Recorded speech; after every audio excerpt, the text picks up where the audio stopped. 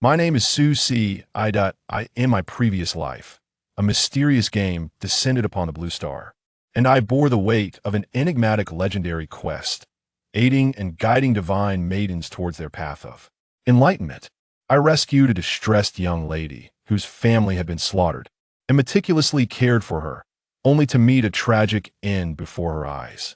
I assisted a fallen princess in her ascent from despair to the throne. Just as she began to trust and depend on me, I feigned betrayal, teaching her the final lesson of an emperor. I became the disciple of a cold, emotionless sword saint, nurturing her daily life. And when she began to grasp the essence of emotions, I perished, granting her the opportunity to realize the path of detachment. Such experiences, whether heart-wrenching or filled with profound resentment, love unfulfilled, or regret for past decisions, were all aimed at testing their resolve, enabling them to attain their divine status. Upon my rebirth in this life, Su Ci sighed in relief. After facilitating their ascension, they relentlessly pursued me upon discovering the truth. Yet, in this new life, they surely would not remember me. Certainly, I am Su Ci, the one who delivers farewells to the world. I am acutely aware of the treacherous nature of existence. Even with my supreme constitution, a sister with dual pupils, and a broken engagement with my betrothed, I aspire to cultivate myself steadily and wisely. Yet, I cannot shake the feeling of being watched in secret. The unascended Empress of the Great Zhou, the white-clad sword saint atop Tianshan, the little dragon maiden of the Dragon Palace, the demoness of the Western capital, and the witch of the Northern Wilderness. They have come seeking me. My life has become increasingly frail. My struggles are beyond words. One day, a multitude of players began logging into this world. Where did these extraterrestrial demons come from? Do they not realize this is a single-player game? Chapter 1. Pray tell, what is there to evaluate? In a thatched cottage, Su Ci gazed at his profile page, rendered speechless for a prolonged moment. You mean to say, my current identity is that of the Holy Sun, lost for many years from the great Zhou's Tianxian sacred land, possessing an unparalleled supreme constitution? As long as I successfully return to my family's sacred ground and survive there, I can become the idol king, living off my family's legacy, a round, plump little bird perched on his shoulder, nodding its head. Indeed, flapping its tiny wings, a panel beside the profile page displayed several lines of text. After perusing it, Su Ci remarked, the child of dual pupils is coming. Your primary task is to return to the sacred land and ensure your survival. Su Ci affectionately ruffled the white ball's head, speaking earnestly, your primary task now is to refrain from indulging in too much light literature and promptly uninstall. Tomato novel. I'll read what I please. The little ball huffed in indignation. You've logged into the game The Divine Maiden's Inquiry. What is there to doubt?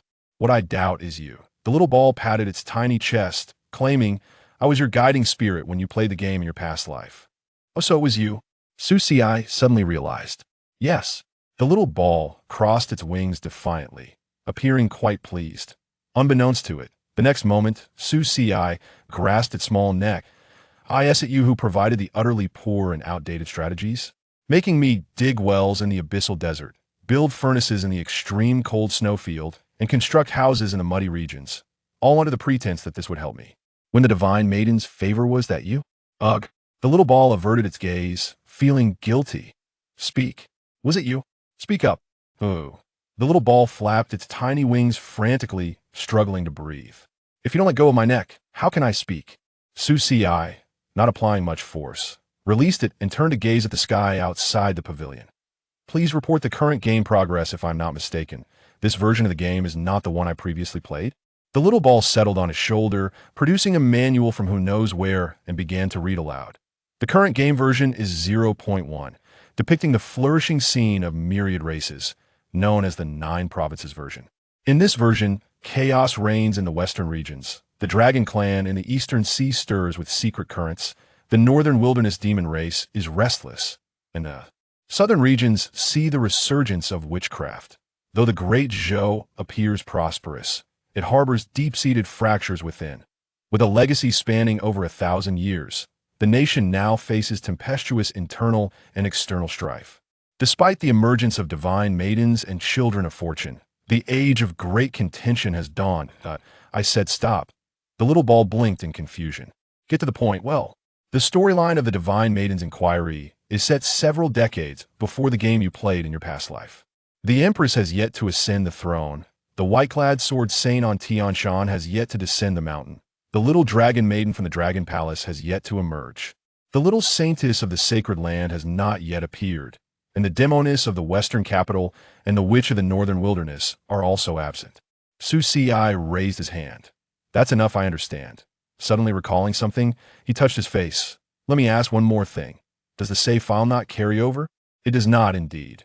Really not? Truly not. While Su Si felt a tinge of regret, he also breathed a sigh of relief that he remembered that in his past life, one day, a game titled The Divine Maiden's Inquiry descended upon the Blue Star. Initially a rather obscure indie game, he found immense joy in it. Rising to become the top player on the leaderboard to his surprise, the game later exploded in popularity, randomly selecting individuals from Earth to enter its realm, and he became one of them. Leveraging his accumulated experience from the beta testing, he retained his position at the top and achieved remarkable cultivation. Upon becoming a sealed entity, the game bestowed upon him a divine-level legendary quest to support the Divine Maidens, enabling them to grow and attain enlightenment, thus transforming them into true bosses within the game. Each maiden he aided in attaining enlightenment would yield extraordinary rewards. The Divine Maidens, while native to the 9 provinces, were exceptional prodigies, each endowed with immense fortune, making them not easily approachable. The game system advised, take an alternative route. SUC's answer was, engage directly.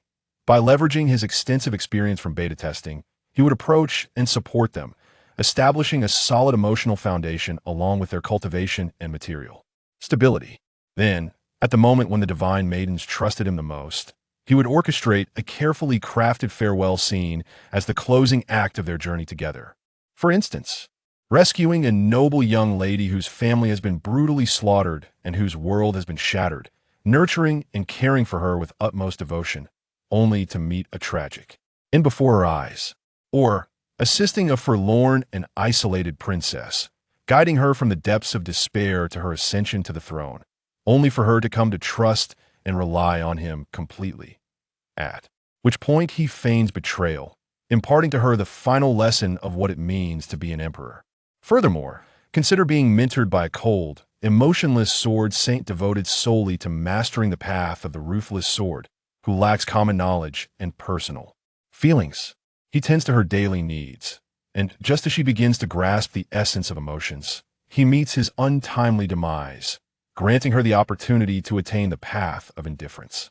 Whether it be heart-wrenching, fueled by extreme hatred, unrequited love, or deep regret, such schemes delineate the separation between him and them. Thus, by subjecting them to the most profound emotions, he could directly lead them to the divine path. In any case, Su Si's presence is indelibly etched in the hearts and minds of these future goddesses. The results were remarkable eventually. These goddesses grew to become formidable powerhouses, commanding immense respect and instilling fear across the realm. However, Su Si was acutely aware that should they retain their memories, his fate could very well be harrowing. Now, although he had lost the unparalleled cultivation skills and top-tier equipment from his previous life, it mattered little. Regardless, they should have no recollection of him, as the current timeline is set much earlier in the game's narrative. Yet perhaps it is for the best that they do not remember. Su Si had resolved to devote himself to his cultivation this time, steering clear of the goddesses that in his previous life. After assisting them in attaining enlightenment, they relentlessly pursued him upon discovering the truth, leaving him in utter despair. After a moment of reflection, Su Si glanced at his current situation and task page, his expression suddenly turning grave. How did I come to be reborn? I don't know. Do you recall what transpired after I assisted the last goddess? Why can't I seem to remember? I don't know.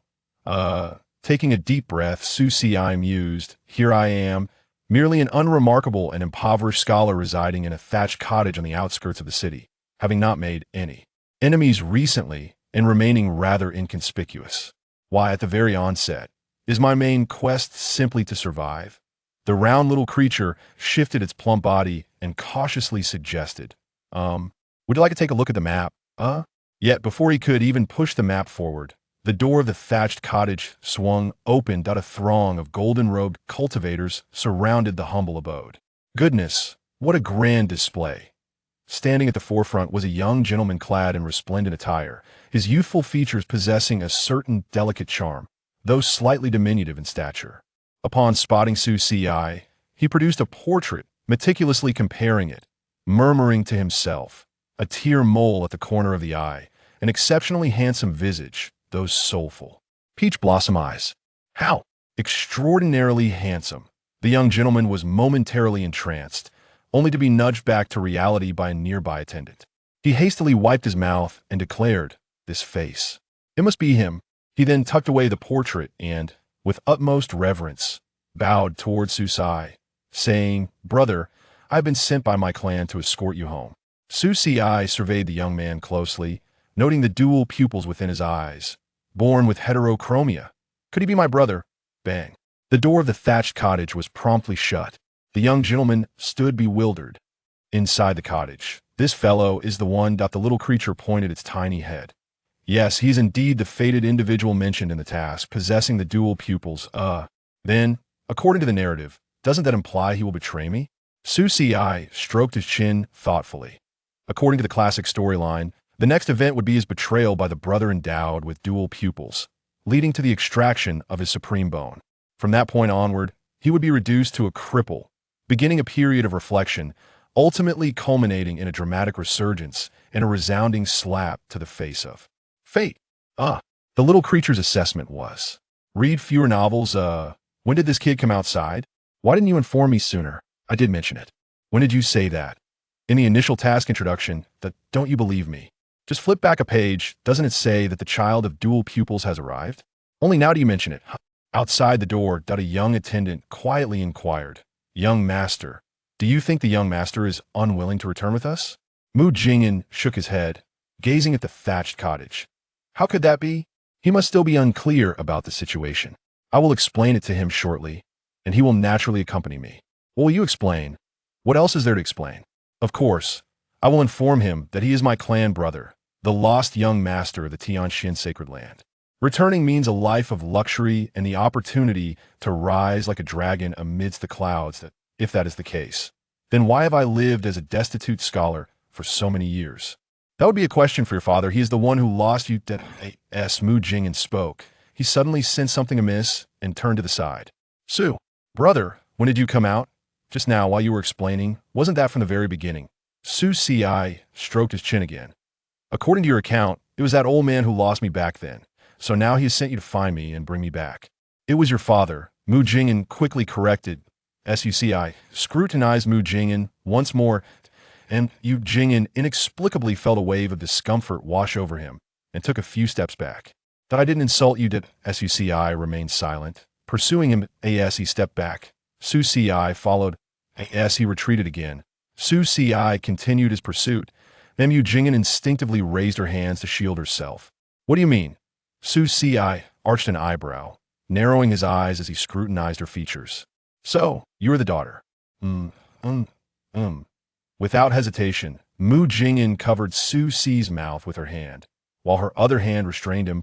Her face flushed as she urgently exclaimed, "Someone, lift him onto the beast litter." Chapter 2. He is named Xianxia, possessing a pair of enchanting peach blossom eyes, adorned with a tear mole at the corner. In this moment, the frailty of Xianxia, a mere mortal devoid of cultivation, is starkly evident as he is forcibly abducted by a group of maidens and disciples, transported into a palanquin. Filled with self-loathing for his helplessness, shedding tears of humiliation, Mu Jingyan follows closely behind. The golden beast harnessed to the palanquin lets out a resounding roar. Soaring towards the horizon, within a thatched cottage, a little white fluffball peeks out. Goo! It swiftly flaps its tiny wings, transforming into a radiant streak of white light. Trailing after them, the sky is a tumultuous sea of clouds, and amidst a golden gleam, the beast-drawn palanquin glides smoothly. "Shaoan, aren't you going to show your brother the tea?" Mu Jingyan bites her lip, fists clenched in indignation. "What do you mean by you?" Xianxia glances at her. "You wouldn't want others to discover your true identity as a woman, would you?" Mu Jingyan purses her lips, silently preparing the tea and presenting it to him. "Drink." Xianxia accepts the tea. "All right, you may leave now." Fuming, Mu Jingyan exits. However, after a brief interval, "Hey," a little head pokes out from behind the curtain. "Not hey, call me brother." "Brother, how did you know it was me?" "Just a guess," Su Xi replies nonchalantly. "A guess?" Mu Jingyan is momentarily stunned, then slowly regains her composure, pointing at Su Xi's nose with her finger, her mouth agape in disbelief. "Are you tricking me? If you expose yourself, can you blame anyone else?" Su Xi smiles. Leaning back against the plush fur cushion of his seat, Su Xi momentarily questions the meaning of life. "How could this be? How could it be like this?" "What do you mean by like this?" A youthful voice interjects from the side. "How could it be this girl coming to fetch me?" Su Xi muses, a sense of existential doubt creeping in. He can instantly discern Mu Jingyan's true identity, not merely a guess, but a recognition born from familiarity with the young girl. "Huh? What do you mean, huh?" Su Xi glances at her, then scoops up the white fluff ball, playfully ruffling its fur. "And you? Could you refrain from speaking when others are sharing their thoughts?" "Oh." Su Xi continues to contemplate the current situation. Name, Mu Jingyan. Race, human. Occupation, preparatory little saintess of the Tianxian sacred land. Charm, 96. Cultivation, initial stage of foundation establishment. Fate, brother complex recruit, no blood relation. Pink to dark, little overachiever. Evaluation, a gullible young girl. I hope you act like a decent person. Su Xi chooses to disregard this information page. According to Mu Jingyan, she is the second son of the Tianxian sacred land, a cousin of Su Xi. Within the sacred land, the Tianxian clan comprises two surnames, Su and Mu. The Su family is the main lineage, while the Mu family serves as a supporting branch. Co-governing the clan, Mu Jingyan has come on behalf of Su Xi's parents to retrieve him. However, in his past life, Su Xi distinctly remembers that she was not the Mu family's young master masquerading as a male within the Tianxian sacred land, but rather the little saintess of the Tianxian, proud and somewhat imperious, unable to tolerate others, yet possessing remarkable talent and cultivation. She had incited widespread ire, nearly meeting her demise when besieged by several formidable cultivators. Ultimately, it was by fortuitous chance that Su Xi saved her life, leading to her incessant following behind him, calling him brother incessantly like a piece of chewing gum. Now, it seems she has attached herself to him once more. Yet, Su Xi recalls that in the game's narrative, the Su family of the Tianxian sacred land did not include a character named Su Xi. During that storyline, the once powerful Su family had fallen from grace, while Mu Jingyan's family had flourished. Could this be a consequence of a narrative shift? Or perhaps the original character named Su Xi did not survive to the start of the storyline? Or was Su Xi truly stripped of his supreme bone? But he remembers that the little saintess did not possess a supreme bone either. Nevertheless, why have Su Xi's parents chosen to send Mu Jingyan to fetch him now? Do they believe she would not harm him, or do they think she lacks the courage to do so? Furthermore, why is this young girl disguised as a boy? As Su Xi ponders, he gazes towards the petite figure outside the curtain, propping her chin in her hands, seemingly sulking. Should he test her? Bold rebel, what are you trying to test? In the Dazhou dynasty, within the residence of the Grand Princess, night has deepened. A stunningly beautiful woman with tightly shut phoenix eyes occasionally furrows her brow, her red lips pressed tightly as she murmurs, "Rebel, how dare you?" In the golden throne hall, behind the hanging drapes, Li Fengtang, adorned in a resplendent dragon-patterned phoenix robe, crowned with a diadem, exudes an imperial aura. Yet, her brows are knitted in confusion and panic, retreating along the wall, with nowhere left to escape. "Sir, what is this all about?" Merely finding it amusing. A handsome young man clad in azure, smiling gently, replies, "Your Majesty, a bet is a bet, is it not? You, having lost several times, according to our agreement. Today you shall serve as my servant for 1 day, and thus the night belongs to me. Do you not acknowledge this? I do not deny it. But we have only played a few rounds. Let us finish the 6 arts of the gentleman." Li Fengtang averts her gaze, biting her lip. "For victories out of 6, then I will concede." "Ah, the 6 arts of the gentleman. Yet your Majesty appears to be a woman, not a gentleman." Li Fengtang bites her lip tightly. "You have accompanied me in battles for power all these years. Who are you truly? Do you not know, your Majesty? I am not inquiring about your title, but your true name." "Me?" The azure-clad scholar gazes up at the moon, pondering for a moment, as if reminiscing. "I am Su Xi, the one who dares to speak with you." Li Fengtang suddenly opens her eyes wide, placing a hand over her heart, breathing heavily. Feeling her body heat up, she lifts her gaze to the dimly flickering candlelight within the chamber, which sways and dances. The room is devoid of anyone else. She lowers her head, her brows slightly furrowed. "Su Xi, the one who dares to speak with you." It is him again. For an indeterminate duration now, she has dreamt of these peculiar scenes during her meditation and cultivation each night. In her dreams, she ascends to the throne as the Empress of Dazhou. with the world bowing before her. Her rise to the imperial seat, apart from relying on her own cultivation and authority, also stems from an unprecedented crisis she faced one day, where her mother fell into misfortune, jeopardizing her rights to rule, forcing her into a distant marriage alliance. A scholarly figure in azure appeared at her doorstep, standing in the drizzling twilight, neither knocking nor announcing himself, waiting until she passed by to inquire about his purpose. He insisted on becoming her sole advisor. Li Fengtang found it amusing, and thus decided to keep him around. After all, at that time, she was the only female heir among the imperial heirs, yet no one wished to be her strategist. However, the young scholar refused to disclose his name, wearing a mask adorned with azure features, claiming his title was Young Master of the distant Qing. Initially, she paid it no mind, considering it merely a source of amusement. To her astonishment, he had merely employed a few simple strategies to outmaneuver several princes, quell both external and internal turmoil, and, through deft maneuvering within the court, gradually strengthen his position. This ultimately enabled her to instigate the coup at Xuanwu Gate and ascend as the Empress. In recognition of his contributions, she appointed him as the Prime Minister, placing him second only to her. However, shortly after Li Fengtang's ascension, Su Ci audaciously proclaimed that her current abilities were insufficient and that as the foremost scholar, he could rightfully be considered her imperial mentor, thus necessitating his guidance. Naturally, Li Fengtang was incensed. He proposed a duel between the two of them. Should her talents and cultivation prove inferior, she would be obliged to serve him as a maid for a day. The very thought of her, the Empress of the Great Zhou, reduced to a maid for him, was outrageous. Enraged, Li Fengtang accepted the challenge, only to find herself swiftly overpowered in a single move. This man was far from the feeble scholar he had previously portrayed. His skills were indeed formidable. In subsequent contests, Li Fengtang found herself continuously losing, gradually adopting a more passive stance. Recollections of her dreams flooded her mind, so vividly real that it felt as though she had lived them. Furrowing her brows, Li Fengtang realized that this man had undoubtedly become her inner demon. The victories he claimed in her dreams were one thing, but his audacity to take advantage of her was intolerable. The actions he had undertaken, she could assert, would leave others trembling to even hear of them. Li Fengtang spat in disdain. This man was truly despicable. Unquestionably, Su Ci had clouded her clarity of mind, rendering her thoughts inaccessible. This could not continue. Hanue, summon someone for me. Yes, your highness. Who shall I seek? His name is Su Ci, with enchanting peach blossom eyes and a tear mole at the corner. Chapter 3. The princess invites you. How do you intend to test her? Bai Tuanshuan inquired curiously from Su Ci's shoulder. Quite simply, he replied. What? Bai Tuanshuan watched as Su Ci leaned out and whispered to Mu Jingyan. You are here to kill and collect bones, are you not? Bai Tuanshuan was taken aback. Is that how you probe? Yet what astonished Bai Tuanshuan further was Mu Jingyan's immediate look of panic. What are you saying? How could I possibly do such a thing?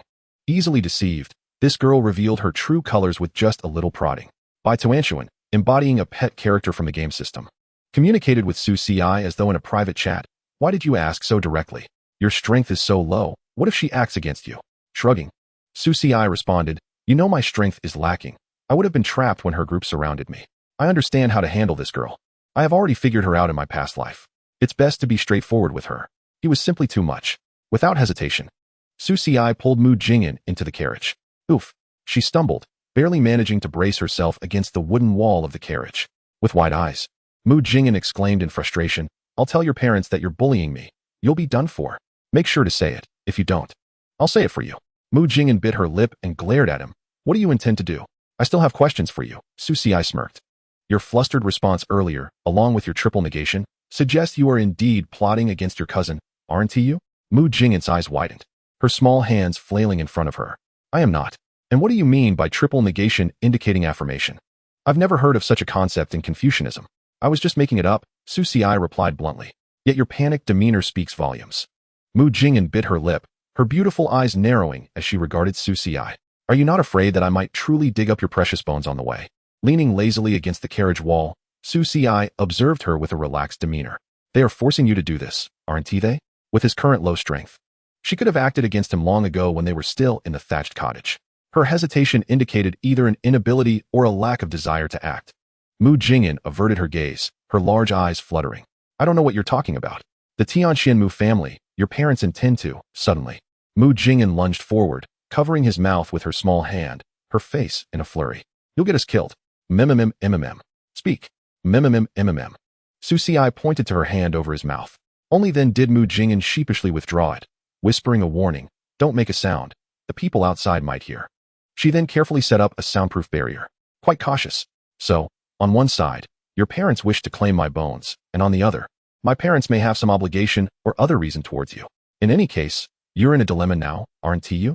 Mu Jingyan pressed her lips together, her gaze wavering. How did you know? Just a guess. Again, just a guess.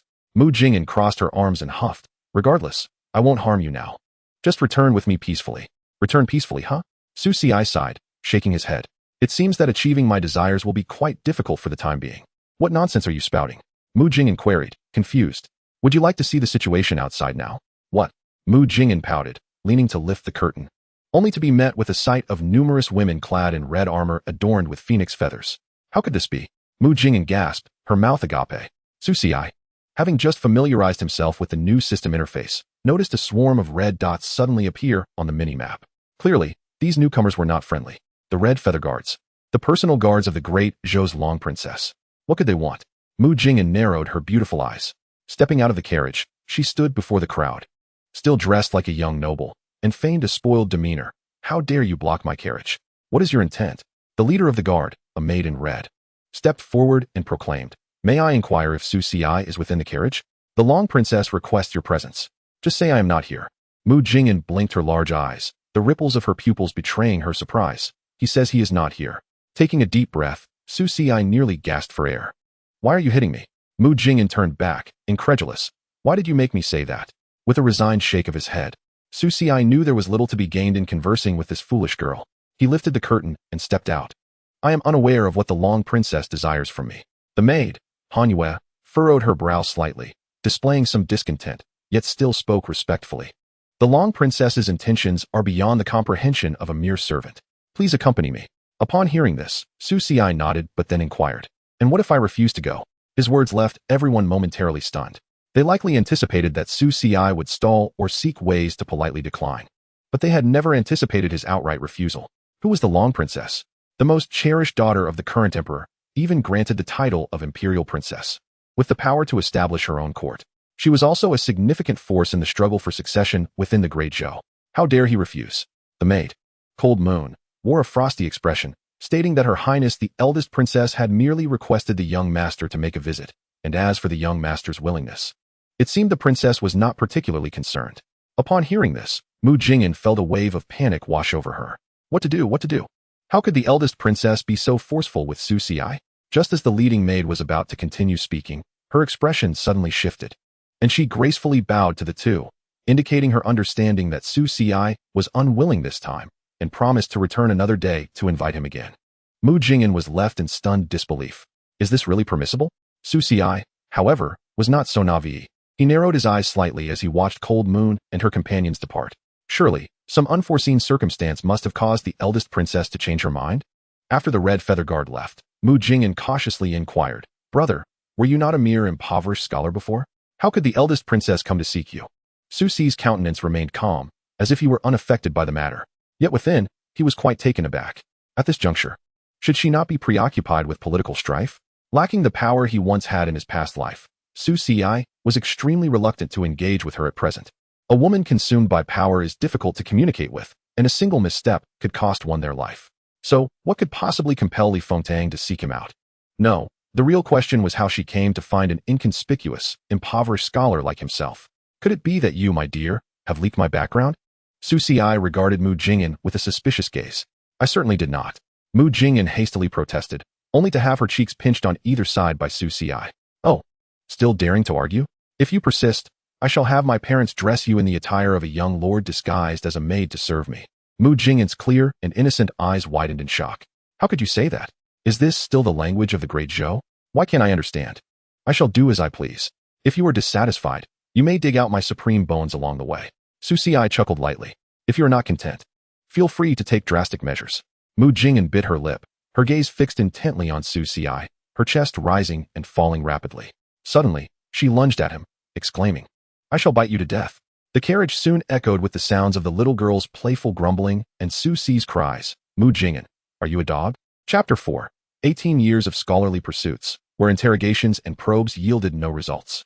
Although Mu Jingyan was easily deceived, she proved to be of little use for extracting information. She was oblivious as to why the eldest princess had fixated on Xianxia. When pressed for the reason behind her cross-dressing, she shrank back. Her eyes filled with distrust and embarrassment, retorting fiercely, "Mind your own business. Behold, this is the heart of a young woman, measuring the intentions of a gentleman." What sort of person was Xianxia that he would take an interest in a girl who, albeit of age, still bore the mind of a child? In his past life, Mu Jingyan had already matured, and he merely regarded her with fleeting glances. The journey ahead remained tranquil. Xianxia repeatedly accused her of harboring ulterior motives, yet he showed no signs of wariness towards Mu Jingyan. Instead, it was she who fidgeted restlessly. As the majestic carriage glided steadily across the sky, Xianxia leaned against the wall, engrossed in the texts he had appropriated from Mu Jingyan. Indeed, despite being a scholar for the previous 18 years, he had departed without a single tome in his possession. Perhaps this was why the game system deemed his professional status as temporarily non-existent? At that moment, the little girl, Mu Jingyan, cradled the fluffy white creature, her eyelids growing heavy, while Xianxia perused his text, surrounded by words only he and the system could perceive. Heavenly Flow, Tranquil Heart Technique Visualization, Comprehension Value 30. Experience Value 10. Your experience value has been stored at 110 points. Comprehension value at 99,999 points. The Heavenly Flow Tranquil Heart Technique can now be transcended. Would you like to use your comprehension value to initiate a breakthrough? Lost in the pages, Xianxia furrowed his brow, returning to reality. A breakthrough? Could you explain? The white creature nestled in the girl's embrace was on the verge of drifting into a deep slumber. Xianxia shook his head. This guide pet was utterly useless. Perhaps it was best if she refrained from uttering phrases like "let's explore the world later." Xianxia contemplated the game system he now possessed. Although it operated on an NPC template, the quest system remained intact, seemingly divided into main and side quests, albeit lacking the clarity of task rewards found in previous lives. Additionally, a new comprehension and deduction system appeared, which Xianxia found intriguing. He decided to experiment with it, rubbing his hands together and selecting to maximize the technique he had just read. Initiating deduction of Heavenly Flow Tranquil Heart Technique. Progress 10. You begin to visualize the Heavenly Flow Tranquil Heart Technique. Your experiences as a scholar allow you to read fluently. Progress 30. You immerse yourself in the essence of the Heavenly Flow Tranquil Heart Technique. Images of flowing springs and twinkling stars fill your mind, and the bottleneck of Qi Refinement Level 1 subtly loosens. Progress 60. Your understanding of the Heavenly Flow Tranquil Heart Technique deepens, grasping the subtle trajectory of celestial energy. Your internal energy begins to circulate, faintly touching upon the threshold of Qi Refinement Level 2. Progress 90. The essence of the Heavenly Flow Tranquil Heart Technique gradually crystallizes in your mind. You feel as if you are amidst the galaxy, with spiritual energy surging into your meridians, liberating the constraints of Qi Refinement Level 1. Deduction complete. Congratulations, Heavenly Flow Tranquil Heart Technique has reached great perfection. Comprehension value consumed, 900 points. Current balance, 99,099 points. Additional reward, enhanced spiritual awareness, perception range 10 meters, spiritual energy affinity 5. You have visualized the Heavenly Flow Tranquil Heart Technique, gaining 1,000 experience points. Current experience points remaining, 1111, available for cultivation enhancement. A refreshing stream of energy arose from Xi's dantian, gently coursing through his meridians, solidifying the once feeble spiritual energy. After a moment of contemplation, he distinctly sensed that his spiritual awareness had sharpened compared to before, and the flow of ambient energy became clearer. This system was rather considerate. A single deduction could instantly elevate him to a breakthrough, saving him considerable time, and at a reasonable cost of only 900 points. However, it was only logical. For the Heavenly Flow Tranquil Heart Technique was a foundational practice for disciples of the Heavenly Constellation Sanctum, not a rare treasure. Yet, it was somewhat absurd. If Xianxia recalled correctly, the impoverished relied on hard work, while the affluent relied on monetary investment. In his past life, players needed to practice various martial arts and magical techniques to improve through experience or spend lavishly on elixirs to force their advancement. The comprehension and deduction system, however, clearly diverged from the previous player's experience-based progression. Comprehension value could be accrued through reading, visualization, strategic competition, magical dueling, or even conversing with others, while the deduction feature could directly convert comprehension value into breakthroughs for various techniques, including alchemy and crafting skills. The vast reservoir of over 90,000 comprehension points he possesses is the accumulation of his unwavering dedication to the study of sage texts over the past 18 years. 18 years immersed in the wisdom of the sages. At the tender age of 18, He embodies the fervent imagination characteristic of both his age and profession. Such a substantial stockpile of comprehension points is ample for him to deduce numerous concepts. As for experience points, in his previous life, experience was merely a measure of cultivation progress. Whatever one cultivated directly translated into experience gained. However, now, engaging in comprehension and deduction also contributes to the accumulation of experience points. Yet, his current experience point tally stands at a mere 1111, having just observed that the technique granted him 110 points while comprehension and deduction yielded 1,000. It appears he has accrued only a single point of experience over these 18 years. Su Xiai contemplated this and surmised that it was likely because Bai Tuanzai had not appeared before, preventing him from awakening the wisdom of his past life and hindering his exposure to cultivation. He cast a glance down at the white fluff ball, now comfortably nestled in Mu Jingyan's arms, nearly melting away in bliss, and poked at it. This system pet, it's one thing to arrive late, but to remain silent on such crucial matters as deduction? Bai Tuanzai drowsily opened one eye and lazily flapped its wings. Haven't you figured it all out already? What more do you need from me? Su Xiai found himself at a loss for words, too apathetic to argue with the unreliable creature. He lowered his gaze back to his book, reverting to his habitual teasing of Bai Tuanzai. What are you doing? Came a voice filled with discontent. Su Xiai sensed something amiss and looked up to find Mu Jingyan biting her lip, glaring at him. What exactly are you trying to do? Upon glancing back at Bai Tuanzai, he noticed it perched on the windowsill, blinking its large eyes and shaking its small head. This has nothing to do with Tuanzai. Was this little creature still pretending it couldn't speak? Observing Mu Jingyan's expression, it seemed any explanation would fall on deaf ears. Thus, he cleared his throat, dismissing the moment as inconsequential, and redirected his focus to the resources at hand. With a flicker of thought, he opened the system's experience points interface and discovered a new feature: cultivation advancement. Upon entering, he was informed that he could directly enhance his cultivation realm using experience points. Advancing from the second layer of Qi refinement to the third layer would require 1,000 experience points. Su Xiai found himself questioning whether this breakthrough would also yield additional comprehension and experience points. If so, wouldn't this create a virtuous cycle, allowing one to ascend effortlessly? In his past life, players faced far greater challenges in breaking through, whether cultivators or martial artists. Every layer demanded arduous training, the consumption of elixirs, and fierce competition for resources. After all, the Divine Maiden asks, the Immortal emphasizes a hard-hitting, breathing xianxia experience, whether within secular dynasties or the realm of cultivation. The landscape was brutally unforgiving, with the four words: law, wealth, partner, and land, forcing many chosen players to despair or even abandon the game entirely. Moreover, once selected by the game, there was no option to withdraw. To exit meant a true departure. However, as Su Xiai reflected on his memories, whether from his past life or this one, he found himself unable to recall how he had traversed to this present world or how he had been reborn. Perhaps he should further interrogate Bai Tuanzai later? He mused, casting a glance towards the corner. To his surprise, Mu Jingyan appeared alarmed, her face filled with trepidation. I warn you, outside are all my people. You better show restraint. Chapter 5, Returning Home. Ultimately, Su Xiai chose not to elevate his cultivation at this moment. He would wait until he returned to see his master, the old man Deng, and then he would have some methods for gaining experience. Nevertheless, his advancement to the second layer of Qi refinement astonished Mu Jingyan. We've only slept a short incense stick's worth of time, and you've already reached the second layer? No way. Didn't you just grasp the tranquil heart technique? How is it already perfected? Her astonishment deepened. Besides, weren't you just a poor scholar? To jump 2 layers directly?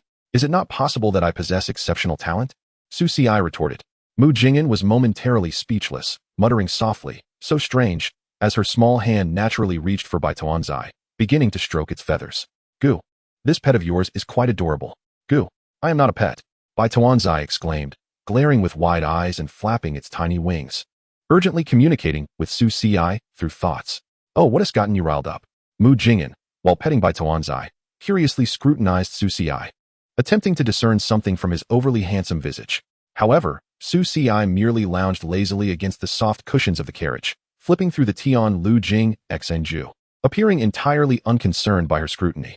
Noticing Su Xiai's continued focus on the technique, the young girl seemed increasingly restless, as if her seat were scalding. Before Su Xiai could offer a comment, she appeared unable to contain herself any longer, clutching Bai Tuanzai and adopting a very proper meditative posture, her hands forming seals as she muttered incantations. Is this the little overachiever?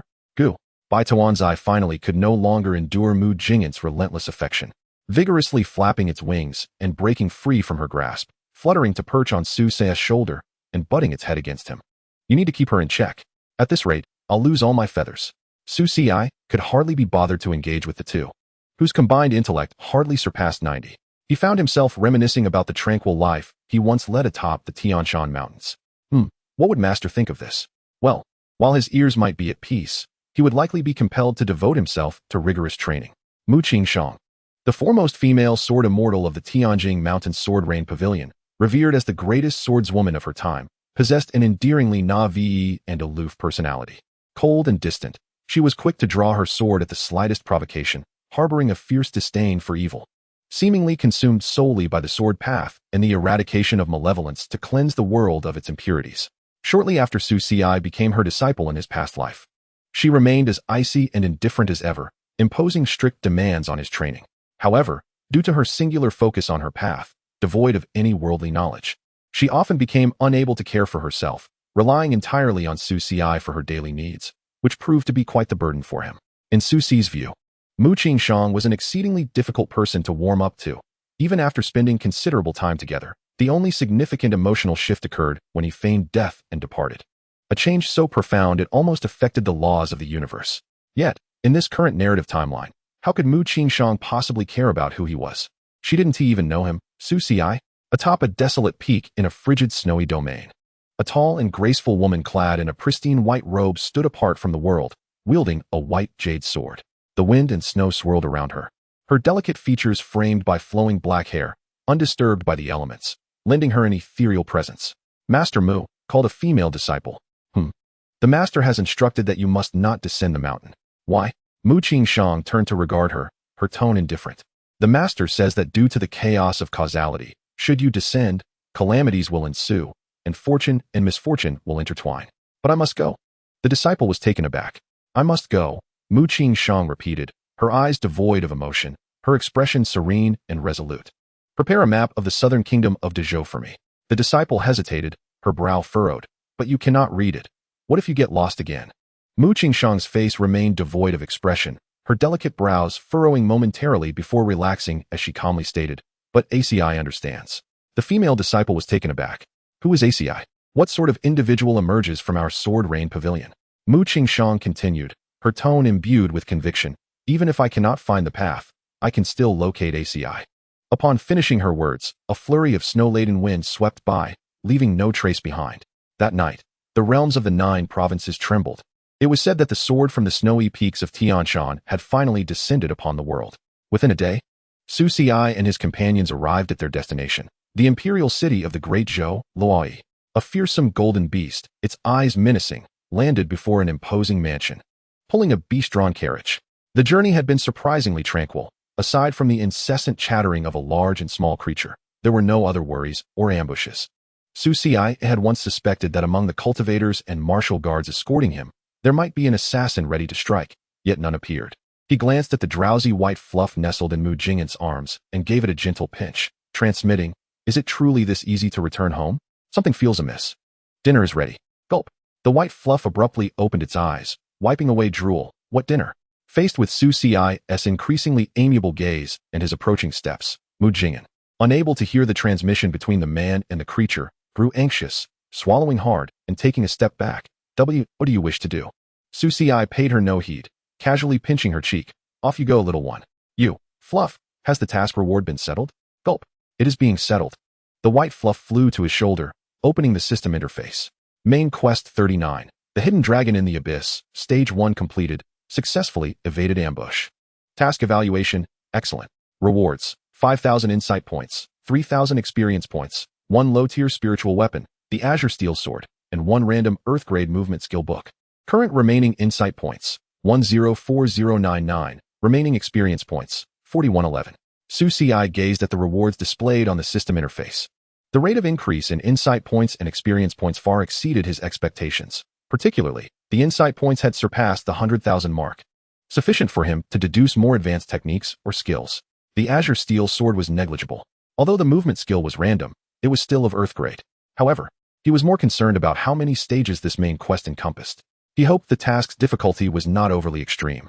His current experience of evading ambushes and successfully shaking off enemies felt akin to a novice tutorial, with grand proclamations but little action. What are you standing there for? Uncle Su and Auntie must be waiting for us. Mu Jingyan was perplexed while also striving to maintain her distance, wary of any potential advances from him. She could not fathom why Su Ci took such delight in pinching her cheeks. Was being a bit round-faced justification for such treatment? After disembarking from the beast carriage, the mansion before them was the Yin Yuan Marquis, with the Marquis being none other than Su Ci's adoptive father, Su Tianxing. Due to the strife within the cultivation world, many sects had begun to intervene in the mortal realm. The Tianxian Holy Land had also entered the world over the past few centuries, assisting the ancestors of the Great Zhou in quelling external threats and earning immense loyalty. This generation's head, Su Tianxing, inherited his ancestors' mantle and achieved remarkable military exploits. Before long, a beautiful woman hastily emerged from within, her eyes brimming with anticipation. Has my child returned? Auntie, that's him. Mu Jingyan pointed at Su Ci. Fengwan stared at Su Ci for a few moments. Indeed, my son. He resembles his mother so handsomely. Without waiting for Su Ci to respond, she took his arm and pulled him inside, fearful he might say something or remain silent. Mu Jingyan hurriedly followed, clutching the white fluff. In a few days, we shall host a family banquet to welcome you back. If there is anything you desire, do not hesitate to tell me. Your mother will do her utmost to fulfill your wishes. Fengwan rambled on about the preparations made at home for Su Ci's return until they reached the courtyard. Su Ci gently held her hand, smiling softly. Mother, there is no need to be so anxious. My return is a good thing, is it not? Fengwan trembled slightly, her eyes glistening. You wish to acknowledge me? Of course, a mother is a mother. Why would I not? Fengwan wiped her eyes, wanting to say more, but choking on her words. Su Ci noticed her emotional turmoil. A mother losing her child must endure the greatest pain and guilt.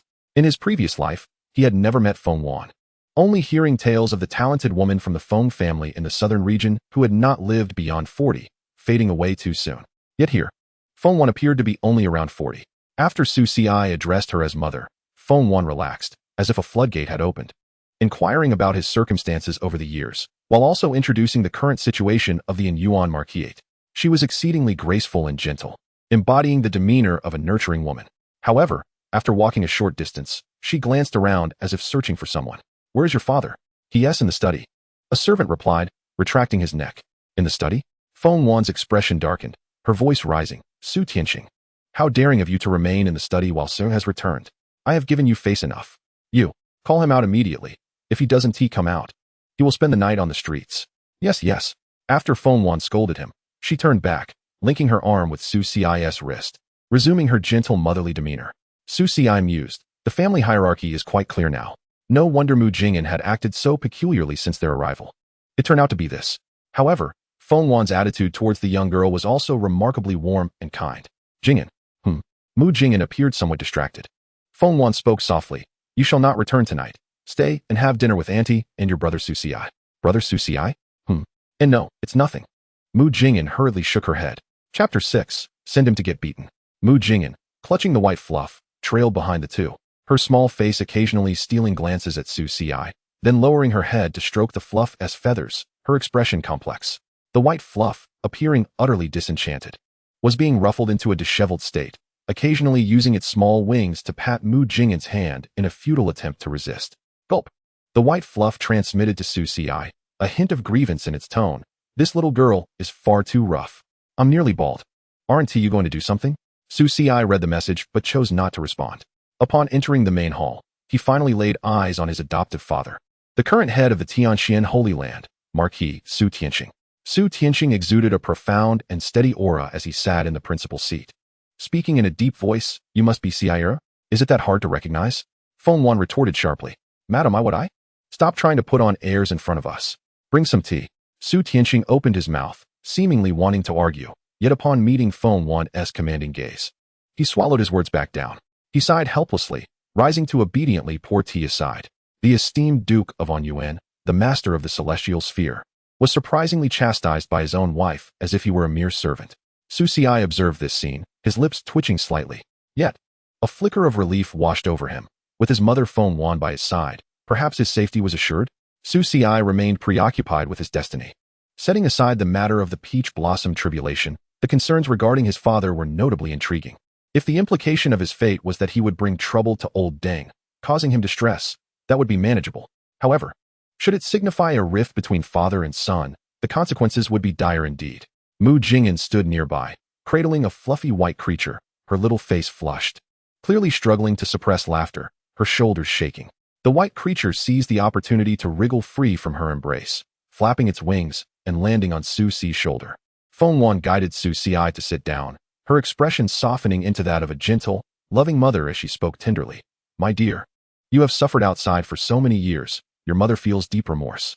Now that you have returned, I shall make amends. Whatever you desire, speak freely. Anything you wish from the estate or the sacred grounds, I shall procure for you. Upon hearing this, Su Xi felt a warmth in his heart. In this life, his first 18 years had indeed been those of a destitute scholar, living in utter poverty, yet Feng Wan's heartfelt sincerity moved him. He smiled gently and replied, Mother, there is no need for such grand gestures. Now that I have returned and reunited with you, that alone is the greatest compensation. Feng Wan's eyes glistened with tears as she tightened her grip on his hand, choking back her emotions as she said, Good child. Su Tianxing approached with a teacup in hand, about to speak when he was silenced by a sharp glance from Feng Wan. Immediately placing the cup on the table and opting to drink tea instead, Su Xi respectfully bowed before accepting the teacup, taking a sip while scrutinizing this adoptive father of his. Su Tianxing had a robust stature and an air of calm authority, his features bearing the weight of someone accustomed to positions of power, yet in the presence of this formidable lady, he dared not exhibit any semblance of defiance. He silently chuckled to himself, maintaining a composed exterior as he respectfully addressed, Father, I am profoundly grateful for your and Mother's concern during my years away. Now that I have returned to the family, my gratitude knows no bounds. Upon hearing this, Su Tianxing's face softened with a hint of satisfaction, nodding in acknowledgement. Just as he was about to speak, Feng Wan interjected, What gratitude? If it weren't for your father's negligence in losing you, would you have endured such hardship? Humph. I have yet to settle that score with him. Su Tianxing's lips twitched as he hurriedly lowered his head to drink tea, pretending he had not heard. Both the white creature and Mu Jingyan looked on in astonishment. The mother and son exchanged amiable pleasantries for a while until Feng Wan finally granted Su Tianxing the opportunity to speak. If you have something important to say, do so. I saw how you were holding back just now. Su Tianxing cleared his throat and began to establish his authority. Actually, it is not a significant matter. Then you should remain silent. Su Xi interjected diplomatically. Mother, father, if there are any teachings you wish to impart, I am all ears. Su Tianxing's demeanor softened slightly as he prepared to speak, but suddenly his expression changed. You have returned and already comprehended the celestial sphere's tranquil heart technique to perfection?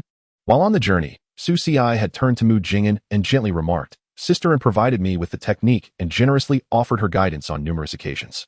Mu Jingyan's eyes widened. How could he treat her with such familiarity in front of others? Sisterin, how disgusting. And when did I ever guide him? Yet, it was evident she could not voice her thoughts now, as she perceived the grin on his face as a veiled threat. Feng Wan inquired curiously, Did you discern that Anur is a girl? Su Xi touched his nose. Sisterin herself confided in me. Mu Jingyan's eyes bulged, desperately wanting to shake her head and protest. I am not. I did not. However, Su Xi had realized a truth.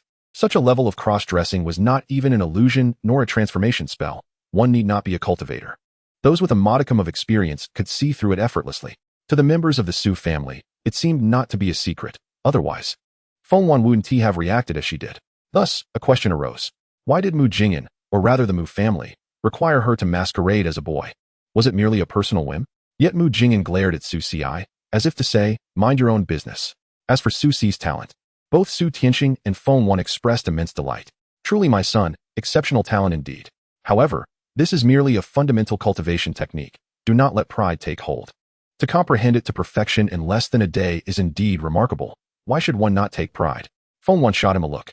When you were practicing, it took you months to reach perfection, right? Su Tianxing coughed several times, then fixed his gaze on Su Xi. Son, are you aware that you possess the supreme bone?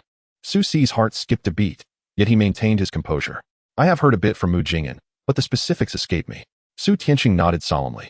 The supreme bone is a divine gift, harboring unparalleled potential. If awakened, it could elevate you to the pinnacle of the great Tao. However, this treasure invites envy.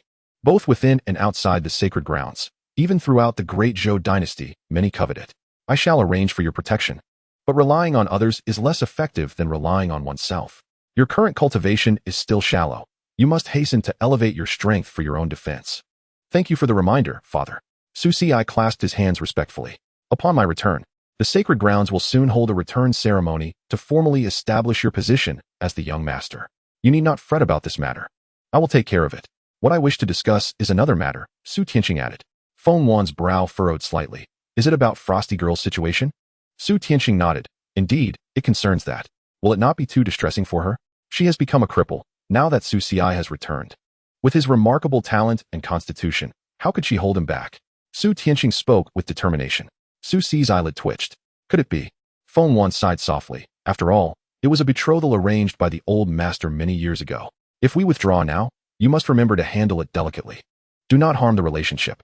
Su Xi's heart raced. It truly is that, isn't it? The classic scenario of breaking an engagement, with one party rendered incapable and the other regretting the union. Am I to be cast as the antagonist in this tale? The question remained, who was the other party involved? Recalling the narrative from his previous life's game version, there had been no template for a destined goddess like this. He glanced at the white creature perched on his shoulder, which tilted its head curiously. Forget it. This creature is merely a cuddly fluffball, not much to rely on. Su Tianqing continued, rest assured, Wanner, I will not attend this time. I will not offend anyone. Feng Wan was taken aback. Then who will accompany Su Xi? Your second brother, his uncle. That works, Su Xi noted, still unaware of any underlying issues. Mu Jing'an, however, was shooting him frantic glances. What's wrong? Jing'an, is your eye twitching? Mu Jing'an hesitated before speaking. Auntie, is it truly all right for Feng Jing to go? Feng Wan replied nonchalantly. It should be fine, right? But I heard he drinks every day. Having lost his military power, he has no use for his strength. Of course, he drinks all day. Sending him is just right. Mu Jing'an's mouth fell open. So you mean to send him to fight? Send him to take a beating, Su Tianqing concluded. Su Simu Jing'an, Chapter 7. Ultimately, I must bid you farewell. At the evening banquet, Mu Jing'an had changed back into women's attire, adorned in a delicate, ethereal gown reminiscent of a young lady, exuding a charming allure. When the young girl noticed Su Xi's gaze upon her, she shot back an indignant look, biting her lips softly. What are you staring at? I wear what pleases me. It was now certain, this was merely a personal quirk. However, considering the conflict between her dual pupils and the supreme bone, along with the rigid impression Mu Jing'an had left him in his previous life, he resolved to keep a closer watch on this young girl moving forward. Yet, before he could initiate his surveillance, she began to eat, while simultaneously practicing her mental techniques at the dining table. Is she truly this diligent? The white dumpling on the table was delightfully indulging in the sumptuous feast before her.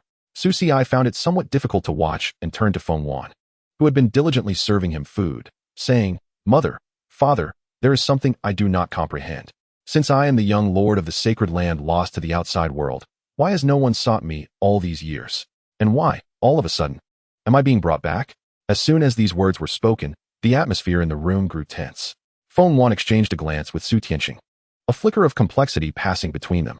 Su Tianqing cleared his throat and replied solemnly, So, this matter is rather intricate.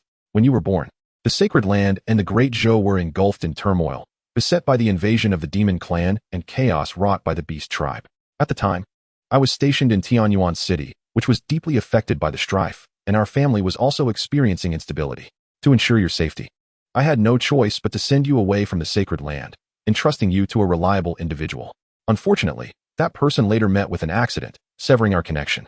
We searched for you for a full 18 years before finally discovering your whereabouts. Feng Wan's brow furrowed deeply, as if she wished to say something but ultimately held her tongue, instead gripping Su Xi's wrist tightly. Mother will make it up to you. Upon hearing this, Su Xi felt a slight tremor within, yet maintained an impassive facade, gently nodding. There is no need for that. Mother, I understand. He lowered his head to sip his tea, concealing the complex emotions that flickered in his eyes. Su Tianqing's words seemed plausible, yet something felt amiss. 18 years of wandering. Was it truly solely due to war and misfortune? The Tianxian sacred land, as one of the foremost powers in the Great Zhou, should not have taken nearly 2 decades to locate someone, even if they were an ordinary person. Moreover, considering he bore the supreme bone, a gift from the heavens, how could leads concerning him have been so easily lost? Taking advantage of the mealtime, Su Xi had Bai Tuanzi check on the task situation. Reluctantly, Bai Tuanzi poked its head out from the bowl, fluttered to his shoulder, and murmured, Main Quest 39. The Dragon Lies Beneath. Stage 2 begins. Establish a foothold within the Tianxian sacred land. Attain the title of Young Lord along with the corresponding prestige. Secure your position in the imperial capital of Luoyi and begin to establish your reputation. After dining, Feng Wan pulled Su Xi to a side hall. meticulously advising him on matters to be wary of upon returning to the sacred land. Su Tianqing was dispatched to handle family affairs, but before leaving, Feng Wan warned him, "Do not hide away in your study again, otherwise you shall sleep in the woodshed tonight." Such a delightful prospect? Su Tianqing responded, "My dear wife, I was mistaken." In the side hall, Feng Wan had Su Ci sit down and gently said, "Sir, the sacred land is not like the Marquis's residence. The family is rife with factions. And as the young lord, there will undoubtedly be those who eye you with hostility upon your return. You must be vigilant, especially regarding the Mu family." Pausing briefly, Feng Wan continued, "The Mu family has grown increasingly powerful over the years. Jing'an is not a bad child, but you must exercise caution in all matters. Furthermore, in Loi, there are many sons of nobles and ministers. Do not." Su Ci nodded, "Do not worry, mother. I understand my boundaries." Feng Wan, feeling reassured, patted his hand but hesitated for a moment, as if wanting to say something but refraining. "Is there something troubling you, mother? Please, speak freely. Do you know why your father has not agreed to the annulment of your engagement? Is it because you worry he might offend someone?" Feng Wan sighed, gazing at Su Ci with a hint of sorrow. "In a few days, after we complete the ancestral rites for you, your mother will accompany your father to the northern wilderness to fend off the barbarian and demon domains. The northern wilderness is also the sacred site of our Tianxian sacred land." Su Ci, seeing the redness in Feng Wan's eyes and sensing her voice quaver, began to understand. After 18 years of searching for her son, she would soon have to leave him in the capital as a hostage. It was no wonder she had been so insistent on discussing various matters. "I understand, mother. Do not be saddened. I will write a letter to you and father every month." Would weekly letters suffice? Feng Wan's expression reflected reluctance. Perhaps it should be daily letters? After pondering for a moment, Su Ci found himself uncertain about the arrangements surrounding his forced return home. Was it truly a painstaking endeavor to locate him? Or had the Su family merely needed a hostage, thus bringing him back? After some time, Feng Wan seemed to regain her composure and continued, "After your father and I depart, I will send a maid who has been training with me for many years to accompany you in the capital. Although she is a maid, she will serve as both your elder sister and mentor. You may consult her for any uncertainties, and you must treat her well. Do not bully or neglect her." "I understand." Feng Wan then took a jade pendant from her sleeve and handed it to him. "This is a talisman I sought for you when you were born. It contains a secret technique of our Feng family, capable of withstanding an attack from a nascent soul cultivator. Keep it with you. It may save your life in critical moments." Su Ci accepted the pendant, feeling its warmth, and sensed a faint aura emanating from it. His heart warmed, and he solemnly replied, "Thank you, mother." Feng Divine Jade Pendant contains the will of the Feng deity. Further insights and deductions can be derived. Bai Tuanzi whispered in Su Ci's ear, announcing the item. Feng Wan's eyes sparkled with affection as she snatched the white dumpling, exclaiming, "Such fluffy wings. What a delightful little bird. Gu, come here, mother wants to hug you." Gu? Su Ci was left speechless. In the palace of the Grand Princess, the maid Han Yu stood outside the beaded curtain, puzzled. "Your Highness, why have you suddenly called us back? Were we not to invite young Master Su into the palace?" Inside the chamber, the flickering candlelight danced upon the fair skin of Li Fengtang, who reclined languorously in a sheer silk robe, her gaze fixed upon the book in her hands. "Has his information been thoroughly investigated?" "Yes, it has been placed on your desk. You may leave." "Yes." Li Fengtang picked up the collected intelligence, glancing over it briefly, her mind seemingly in disarray as she murmured, "Su Ci? Yet again Su Ci." Moments ago, in her dreams, she had once more encountered that person. In the dream's secluded garden behind the imperial study. "Sir, I have followed your instructions and issued a decree against the rebels to the world.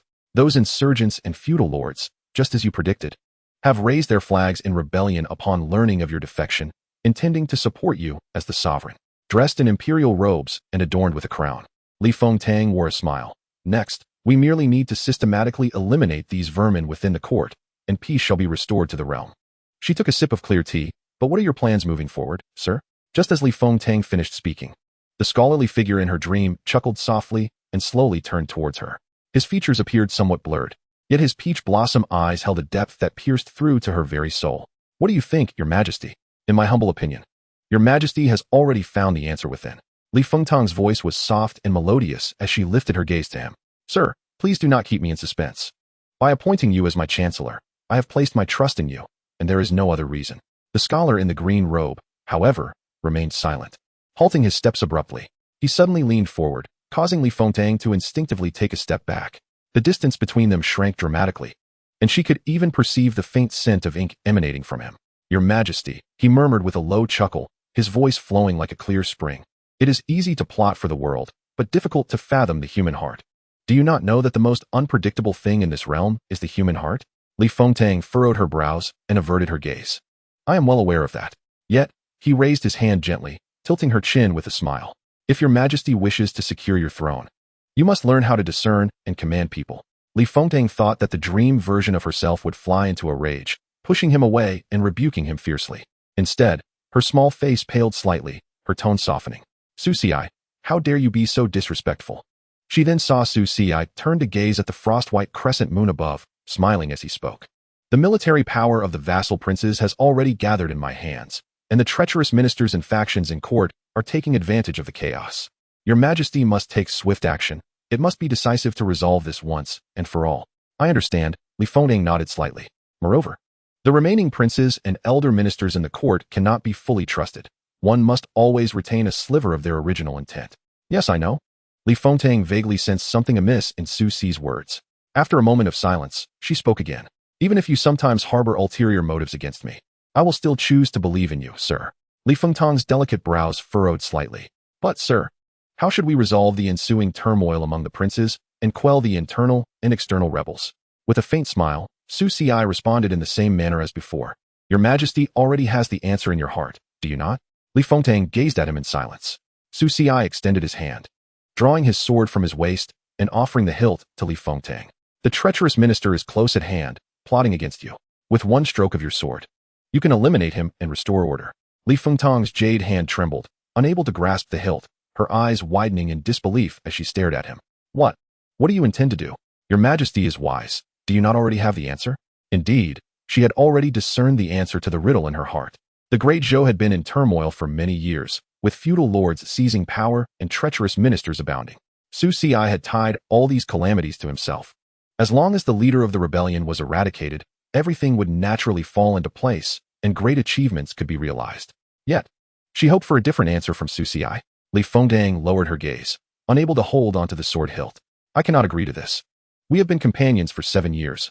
I cannot allow it. Rest assured, your majesty, this is merely a strategist's plan.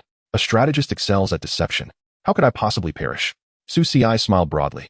Your majesty, you said you would trust me, did you not? This is not the Long Yuan. It is merely a replica. I will not die. I have promised to witness your ascendance to the throne, your reign over all. Gradually, she grasped the hilt of the sword. I believe in you. Sir. Li Fengtang recalled vividly how in her dreams, she had repeatedly reassured herself. The person before her had accompanied her throughout her journey to the throne. He was the one she trusted the most. Even if he sometimes harbored ill intentions, he had never deceived her, not once. Therefore, she chose to trust him unwaveringly. Even if this sword were that which calms the seas, where all demons bow down, she believed. She believed that if she were to achieve greatness, only Su Xi could assist her in doing so, and he would witness the day she reigned supreme, dancing with the phoenix in the skies. Yet on that day, she still could not bring herself to plunge the sword. Afterwards, a maid spoke to her. Your majesty, you must not trust the chancellor too easily. If he truly intends to usurp the throne. Li Fengtang coldly interrupted. I trust him. Days later, she received the news that Su Xi had completely raised the banner of rebellion, leading troops into the palace. Li Fengtang was not surprised. This was the scenario they had agreed upon. In the Golden Yuan Hall, she would reverse the situation and stab the treacherous minister with a sword, while he would transform and become her trusted aide. In the Golden Yuan Hall, the Long Yuan emerged, its blades stained with blood. Li Fengtang's cold figure turned away from the officials, her beautiful features still possessing a pair of gentle, watery eyes as she whispered, Sir, come to the sleeping quarters later. In that moment, the atmosphere stilled. The scholar gently caressed her cheek, asking, Why must your majesty always be so naive? To achieve extraordinary deeds, sacrifices must be made. Must they not? Li Fengtang stood frozen, only hearing the thunderous cries of kill the traitor, echoing outside the hall. The hot blood in her hands cooling along with his fervent gaze. Suddenly, Li Fengtang jolted awake from her dream, the pages slipping from her grasp and scattering to the ground. She pressed her hand to her heart, breathing rapidly, her delicate form trembling slightly, beads of sweat forming on her forehead. The flickering candlelight illuminated her stunning yet slightly pale face, a complex emotion flashing in her phoenix eyes. Su Xi, she whispered softly, her tone laced with melancholy, unaware of when her eyes had moistened, glistening with tears. Fool, this dream felt too real. As if she had genuinely experienced it all, from her first encounter with the scholar in green to his unparalleled wisdom aiding her ascent to the throne, culminating in that heart-stopping sword thrust. In her dream, she had truly grasped the hilt of the sword, its tip slicing through his chest, blood staining his green robe. Yet he merely smiled, his eyes devoid of resentment, filled only with a profound tenderness. After she thrust that sword down, she soon realized that the blade was indeed the Long Yuan. With a single stroke, it could sever souls and eradicate evil, leaving no one to escape. It was the mightiest divine sword in the realm, and Su Xi, thus, fell before her. Even if she ultimately achieved greatness, consolidating military power, and the seas calmed with the phoenix soaring in the skies, still, you deceived me, Su Xi. How dare you deceive me? In the dream, Li Fengtang clung tightly to Su Xi, biting her lip, her eyes brimming with tears, her once fierce and radiant features now resembling a rain-drenched pear blossom. Su Xi, barely alive in her embrace, gently stroked her cheek. This is the last lesson I can impart to your majesty. As a sovereign, one cannot trust everyone completely, including me. How could you do this? Your majesty, do you remember that night when you asked my name for the 29th time? Did you deceive me even about this? Tears welled in her eyes. Whether it is true or false, Su Xi, I gently wiped away the tears at the corners of her eyes and smiled. My name is Su Xi, and it is destined to be a farewell to you. Chapter 8, The Divine Maiden's Side Story. Fool. Foolish thing. Li Fengtang bit her lip tightly, her fingertips digging into her palm, forcing back the moisture in her eyes. This must be her inner demon, Su Xi, the embodiment of her inner turmoil. How could she, the esteemed princess of Great Zhou and future empress, allow a mere dream to disturb her heart? Moreover, in this world, the so-called Su Xi is merely an inconspicuous and impoverished scholar. How could he possibly be the same person as the cunning strategist in her dreams, who could command the clouds and summon the rain? Surely, it must be a figment of her imagination. This was her thought process, which compelled her to summon Han Yu back, deciding against meeting that individual. However, Han Yu responded, at your command. After a moment's hesitation, she added, Your Highness, if this person truly is the son of the Marquis of Anyuan and the young master of the heavenly Xian sacred land, then it would be fine to apprehend him before he returns to the estate, but to do so now, might it not? Does this palace need to reiterate my command for you to bring him to me? Do you not comprehend? Yes. In the 7th year of the Fengqi era of the Great Zhou, the Empress, Li Fengtang, quelled the rebellious factions and feudal lords, restoring order throughout the realm, bringing peace and prosperity to the populace. Yet, scarcely had the tumult subsided, when rumors began to circulate that the Empress, each day, clutched a sword and a small box, unable to part with them. One day, Han Yu, who had accompanied her since childhood, suddenly discovered that the once proud and hopeful princess had vanished. She had become increasingly resolute and ruthless, embodying the authority and cunning befitting an emperor, yet rarely smiled. Her words grew scarce, and her demeanor indifferent, as if nothing in the world could stir her heart. At that moment, on the outskirts of Luoyi City, a scholar clad in azure robes strolled leisurely under the drizzling twilight, holding an umbrella. He departed without knocking, just as he had arrived, leaving no trace behind. Why has it taken so long? I am still dreaming of the plot from my past life game. Su Xi mused as he sat up from his desk, rubbing his temples. His gaze fell upon the window, where the night was deepening, and the lights of Luoyi City flickered in the distance like fallen stars. The vividness of his recent dream felt all too real, as though he had returned to the days of manipulating fate within the record of the Divine Maiden's inquiry. A shiver coursed through him. Fortunately, they seemed to have forgotten. It would be wise to quickly level up. Otherwise, when he encounters Divine Maidens or extraordinary talents, he would lack the confidence he once had in his previous life. Su Xi was contemplating his next steps for leveling up. First, he needed to find an opportunity to rationalize his rapid advancement. Otherwise, if his experience points surged unexpectedly, his cultivation would indeed rise, yet it would lack clarity. If questioned about his ascent, saying he simply broke through while practicing would be too suspicious and likely incite jealousy. He needed a plausible explanation. He pondered that perhaps the Marquis's estate or the sacred land possessed practice rooms or libraries specifically for talented youths and wayward young masters, a secluded chamber for enlightenment and training. When the time came, he would inform his mother, though knowing her disposition, she would likely arrange it for him. Su Xi muttered to himself, glancing at the various spiritual herbs, talismans, and elixirs strewn across the table, floor, and corners. There were not many cultivation techniques. Feng Wan had implied that he should select freely from the library when the time was right. Gu, the little white dumpling nestled on his shoulder, murmured sleepily. What are you daydreaming about? Thinking about the grandeur of your master in the past, Su Xi retorted, casting a sidelong glance at it, and playfully pinching its feathers. And when will this wretched game system provide me with some reliable hints? Stop making me figure things out on my own. Goo. The white dumpling puffed up, its small wings flapping indignantly. Did I not say that your current task is to establish a foothold in the sacred land? Then I shall grant you rewards. What more do you desire? If you wish, I could activate a cheat and directly elevate your cultivation to the god transformation stage. Goo? Fine. Show me. Xianxia replied with a smirk. If he could genuinely ascend to such heights in one go, all his previous concerns would become moot. Goo. The white dumpling deflated, retracting its wings and murmuring, I cannot activate it. Your NPC template is already quite peculiar. It is not compatible with either the player or NPC systems. Speak plainly. I currently possess only the authority to announce your tasks.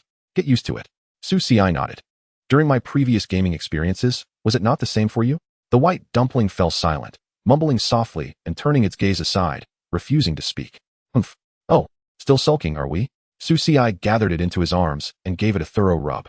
Is it not merely that I have gained new abilities since my reincarnation, while you remain just a guiding little bird? Upset, are we? Goo, stop rubbing me. The white dumpling attempted to maintain its sulk, but was quickly disarmed by Xiaoxi's affection. All right, no more pouting. Xianxia released the white dumpling and patted its head. Now, show me the system panel, and organize the task details and current resources. Reluctantly, the white dumpling shook its feathers and waved its small wings, conjuring a translucent screen in midair that only Xianxia could see. Name, Xianxia. Race, human, you wish to be human. Occupation, young marquis. Young master of heavenly Xian, in turn. Template, NPC. Cultivation, Qi refinement level 2. Fate, peach blossom tribulation, parental woe. Charisma, 99, as striking as ever. Evaluation, given your occupational background, you have ascended from relying on looks to leveraging familial connections. Is this panel targeting me? Xianxia felt somewhat exasperated, suspecting that the evaluation and jibes were perhaps the white dumpling's petty revenge, whimsically inscribed. Goo. It has nothing to do with Tuan Tuan. The white dumpling covered its mouth innocently, shaking its head, its eyes clear yet foolish. Xianxia ignored it and continued scrolling down. Below was a task module. He currently had one main task and 2 side tasks. Main task, the dragon lurks in the abyss phase 2 has commenced. Task description, establish a foothold in the heavenly Xian sacred land, attaining the title of young master along with the corresponding prestige. In the imperial capital, Loi. As the heir of the Marquis of Yuan and a hostage, you must secure your position and establish your renown. Task rewards, unknown, dependent on completion level. Side task, the late-night invitation from the Grand Princess of the Great Zhou. Task description, the Grand Princess Li Fengtang has recently exhibited unusual attention towards you. You may need to be cautious. After all, who knows the true identity of the prince consort? Rewards, special reward routes will trigger based on task completion direction. Side task, the secret affection of your little sister, Mu Jing'an. Task description, your little sister from the sacred land has recently taken to cross-dressing and behaving oddly, perhaps harboring a peculiar fondness for a certain bone of yours. But fret not, there is no blood relation. Your father would not send you to consult a particularly virtuous orthopedic doctor. Rewards, special reward routes will trigger based on task completion direction. Xianxia disregarded the descriptions, focusing instead on the phrase special reward route. Side tasks.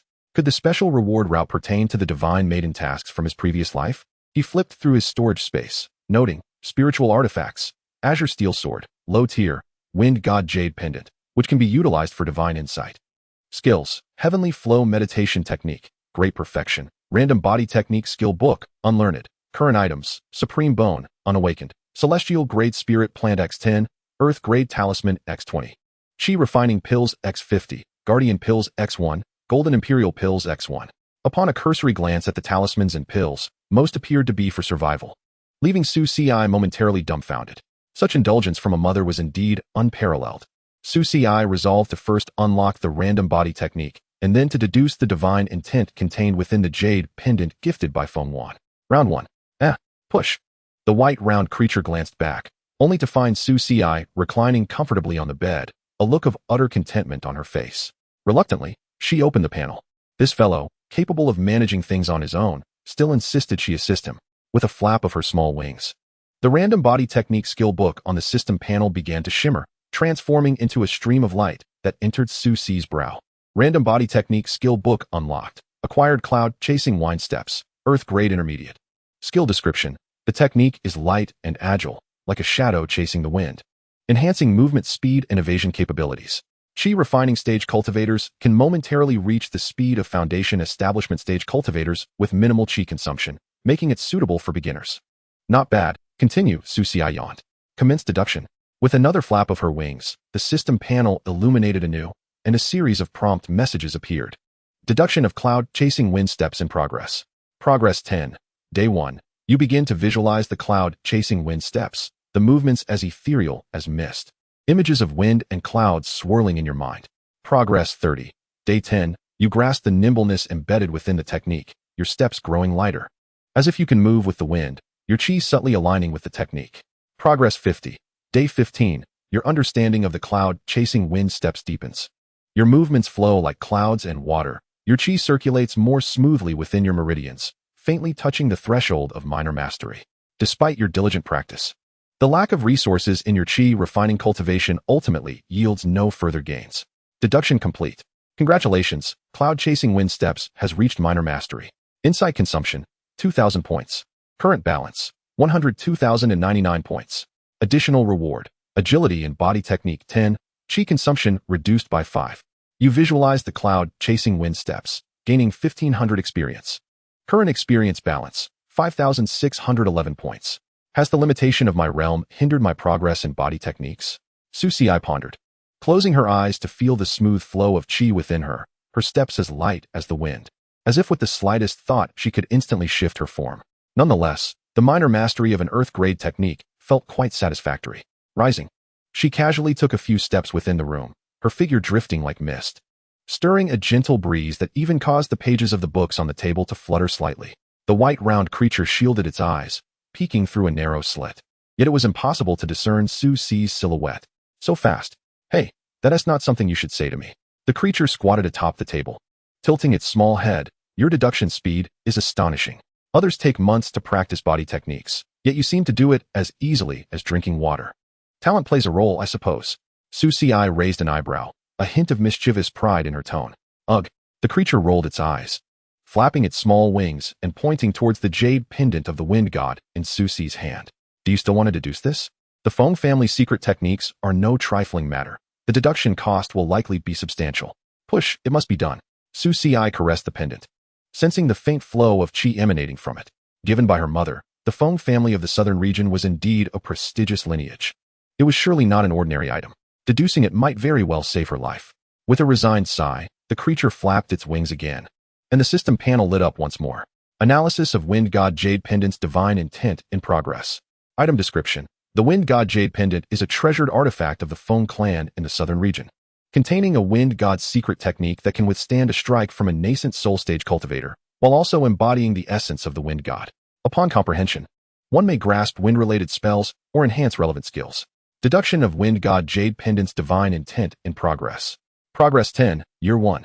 You begin to comprehend the divine intent within the Wind God Jade Pendant. A gentle breeze emanates from the pendant, and visions of winds sweeping across the heavens fill your mind. Progress 30. Year 3. Immersed in the essence of the Wind God's divine intent. The coexistence of the wind's agility and destruction is felt, faintly nearing the threshold of the Feng family's secret technique. Progress 60. Year 6. Your understanding of the Wind God's divine intent deepens. Your qi resonates with the pendant, and the power of wind begins to coalesce within your meridians, subtly forming the embryonic shape of a wind blade. Progress 90. Year 10. The quintessence of the Wind God's divine intent becomes crystal clear in your mind. You seem to embody the Wind God, with every gesture summoning gusts of wind and thunder. The qi of the second layer of qi refining actually able to invoke the forces of nature. Deduction complete. Congratulations. You have comprehended wind breath at dawn, heavenly grade secret technique. Insight consumption, 7,000 points. Current balance, 95,099 points. Additional reward, wind element qi affinity 10. Effects and power of wind element techniques and body techniques 15. A tempest erupted around Suxi, the candles within the room flickering violently, nearly extinguishing. With merely a gesture, she gathered the raging winds, yet a formless wind blade suddenly formed and effortlessly sliced across the table's edge, leaving a smooth mark on the wooden surface before it crumbled silently into fragments. Heavenly grade secret technique. A glimmer of excitement sparkled in Suxi's eyes. This was still a result with considerable restraint, according to her memories from her past life. A chi refining stage cultivator using a heavenly grade secret technique could likely dispatch a foundation establishment practitioner in an instant. Though the consumption would be significant, this could synergize well with the cloud-chasing wind steps. Su Xi contemplated, her body moving with intent, transforming into a gust of wind once more. Ugh, my eyes. The white round creature covered its face with its small wings, hastily exclaiming, "Stop swaying, stop swaying. You haven't seen the rewards below." Detected your comprehension of wind breath at dawn. Heavenly grade secret technique. Bonus reward. Foam clan bloodline technique. Wind without dawn. Currently level 1. Description. A secret bloodline technique passed down within the Foam clan. Upon activation, it allows one to disregard spatial obstructions and array restrictions, instantly teleporting to any location within 100 miles. Usable once every 3 days. Note, this technique resonates with the Wind God Jade Pendant and will unlock higher level effects as your cultivation improves. Su Xi gazed at the newly revealed rewards on the system panel, a flicker of surprise crossing her eyes. Instant teleportation over 100 miles, ignoring restrictions? Su Xi stroked her chin, a slight smile gracing her lips. This is indeed intriguing. Not to mention, the combination of the wind element divine intent secret technique with the cloud-chasing wind steps would already afford her remarkable speed. Now, with this addition, the scope for escape, no, the scope for flight, has expanded significantly. Chapter 9. The body as flowing light, the intention as heavenly frost. As for the supreme bone within her, being placed in the same item slot as the talismans and pills came as a surprise to Su Xi. Regrettably, the supreme bone lacked the option for insight and deduction like the Wind God Jade Pendant, leaving her uncertain whether this was due to conditional limitations or if awakening it required personal enlightenment. Southern region, by the shores of Heavenly Dragon Lake. A young girl adorned in azure garments emerged from the depths of the water, delicate dragon horns sprouting from her head. She lay upon the surface, drifting with the waves, yet her attire remained untouched by moisture. With wide, pale cheeks, she gazed vacantly at the clouds on the horizon. Suddenly, a calm and melodious voice broke the silence beside her. "Hello? Might I inquire how far we are from the capital of the Great Zhou, Loi?" The girl startled, springing to her feet, her bare, white feet standing on the water's surface. With a hint of trepidation, she turned to follow the sound. "Who is there?" Standing at the lakeside was a woman clad in a simple white robe, her exquisite features strikingly beautiful, exuding an ethereal quality as pure as snow. A white jade sword hung diagonally at her waist, and her flowing hair danced softly in the breeze, her eyes seemingly frosted with cold, yet subtly softened by an innate gentleness. How enchanting, the girl mused, captivated. Noticing the other's silence, Mu Qingshang presumed she had not heard clearly and reiterated. "Might you know how far we are from the Great Zhou's Loi?" The girl finally snapped back to reality, parting her lips, and after a moment's pause, replied, "This is Tianlong Lake, the southernmost point of the south region. To reach Loi, one must head north, traversing 30,000 miles through the southern mountains and forests, and then passing through the 7 cities of the central region." Mu Qingshang furrowed her brow. "How could this be? I distinctly set out in the direction they indicated, yet I find myself at the southernmost point of the south region." A sense of frustration welled within her. She wished fervently that ACI were by her side. Not only did he typically compose a guide of 1,000 essential phrases for daily interactions, but he also prepared a travel route guide for every outing. In dire circumstances, he would provide a locating charm, which, upon shattering, would summon him to her side, allowing her to wait for his arrival with ease. Sensing Mu Qingshang's sudden silence, the girl tentatively inquired, "Sister?" "Thank you." Mu Qingshang inclined her head slightly, summoning her sword's light and gliding westward. The girl remained puzzled, gazing at the sword light, murmuring, "She possesses a radiant aura, akin to celestial frost. Not only does she seem lost, but she also appears to be somewhat naive about worldly matters. Surely, this sister fairy must be the foremost sword immortal of the heavenly mountain on the divine maiden list. Being born early indeed has its advantages. Even the esteemed Mu Qingshang has descended the mountain ahead of time." The girl pursed her lips, unconsciously tightening her delicate fingers, her large eyes shimmering with resolute determination. "Brother Su Xi, Xiao has arrived." As dawn broke, it was already the next day. Su Xi rose early, with Feng Wan urging him to partake in breakfast, fussing over him with various attentions and feeding him this and that. Upon hearing that the family to annul their engagement was the Yi family, which lacked significant influence, its head merely a scholar in the Hanlin Academy, he felt a sense of relief. Though the Yi family posed some danger, it was a consolation that they were not of the Xiao surname. While lost in thought, another plate was presented to him. "Sir, do try this. 300-year-old water spirit shrimp meat. And this, 600-year-old essence spirit boar meat." Before long, someone beside him could no longer contain their impatience. Sister, is it not enough yet? Feng Wan, with an air of annoyance, did not even glance his way. What do you mean by enough? I am feeding my son. What concern is it of yours? Feng Zheng, unable to contain his exasperation, muttered quietly, You're the one who insisted I come early to fetch him for errands. He pointed at Su Xi, who was relishing the meal. You've made me stand here watching for half an hour. Then why don't you find a place to sit? How can I sit in the carriage? Feng Zheng retorted, exasperated. At that moment, Feng Wan was seated across from Su Xi in the carriage, while Feng Zheng, robust and clad in silver armor, found himself unable to enter. Outsiders would never imagine that the second young master of the illustrious Feng family in the South region, a renowned general of the Great Zhou, could be so beleaguered in front of his own sister. Su Xi elegantly set down his chopsticks. Mother, since my second uncle has arrived, let us not keep him waiting too long. I shall attend to the annulment matters now. Feng Zheng's eyes brightened immediately. Good lad. You're on the right track.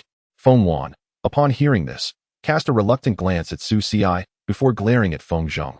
You, my second uncle, who spends all day drinking and fighting, are not reliable in handling matters. Do keep a close watch to ensure he does not botch this. Annulment is one thing, but do not tarnish the Yi family's reputation. Feng Zheng patted his chest, his tone filled with a hint of defiance. Am I not the second master of the Feng family, adept at leading troops in a battle? How could I possibly ruin an annulment? Adept? If you were truly so capable, how come your military power was seized? Feng Wan retorted mercilessly. Feng Zheng was left speechless, retracting his neck and muttering.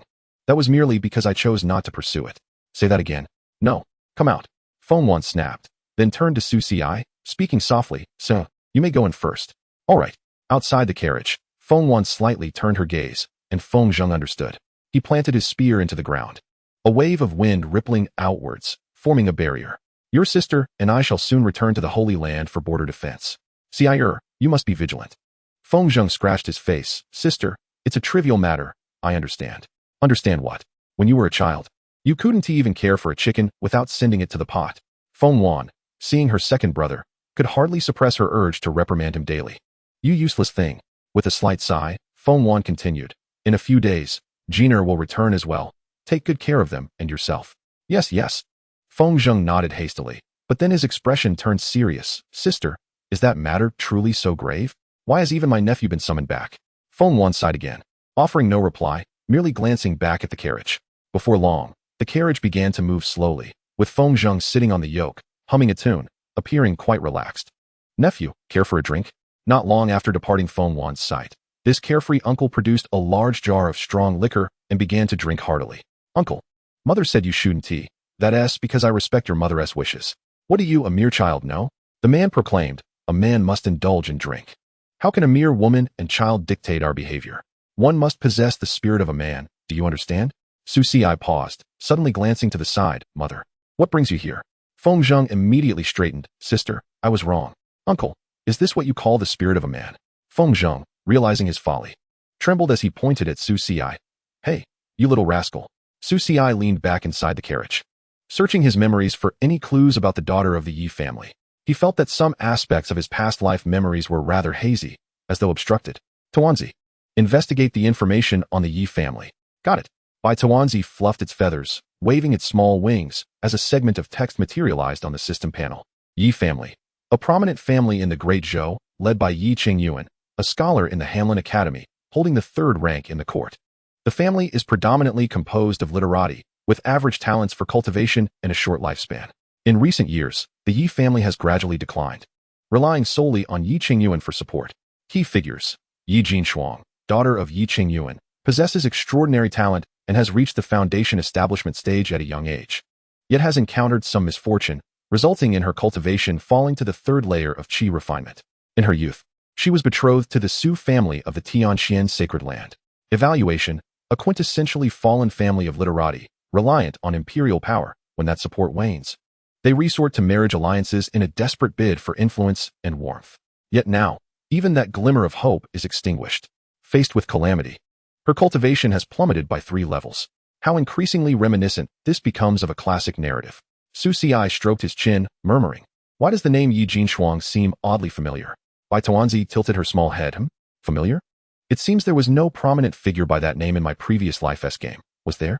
Su Xi furrowed his brow in contemplation, but could not recall any leads.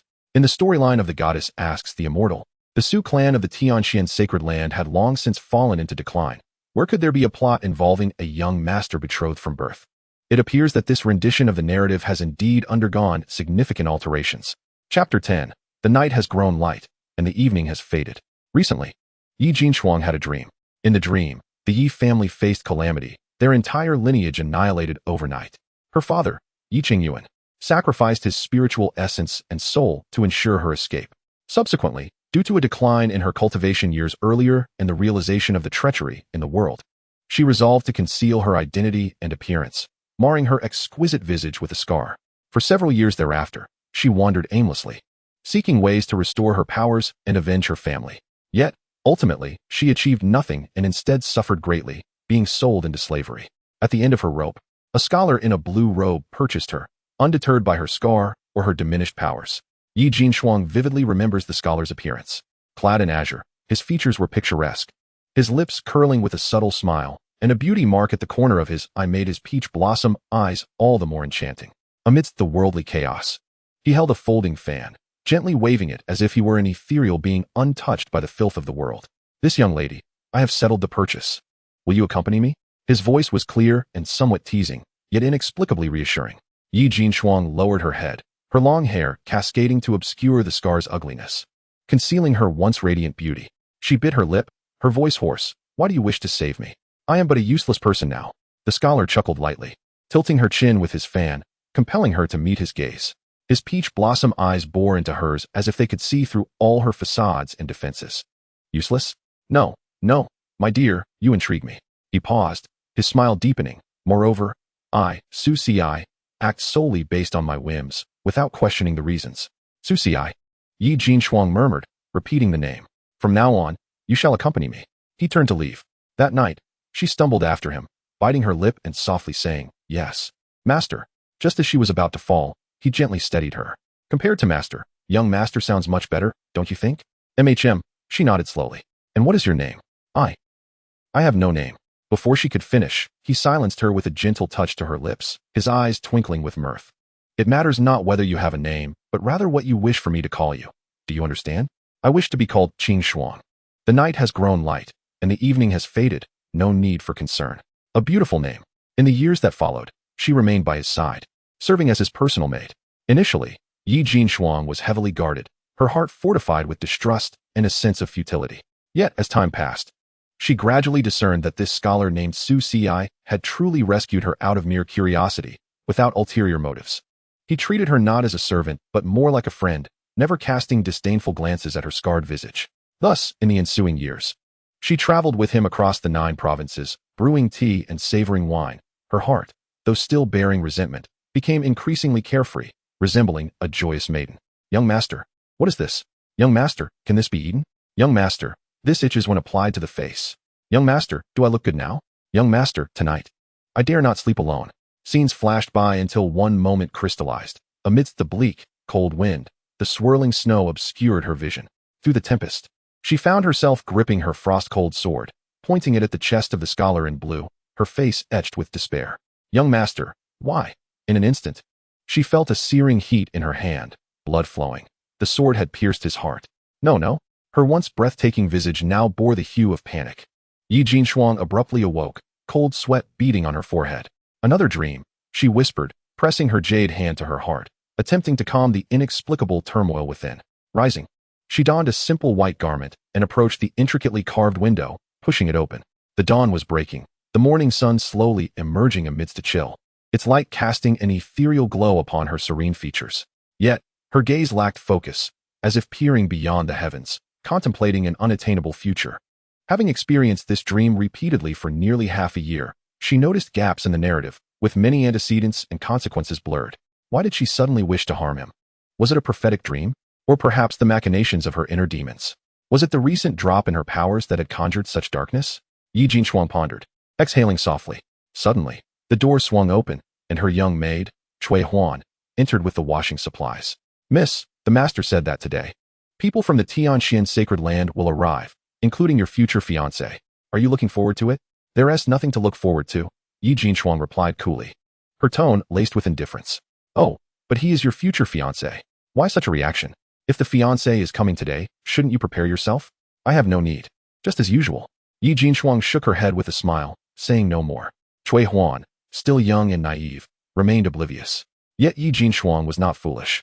She understood all too well that her diminished powers had placed the Yi family in a precarious position at court. The betrothal promise was merely a jest in the eyes of the Tianxian sacred land, now that the young master of the Su family had returned. With a noble status and astounding talent, why would he wish to be bound to a woman stripped of her abilities? Perhaps today was merely an occasion to rescind the engagement. Yet, she felt no particular sentiment towards that young master, having never encountered him in either dream or reality. However, she had heard that he had recently been located and was exceedingly handsome. Yi Jinshuang responded nonchalantly. A lovely name. Though the young maid detected her mistress's disinterest, she continued chattering away. I believe his name is Su Ci. As those words fell, Yi Jinshuang's shoulders suddenly trembled. What did you say his name was? Su Ci. Yi Jinshuang's expression froze, and she hurriedly grasped the young maid's shoulders, urgently asking, what does he look like? Cui Huan was bewildered. But, weren't you uninterested at first? Oh, so you're being disingenuous. Miss, allow me to share a tale I have heard from others, of a pair of enchanting peach blossom eyes, adorned with a teardrop mole at their corners. He is said to possess the strength of a tiger and bear, both handsome and robust. Upon hearing this, one could easily discern that this young lady had run out of words and resorted to fabrications. However, Yi Jinshuang was already entranced by the first half of the description. Her delicate hands clenched tightly as she murmured, Su Ci, my lord, Cui Huan. Suddenly, she spoke with earnestness. Yes, my lady, replied the little maid, standing at attention. Yi Jinshuang hastily rose. Help me with my adornments. Where are the cosmetics and the flower powder I took earlier?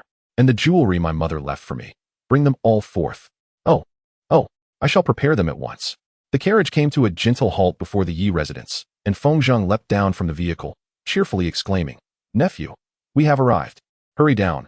Once this matter is settled, your uncle will treat you to a drink.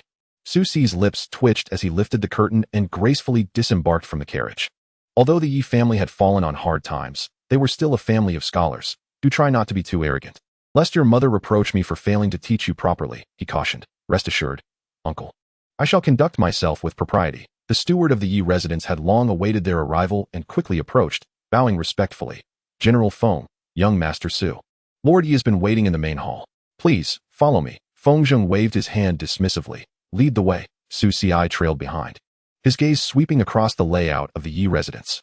Though the estate lacked opulence, it exuded a scholarly elegance, with several old plum trees standing resolutely in the courtyard, embodying a certain noble spirit.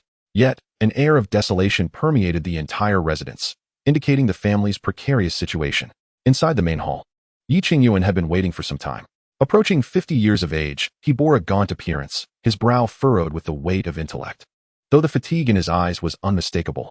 Upon seeing Su Ci and the others enter, he rose to greet them, clasping his hands in respect. General Feng, young Master Su, I am honored to meet you. Su Ci returned the gesture. The younger generation pays their respects to Lord Yi. Noticing Su Ci's deference, Yi Qingyuan's expression softened somewhat. However, Fengzheng had already seated himself in a casual manner, gesturing dismissively. Lord Yi, I have brought my nephew today to discuss the marriage pact from years past. Let us speak plainly. The Yuan Marquisate is now a prominent power in the court, and the Tianxian sacred land stands as a paragon of cultivation. My nephew's return to the family is nothing short of extraordinary, given the current circumstances of the Yi family. I trust you would not insist on this union. Su Ci was taken aback. Did you not advise against being too arrogant? Why begin by stepping on their toes? Yi Qingyuan's countenance stiffened slightly at the words, and he replied solemnly, General Feng speaks the truth. The Yi family indeed finds itself at a disadvantage compared to the Tianxian sacred land. However, the marriage pact was established by the Duke of Su, and the former sage once declared that ancestral decrees cannot be lightly dismissed, nor can matters of familial contracts be hastily severed. Thus, I believe this matter requires further discussion. Fengzheng found the formality grating and turned his gaze towards Su Ci. Aren't you a scholar? Speak up. Just as Su Ci was about to respond, a soft footfall echoed from outside, followed by a cool voice declaring, Father, I have something to say. Following the sound, Su Ci beheld a woman clad in a simple white gown, gracefully entering the hall. Her figure was slender and refined, and her beauty was unparalleled, with an air of defiance and chill in her expression, reminiscent of a proud winter plum. Not only did she possess a captivating allure, but she also exuded an undeniable spirit. Su Ci's eyes widened in surprise. Why is it her? Bai Tuanzai, perched on his shoulder, stared at her with wide eyes, murmuring in astonishment. Yi Qingyuan furrowed his brow, quietly admonishing, "What are you doing here? Your father will handle this." Yet, Yi Jingshuang disregarded her father's counsel. Fixing her eager gaze on Su Ci, "Young Master Su, I extend my greetings. However, regarding the marriage pact, it is ultimately a matter between us. Might we step aside for a private discussion?" Of course, Su Ci nodded slightly. Chapter 11. He is not Light Frost's young master. Light Frost. In a past life, she was the close maid accompanying him during his travels across the 9 provinces. She later became renowned as the illustrious Tian Shuang goddess. Logically, she, like the little saintess, should have been well known to him. Su Ci distinctly remembered that it was his own efforts that led to her becoming a goddess. However, he found himself utterly oblivious to the fact that her previous incarnation was Yi Jingshuang. Even the details of how he had aided her in achieving that status were somewhat hazy to him. "Young master, please enjoy some tea," Yi Jingshuang said, standing before him, respectfully preparing the tea and presenting it with both hands. Su Ci instinctively reached out to accept it. "Be careful, it's hot," Yi Jingshuang cautioned reflexively. "Ah," Su Ci nodded slightly, taking a sip, only to furrow his brow. "Right, I mentioned before that tea must cool before serving, and please refrain from constantly adding 100-year goji and 1,000-year ginseng. It's not only a waste of money, but I also cannot bear the weight of it." Upon hearing this, Yi Jingshuang bit her lip, her brows knitting in indignation. "Drink it or not, it's all nourishing herbs. Why must I dilute it for you?" At that moment, both paused, a shared realization dawning upon them. Yi Jingshuang silently lamented, "Oh no, how has my muscle memory from dreams manifested?" Meanwhile, Su Ci found himself bewildered. Why is my reflex from the previous life surfacing? The little maid, Cui Huan, stood dumbfounded. "No way, miss. Are you really trying to snatch my livelihood just to keep the young master?" Bai Tuanzai nestled on Su Ci's shoulder, covering his mouth with his tiny wings, glancing around with wide, rolling eyes, and whispered in his ear, "So you two have known each other all along in this life." Enough of this, Yi Jingshuang thought. Does she possess memories from her past life? That doesn't seem right, based on Su Ci's understanding of Light Frost. If she did have such memories, her reaction upon seeing him would not be like this. In his past life, while he owed no genuine debts to any of the goddesses, he had indeed committed some regrettable acts to fulfill his mission at the time of their parting. Each had their own reaction upon leaving, and none would easily let him off the hook. Regardless of the manner of absolution, they would not simply forgive. Although he was unclear about Yi Jingshuang's current situation, he understood one thing. This marriage pact would likely not be easily dismissed. Name, Yi Jingshuang. Race, human. Occupation, legitimate daughter of the Yi family. Charm, 96. Noble and resilient young lady. Cultivation, Qi refinement level 3. Fate, Tian Shuang goddess. Young master complex. Evaluation, a once proud daughter of heaven facing sudden misfortune, her talents diminished. The annulment of her engagement could easily trigger a chain of events. What to do about the next 30 years? Yi Jingshuang lightly coughed, attempting to mask her earlier lapse, and resumed a demeanor of cool grace. Young Master Su. Regarding the marriage pact, ultimately, it concerns both of us. Now that we have met, let us speak candidly and clarify this matter. Miss Yi speaks wisely, Su Ci replied. Setting down his teacup, reclining leisurely against the back of his chair, his eyes narrowing slightly as he appraised Yi Jingshuang's exquisite yet stubborn visage. However, I find myself more curious. It seems that Lady Yi possesses some understanding of my character. A flicker of unusual light danced in Yi Jingshuang's eyes as she gracefully took a seat. Isn't that true for you as well, young Master Su? The two exchanged glances, each adorned with a smile. Quite well, a preliminary exploration has revealed that neither party is inclined to yield, nor do they intend to pursue the matter further. Su Ci realized this situation was far from simple, a high-stakes game indeed. However, if you choose not to speak, I shall remain silent as well. This is indeed a fortuitous circumstance. Su Ci had no desire to dredge up old grievances with Yi Jingshuang.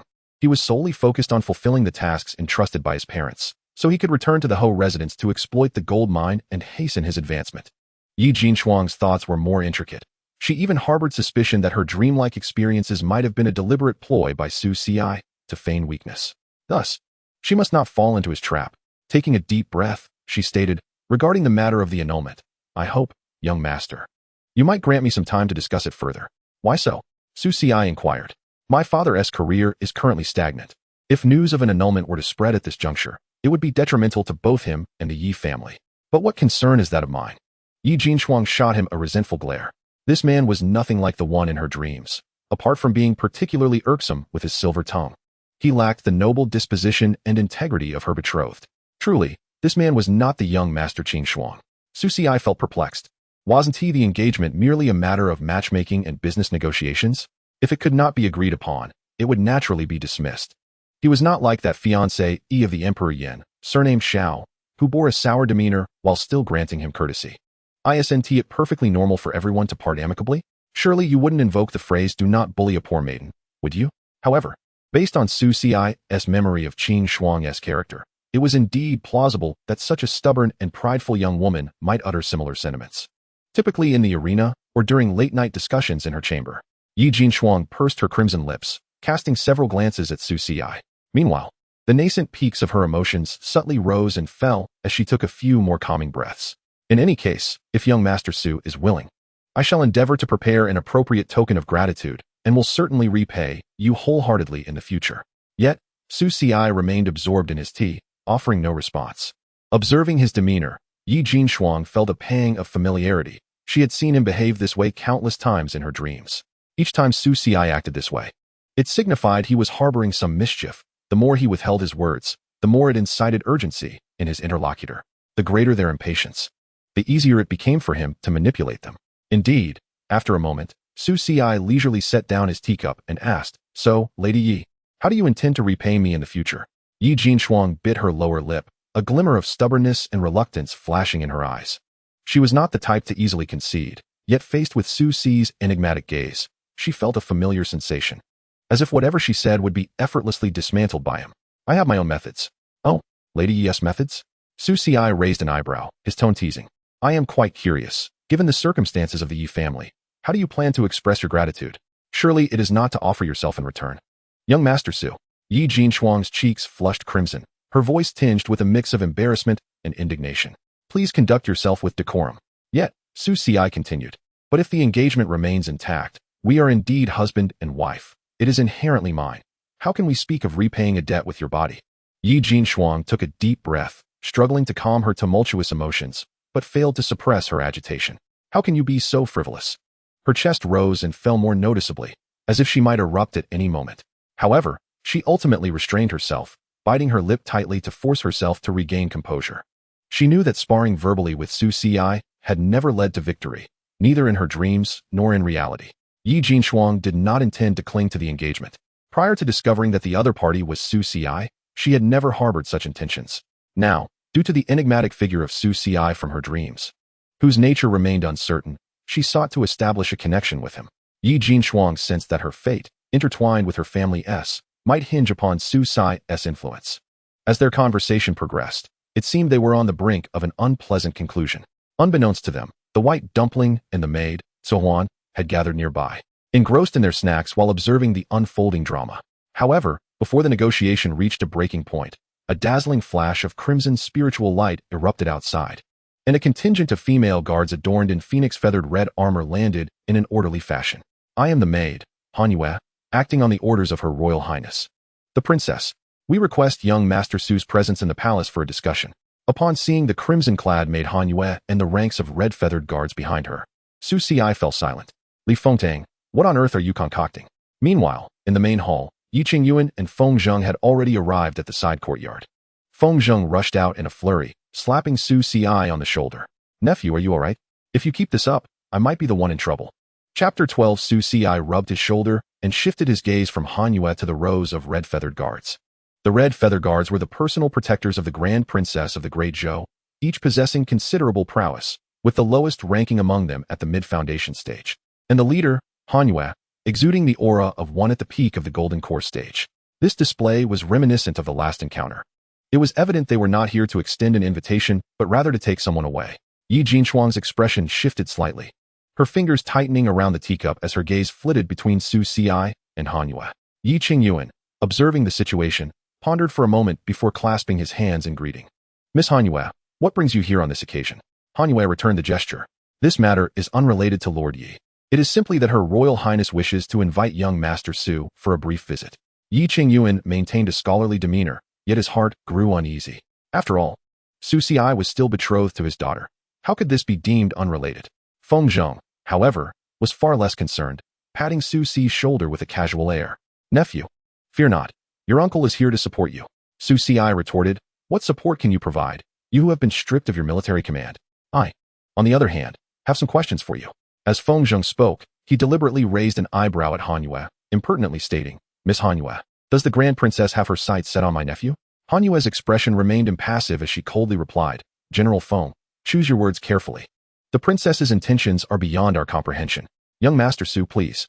Su Si adjusted his robe and replied nonchalantly, "Since it is an invitation from the Grand Princess, how could I refuse?"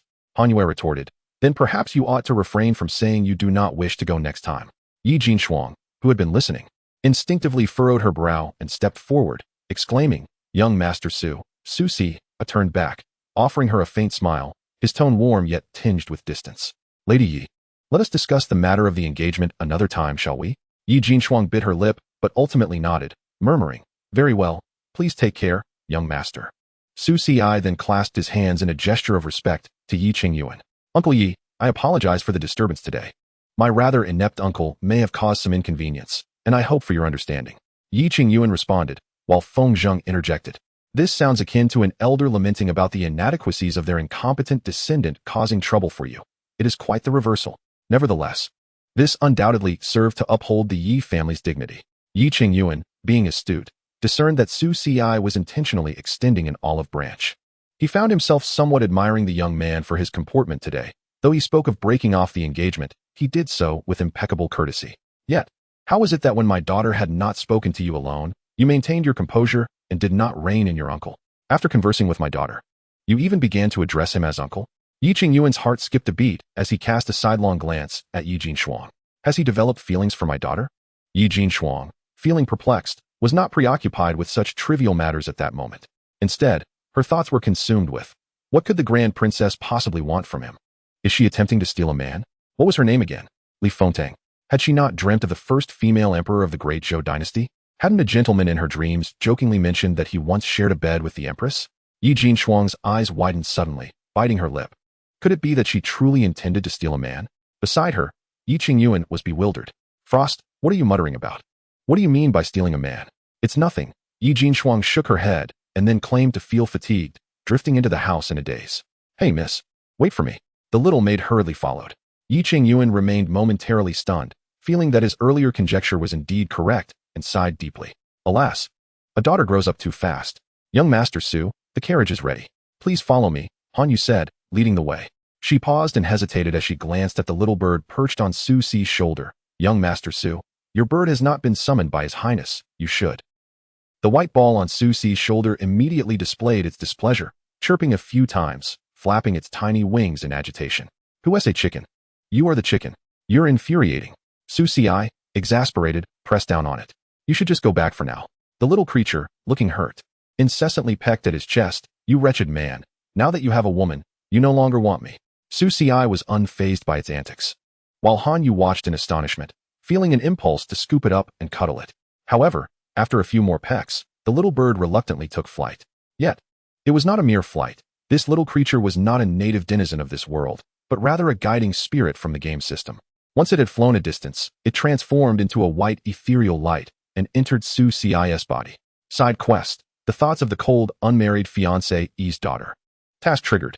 Task description: your fiancé has recently exhibited an overly ambiguous attitude towards you, calling you young master with undue familiarity and serving tea with excessive intimacy.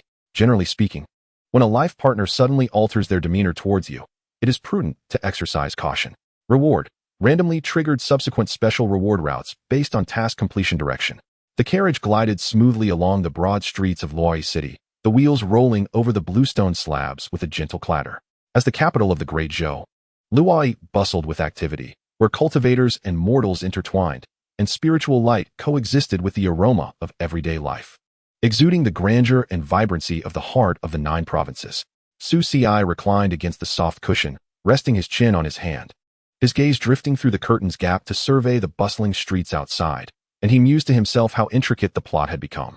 On the second day of the opening act, he was already to encounter a minor boss. Detected that you have entered the midnight invitation from the great Zhou Grand Princess side quest. In the dead of night, Su Si gazed out at the bright sunny day with incredulity. "Pray tell, where is the midnight?" Young Master Su, we have arrived. Please follow the maidservant, Hanyu replied. Su Ci disembarked from the carriage, following her into the Grand Princess's residence. Surrounded by maidens who had donned the guise of attendants from the Chiyu Guard, he maintained a nonchalant demeanor, glancing around, which caused a few of the maidens to blush under the gaze of his enchanting peach blossom eyes.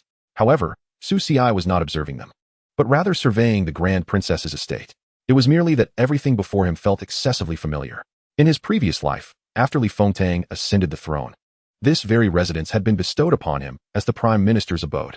He had a laid-back disposition, and aside from the change of the plaque's inscription, not a single blade of grass or tree had been altered. After all, Li Fengtang frequently summoned him to the palace or visited him, rendering renovations unnecessary.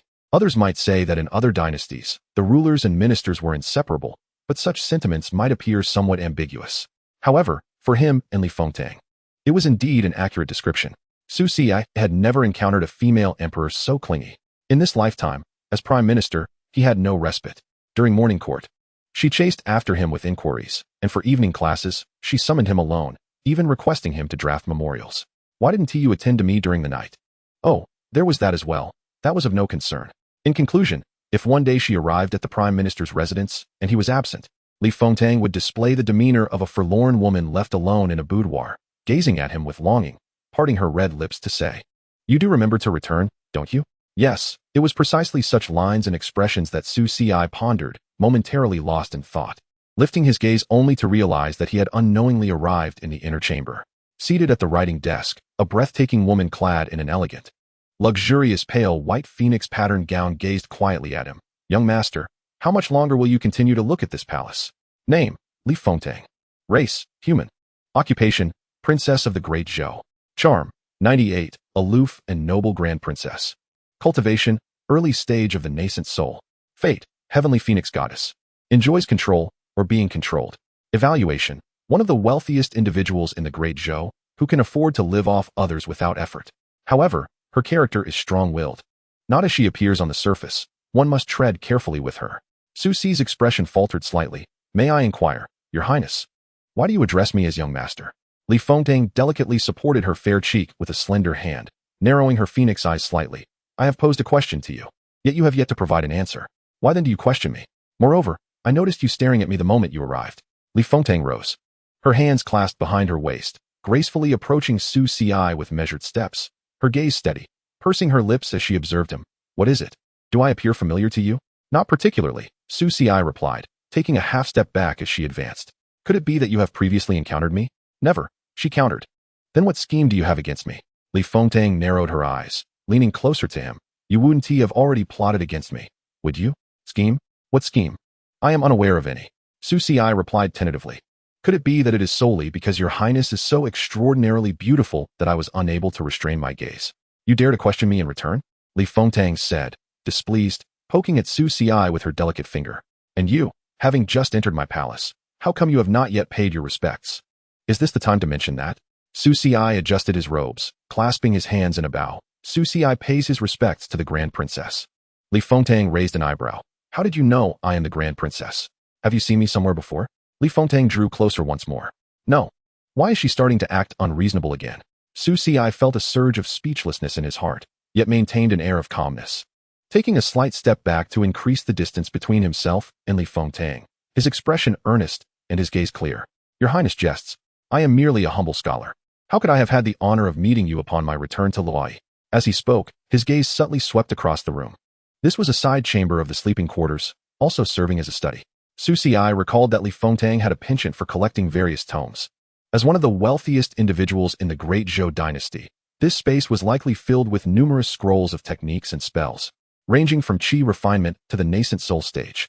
Particularly, the 2 rows of bookshelves behind Li Fengtang seemed to house rare volumes, perhaps even celestial-level golden secrets. For the current Su Ci, such a collection was akin to a treasure trove of skills. I must devise a way to glean some knowledge from her. "Sir, Su Ci? Speak." Coughing lightly, he continued, "What guidance do you seek, Your Highness?"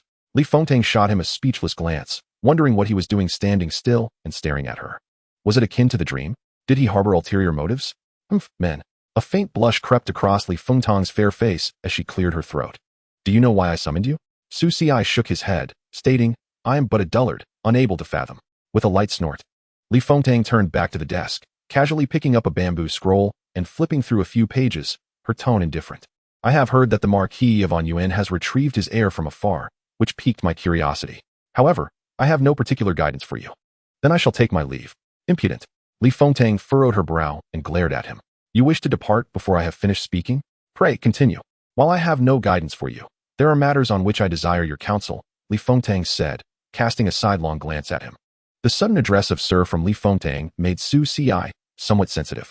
Instinct told him that her current unusual demeanor bore similarities to Yi Jinshuang's. However, he had no time to dwell on it, for Li Fengtang had been observing him intently since she uttered the word sir, resting her chin on her hand, seemingly enjoying the spectacle. But lingering in silence would prove perilous. This woman has a way of saying, sir, is such a trivial matter so troublesome? And sir, are you at a loss for words? Have your talents waned? Yes, precisely those two remarks. Su Ci mused, his expression stiffening. For those words were not mere figments of his imagination.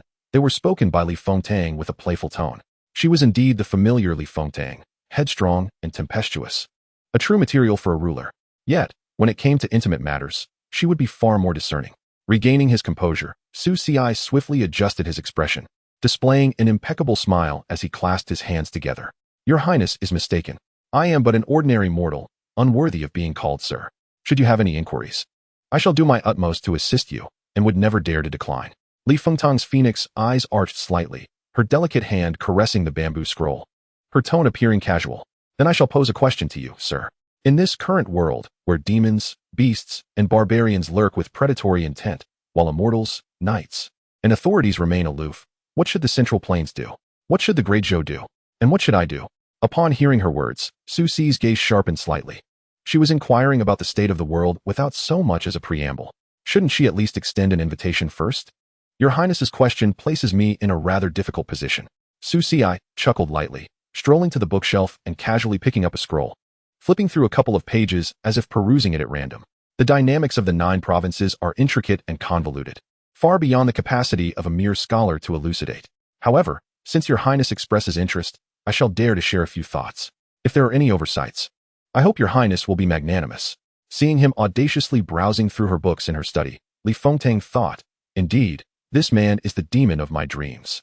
In her dream, the scholar was her aide, her strategist, yet in reality, he was utterly unrestrained and showed her little deference. He behaved well in public, but if she were to err in private, he would readily argue against her, sometimes even punishing her with a slap to the palm or worse, acting as though he were her teacher. And now, the question he posed was one Su Ci had previously asked Li Fengtang in his past life, to which she had not responded well, and he had scolded her for it. I shall see how well this dream demon can answer. Li Fengtang waved her hand, signaling for Su Ci to continue. Yet, she noticed he had fallen silent, his attention fixated on the scroll in his hand. Li Fengtang raised her gaze to find Su Ci transfixed, staring at the book. Are you reading the celestial level sword technique? The gentleman's inquiry? Su Ci was momentarily stunned. Despite being under the scrutiny of several goddesses, he had unknowingly drawn forth a celestial sword technique. Surely, this must be fate. The gentleman's inquiry, a celestial sword technique, inquires of the heavens with the sword, and of the sword with the heavens. One of the rarest top-tier techniques in the 9 provinces. It emphasizes the noble spirit and the grand intent of the sword, embodying the aspirations of a gentleman. The more Confucian texts one reads, the more one can evoke the righteous energy of heaven and earth. Though he had not practiced this sword technique in his past life, he had heard of its renown. Said to be capable of severing mountains and rivers with a single stroke, its sword intent capable of shaking the soul. Su Ci discreetly closed the scroll, glancing at Li Fengtang from the corner of his eye, only to find her narrowed phoenix eyes fixed on him, her delicate hand propping up her chin. An expression of amusement mingled with coldness in her gaze. A chill ran down his spine. Li Fengtang seemed displeased and was gathering her strength, waiting to see how long Su Ci could ignore her. Once her anger reached its peak, she would unleash it. Cough, cough. Have you come to a conclusion, sir? Indeed. Holding the scroll, Su Ci strolled leisurely in the land of the 9 provinces, outwardly prosperous yet fraught with hidden turmoil. Externally, the demon clans and barbarians are restless. Internally, the court is fractured, with aristocratic families and vassal kings each pursuing their own agendas. Furthermore, demonic cultivators and malevolent entities run rampant, while unscrupulous cultivators profit from the chaos. Although the Great Zhou stands at the center of the 9 provinces, with a history spanning a millennium, it now finds itself in a precarious position. Your Highness inquires how the Central Plains should navigate this, and how the Great Zhou should act. In my humble opinion, it requires both stability and change. Such words come easily to you. Li Fengtang frowned slightly. How can one achieve both stability and change? Are you merely being cryptic? Su Si smiled faintly. To maintain stability is to solidify the foundation. The Great Zhou has endured for a millennium, and the people's hearts still reside with it. If benevolence and righteousness can be used to pacify the populace, laws to govern officials, and military might to intimidate the vassal kings, then the court and the realm can be stabilized. As for change, it is about adapting to the shifting tides. Although the demon and barbarian clans are formidable, they are engaged in their own struggles and cannot pose a significant threat. The true danger lies in the selfish ambitions of the immortal sects and the powerful ministers in the court. To break the deadlock, one must seek an opportunity to gather loyal subjects, weaken the vassal kings, suppress the sacred lands, and even— He paused, locking eyes with Li Fengtang. Perhaps leverage external forces to execute extraordinary measures. Leverage external forces? Execute extraordinary measures? Li Fengtang's phoenix eyes narrowed. This man seems to truly be the demon of my dreams. His strategies and words are indeed quite unorthodox. Her tone turned slightly frigid. Is your implication that I should consort with demons and barbarians? Or do you have another intention? Do you understand that these are words of treason? Su Si smiled gently, remarking, the words of a strategist, whether they reach the ears of the sovereign or not, are a matter of concern for the ruler, not for a loyal and wise advisor. Li Fengtang retorted, you are merely quibbling.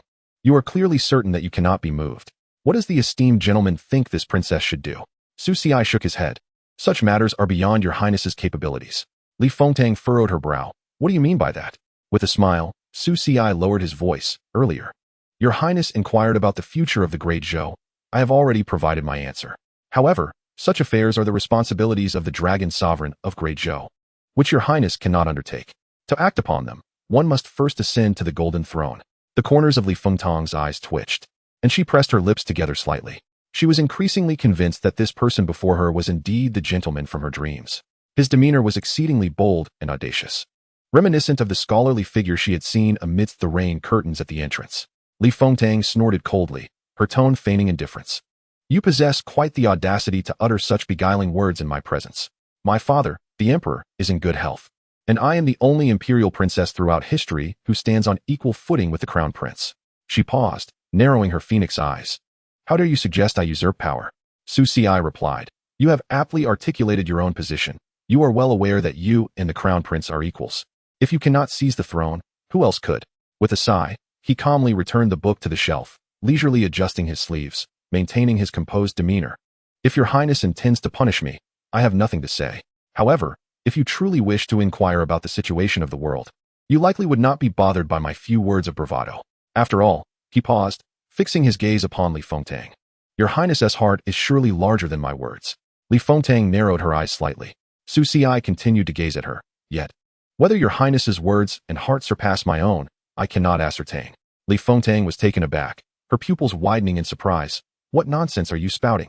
I still wish to know where your thoughts have wandered. Chapter 14. He is a man.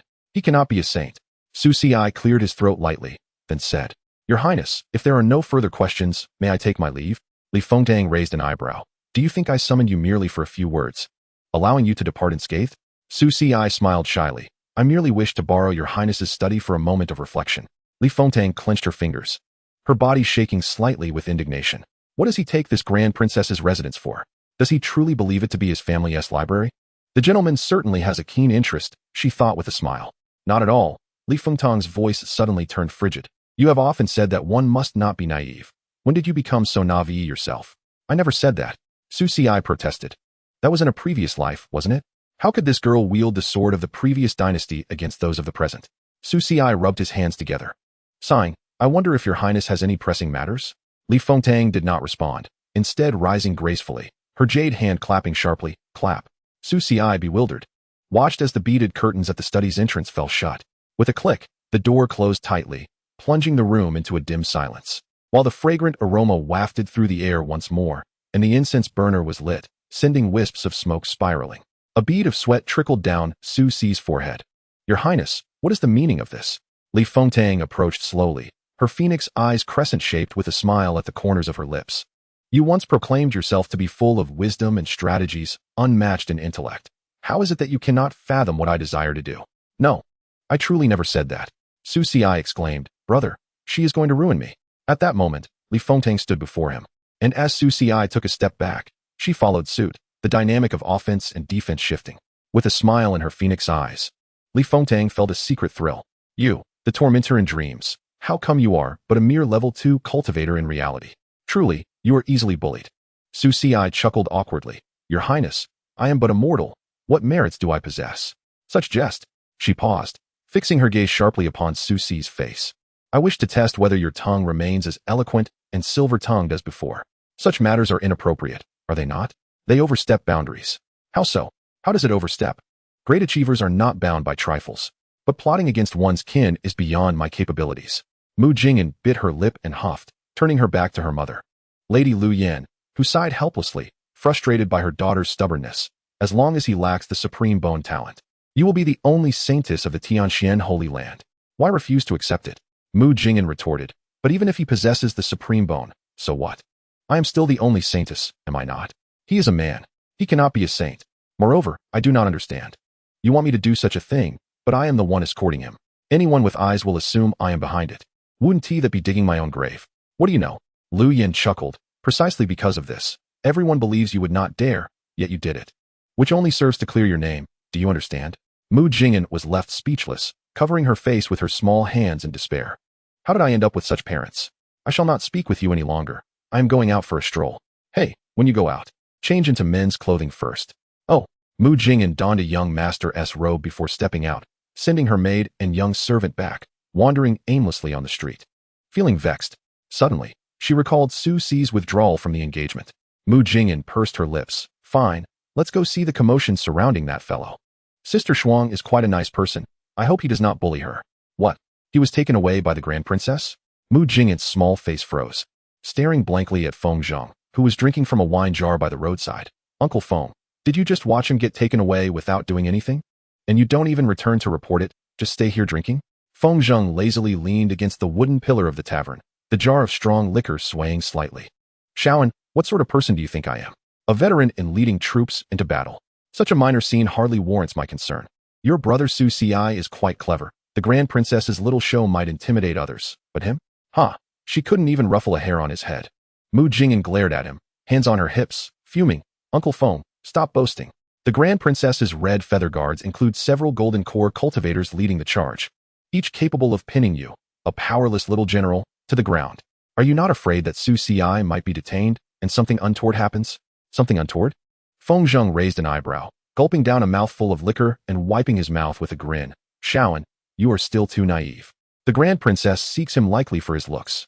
As for anything else, men can endure a bit of hardship without losing a piece of flesh. Mu Jingyan spat. How vulgar.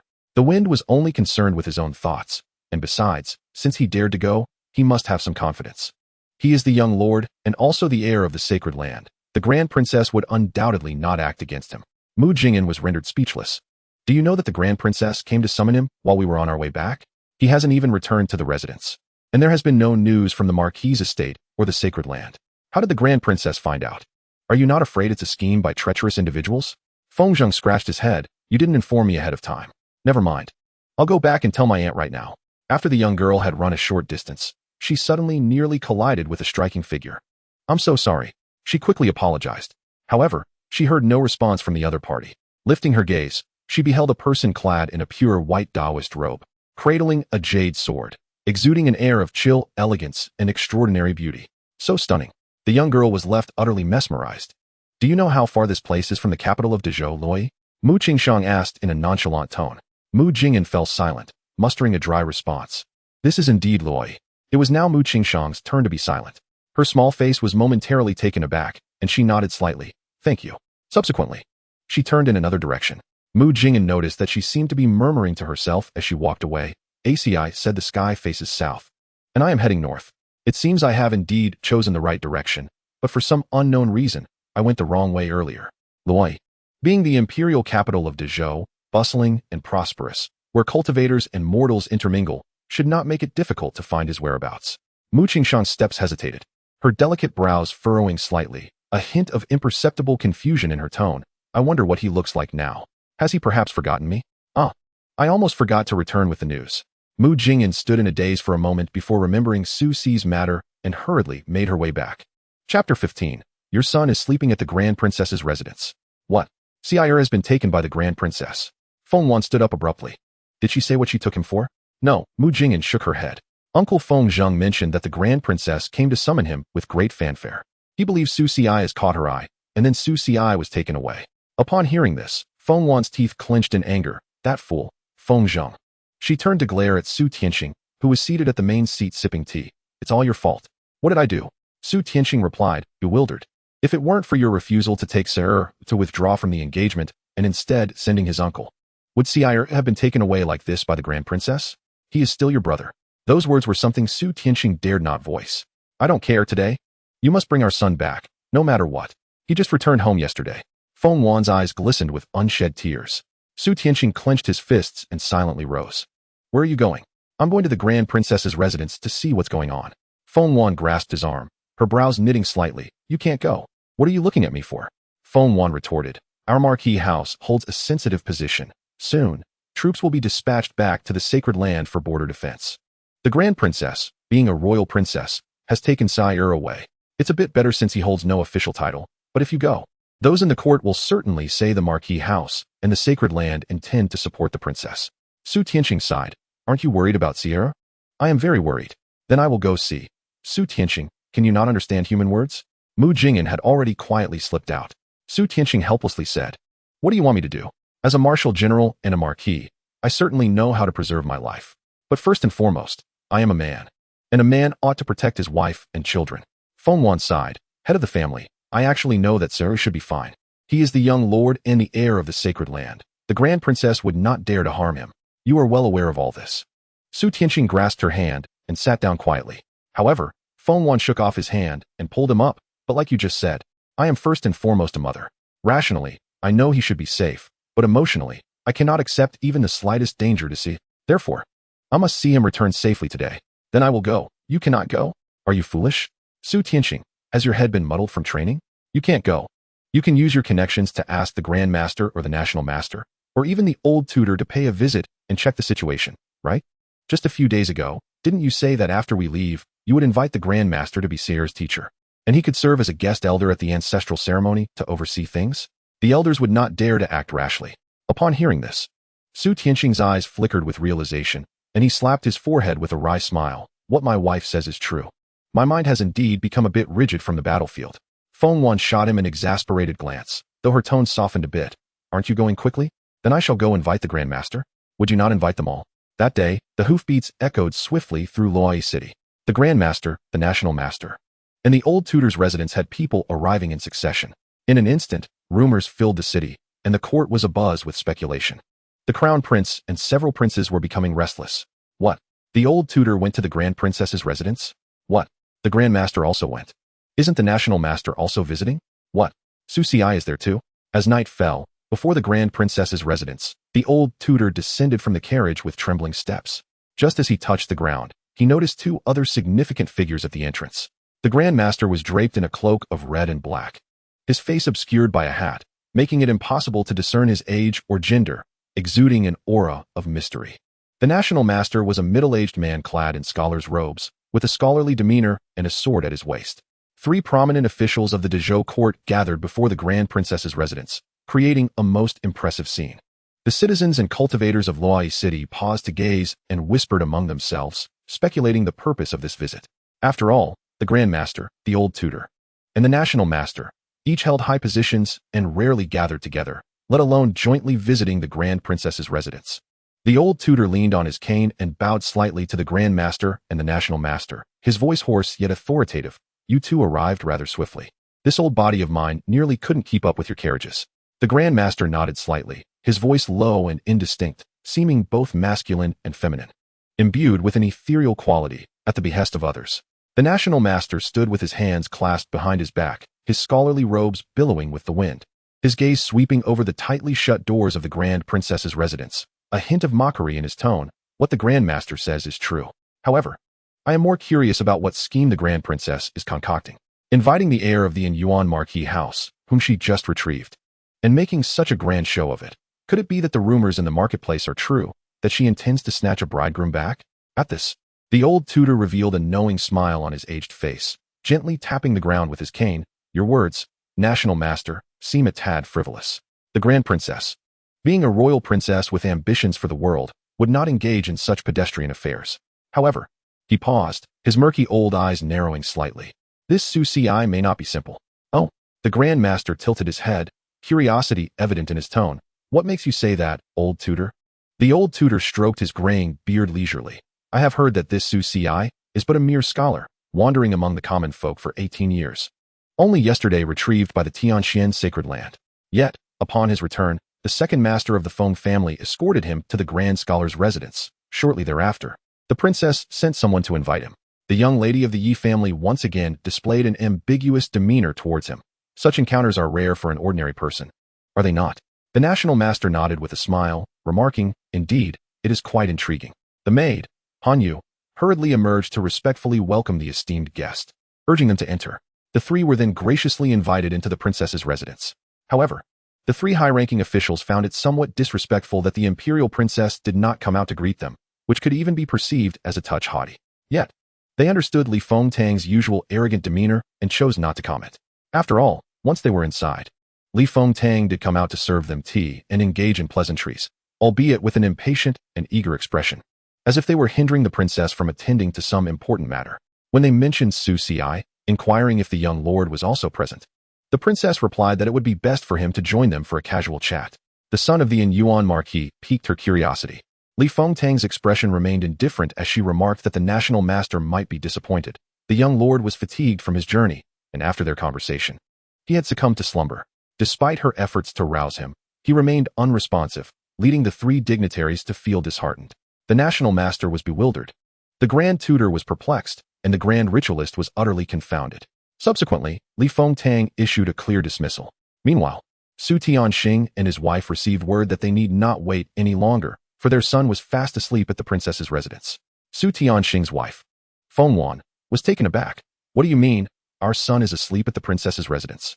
Feng Zheng, still seething from a recent beating, grumbled, see, I told you so. He's off enjoying himself, looking like a pretty boy that the princess has taken a fancy to. Don't slap my face now. Feng Zheng, dare to utter another word and see what happens? Feng Wan shot back. Our son has only returned for a day, and the princess has already detained him. And you, as his uncle, are off drinking? I think you're itching for trouble. Sister, I was mistaken. Feng Zheng quickly raised his hands in surrender. I thought the imperial princess, being a royal, would not truly harm Sir. Su Tianxing, maintaining a stern demeanor, patted Feng Wan's shoulder, urging her to remain calm.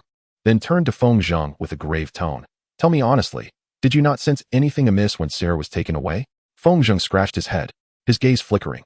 At the time, I noticed the princess's red feather guards were rather imposing, but Su Ci was quite composed, stating that if it was an invitation from the princess, there was no reason to decline. So I didn't think much of it.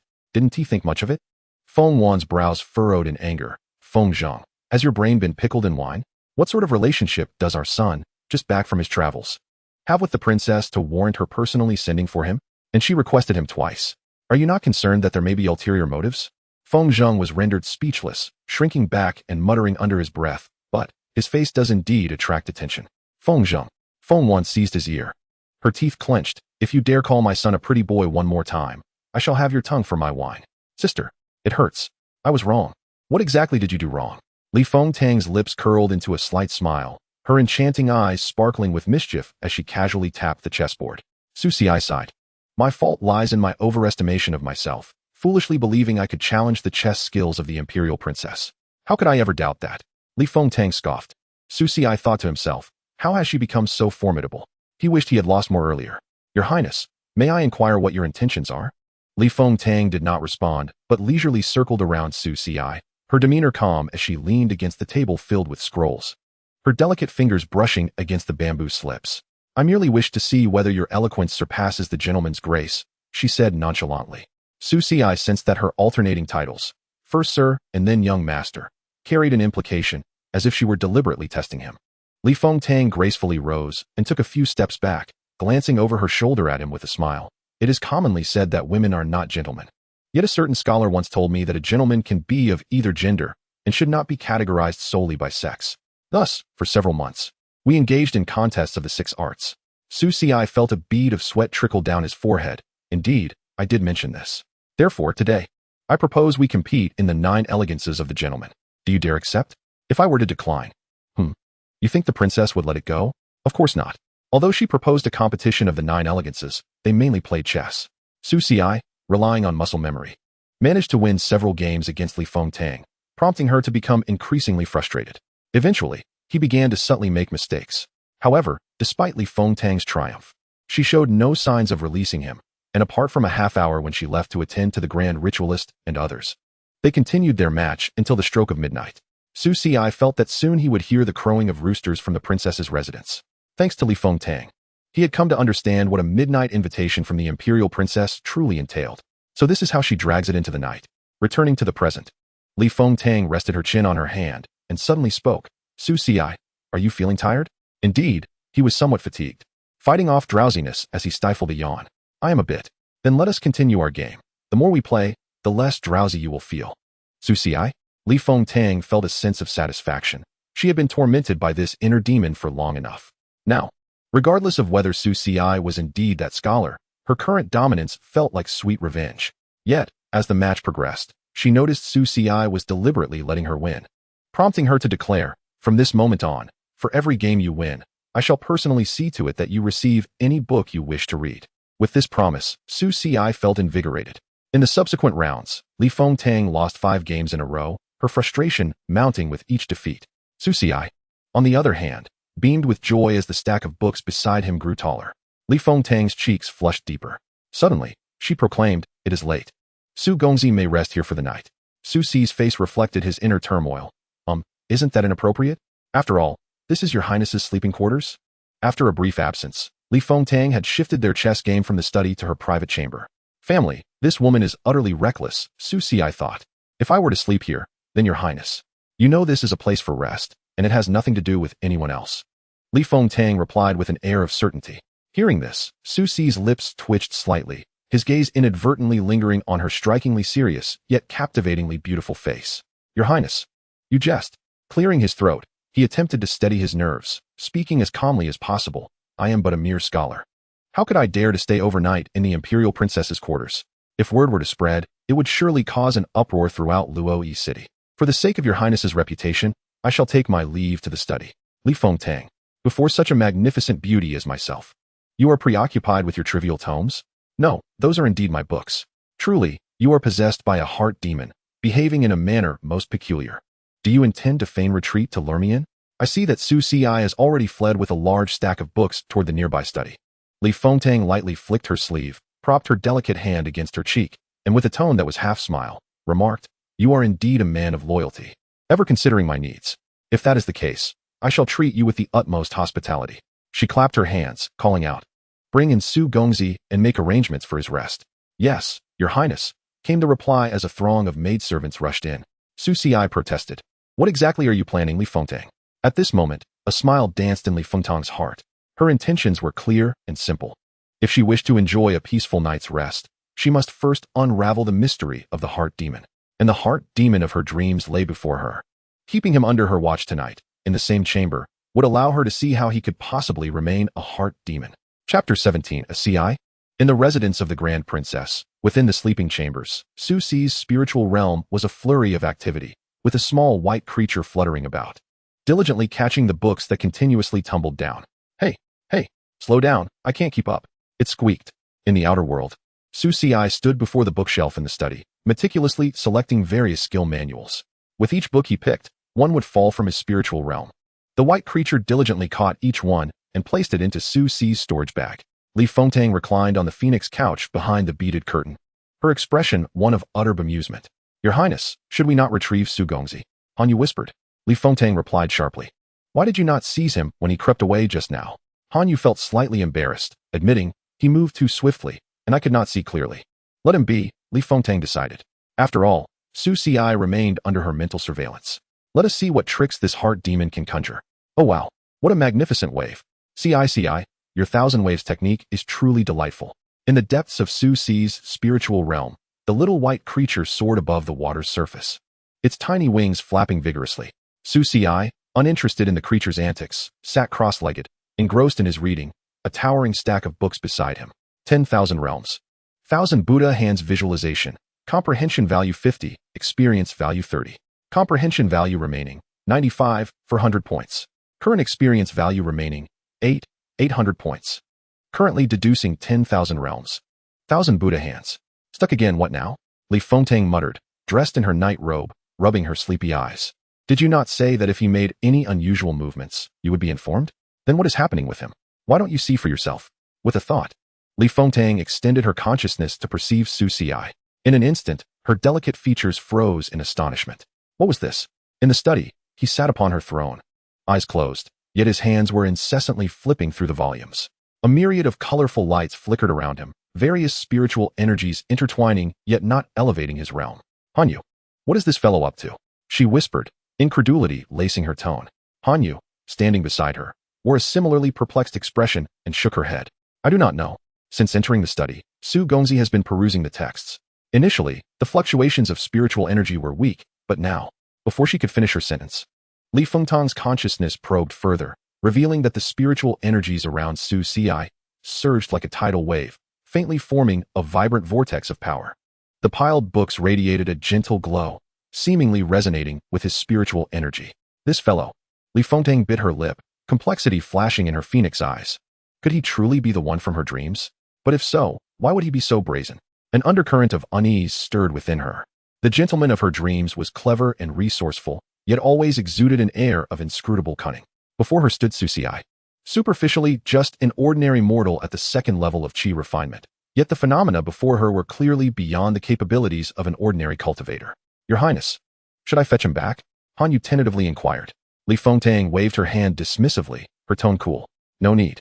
She leaned back against the phoenix couch, her delicate hand caressing her forehead as she closed her eyes to rest, while her consciousness remained firmly anchored to Su Xi's every move. In Su Xi's spiritual realm, the little white creature merrily flitted across the water's surface, its tiny wings making a delightful sound as it hummed a tune learned from who knows where. Waves so grand, waves so high, CIC's deductions are simply marvelous. Su Xi ignored the chatter of the silly creature, seated in meditation, a golden-tinged tome floating before him. 10,000 realms, 1,000 Buddha hands deduction progress, 50. You practice diligently daily, yet the poverty of your qi refinement cultivation limits your gains. Your understanding of 10,000 realms, 1,000 Buddha hands deepens, grasping the essence of the Buddhist compassion and fierce strength. The speed of your spiritual energy circulation increases by 10, and the power of your palm technique rises by 20. Su Xi glanced at his glowing right hand. Lost in thought, he casually unleashed a palm strike. A golden light resembling a Buddha's hand surged forth, impressive in its might. Startled, the little white creature darted aside. What are you doing? Su Xi raised an eyebrow, retracting the golden light and casually reaching out, catching the flailing creature before it could react.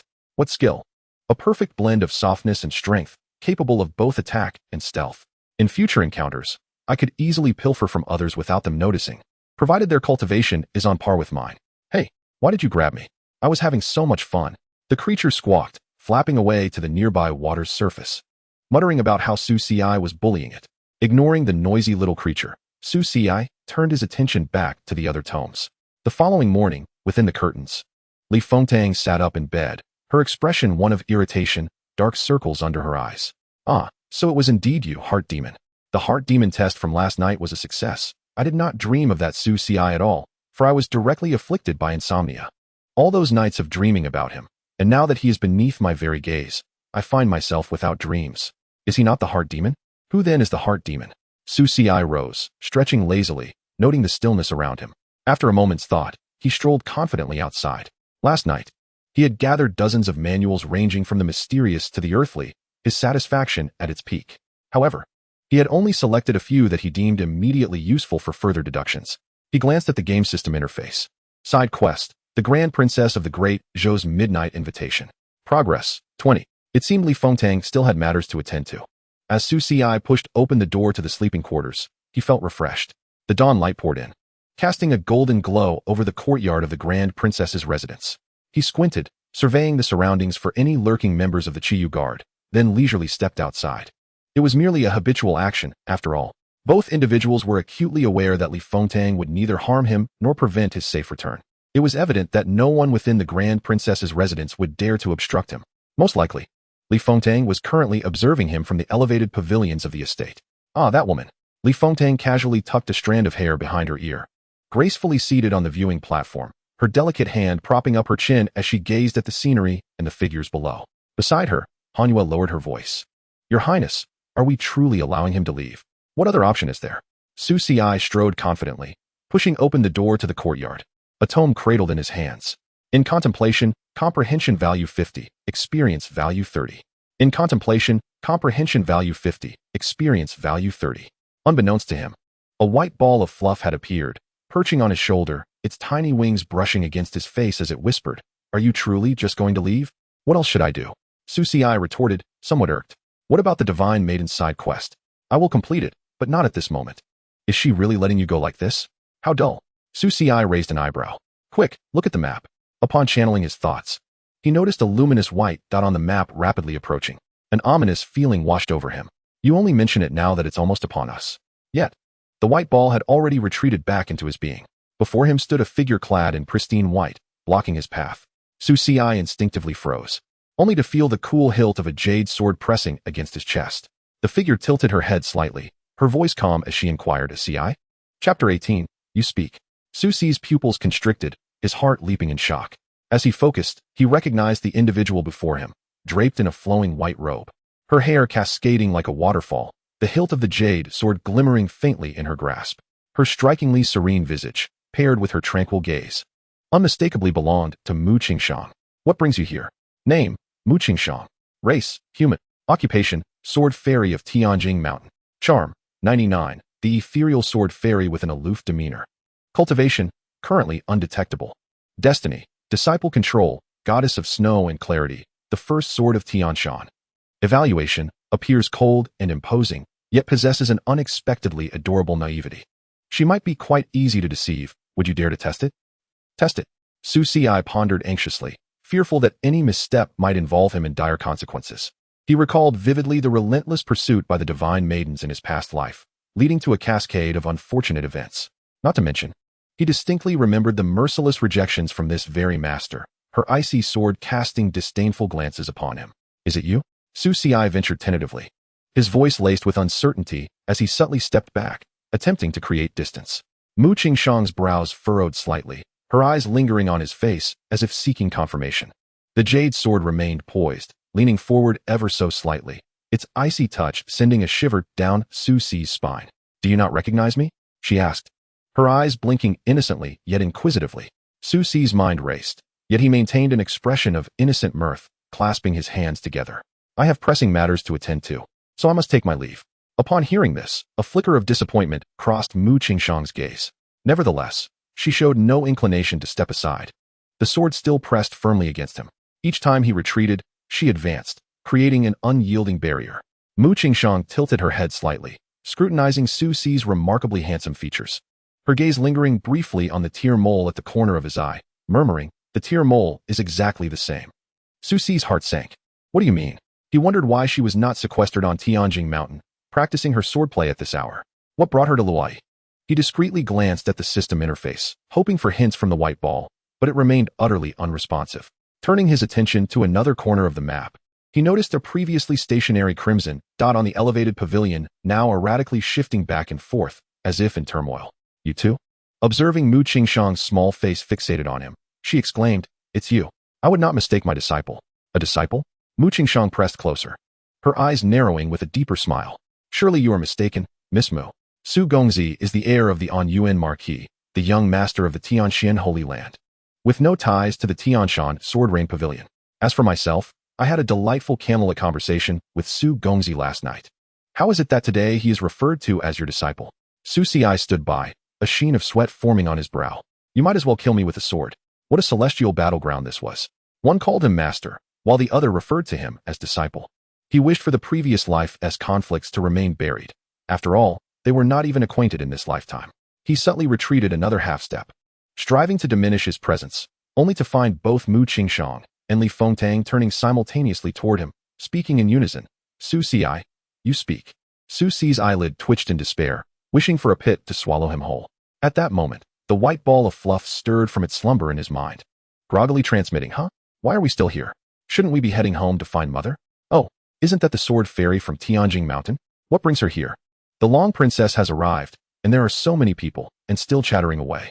Hurry up and take some action. Otherwise, I shall send you back to Mujingen. Gulp. Don't rush, don't rush. The little white creature hastily flapped its wings. The system prompted. Current hidden side quest triggered. The Battlefield of Divine Women, Part 1. Quest description. For reasons unbeknownst to you, you have not only drawn the ire of the Grand Princess of the Great Zhou, but have also garnered the favor of the foremost female swordsman of Tianshan. Truly, your sins are profound. Alas, it appears they are not entirely on cordial terms.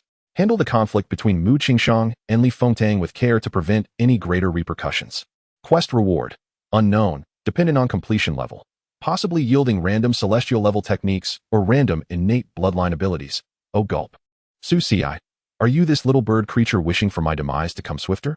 Celestial level techniques. And yet if my life is forfeit, what shall I practice with? The little white creature felt wronged. This task is not my doing. It has nothing to do with Tuan Tuan. Fortunately, he had encountered such scenarios many times in his past life. In this situation, he could still play the fool. Su Ci revealed a gentle smile and clasped his hands. Ladies, do not be hasty. There seems to be a misunderstanding here. The Grand Princess graciously entertained me last night, and I could not refuse her kindness. As for the esteemed fairy Mu, he paused, glancing at Mu Qingshang, his tone earnest. Perhaps the fairy has mistaken the person? If the fairy would not mind, might you visit me at the Yuan Marquis's residence later? We could then clarify the truth. This statement was impeccably crafted, granting Li Fengtang face while not outright denying Mu Qingshang's claims, attempting to divert the conflict to the Marquis's residence instead. How could I be mistaken? You are indeed a Ci. I heard her call you Su Ci just now. Mu Qingshang pointed at Li Fengtang. Su Ci. Li Fengtang's tone was half smiling, half serious. I am also somewhat curious. Why not accompany me to the Marquis's residence and witness this commotion? Mu Qingshang's gaze sharpened as she glanced at Li Fengtang. Questioning, you wish to go as well? Naturally, Li Fengtang replied, a smirk on her lips, showing no sign of retreat. Su Gongzi is my esteemed guest. How could I not be concerned about his affairs? Mu Qingshang fell silent for a moment, then nodded. Very well, let us go together. Su Ci, just then, the system interface prompted again, detected that Yi Jinshuang is approaching the Yuan Marquis's residence, expected arrival in half a tea time. Su Ci, what are you doing here, Yi Jinshuang? We haven't even finished discussing the annulment, and you've come again? The little white creature beside him covered its mouth with a dazed expression. Gulp. So many people. Do you intend to converse with each one? Converse my foot. Su Ci gritted his teeth. Quickly investigate why they all remember me. Is it reincarnation or the awakening of memories? Hurry. I'll check. The little white creature swiftly dove into the game system's backend. After a while, it relayed back. I couldn't find the specific reason. The system indicates their memories are affected by some causal interference, possibly related to your past life as divine support plan. But whether it's reincarnation, awakening, or something else, I lack the authority to view. Su Ci couldn't help but feel speechless. Now that matters had reached this point, he could only adapt to the unfolding circumstances. If he were to proactively probe, should they truly be reincarnated, wouldn't he that be courting death? He vividly recalled how they pursued him in his past life. Conversely, if they were not reincarnated, wouldn't he be walking into a trap, inadvertently alerting them? Chapter 19. White was worried. Amidst the clouds and skies, a grand beast cart rested upon the back of a colossal golden-winged rock. A middle-aged beauty leaned against the doorframe. Old Zhao, during this journey, do you represent the Elder Council or the Mu family? Old Zhao stroked his graying beard, replying nonchalantly, and you, Yunyang, do you represent the Su family or the Elder Council? Yunyang scoffed, preposterous. The Su family is the main lineage of Tianxian. Have you become senile to speak such nonsense? Yunyang, you unjustly accuse me. The Elder Council is the backbone of Tianxian's sacred land. We have no ulterior motives, merely wishing to escort the young master safely back. Yet you, representing the Su family, are so aggressive. Are you perhaps feeling guilty about something? Guilty? Yunyang narrowed her eyes. My Su family is the main lineage of Tianxian. The young master is of my Su bloodline. It is only right that we protect his return. As for your Mu family, that girl Mu Jingen dressed as a man to meet the young master. Who knows what schemes you harbor? Don't think I'm unaware. The elders of the Mu family have long set their sights on the supreme bone. Within the beast cart, the atmosphere grew tense. The golden-winged rock soared through the clouds. But within the cart, the air felt frozen, thick with unspoken confrontation. Suddenly, a weary yet youthful voice sounded from within. What is all this noise during the day? Can one not sleep? A petite figure stirred beneath the curtains, the covers slipping away, revealing a fair face with a few strands of black hair adorning her cheeks. I am the one presiding over the young master's ancestral ceremony. The small figure rubbed her sleepy eyes, her tone laced with impatience, a touch of childish fierceness. Stop making a racket. Meanwhile, on the bustling streets, a carriage sped forth. Miss, could you slow down a bit? We're speeding. The little maid, Cui Huan, clung tightly to Yi Jinshuang's waist, her voice filled with urgency. If we go any faster, the Tianlin guard will be here to issue us a fine. Yi Jinshuang, clad in a light green gown, her brow and eyes sharp, tightened the reins, showing no intention of slowing. Her gaze fixed ahead, her tone calm, yet unwavering. Let them come. At worst, let them charge it to my fiancé. I have important matters today. Who has time to worry about the Tianlin guard? Cui Huan's face fell, clutching Yi Jinshuang's waist tighter, her voice tinged with a whimper. Miss, you're going to give me a heart attack. Where are we headed? Is it really necessary to rush to the Yuan Marquis' residence, just because yesterday's annulment didn't go through? Suddenly, Yi Jinshuang's expression shifted. Annul what? It's his Su Ci who wants to annul. What does it have to do with me? I am going to the Grand Princess's residence. Miss, are you going to check on your fiancé? Yi Jinshuang's delicate face stiffened, momentarily taken aback. She blinked, then coughed lightly. What am I checking? I'm just going to see if I can befriend the Grand Princess. Oh, Cui Huan nodded somewhat dismissively, muttering to herself. What befriend? It seems more like you're worried about your husband being taken away. The two of them held their respective views, when suddenly, a ruckus erupted ahead. It was the Qiyu guards clearing the way, a majestic phoenix-blooded Qilin pulling an elaborate phoenix cart. Miss, that seems to be from the Grand Princess's residence. Cui Huan whispered. Yi Jinshuang nodded slightly, but did not respond. She silently maneuvered the carriage to make way. However, her bright and clear gaze remained fixed upon that phoenix cart. In the next moment, as the cart and carriage passed each other, the wind lifted the curtain, and she caught a glimpse of a familiar figure within, dressed in a blue robe, with an extraordinarily handsome visage adorned with a gentle smile, flanked by two stunningly beautiful celestial maidens, one red and the other white. Yi Jinshuang's small face remained in a daze for quite some time. Suddenly, the reins in my hands tightened involuntarily, causing the carriage to sway slightly, nearly veering off its path. Cui Huan gasped in alarm. Miss, be careful. Yet, Yi Jinshuang seemed oblivious, her gaze firmly fixed upon the phoenix carriage, her lips pressed into a straight line, and a complex emotion flickered across her brow. Are you unhurt? Miss, Cui Huan inquired cautiously. Taking a deep breath, Yi Jinshuang replied in a gentle tone, I am fine, let us proceed. She cast another glance at the phoenix carriage, a soft murmur escaping her lips. Su Ci, you possess quite the remarkable ability. What? How does he possess such talent? Feng Zheng stood up abruptly, astonished as he grasped the servant's collar. You mean to say that Her Highness the Grand Princess personally sent an invitation to visit the Marquis' residence? Specifically to apologize for allowing that insufferable brat to stay over last night? The phoenix carriage is already en route, and there's another swordswoman interested in him. With the princess mediating? No, why does that brat deserve such attention? Just because he is handsome? Before he could finish his sarcastic remark, a slap landed on his head. Feng Wan retorted, what is wrong with my son? Speak, what is wrong with your handsome nephew? MJ Ing, listening from the side, suddenly spoke in a hushed tone. Aunt, uncle, there's actually something I haven't mentioned. What is it? Feng Wan and Su Tianxing turned to her simultaneously. MJ Ing, somewhat anxious, rubbed her hands together and whispered, last time I encountered a female swordsman on the street, dressed in a white robe and wielding a white jade sword. She was exceptionally beautiful. She asked me for directions and mentioned she was searching for someone named Asii. In retrospect, could she be the swordswoman from the invitation? As she recalled, her expression turned serious. I hope Su Ci brother doesn't have any unsavory entanglements with her.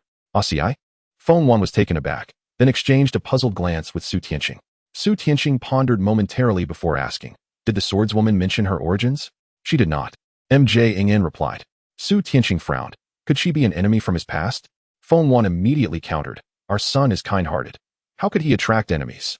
Su Tianxing muttered uncertainly. It is precisely because he is kind-hearted that he may be bullied and create enmities. Taking a deep breath to steady her emotions, Feng Wan murmured. This child, having wandered alone since childhood, has endured much hardship. Now that he has finally returned, all I desire is for him to live in peace. Yet, with the Grand Princess, the Tianxian sacred land, and those inexplicable individuals seeking him out, it seems he will not have tranquility. Su Tianxing placed a reassuring hand on hers. His tone resolute. Wanner, do not worry. He has returned home, and I shall ensure his protection. The atmosphere within the Marquis' residence grew tense as Su Tianxing and Feng Wan fretted over their son. Soon, the phoenix carriage arrived. The family hurried out to greet their guests, with Fengwan anxious to ascertain Su Si's condition. To her surprise, Li Fengtang disembarked from the carriage with a stoic expression. Following closely behind was Su Si, and upon confirming he was unharmed, Fengwan and the others breathed a sigh of relief. However, they were soon taken aback to see a cold, ethereal figure trailing closely behind Su Si, a celestial maiden clad in a white robe, gripping a white jade sword. Her small hand tugging at his sleeve, steadfastly following him. Fengwan and Su Tianxing exchanged bewildered glances. Fengzheng muttered softly, "This seems to be a cause for concern." Chapter 20. Why didn't you flatter me last night? Before the gates of the An Yuan Marquis' residence, the resplendent phoenix carriage came to a gradual halt. Flanked by the red feather guards, exuding an imposing aura, bystanders, both commoners and cultivators, paused to speculate about the significance of such an impressive display. The arrival of Grand Princess Li Fengtang was already noteworthy, further amplified by the presence of a serene and ethereal swordswoman, creating a scene of palpable astonishment. Su Tianxing and others stepped forward, acknowledging, "Your Highness, we are honored by your esteemed presence at the Marquis' residence." Li Fengtang raised her eyes slightly, "Lord An Yuan and Lady. No need for formalities." She then glanced back. "Yesterday, my palace had a delightful conversation with your son, which caused a delay. I took the liberty of inviting Su Gongzi to stay overnight, for which I sincerely apologize."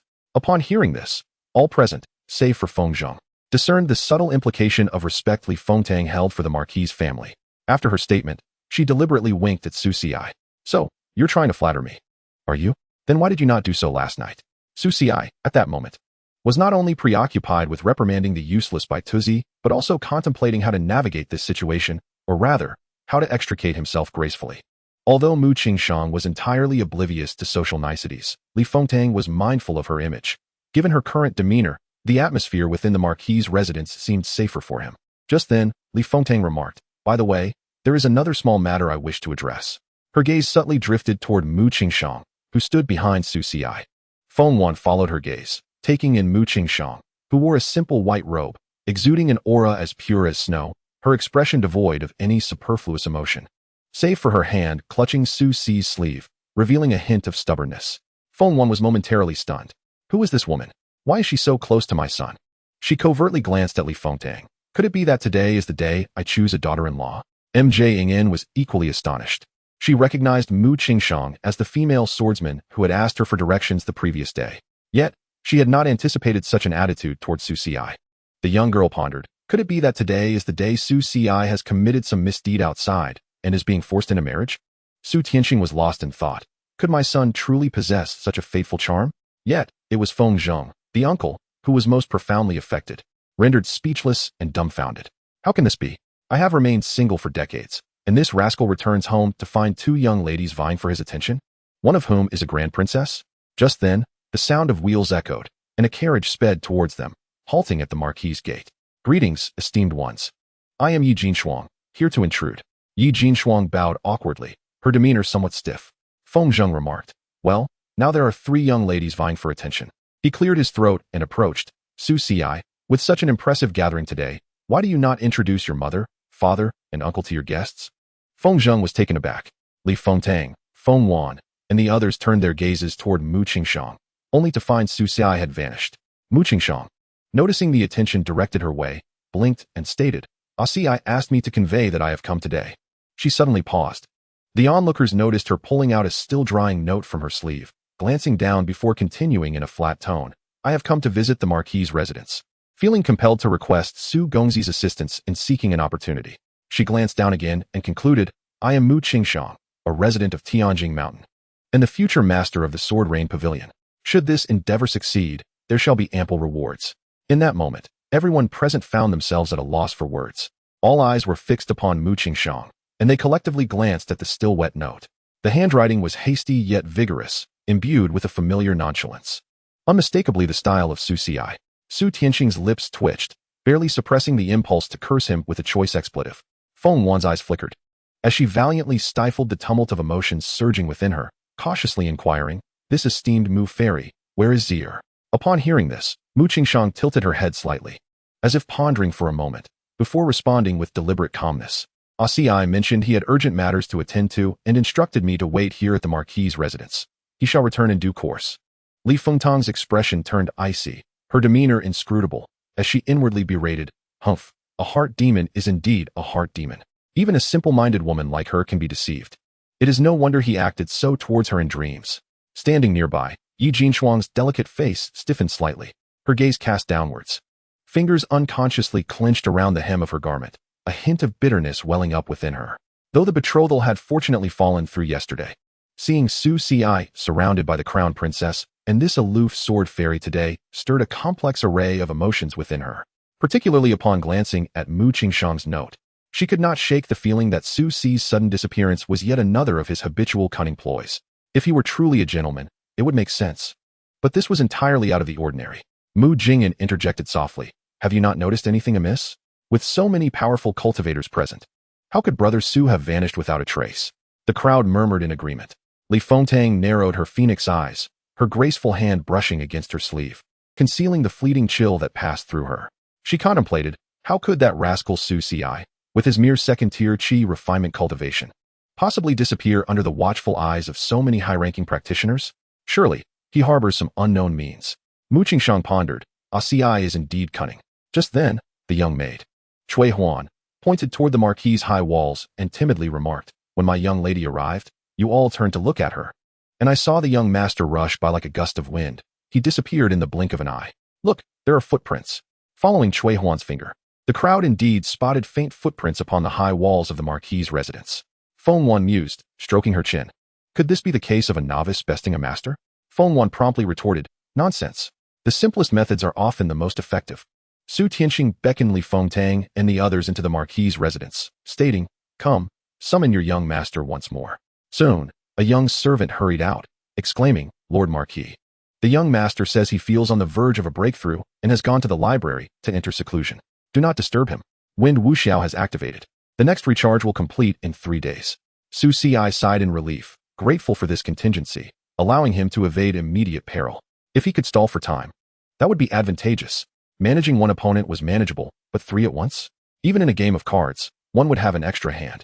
If it were to be a game of mahjong, he might as well serve as their tiles. Chapter 21. I am here. In the library's first floor, the young female cultivator, Shun Miao Miao, leaned back in her chair, drowsily fighting off slumber as she clutched her broom. Yawning and nodding off, she mumbled, another day with no visitors. Oh, Tianxian old immortal, if you have any spirit left, send someone my way. It's so dreadfully dull. Suddenly, a gust of wind swept through, startling the girl awake. Huh, what was that? She blinked her wide eyes, glancing around, and was taken aback to find someone standing before her, an exceptionally handsome young man clad in azure robes, with a smile gracing his features and a tear mole at the corner of his eye. How extraordinarily handsome. Has the old immortal manifested? No, wait. Who are you?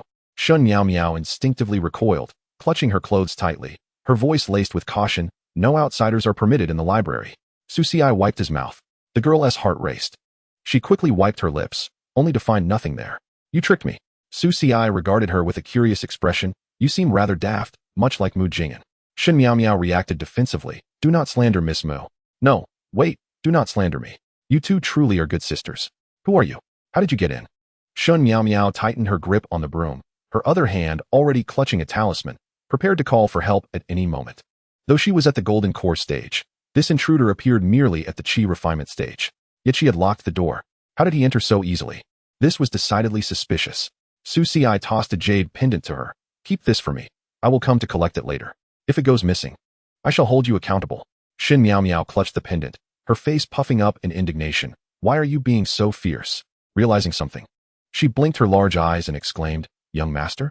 Flustered, she quickly glanced at the pendant, which indeed bore the crest of the Su family from Tianxian. Su Ci strode into the library, his tone nonchalant. Tuanzi, announce my arrival. Oh, coming. Side quest, the Divine Maiden Clash, Phase 1. You have utilized the art of evasion to avoid the initial wave of direct conflict, but this is merely a temporary solution. Current progress, 20. The rewards for this phase are currently being calculated and will be distributed shortly. Please wait. Stop being so cute and get to work. Su Ci chided, lightly tapping the small white bird perched on his shoulder. The little creature blinked innocently, its tiny wings shielding its head. It takes time to calculate. It's not my fault. Ignoring it, Su Ci surveyed the surroundings, rows upon rows of bookshelves before him. Let us begin our search on the first floor. Hey, you there, librarian, come introduce yourself. Shun Miao Miao thought to herself, what an odd person. It would have been better if no one had come at all. Even if Su Ci managed to slip away, the three foreign young ladies, along with Mu Jingyan, were welcomed into the Marquis's residence. Feng Wan was enamored with each one. Believing all were suitable candidates for a daughter-in-law, Yi Jinshuang appeared somewhat uncomfortable. After all, she had been on the verge of a broken engagement. Even though it had not come to fruition, the matter of Su Ci and the Marquis's residence had not been publicly resolved, leaving her feeling uneasy. Feng Wan noticed her discomfort and took the initiative to grasp her hand, reassuring her. One thing at a time. The broken engagement was a decision made by the Marquis's residence for future political alliances, a matter of necessity. Frost, do not be so reserved. I have heard from his uncle about your situation with Xia. You both should discuss it amongst yourselves. Given this, we shall not interfere. Today, your visit is most welcomed by both me and your Uncle Su. Yi Jinshuang, however, seemed somewhat distracted, her gaze wandering towards the courtyard. She, like the young lady beside her, who held a teacup and occasionally gazed vacantly outside at Mu Qingshang, appeared lost in thought. Li Fengtang, with her phoenix eyes focused, sipped her tea, her gaze lowered as if contemplating deeply. Suddenly, she spoke. The Marquis and his lady are indeed fortunate. Within a mere day of the young master's return, he has drawn the attention of the entire Luoyi city. I have heard that Master Su has only just returned home and has already entered seclusion to break through. Truly, he possesses remarkable talents. Feng Wan, unable to restrain a smile, replied, Your Highness flatters us. My son is merely fortunate, having encountered some fortuitous opportunities. Li Fengtang smiled gently, saying, Madam, you are being too modest. Last night, Master Su engaged in a candlelit dialogue with me, and his eloquence and insight were extraordinary, indicating your commendable guidance in raising him. Feng Wan chuckled and waved her hand dismissively. Your Highness, you flatter me. Since childhood, Xia has been adrift, lacking any formal instruction. He is merely naturally intelligent, possessing a touch of cleverness. Is there any intention within the Marquis to find a teacher for the heir? Su Tianxing interjected, but was swiftly interrupted by a sharp glare from Feng Wan. She smiled brightly and continued, To be candid, Your Highness, we are considering inviting a learned scholar from the court to assist my son in addressing his deficiencies. What is your opinion on this matter? Li Fengtang, though not surprised, felt a flicker of urgency within. Just yesterday, 3 of the most esteemed elders from the Great Zhou approached her, subtly inquiring about Su Ji's situation and why she was so protective of him. If she were not a princess, she would not have been able to hold her ground against them. Li Fengtang smiled again. Madam, I believe you are aware that my uncle is a grand scholar of the present court, the head of the One Yuan Pavilion, renowned for his vast knowledge and esteemed character. Feng Wan and Su Tianxing exchanged knowing glances, realizing the implications. The crown princess was attempting to win favor with her son. Minister Zhao, burdened with duties, would likely refrain from meddling, while they preferred to adhere to their original plan of sending Su Ji to study under the grand scholar and the national master. Unexpectedly, Li Fengtang's eyes flickered with unmistakable eagerness. These are trifling matters, should the heir express interest. I have studied under my uncle for many years and could act as his tutor. If Su Ji were present, he would undoubtedly be astonished by Li Fengtang's audacity, as she seemed intent on reversing the natural order. Meanwhile, Mu Qingshang, sitting silently to one side, occasionally cast her gaze toward the hall's entrance, seemingly searching for something. Upon hearing Li Fengtang's words, she finally spoke, her tone calm, yet resolute. Xia requires no additional instruction from others. His talent is exceptional, and his path in swordsmanship is promising. If it is swordsmanship, Mu Qingshang paused, gazing intently, then I shall take on the responsibility. Her declaration left everyone in the hall momentarily stunned. In this instance, both Li Fengtang and Mu Qingshang were openly vying for Su Ji's attention. Li Fengtang represented a segment of the imperial authority of the Great Zhou, while Mu Qingshang embodied a faction of the Taoist sect within the realm of cultivation. Although it appeared that Mu Qingshang's influence paled in comparison to Li Fengtang's power, the snowy sword from Tianjing Mountain, renowned as the most passionate and sincere sword in the world, was among the most esteemed in the art of swordsmanship. Mu Qingshang had never emerged from seclusion, yet had already established a formidable reputation, with the title of Snowy Clarity Fairy consistently gracing the ranks of the top talents. This only served to underscore her significance. The swords of the Sword Rain Pavilion were coveted by many, especially when taught by the esteemed Snowy Clarity Fairy herself. The atmosphere in the hall became tense. Feng Wan and Su Tianxing exchanged glances, both taken aback by Mu Qingshang's weighty declaration. The Sword Rain Pavilion of Tianjing Mountain was a prestigious sect within the realm of cultivation, and to gain her favor and guidance was a dream for countless cultivators. Moreover, Mu Qingshang's assertion of I shall take on the responsibility was not merely an ordinary pledge to teach. It carried profound implications. Li Fengtang's countenance darkened slightly. This unexpected contender, Mu Qingshang, was clearly intent on claiming Su Ji for herself, and that very individual was the one she wished to keep close, even coveted. With a slight smile, she retorted, "Fairy Mu, your words are misguided. Master Su is the heir of the Yuan Marquis and the future leader of the Tianxian Holy Land. His identity and status demand a commensurate education, one that extends beyond mere swordsmanship. Moreover, as he hails from a mortal background, despite his remarkable talent, he must progress gradually. Mastery of the sword cannot be achieved overnight. My uncle's teachings and my own experiences can facilitate his rapid growth." Her words were a delicate blend of softness and firmness, emphasizing Su Ji's unique status while implying that Mu Qingshang's expertise in swordsmanship might not be the most suitable for him. Simultaneously, she subtly suggested that Mu Qingshang could not provide as practical an advantage as she could. Mu Qingshang's calm gaze lifted to meet Li Fengtang's. Tilting her head slightly, whether in misunderstanding or indifference, she replied, "I am well aware of Zhi's talents. There is no need for gradual progression. He can achieve mastery swiftly." Her tone was nonchalant, as if it were the simplest matter. "As for the type of guidance he requires, I can provide that." "How can the fairy provide it, when there are many things you may not fully comprehend?" "I can learn," Mu Qingshang stated firmly, her eyes as clear as water. For the first time, Li Fengtang felt a sense of helplessness in the presence of someone other than Su Ji. Her eyelid twitched. "You would give him whatever he desires?" "Indeed, if Zhi wants it, I shall provide it." The room fell into a stunned silence. Wind Wan questioned her own existence. Wait, why does that young man deserve such attention? Su Tianxing also found himself in a state of disbelief. Is this truly my son? Wind Wan celebrated in her heart. Hooray! My son indeed possesses the charm of romance. Mu Jing'an was lost in confusion. Who am I? Where am I? What am I listening to? The ever-silent Eugene Frost, however, remained the only one with clarity. She suddenly cleared her throat and inquired, "Your Highness, Fairy Mu, may I ask why you both are so invested in Master Su? He is merely a scholar. Even with the title of heir, he ought to first undergo training in the Holy Land."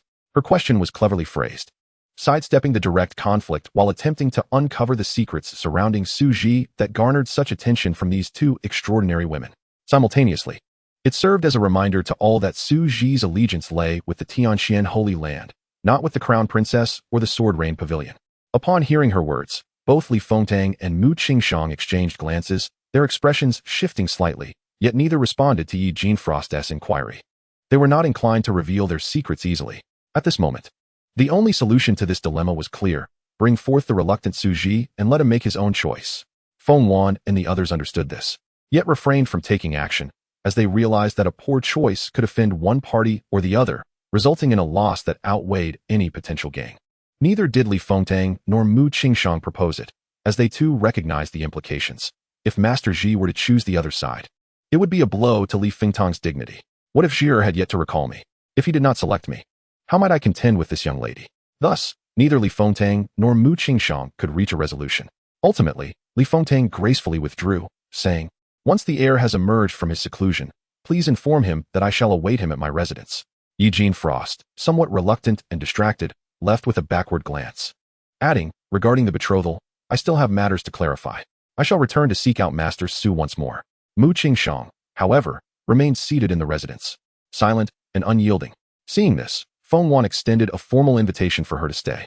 Thus, the farcical spectacle involving the three divine maidens came to a tenuous conclusion.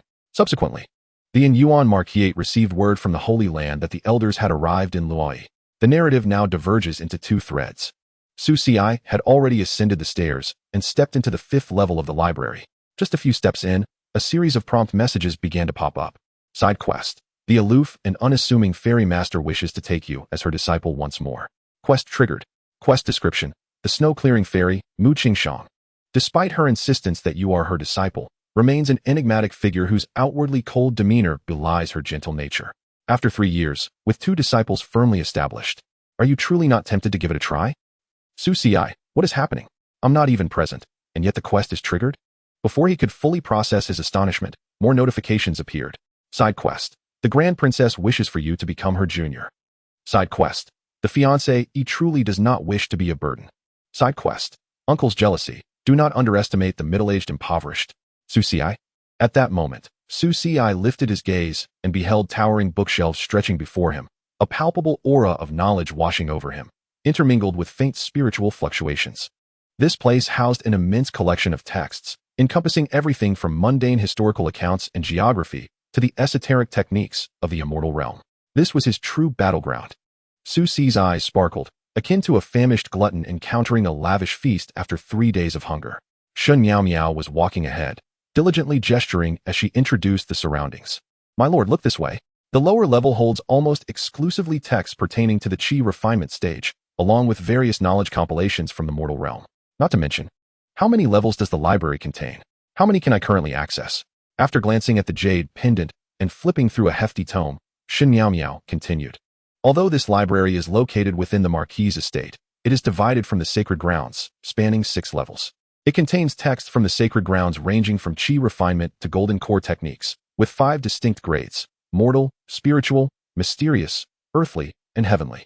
Among these, there are 6 volumes of heavenly grade, 36 of earthly grade, and 360 of mysterious grade. Counting on her fingers, Shun Miao Miao murmured. The first level comprises mortal and spiritual grades. The second level houses spiritual and mysterious grades, while the third and fourth levels are earthly grade. The fifth level contains both earthly and heavenly grades. As she spoke, her expression became a tad conflicted. As for the sixth level, it stores miscellaneous texts, peculiar secrets, and some forbidden techniques. Those of indeterminate grades are all kept there. However, it has been ages since anyone ventured up there. Wait, Shun Miao Miao suddenly halted, her eyes widening in shock as she gazed at Su Si. How did you get here? Even though this is a segmented building, the library is only accessible to disciples of the sacred grounds who have reached the foundation establishment stage. And this is already the 5th level. Logically, one must be at the golden core stage to enter. Su Si smiled faintly, exuding warmth like a gentle spring breeze. I feel I am on the verge of breaking through to foundation establishment, so I came here for a seclusion retreat. Shun Miao Miao's mouth fell agape, and she stared blankly at Su Si, unable to find her voice for a moment. This fellow was merely at the 2nd level of Qi refinement and believed he was about to break through to foundation establishment, and he sought a retreat?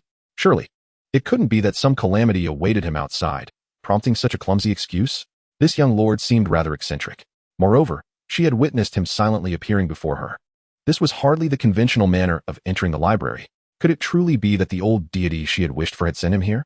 Disregarding Shun Miao Miao's astonishment, Su Si strode directly toward the nearest bookshelf, casually pulling out a scroll and casting his gaze and consciousness over it. Instantly, a cascade of information flooded his mind. Heavenly Star Spirit Summoning Technique, Upper Mysterious Grade Insight Value 30, Experience Value 10. Ghostly Summoning, Lower Earth Grade Insight Value 50, Experience Value 20. Fiery Heaven's Palm, Upper Earth Grade Insight Value 80, Experience Value 30. Su Si raised an eyebrow. Indeed, the quality of text here was commendable. Even at a glance, he could discern Earth-grade techniques. However, one could never have too many skills. Let's collect them all, he mused to himself. Without giving Shun Miao Miao a chance to react, he quickly flipped through the various technique manuals, barely pausing to examine each before moving on to the next. My lord, what are you doing? Shun Miao Miao swallowed nervously, observing Su Si's deft motions with a growing sense of unease. Are you searching for something? I can assist you. I'm reading. Su Si replied as a matter of fact, while continuing to navigate the bookshelves. With each book he drew forth, he seamlessly recorded it into his mental repository. Each technique swiftly cataloged by the little white creature in his storage pouch. Hey, I'm exhausted. Inside the mental realm, the little white creature was laboring diligently. Currently reading, Lower Heavenly Grade Alchemy Technique Essence of Flora. Heavenly Grade Alchemy Technique. Su Si's heart leapt with joy as he promptly stored Essence of Flora in his collection. In his past life as a top-tier player, alchemy had been one of his specialties, and now possessing this text would undoubtedly expedite his mastery of the craft. Yet, this book must be taken away for future use. My lord, you cannot take the books from here. Shun Miao Miao finally caught on, her cheeks flushed with urgency as she rushed forward, attempting to stop Su Si. It was one thing to flip through a single page. It was entirely another to casually take heavenly grade texts. How could she justify this to the sacred grounds? I am a lord after all. I understand. But this is the sacred grounds library, and I cannot be held accountable. I am a lord. I know, but the sacred grounds. I am a lord. Could you say something different? I am the young master of the sacred grounds, and my mother has granted me permission to freely take from the library. Then, please, take it. Chapter 23. You are not allowed to do that to her. The young girl was well aware that her role was merely that of a part-time worker at the library. Su Si was capable of composing perfect articles like my Marquis father and my sacred ground home. Logically, he was beyond her jurisdiction. She was also concerned about being held accountable and dragging Mu Jingyan into the fray. However, at this very moment, Shun Miao Miao could only watch in stunned silence as Su Si swept through the library. He seemed to glide with purpose, employing an agile movement technique to scour the shelves. "My lord, are you truly okay doing this?" she whispered. "What's the issue?" "Your speed. Others take their time reading. Even books below Earth grade require a thorough glance, while you are just stuffing techniques into your pouch." As he casually acquired an Earth grade sword technique, Su Ci replied nonchalantly, "Oh, that might be because I possess superior talent and learn quickly." Xianxiaaudiobooks completely surrendered the conversation. She was merely a doorkeeper, unable to provoke him. If worse came to worst, she would report to the elders of the sacred grounds once he left. As for the consequences, she would leave it to fate. She could only silently pick up a broom and return to her seat, striving to appear as if she were asleep. Su Ci continued his looting undisturbed. 15 minutes later, he finally came to a halt, satisfied. "Ci, I have completed the tally. Divine Maiden side quest progress reward completed. Increased perception range by 5. Random spiritual grade bloodline divine ability, Ink Blossoms. Ink Blossoms, when activated, it allows thoughts to be transformed into ink, enabling the writing of text or painting, with content imbued with a unique life force." Su Ci's eyes sparkled with intrigue. Ink Blossoms? Although merely a spirit-level item, it possesses considerable value. Its malleability and operability are remarkably strong. Upon reviewing the notifications following his sweeping endeavor, the white fluffball nestled on his shoulder began to announce, "Congratulations. You have acquired the Celestial level Secret Skills, 7 volumes, Terrestrial level, 36 volumes, Mysterious level, 108 volumes, and over 300 common and spirit grade items. Current comprehension value, 99, 100 points. Current experience value, 10, 0, 11 points. Congratulations, your storage compartment is full. Please organize it promptly." Su Ci? With a flicker of thought, Su Ci opened the storage compartment. Apart from the elixirs, talismans, and jade pendants given by Feng Wan, the tomes he had collected astonishingly occupied the majority of the space. "Fluffball, how can it be full? Is my storage compartment so small?" Su Ci inquired telepathically to the white fluffball. "Goo. The storage compartment's capacity is linked to the host's cultivation level. You are merely at the second layer of chi refinement, and being able to store this much is quite impressive." Goo. The fluffball poked its little head out from amidst a pile of scrolls, grumbling. "Moreover, you've crammed everything in without any organization, creating a chaotic mess that consumes space." Deciding to proceed in this manner for now, Su Ci resolved to extract some essential techniques before discarding the surplus scrolls back to the shelf. After all, he had already recorded them with just a glance. The physical books being left behind posed no inconvenience. "Xiao Bai, please retrieve Gentleman's Heavenly Inquiry, Great Sun Ming Wang Technique, and 9 Heavens Thunder Movement for me." "Goo." Understood. The white fluffball diligently retrieved several scrolls from the storage compartment, floating them before Su Ci, who was seated in the spiritual platform. Stretching his limbs with a sense of fulfillment, Su Ci felt it was time to prepare for a breakthrough. "Library steward, I am preparing to enter seclusion.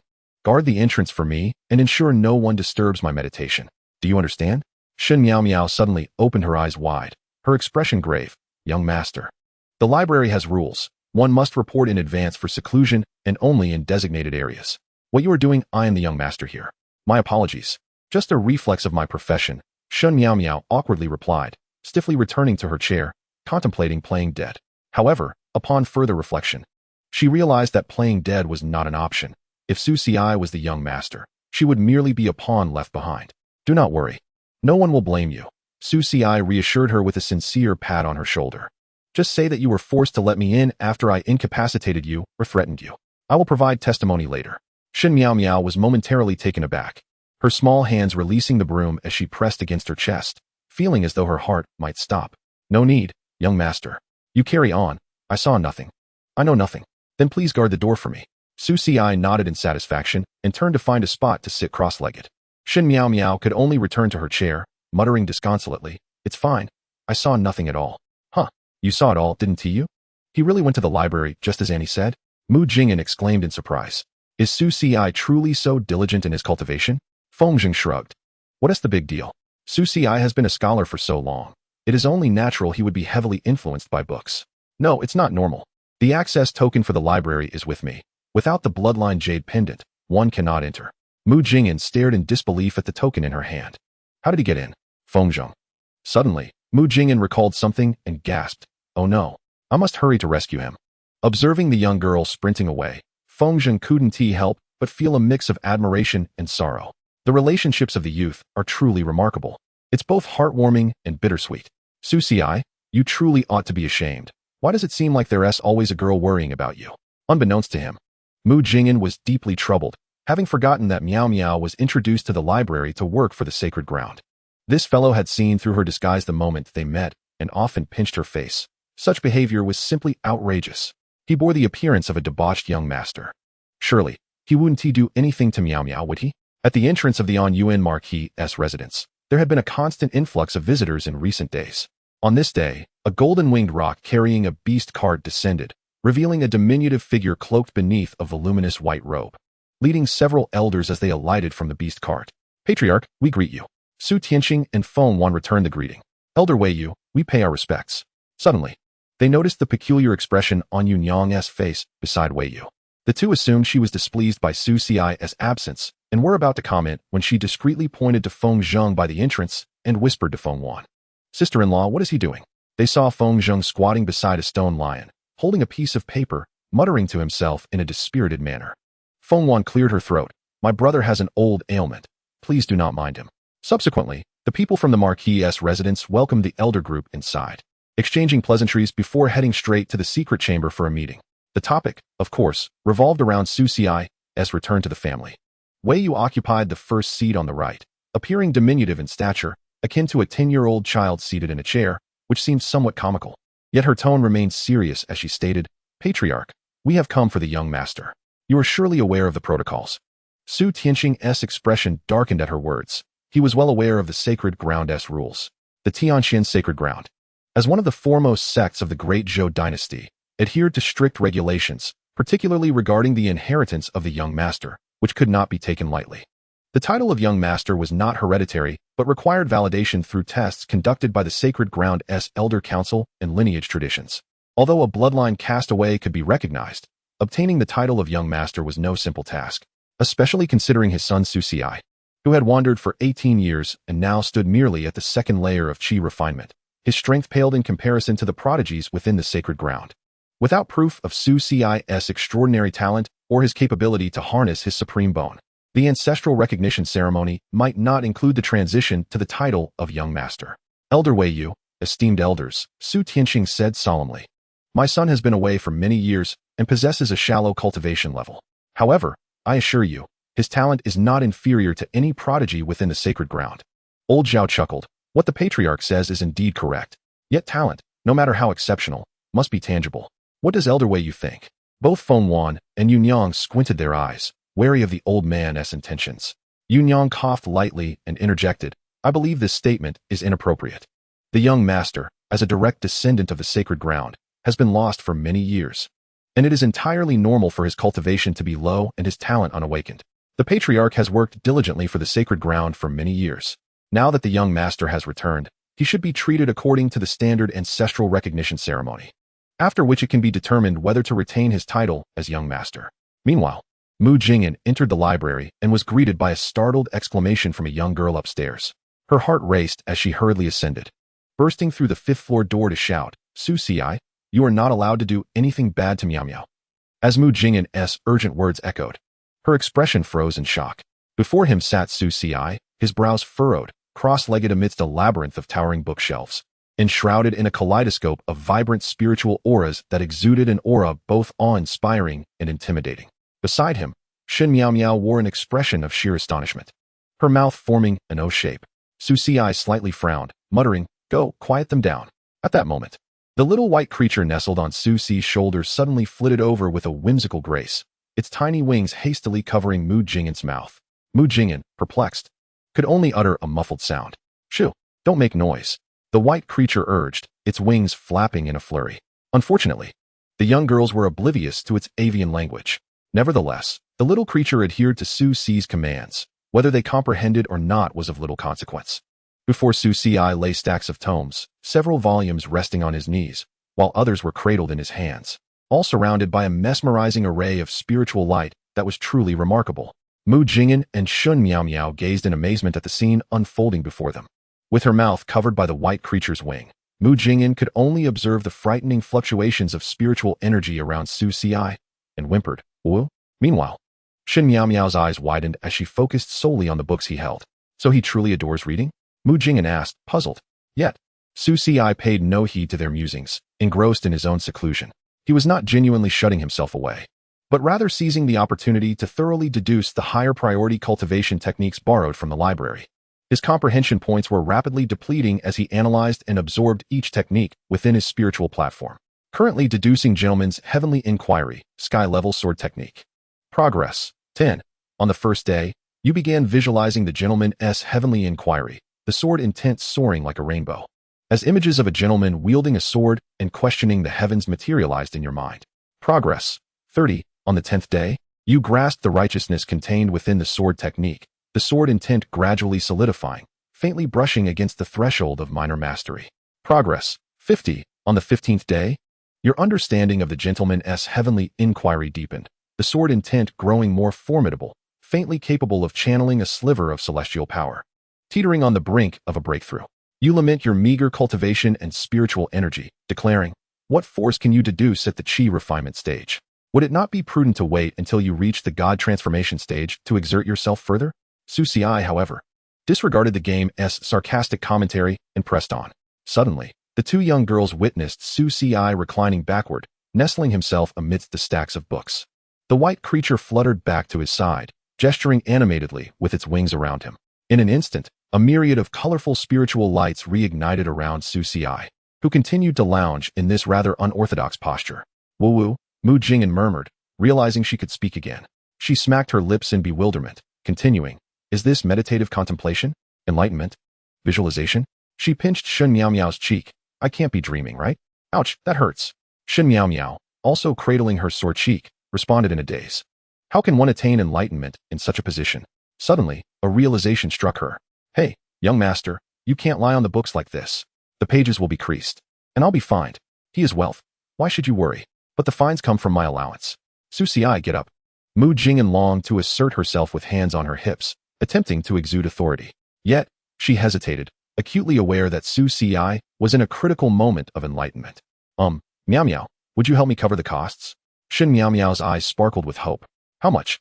A crease costs 50 spirit jade, a torn corner costs 500, and a damaged page amounts to 5,000. Isn't that a bit excessive? Shen Miao Miao asked, assuming she had misheard. 50 for a crease? Mu Jing'an interrupted, incredulously exclaiming. Isn't that the price for a sky-level tome? Indeed, for a spirit level. Mu Jing'an was momentarily stunned. Her monthly allowance barely totaled 500 spirit jade. If it were a sky-level book, selling herself wouldn't suffice to cover the cost. However, that didn't seem right. She and Su Ci, along with the other members of the, were all disciples of the sacred land. Why would the library price their tomes so exorbitantly? Miao Miao, would you help me cover the costs? Shen Miao Miao implored again. Absolutely not.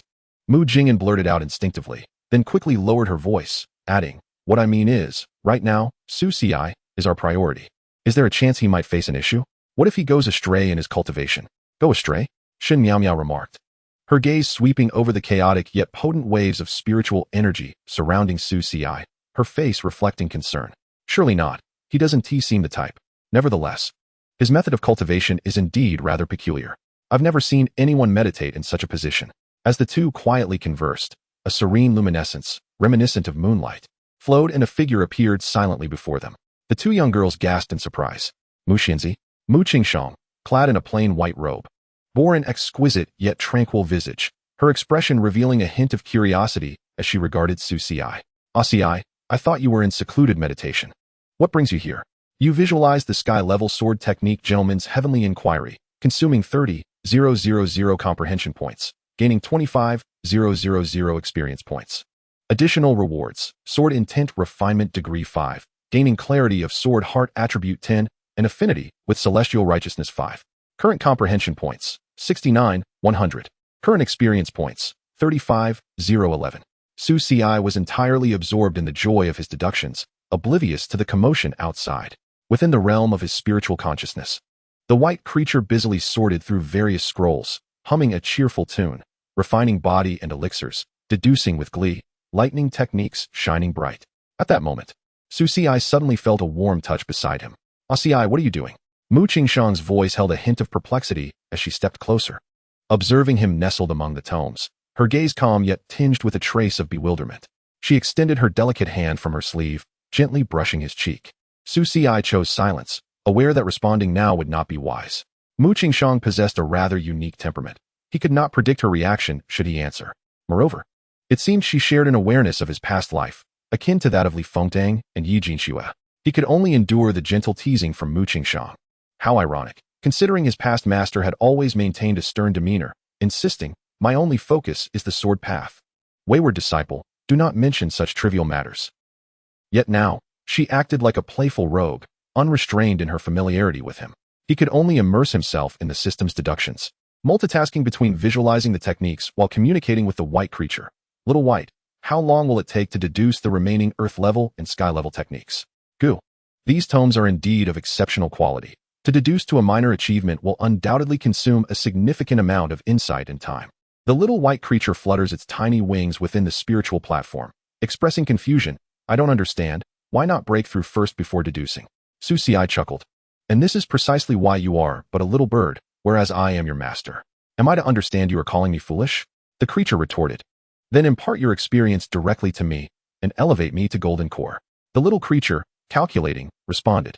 "This amount of experience is barely sufficient to reach the late stage of chi refinement, you know." Su Xi seized the little creature, affectionately ruffling its feathers. "Then let me pose a question, without first deducing. From whence would the experience for breaking through arise? How can one continue to deduce without a breakthrough?" The little creature whimpered, nearly overwhelmed with comfort, its expression one of dazed bliss. "Then you should simply deduce," it suggested. Su Xi remarked, "My friends, this is what weakness looks like. The young master is engaged in cultivating techniques and comprehending the Tao." Shun Miao Miao cautiously explained, discreetly nudging Mu Jingyan with her elbow. Mu Jingyan quickly nodded in agreement. Though she too was perplexed by Su Xi's actions, she felt compelled to prevent the celestial being from whisking Su Xi away. "Comprehending the Tao?"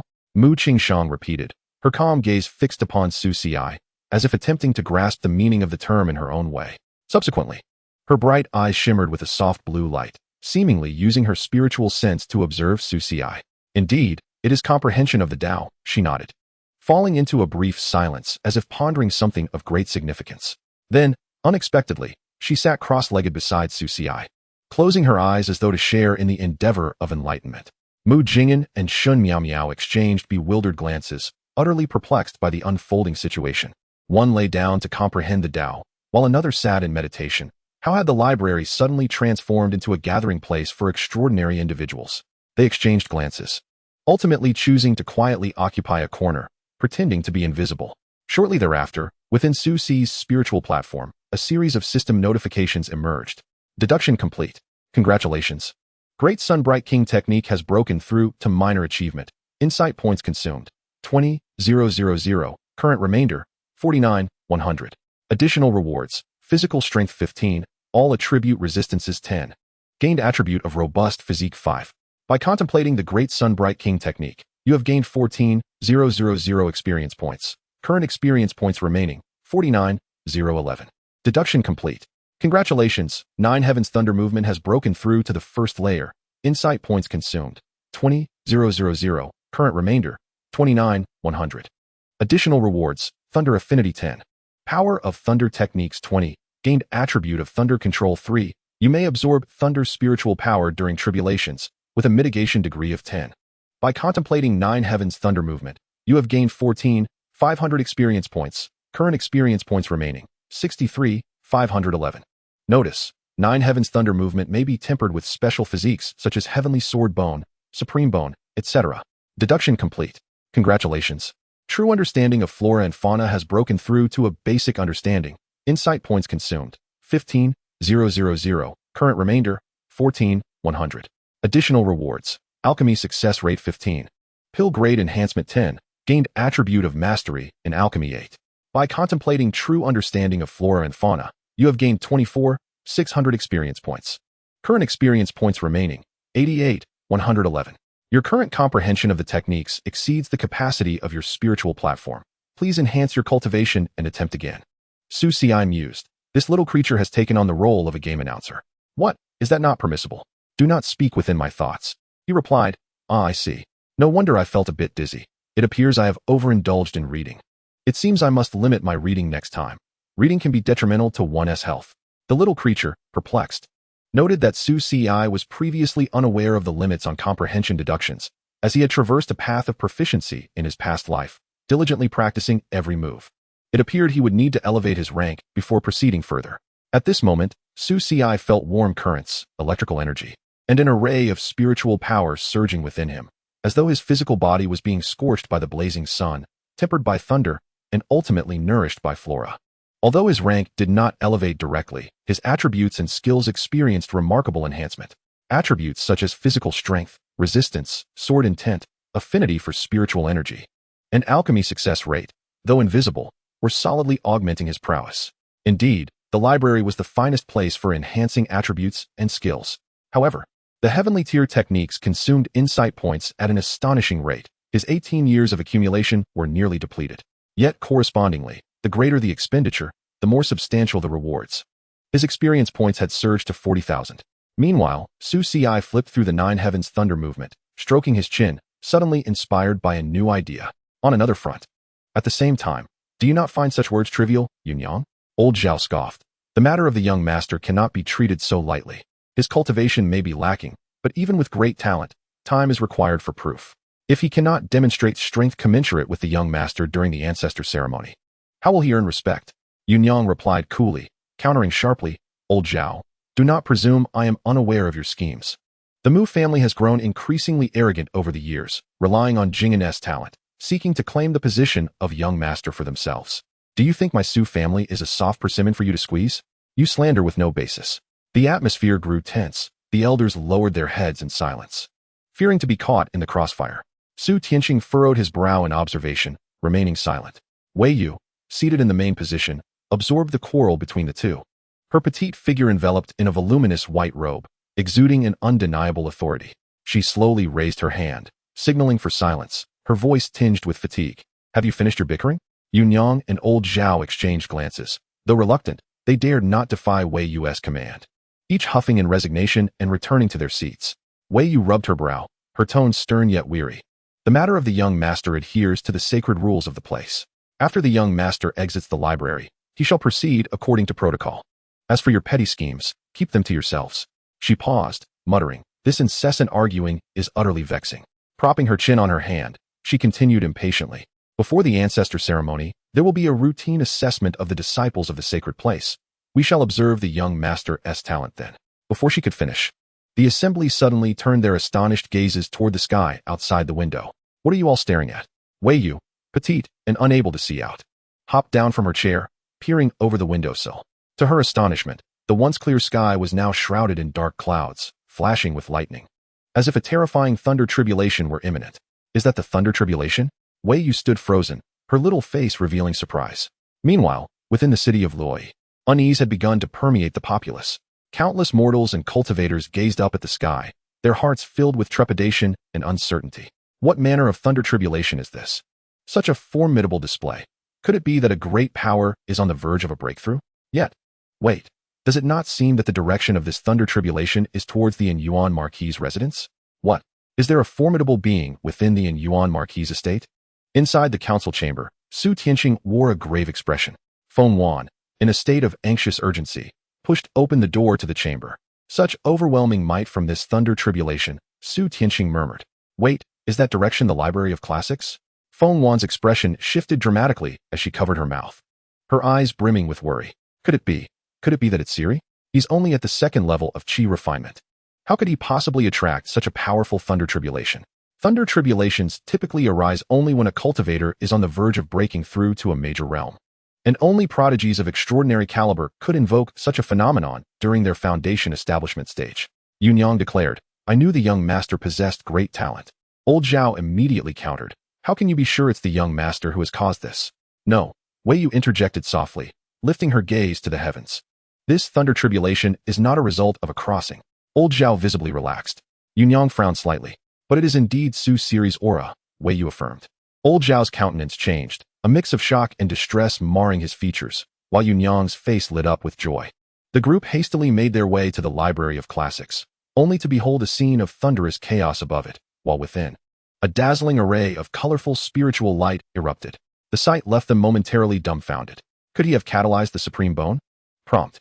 You have utilized the Nine Heavens Thunder movement and the Junzi Heavenly Inquiry Sword intent to attempt to catalyze the Supreme Bone, Progress. 1.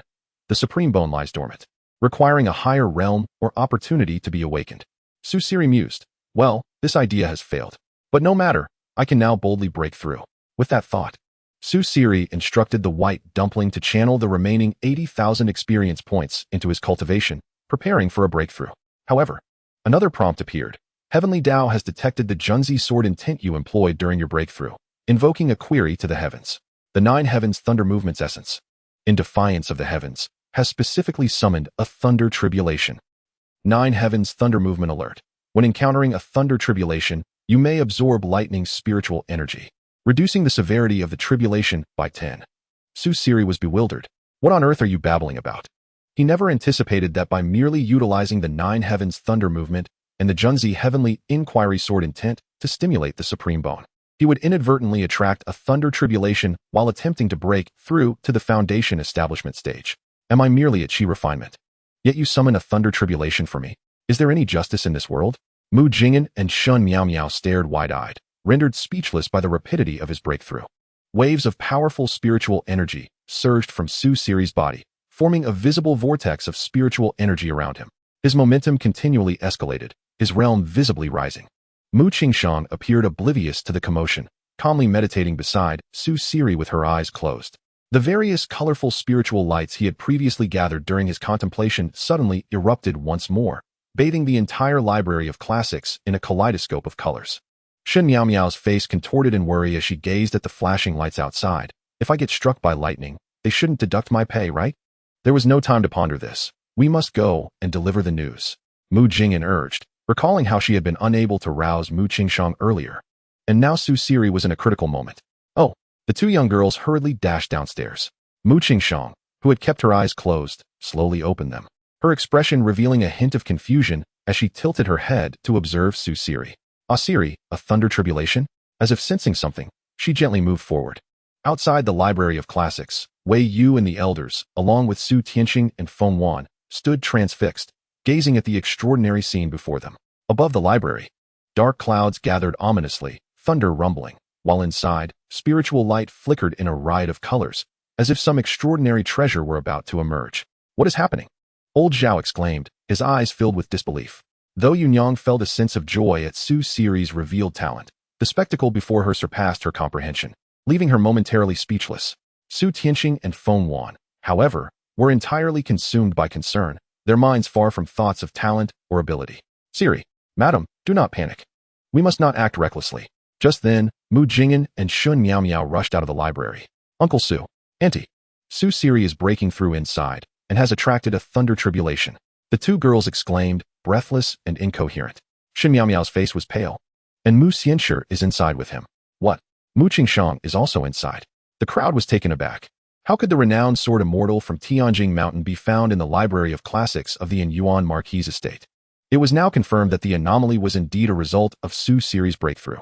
Yet, even more astonishing was the fact that he had attracted a thunder tribulation during his chi refinement stage. Wei Yu, small in stature, stood at the forefront, gazing up at the thunder tribulation, then glancing at the spiritual light emanating from the library, her little brows knitted together. The righteous aura of the Junzi draws upon the laws of the heavenly Tao. The Nine Heavens Thunder Movement inadvertently summoned a 5-element anomaly. This child is exceptional. Chapter 26. Is it not so? Fortunately, Susiri had grown accustomed to the game's often unreasonable and hardcore twists. He promptly retrieved the Wind God Jade Pendant given by Feng Wan, along with various talismans and elixirs, preparing to face the thunder tribulation head-on. However, just as he was about to proceed with his plans, another prompt appeared. The thunder tribulation is currently being suppressed. It seems the young hero is fortunate, but caution is advised. Outside, the onlookers watched as the thunder tribulation coalesced above. Wei Yu, please lend a hand to my son, Feng Wan implored. Lord Wei, please intervene. The young master is next in line, Yunyang added. Wei Yu rubbed her eyes, dark circles evident beneath them, stifling a yawn. The fact that he could summon such an anomaly indicated that the heavenly Tao favored him. His fate was not yet sealed. You simply do not wish to intervene, do you? Suddenly, a chilling sword intent, as piercing as frost on a snowy moonlit night, erupted from the library. What is this? Both Wei Yu and Su Tianxing exchanged astonished glances. They could sense a powerful and pure sword intent surging from within the library, as if it could pierce the very fabric of reality and reach the heavens. The sword intent was crisp and pure, imbued with a frosty chill while also harboring a righteous aura, reminiscent of the pristine, unyielding snow atop the Tianshan Mountains. It was Mu Qingxiang. As the sword intent pierced the heavens, not long after, the previously rumbling thunderclouds began to dissipate, as if quelled by some invisible force. Though the clouds did not completely vanish, the intensity of the thunder diminished significantly. Is Mu Xianxia forcibly resisting the thunder tribulation? Su Tianxing furrowed his brow in confusion.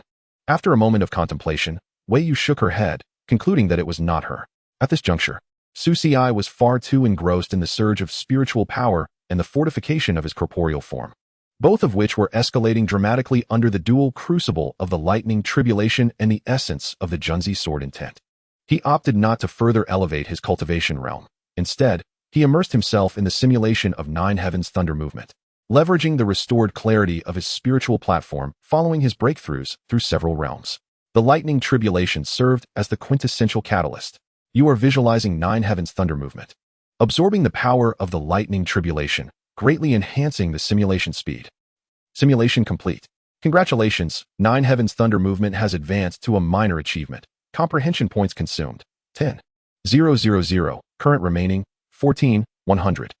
Additional rewards, Thunder Affinity 10, Power of Thunder Techniques 20, Acquired Lightning Control Attribute 5, when faced with a lightning tribulation. You may absorb lightning's spiritual power, reducing the severity of the tribulation by 20. As Su Ci reveled in the tingling sensation coursing through his body, a sudden transformation occurred. His soul, situated within the spiritual platform, found itself aloft on a cloud, wielding a jade sword. Above him, an imposing voice akin to a resounding bell echoed through the heavens.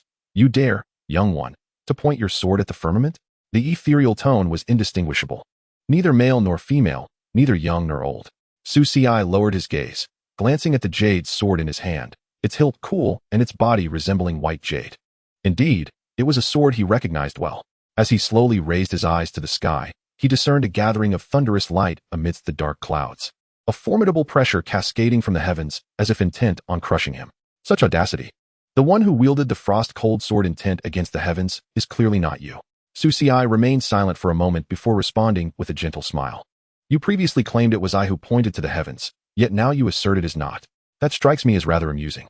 He narrowed his peach blossom eyes, the jade sword spinning lightly in his palm, and suddenly angled it towards the sky, proclaiming, Today, Su stands here, sword in hand, questioning the heavens. Should it not be so?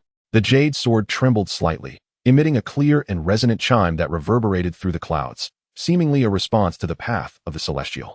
The thunderclouds above appeared incensed, roiling more violently, with lightning flickering like serpents. Presumptuous, the booming voice thundered. Do you not know the vast ocean beneath you and the expanse of clouds above? A mere mortal dares to question the heavens. Su Ci's expression remained impassive as he stood resolutely with his sword, his azure robe billowing in the wind.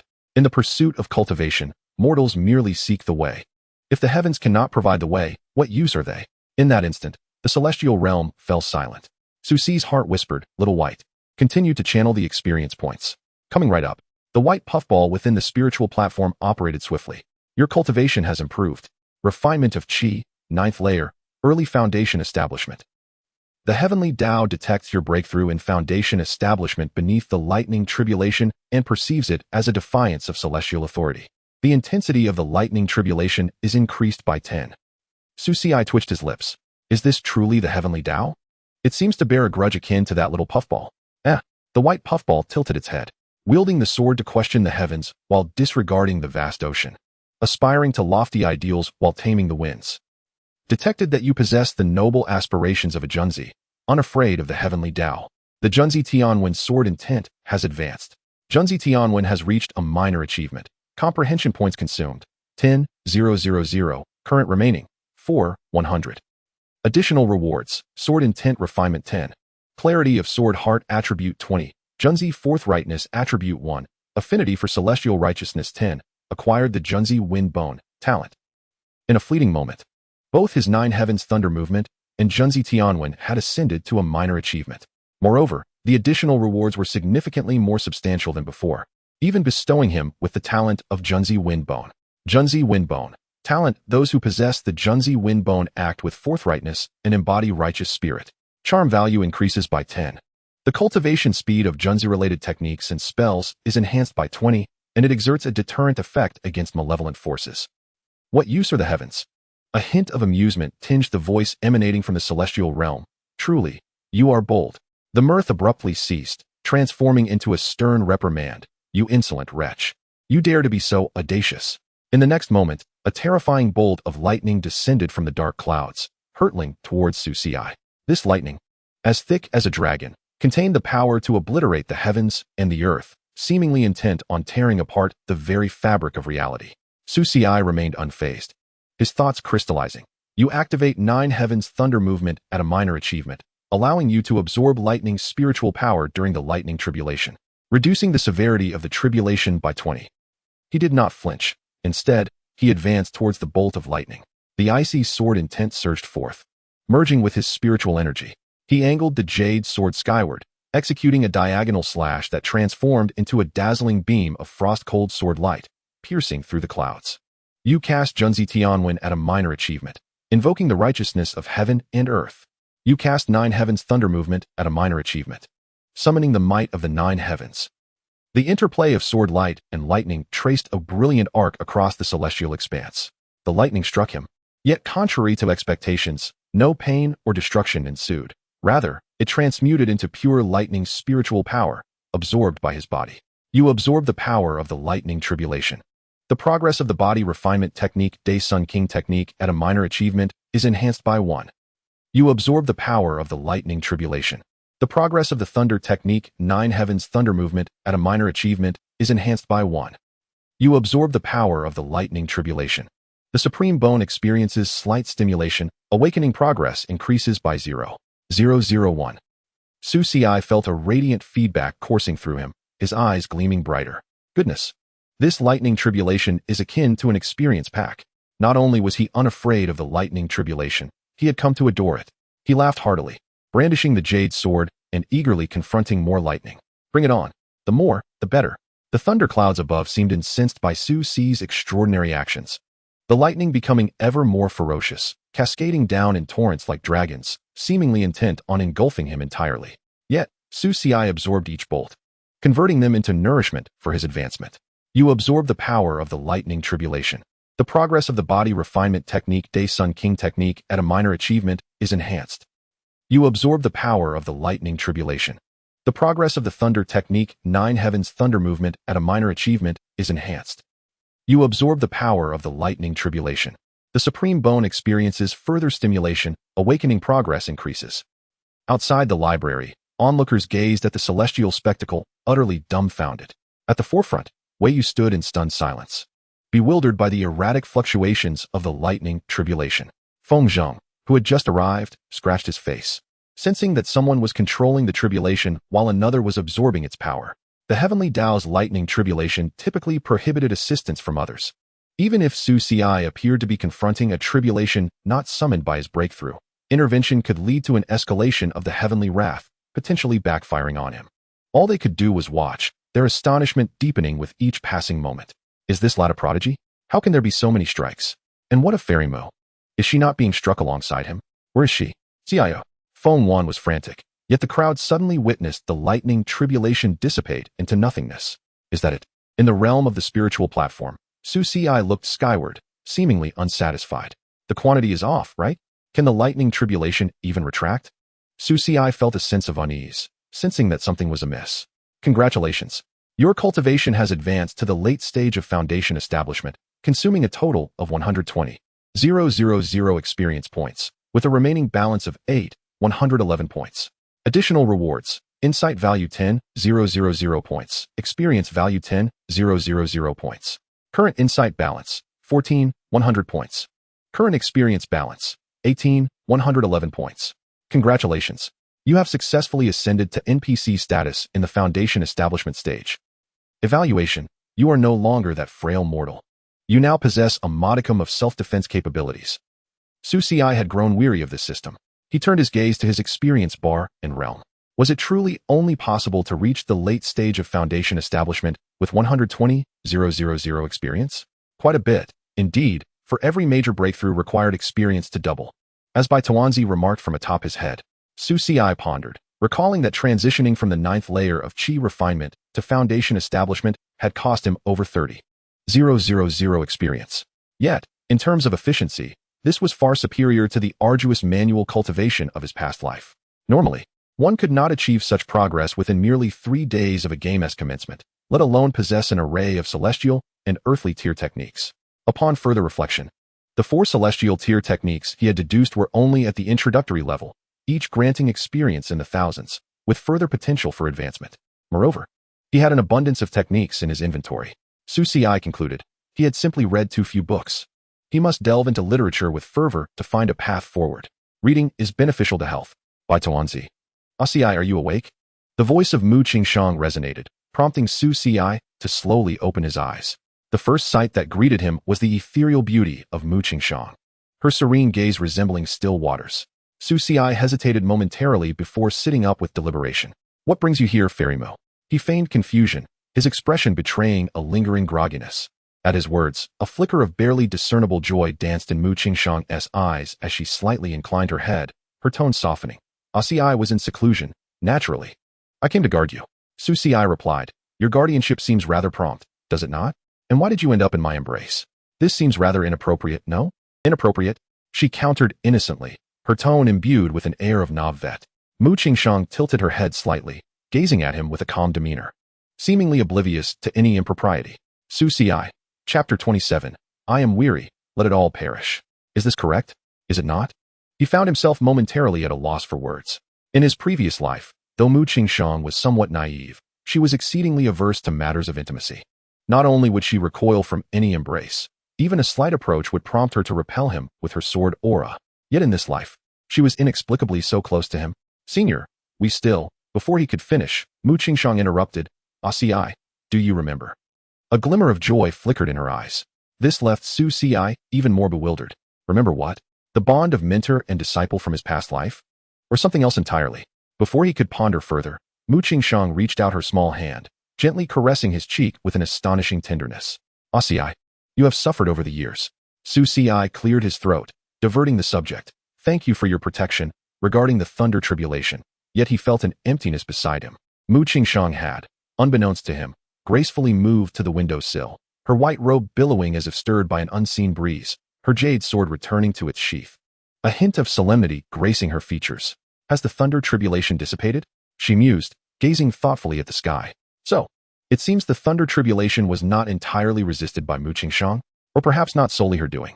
Xianxia found himself at a loss to grasp the current situation. Could there be other divine sisters or younger sisters lurking beyond the fog of his map? Senior. Just as Xianxia was about to speak again, he noticed that Mu Qingshang, who had been merely a short distance away moments ago, had vanished without a trace.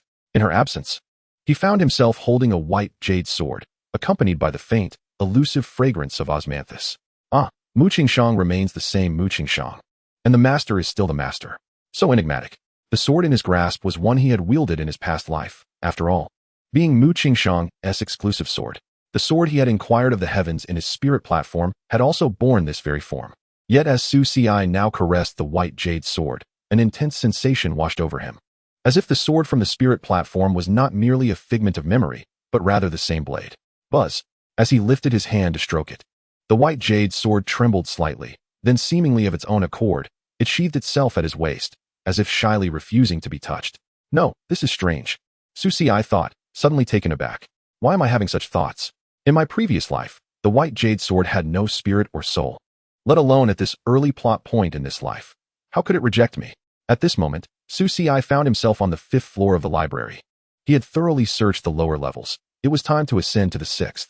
Shen Miao had previously mentioned that the 6th floor housed various miscellaneous books, strange tales, and forbidden tomes. That sounded perfect, as he had a particular fondness for the forbidden. Hey, they were referring to forbidden texts. Is there a difference? In the spirit platform, Bai Tuanzi fluttered over with tiny wings. Presenting a report. Main quest. Progress report on the dragon lurking in the abyss. I never expected you to achieve a milestone success before even entering the ancestor ceremony to showcase your talents. 70 of the Elder Council has already recognized you. Congratulations. Xianxia, what nonsense is this? I haven't done anything, yet I've been acknowledged? Just as he stepped onto the first stair of the 6th floor, Feng Wan and a throng of others rushed into the library, practically sweeping him off his feet. Xiao. Are you all right? Feng Wan enveloped Su Ci in her embrace, inspecting him anxiously for any injuries. Mother, I'm fine, Su Ci chuckled, attempting to reassure her. Su Tianqing stepped forward, patting Su Ci on the shoulder, his expression filled with pride. Good lad, you truly embody the bloodline of the Su family. Elder Zhao and Yunyang soon gathered around, their eyes brimming with astonishment and curiosity as they regarded Su Ci. Wei Yu, with her petite frame, hopped in front of Su Ci, gazing up at him intently. How did you manage that? Su Ci replied. Well, it's just a normal breakthrough. Perhaps I possess better talent? Yunyang chimed in cheerfully. I told you my nephew, the heir, has remarkable talent. Fengzheng circled around him several times. Su Ci, uncle, what is this? You haven't been possessed by a demon, have you? Hey, scoundrel, return my nephew. Fengzheng's words were abruptly cut off by a heavy punch from Feng Wan. Su Ci cleared his throat, intending to explain, when he suddenly sensed a powerful consciousness sweeping over him. This consciousness bore a familiar aura, Li Fengtang. What was this girl up to now? Su Ci mused as he surreptitiously employed his spirit platform's consciousness to trace back the source of her perception. This was a self-protection and enemy detection feature integrated into the game system from his previous life, designed to safeguard players' mental privacy from NPCs' prying eyes. However, Su Ci found it could serve a different purpose. Could it be that the master is capable of absorbing the power of the Thunder Tribulation? Li Fengtang pondered, her tone laced with confusion and a hint of discontent. At the Qi refinement stage, he attracted the Thunder Tribulation. I initially thought it was due to the heart demon tricking me in my dreams. Mr. Hum, you ought to be wary of divine retribution for your nefarious deeds. Su Ci, I thank you for your concern. Immediately afterward, he sensed the presence of Yi Jinshuang. Her aura felt notably weaker, yet he effortlessly deciphered her location. Is the young master unscathed? Yi Jinshuang's voice was relatively calm and cool, though tinged with a hint of suppressed relief. Su Ci glanced at the map once more. A distant pale purple light must certainly belong to Li Fengtang, while a pinkish-white light just outside the wall could undoubtedly be attributed to Yi Jinshuang. Why had this girl, who was previously well, transformed into a voyeuristic infatuate? However, the situation was far from over, for Su Ci again sensed another consciousness probing him. It was Mu Jing'an, not far away. Su Ci, why are you all employing your consciousness to spy on me? And there stood an unfamiliar young girl before him. Yet, this girl appeared to be someone not to be trifled with. Although she resembled a child, her aura was formidable. How could one discern such a potent aura? She donned elder robes that were an ill fit, while Fengzheng was nearby, bowing and scraping, seemingly inquiring about something. Following this, a series of task notifications erupted. Side quest, Undercurrents of the Tianxian Holy Land, currently triggering. Side quest, The Struggle for Succession in the Dazhou Dynasty, currently triggering. Side quest, The Battlefield of Divine Maidens, Part 1, suspected task in progress. Side quest, The Grand Sacrificial Master takes a keen interest in you, pre-task triggering. Su Ci, I am weary, let it all be obliterated. Chapter 28, Next time, I shall demand restitution from you. Grand Sacrificial Master, speak. The heir of the Su family is unscathed, and his cultivation has surged to the late foundation establishment stage. Indeed, beneath the small pavilion, the Grand Sacrificial Master, whose figure was shrouded in a crimson-black wind cloak, nodded slightly, as her subordinates withdrew autonomously. The Grand Sacrificial Master then lowered her gaze upon the chessboard upon the stone table, where a book of chess strategies fluttered open without a breeze. Her eyes flitted between the board and the tome, seemingly engrossed in her task. Yet, on the board, only a single piece had been placed. It was a striking black piece, entwined with threads of lightning, surrounded by numerous sword marks. TSK, her temperament remains as irascible as ever, defacing my chessboard. As she spoke, a delicate, jade-like hand emerged from her sleeve, gently pinching the black piece, as if scrutinizing it. Beneath her hood, a slight smirk graced her lips as she murmured, Next time, I shall insist upon compensation from you. I truly cannot afford to make reparations. Oh, what do you mean by that? In the small courtyard of the Su Ci remained composed while sipping porridge. Young master, save me. Shin Miao Miao wailed, rushing over to cling to his leg. What are you doing? Su Ci inquired, casting a glance at Mu Jing'an, who sat cross-legged in the nearby corridor. What are you doing?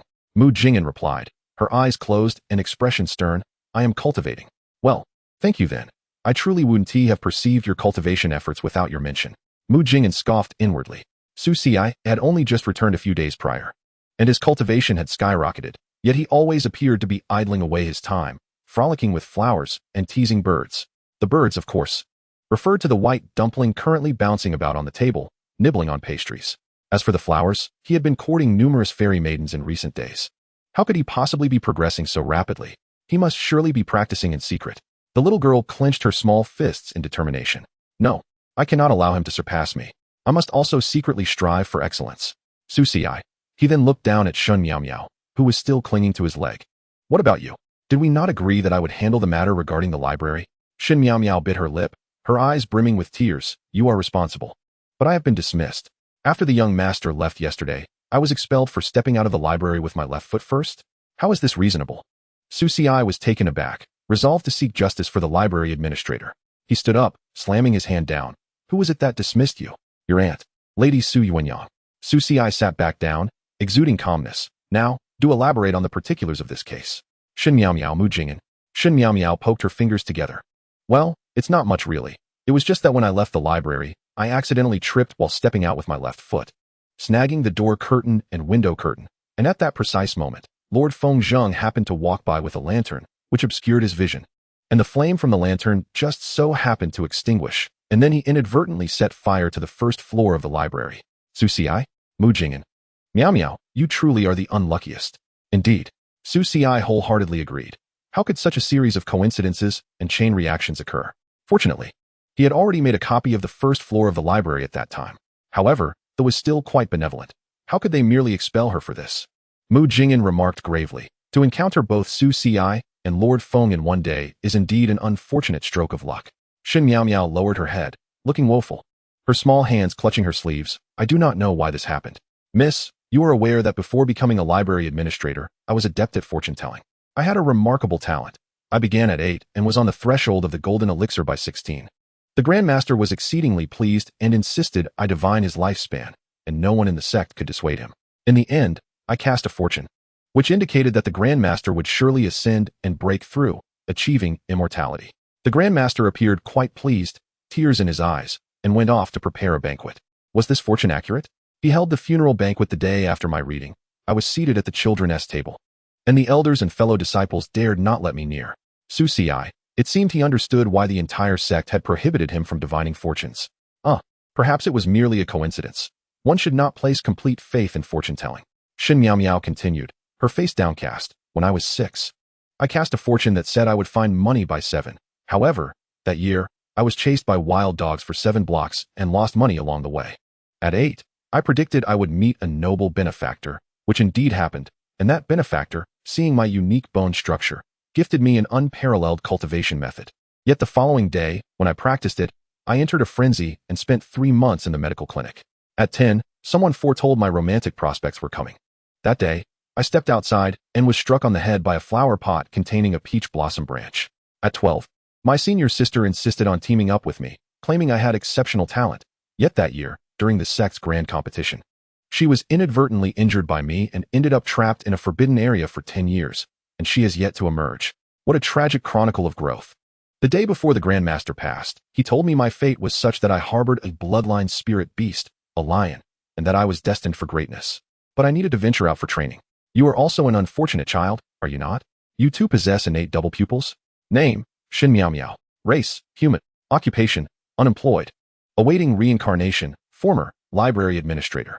Charm, 85, a lovely little girl. Cultivation, early golden elixir. Fate, unlucky individual, tool. Evaluation, after being expelled from the sect, life became increasingly arduous, relying on part-time jobs to make ends meet. Recently, due to a certain individual's influence, circumstances have grown even more challenging. Susi, what does that have to do with me? Perhaps they are not referring to you, came a soft reply. Oh, if they are speaking of Uncle Fengzheng, then it's of no concern. Mu Jing'an suggested, why not have Miao stay on as a maid? Susi shook her head. No, Mother has already arranged for a senior maid who is currently en route. She mentioned that she is the only one. Who asked you? Mu Jing'an huffed. I meant for her to be my maid. Upon hearing this, Xianxiaaudiobooks' small face displayed a mixture of surprise and bashfulness as she scratched her cheek. Miss Mu, how could that be appropriate? The 2 young girls chattered away. Susi, sipping her medicinal porridge, asked with a calm demeanor, by the way, did the Grand Princess leave me a message before she departed? Yes, she said you should seek her out after your seclusion. She is waiting for you at the princess's residence. I won't go, Susi declared, suddenly turning pale. What's wrong? Mu Jing'an exclaimed, startled by his ashen face. Susi pointed to the porridge. Is it poisoned? Has someone finally dared to sneak poison into your food? Mu Jing'an stood up. her face brightening with a hint of mischief. Su Xi frowned. This tastes terrible. What on earth did you put in it? Mu Jingyan retorted. Are you trying to poison your cousin on purpose? Or do you simply wish to make it unbearable for me? With a huff, Su Xi pinched her cheek. Speak. Mu Jingyan's face was pinched, rendering her speechless. Her cheeks flushed with anger as she futilely swatted at Su Xi's hand, attempting to escape his grasp. Su Xi engaged in playful banter with the young girl for a moment before pondering her next cultivation plan. Yet, glancing outside at the sky, she remarked, the sky is a brilliant blue, and a gentle breeze wafts by. It is the perfect time to enjoy some music. Why not take a day off today? What do you mean by perfect time? Mu Jingyan leaned closer. Children shouldn't pry. It's not suitable. Su Xi stretched lazily, rising to her feet, her white jade sword dangling at her waist as she confidently prepared to leave the courtyard. Let us go, dumpling. Gee, the white dumpling fluttered behind her, still munching on a piece of osmanthus cake. Suddenly, a child's voice called out from behind. I'm going to tell Andy. Su Xi paused mid-step, just as she was about to cross the threshold of the courtyard. Before her stood a figure as ethereal as a snow lotus. Mu Qingshang blinked. A Ci. Where are you going? Chapter 29. A frown does not suit you. Mu Qingshang tilted her head slightly, her clear eyes filled with curiosity. A Ci.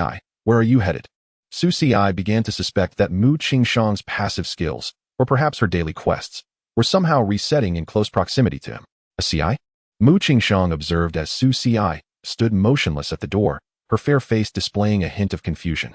She stepped closer, instinctively grasping the hem of his sleeve. Are you going out? May I accompany you? Su Xi took a deep breath, striving to calm his racing heart, a hint of innocence gracing his features as he replied. Senior, I merely wish to take a stroll and admire the scenery of Luoyi City. A stroll? Mu Qingshang echoed, as if trying to comprehend the term. She tilted her head, her cool gaze fixed on Su Xi. How is the scenery of Luoyi City? A sudden apprehension gripped Su Xi's heart. How was he to respond? Should he admit that going to enjoy music was also part of Luoyi City's charm? He chuckled awkwardly. I have only recently arrived in Luoyi and am not yet familiar with its sights. Then let us go together, Mu Qingshang stated flatly, yet with an undeniable sense of resolve. Su Xi glanced at the white jade sword at his waist, then at Mu Qingshang. It was clear that resisting her was futile. Attempting to sneak away would carry significant risks, especially considering this was the renowned Tianshan first sword. One could never be too certain of her peculiar sword techniques. He opted for a more gentle approach. Senior, might this delay your training? Su Xi ventured cautiously. Mu Qingshang shook her head, her eyes softening. It will not be a hindrance. Wherever a Ci is, I shall be. What is this indulgent tone? Why was she suddenly so approachable? In a past life, she had never exhibited such amiability. Side quest. The aloof, emotionless fairy master wishes to take you on as her disciple once more. Quest description. Your master is quite concerned about your daily well-being. She harbors a special fondness for you. Su Xi thought, it seems there is no escaping this. Then, Senior, please this way. He could already hear the patter of small footsteps behind him. Oh no, we must hurry, Su Xi urged as he pushed Mu Qingshang outward. Mu Qingshang blinked, showing no signs of resistance to their proximity, her expression seemingly brightening with delight. However, it was too late. Mu Qingshang. Su Xi is off to enjoy music. Mu Jingyan rushed in, arms outstretched, blocking their path like a barricade. Xianxiaaudiobooks arrived, panting, looking a bit pale, perhaps due to having gone 2 days without food. Mu Qingshang paused, glancing back with confusion. A Ci, what is enjoying music? Su Xi inhaled deeply, maintaining a composed facade, while silently noting Mu Jingyan's interference. It's merely an ordinary theater in the mortal realm, a place for entertainment and leisure, nothing remarkable. Upon hearing this, Mu Qingshang's icy gaze turned towards Su Xi, as if weighing the truthfulness of his words. She tilted her head, curiosity flickering across her face. A theater? Listening to music? Do not listen to him. Mu Jingyan attempted to interject, but Su Xi swiftly covered her mouth. Miss Shin, please escort your young lady away. But she hasn't completed her studies today. Oh right, I can actually intervene in the appointment of the maid. You wouldn't want. Understood. Shin Miao snapped to attention, saluting as she seized Mu Jingyan and dragged her away. You traitor. Su Xi watched the 2 young girls depart, a cold smile creeping onto his face. Huh. The little one should know when to keep quiet. How dare she attempt to thwart my plans? The white dumpling blinked innocently nearby. GCI is so scary. In truth, Su Xi had been honest with Mu Qingshang. He was not solely intent on enjoying music. While leisure was one matter, the tasks he had triggered were of great importance. Having recently arrived, Luoyi, as the imperial capital of the Great Zhou, was fraught with complex power dynamics. Each breakthrough he made seemed to unveil several obscure quests. It appeared that some aspects differed from his past life, and he needed to navigate them carefully. The Huafeng Tavern was the finest locale for gathering information. Perhaps he could also seize the opportunity to accrue some insights and experience. However, if Mu Qingxiang insisted on accompanying him, then visiting such places would be ill-advised. With her pure-hearted nature and a fierce disdain for evil, she might very well draw her sword and create a river of blood in her wake. Just as Su Ci contemplated where to lead Mu Qingxiang, the two were on the verge of exiting the back garden when Mu Qingxiang spoke. Ci. Yes, the last time you wrote for me. 1,000 phrases for everyday communication, and the travel guide I prepared for outings. I seem to have misplaced them. Su Ci, if you manage to find them, it would truly be a miracle.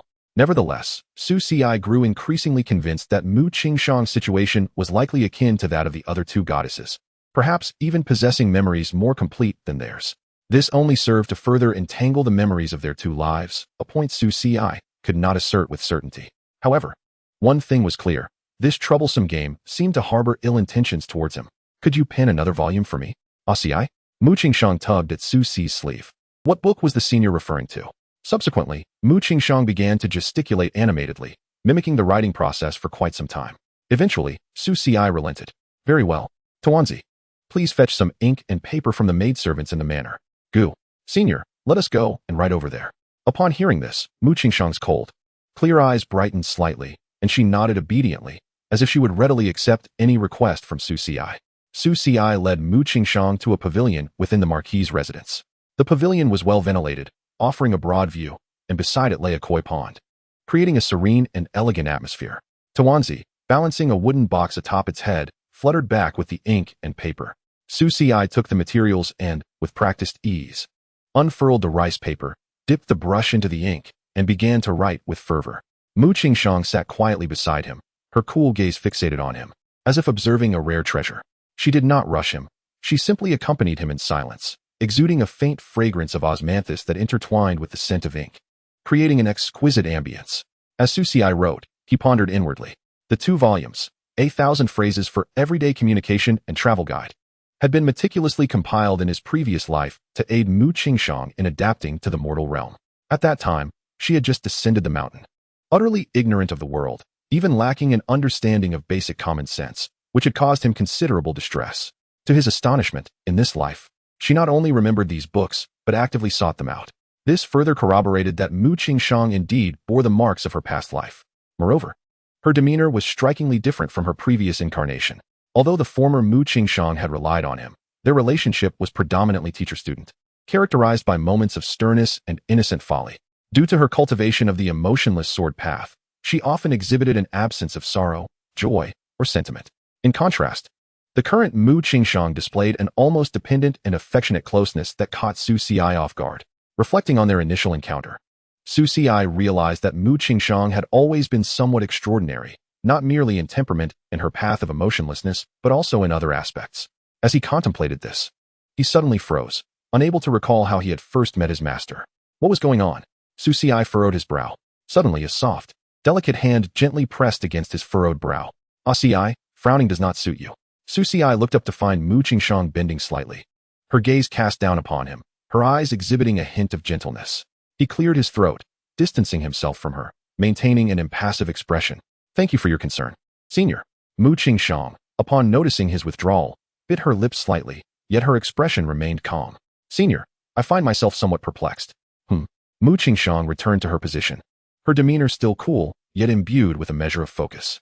Why do you believe that I am your disciple? Upon hearing this, Mu Qingxiang's tranquil eyes flickered momentarily, as if recalling something. She then raised her gaze to him, stating matter-of-factly, Ci is indeed my disciple. Why would you question it? Ahem, senior. Given that you have likely been at Tianjing Mountain all these years, we should not have crossed paths until now.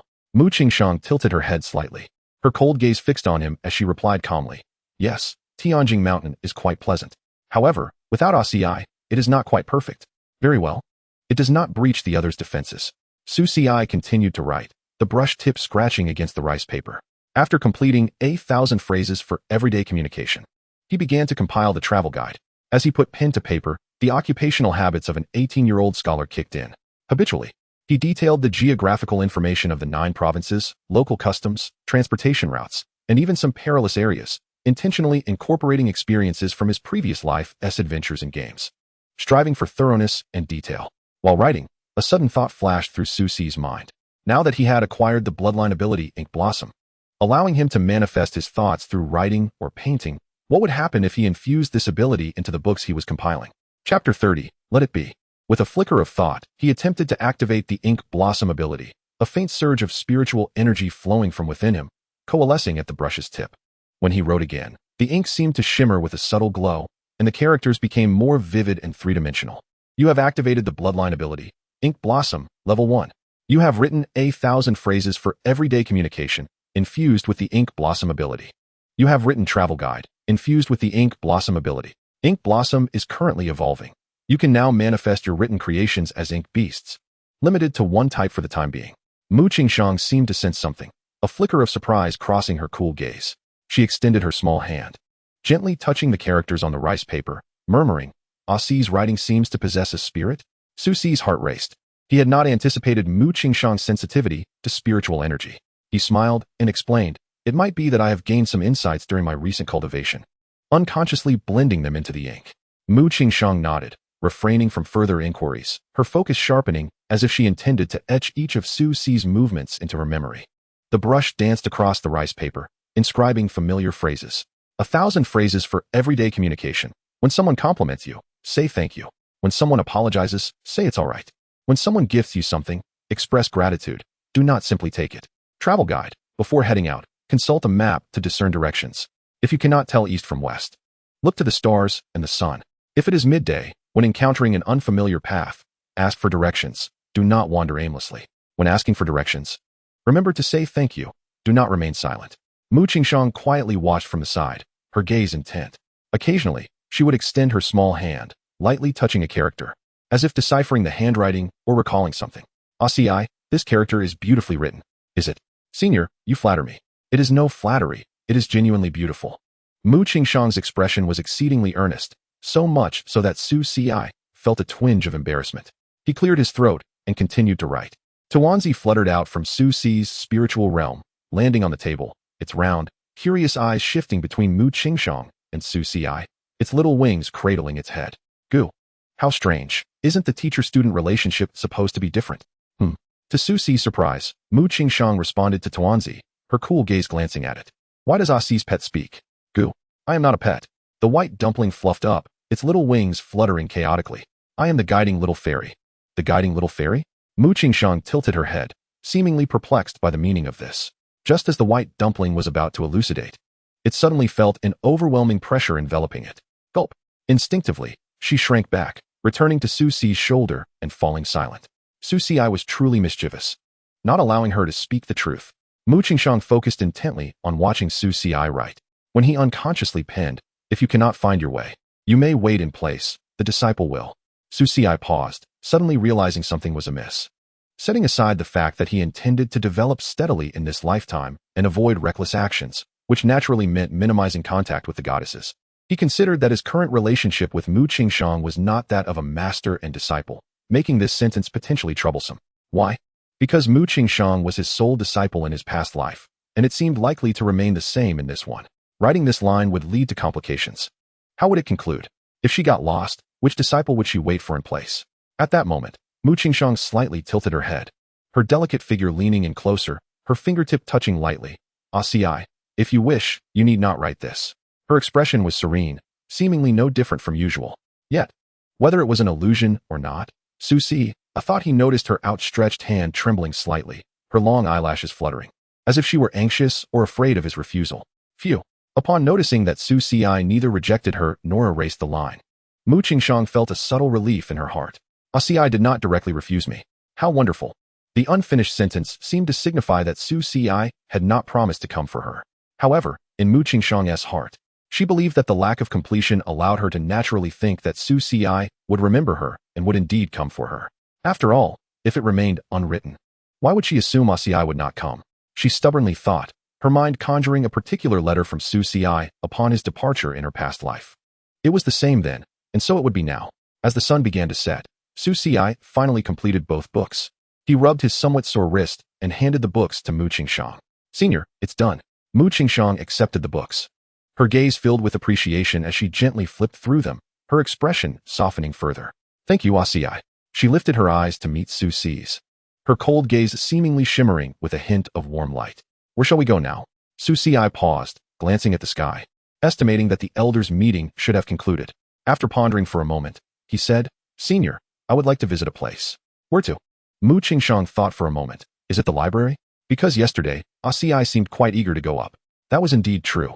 He had been unable to reach the 6th floor, having been pulled down by Feng Wan and others, who insisted on administering various elixirs, claiming it was to solidify his foundation, followed by a day of medicinal gruel. What a torment. Su Si shook his head. Not today. Feng Wan was worried he might overexert himself in his cultivation, and the library had been closed to him for the past few days. Moreover, it was still under repair after being struck by lightning, while Feng Zheng and Xin Miao Miao were burning a layer of it. Then where shall we go? To the Yutian monitor, to the star-picking tower. Master Gigi, he said, isn't this matter already reported? It's something else. The heir of the Su family wishes to visit our star-picking tower for inspiration. He has brought all the painting tools and stationery. The little Taoist nun in a Taoist robe appeared somewhat troubled. As you know, our Yutian monitor is responsible for guarding the demon-locking tower and preventing internal and external threats. The star-picking tower is an intelligence point. Inspiration? The Grand Master Gigi's lips curled slightly beneath his hood. Let him go.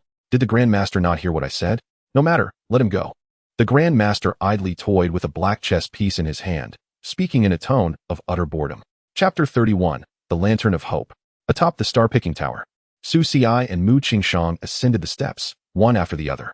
Upon reaching the final level, they stood tall, gazing into the distance. It was already dusk. The moment when the evening glow met the twilight, the boundary between light and dark at the horizon distinct, interspersed with a touch of melancholic twilight. The golden rays of the setting sun cast a warm hue upon the two of them, softening Mu Qingshang's cool silhouette, making her appear less ethereal and more gentle. Su Si surveyed the scene before him, a torrent of thoughts swirling within. In his past life, within the game, he had climbed to great heights countless times in Luoyi City, overlooking the bustling imperial capital from various angles and identities. However, when he departed beneath the drizzling rain, he had never imagined he would return in such a manner. Now, standing in the same tower, beneath the same sky, yet carrying the memories of his past life, with his former master by his side. Asii, what are you looking at? Mu Qingshang asked softly, her gaze following Su Si's toward the horizon. Su Si returned to his senses, smiling, looking at the past and future, witnessing the lights of the world.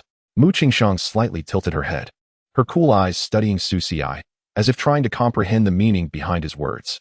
Casting her gaze downward, she saw that in Luoyi City, myriad lights had already ignited. Above the expanse of the sky, dusk was gently dissipating. So beautiful, she murmured softly.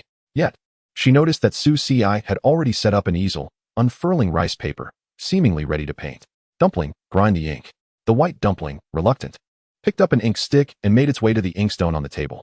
A delicate hand, adorned with graceful sleeves, reached out. Let me do it. Goo.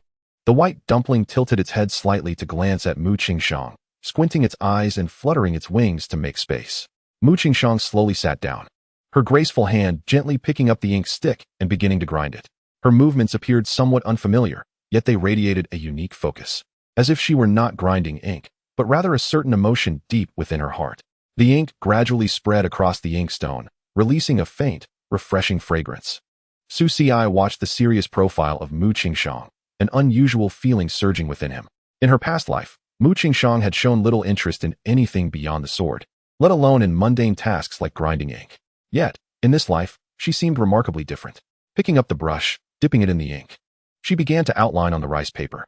Where her brush fell, the silhouette of Luoyi City emerged.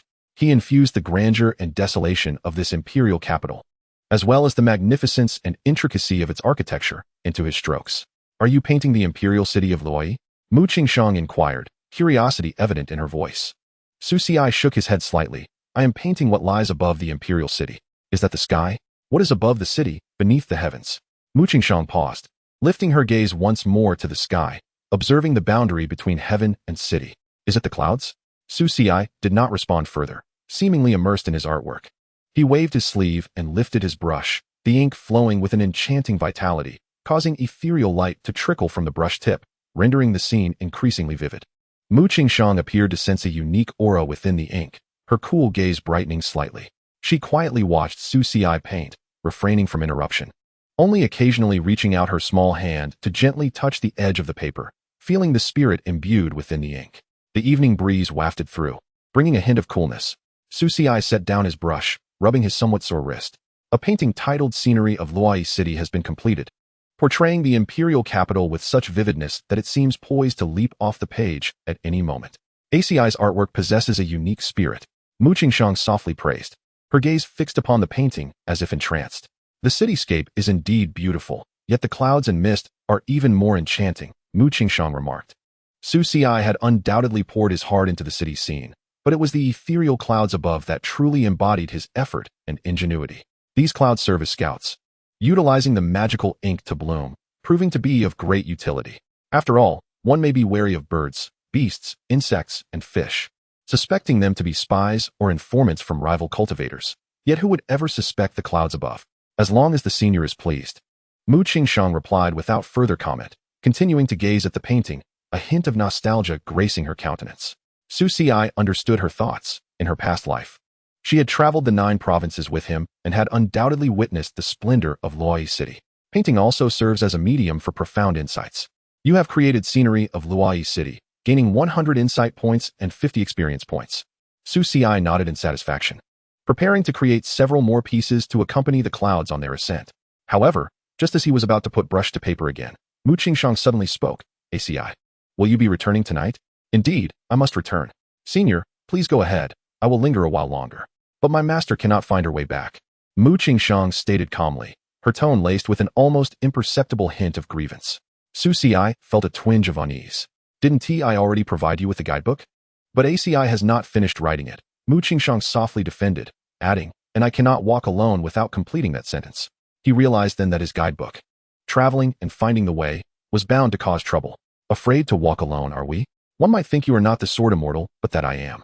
Su Xi coughed lightly. Shall I have the little Taoist priestess escort the senior back, or send someone to fetch you? At his words, Mu Qingshang's eyes dimmed slightly. She lowered her head and murmured, does ACI not wish to return with me? Nothing of the sort. ACI need not worry about me. Mu Qingshang interrupted him, raising her gaze to Su Xi, her clear eyes reflecting a glimmer of determination. My master will only return with ACI.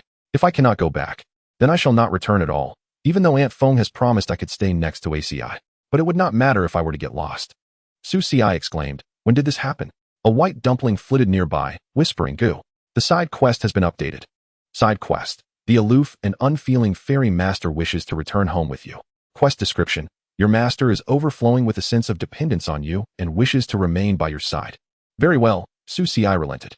Upon hearing this, Mu Qingshang's face brightened with a gentle smile, her icy gaze softening. She carefully tucked away the 2 books and rose, closely following Su Xi. However, after only a few steps, the corner of Su Xi's sleeve was gently tugged. He turned to look. Mu Qingshang pointed towards the sky and slowly said, ACI, lanterns. Following her finger, Su Xi beheld dozens of Kongming lanterns gracefully ascending above Luoyi City, each uniquely shaped, some resembling lotus flowers, others like cranes, and yet others adorned with various mythical beasts. The dim lights stood out vividly against the twilight sky. In the world of the divine Maiden's inquiry, Kongming lanterns are not merely a custom for wishes. Some cultivators utilize them to convey messages and even incorporate them into formations, endowing them with a certain spirituality. These lanterns were released by the townsfolk, Su Xi casually explained. Yet Mu Qingshang remained fixated on the sky, her clear eyes reflecting the lantern's glow, revealing a subtle yearning. ACI, can we release them too? She asked softly. Su Xi was momentarily taken aback, but soon smiled. Of course. What kind of lantern would you like to release, senior? At his words, Mu Qingshang's eyes sparkled with excitement. My master wishes to release a white lantern, inscribed with a wish, and let it soar high into the sky. White. Su Xi felt a stirring in his heart. The Sword Rain Pavilion of Tianjing Mountain has always favored white, and Mu Qingshang herself is clad in white robes. Even her sword is made of white jade. Su Xi summoned the little Taoist priestess from the star-picking tower, requesting a Kongming lantern. The little priestess, eager to see Su Xi off, readily complied. Soon, they received several lanterns of various designs. However, Mu Qingshang's gaze immediately settled upon one that captured her desire, a pure white lantern, devoid of superfluous adornments, yet radiating an extraordinary purity. ACI, how should I write my wish? Mu Qingshang inquired with curiosity. Accepting the brush and ink from the little dumpling that had brought them, Su Xi smiled. The wish should be inscribed upon the lantern. Once written, Ignite it and let it carry your wish into the heavens. Since you are unaware of these matters, what prompted you to wish to release a Kongming lantern? Mu Qingshang lowered her gaze, diligently taking up the brush, as if she hadn't heard him, and remained silent. The little dumpling perched on his shoulder whispered, "Gu, what is she writing? I'm curious." Su Xi himself felt a flicker of curiosity, but ultimately refrained from prying. Everyone harbors their own wishes, which should not be intruded upon. Moments later, Mu Qingshang set down her brush, cradling the lantern with both hands, deliberately turning the inscribed side towards Su Xi. He looked and saw only two simple characters written upon it, ACI. Mu Qingshang raised her gaze to Su Xi, her cool eyes now softened with a hint of warmth, as if these two characters encapsulated all her desires. This was her answer to Su Xi's earlier question. It has been said that this lantern carries one's longing. Should there come a day when he is no longer present, igniting this lantern will eventually lead to his return. Su Xi suddenly felt a wave of disorientation.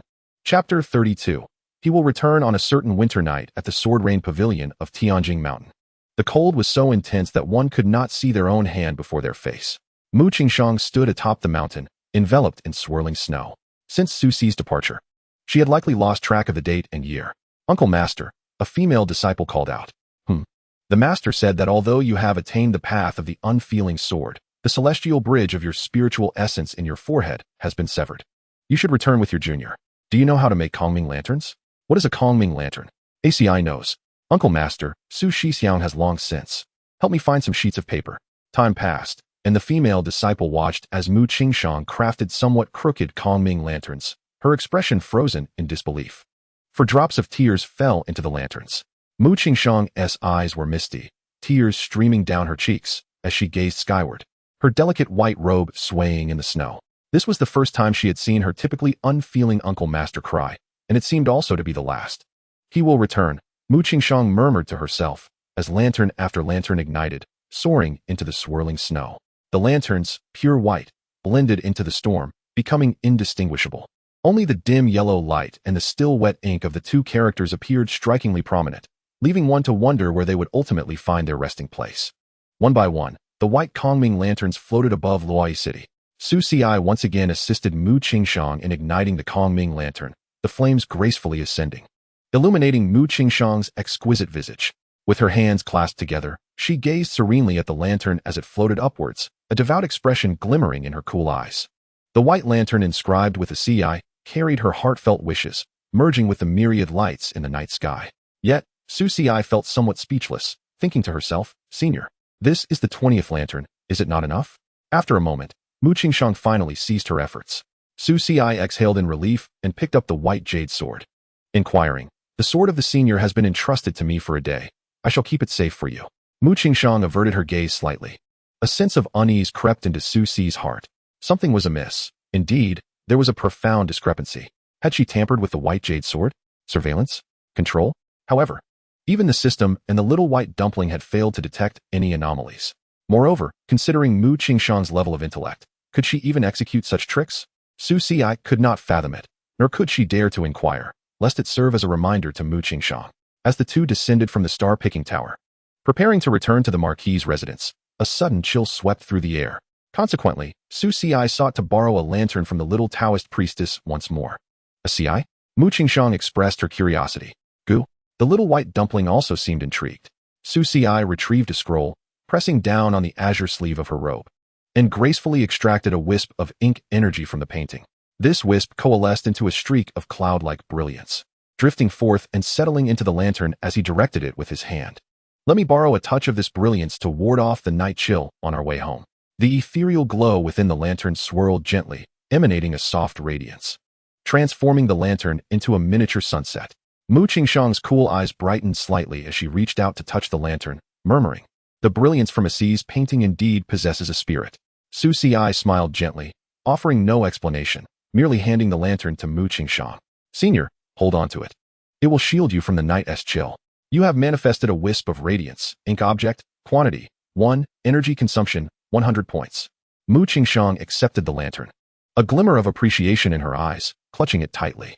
The lantern's light illuminated the path ahead and cast a warm glow upon her cool countenance, rendering her presence slightly more inviting. As they exited the star-picking tower, Mu Qingshang remained closely behind Su Xi, as if fearing to stray away once more. She spoke little, occasionally glancing at the night sky before lowering her gaze to the lantern in her grasp, a hint of contentment flickering in her eyes. Su Xi walked ahead, his mind swirling with myriad thoughts. However, upon stepping out of the Yutian Bureau, he was met with an opulent phoenix carriage stationed at the entrance. Li Fengtang, clad in a phoenix robe, stood beside the carriage, a seemingly amused expression gracing her features.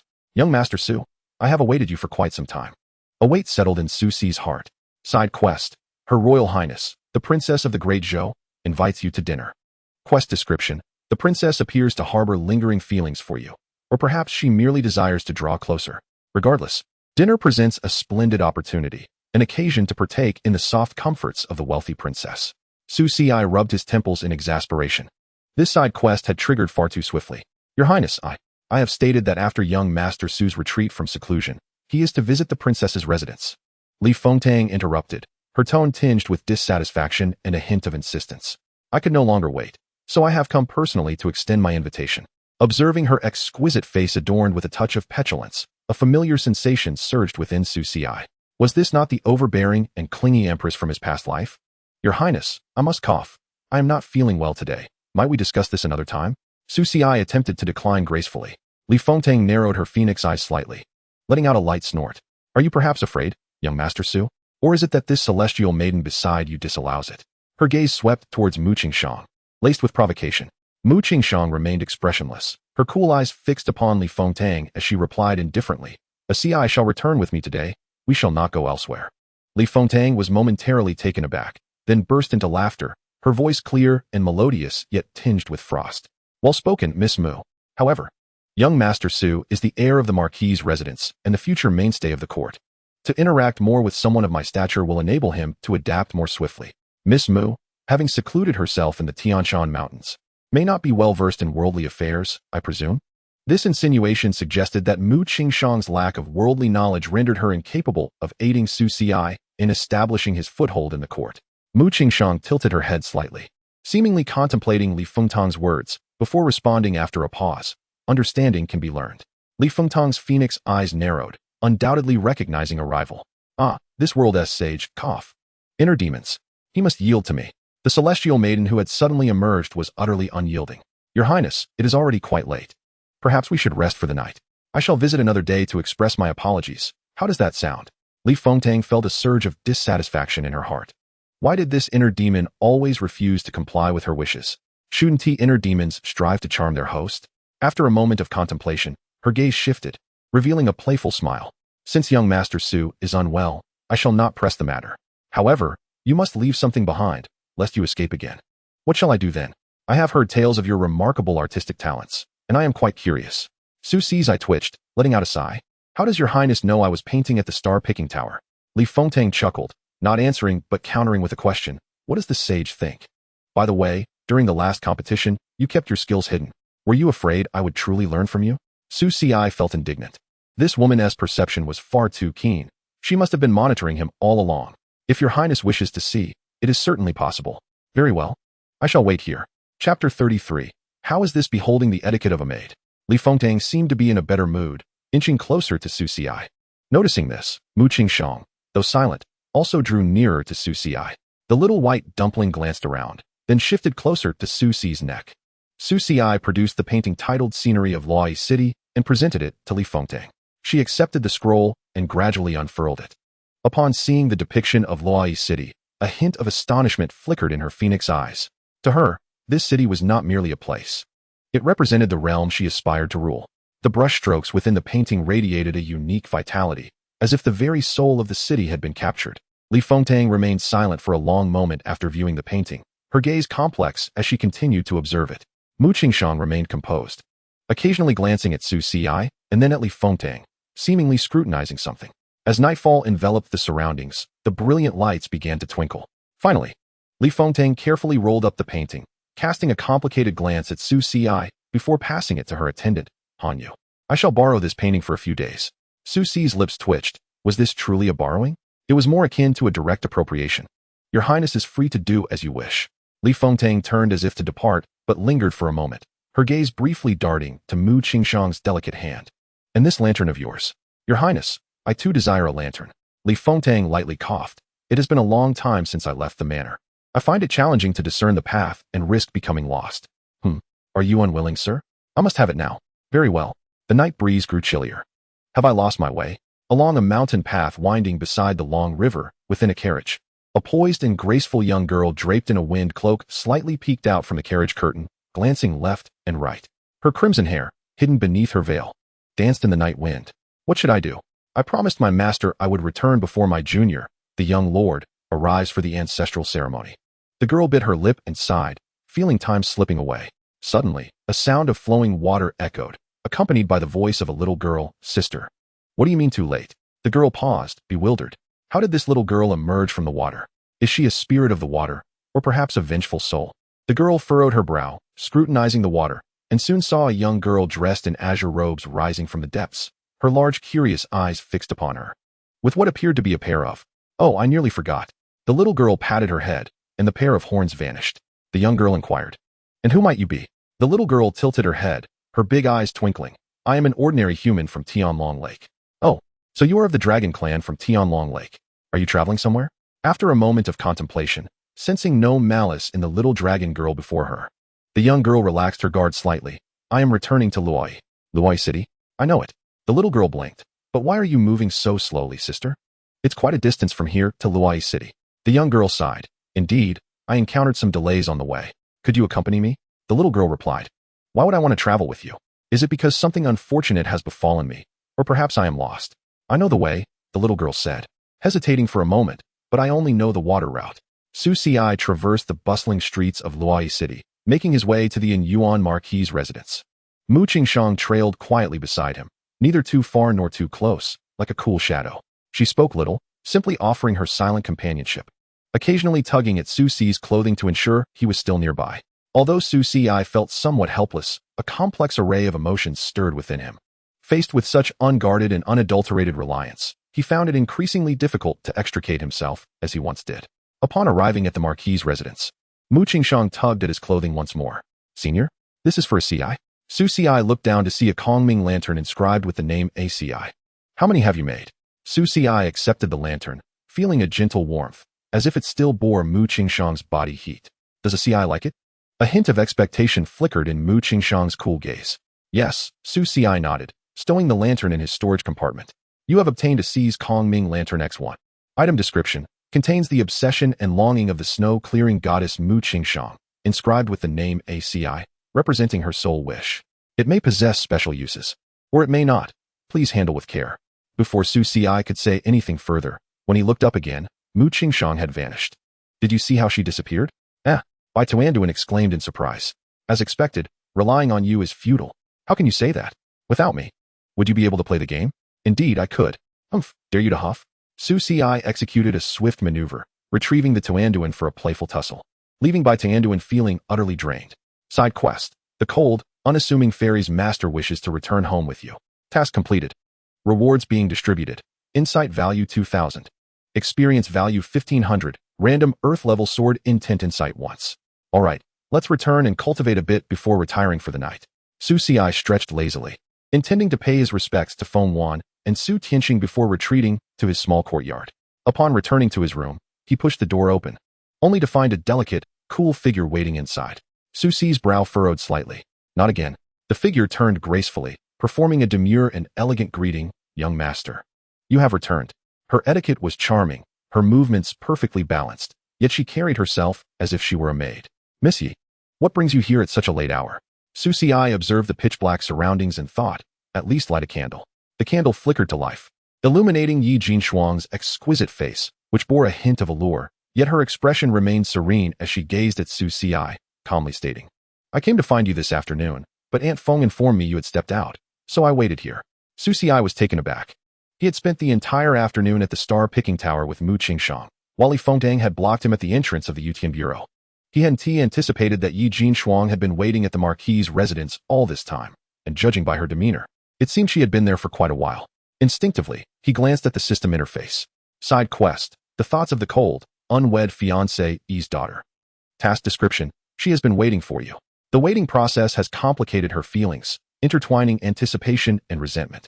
Side quest: the unwed lady truly does not wish to be a burden. Task description: She feels her fiancé has attracted too much attention today, and jealousy is brewing. Please be cautious with your acts, as those behind you may not always be friends, but could very well be the tools of your fiancé. Su Xi replied, Miss Yi, you have waited long. I was delayed by some matters today. Yi Jinshuang shook her head slightly, a gentle smile gracing her lips. It is no trouble. It is only right for me to wait when you have matters to attend to. As she spoke, her demeanor exuded grace and elegance as she approached Su Xi. She lifted her gaze to meet his, and instinctively, she extended her hands to skillfully adjust his clothing. Given the late hour, are you planning to retire, young master? Not at all, Su Xi thought. Why does she resemble the maid from my dreams so closely? Miss Yi, what is this? Young master, have you forgotten? Yi Jinshuang lowered her gaze, her tone soft. I am betrothed to you, and serving you is my duty. Chapter 34. What scenes have I not witnessed? Duty? Su Xi mused. Li Fengtang may be one thing, but you too, Yi Jinshuang? In his previous life, Qing Shuang, though serving as his maid, often did not treat him with the airs of a master. She would dare to sulk and banter with him. Yet now, her demeanor was that of a dutiful maid, radiating the essence of a gentle and virtuous wife. In spirit and behavior, she no longer resembled his playful maid, Qing Shuang. If he were to guess, she was likely concocting something, or perhaps gathering her strength for an impending revelation. Indeed, at that moment, Yi Jinshuang suddenly inquired, Young master, may I ask what your relationship is with the crown princess and Miss Mu? It seems your friendship is quite profound. Su Xi smiled and replied, as the lady observes. I am but a newcomer here. How could there be any intimate acquaintance?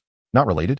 She asked, her head tilting slightly, pausing her delicate hands that had been sorting through the wardrobe. She turned to face him, her gaze unwavering. Young master, our engagement still stands. Jinshuang is your fiancée. I do not appreciate seeing other women draw too close to you, if you please. Is that so? She continued, her figure encroaching upon Su Xi, nearly touching noses. The overwhelming pressure emanated from her, accompanied by a fragrance reminiscent of peonies. As Su Xi lowered his gaze, he noticed values akin to those of Mu Qingshang. He took half a step back and smiled lightly. I see. Then perhaps it would be best for Miss Yi to avert her gaze. Yi Jinshuang bit her lip and shot him a glare. Indeed, this person still possessed such a disagreeable temperament. He was certainly not the gentle Su Xi she had once known. Yet, why was he more amiable with other women, while intentionally provoking her? Had she witnessed Mu Jingyan's demeanor before Su Xi, she would have felt reassured. Su Xi, adopting a more serious tone, said, It's merely jest, if we speak of it. The matter of our previous discussion regarding the dissolution of our engagement arises. In a soft voice, Yi Jinshuang replied. Jinshuang merely wishes for the young master to remain within bounds while we are still engaged. How so? Naturally, that would be agreeable. However, if that is the case, then we might as well dissolve it. Upon hearing Su Xi's acquiescence, Yi Jinshuang immediately turned and exited through the door, saying, Young master, it is late. Jinshuang takes her leave. She departed with such haste. It was not merely a departure. Upon hearing the word dissolve, Yi Jinshuang seemed to flee in a flurry, as if fearing his next words. After her exit, a small white figure flitted out from him and landed on the table, its round, inquisitive eyes gazing up at him. By the way, Ci, Miss Yi has left. Is it not true that tonight Miss Mu is to sleep next door? If only it were merely next door. Before he could finish, a system alert popped up. Side quest. The aloof and indifferent disciple wishes to share a bed with you. The task is now triggering. Su Xi? Is it so difficult to have a peaceful night's sleep? The white figure flapped its wings. Goo. Ci. Why not let her sleep next door? That way, she can find you whenever she wishes. Isn't that redundant? She already intends to do just that. But where was she? It was said the task was underway, yet Su Xi had not caught a glimpse of Mu Qingshang. These goddesses certainly did not allow him any peace. Goo. Ci is so tired. The white figure hopped off Su Xi's shoulder and landed on the table, wiping its mouth with its tiny wings. Shall I give you a back rub? Su Xi shot at an exasperated glance. No need. You should consider how to assist me in resolving these troublesome matters. Goo. Handle your own affairs. Hasn't Fengpa taught you that? Not really. We are not very familiar yet. Thank you. Unable to comprehend, Su Xi sighed. It seemed he would have to rely on himself. Nevertheless, since he was already here, he might as well make the best of it. He had faced numerous challenges in his past life. What was there to fear in this one? Congratulations. The clash with the goddess has advanced to stage 1. Progress updated to 40. Wait, I hardly did anything. How has the progress changed? Su Xi unfastened the white jade sword at his waist and placed it on the bed, removing his outer robe, intending to meditate and reward himself with some cultivation before resting for the night. However, as he shed his outer robe, the white figure murmured softly, Goo, Ci look? It flapped its wings and nudged him. Su Xiai glanced over and noticed a faint glimmer emanating from the white jade sword, accompanied by a low humming sound. As he pondered this peculiarity, the moment he picked it up, the sword remained unresponsive, as if it had merely been his imagination. Placing the sword back on the bed, he felt perplexed. Shaking his head, he dismissed these odd thoughts and sat cross-legged on the bed, commencing his cultivation. Not long after, while he was engrossed in his practice, he suddenly felt a gentle, warm breath, imbued with a faint fragrance, brush past him. Su Xiai abruptly opened his eyes, only to discover Mu Qingxiang had quietly seated herself beside him, cradling the now dim white jade sword in her arms, her cheeks slightly flushed, and her breath appearing somewhat rapid. Senior? Mu Qingxiang averted her gaze slightly. Xiai, your clothing. Could you refrain from speaking in such a manner that invites misunderstanding? He had merely removed his outer robe. He was neatly dressed underneath. Yet, Su Xiai draped his outer robe back on. Then, he observed Mu Qingxiang discreetly retrieving a scroll and flipping through a few pages, her brow furrowed as if she were confirming something. Subsequently, she raised her gaze to meet Su Xiai's, blinking her clear eyes. Xiai, are you asleep? She inquired softly, her voice even gentler than usual. Su Xiai, you can see whether I am asleep or not, can't you? You interrupted my cultivation, senior. Xiai, are you asleep? It seemed he had no choice but to answer this question. The situation was rather ambiguous. Su Xiai was uncertain how to respond to Mu Qingxiang's demeanor. How should he answer? If he said he was asleep, would she take it upon herself to join him under the covers? Conversely, if he said he was not asleep, what would she do? She was still clutching the white jade sword in her embrace. After a moment's hesitation, he ultimately decided to feign ignorance. What brings you here, senior? Upon hearing his voice, a faint smile graced Mu Qingxiang's lips. Xiai, you are not asleep yet. Yes, I see that. As she spoke, she settled herself at the edge of the bed, placing the white jade sword aside, and then proceeded to burrow beneath the covers. Su Xiai. Mu Qingxiang, however, disregarded his astonishment, merely snuggling deeper into the bedding, whispering, Xiai, it is chilly outside. But, senior, this is my room. Mu Qingxiang acknowledged, seemingly oblivious to the implications of his words. Peeking out from the covers were only a few strands of her disheveled hair and her bright, clear eyes. Fixed intently on Su Xiai. Side quest. The aloof and indifferent disciple wishes to share a bed with you. Task completion rate has increased to 20. Su Xiai, how on earth did the task progress increase so quickly? Chapter 35. What kind of master-disciple relationship is this? Senior, this seems rather inappropriate, does it not? Currently, Su Xiai finds herself in a state of uncertainty regarding Mu Qingxiang and the other celestial maidens, particularly Mu Qingxiang. In her previous life, the icy demeanor of her relentless swordsmanship directed at him left a lasting psychological shadow. Mu Qingxiang slightly tilted her head, her cold gaze fixed upon Su Xiai, a trace of bewilderment flickering in her eyes. Is it inappropriate? She repeated, seemingly questioning herself. But Xiai is my master's disciple, isn't he? No. What does the master-disciple relationship signify in your view? Miss, you've lingered in the Marquis's residence for so long. What have you been doing? You waited in young Master Su's room for half a day and only exchanged a few words? Cui Huan's eyes widened in disbelief as she stared at Yi Jinshuang. Yi Jinshuang, holding her teacup, trembled slightly, a hint of discomfort crossing her face as she cleared her throat. The tea has gone cold. I shall brew another pot. Cui Huan pouted but obediently rose to prepare more tea. Seated at the table, Yi Jinshuang gazed out at the moonlight, her emotions swirling in a complex and indescribable manner. Miss, you, Cui Huan, go rest. I need to cultivate. Cui Huan, somewhat reluctant, murmured, Miss, if you put in a bit more effort.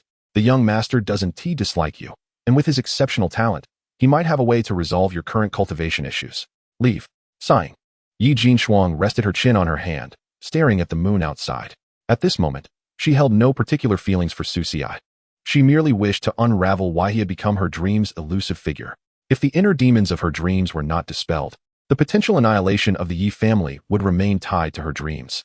And resolving these matters connected to Su Xiai was essential for her to cultivate effectively and return to her former glory as a prodigious talent. The engagement was merely a means to maintain contact with Su Xiai. Miss, why is there a man's handkerchief inside your sleeve? Do not meddle with my clothing. Your Highness, what are you looking at? Li Fengtang reclined on the phoenix couch, her gaze fixed on a painting of the scenery of Luoyi City. Admiring the painting. I certainly see you are observing the painting, but you have been back for 2 hours. And that peculiar lantern glowing with the hues of dusk has been set aside for quite some time. This is rather strange. Yet, Han Yu dared not speak further, standing respectfully to the side. After an indeterminate amount of time, Han Yu suddenly heard Li Fengtang's languorous voice. Is the painting of this cityscape and clouds hinting at something for me? I am asking you a question. Did you not advise against excessive chatter? Hanyu pondered for a moment. Perhaps it expresses a longing for home? Li Fengtang paused in surprise. Longing for someone. She again glanced at the cityscape painting, her brows knitting slightly. It does seem plausible, but who does Su Xi long for? She murmured. The women appearing beside the gentleman and the strange occurrences seem to be increasing. Hanyu, have there been any developments with the Grand Sacrificial Scholar and the State Master in recent days? None that I have heard, but it seems the Grand Sacrificial Scholar holds quite an affection for young Master Su. He has even been permitted into the star-picking tower. Li Fengtang squinted her phoenix eyes slightly. Hanyu, prepare paper and ink. Your Highness wishes to paint? No, I intend to write a letter. To young Master Su? Li Fengtang shook her head slightly. To my royal uncle. If we do not seize the opportunity, it may soon be too late. Where is he? Where has he gone? A few days later, the ancestral ceremony of the Tianxian Holy Land commenced. In the On Yuan Marquis's residence, within a certain illusory martial arts arena, Wei Yu sat at the head position. Her petite figure, reminiscent of a young girl, made it difficult for her to find comfort in any posture, and she stifled yawns.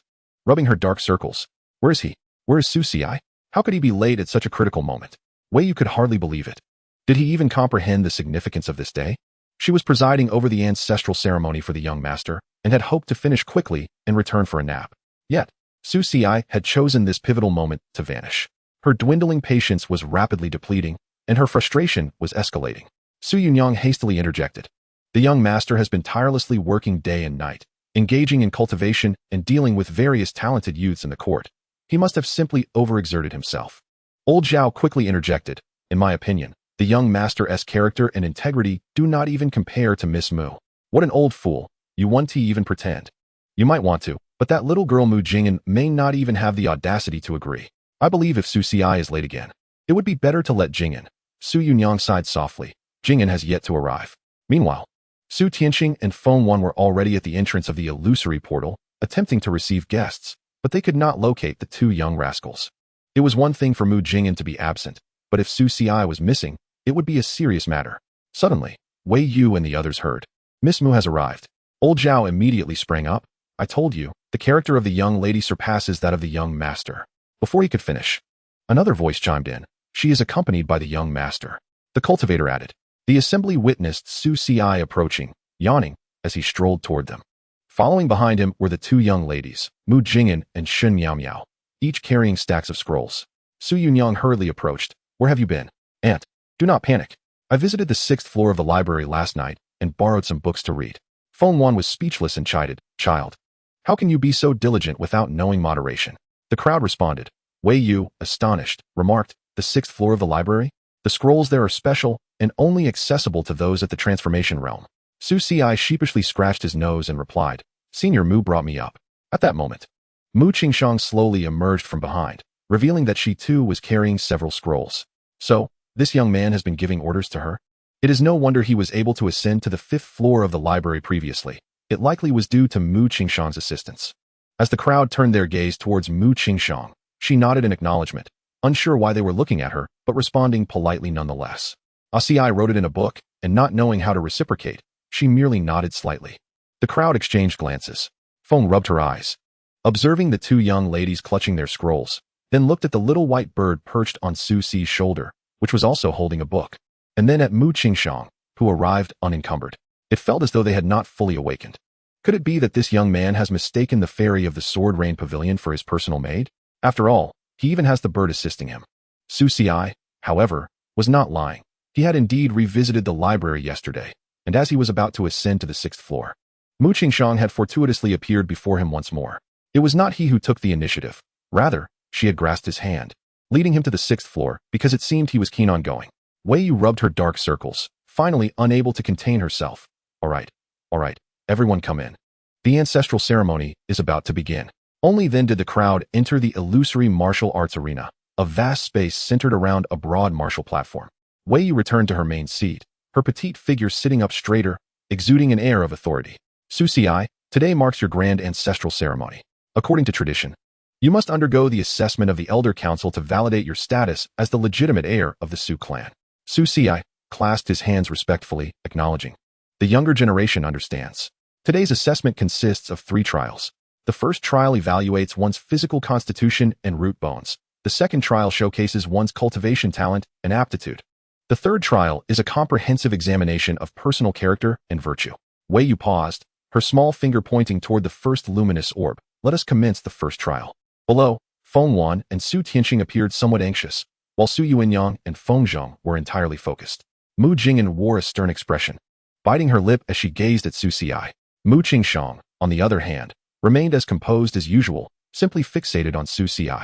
Elder Zhao stood at the forefront, behind him a crystalline light column, atop which rested a spirit jade tablet. He paced back and forth, stroking his beard, explaining that the first trial would be an all-encompassing assessment of spiritual roots, talent, and comprehension. In this world, not every creature possesses spiritual roots or a commendable constitution. Just as he finished speaking, a sound echoed, a soft thud. A small white creature wobbled and landed on the jade tablet, flapping its tiny wings. A surge of ethereal energy soaring skyward. The announcing elder was taken aback, exclaiming, "This is the bloodline of the Tianluan bird, the Fenyuan bloodline, and I must say, the purest of wind-type spiritual roots." Goo. The little white creature chirped proudly, flapping its wings and bouncing atop the spirit jade tablet. The announcing elder stared at the creature in disbelief, then at the jade tablet where lights flickered and words emerged, his voice trembling. What is happening? The bloodline of the Tianluan bird, the Fenyuan bloodline. Elder Zhao's expression of pride instantly froze, his eyes nearly bulging out of their sockets. These were legendary sacred beast bloodlines. How could they manifest in a mere chick? And that nine-colored radiance soaring into the heavens. Was it truly a pure wind-type spiritual root? This rank, this bloodline, was unprecedented throughout the Tianxian sacred land, and even the entire great Zhou dynasty. Wei Yu rubbed her eyes in astonishment, her small face reflecting disbelief. Mu Qingshang's cold gaze turned toward the little white creature, tilting her head slightly, as if pondering something. Su Xi felt his chin, realizing. So this creature is actually quite formidable? It seems I must initiate a training plan in the future. Just then, the playful little white creature shivered, wrapping its tiny wings around itself, sensing an ominous premonition. "Ci, someone seeks to harm me. Fear not, for I am here. You are truly wonderful." It chirped back. "Ahem, Lord Wei Yu, what does this mean?" Elder Zhao cleared his throat, attempting to regain control of the situation. Wei Yu collected herself, her expression returning to calm, yet laced with deeper meaning. "Is this bird Su Xi's?" Her tone carried a hint of inquiry. Su Xi nodded. "It is a companion of mine." Goo. The little white creature fluttered onto Su Xi's shoulder, appearing innocent. A companion? The crowd was once again taken aback. After this brief interlude, it was Su Xi's turn to take the stage. He gracefully stepped forward, under the gaze of all present, and slowly placed his hand upon the spirit jade tablet. A faint glow emanated from the tablet, though it did not shine as brilliantly as the little white creature, merely casting a gentle white light. The onlookers held their breath, staring intently. Even Elder Zhao refrained from speaking. Seconds turned into minutes, and still, the announcing elder remained silent. Wei Yu frowned, unable to contain herself. "Speak the incantation." Su Tianxing, filled with indignation, urged, "Speak."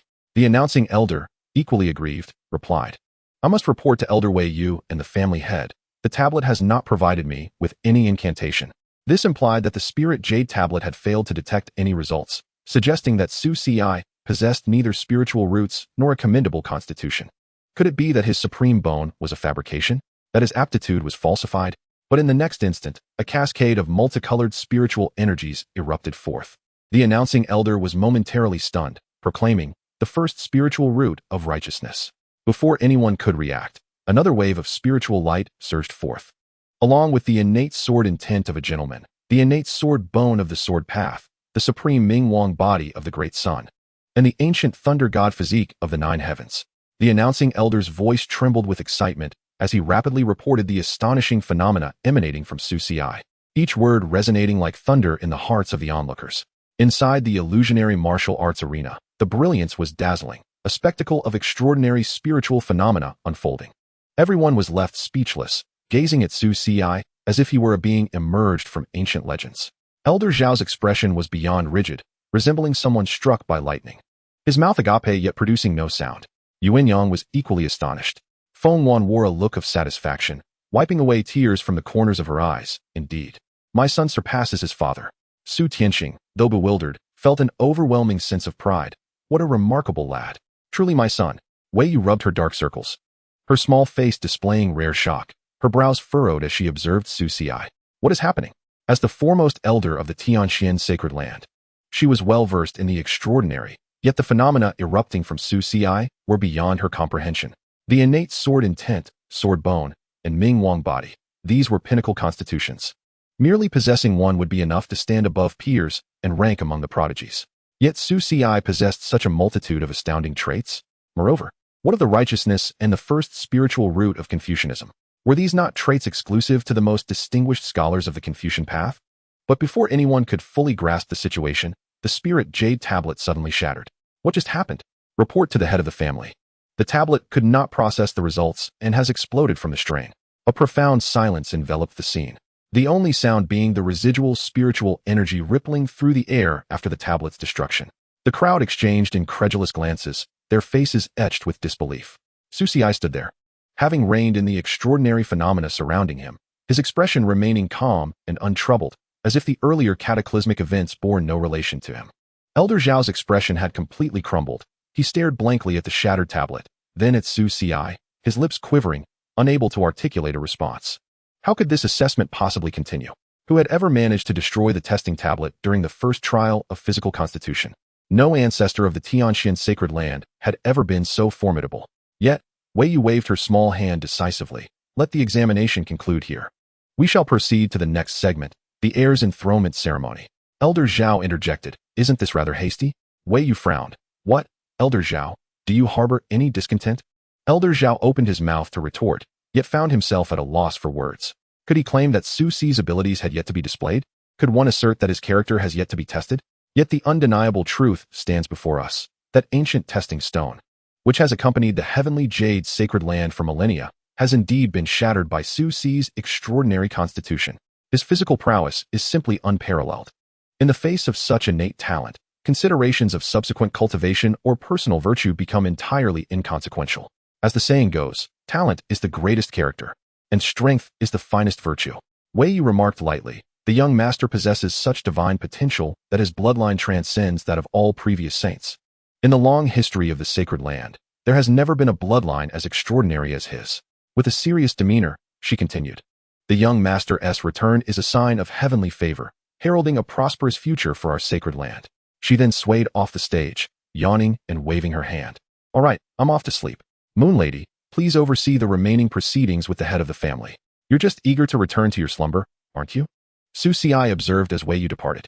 However, he too found solace in this development, for who relishes tedious tests or formal ceremonies? Main Quest Phase 2. The dragon lies hidden in the abyss.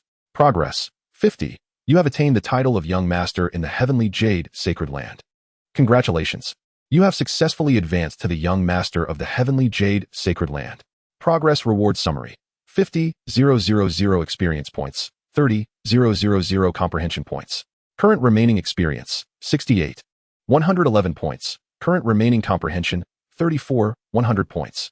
Note: continue to establish your standing in the Great Zhou Imperial Capital as the heir of the Marquis House and the Young Master of Heavenly Jade, gaining corresponding prestige.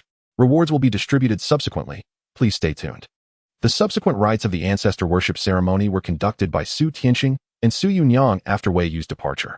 Although lacking her presence, the extraordinary constitution Su Xi had previously displayed was sufficient to earn the respect of all elders. Even old Zhao had nothing to say at this moment. The young ladies Mu Jingyan and Shun Miao Miao were left speechless, staring at Su Xi in astonishment. As for Mu Qingshang, she had been observing Su Xi with her usual impassive expression, so there was little difference in her demeanor. At this moment, Mu Jingyan gazed at Su Xi, her face frozen in disbelief. She had initially thought Su Xi possessed mere talent, never anticipating such a phenomenal display. A sage once said, success is 99 parts sweat and 1 part talent. And yet, that single part of talent is of utmost importance. Oh dear, how can I ever surpass him? The young girl's thoughts spiraled chaotically. If she could not outdo him, she would be forever bullied by him. And if he continued to bully her, how could she ever hope to catch up? A knot of despair tightened within her.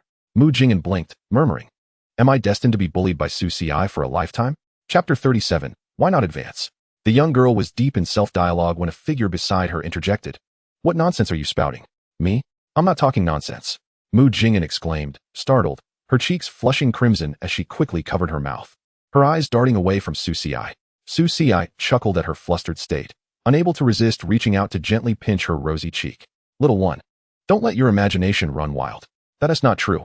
Mu Jingyan protested, her face still in his grasp, growing more agitated as she stomped her feet and waved her hands, trying to swat away his touch. Watching from the side, Shen Miao cast a sympathetic glance at Mu Jingyan, then at Su Ci, internally musing, this young master seems to take great pleasure in teasing Miss Mu.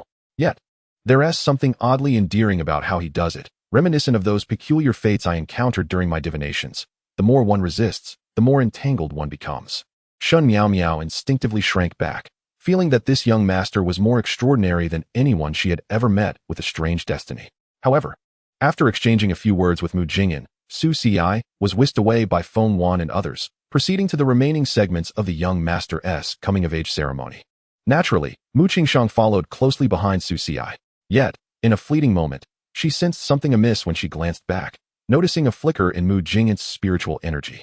Her dual pupils seemed to dim momentarily before brightening again. Her small hand pressed to her forehead. What just happened to me? Shen Miao supported her, asking, are you alright? Nothing's wrong, Mu Jingyan replied, rubbing her forehead. Perhaps I just practiced too late last night. How late? Late enough that I was still awake when Su Ci knocked on my door to take me to the library. Mu Qingshang's cold gaze lingered on Mu Jingyan, a hint of curiosity flashing in her eyes. It seems that Su Ci's little sister possesses some extraordinary qualities as well. She withdrew her gaze, continuing to follow in Su Ci's footsteps, as if he were the only person in the world worthy of her concern. Mu Jingyan pressed her small hand to her forehead, shaking her head slightly, a frown forming. How strange. It feels as though a fleeting memory has flashed before me. It's as if something within my dual pupils is visible yet elusive. Mu Jingyan paused, realization dawning upon her. Oh no.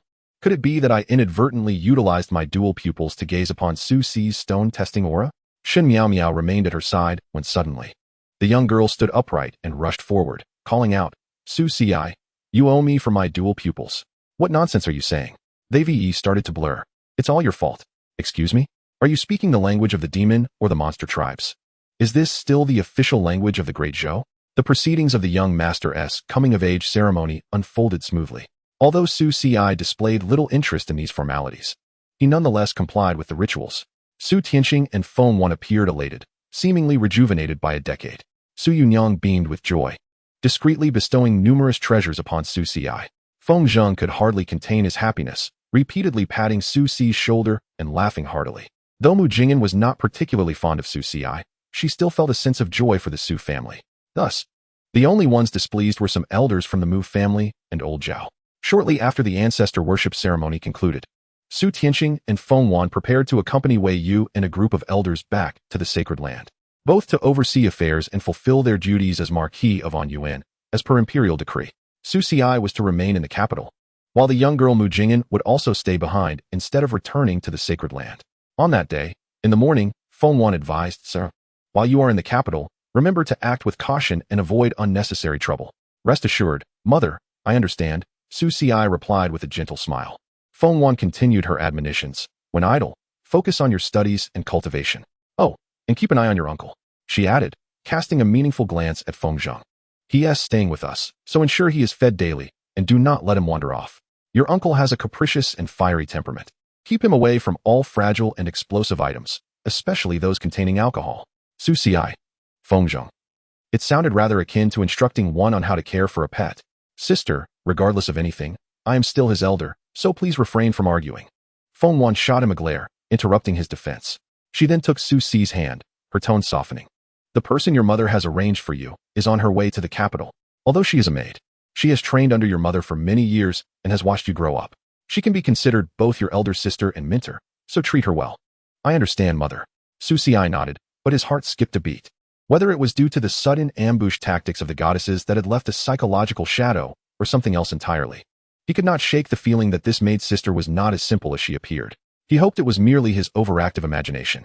She is proficient in alchemy and has studied for many years at King Gran Academy. You may ask her anything you do not understand, and she will certainly take good care of your daily needs. Feng Wan handed Su Ci a storage bag, which contained some spirit stones, elixirs, talismans, and some banknotes and land deeds for properties you wish to acquire in the capital. Keep this safe, and if you need anything, do not hesitate to write to your mother. Su Ci accepted the storage bag, feeling its weight in his hand, and a sense of gratitude welled up within him. Thank you, Mother. Remember to write to me. I will write a letter every month to you and Father. Is once a week acceptable? Feng Wan's expression was reluctant. After pondering for a moment, she concluded, perhaps it would be best to write daily? Su Tianxing stepped forward, patting Su Ci on the shoulder, his tone steady. Seer, you have been away for many years. Though you have faced hardships, they have tempered your character. Now that you have returned home, your status and responsibilities have changed. The future of the Tianxian sacred land and the Su family depends on you. Remember, cultivate your character and nurture your temperament, for only then can you bear great responsibilities. I will remember father's teachings. Feng Wan continued, your father and I have already selected a grand sacrificial official to be your teacher. You shall visit him tomorrow. Su Ci's heart stirred at the mention of the grand sacrificial official, a name he had heard before. According to the information he had gathered, this individual was a mysterious and formidable cultivator, whose strength was unfathomable, and whose true identity and even gender were largely unknown. Some in Luoyi City claimed he was a venerable old man, while others described him as an ethereal beauty, surpassing even the capital's most renowned beauty, Princess Li Fengtang. However, those who had actually seen his true form were said to be exceedingly rare. Nonetheless, the Grand Sacrificial Official was the highest authority of the Yutian Bureau, which oversaw matters concerning demons and anomalies in the Great Zhou, and was deeply trusted by the current emperor. If he could become a disciple of the Grand Sacrificial Official, it would undoubtedly be immensely beneficial. Yet, Su Ci recalled that in his previous life, during the power struggles with Li Fengtang, there was no mention of such a figure. Wasn't the highest authority of the Yutian Bureau the Grand Administrator? Grand Administrator? We have no such position. The following noon, at the entrance of the Yutian Bureau, a guard scratched his head. Young master, are you certain you remember correctly? Without further inquiry, Su Ci replied directly. Please inform the Grand Sacrificial Official that a junior has come to visit. Please wait a moment, young master. The guard respectfully acknowledged and turned to enter the Yutian Bureau. Standing in the shade at the entrance, Su Ci's mind was awash with thoughts. Could this be due to an update in the narrative? Or was it possible that this Grand Sacrificial Official was the same as the Grand Administrator from his previous life? As he pondered, a dreamlike voice resonated. Since you have arrived at my doorstep, why not come in? In the next moment, he felt the world around him shift. And suddenly he found himself before a small pavilion in a courtyard. Lifting his gaze, he beheld a figure clad in a flowing black robe, seated before a chess table under the pavilion. A wide-brimmed hat obscured their face. Only a corner of a pale mask resembling a mythical beast was faintly visible. Though he could not discern their features, an unmistakable sense of familiarity washed over him. Chapter 38. Then I must give it a try. Before Su Ci could think further. System alert. You have entered the mysterious Grand Sacrificial Official's intriguing interest side quest. Quest description. As you know, every enigmatic powerhouse possesses some undisclosed eccentricities, especially those who conceal themselves beneath dark robes. The Grand Sacrificial Official of the Yutian Bureau has exhibited a profound interest in you. Su Ci mused. Why does it feel like the game system is eager for my demise? Before him, the Grand Sacrificial Official sat with an air of mystery, exuding an aura that commanded respect, even with their face veiled. Yet, Su Ci felt an odd sense of familiarity, as if he had encountered such a person countless times before. Were they also a goddess? He attempted to access the character panel for information, but found himself met with a message. Access denied. Possible reasons: insufficient range, excessive obstructions, inadequate realm, insufficient divine sense, weak spiritual platform, and low permissions. Please improve these conditions and try again. Fine. When I return, I will make sure to give White Dumpling a good squeeze. White Dumpling goo? The Grand Sacrificial Officials slightly raised their eyes, casting a sidelong glance. Their tone was nonchalant. What? Are you spying on me? Su Ci felt a bead of sweat form. What surprised him more was that the tone of the Grand Sacrificial Official was not as ambiguous in gender as others had claimed, but rather resembled that of an ordinary woman. Almost too ordinary. Furrowing his brow, he sensed a familiarity with the voice. Damn it, where in his past life had his memories become blurred? How? Have you guessed my identity? The Grand Sacrificial Official's voice rang out again, tinged with a hint of playful mockery. Su Ci sighed. He felt his expression relax in an instant, adopting a calm demeanor, and slightly cupped his hands. I have the honor of meeting the Grand Sacrificial Official. I am Su Ci. The Grand Sacrificial Official rested her chin on her hand, smiling softly. And what else? What else? Su Ci replied. Is such a widely known identity all you wish for me to guess? With a bashful smile, Su Ci added, it seems the Grand Sacrificial Official is being rather unreasonable. I am but a junior with limited experience and shallow cultivation, lacking the discernment to recognize the true visage of the Grand Sacrificial Official. The Grand Sacrificial Official was taken aback, then covered her mouth in amusement. Humph, just as I thought. Su Ci, you remain ever so entertaining. Very well, it is confirmed. You indeed recognize me. Then came the familiar routine. Was she perhaps an old flame from his past life? Or could she be a boss he had once vanquished?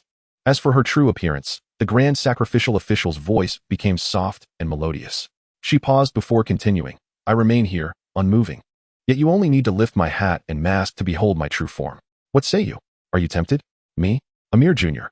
How could I dare to treat the grand sacrificial official with such disrespect? Oh, is it that the young master can dare to question the heavens with a sword, but not undertake this small task? Su Xi raised an eyebrow. How does she know I question the heavens with a sword? Is her information network that extensive? The grand sacrificial wine, it seems, holds a rank considerably higher than that of Li Fengtang. Indeed, that princess, although once his most favored disciple in a previous life, one who would readily change her course at the mere flick of his finger, often proved to be no match for him. However, the current grand sacrificial wine has also reaped the benefits of the latest version's enhancements. As the foremost authority on demon hunting in the Great Zhou, she is also one of the preparatory instructors selected by the venerable Old Deng. Setting aside her unfathomable cultivation, merely her status alone would compel him to retreat in deference. How could a mere junior from a noble household dare to lift her veil? Such an act would surely invite scandalous whispers of insubordination and disrespect. A blatant disregard for the law, utterly outrageous. Even if he were to succeed without consequence, the repercussions would likely elevate her reputation to celestial heights. Yet, despite these considerations, Su Xi's choice was unequivocal, to lift it directly. Having endured trials and tribulations in his past life, playing the role of the submissive, and serving the imperial master, what had he not encountered? But this was indeed something he had never witnessed before. He felt compelled to test this unfamiliarity. The grand sacrificial wine was momentarily taken aback. Her gaze momentarily stunned, as if she had not anticipated Su Xi's audacity. He approached her swiftly, employing the ethereal cloud flow technique and the wind nocturne magic, which appeared once every 3 days. Is your eagerness truly so palpable? She mused, perplexed. This was not the demeanor he had exhibited before. Why did he show such reverence to that Master Mu Qing, and why was he so courteous to the young princess? Yet, with her, he seemed to abandon all decorum. Before the grand sacrificial wine could unravel these thoughts, Su Xi had already lifted the veil, unveiling her mask. A visage as pale and exquisite as jade graced his eyes. This face, Su Xi's pupils constricted, his heart racing. The ethereal beauty, tinged with a trace of world-weariness, was crowned by delicate, intricate patterns of pale violet upon her brow. Her lips, slightly pursed in discontent, and her hair, interwoven shades of white and violet, were hauntingly familiar. Yet, for a fleeting moment, he could not recall her name. Name, unknown. Race, unknown. You might be a deity? Occupation, grand sacrificial wine of the Great Zhou, one of the avatars of the Tianjin Abyss. Charm. Such charm is beyond description. Cultivation. Such cultivation is difficult to gauge. This assessment appeared as soon as the distance was deemed sufficient. Although Su Xi still struggled to recall certain aspects, he was beginning to form an impression. The enchanting figure before him was likely the one divine being from his past life he had never managed to conquer. Fate, celestial book goddess, terminally weary of the world. Signs of a sickly obsession. Evaluation. Congratulations, you have successfully entangled yourself with a hidden superboss. Though she is weary of the world, her obsession with you transcends imagination. Your demise may be quite tragic, or you might enjoy a lavish existence. Of course, there is also the possibility that your existence may become a living hell. But fear not. She may first seek to control you, savoring you slowly. Control, indeed? Savoring? Did she not realize how difficult such pursuits could be? Chapter 39. Then do as you wish. Su Xi was utterly speechless. What kind of ancestral figure had old Deng Su Tianxing summoned to serve as his instructor? A fate-bound father of sorrows. The longer he contemplated, the more he felt like he was being served a dish of clay pot rice. But how had she come to be the grand sacrificial wine of the Great Zhou? If his memories were intact, at this juncture, she should have been teaching at an academy in the southern region. Su Xi's mind was tumultuous, yet his exterior remained composed as he quietly regarded the grand sacrificial wine. She, in turn, gazed back at him, her veil lifted, finally revealing her stunning yet subtly fatigued countenance. Her eyes danced, a playful smile gracing her lips. What? Does the young lord recognize me? Su Xi feigned innocence, stating, Your divine beauty is unmatched, esteemed grand sacrificial wine. I am merely taken aback, having never encountered such a sight before. Oh, never seen before? The grand sacrificial wine chuckled lightly, her delicate hand brushing over her own face. Yet I sense that your gaze does not reflect that of a first encounter. Surely, esteemed grand sacrificial wine, you jest. I truly have not laid eyes upon you before. Su Xi replied earnestly, revealing no cracks in his facade. After all, who would be foolish enough to entertain such banter? Why had he failed to woo her in his previous life? It was not solely due to her unparalleled cultivation, which had already reached the echelon of a supreme goddess. At such a tender age, she had glimpsed the path to transcendence, placing her on a plane beyond the mundane.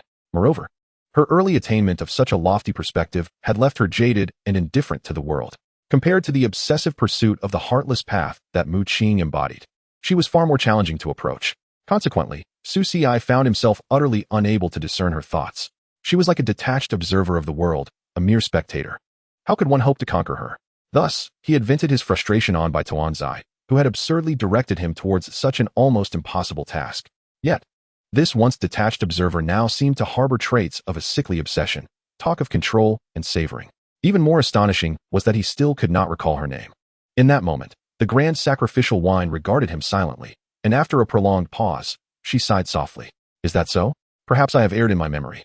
As she spoke, she extended her hand, gently redonning her veil and mask, concealing her exquisite features once more. However, just as the veil began to descend completely, Su Xi caught a fleeting glimpse of something akin to disappointment in her eyes. The mask bore a resemblance to the otherworldly creature Bai Zhe. Young lord, have you come here seeking me as your teacher? The grand sacrificial wine inquired suddenly, her voice regaining its previous neutrality. Su Xi was taken aback momentarily, then nodded. I have come at the behest of my parents to pay my respects to you, esteemed grand sacrificial wine. Oh, she echoed softly, a hint of amusement in her tone. Are you aware that being my student entails numerous rules? I would be eager to learn, he replied. First, no deceit. Second, no betrayal. Third, do not stray too far from my side. Each condition grew increasingly peculiar, particularly the third, which bordered on ambiguity. How do you find these terms? The grand sacrificial wine cast a casual glance at Su Xi. Previously, Su Xi's parents had ardently recommended him to be her student. While the desire for their son to achieve greatness was understandable, she was aware of other potential instructors, such as the national master who had appeared at the princess's residence, the venerable tutor, and the grand scholar of the Long princess's royal family. There were also the Tianshan sword Immortal and Su Xi's prospective father-in-law, the grand scholar of the Hanlin Academy. It was evident that Su Xi's parents had chosen her for reasons that surely stemmed from his own schemes. Thus, he could never refuse himself. After all, in the previous life, I was indeed his. Please allow me to decline. The delicate visage hidden beneath the grand scholar's mask momentarily froze, her exquisitely refined features displaying a semblance of astonishment. He actually rejected me? Su Xi's expression turned grave as he proclaimed, I seek a mentor to cultivate my character and refine my morals, not to be subjected to clandestine rules. I implore you, esteemed scholar, to maintain your dignity. His tone was righteous and resolute, firmly declaring a rejection of unsavory temptations. Ahem, no, rather, I meant to say no to unsavory temptations. The corners of the grand scholar's eyes twitched as she sat in shock. What is meant by clandestine rules? Thus, Su Xi observed the previously composed and graceful grand scholar suddenly tremble, but do not misunderstand. It was out of anger. What nonsense are you spouting? She frowned, biting her lip in discontent, and the sense of assured victory she once held crumbled instantly. Pray, enlighten me as to what you mean by not straying too far from you? The grand scholar parted her lips, then spoke sternly. That is because I have been entrusted with a loyal duty. Your parents have requested that I look after you, hence I must ensure your safety. What nonsense occupies your mind, you young one? Is it my fault now? Ahem, in any case, it has been decided. The grand scholar turned away, resting her jade hand on her chin atop the chessboard, while the other toyed with a black piece. Tomorrow, you shall report to my imperial bureau. Starting from the grassroots level, do not let others whisper that I have opened doors for you. Su Xi was taken aback. What does it mean that it has been decided? What does it mean to worry about whispers of favoritism? The grand scholar continued her monologue. Henceforth, every 7 days. No, rather, every 3 days, you shall come to my star-picking tower or my residence to report. Are you implying a clandestine arrangement? The grand scholar paused, casting him a disdainful glance, and coldly retorted, cease your nonsensical chatter in my presence. The two exchanged a few more barbs until the grand scholar adopted a frosty silence. It was then that Su Xi realized a rather terrifying truth. Why did their verbal sparring evoke a sense of familiar strangeness, yet feel so utterly natural? He clasped his hands in a bow. I shall take my leave. Wait a moment. She spoke, rising gracefully and approaching Su Xi, her gaze descending upon the white jade sword at his waist. Su Xi was momentarily stunned, about to speak when the grand scholar remarked casually, this sword is extraordinary. Leave it with me for a while, and I shall ensure its proper safeguarding. What say you? Before Su Xi could contemplate further, a notification appeared. Side quest. The enigmatic grand scholar crossed out. Your teacher now exhibits greater interest in you. Task completion rate increased to 20. Task description. You have successfully piqued her deeper interest. The teacher has considered borrowing the exclusive sword bestowed upon you by your mentor. This may serve as a test. Or perhaps she wishes to secure you completely. Susi, secure completely? Do you harbor a misunderstanding regarding those 4 words? Yet, he beheld the white jade sword shimmer faintly, its blade trembling. Is it displeased? In rejection? Strangely, Susi could sense the fluctuations of the sword's response. However, whether in the hands of Mu Qingshang in the past or now in his grasp, he had not perceived the existence of a sword's spirit or soul, which was indeed peculiar. But there was no time for him to ponder further. I must decline. This sword does not belong to me, and thus cannot be entrusted to my teacher. Another refusal. Upon hearing this, the Grand Scholar's figure quivered slightly, yet as she heard the word teacher, the corners of her lips curled into a subtle smile, followed by a soft chuckle. Very well, suit yourself. They exchanged a few more words. Susi bowed and offered some pleasantries before preparing to take his leave, only to find the Grand Scholar suddenly before him, gently raising a delicate hand to block his path. What is this? I almost forgot one matter. The Grand Scholar's voice carried a hint of laziness, as if merely mentioning it in passing. You have damaged my chessboard. How do you intend to compensate? Susi was bewildered. When did this happen? The chessboard? Susi had displayed a look of confusion. Esteemed scholar, could it be that you have mistaken me? I have never approached your residence, let alone damaged a chessboard. The Grand Scholar let out a light laugh. It seems you have forgotten the matter, or perhaps you cannot acknowledge your debts. She slowly raised her jade hand, her fingertips pinching a black piece, precisely the one Susi had observed on her chessboard moments ago. But it matters not. I remember well enough. The Grand Scholar slightly pursed her lips, leaning in closer, the warmth and intoxicating fragrance enveloping him as she whispered in his ear, Susi, what you owe me will be repaid sooner or later. Chapter 40. The Frosty Snow, This Cold Plum. In the Marquis's residence, Mu Jing and Shen Miao Miao were practicing in the courtyard. To be precise, Shen Miao Miao was diligently assisting Mu Jing and with her homework, while Mu Jing doodled circles in the dirt with a twig, mumbling to herself, drawing circles to curse him, wishing he would be bullied by Mu Xianxia, by the princess, by his fiancée Yi, and by the Grand Scholar. The Grand Scholar is too formidable. Perhaps I should change my approach. Shen Miao Miao.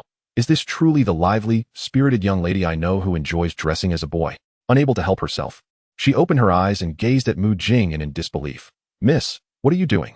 Mu Jing was startled and quickly hid the twig. No, nothing. I was practicing the divination and talisman drawing you taught me. But I heard every word you just said. Miss, do you also think my divination might backfire? No. No, I was merely playing around. Mu Jing rested her chin on her small hand, exhaling, her brows furrowing. He keeps bullying me. She counted on her fingers. He squeezes my face without reason, is particularly zealous in his training, and when testing talents, he dazzles me with his dual pupils. Recently, he haunts my dreams. Shen Miao Miao. Mu Jing quickly waved her hands. I didn't say anything, but she noticed Shen Miao Miao suddenly bowed her head in silence. Mu Jing sighed, moving to sit beside her. What's wrong? Are you upset because of Susi too? Shen Miao Miao sighed as well, her voice filled with grievance. Ever since he arrived, I've been expelled from the library. Now, Miss Mu, you are never home. Nor do you allow me to go back. I worry that if this continues, one day, if I anger him, I will end up sleeping on the streets. He dares. I'm here for you. You can't defeat him, Shen Miao Miao whispered. I can report to Auntie. Madame Feng is away on a long journey, and besides, you cannot defeat him. Well, it's not that I don't allow you to go home. It's just that my family is a bit busy and inconvenient right now. You can return after a while. Of course, she wouldn't confess that she wanted to wait for Susi to return so she could secretly follow him and see where he had been and what he had done, to understand how his cultivation progressed so swiftly. Yes, that's it. After all, the dual pupils and Supreme Bone are fated enemies, and it should be this way. Mu Jing nodded her small head, wondering who had told her this. It was Susi? She was indeed too clever. Susi was so easy to deceive. Susi felt that he might have fallen victim to a deception. The good teacher arranged for him by Feng Wan, and Su Tianxing was far from benevolent. As he exited the grand residence of the grand ritual scholar, his mind was clouded and his senses dulled. The highest authority responsible for capturing demons, the grand ritual scholar? It seemed she herself was a demoness, clearly a misanthrope, yet she failed to adhere to her own persona.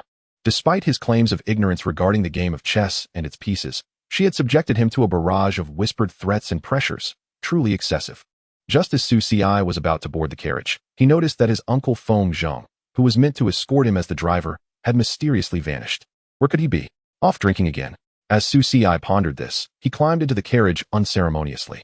Upon lifting the curtain, he was greeted by a young lady clad in a white robe adorned with plum blossom patterns, exuding elegance and grace as she brewed tea. With her clear, bright eyes and a gentle smile, she asked, "Young master, would you care to sample some tea?" Xianxia had grown accustomed to the serendipitous presence of divine beings by his side. It had almost become a mechanism of existence in this realm. He settled down gracefully, accepting the teacup from Yi Jinshuang, who assured him, "Today, I did not include goji berries, rest assured." How about adding osmanthus next time?" he suggested. "That sounds delightful." "What of peonies?" he queried. "Too ostentatious," she replied. "How about daisies? They are soothing." The two engaged in light conversation, one savoring the tea while the other prepared it. Both at ease and content. A gentle breeze wafted through the carriage window, stirring a few yellowed leaves. It was then that Xianxia realized autumn had already arrived.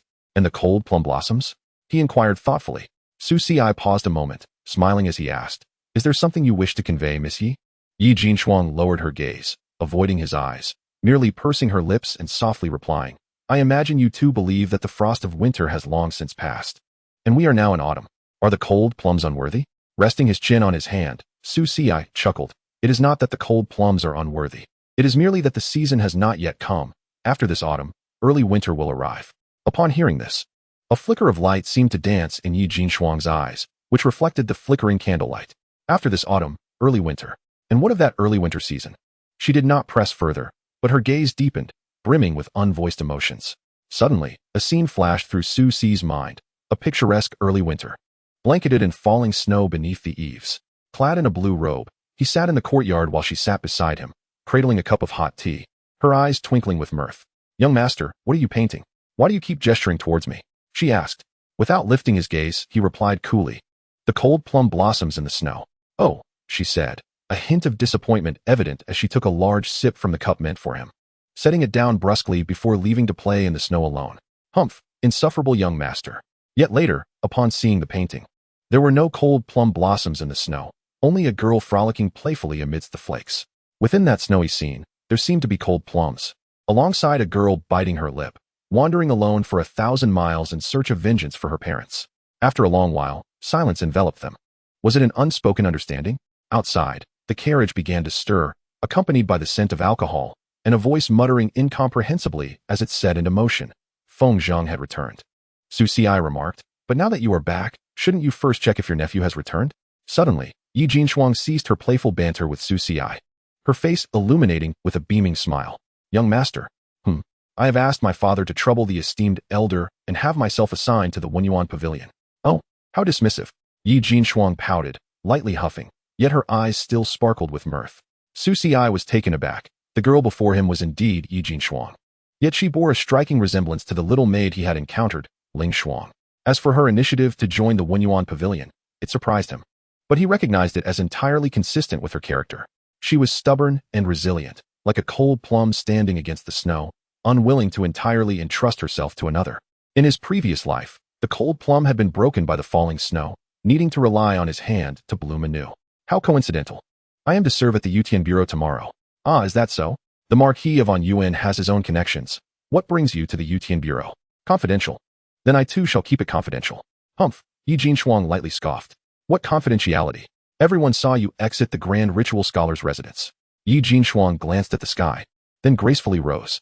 "Young master enjoys tea, so I shall leave this stove and tea set here for now." Her voice held a hint of gentle expectation. Xianxia observed the exquisite stove and tea set, then turned his gaze back to Yi Jinshuang.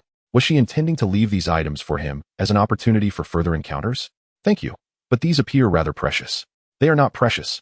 As long as young master enjoys them, that is sufficient." "Are they truly not precious? Is this not the exquisite xixia teapot that your uncle presented to me the other day? Can I really keep this?" Xianxia contemplated for a moment, but ultimately did not refuse, for her intentions were sincere. As the carriage slowly made its way back to the Marquis's residence, the night grew deeper, and the myriad lights of Luoyi City shimmered ever more brilliantly. It was dusk now. Mu Qingshang, dressed in a plain white Taoist robe and cradling a white jade sword, stood quietly at the entrance of the Marquis's residence, resembling an exquisite jade sculpture. Her cold gaze remained fixed on Xianxia, as if he were the sole person in the world. "Xianxia," she called softly, her voice calm, yet imbued with a subtle undertone of reliance. Xianxia sighed inwardly. This master of his seemed to possess an uncanny ability to be ever present, as if she were destined to wait for him wherever he went. Senior, Su Xi greeted with a bow. Behind him, Yi Jinshuang also dismounted the carriage, momentarily taken aback by the sight. She had not anticipated that Mu Qingshang would be waiting here.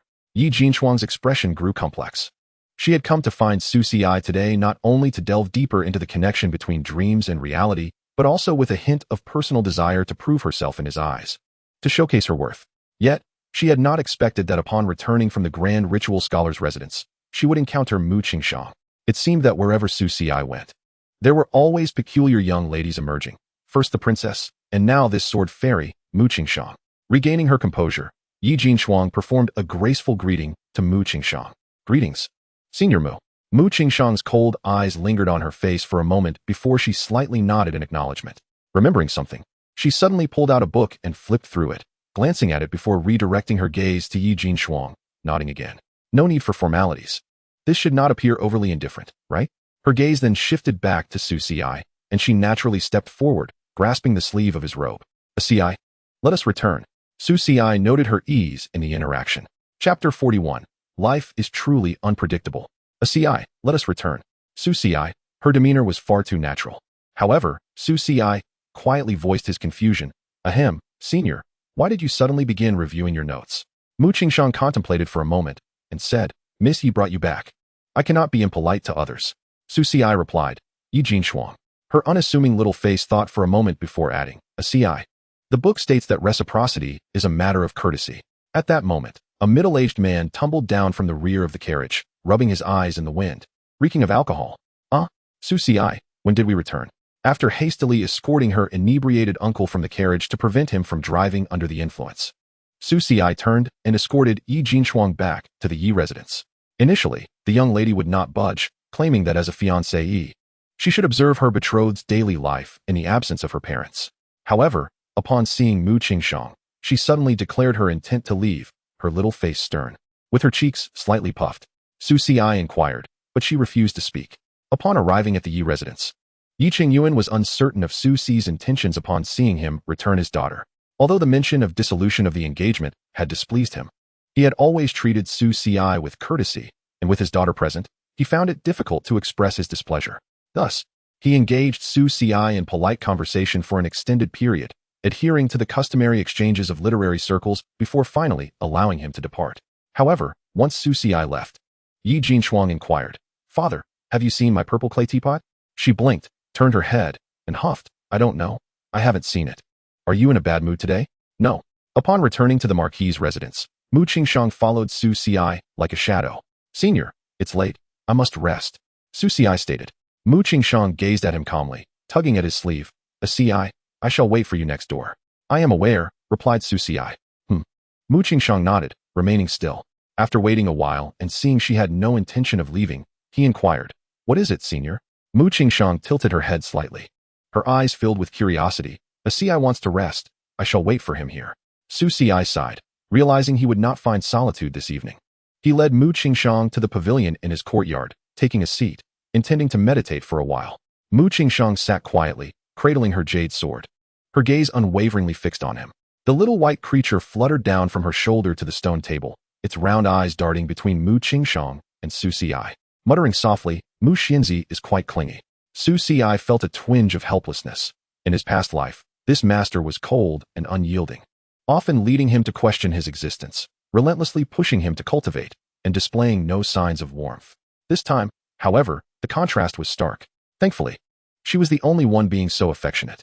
Had Li Fengtang from the latter part of his previous life adopted a similar demeanor, he dared not imagine how his current life would unfold. What? The blessings of a harmonious family. First, let me survive under the swords of both. As the divine maiden clashed, Su Xi bore the brunt. Noticing him beginning to cultivate, Mu Qingshang also closed her eyes, exuding a faint aura of spiritual energy, seemingly engaging in her own practice. Yet, after a brief moment, Su Xi sensed a subtle fluctuation of spiritual power beside him, as if someone were peering into his practice. Unperturbed, he silently activated the system's counter-scrying function.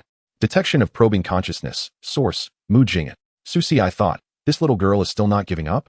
Mu Jingyan's consciousness cautiously swept over him, perhaps observing his cultivation or attempting to uncover his secrets to rapid advancement. Su Xi paid her no mind and continued his meditation. After a while, another consciousness brushed past. Detection of probing consciousness. Source: Yi Jinshuang. Su Xi mused, didn't she go back? Why is she still outside? And using her consciousness to probe? Could she also be trying to uncover my secrets? Yi Jinshuang's consciousness was slightly stronger than Mu Jingyan's, yet equally cautious. As if afraid of disturbing him, Su Xi felt exasperated. He merely wished for a moment of tranquility for cultivation, yet it seemed an insurmountable challenge. Just then, a far more potent consciousness descended, carrying a subtle aura of pressure. Detection of powerful consciousness. Source: Li Fengte. Su Xi exclaimed internally, it's late. Your Highness. The princess, are you not sleeping? Still monitoring me? Li Fengtang's consciousness was different from the previous two. She made no effort to conceal it. Sweeping directly over Su Xi, as if verifying whether he was genuinely cultivating or engaged in other activities. Internally, Su Xi grumbled, maintaining an outward calm. The little white creature rolled on the stone table, chirping, Cici, you are quite lively tonight. I have no desire for such liveliness. Just as Su Xi assumed he had gathered all his spectators for the evening, an even more formidable consciousness descended, imbued with a faint sense of weariness and world-weariness.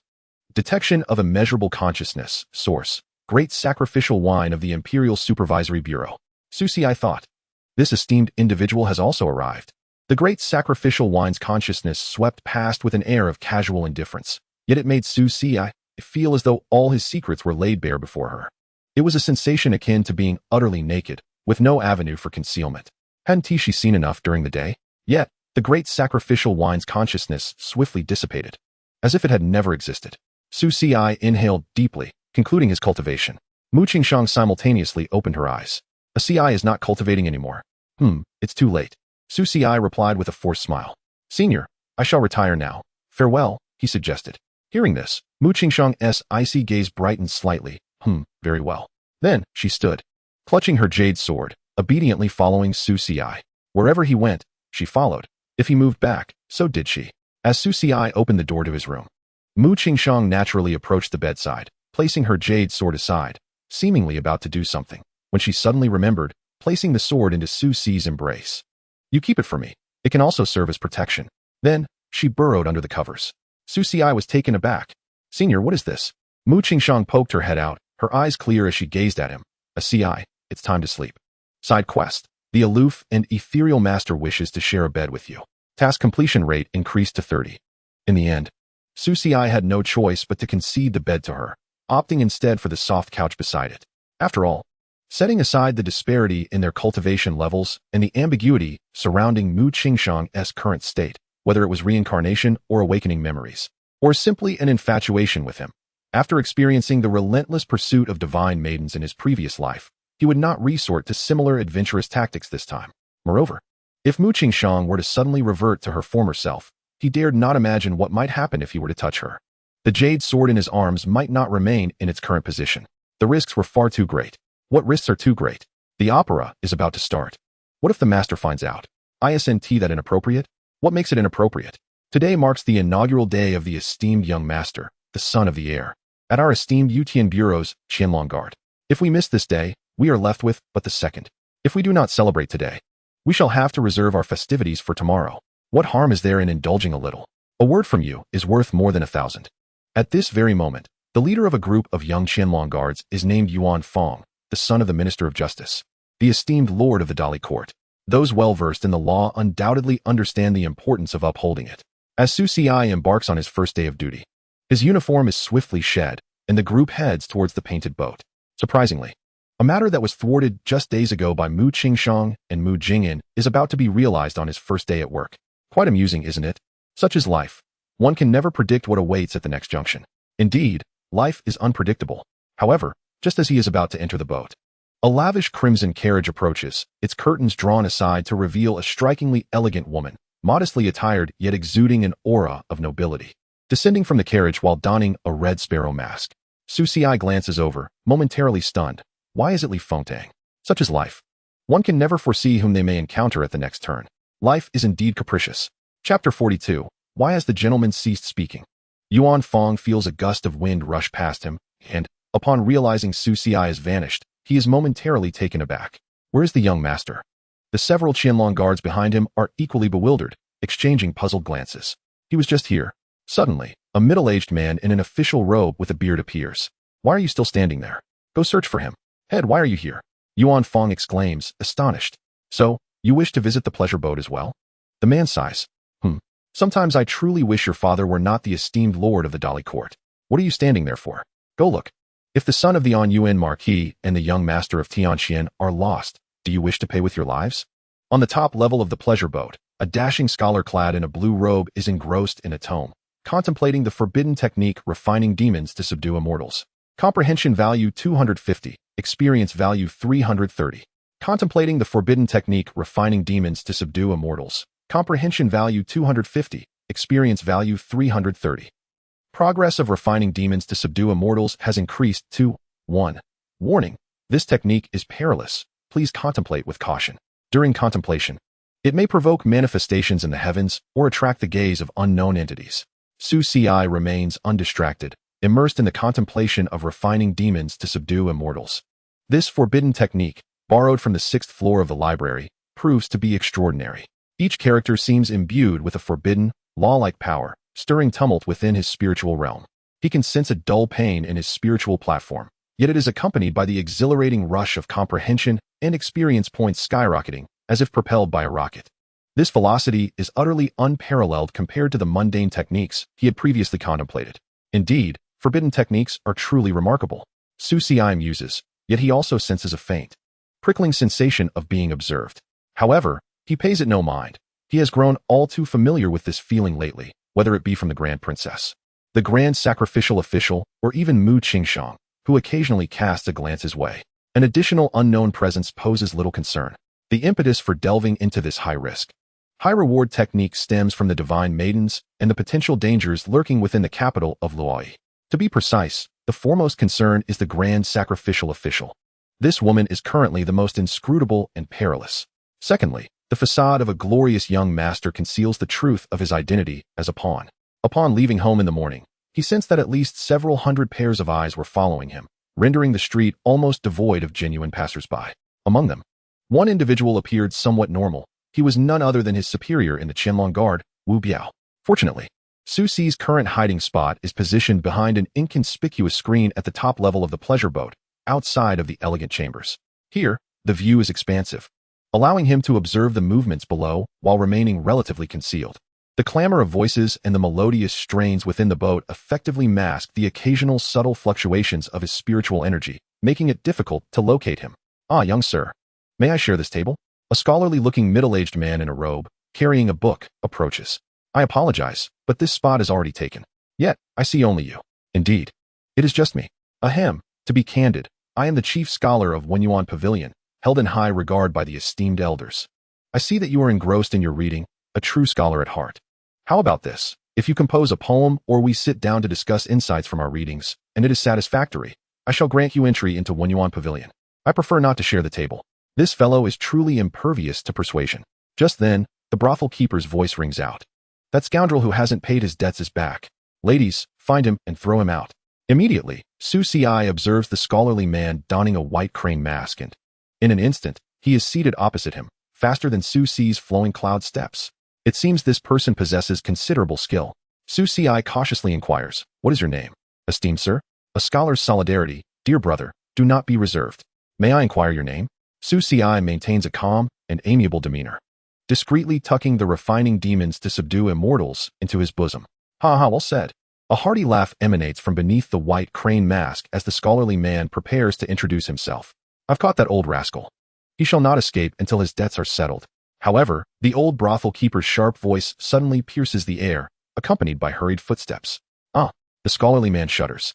His movements swift as he crouches behind the screen, flowing with such grace that it appears he has rehearsed this maneuver countless times.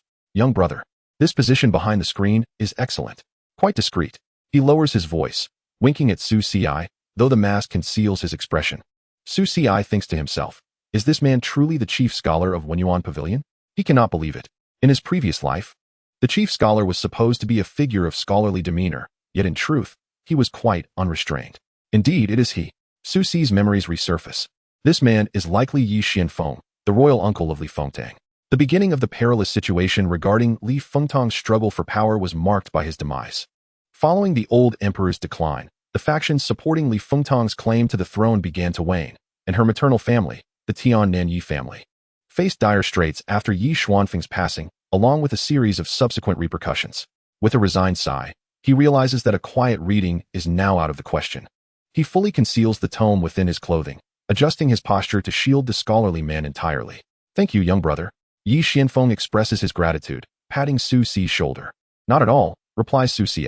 The sounds from below grow increasingly closer, accompanied by loud knocking and curses. "Yuan Feng, you rascal, where have you run off to?" Wu Biao's voice rises from below. Indeed, his colleagues have arrived. He can only hope they do not seek him out. Normally, this might be tolerable, but if Li Fengtong insists on pursuing him, it would merely devolve into a contest. To subject her to a beating or to indulge her in one. This girl would surely become obedient. Su Si sighed inwardly. If Li Fengtong discovered that he had been frequenting the pleasure quarters, it would likely spell trouble for his little brother tonight. "Are those fellows downstairs looking for you?" It seems so." "I see." The scholar in the robe mused for a moment, then suddenly rubbed his hands together. "Does this mean we are in the same boat?" "Perhaps." Su Si felt the muscles in his forehead twitching. "Since that is the case, dear brother, you need not be so reserved. Just consider this your reserved seat. There is no need for you to awkwardly shield me. That would only raise suspicions."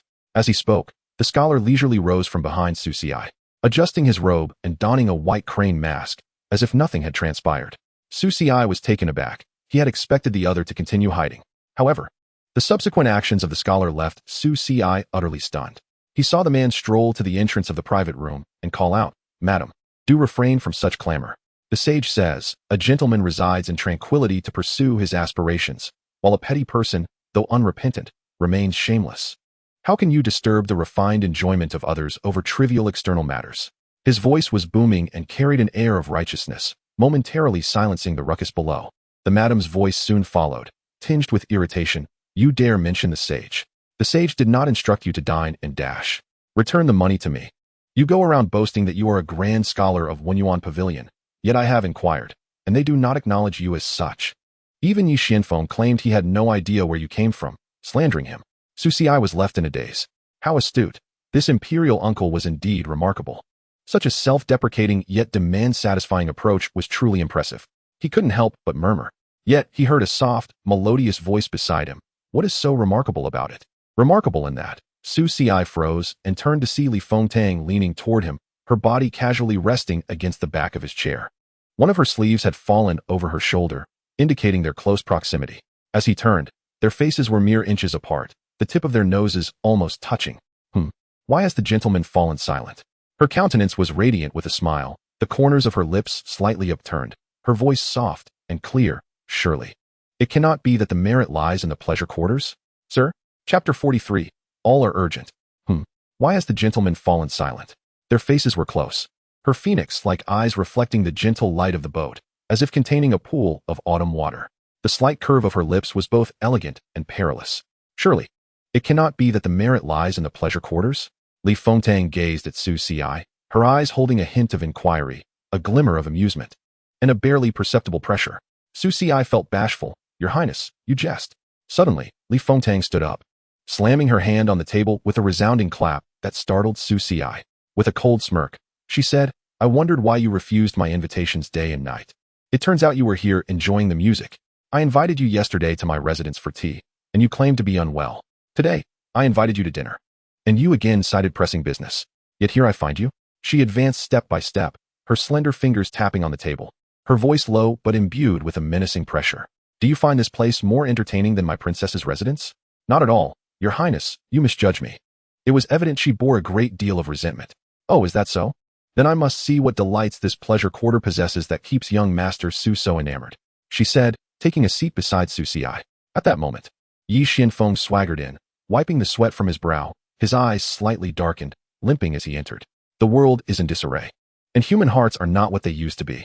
Little brother, let me tell you, with my talent, to use poetry to cover my drinking debts is a dream many would envy. Yet, I never expected the ladies here would disallow it." Su Si remained silent, merely smiling. "Disallow what?" Yi Xianfeng, still dabbing at his eyes, with a quivering voice, lamented, "Of course, the poetry and wine of youth. One poem equals a guest. That fragrant lady is also a talented courtesan. How could she not understand this principle? As he spoke, he suddenly froze, lowering his hand and raising his gaze, only to find Li Fengtang, the princess, sitting beside Su Xi. Li Fengtang rested her chin on her hand, chuckling. Why not continue? Yi Xianfeng. He adjusted his mask, coughed a few times, and was about to say something when Su Xi interjected. What happened today was due to the invitation of the esteemed Lord Yi, the uncle of the nation. I am but a humble individual. My parents are not in court. Su Xi lowered his brow, feeling aggrieved that he had been dragged to this place under the pretense of official duties. I tried my utmost to decline, but Lord Yi insisted on experiencing it, asserting that the matter of scholars enjoying music cannot be generalized. If one does not pay, it cannot be considered indulging in flower wine. I beseech your highness to adjudicate this matter. Li Fengtang. Yi Xianfeng. Yi Xianfeng was so astonished that he nearly dropped his mask, staring incredulously at Su Xi, pointing at him with trembling lips. Wah, what are you saying? This young scholar, clad in a blue robe, appeared quite distinguished. How could he open his mouth to ensnare him in injustice? After all, they had been through the same table. My apologies, your highness. Su Xi feigned innocence, lowering his gaze, his eyes glistening with tears. Your highness, see how my eyes are misty. Li Fengtang looked over and noticed indeed that his eyes were red, with traces of tears, as if he had suffered a great grievance. She furrowed her brow, her phoenix-like gaze turning sharply toward Yi Xianfeng. Uncle, what is the meaning of this? Yi Xianfeng was instantly flustered. This is simply slander. He jumped up, swearing, I merely came to watch a performance. You know well what kind of person your uncle is. Today, I happened to encounter young Master Su and exchanged a few verses. Who knew it would lead to this? Before he could finish, he saw Su Xi starting to dab at his eyes again. Your highness, how long has it been since I returned to Loi? How could I dare deceive you? Li Fengtang rolled her eyes internally. Have you not deceived me enough? Were it not for Lord Yi forcibly dragging me here, how could I possibly be in such a place? My mother cautioned me countless times against stepping into such places of frivolity. I had promised her. However, faced with Su Xi's performance, Li Fengtang was still contemplating pulling him, heart and all, into the princess's residence. She immediately chose to sell out her uncle. Uncle, as a grand scholar of Wenyuan Pavilion, how could you lead astray the younger generation and slander others? I did not. Yi Xianfeng was on the verge of tears, lamenting his misfortune. Not only was he evading debts, but now he was being embroiled in this young man's troubles as well. Your highness, do not listen to his nonsense. He is the son of the On Yuan Marquis, the young master of Tianxian. How could I forcibly bring him here? Then why is he here? I have no idea. Li Fengtang sighed, looking at Su Xi. In that case, it seems I have wronged young Master Su. You shall accompany me back to my residence, and I shall treat you well. I have just opened my residence, and I have no advisors to assist me. How about you take the position of chief advisor? Su Xi. Well, Li Fengtang, I see now why you are so accommodating. Is it that you are tempted by my physique? How base. Side quest upgrade. The princess of the great Zhou invites you to dine together has evolved into the princess inviting you to conspire for the throne. Quest description. As you know, being a son of the heir is not merely prestigious, it is also perilous. The strategists of the contenders for the throne are equally at risk. However, you might consider discussing with her the crucial matter of whether to become a consort or a husband in the future. The trio disembarked from the pleasure boat. Yi Xianfeng, riding on the coattails of Li Fengtang, settled the tab for the flower wine. Even though both Li Fengtang and Su Xi were curious as to why a grand scholar from the Wenyuan Pavilion would resort to such disgraceful means, his reasoning was simple. As the sages of old declared, what one desires, if unattainable, only intensifies that desire.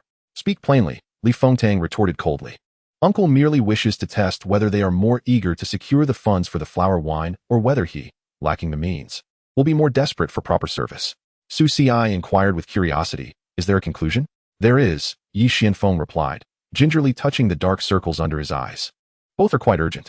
Su Xi was left utterly speechless. This royal uncle's train of thought was indeed unconventional. Nevertheless, for the moment, he should first appease the princess. Your Highness, I am grateful for your gracious invitation, Su Xi said, exhibiting an appropriate demeanor of respect and humility. However, as I am new here and utterly unfamiliar with the affairs of the court, I fear I may not be able to fulfill the role of chief strategist. Upon hearing this, Li Fengtang narrowed her phoenix eyes slightly. Is it possible that you, Su Gongzi, are attempting to decline? How could that be? I am quite self-aware.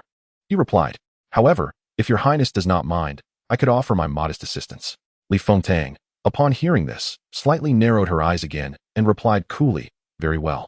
You do not disappoint, Su Gongzi. In that case, would you honor me with your presence at tonight's dinner? Su Xi glanced at the sky, realizing it was getting late. If he were to refuse any further, It seemed the princess might resort to forcibly bringing him back to her residence. It would be more prudent to comply. At this moment, Yi Xuanfeng's eyes twinkled with mischief. Fengtang, since Su Gongzi will be gracing your abode, might I also impose upon you for a brief visit? As fellow scholars, I have some literary queries I would like to discuss with him. Li Fengtang snorted lightly. Royal uncle, you would do better to return to your Wenyuan pavilion, lest your affairs pile up. In a hushed tone, she added, was this your method of enticing someone to become a student? How am I to introduce you to Su Xi now? As a debauched scholar who indulges in flower wine? Yi Xianfeng replied, and what of it? Did you not urge me to pursue efficiency? Li Fengtang retorted. Meanwhile, Su Xi, who possessed the unique ability to discern the undercurrents of their conversation, found himself rendered mute. In a manner of speaking, both his uncle and Li Fengtang's uncle were cut from the same cloth. The distinction lay in the fact that his uncle was slightly more respectable. For Yi Xianfeng held some power, while Feng Zheng had been stripped of his. Putting on a facade of elder authority, Yi Xianfeng exclaimed, how can you say such a thing? We are family. It is only natural to assist one another, and the uncle does not mind. Yet, Li Fengtang disregarded him completely and took Su Xi by the arm, leading him toward the phoenix carriage. Han Yu, let us depart. The phoenix carriage started, slowly gliding away from the pleasure boat, leaving Yi Xianfeng behind, forlorn and helpless. Oh, Fengtang, you cannot treat me this way. I am, after all, your uncle. Regardless of how he called out, the phoenix carriage did not look back, continuing its path. Yi Xianfeng sighed and glanced at his white crane mask. A faint smile gracing his lips. Very well, I shall save this for another time. This young man possesses some intrigue. Chapter 44, A Touch of Jealousy. Within the phoenix carriage, Su Xi and Li Fengtang sat across from one another. The interior was suffused with the fragrance of precious sandalwood, and the air was imbued with a delicate, refined aroma. Li Fengtang reclined languidly against the soft couch, her phoenix eyes half closed, exuding an air of languid grace and nobility. Sir, might you elucidate the earlier matter?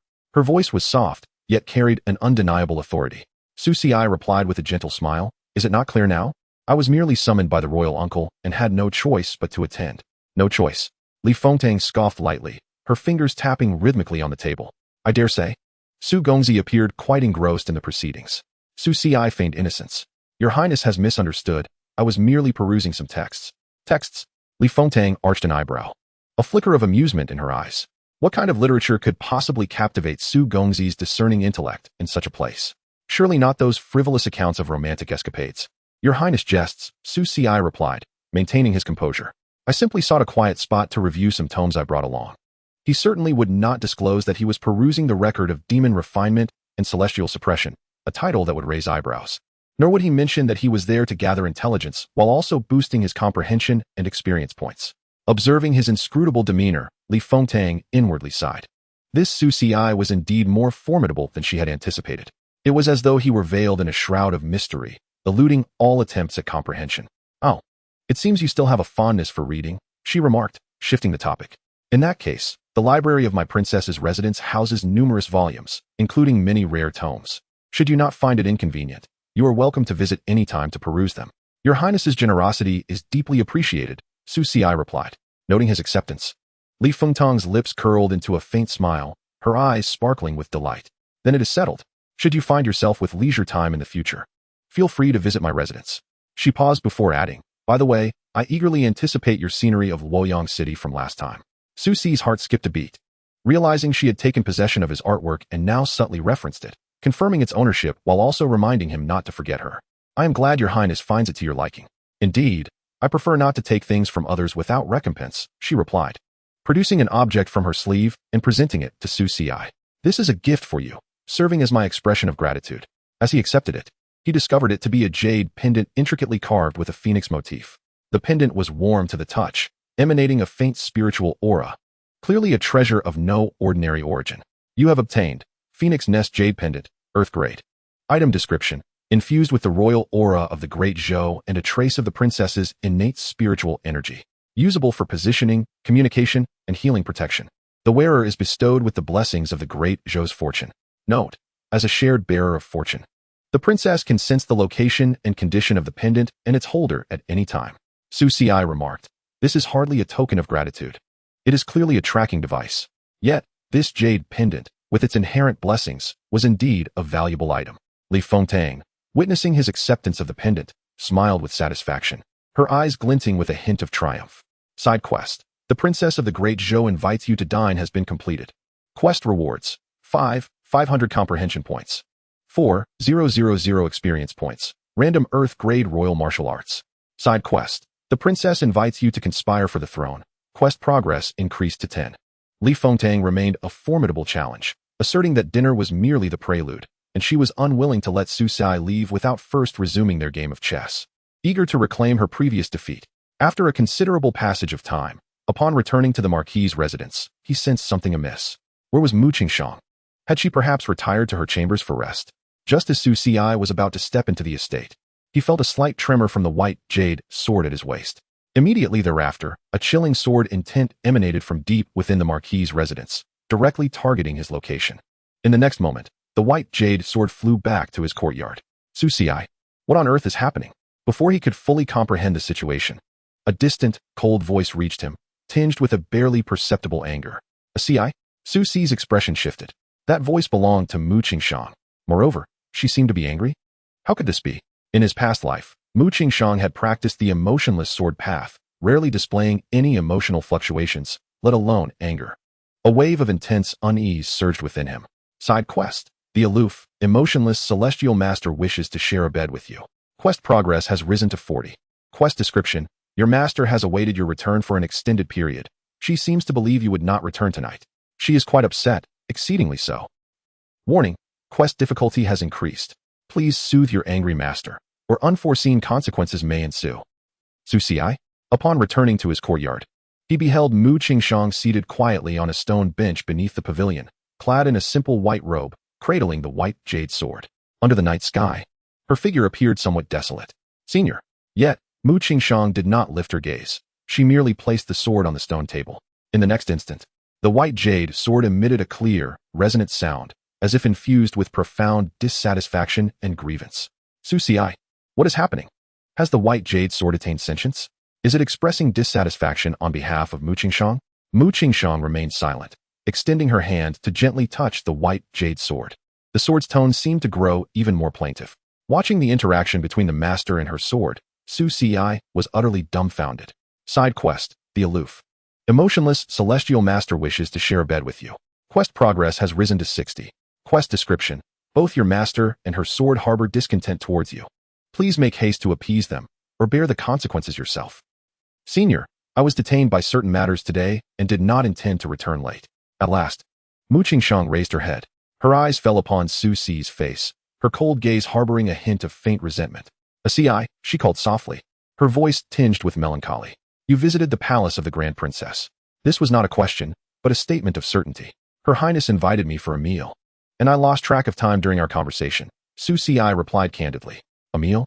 Mu Qingxiang echoed, her eyes darkening with deeper discontent. She slowly rose and approached Su Xi, extending her hand to gently caress the phoenix-perched jade pendant at his waist. The faint warmth radiating from the pendant starkly contrasted with her cold sword intent. Do you dislike your master? Her voice was barely above a whisper. Chapter 45. The warmth beneath the covers. Do you dislike your master? Her voice was almost inaudible. Su Xi was momentarily taken aback. Side quest. The aloof, emotionless celestial master wishes to share a bed with you. Quest progress has risen to 80.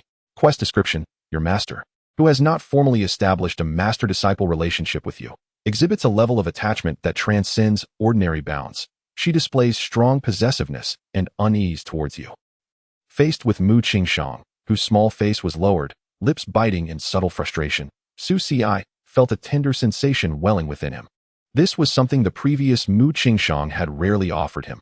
The emotionless master now depended on him, presenting a stark contrast to his past experiences. Until now, Su Xi had approached the celestial beings with a strategy of countering their advances. Apart from tentatively inquiring why Mu Qingxiang considered him her disciple, he had refrained from delving into past lives or their lingering sentiments towards him, wary of triggering the chaos that had led to his pursuit by the celestial maidens in his former existence.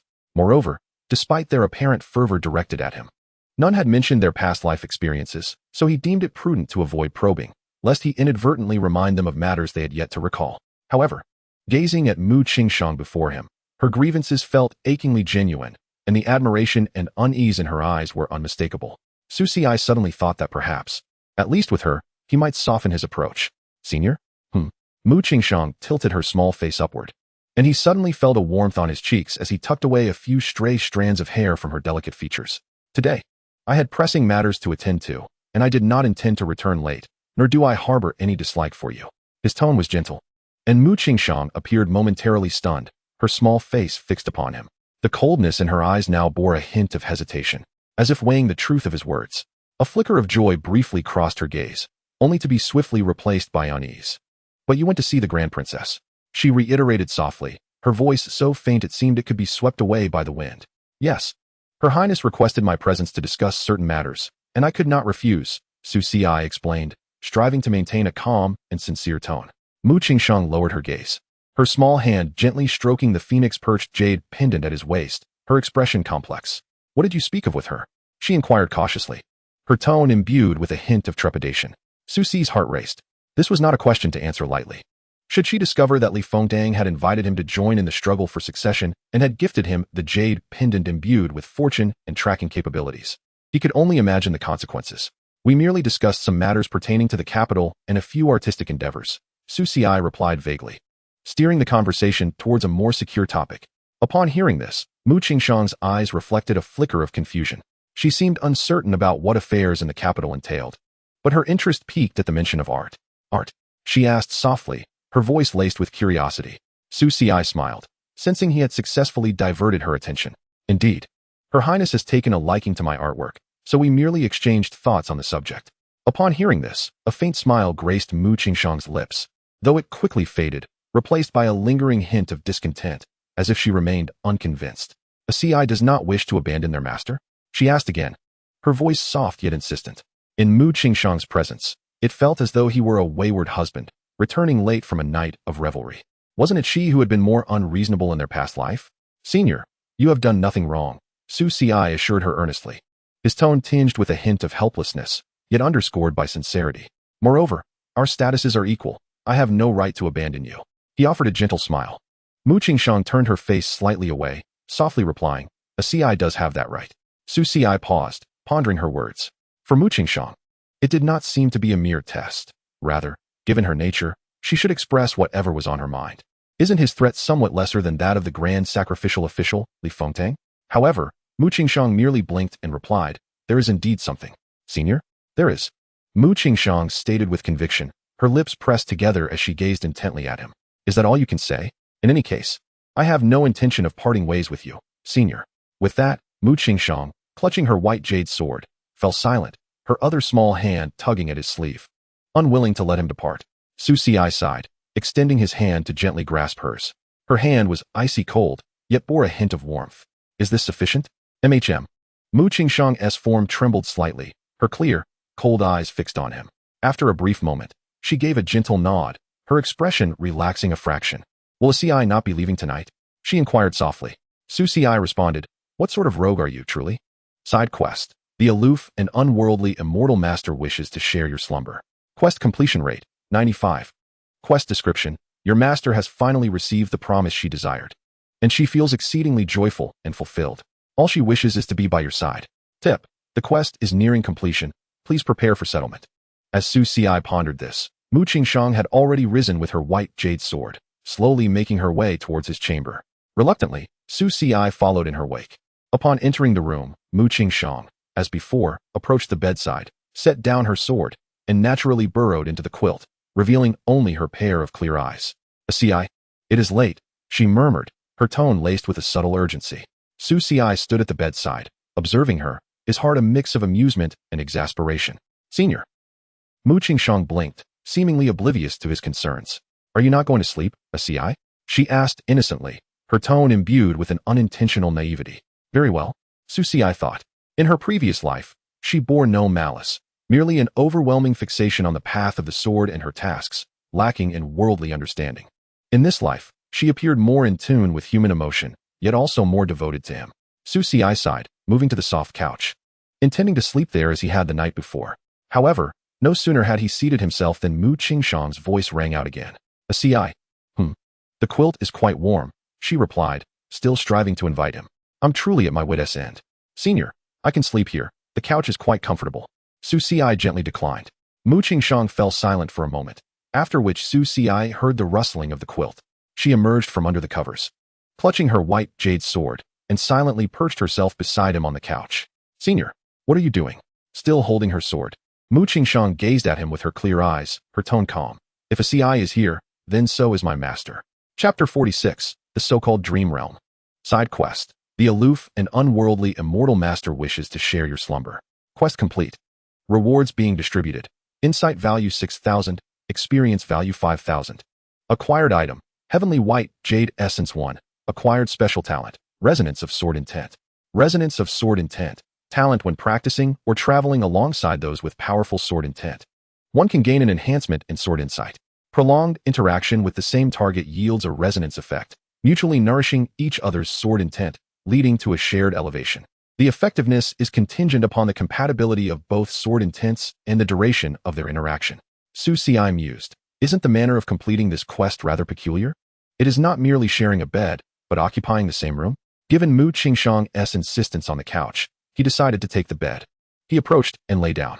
Seeing this, Mu Qingshang followed closely, still clutching her sword. It was clear now that the intentions of this rogue master were unmistakable. After a moment of contemplation, Su Ci resolved to take advantage of this situation. She hardly slept anyway. During their previous 2 encounters, he had said he would sleep on the couch while Mu Qingshang took the bed. Yet, in the dead of night, she would invariably come to watch over him. Were it not for Su Ci's strong mental fortitude and the fact that Mu Qingshang was strikingly beautiful, he might have been frightened out of his wits. In contrast, the little white ball of fluff had been more timid. After being caught by Mu Qingshang once, it dared not venture out again. Presently, Su Ci suggested, "Senior, shall we practice?"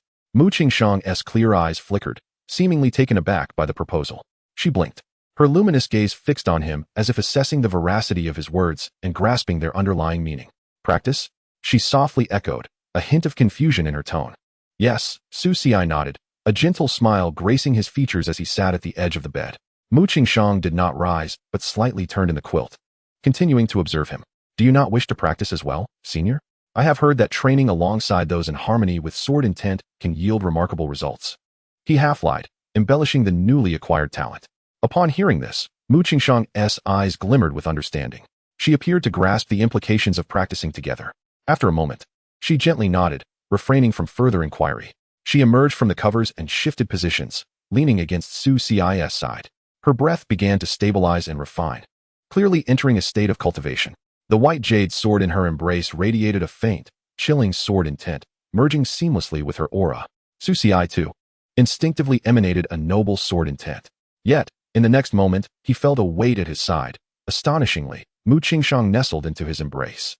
Yet her sword intent continued to flow. "Can you still do this while cultivating?" Target detected. Tianjing Mountain Sword Immortal Mu Qingshang. Detected target sword intent. Shueji sword intent. Activating resonance of sword intent talent. Target sword intent compatibility detection, extremely high. Commencing sword intent resonance. A wondrous sensation surged within him. Su Ci felt as though his sword intent was being drawn by an unseen force, beginning to connect with Mu Qingshang's transcendent and frigid sword intent. This sensation transcended mere spiritual energy blending. It was akin to a resonance on a conscious level. His sword intent flowed like a gentle stream, gradually merging into Mu Qingshang's vast sea of snow, freely coursing and surging within. In this resonance, Su Ci's comprehension of sword intent seemed to deepen instantaneously. Those once obscure and inscrutable sword techniques and principles became vividly clear. He could sense the purity embedded within Mu Qingshang's sword intent, a profound pursuit of the sword path. A severance of all emotions. Although he did not subscribe to this extreme interpretation of the sword, such purity offered him significant inspiration for his own sword cultivation. His gentleman's heavenly inquiry sword intent, under this resonance, seemed to shed its superficial dust, revealing a more resilient core within. Effective sword intent resonance. Your sword intent refinement has increased. Your understanding of gentleman's heavenly inquiry has deepened. Visualizing gentleman's heavenly inquiry. The influx of insight and experience points flowed in steadily, though not as dramatically as the visualization of forbidden techniques, yet it excelled in its stability and safety. Moreover, the sensation of resonating sword intent was exceedingly pleasant. Su Ci lowered his gaze to glance at Mu Qingshang. Her eyes were slightly closed, her long eyelashes fluttering gently. Her delicate visage appeared even softer under the dim light of the candle at the bedside. She seemed to relish this shared resonance as well. The sword intent radiating from her, once cold and distant, now exuded a faint warmth, akin to the first bloom of a plum blossom amidst melting snow. However, just as Su Xi was immersed in the joy brought by his cultivation, Mu Qingshang suddenly opened her eyes. She uttered no words, merely gazing at him quietly, her cold eyes now revealing a hint of intensified possessiveness. Slowly, she extended her small hand and gently clasped the back of Su Xi's hand resting on the edge of the bed. Her hand remained icy, yet the sensation caused Su Xi's heart to skip a beat. Target detected. Snowy plume goddess Mu Qingshang. Emotional fluctuations heightened. Mission prompt. The target's affection and possessiveness towards you are increasing. Please comfort or respond. Senior? Mu Qingshang's demeanor was calm and serene as she softly spoke. ACI. I have heard that when two people hold hands tightly in prayer, their spirits harmonize, which aids in enhancing compatibility. Is the compatibility you speak of the same as my notion of cultivation? Afterward, Mu Qingshang fell silent, her gaze still fixed upon him. Her possessiveness was not of a violent or coercive nature, but rather a stubborn, unwavering attachment, akin to a child who, having claimed a toy, would not allow anyone else to touch it. Su Xi felt a twinge of headache. His master's natural innocence rendered her every action purely innocent, making it all the more challenging to navigate. One could not measure her with common logic, nor could one employ ordinary social tactics to refuse her. Yet, she was easily placated. One merely needed to acquiesce to her whims, and when truly necessary, converse with her earnestly. After some coaxing, she would heed your words. Of course, this presupposed that you were indeed Su Xi, and not the Mu Qingshang of a past life. In a previous life, the heartless sword immortal of cold snow would have been incensed at even the slightest touch, let alone holding hands. Just imagine the chilling gaze of the Tianshan three-nosed sword immortal, sword in hand, directed at you. A single misstep could lead to dire consequences. Taking advantage of Mu Qingshang's current disposition, Su Xi pondered for a moment and decided to initiate a gentle inquiry. Previously, Li Fengtang had been manageable, but the sudden appearance of the grand sacrificial wine had drastically altered the known narrative, instilling a sense of crisis within him. In the face of such an extraordinary entity, Su Xi needed to appropriately grasp the current circumstances of the goddesses in this game version. Since the white dumpling was Xiao Fei Wu, it was up to him to take charge. Not long after, Mu Qingshang stared at Su Xi with a dazed expression, tilting her head slightly. In the past, did we ever encounter each other? She pointed to herself, echoing Su Xi's words. Is that why Master considers ACI to be my disciple? After a moment of contemplation, she shook her head gently. Isn't ACI destined to be my disciple?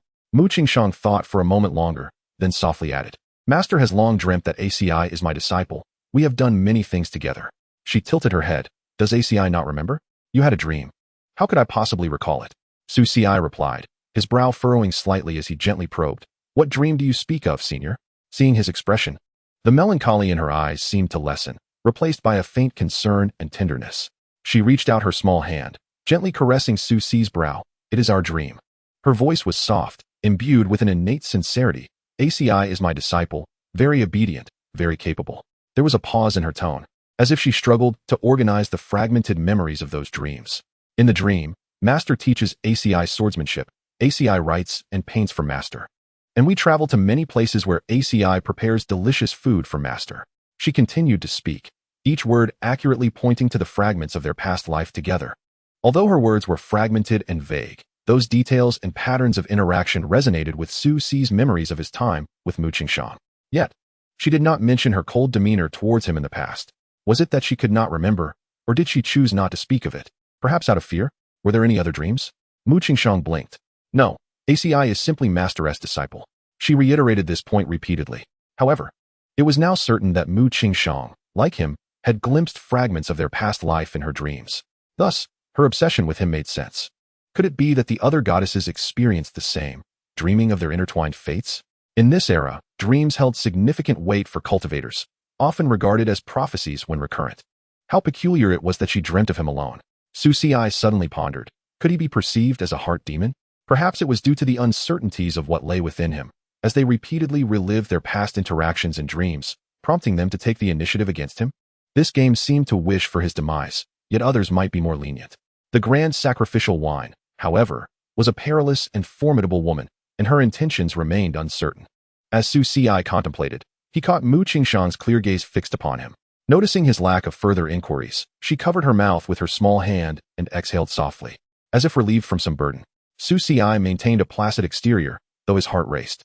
Surely, she could not also be grappling with unspoken truths? Chapter 47. The master cannot comprehend this version of the innocent, oblivious master, while somewhat extraordinary, was far more comprehensible than the previous incarnation, characterized by a cold and unyielding demeanor. Not to mention, Su Ci had thoroughly understood many of the preferences of his former master. Hence, the subtle signs of Mu Qingxiang's intentional concealment were swiftly unraveled by Su Ci. After all, she was remarkably easy to deceive. How could someone so easily duped manage to weave an impeccable web of lies? Did she remain unaware of her actions in the dream that left Su Ci feeling helpless? Did she truly forget the moments when she had pointed her sword at him? No, Su Ci was certain that she was not completely oblivious. She was merely evading those memories, those unpleasant recollections that might drive Su Ci away from her, potentially jeopardizing their master-disciple bond. She relied too heavily on the current intimacy, fearing loss too profoundly. Thus, she instinctively suppressed those unpleasant memories, choosing instead to recall only the beautiful fragments of dreams that affirmed, "ACI remains my disciple." Such clumsy concealment, in stark contrast to the previous life where one could perfectly mask all emotions beneath a ruthless sword intent, even deceiving Su Ci's master, is indeed worlds apart. To reiterate, she is far too easily fooled. Or rather, she is too readily understood. Su Ci's heart was a whirlwind of complexity, yet he felt considerably more at ease. After all, in the presence of such an unguarded goddess, he found himself far more relaxed than when faced with the likes of Li Fengtang, who reveled in games of strategy or the unfathomable danger posed by the grand sacrificial wine. Yet, was there truly nothing more that Mu Qingxiang was hiding? The little girl's face, tinged with an unnatural nervousness, turned away slightly. What was ACI saying? We met in a dream, did we not? Suddenly, Mu Qingxiang recalled something, blinking her eyes as she attempted to amend her words. After finding ACI, he treated me exceptionally well. His kindness must stem from having spent a considerable time in the dream alongside his master, right? What of the past life and the next? The master wouldn't understand. Oh, how delightful this is. This is Mu Qingxiang, a walking bundle of contradictions, the obliviously self-destructive little master. As Su Ci and Mu Qingxiang engaged in playful banter, she grasped his hand and leaned against him, both practicing sword intent together. Meanwhile, in his heart's sanctuary, he was commanding the little white dumpling's wings to hold a pen, diligently crafting the survival notes of Su Ci. The white dumpling perched on the ethereal desk, its tiny wings gripping a pen, scribbling away on the bamboo slips. Gussie, this is so tiring to write, it murmured. You must understand, Su Ci thought. This is for our survival plan, keep it up. Fine, fine, it replied. Recording in the survival notes. Current known dangerous targets of the goddess. Grand sacrificial wine of the Yutian Supervisory Bureau, known to be the highest level of threat. Mysterious and unfathomable. Suspected to be one of the incarnations of the Tianjin Abyss Sovereign. Exhibits an unusual interest and fantasies regarding CICI, requiring vigilance. Avoid proactive contact for now. Goddess of snow and clarity, Mu Qingxiang, aware of the previous life's existence, yet similarly lacks complete memories of the dream. And her temperament has significantly altered. Observation is warranted. Must also be cautious of the potential resurgence of Mu Qingxiang in her master's ruthless sword immortal form.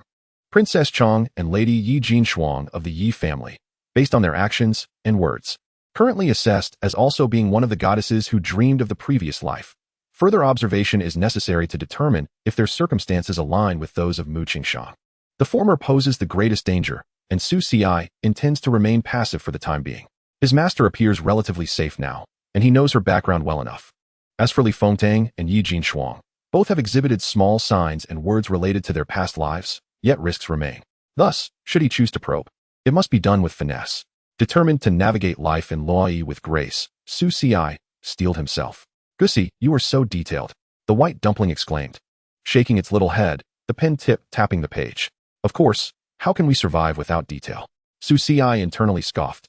While savoring the warmth and fragrance of the girl beside him and the flowing sword intent, contemplating his next course of action. This world is far more perilous and intricate than the last. The anomalies of the goddesses, the enigma of the grand sacrificial wine, the undercurrents of the court, and the demons lurking in the shadows. All these compel him to remain vigilant. Yet now, he glanced at the girl resting against his shoulder, her eyes shut, her breathing steady. Still channeling sword intent to protect him and share in his cultivation. At the very least, this incarnation of his master is somewhat easier to manage. And quite convenient, offering both sword and companionship.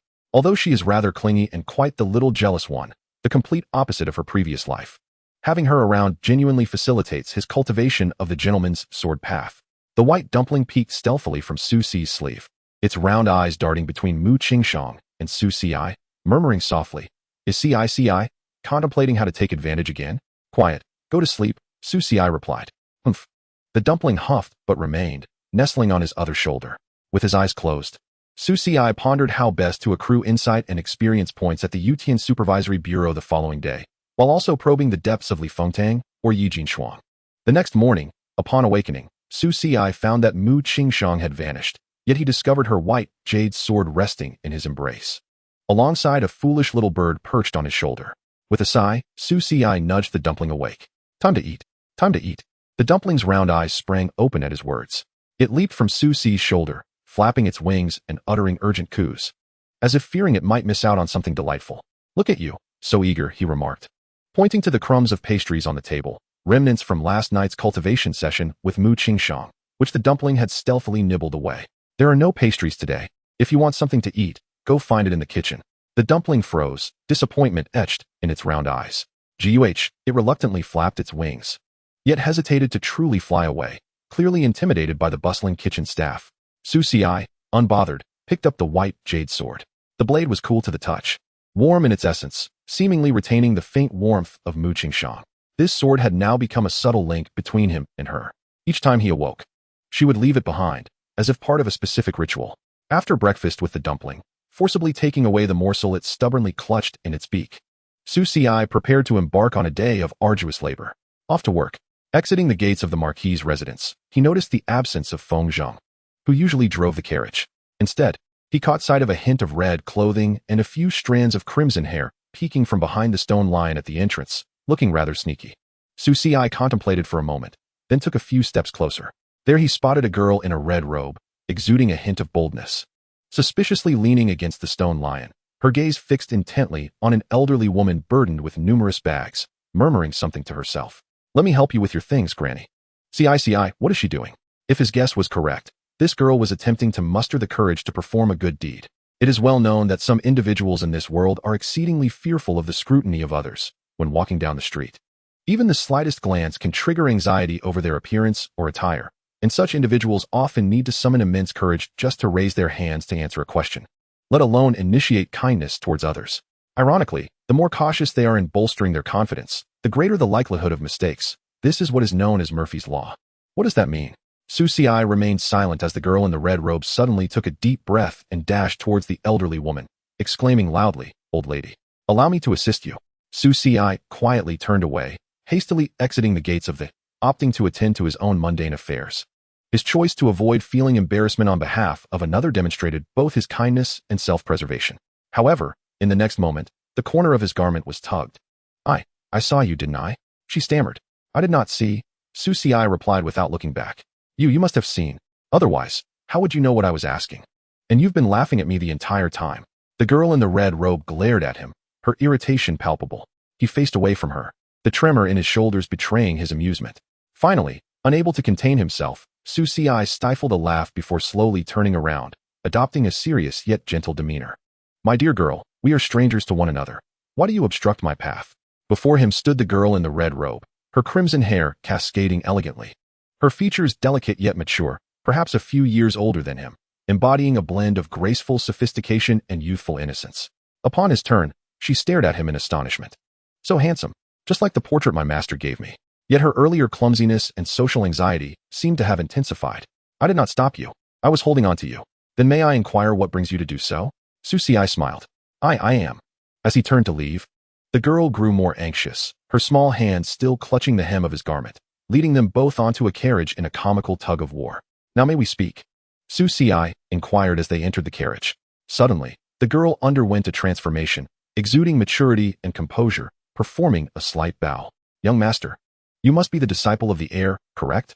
I am Feng Jin, a servant who has accompanied my master in cultivation, here at his behest to attend to your daily needs and requirements." Su Ci and the white dumpling were momentarily taken aback. She seemed like a different person. Had she not merely shifted personalities? Name, Feng Jin. Race, human. Occupation, your junior sister, maid, temporary. Charm, 93, graceful and dignified. Cultivation, late-stage golden core. Fate, duality of the other shore, fear of the outside. Evaluation, perennially socially anxious, yet capable of adapting to different environments. Experimental data suggests that socially anxious individuals exhibit distinctive behaviors in enclosed, dimly lit spaces. However, this girl may possess more than meets the eye. Feng Jin suddenly became remarkably dependable within the carriage. She took the reins and produced a small notebook. What are your preferences regarding daily life, young master? Dietary habits, clothing styles, cultivation routines, rest times, etc. I hope you can share some details so I may assist you appropriately. Her tone was gentle, her handwriting neat. Each inquiry articulated with clarity. As Su Xiai answered, Feng Jin listened attentively, jotting down notes while occasionally glancing up for confirmation. Additionally, what books have you been studying recently? What styles of cultivation or techniques do you favor? Is it the sword path, Confucianism, or body refinement? Her eyes sparkled with curiosity. Su Xiai felt a flicker of intrigue. Was she probing into his background? I dabble in various subjects, he replied ambiguously. Feng Jin nodded, not pressing further, merely recording another note. I have also compiled information on the latest power dynamics in Luoyi City since the young master has recently joined the Yutian Bureau. Closing her notebook, she tucked it away, her elegant demeanor unchanging. She then unfurled a beautifully illustrated map, laying it on the low table between them. In the present day, the great Zhou dynasty appears peaceful on the surface, yet tumultuous currents lie beneath. The emperor is nearing his twilight years, and various factions are stirring. The most significant factions vying for succession can be divided into two branches. The first is Princess Li Fengtang. Her maternal clan, the Yi family, has long been influential, possessing deep roots in the court. Princess Li, herself extraordinarily intelligent, is favored by the emperor, granted the title of imperial princess, holding the authority to establish her own court, standing equally with the crown prince, making her a formidable contender. The second is Crown Prince Li Longding, whose maternal family is the current empress's clan, the Wang family. Known for controlling the Ministry of Revenue, wealthy and powerful, the crown prince is known for his humility and widespread goodwill, enjoying a notable reputation within scholarly circles and serving as one of the heads of the Hanlin Academy. Recently, he has been recruiting from various departments, including the Yutian Bureau and the Tianqing Mansion, headed by the National Master Jiang Wensong, who is renowned for his divinatory skills and suppression of malevolence. The Tianqing Mansion boasts numerous disciples scattered across the realm, yet remains aloof from political affairs, wielding significant influence. Their every word and action can sway the entire cultivation world and the great Zhou dynasty's trajectory. Presently, the Tianqing Mansion seems to maintain neutrality in the succession struggle. Yet both the princess and the crown prince have visited multiple times seeking the national master's favor. Feng Jin traced her finger along the intricate lines of the map, her tone taking on a more somber note. Furthermore, there are entrenched noble families, neutral sects, and hidden clans intertwined within the court. Young master, your recent return to the capital and your status as the young master of Tianxian Sacred Land are extraordinary. Any faction will likely view you as a potential ally or a figure to be wary of. This city of Luoyi, while seemingly prosperous, is akin to a vast chessboard. As you enter this game, you must tread carefully, step by step. Su Xiai nodded and raised his hand. That will suffice. We have arrived, Su Xiai indicated outside. Feng Jin blinked in surprise, realizing what had happened, and stood to draw the carriage curtain. Yet her small hand hesitated, lingering without pulling it open. Had her anxiety resurfaced? Her hand hovered before the curtain, fingers trembling slightly. The spirited girl who had spoken so freely within the carriage now appeared to revert to the timid state she had exhibited before the gates of the, where even approaching an elderly woman had required considerable courage. Outside, the bustling city of Luoyi loomed like a great beast, its maw agape, awaiting her emergence from this safe haven. What troubles you? Su Xi's voice, laced with understanding, shattered the carriage's brief silence. Feng Jin stiffened momentarily, refraining from turning back. Taking a deep breath, she slowly exhaled as if engaging in some mental fortitude. I spoke so extensively inside. Will anyone outside hear? There is soundproofing. Well then, what about outside? She hesitated again. Though no one could hear, the world outside itself imposed an intangible pressure upon her. Su Xiai did not rush her. He merely regarded her with warmth. After a moment, Feng Jin seemed to resolve herself, her small hand suddenly yanking the curtain aside. She inhaled deeply before awkwardly leaping from the carriage. Young master, please. Su Xiai followed her out, just as his feet touched the ground. At the entrance of the Imperial Heaven Watch, a figure was gazing at him. In just one day of absence, the young master has already acquired a personal maid? Knight Jinshuang's eyes narrowed as she observed Su Xiai and the maiden Feng Jin beside him. A sudden thought flitted through her mind. After a mere day apart, he has a maid, which implies that the role of the gentle frost in her dreams has been usurped. Young Miss Yi? Su Xiai called out. Knight Jinshuang smiled playfully. her small hands clasped behind her back as she strolled closer. Is it that the tea brewed by Jin Shuang was unsatisfactory, prompting the young master to seek alternative amusements? Chapter 49. This person is indeed the young master's gentle frost. Oh, was it I who overthought? Knight Jin Shuang mused. Beside them, Feng Jin listened to their banter in silence, her small face appearing somewhat dazed. The moment Knight Jin Shuang appeared, her previously spirited countenance suddenly stiffened. She averted her gaze, unable to meet Knight Jin Shuang's probing eyes, her hands instinctively clutching the hem of her garment. The lively conversation they had shared in the carriage vanished, and she reverted to her awkward, socially anxious demeanor. This is what social anxiety looks like. When a familiar face is present, one's social skills seem relatively normal. However, if a friend of a friend appears, yet is not one's own acquaintance, social abilities begin to falter. Initially, due to their positions and the mentor-mentee relationship, she had grown somewhat familiar with Su Xi. Yet, with Knight Jin Shuang's arrival, which carried an implicit air of inquiry, Feng Jin unconsciously shifted her demeanor. Su Xi naturally introduced, "This is my senior sister." "Your senior sister? The disciple of the Grand Academician?" Knight Jin Shuang's gaze scrutinized Feng Jin. "If she is your senior sister, why does she refer to you as young master and not young lord or junior brother?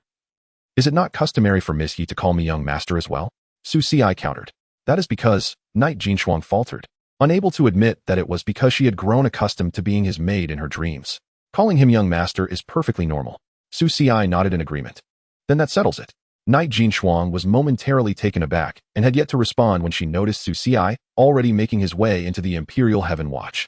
She hurriedly followed, biting her lip in indignation. The young master claims she is merely a senior sister, yet her demeanor just now was clearly that of a maid. "Well, Senior Feng indeed is my maid at present." Su Xi blinked innocently. "Did I not say so?" Knight Jin Shuang's pale cheeks puffed up, glaring at Su Xi in silence. This person truly is the gentle Frost's young master, with a character and manner that are equally insufferable. A timid voice spoke from behind them. Both Knight Jin Shuang and Su Xi turned around to see Feng Jin with her head bowed, her small hands nervously tugging at her garment, her voice barely above a whisper. I am only temporarily acting as a maid because the young lord requires assistance." Her once spirited face was now flushed crimson, wishing desperately for a hole to hide in. Su Xi found her adorable in her anxiousness. The small sister's social anxiety ignited at the slightest provocation. Knight Jin Shuang's gaze flickered between Su Xi and Feng Jin, ultimately resting on Feng Jin, her tone laced with subtle scrutiny. "Oh? A temporary maid?" Feng Jin's body trembled. Her head lowered even further. Yes. I am primarily here on the orders of my master, to assist the young lord in his cultivation, and to handle some miscellaneous tasks in the meantime." As she spoke, she furtively glanced at Su Xi, as if seeking his support or confirmation. Noticing her distress, Su Xi maintained his gentle smile and interjected, "Senior Feng is indeed here to assist me in my cultivation. After all, I am new to the capital and unfamiliar with its affairs. Senior Feng is knowledgeable and capable, and her guidance is invaluable." Knight Jin Shuang listened, her eyes flickering as she did not immediately refute him. Though she harbored doubts, Su Xi and Feng Jin's explanations were somewhat reasonable. She snorted softly, redirecting her attention to Su Xi. "It seems the young master is not lacking in wise counsel." This remark was double-edged, referring both to Feng Jin and subtly alluding to Princess Li Fengtang, Mu Qingshang, and even the Grand Academician. Su Xi raised an eyebrow, neither affirming nor denying her statement. At that moment, the doors of the Imperial Heaven Watch swung open, revealing a young Taoist nun clad in the uniform of the watch. Upon seeing Su Xi, she promptly bowed respectfully. "Young Master Su, the Grand Academician requests your presence." Su Xi nodded and turned to Knight Jin Shuang. "Young Miss Yi, I shall take my leave first." Knight Jin Shuang furrowed her brow slightly, biting her lip as she murmured, "Are you not going to inquire why a clerk from the literary pavilion is here?" "Then why is a clerk from the literary pavilion present?" Knight Jin Shuang raised her gaze to find Su Xi still before her. He had not left yet. Wearing a smile as he regarded her, Su Xi had already decided to investigate the details of the dreams he had experienced, particularly regarding the little maid and the other little phoenix. Moreover, given that Knight Jin Shuang was now his fiancée, and that Qing Shuang had been his maid for many years, he could not truly neglect her, even if he teased her at times. Knight Jin Shuang's expression softened as she raised her hand, a flicker of light revealing several scrolls in her grasp. She coughed lightly, her face adopting a serious demeanor. "Ahem. I am here today to represent the literary pavilion in discussions with the Imperial Heaven Watch regarding the upcoming Qingfeng ceremony in a month." Her demeanor, coupled with the elegant blue and white gown of the literary pavilion, would have exuded an air of refined scholarly grace had she been wearing glasses, embodying the charm of an elegant literary maiden. So, Miss Yi possesses such scholarly talents? It appears I have been rather ignorant, Su Xi remarked. Knight Jin Shuang felt her cheeks flush at the compliment, a small sense of pride swelling within her. She coughed again, feigning calmness. Oh, it is merely some correspondence. Is that so?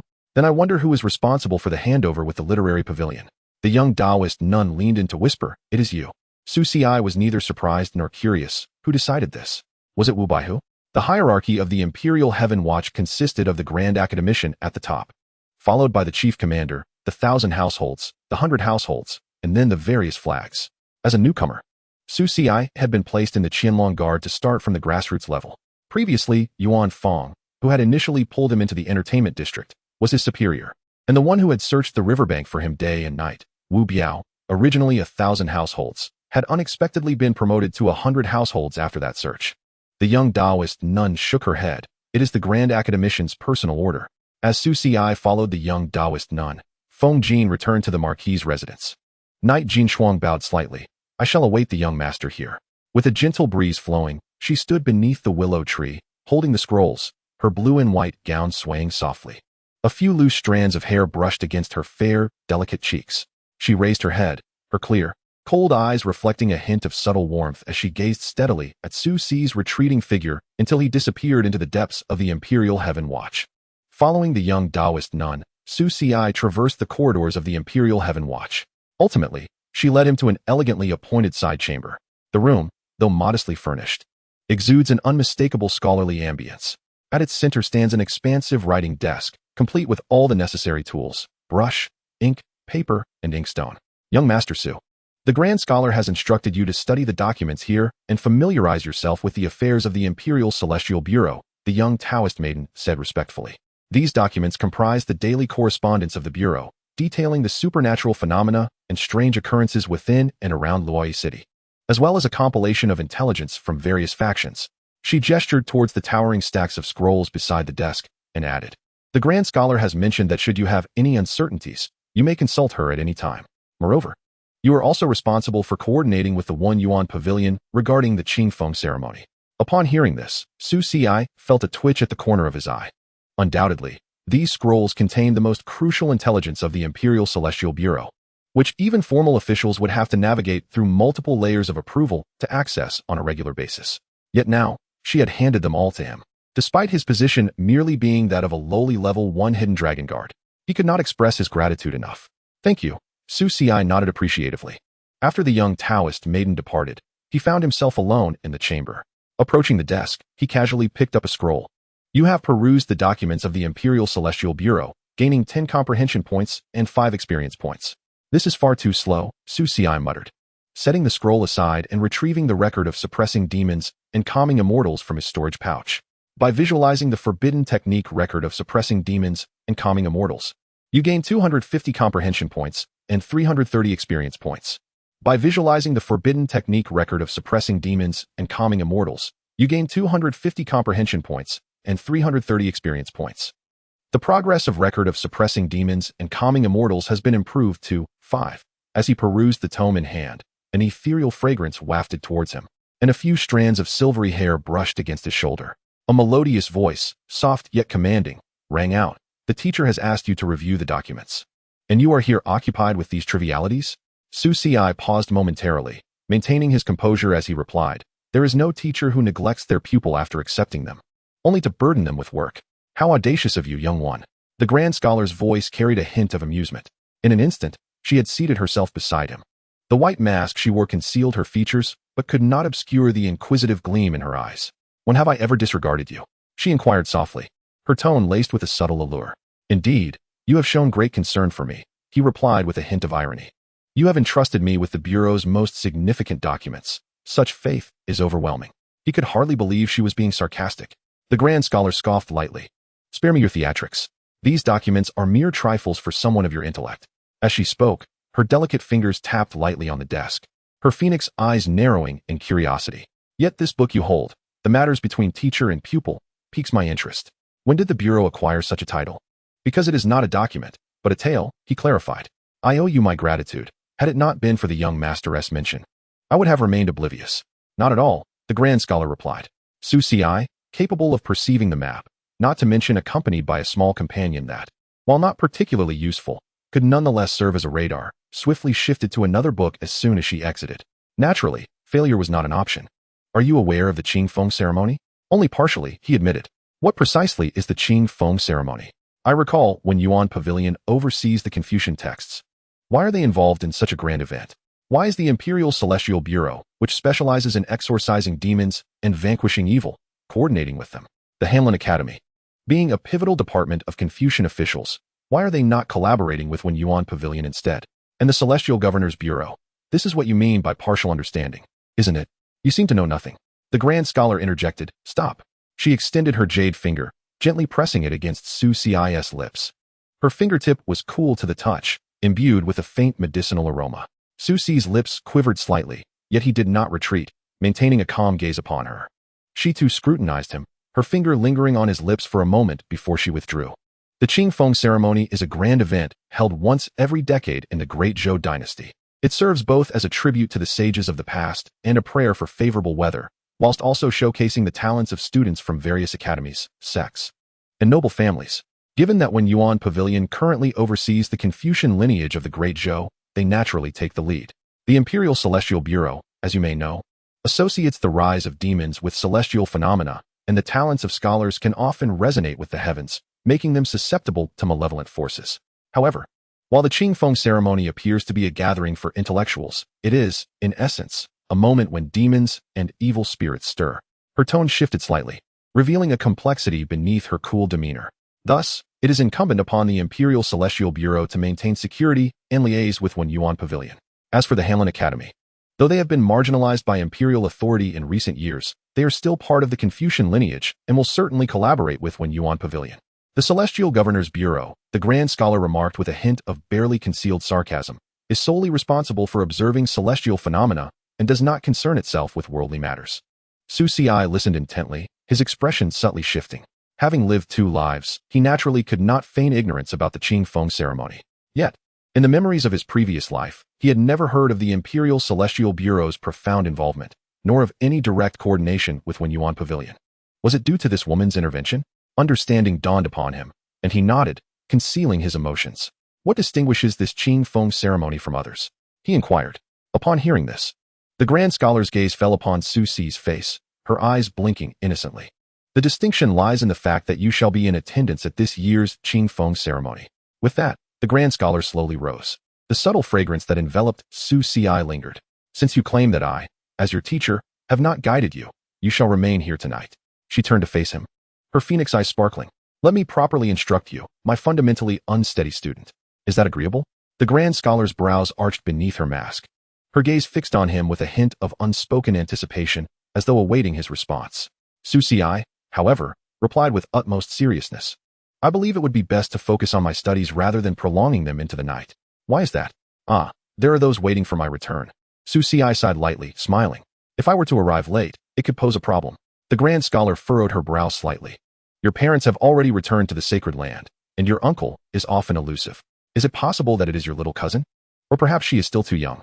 Could it be your yet-to-be-married master? Su Ci retorted. Ah, so you're keeping tabs, are you? And what do you mean by yet-to-be-married master? It sounds rather peculiar. Nonetheless, I am curious, the Grand Scholar replied, her tone composed. Pray tell, in the heart of the young master, who holds greater significance, the teacher or the master? The question of life and death. A veritable conundrum. This seemingly binary choice presents a dilemma where any response, forced or otherwise, may lead to unfavorable outcomes. Should one fail to articulate a rationale, it only grants the other party a chance to exploit the situation further. Fortunately, Su Ci has long dedicated herself to the psychological counsel of the divine maidens, possessing a wealth of experience in navigating their complexities. Therefore, it is crucial for everyone to pay close attention to what follows. The answer provided by Teacher Su is counter with offense. Given the teacher's inquiry, a student should inherently express every thought without reservation. Yet, there lies a hesitation. The Grand Scholar raises an eyebrow. Su Ci appears troubled, for she has only recently become a disciple under this teacher and possesses scant knowledge. Not to mention, she is unaware of the identity of the revered master the teacher refers to, and even if she had a master, such a perplexing conundrum is beyond her capacity to resolve. She humbly requests a personal elucidation from the teacher. The Grand Scholar's brows seem to twitch beneath the mask. Oh, you Susi. The atmosphere suddenly becomes tense. Yet, Susi observes her teacher, whose previously enchanting and capricious aura shifts as she gracefully removes her mask. Silken, snow-white hair unfurls softly, cascading onto her chest, and her striking yet serene visage gazes intently at Susi, her expression devoid of emotion, eyes lacking vibrancy. This is a classic expression of world weariness, reminiscent of Mu Qingxiang's usual blank demeanor, yet distinct. If Mu Qingxiang's former coolness was akin to an icebound mountain, isolating all from her presence, then the current lifeless demeanor reflects a naivety towards worldly affairs, remaining oblivious to human interactions. In contrast, the Grand Scholar's world weariness embodies a profound exhaustion, as if she has seen through the fabric of existence itself, exuding an inherent detachment. She appears disinterested in all, merely existing in quietude. You have indeed turned the tables. The Grand Scholar's voice is soft, tinged with an almost imperceptible fatigue, as if uttering those words demands considerable effort. Her gaze rests upon Susi, those pale eyes seemingly attempting to peer into his very soul. Alarm bells resonate within Susi's mind. This woman is even more formidable than he had anticipated. Her world weariness merely disguises an unyielding acuity and intelligence. I shall merely discuss the matter at hand, Susi asserts, maintaining a composed demeanor and earnest tone. He muses that since he has already acknowledged her as a teacher, it is fitting to adopt a student-esque respectful attitude. The Grand Scholar, upon hearing this, allows a faint smile to grace her lips, a subtle curve that carries a hint of self-mockery and understanding. Merely discussing the matter, is it? She echoes, her gaze shifting slowly towards the chess set in the courtyard. The black and white pieces are interlocked in a stalemate. Yet no one has taken the initiative to resolve it. Do you comprehend that the most challenging aspect of existence is not the act of choosing, but rather the ability to see oneself clearly? Susi humbly replies, I am but a dullard. Dullard? The Grand Scholar chuckles lightly, her laughter suffused with a touch of mockery. Could you truly be dull? I suspect there are few things in this world that could render you genuinely foolish. As she speaks, her delicate fingers tap the table, and a black piece reappears, resting quietly within her palm. In the game of chess, you may opt not to make a move, but how shall you choose in the larger game of life? Susi feels a shiver run down his spine. You exaggerate. Teacher, I have only just embarked on my path of cultivation. How could I possibly discuss the intricacies of life's chessboard? He maintains an air of humility, revealing no cracks in his composure. The Grand Scholar gazes at him silently, her pale eyes reflecting his form, suddenly imbued with a hint of color. In the next breath, she purses her lips and softly intones, you feign ignorance on one side, and oblivion on the other. If that is the case, then today I must teach you personally. Unsure of whom to choose, allow me to enlighten you. Before Susi can react, she leans forward, gently embracing him, her voice a soft whisper near his ear. Is it agreeable to choose me, Xiaojun? In an instant, Susi feels his mind and body momentarily stall. The warmth of her presence envelopes him, a delicate fragrance lingering in the air. Xiaojun, he muses, no matter the strategy employed in the past, I was unable to win your heart. In this life, I seek to learn earnestly. Why have you turned traitor, teacher? His thoughts are a chaotic tempest, leaving him utterly confounded. Side quest. The enigmatic Grand Scholar, crossed out. Your teacher now exhibits a greater interest in you. Quest progress elevated to 50. Quest description, congratulations. You have successfully ignited the Grand Scholar's possessiveness. She desires to completely claim you, both in body and spirit. Be prepared for an in-depth understanding. Susi reflects. Your revered master is oblivious to worldly matters. When encountering the unknown, it seems you must teach and teach again. Who, then, is truly the mentor? It would be far preferable to select a teacher with a deeper understanding of human emotions, would it not? The warmth of the Grand Scholar's breath brushes against his ear, her words laced with an irresistible allure. Susi's body stiffens for a moment, acutely aware of her slender arms encircling him and the palpable surge of potent spiritual energy emanating from her. Warning, abnormal heart rate detected in the host. Please remain calm. Remain calm. Remain calm. The white fluffball within his spirit realm flits anxiously, its tiny wings fluttering in distress. Xianxia, what is she doing? You must escape. The Grand Scholar rests her chin lightly upon his shoulder, her tone imbued with a casual, world-weary indifference. So who do you choose? The pressure is overwhelming.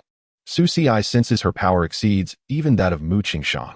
In dealing with a woman who exhibits tendencies towards obsession while oscillating between apathy and fragile emotions, he knows he must not indulge her whims.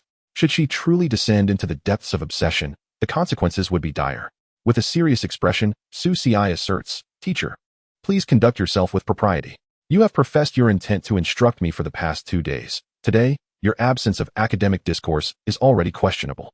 To employ such temptations and threats towards your sole student, can you truly reconcile this within your conscience? The grand scholar finds herself grasped by his hands, forced to meet his gaze. In that fleeting moment, her expression softens, her eyes reflecting a clarity akin to innocence as she gazes at Su Ci, momentarily bewildered by his unexpected confrontation. What have I done? She replies, her voice laced with confusion, as if genuinely taken aback by Su Ci's sudden accusations. Unfazed, Su Ci continues his admonishment. Such behavior on your part not only undermines the dignity of the teacher-student relationship, but could also adversely affect the student's character. I have come to pursue knowledge, not to seek warmth in another's bed. The grand scholar's cheeks flush with an unnatural hue, evidently provoked by the suggestion of seeking warmth in another's bed. A flicker of anger crosses her eyes, yet more so, a sense of bewilderment and helplessness. As if no one has ever so directly confronted the vague possessiveness that lies buried within her, a desire even she was unaware of. Every word the student speaks rings true. Su Ci remains resolute, unwavering. If the teacher is unwilling to guide me, it would be more forthright to state so. I shall seek guidance elsewhere. Why resort to such tactics to disrupt the student's pursuit of truth? His tone was laced with palpable heartache, as if the actions of the grand sacrificial scholar had truly wounded him deeply. Rendered speechless by his words, the grand sacrificial scholar found herself momentarily at a loss for a retort. Within her pale-hued eyes, a flicker of light danced uncertainly, hinting at a fierce inner turmoil. Ultimately, she sighed, her voice tinged with a barely perceptible sense of grievance. When did I ever express a reluctance to teach you? With a gentle wave of her delicate hand, a black stone flew into Su Ci's grasp. This is the essence of my self-cultivated technique. Take it and comprehend it at your own pace. Should you find yourself perplexed, feel free to inquire. She then shifted her form, taking a seat beside the chessboard, deliberately turning her back on Su Ci, effectively dismissing him. At that moment, the grand sacrificial scholar pressed her lips together, her mind murmuring to herself, how could I have acted in such a manner towards him? The affairs of the world hold no allure for me. How could such matters pique my interest? Seeking warmth in another's bed. How could it be possible? I harbor no such thoughts towards him. Nothing has changed. He remains merely my student. Chapter 52, The Designation. My lady, have you not already exchanged agendas with the people from the Yutian Bureau? Cui Huan raised her gaze toward the sky, noting the encroaching evening. The young master is preoccupied with official duties and has been detained by the grand sacrificial scholar. There is little we can do. Yi Jinshuang sat beneath a tree, perusing her scrolls, maintaining an air of decorum as if unaffected. Cui Huan, if you wish to return, you may do so. Inform father that the young master will escort me home shortly. Do not fret. My lady, how eager you are to converse with him. Not at all. I am simply here idly studying poetry, waiting for him. Yet you are holding the book upside down. Yi Jinshuang froze, her small hands flailing to correct the scroll, only to realize she had it the right way around. Cui Huan, why do you always disturb me? She glared at Cui Huan in a fit of embarrassment. Cui Huan pouted slightly, wisely silencing herself, though a glimmer of mischievous amusement sparkled in her eyes. As Yi Jinshuang suddenly stood, brandishing the book as if to strike, the young girl promptly fled in disarray. The two of them circled around the willow tree, and in their chase, Yi Jinshuang unexpectedly collided with a broad chest. Ouch! Her nose stung slightly, and she swayed, nearly losing her balance. What has happened? A gentle voice inquired as the newcomer caught her waist with a soft grip. Yi Jinshuang lifted her gaze, her small hands rubbing her nose. Young master, have you been waiting long? I apologize. As he steadied her, Yi Jinshuang trembled slightly, but soon regained her composure. Lowering her eyes, she spoke softly. It was not a long wait. Jinshuang was merely engrossed in her studies, passing time to discuss matters with the young master. Nearby, Cui Huan observed, a flicker of helplessness in her eyes, yet she tactfully refrained from exposing her lady's disingenuousness. It is getting late. I shall escort you home, or else Uncle Yi will grow concerned. Then let us discuss the matters of the Qingfeng ceremony upon our return. Jinshuang understands. Yi Jinshuang replied obediently. In the future, I shall await you directly at the or, if it takes too long, send someone to inform me. It is nothing. Yi Jinshuang mumbled. Suddenly, Su Ci pinched her cheek, raising an eyebrow. Why are you so courteous to me today? Yi Jinshuang's cheeks flushed crimson at his touch, her clear eyes widening with a mix of embarrassment and an indescribable delight. What are you doing? She made a token effort to struggle, then huffed softly. I merely noticed that Miss Yi today is poised and elegant, speaking with measured grace, and thought she had undergone a transformation. Su Ci chuckled, releasing her, his tone laced with teasing. Yi Jinshuang covered her flushed cheeks, feeling a blend of indignation and helplessness. Clearing her throat, she attempted to restore her earlier dignity. But the hint of panic in her eyes was unmistakable. "I have always been this way," she insisted. "It is just that the young master has never observed it closely before." "Oh." Su Xi raised an eyebrow, non-committal. Seeing his demeanor, Yi Jinshuang felt a surge of frustration. She had the distinct impression that Su Xi could see through all her little schemes but chose not to expose them, instead opting to toy with her in this casual manner. This sensation was reminiscent of him in her dreams, strikingly similar. Cui Huan returned alone to the Yi residence to inform old Master Yi that his precious daughter would not be returning for dinner. Meanwhile, Yi Jinshuang accompanied Su Xi back to the Mu Qingshang's whereabouts were unknown, and after they finished dinner, they discussed the details of the Qingfeng ceremony. As their conversation drew to a close, Yi Jinshuang subtly probed Su Xi about his activities at the Yutian Bureau that day, inquiring whom he had encountered. Upon hearing him naturally mention handling documents and learning from the grand sacrificial scholar, she felt a wave of relief wash over her, satisfaction glimmering in her eyes.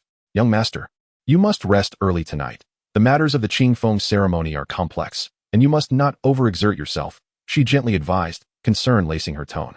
Su Xi nodded, smiling. "Thank you for your concern, Miss Yi." After escorting her back to the estate, as she reached the door, she paused, glancing back at Su Xi, hesitating as if words were on the tip of her tongue. Su Xi raised an eyebrow, waiting for her to speak. In the end, Yi Jinshuang simply bit her lip and softly called out, "Young master, good night," before hastily departing, as if a fierce beast were in pursuit. Su Xi watched her retreating figure, a light chuckle escaping his lips. Side quest: The Thoughts of the Cold, Unmarried Fiancé's Daughter. Task progress, 90. Side quest: The young lady of the unmarried fiancé truly does not wish to be bullied. Task progress, 80.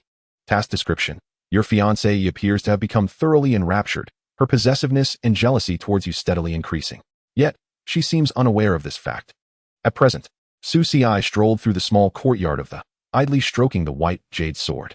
"Why is it so quiet today? Where is my three-no-thing little master?" Just as he pondered this, he opened the door to his room, only to find someone already inside. Seated at the table was a delicate and graceful figure, her chin resting on her hands, drowsily half asleep. Mu Qingshang's daily random event triggered. Today's location, Su Xi's quarters. Surprised? Unexpected? Surprised? Not at all. This is a daily occurrence, and I have grown accustomed to it. What is surprising about it? Dressed in a pristine white robe, Mu Qingshang's ethereal beauty appeared even more captivating under the moonlight. She gazed at him calmly, a hint of barely perceptible anticipation in her eyes. "Xi, you have returned?" Before Su Xi could respond, Mu Qingshang had already wriggled beneath the covers, revealing only her pair of clear, glistening eyes. "Xi, it is late." Su Xi sighed, approaching the bedside, and remarked helplessly, "Senior, you haven't rested again today?" Mu Qingshang blinked slowly, offering no reply, merely fixing her gaze on Su Xi, as if urging him to retire for the night. Feeling helpless yet unable to reprimand her under her innocent gaze, Su Xi turned away, going to the soft couch to prepare for another night of rest there. However, just as he settled down, Mu Qingshang's voice broke the silence once more. "Xi. The quilt enveloped him in warmth. Su Xi remarked, "Indeed, the routine remains unchanged." He reluctantly approached the bedside once more, feigning exasperation as he said, "Senior, what is the purpose of this? Where am I to sleep?" Mu Qingshang emerged from beneath the covers, revealing her small head, and calmly pointed to the vacant space beside her, saying, "Here." Su Xi gazed at the bed, then at Mu Qingshang's clear, untainted eyes. It was futile. He could hardly evict her. Contemplating the situation, he realized there were indeed some lessons his novice master needed to learn. Despite the peculiarities of the teacher-student dynamic, he said, "Senior, our relationship cannot be defined in such a manner just yet." "But last night," she interjected, "last night we were merely practicing together. It was different. Is it not possible?" She repeated, seemingly questioning herself. Xi is the disciple of the master. Why can it not be? The familiar dialogue had just played out a few days prior. "Senior, because we have yet to establish an official teacher-disciple relationship. And even if we were to," upon hearing this, Mu Qingshang's small face displayed a hint of contemplation. She scarcely registered the remainder of Su Xi's words. "No official title?" she murmured, as though arriving at a resolution. She lifted her gaze to Su Xi, her tone resolute. "Then let us establish a title now. Xi, do you wish to call me master?" Su Xi gazed into Mu Qingshang's clear eyes. Surely, that look was not one that invited him to pledge allegiance to her as a disciple. Side quest: The aloof, three-nosed fairy master wishes to establish a title with you. Quest activated. Quest description: Your master has voluntarily proposed to formalize your relationship. This is an excellent opportunity. Although the specific title remains unclear, would you not wish to give it a try? Before Su Xi could respond, Mu Qingxiang stepped forward, her small hand grasping the white jade sword at his waist. She tenderly caressed the hilt, her cool eyes shifting from the blade to him, infused with a subtle softness and determination. This sword is named Xueji, Mu Qingxiang softly declared. It has been by my side since I embarked on my path. Now that it rests in your hands, it is fate. Fate? Where's the fate? Was it not you who insisted I carry it daily? Mu Qingxiang continued, lowering the sword tip downwards and solemnly offering the hilt to Su Xi. Xi, do you wish to use this sword as a medium, with me as a witness, to formally become a disciple of the Jinyu Pavilion of Tianjing Mountain? Su Xi was taken aback. This was hardly a teacher-disciple ceremony. It resembled a proposal. To use a sword as a medium, with her as a witness, represented an extraordinarily solemn commitment within the realm of cultivation, signifying a bond transcending the ordinary master-disciple relationship, even akin to that of partners. Side quest, The Aloof.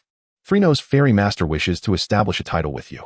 Quest description, your master is extending the most sincere invitation to you, using the sword as a medium and herself as a witness, hoping to forge an indissoluble bond with you. Please choose wisely. This is not merely a title, but potentially a lifelong commitment. Option 1. Accept and become her disciple. You may be only a breath away from a partner relationship. Though it is uncertain whether that breath leads above or below a partner relationship, do not inquire. Option 2. Decline. Politely indicating the relationship is inappropriate. Beware of unknown consequences. Can you truly bear to reject such a naive and easily deceived little master? Option 3. Delay. Evading the matter, I advise against stalling. She possesses a sword, and we cannot fight back. Su Xi gazed speechlessly at the white fluffball in his spirit realm. Why have you suddenly hijacked the system's narration? The fluffball blinked innocently. Because I just woke up. You have exhausted your snack quota for this month. Why? The white fluffball began to flit anxiously around his spirit realm. Su Xi felt considerably relieved and turned his attention back to those options. The system was becoming increasingly unreliable. What kind of disciple was this? It was evidently a preparation for a partner relationship. However, before him stood Mu Qingxiang. Her cold eyes now filled with unprecedented focus and anticipation, as if every word and action of his could determine the trajectory of her world. He sensed her reliance and possessiveness toward him, which transcended mere teacher-student affection and hinted at a deeper bond. Taking a deep breath, Su Xi's gaze fell upon the Xueji sword, which emanated a chilling sword intent. He extended his hand, not to take the sword, but gently grasped Mu Qingxiang's hand that held it. Her hand remained cool, yet he could detect a nearly imperceptible tremor. Senior, Su Xi spoke softly, his tone gentle yet earnest. Master, I am willing. Indeed, it does resemble a proposal, the fluffball remarked. At his words, Mu Qingxiang's icy gaze flickered slightly, seemingly stirred by his unexpected gesture and declaration. Her face, which had shown no change in expression for several days, now bore a transformation. Was that happiness? Her eyes narrowed like a crescent moon, lips pressed together, her pupils shimmering with a delightful glow. How joyous she appeared. Yet, Mu Qingxiang maintained her usual calm demeanor, softly affirming with a gentle before allowing her petite figure to lean forward, her free hand cradling his palm, her delicate face nuzzling against his hand. Su Xi was momentarily entranced. Could one imagine the icy, ruthless, decisive little master from his past life now behaving like a kitten, nuzzling against his palm? Master? Mu Qingxiang slightly shook her head. Although her lovely face bore no overt smile, the contours of her brows and eyes softened, as if an ink-wash painting were being gently blurred. With her other hand, she delicately offered him the Xueji sword. The hilt was cool, yet emanated a sense of gentle attachment. As a disciple, one must hold the sect's token, Mu Qingxiang whispered, her voice imbued with warmth. From now on, Xueji shall vigilantly guard your side. Mu Qingxiang bit her lip, her small face still brushing against his palm, and softly added, however, every sword cultivator has their own life sword. Xueji is my life sword and cannot be your fate sword, but it shall serve as your guardian sword. In the future, a Ci shall have his own life spirit sword. Yet, Xueji will always protect you. Su Xi gazed at the Xueji sword in his grasp, then at Mu Qingxiang before him.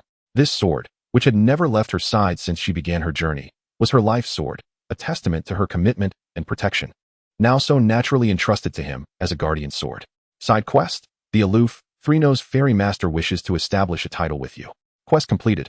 Reward distribution, 8,000 comprehension points, 7,000 experience points, acquired special item, Xueji sword, guardian sword, gained special talent, sword path affinity. Sword Path Affinity. Talent blessed by the highest existence of the sword path. Comprehension speed of sword techniques is significantly enhanced, and it becomes easier to invoke the primal power of the sword path. Additionally, the affinity with all sword-type weapons is heightened, making them easier to wield. Xueji Sword. Bound the heirloom sword of the Jinyu Pavilion of Tianjing Mountain, capable of transforming according to its owner's will, containing the utmost pure sword intent.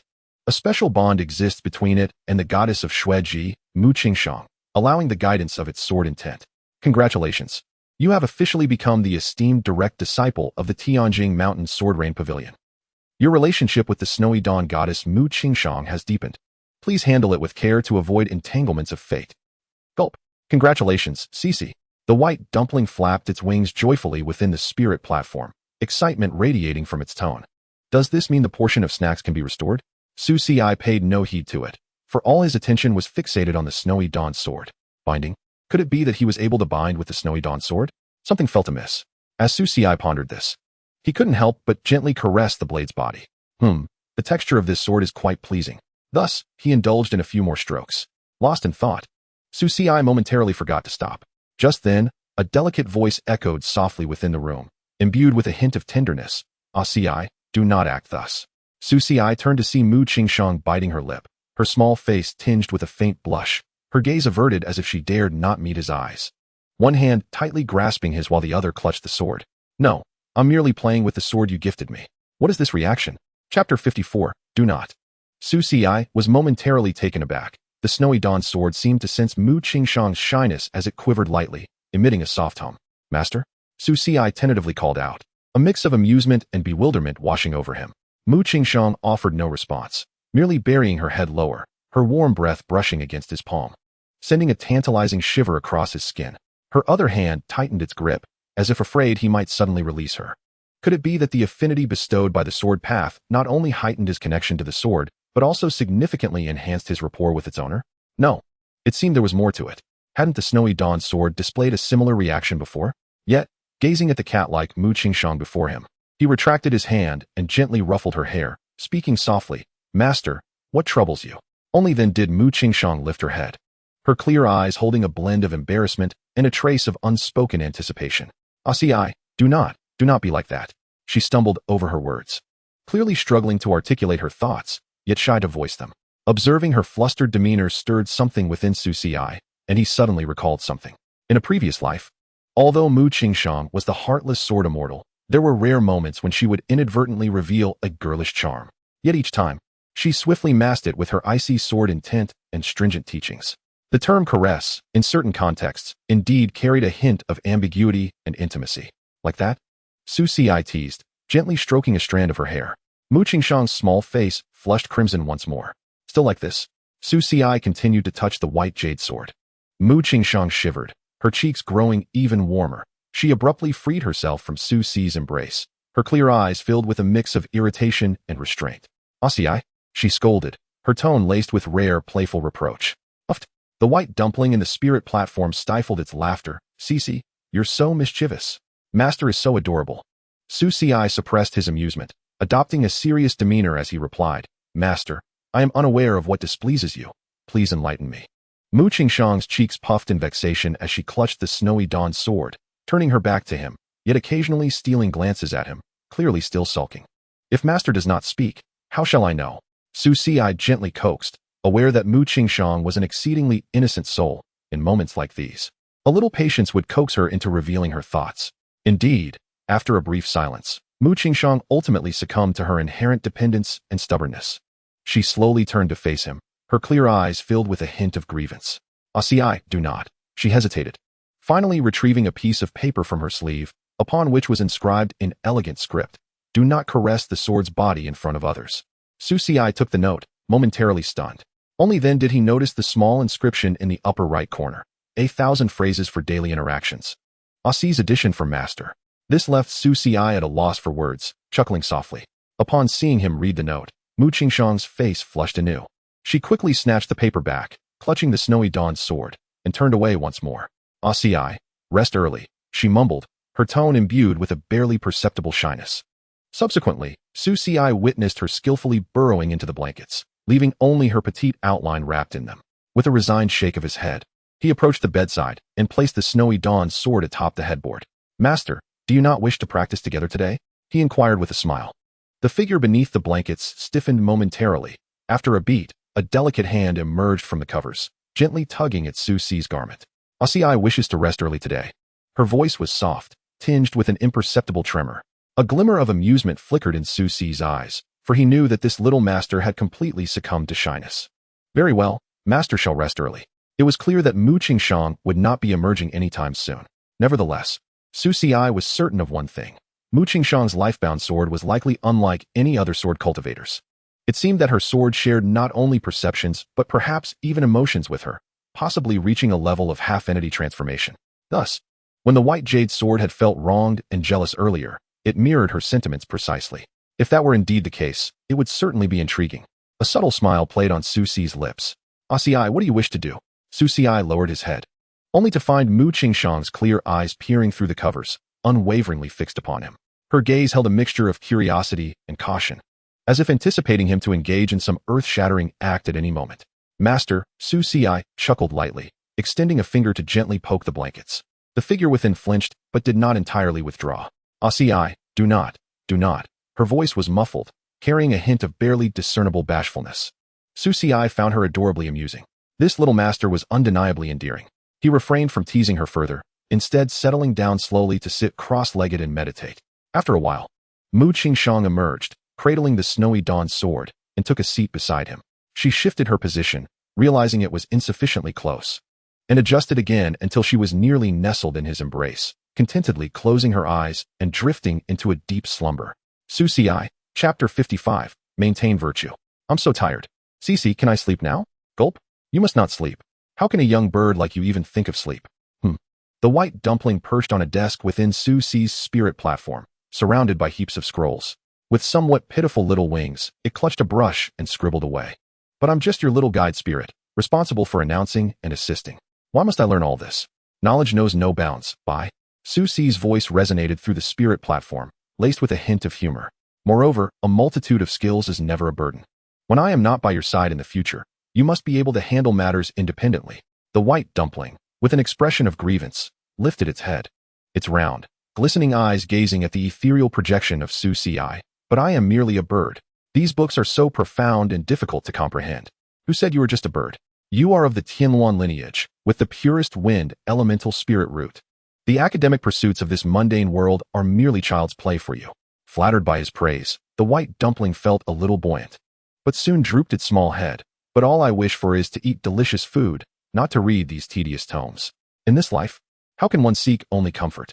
Su Si gently coaxed. "You must understand that knowledge is power. It can grant you access to more delectable treats, broader horizons, and even a more comfortable nest." He gestured toward the towering piles of books. "Look at these, treasures from the Yutian Bureau and the Wenyuan Pavilion. Each page infused with the wisdom and strength of the world. Once you comprehend them, acquiring whatever you desire will be a matter of course." The white dumpling was momentarily taken aback, although it struggled to grasp the logical connection between knowledge being power and obtaining more food. The thought of enjoying greater culinary delights and a more comfortable abode rekindled the sparkle in its small eyes. "So how do I learn?" "Quite simply." Su Si replied with a slight smile, pointing to a scroll before it. "Begin here. This is a daily document from the Yutian Bureau, detailing recent occurrences of demons and anomalies in Luoyi City. You need to extract the key information, analyze the underlying patterns and potential crises, and propose countermeasures." The white dumpling glanced at the thick scroll, then out at the bustling Luoyi City, its little head swirling in confusion. "But I can't understand these." "Fool. Can you not call upon a portion of the system's analytical sensing abilities? Utilize your spiritual awareness to capture the ethereal fluctuations and streams of information within these words. Then, convert them into a language you can comprehend, as I have taught you before. Isn't that your forte?" The white dumpling suddenly saw the light, its small eyes shining brightly. It had previously viewed these books as mere monotonous piles of text, never considering the possibility of sensing them with its spiritual awareness. It took the scroll in its tiny wings, closed its eyes, and with the other wing fluttered in the air, as if pressing some buttons. To its astonishment, it discovered it could capture scattered images and sounds from within, even feeling some emotional fluctuations. "Goosey, I see something." Su Si, surprised, asked, "What do you see?" "I see your uncle in front of a grand estate's gate." "Oh, could this pertain to the matter of his military powers being revoked?" Is it recorded in the Yutian Bureau's documents? Goo. He reeks of alcohol, having been thrown out by several guards. Still shouting something about being outrageous. I am General Feng Zhang. He rolled on the ground, insisting he wanted to see your young lady. The next morning, as Su Xi concluded his cultivation, he noticed Mu Qingshang, who had been using him as a pillow, still sound asleep in his arms. For several nights, she had clung to him while sleeping, the cold, clear essence of the Snow Jixian sword intertwining with the noble sword intent within him, accelerating his cultivation at an astonishing pace. However, as soon as he moved, Mu Qingshang's clear, cold eyes slowly opened, her face tilting up with a hint of sleepy drowsiness and a barely perceptible reliance. "Ci," she softly called, her voice slightly hoarse yet tender, carrying a touch of languor from just waking. Su Xi's heart softened, and he gently replied, "Master, dawn has arrived." Mu Qingshang remained silent, merely gazing at him quietly. Then, she extended her small hand, softly caressing his cheek. Her fingertips were cool, yet bore a gentle touch. "Ci is very warm," she murmured, her voice light, yet imbued with a sense of contentment. Su Xi felt a twinge of helplessness. Did this little master regard him as a warm furnace? He cleared his throat, attempting to shift the topic. "Master, today I must attend duty at the Yutian Bureau. Would you care to accompany me?" Upon hearing this, Mu Qingshang glanced at the brightening sky outside, then at Su Xi and the sword in her arms, instinctively shaking her head. "I shall not go today." Su Xi was taken aback, somewhat surprised. Since their time together, Mu Qingshang had been inseparable from him. Wherever he went, she followed. He feigned surprise. "Master actually says she will not go?" Before Su Xi could say more, a knock echoed from outside. "Young Master Shitty? Your Highness? Elder sister is here." In walked Feng Jin, adorned in a flowing red dress, carrying a basin and towel, her face a blend of spirited vigor and a hint of a mature demeanor. She murmured to herself, "Master said that young Master Shitty needs to rest well and diligently study, paying attention to his routine. So I shall be responsible for your daily needs."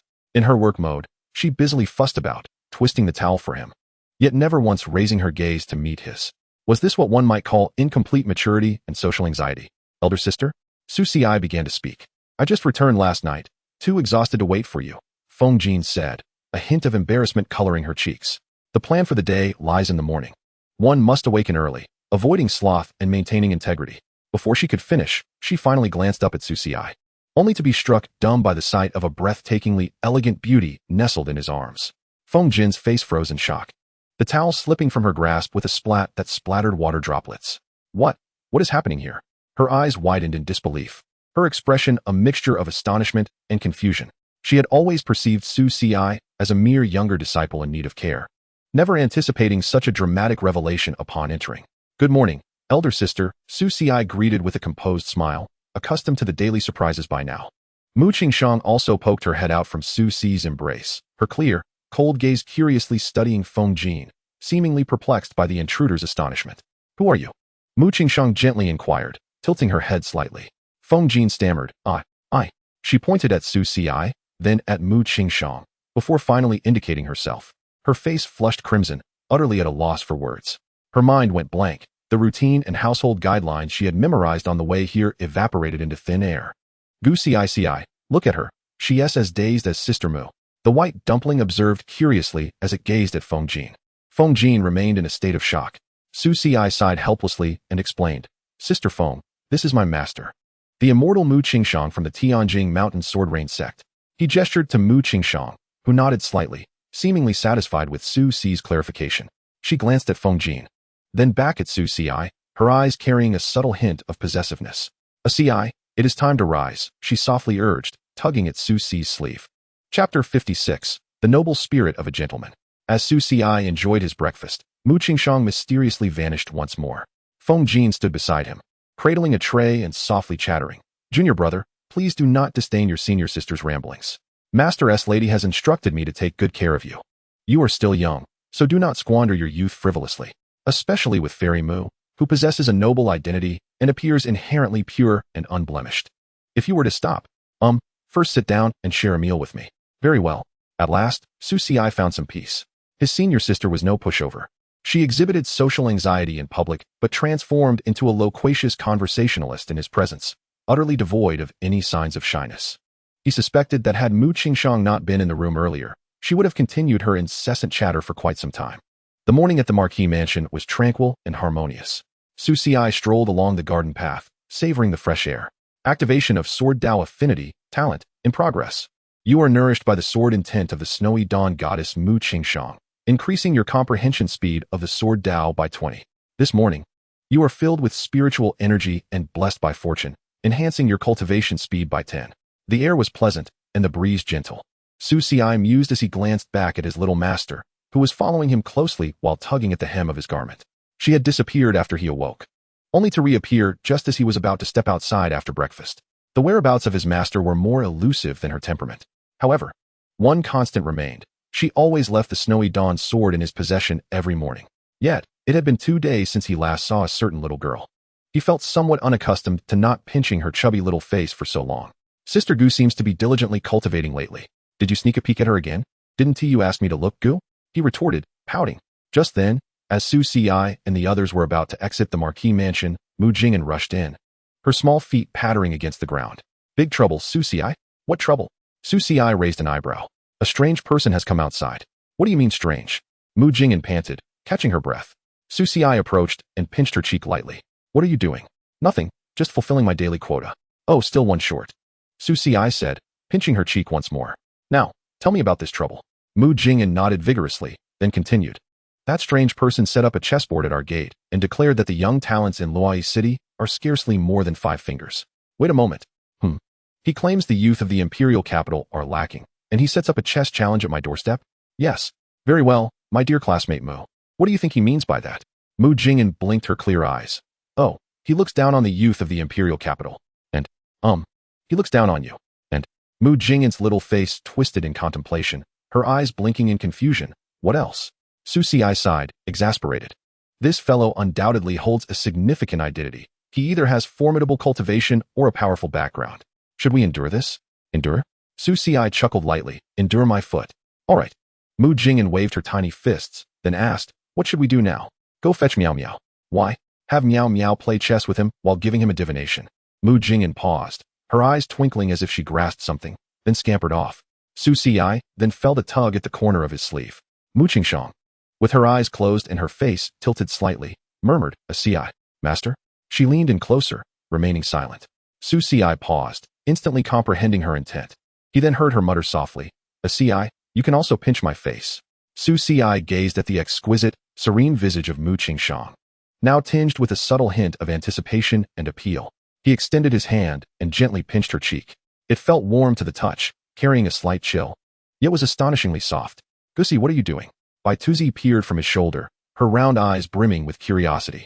Su Xi ignored her, fixated on Mu Qingshang's cheek, which, usually devoid of emotion, now bore a faint blush. Her cool eyes flickered slightly, as if caught off guard by his sudden gesture, yet revealing a trace of satisfaction. A Ci feels very pleasant, Mu Qingshang murmured, her tone laced with an imperceptible enjoyment. At the main gate of the marquee mansion. Who is this? Is he challenging young Master Su?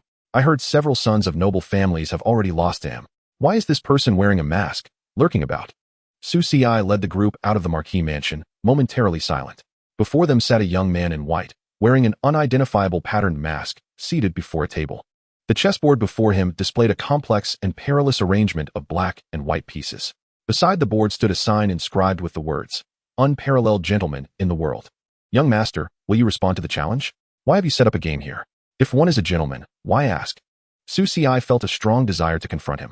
However, what rendered Su Xi speechless was not the stranger's behavior or the arrangement on the board, but rather the identity of this individual, the Crown Prince, Li Longding. What does this mean? Your royal sister chases me for a game of chess daily, yet cannot win. Now you come? Side quest, the Crown Prince Li Longding's test.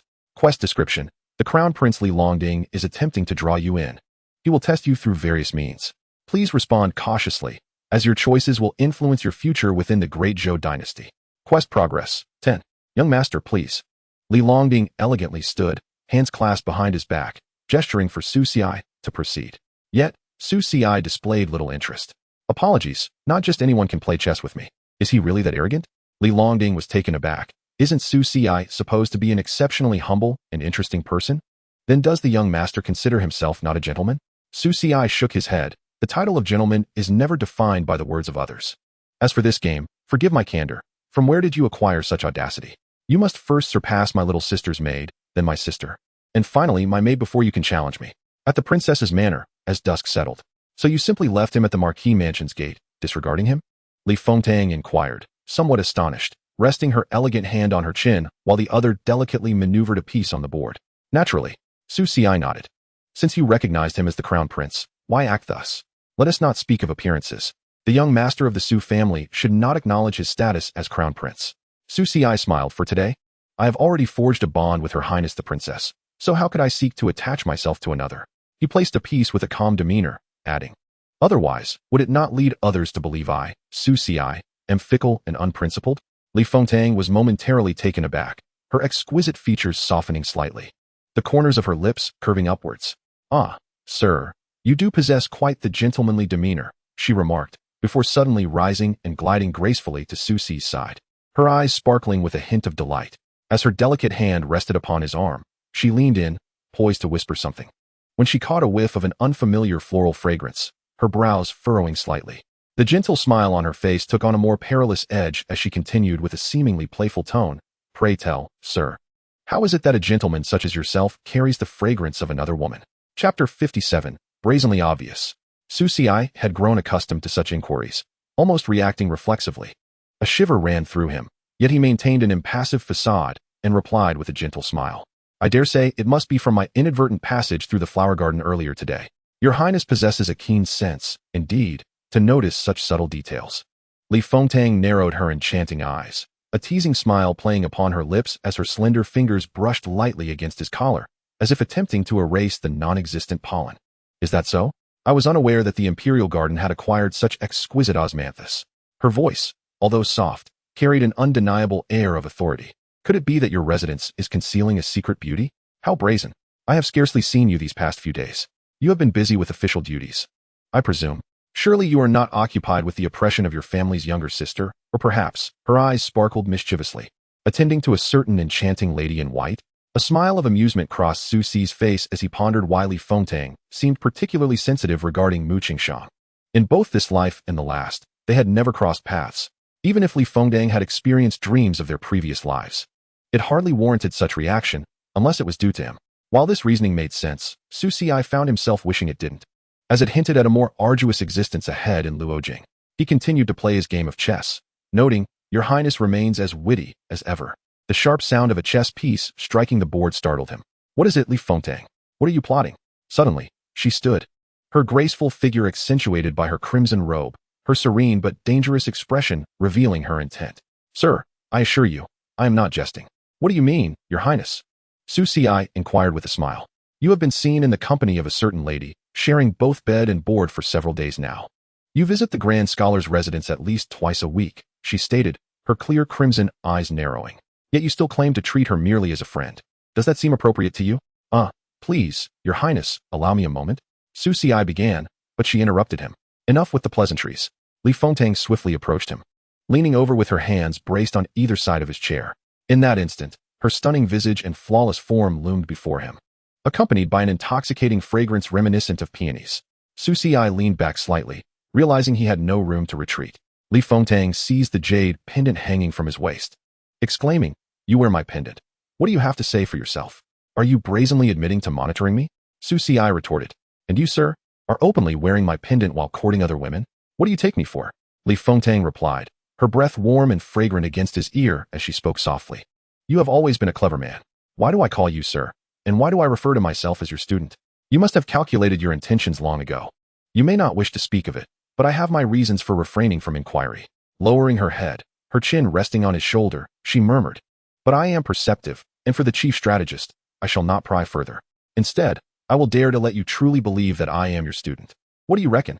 Su Xi could only feel the warmth of her breath, a sensation almost overwhelming. Side quest. The princess invites you to engage in a game against the world. Task progress increased to 30. Task description. The princess is attempting to draw you in through unexpected means. Yet, such tactics may be too intimate for a strategist. Perhaps she desires more than just a strategist, or merely a sir. What do you think? Warning, accepting this task will plunge you into the whirlpool of the great Zhou dynasty's power struggles, with immense risks involved. However, it will also bring unparalleled power and opportunities. Though Li Fengtang feigned indignation, she was genuinely amused, eagerly anticipating Su Xi's flustered expression. Oh, and what of your inner demons? In reality, are you not merely a pawn in my game? In the next moment, she felt a warmth encircling her waist. As Su Xi pulled her closer, "Are you threatening me, Your Highness?" "On the contrary, I believe it is you who seems to be threatening me," she replied playfully, her small hand covering her lips, revealing only her bright eyes, feigning a slight pout as if on the verge of tears. People assume the imperial princess wields great power, but little do they know I am often bullied within my own residence. Su Xi sighed, chuckling. "You are quite the victim of injustice. I am merely of the same age as Your Highness. How could I be worthy of such a title?" He replied. "Besides, Your Highness has your esteemed uncle, the chief scholar of Wenyuan Pavilion, whose wisdom far surpasses mine." Li Fengtang's expression remained impassive. "Then why do you not allow your uncle to teach you martial arts? Have you understood?" Perhaps due to their proximity or the resurgence of dreams, Li Fengtang took a deep breath, instinctively relaxing as she leaned her head against Su Xi's shoulder. Her body nestled against his side. "While my uncle is indeed knowledgeable, I do not favor his methods. Furthermore, ever since I was young, my father has discouraged me from close interactions with my maternal family. Thus, while he is one of my teachers, I have largely taught myself, with only occasional guidance from him." She suddenly turned her gaze towards Su Xi, her eyes sparkling. "Sir, you are quite knowledgeable, are you not?" Seeing her adopt such a childlike demeanor, Su Xi felt his heart soften. Her dependence and closeness were unmistakably reminiscent of the Li Fengtang he had known for at least half of their previous life together. There was no need for speculation. Even if she was unaware of their past, her dreams likely contained a significant portion of their shared memories. "Merely having read a few books, nothing profound," he replied. "Humph. The world places great importance on learning. There is no need for such modesty." "I promise you," he assured her. Li Fengtang's expression grew slightly dazed as she looked up at him. Chapter 58. Like two different people, the Imperial Princess. Su Xi marveled at the endearing visage of the Imperial Princess before him, reflecting on her haughty demeanor when they first met in their past life, and her recent confrontational and capricious behavior. Are you truly the same person? Yet, upon further reflection, it made sense. In their previous life, once she had begun to lower her guard, she had gradually come to trust him immensely. The extent of her clinginess, as previously introduced, manifests itself in her immediate desire for companionship if he is absent for even a fleeting moment. Back then, Li Fengtang would still put on a proud demeanor, concocting various excuses, but now she has become much more candid and straightforward. Is it perhaps because someone is vying for her attention? However, after Su Xi responded, Li Fengtang remained silent. "Your Highness? Your Highness?" She merely let out a soft hum, seemingly oblivious to his inquiries, burying her head deeper into Su Xi's shoulder, her delicate nose brushing lightly against his garment, her breath carrying a subtle fragrance. "Are you some sort of infatuated maiden?" Su Xi gently nudged her shoulder, bemused. Li Fengtang shivered slightly, yet tightened her embrace. A muffled voice emanating from her shoulder. "I heard you, sir, and naturally, I must remember it well. Are you satisfied?" Su Xi sighed. Li Fengtang gave a soft hum again, nudging his neck with her nose, her voice laced with a barely perceptible hint of coquetry. "Satisfaction is merely the beginning, sir. You must not renege. Are you a fawning little cat?" Su Xi mused. This demeanor hardly retained any semblance of the noble princess's grandeur. Instead, she resembled a young girl who had obtained her cherished possession, fearful of its departure. Could it be that she had dreamt of something new in recent days? "Sir, do you truly not remember it all?" Her voice was gentle, as if she were conversing with herself, yet also testing the waters. "Are you attempting to probe me?" Su Xi responded softly. "What does Your Highness refer to?" Li Fengtang did not answer immediately. After a moment of silence, she slowly replied, "It is nothing. Merely a sense of familiarity." As she spoke, she suddenly lifted her head, her phoenix eyes locking on his Su Xi's, her gaze intense, as if seeking to pierce through him. "Sir, have you ever experienced knowing someone intimately, only to be compelled to part ways?" Su Xi's heart skipped a beat, yet he maintained an impassive facade, merely offering a faint smile. "Your Highness, your question delves into profound depths. The myriad of human experiences, with their joys and sorrows, is a common plight for mere mortals such as myself." Li Fengtang did not press further, only letting out a gentle sigh, her eyes drifting back to the chessboard, a hint of melancholy shadowing her gaze. "Indeed, the myriad of human experiences, with their joys and sorrows," she murmured, her tone imbued with complex emotions. The two fell into silence, allowing the gentle breeze to rustle through the small pavilion. Su Xi removed his outer robe and draped it over Li Fengtang's back. "Sir, I am feeling weary." Li Fengtang's voice was somewhat muffled, tinged with fatigue. "You are becoming increasingly demanding, are you not?" Su Xi could distinctly feel the warmth of her delicate cheek against his neck, along with her steady breaths. Had she already drifted off to sleep? Side quest. The princess invites you to engage in a game of chess against the world. Quest progress, 50. Quest description. The princess has displayed an extraordinary level of trust and dependence upon you. She has fully relaxed, savoring this rare tranquility. Perhaps you could do something about it? What? Susi's companion was astonished to learn that he would be spending the night at the princess's abode. Upon hearing this news, Fengzheng nearly dropped the wine jar he was holding. He incredulously turned to the servant reporting the news. Are you certain? Wasn't it said he was on duty at the Imperial Astronomical Observatory today? How did he end up at the princess's residence? The servant wore a pained expression. General Feng. I witnessed it with my own eyes. The princess's phoenix carriage directly took young Master Su away. Taken away? Fengzheng felt his mind racing. His sister had entrusted her nephew to him, insisting he look after him well. Yet now, the young man seemed to be enveloped in a world of tenderness. What does the princess truly mean by this? As the uncle, should he attempt to intervene? It appeared that intervention was futile. Despite feeling a pang of jealousy and a desire to disrupt the situation, no, rather, to rescue Susi, he had no troops or authority, and could at most knock on the door of the princess's residence. When Fengzheng arrived at the princess's abode, Mu Jingyan was also there, accompanied by a timid young girl, Xianxiaaudiobooks, clutching a white fluff ball. As the three were about to send someone to announce their presence, they noticed a masked young man vigorously knocking on the door of the princess's residence. At dusk, the masked gentleman in white was pounding at the door, demanding, "Let Susi out. I have finally triumphed over my sister's maid, my cousin, her maid, and even that little bird of mine." Ysnt Susi, emerging to face his fate. Fengzheng whispered, shifting slightly. Who is that? What on earth happened? Why are they so bandaged up? Shen Miao hastily shook her head. It's not my business. Who asked you? My divination skills are quite remarkable. He fell by his own doing, insisting I cast a fortune for him. What did he say? Mu Jingyan inquired curiously. Shen Miao lowered her head, her voice barely audible. When we were playing chess, I boasted about my divination prowess, and he directly claimed that his destiny was ordained, blessed with fortune, assuring me that my divination would surely avert misfortune and bring good fortune. And what was the outcome? Mu Jingyan pressed. I said it didn't seem likely, she replied, and he grew agitated. Shen Miao glanced timidly at the masked young man, then at the fluff ball in her arms, quietly saying, he asked me what kind of fate he had, and I told him it was one plagued with calamities, destined to lose at gambling. And then? Mu Jingyan's eyes widened. Yet he continued to win against many of us? You all are simply incapable of playing chess. How could he not win? The fluff ball flapped its tiny wings, muttering in exasperation. Shen Miao swallowed hard, stammering. After he won against Bai, he boasted about his impeccable fate and insisted on proving it to me. But then he ran into a tree and fell, stepped on a banana peel, and was chased by some divine dog from the city, then bumped into a passing magical carriage. Ultimately, he insisted on wagering with me, claiming he could reach the princess's residence unhindered, regardless of whether anyone was escorting him. Yet, look at the state he's in now, in the small pavilion. Susi glanced at the time, estimating it was nearly over. Otherwise, his young master would surely become irate with him again. Your Highness? He gently nudged Li Fengtang, but received no response. Your Highness? He poked her cheek, still no reaction. Then he pinched her little nose. Sir, I can't breathe, she murmured sleepily, burying her head back into his neck. Susi was at a loss, wondering what dreams she was having. In their past lives, well, indeed, they had shared moments together. Yet in this small form, she was utterly transformed. Who would have anticipated that the proud and imperious Princess Li Fengtang would exhibit such vulnerability in his embrace? She was merely a tad more reserved than his young master.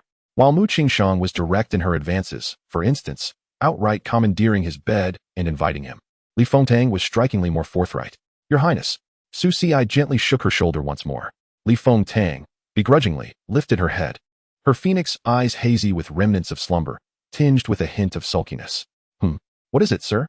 Her voice retained a nasal quality, sounding uncharacteristically soft. Is it morning already? Is it time for the daily morning greeting? The daily greeting referred to a custom from her past life, learned from unknown sources, said to be a ritual of morning and evening salutations among certain foreign nations. Simply put, it entailed a kiss.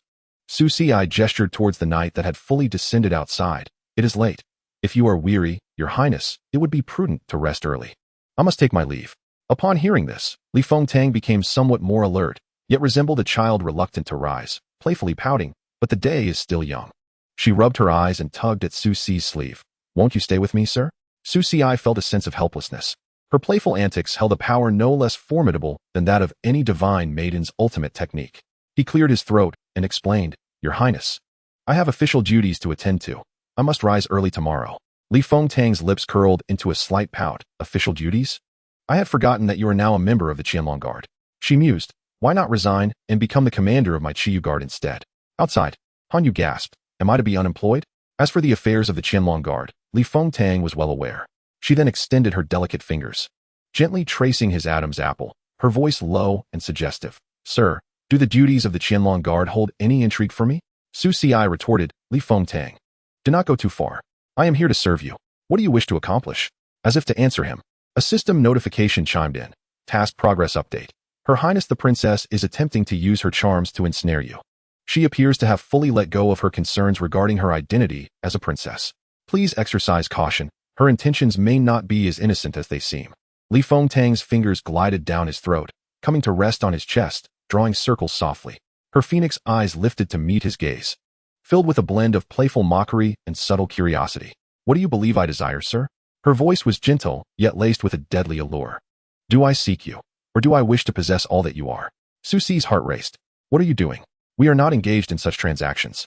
A few days prior, Li Fengtang's dreams had become increasingly vivid. In her dreams, it was the 10th year of the Fengqi era of the Great Zhou. The Sir had been gone for 3 years. Lately, I often dream of him, she confided.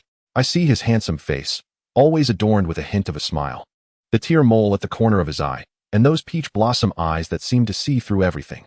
I dream of him, clad in azure robes, holding a folding fan, standing by my side, strategizing the world's affairs for me.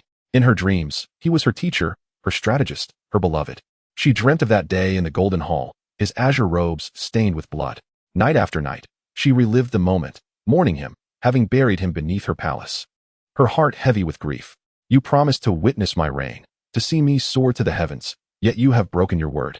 She dreamt that he had not truly perished. Rather, he had transformed into a wisp of wind, a fleeting light, hidden within the cosmos. He continued to watch her, observing how she governed her realm, witnessing her transformation into a true empress. He merely no longer appeared before her. His death validated her path. Sir. Li Fengtang awoke with a start, her forehead beaded with cold sweat. The chamber was shrouded in darkness, the faint moonlight filtering through the window. She sat up abruptly, gasping for breath. It was this dream once more. She sighed softly, a hint of tears in her voice. In her dreams, she was not solely absorbed in the sorrow of his departure.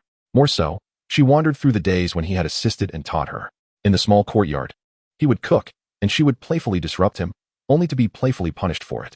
In the imperial palace, they would debate military strategies, their arguments heated, and she would insist he stay overnight. Together they journeyed through snowy landscapes, their brows dusted with frost. She nestled in his embrace, believing they would grow old together. Unexpectedly, Li Fengtang gazed blankly at the moon outside, slowly losing the distinction between dream and reality. Unable to discern if she was the empress who had lost her beloved or the princess who had gained a teacher. The weight of her inner demons felt like an enchanting curse, pulling her deeper into its embrace. Yet, she found solace as her delicate fingers brushed against the other half of her jade pendant. Sir, your highness, you have been fondling the jade pendant for quite some time now. I simply enjoy it. Li Fengtang pouted like a young girl, leaning in to rest her forehead gently against his shoulder, her voice soft yet tinged with an indescribable weariness. Now that you are in my residence, you belong to me. She clung to him like a child unwilling to let go, although her furrowed brow painted a picture of longing. Su Ci sighed softly, reaching out to pinch her nose playfully.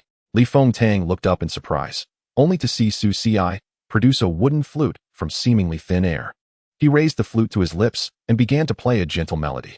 The sound was melodious, imbued with a unique rhythm that seemed to penetrate the heart. The notes flowed like a clear spring at first, gradually deepening, reminiscent of the wind rustling through the mountain trees, carrying a faint melancholy. Li Fengtang was entranced, instantly recognizing the tune as the one she adored listening to Su Ci play in her dreams. She fell silent, leaning against his shoulder, her phoenix eyes lowered, savoring this rare moment of tranquility. The flute's melody lingered for quite some time. Sir, Li Fengtang whispered from within his embrace. Yes, you have witnessed many of my ungraceful moments today. How shall we conclude this? Why not stay here tonight? We can share candlelight conversations and sleep side by side. I shall reward you well. How does that sound? The way she articulated the word reward was playful yet coy. How can you expect to take both food and gain? Su Ci did not acquiesce to Li Fengtang's proposition of surrendering herself. As he turned to leave the Marquis's residence, Li Fengtang persistently trailed behind him. Had it not been for her somewhat aloof demeanor as the eldest princess, her antics would rival those of Mu Qingshang. Upon reaching the entrance, Li Fengtang was about to call for Han Yu to prepare the carriage when she and Su Xi noticed Feng Zheng merrily drinking with Li Longding, who was masked and bandaged, on the roadside. "Look, my nephew has emerged." Feng Zheng pointed at Su Xi, laughing drunkenly. "He is my nephew. Come, greet your uncle."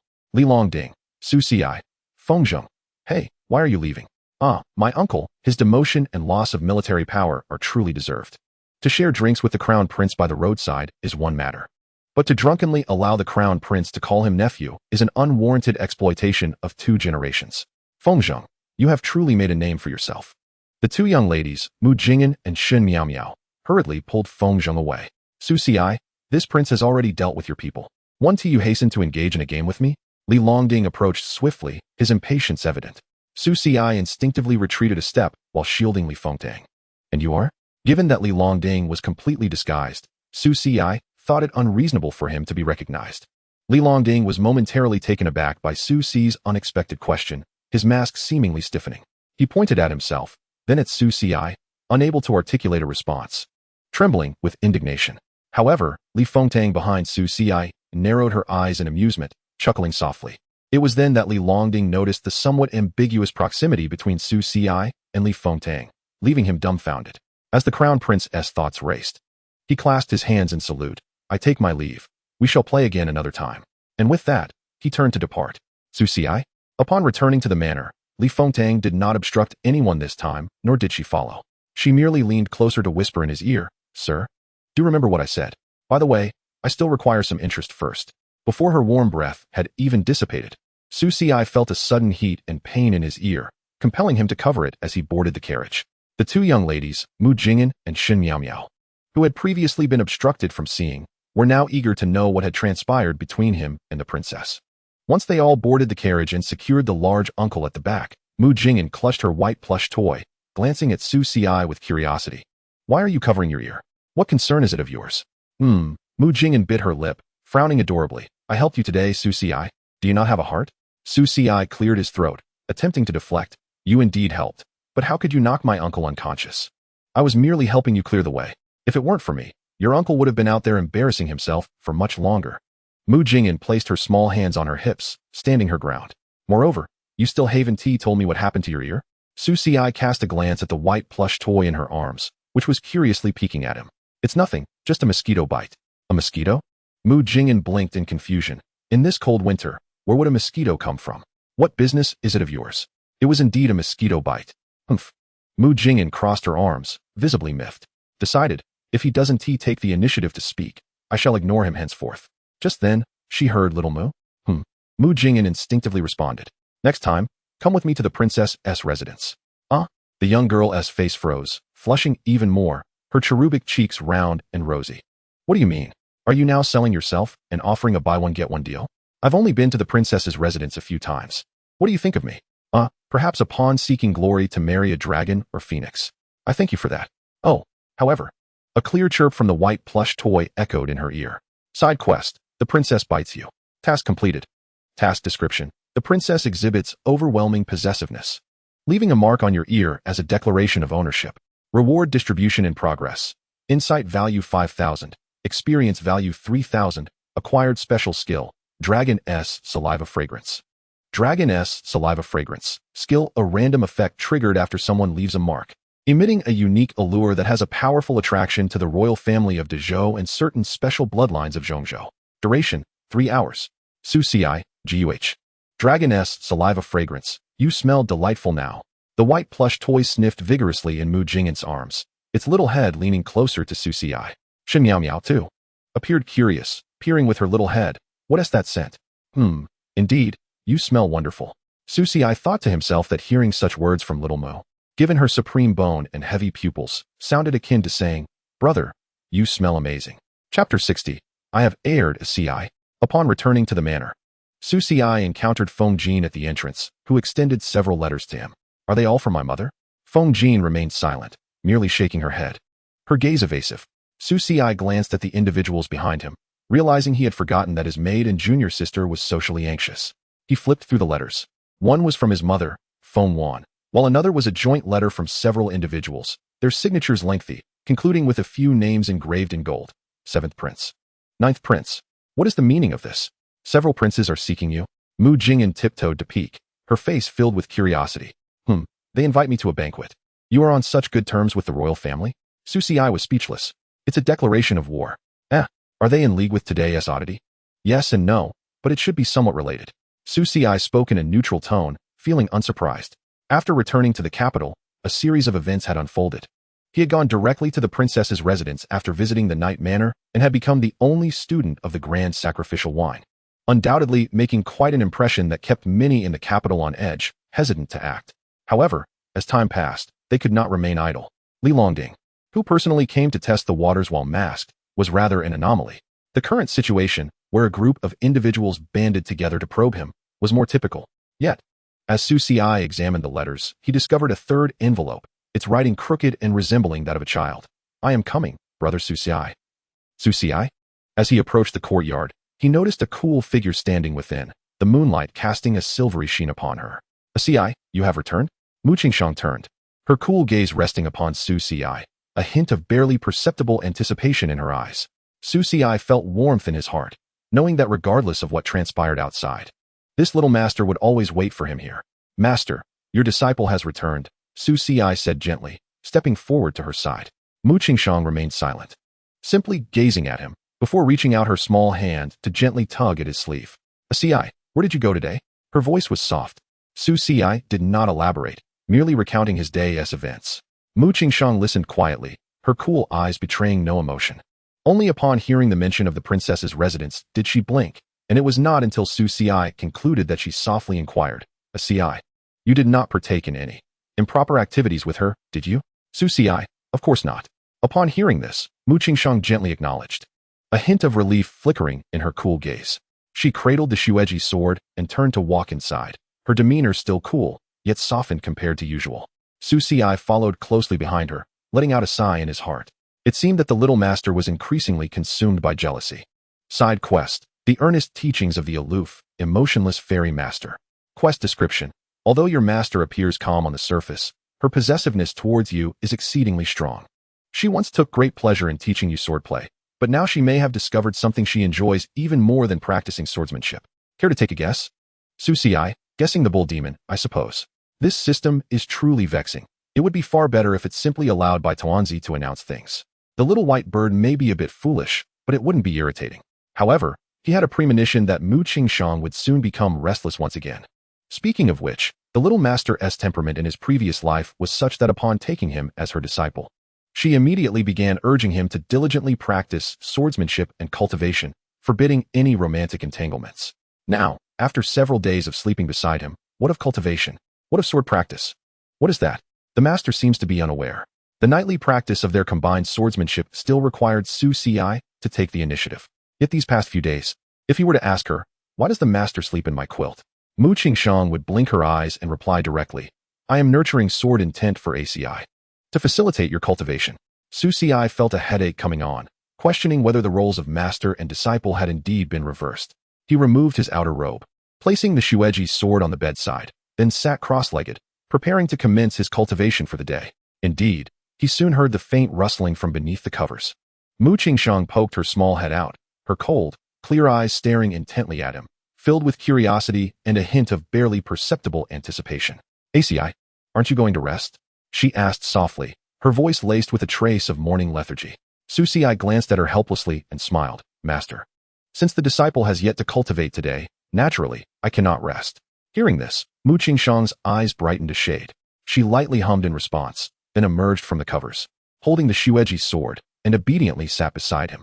Sword path affinity, talent, activating. You are receiving nourishment from the sword intent of the snowy goddess Mu Qingshang, enhancing your comprehension of swordsmanship by 20. Today, your spiritual energy is abundant, with luck enhancing your cultivation speed by 10. A familiar warmth and the cold sword intent enveloped Su Xi once more, placing him in the optimal state for cultivation. He immersed himself in the operation of his techniques, feeling the spiritual energy surge within him as the noble sword intent intertwined and resonated with the snowy sword intent, each breath seemingly drawing in the essence of the heavens and earth. However, just as he delved deeper into his cultivation, a soft voice suddenly reached his ears, ACI. Su Xi's heart skipped a beat, realizing that Mu Qingshang had awakened again. He slowly opened his eyes, only to find her small face very close to his, her clear, cold eyes gazing at him with curiosity. "ACI," she softly said, her delicate fingertip gently poking him. You can cultivate without meditating." Her small hand tugged at the hem of his garment, as if wanting him to join her under the covers. The disciple is rather dull-witted and must exert sufficient effort to cultivate better. These were words Mu Qingxiang had previously uttered. Yet back then, her demeanor had been icy and devoid of color. As she had stated, "Your talent is acceptable." But every word and action must adhere strictly to the rules of the sect to cultivate more effectively. Now, however, Mu Qingxiang tilted her head, seemingly pondering his words earnestly. Blinking her eyes as if she recalled something, her pupils dimming slightly. Her small hand tightened around Su Si's sleeve. Suddenly, Su Si felt warmth near his ear as she softly parted her lips, whispering, "Master was wrong, ACI. What do you intend to do? Self-destruct, perhaps? If you wish to confront me, then why?" As he turned his head, she averted her face, pursing her lips as if to feign innocence. "Master, it's nothing." Moments later, Mu Qingxiang also sat cross-legged. However, compared to normal meditation, her body uncontrollably leaned towards Su Si, eventually settling in his embrace like a small cat. "Is this all right, ACI?" she softly inquired, her voice tinged with a subtle satisfaction. Su Si, he could feel her small body, warm and soft, the refreshing scent of osmanthus lingering in the air. "Master, what are you doing?" Su Si asked helplessly. Mu Qingxiang raised her eyes, her gaze clear and innocent. "Did ACI not say that this would aid in cultivation?" She gestured to the distance between them, then to the shueji sword cradled in her arms. "This way, our sword intent can be closer." Su Si, excellent. The little master's comprehension abilities possess an astonishing talent in certain aspects. She has her own rhythm, yet in the next moment, her small hand gently brushed against his ear. Mu Qingxiang's expression neutral, her voice laced with curiosity. "ACI, what is this?" Chapter 61. Only thinking of master alone.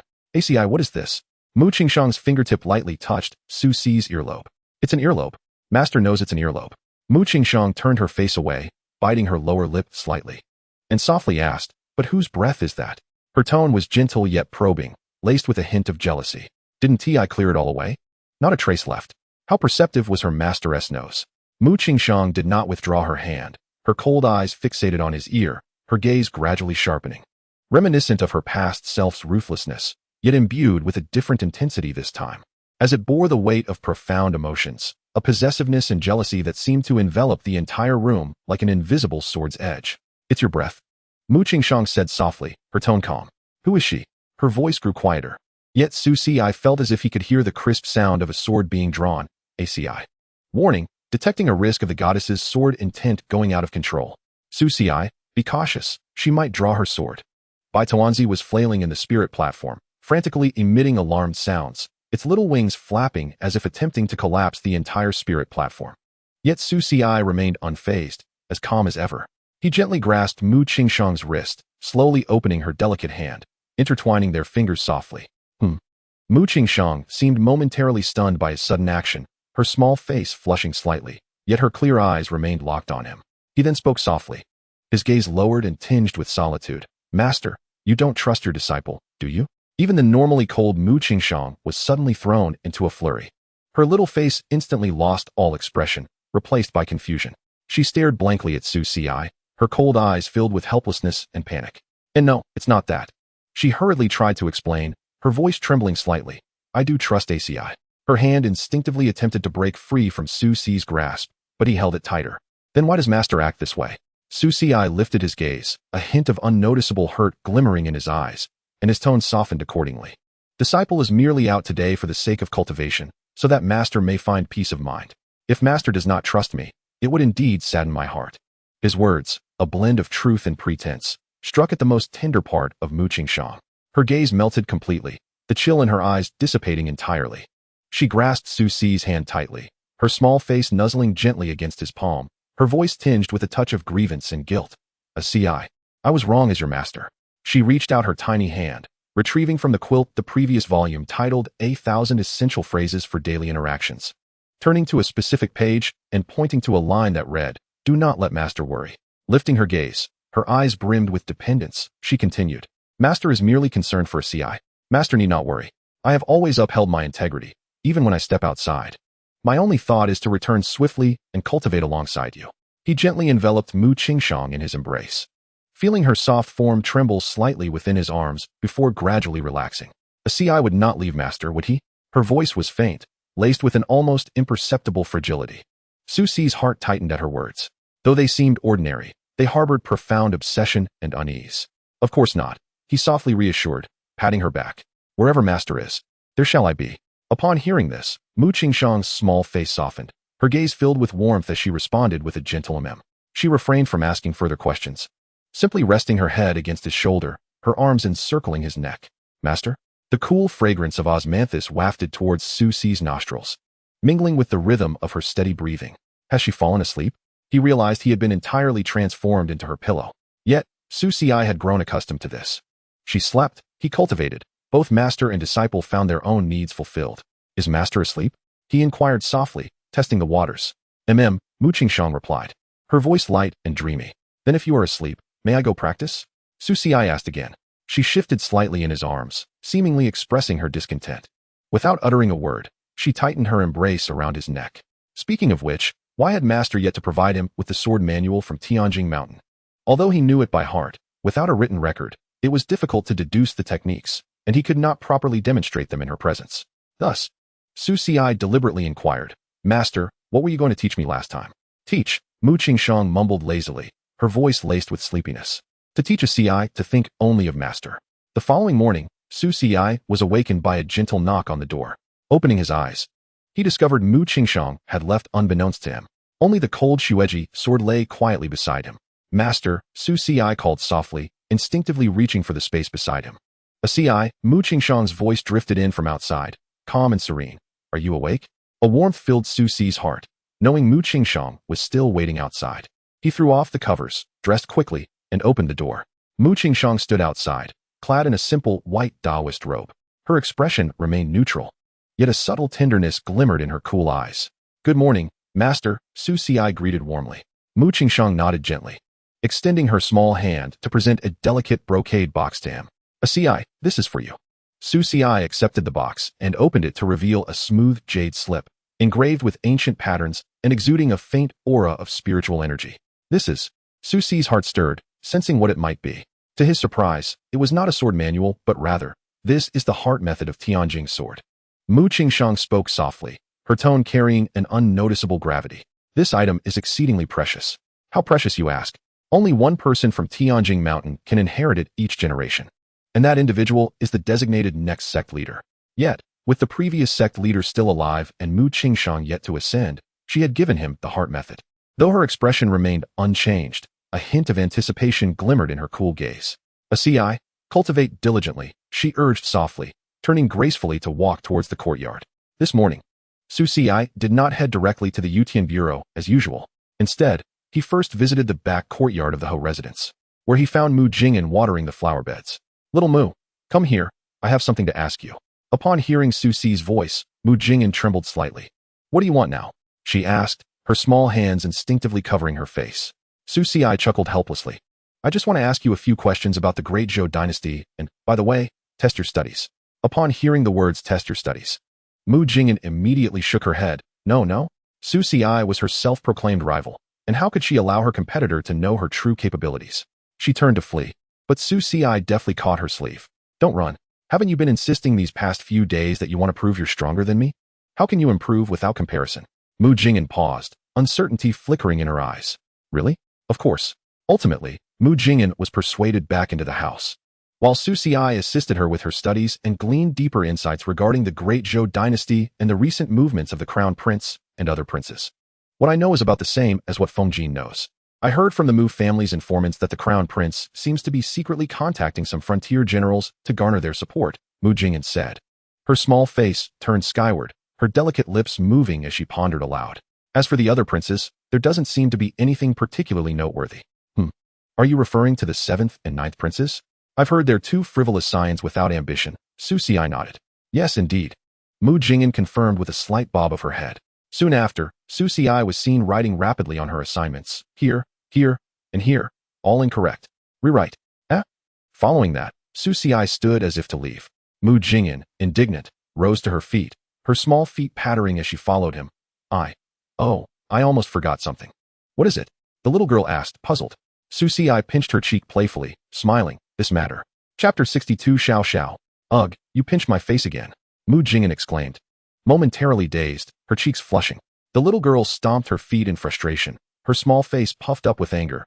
You haven't answered me yet. Where are you going? Who are you looking for? Su Xi had already walked far away. The little girl hurried to catch up, asking once more, naturally. I'm looking for some frivolous science without ambition. Mu Jingyan tilted her head slightly, a flicker of doubt crossing her eyes, but it was soon replaced by an insatiable curiosity. After a moment's contemplation, she could not resist the urge to follow. I want to go too. You are not allowed. Su Xi replied without turning his head. Why can't I go? Mu Jingyan protested, clearly dissatisfied. Because you are too young, it is not appropriate. Nonsense. I am not that young. Mu Jingyan's face flushed with indignation, and she instinctively puffed out her chest, only to feel deflated shortly after. Indeed, she could not compare to Li Fengtang or Yi Jinshuang, let alone the ethereal beauty of Mu Qingshang. Su Xi strode away, and Mu Jingyan stomped her foot in frustration before ultimately deciding to follow angrily. As they departed, she also dragged along Shun Miao, who had been watering the flowers in her stead. Your Highness, where are we headed? Yuan Fong inquired, his spirits lifted today. Indeed, the young master Su Xi was one of his companions.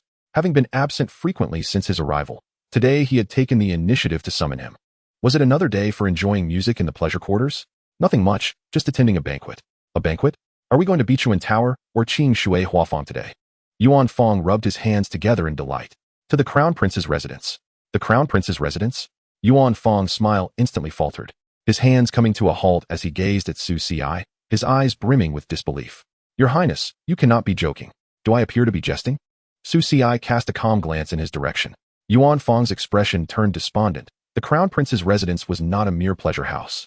It was the abode of the heir to the great Zhou dynasty and the most austere place in Luoyi City. Your Highness, surely this is inappropriate? What is inappropriate? Su Xi climbed into the carriage without hesitation. Mu Jingyan and Shun Miao followed suit. Mu Jingyan's small face radiated excitement, clearly brimming with curiosity about the visit to the Crown Prince's residence. Shun Miao appeared somewhat uneasy, closely trailing Mu Jingyan and occasionally stealing glances at Su Xi. Su Xi, are you really going to the Crown Prince's residence? Mu Jingyan inquired with curiosity. What else? Su Xi raised an eyebrow. Then, will you be bullied by the Crown Prince? Mu Jingyan asked with concern. Hearing this, Su Xi couldn't help but chuckle, reaching out to pinch her cheek gently. Do not worry, no one can bully me. Mu Jingyan's face flushed at the pinch, and she swatted his hand away, huffing in dissatisfaction before curiously asking. Aren't you looking for a frivolous wastrel? Why go to the Crown Prince's residence? Are you implying that I am the wastrel you speak of? Su Xi retorted boldly. Crown Prince Li Longding was clad in a dark brocade robe, looking as if he were wrapped like a dumpling. Upon seeing Shun Miao, who was trailing behind Su Xi, he instinctively took several steps back, cleared his throat, and then spoke with a grave tone. You, how dare you come uninvited, and speak so insolently, disregarding my authority? In the courtyard, however, Su Xi nonchalantly seated himself, poured a cup of tea for himself, and began to inquire of the two young ladies and Yuan Fong. Would you care for some tea? This is the finest tea on Lin Longjing. I want some. I want some. Mu Jingyan raised her hand eagerly. Shun Miao remained silent, merely sipping her tea. Yuan Fong, trembling with fear, huddled in a corner, unsure of how to proceed. He couldn't believe it. How could he follow along with such madness? As for Crown Prince Li Longding, witnessing this scene, his eye twitched, and he burst into laughter. Ah, what a splendid Su Xi. You truly amuse me. Since you have entered my royal sister's residence, and now you come again, do you not fear her suspicion? She is not you. Su Xi took a sip of tea and added, moreover, Your Highness, you cannot even match my little sister in maiden chess. I have come today to bestow you a measure of dignity. Consider it an act of kindness. Li Longding felt a wave of heat rising within him. In all his years of steady composure, he had never encountered such absurdity or met someone so unpredictable. What vexed him further was that he had won. He had triumphed, not losing to them. Yet, as soon as he spoke, he fell silent. With a quiet sigh, he sat down, took a handkerchief from a nearby servant to wipe his face, and asked, Speak, what do you seek from me? The 7th Prince and the 9th Prince have issued a challenge to me. That has nothing to do with me. They did not inform me. If you do not kill Bo Rin dies because of you. Can you still kill them? Why the silence? Li Longding was taken aback. Could he genuinely be contemplating murder? Your father, the Marquis of Anyuan, is a general and a star of death. He would not dare to do so. Apologies. I lost my train of thought. Li Longding took a deep breath, striving to calm the tumult within. I ask that your highness accompany me to the banquet. Oh, after all, I am rather reckless in my actions, with a temperament that leaves much to be desired, and my words are often unreliable. Su Xi smiled. Are you threatening me? Meow Meow, please divine for his highness. Oh, certainly. Shen Meow Meow set down her teacup and hurriedly fetched some coins. No. Li Longding nearly spat out his tea, his usually refined demeanor collapsing in an instant. I accept your terms, he said, his face paling, waving his hands as if Shun Meow Meow's coins were a deadly weapon. Sit down, Su Xi said coolly. Now, how does your highness intend to respond to the challenge from the 7th and 9th princes? Is it you who has set a trap for me? Or am I the one ensnared? It is certainly you who has fallen into our trap, the 7th prince's residence echoed with laughter. The 9th prince exclaimed. In the name of our second royal brother, we do not believe Su Xi will attend the banquet. But we were just humiliated by the masked figure impersonating the crown prince. Is this not giving him face? The 7th prince frowned. He keeps insisting he cannot be defeated. It is unworthy of a gentleman. Yet he was bested by a few young ladies all afternoon. The 9th prince scoffed. What does that matter? You know well that our second brother, with his pedantic airs, always emphasizes gentlemanly conduct. There is no need to lower oneself to his level. Turning to the two individuals seated nearby, he asked, Brothering, what do you think? The young man dressed in white with golden patterns tapped his folding fan, and then turned to a young lady in a golden patterned white dress beside him, asking, Little sister, what is your opinion? I think you should let me go. The little girl wrinkled her nose. Who leaves home with someone following them? If it weren't for you, I would have found Sister Fonjin by now. Chapter 63, Looking at the Future Husband. The young man in white could only smile in silence. Do you really think my father would allow you to travel far without me? The young girl pouted. But I have come this far. The young man chuckled. In the vast waters of the world, all is the realm of dragons. How can it be too far? As soon as he spoke, the girl had yet to respond when both princes turned pale. Brother Ing, the capital of the emperor, be cautious with your words. The young man in white merely smiled faintly, casting a glance at the two princes. You two are overthinking it. I merely spoke offhandedly. He paused and added, moreover, in this world, often the speaker is oblivious while the listener is intent. If you two insist on overthinking, then it is your hearts that are troubled. The 7th and 9th princes exchanged glances, their expressions stiffening with discontent, yet they said nothing further. After all, the young gentleman in front of us, though still in his youth, boasts a profound background as a rising star of the Dragon Clan of the East Sea. The influence of the Dragon Clan is formidable, such that even the imperial family of Dezhou would hesitate to offend them lightly. Moreover, they are the very allies they have personally recruited. The young girl, Ing Xiao, let out an impatient huff and sauntered out on her own. Little sister, I'm just going out for a stroll.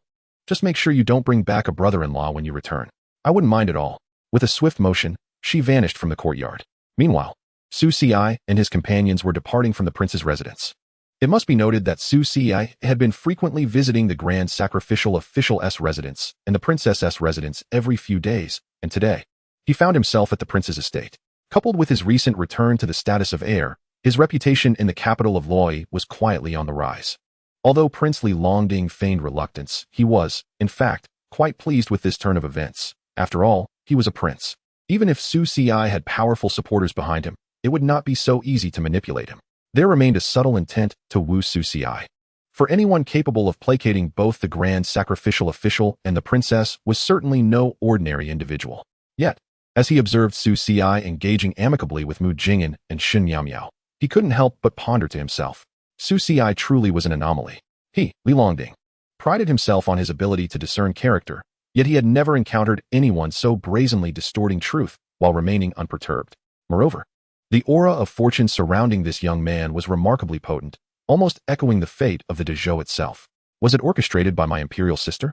Your Highness, we have arrived at the 7th prince's residence. The attendant's voice interrupted Li Longding's reverie. Su Xi and his entourage disembarked from their carriage. The 7th and 9th princes stood at the entrance, ready to speak, but were taken aback when the first to lift the curtain was none other than their second brother. The crown prince. Wait, didn't we just send an invitation for second brother to attend the banquet? How did he arrive at this moment? This isn't the end, they thought, as they noticed behind the crown prince, Su Xi and the two young ladies, as well as a peculiar white ball of fluff, leisurely descending. Why are they mingling with the crown prince? Has he betrayed us? The expressions of the 7th and 9th princes shifted dramatically, cycling from red to pale, then to green, ultimately settling into a state of incredulous stupor. Second brother? The 7th prince stammered, darting his gaze between Li Longding and Su Xi, filled with suspicion. Li Longding cleared his throat expressionlessly, as if he had not heard his brother's astonishment, merely nodding indifferently to the 7th and 9th princes. Seventh brother, ninth brother. It has been a while. What brings you here? The ninth prince, equally bewildered, pointed between the crown prince and Su Ci, utterly at a loss for words. Oh, I brought the heir to the banquet, Li Longding replied casually, his tone imbued with an unmistakable regal authority, as though Su Ci and his party were esteemed guests he had personally invited. With a gentle smile, Su Ci stepped forward, respectfully clasping his hands together. Your Highnesses, I am Su Ci, here at the behest of His Highness the Crown Prince to attend the banquet. Mu Jing'an and Shun Miao followed closely behind, their eyes wide with curiosity as they surveyed the grandeur of the seventh prince's estate, while the white ball of fluff perched on Su Ci's shoulder, its round eyes darting about, perhaps evaluating the culinary offerings of the residents. The seventh and ninth princes were utterly flabbergasted. They had anticipated a scheme, using the crown prince's name to conspire against Su Ci with the collaboration of the three princes. Instead, they found themselves on the receiving end of the crown prince and Su Ci's unexpected display of power. Second brother, what on earth is happening? The seventh prince whispered. Li Longding cast a flat look at him, his tone devoid of warmth. What? Am I not allowed to come? Or do you believe I lack the qualifications to attend your banquet today?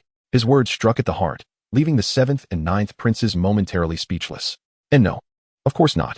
Second brother is merely jesting.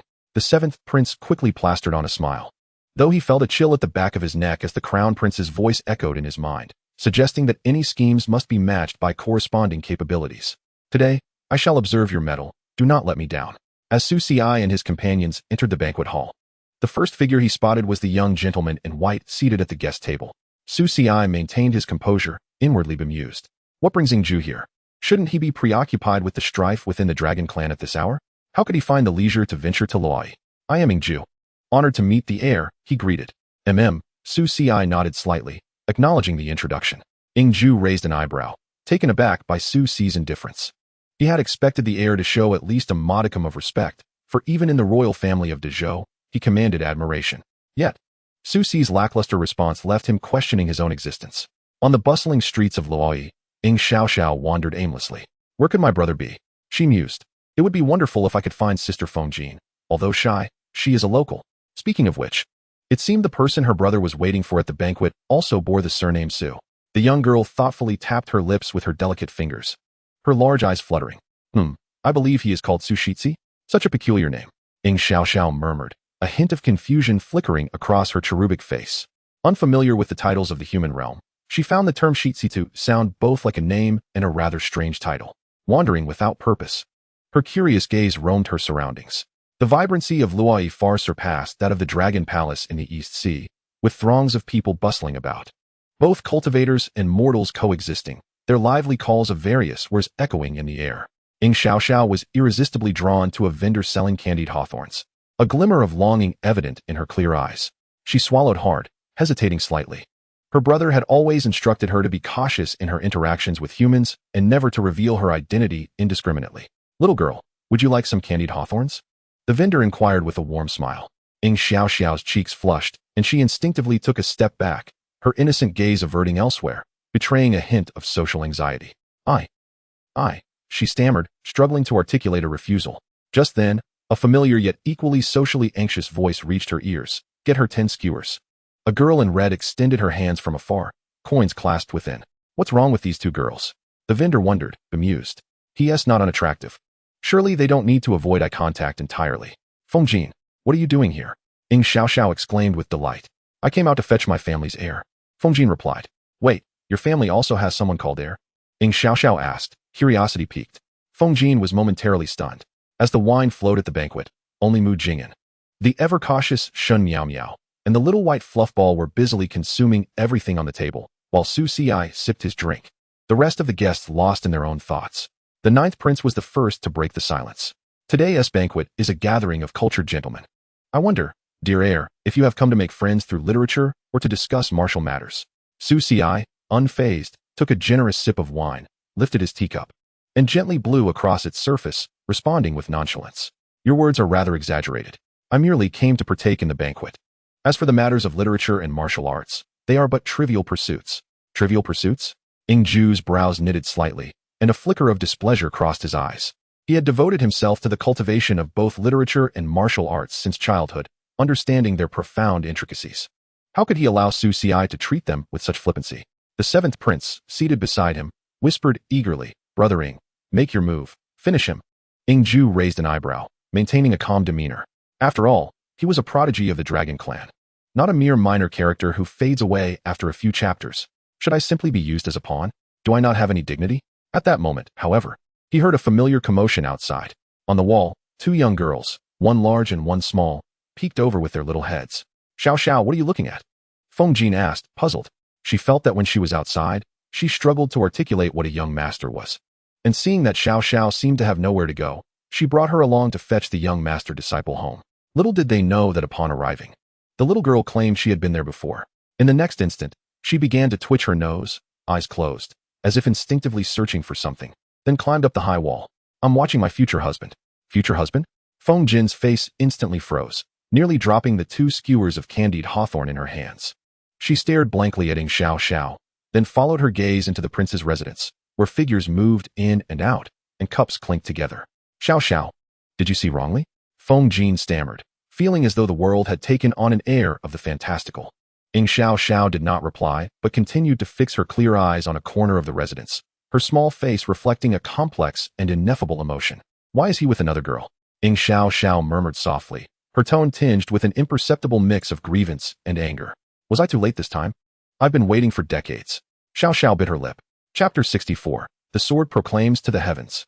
Feng Jin followed her line of sight, and saw Su Ci seated in the guest area, flanked by the two young girls, Mu Jingyan and Shun Miao. While across from him sat an extraordinarily handsome young man clad in white. No, what is she saying? Why can't I understand? Feng Jin was taken aback, and the scene appeared to resemble a negotiation involving the young master-disciple. Meanwhile, Ingju, due to his bloodline perception and the Dragon Clan token, had already caught wind of Ing Xiao's murmurs. Suddenly, everyone noticed a shift in his aura, dark and foreboding. He muttered to himself, "Future brother-in-law?" Decades ahead, just as the seventh prince prepared to intervene, he called out, "Young Master Su, if that's the case, why not compete with me?" Instantly interrupted by Ingju. He continued, "Let us engage in a sword duel, shall we?" Ingju spoke with a smile, though his tone was frosty. "Young master, being well-versed in both literature and martial arts, I trust this will pose no challenge? If so, then should you lose, we wager our lives." That seems excessive." Ingju stroked his chin, narrowing his eyes at Su Ci. "How about we bet on the fortunes of our later years? Should you lose, you shall either embrace the calamity of romantic entanglements or endure a life devoid of any romantic fate. What do you say?" Su Ci, what is wrong with him all of a sudden? Just a moment ago, he was taciturn, and now he is wagering our futures? The little white dumpling was also taken aback, covering her small wings in astonishment. "Cici, he wants to bet with you on your romantic destiny." Su Ci felt speechless. This little dragon truly knew no fear. He himself already bore the burden of a romantic calamity, a curse that followed him wherever he went. Memories of past life experiences surfaced vividly. Each time the calamity approached, it heralded the beginning of his suffering. Now, Ingju dared to wager on this. Did that not mean the outcome was inconsequential to him? He cast a glance at Ingju and then at the half-formed fate panel of the white dumpling. Was Ingju somehow different from his past life? Name: Ingju. Race: True Dragon Clan, Eastern Sea Dragon Palace. Occupation: Third Prince of the Eastern Sea Dragon Palace. Charm: 90, a celestial in white. Cultivation: Late Golden Core. Fate: Dragon Clan Bloodline, True Dragon, Born Swordsman, overly attached to sister, single romantic calamity. Evaluation: A dragon of the waters, blessed with fortune, yet in this world, true dragons, gentlemen, and rogues alike must not be provoked. Today, you happen to encounter me. Which of these three are you? Or are you all three? Su Ci sighed softly and poured himself another drink. Ingju did not rush him. Meanwhile, the observing 7th and 9th princes were growing increasingly anxious, while Crown Prince Li Longding remained leisurely, knowing they could afford to wait. After a considerable time, Su Ci finally stretched and, reeking of alcohol, declared, having feasted and imbibed, "I am now a carefree celestial. If you wish for me to expend time and effort to wager against you, there must be something at stake, is there not? Merely wagering our fates holds little significance. If you are truly insistent on risking your life, perhaps I can have little Miao read your fortune?" Shin Miao. Ingju. What peculiar custom is this from Loi? Why would one read fortunes? And how could he be so audacious? I, Ingju, have grown up surrounded by the world's finest swords. Can you truly surpass me in swordsmanship? What prize do you seek? That is for you to decide. A treasure of heavenly rank, provided later, if you trust me. Without hesitation, Su Ci stood leisurely. "Brothering, please." As he spoke, he casually tossed his wine cup to the side, where Mu Jingyan deftly caught it, her small face curious as she looked at Su Ci. Then at the serious Ingju. Meanwhile, Shun Miao Miao, cradling the white dumpling, nervously rubbed her hands and occasionally stole glances at Ingju, feeling that his fate bore an ominous air, and she yearned to read his fortune. The white dumpling flapped her small wings excitedly on Su Ci's shoulder. "Cici. Go for it. If you win, you'll get a heavenly treasure." Seeing Su Ci's nonchalant demeanor, Ingju's brows furrowed even further. He had expected Su Ci to at least show a hint of seriousness. After all, the sword duel was no ordinary contest. It tested not only swordsmanship, but also one's understanding of sword intent and comprehension of the laws of heaven and earth. "Please," Ingju replied, his voice steady, though his eyes now glimmered with a hint of gravity. He did not draw his sword immediately but closed his eyes, allowing his spiritual energy to flow gently around him. A surging and pure sword intent from the dragon clan erupted from within him, as if a true dragon was lamenting in the deep sea, or a celestial sword was howling across the 9 heavens. This sword intent, imbued with the ocean's depth and the dragon's majesty, was vast and powerful, enveloping the entire courtyard in an instant. The 7th and 9th princes' expressions shifted. They had not anticipated such overwhelming force from Ingju's initial move. Crown Prince Li Longding narrowed his eyes slightly, revealing a glimmer of amusement. What a formidable sword intent! Mu Jingyan could not help but exclaim in astonishment. Her small face filled with surprise. Shun Miao Miao widened her eyes. A hint of astonishment reflected within them. Only Su Ci maintained a serene demeanor.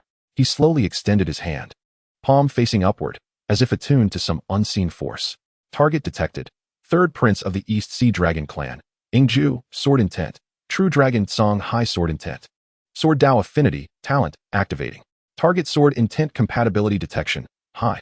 Initiating sword intent resonance. A peculiar sensation surged in Su Ci's heart. He could perceive the vastness and surging power within Ingju's sword intent, the unique dominion over the waterway possessed by the true dragon, and the mastery over the mighty forces of the ocean and thunder. He closed his eyes, refraining from probing further, and instead directly engaged the system for simulation. You visualize the true dragon Song High sword intent, comprehension value 150, experience value 80. You visualize the true dragon Song High sword intent, comprehension value 150, experience value 80. Gentleman's Inquiry, minor completion, visualization in progress. 9 heavens thunder movement, minor completion, visualization in progress. Within Su Ci, the sword intent of the gentleman and the power of 9 heavens thunder began to flow gently, resonating with Ingju's true dragon Song High sword intent in a marvelous intertwining. Ingju also sensed the fluctuations of sword intent emanating from Su Ci, his brow slightly furrowing. He could feel that although the opponent's sword intent was faint, it carried an indescribable grandeur and purity, as if it could encompass all things, yet was as elusive as thunder. Moreover, an unexpected faint resonance emerged between his sword intent and Su Ci's, causing his own sword intent to stir. This Su Ci was indeed extraordinary. He initially believed Su Ci relied merely on his lineage and innate talent, a mere scholar returned to become a prince, thus his arrogance. Little did he know, he possessed an understanding of the sword Dao as well. Unfortunately, it was too tenuous and amounted to nothing more than a clumsy imitation. As time slowly passed, the two stood opposed in the courtyard, their sword intents interweaving, as if engaged in a silent contest. The 7th prince and the 9th prince were already dumbfounded.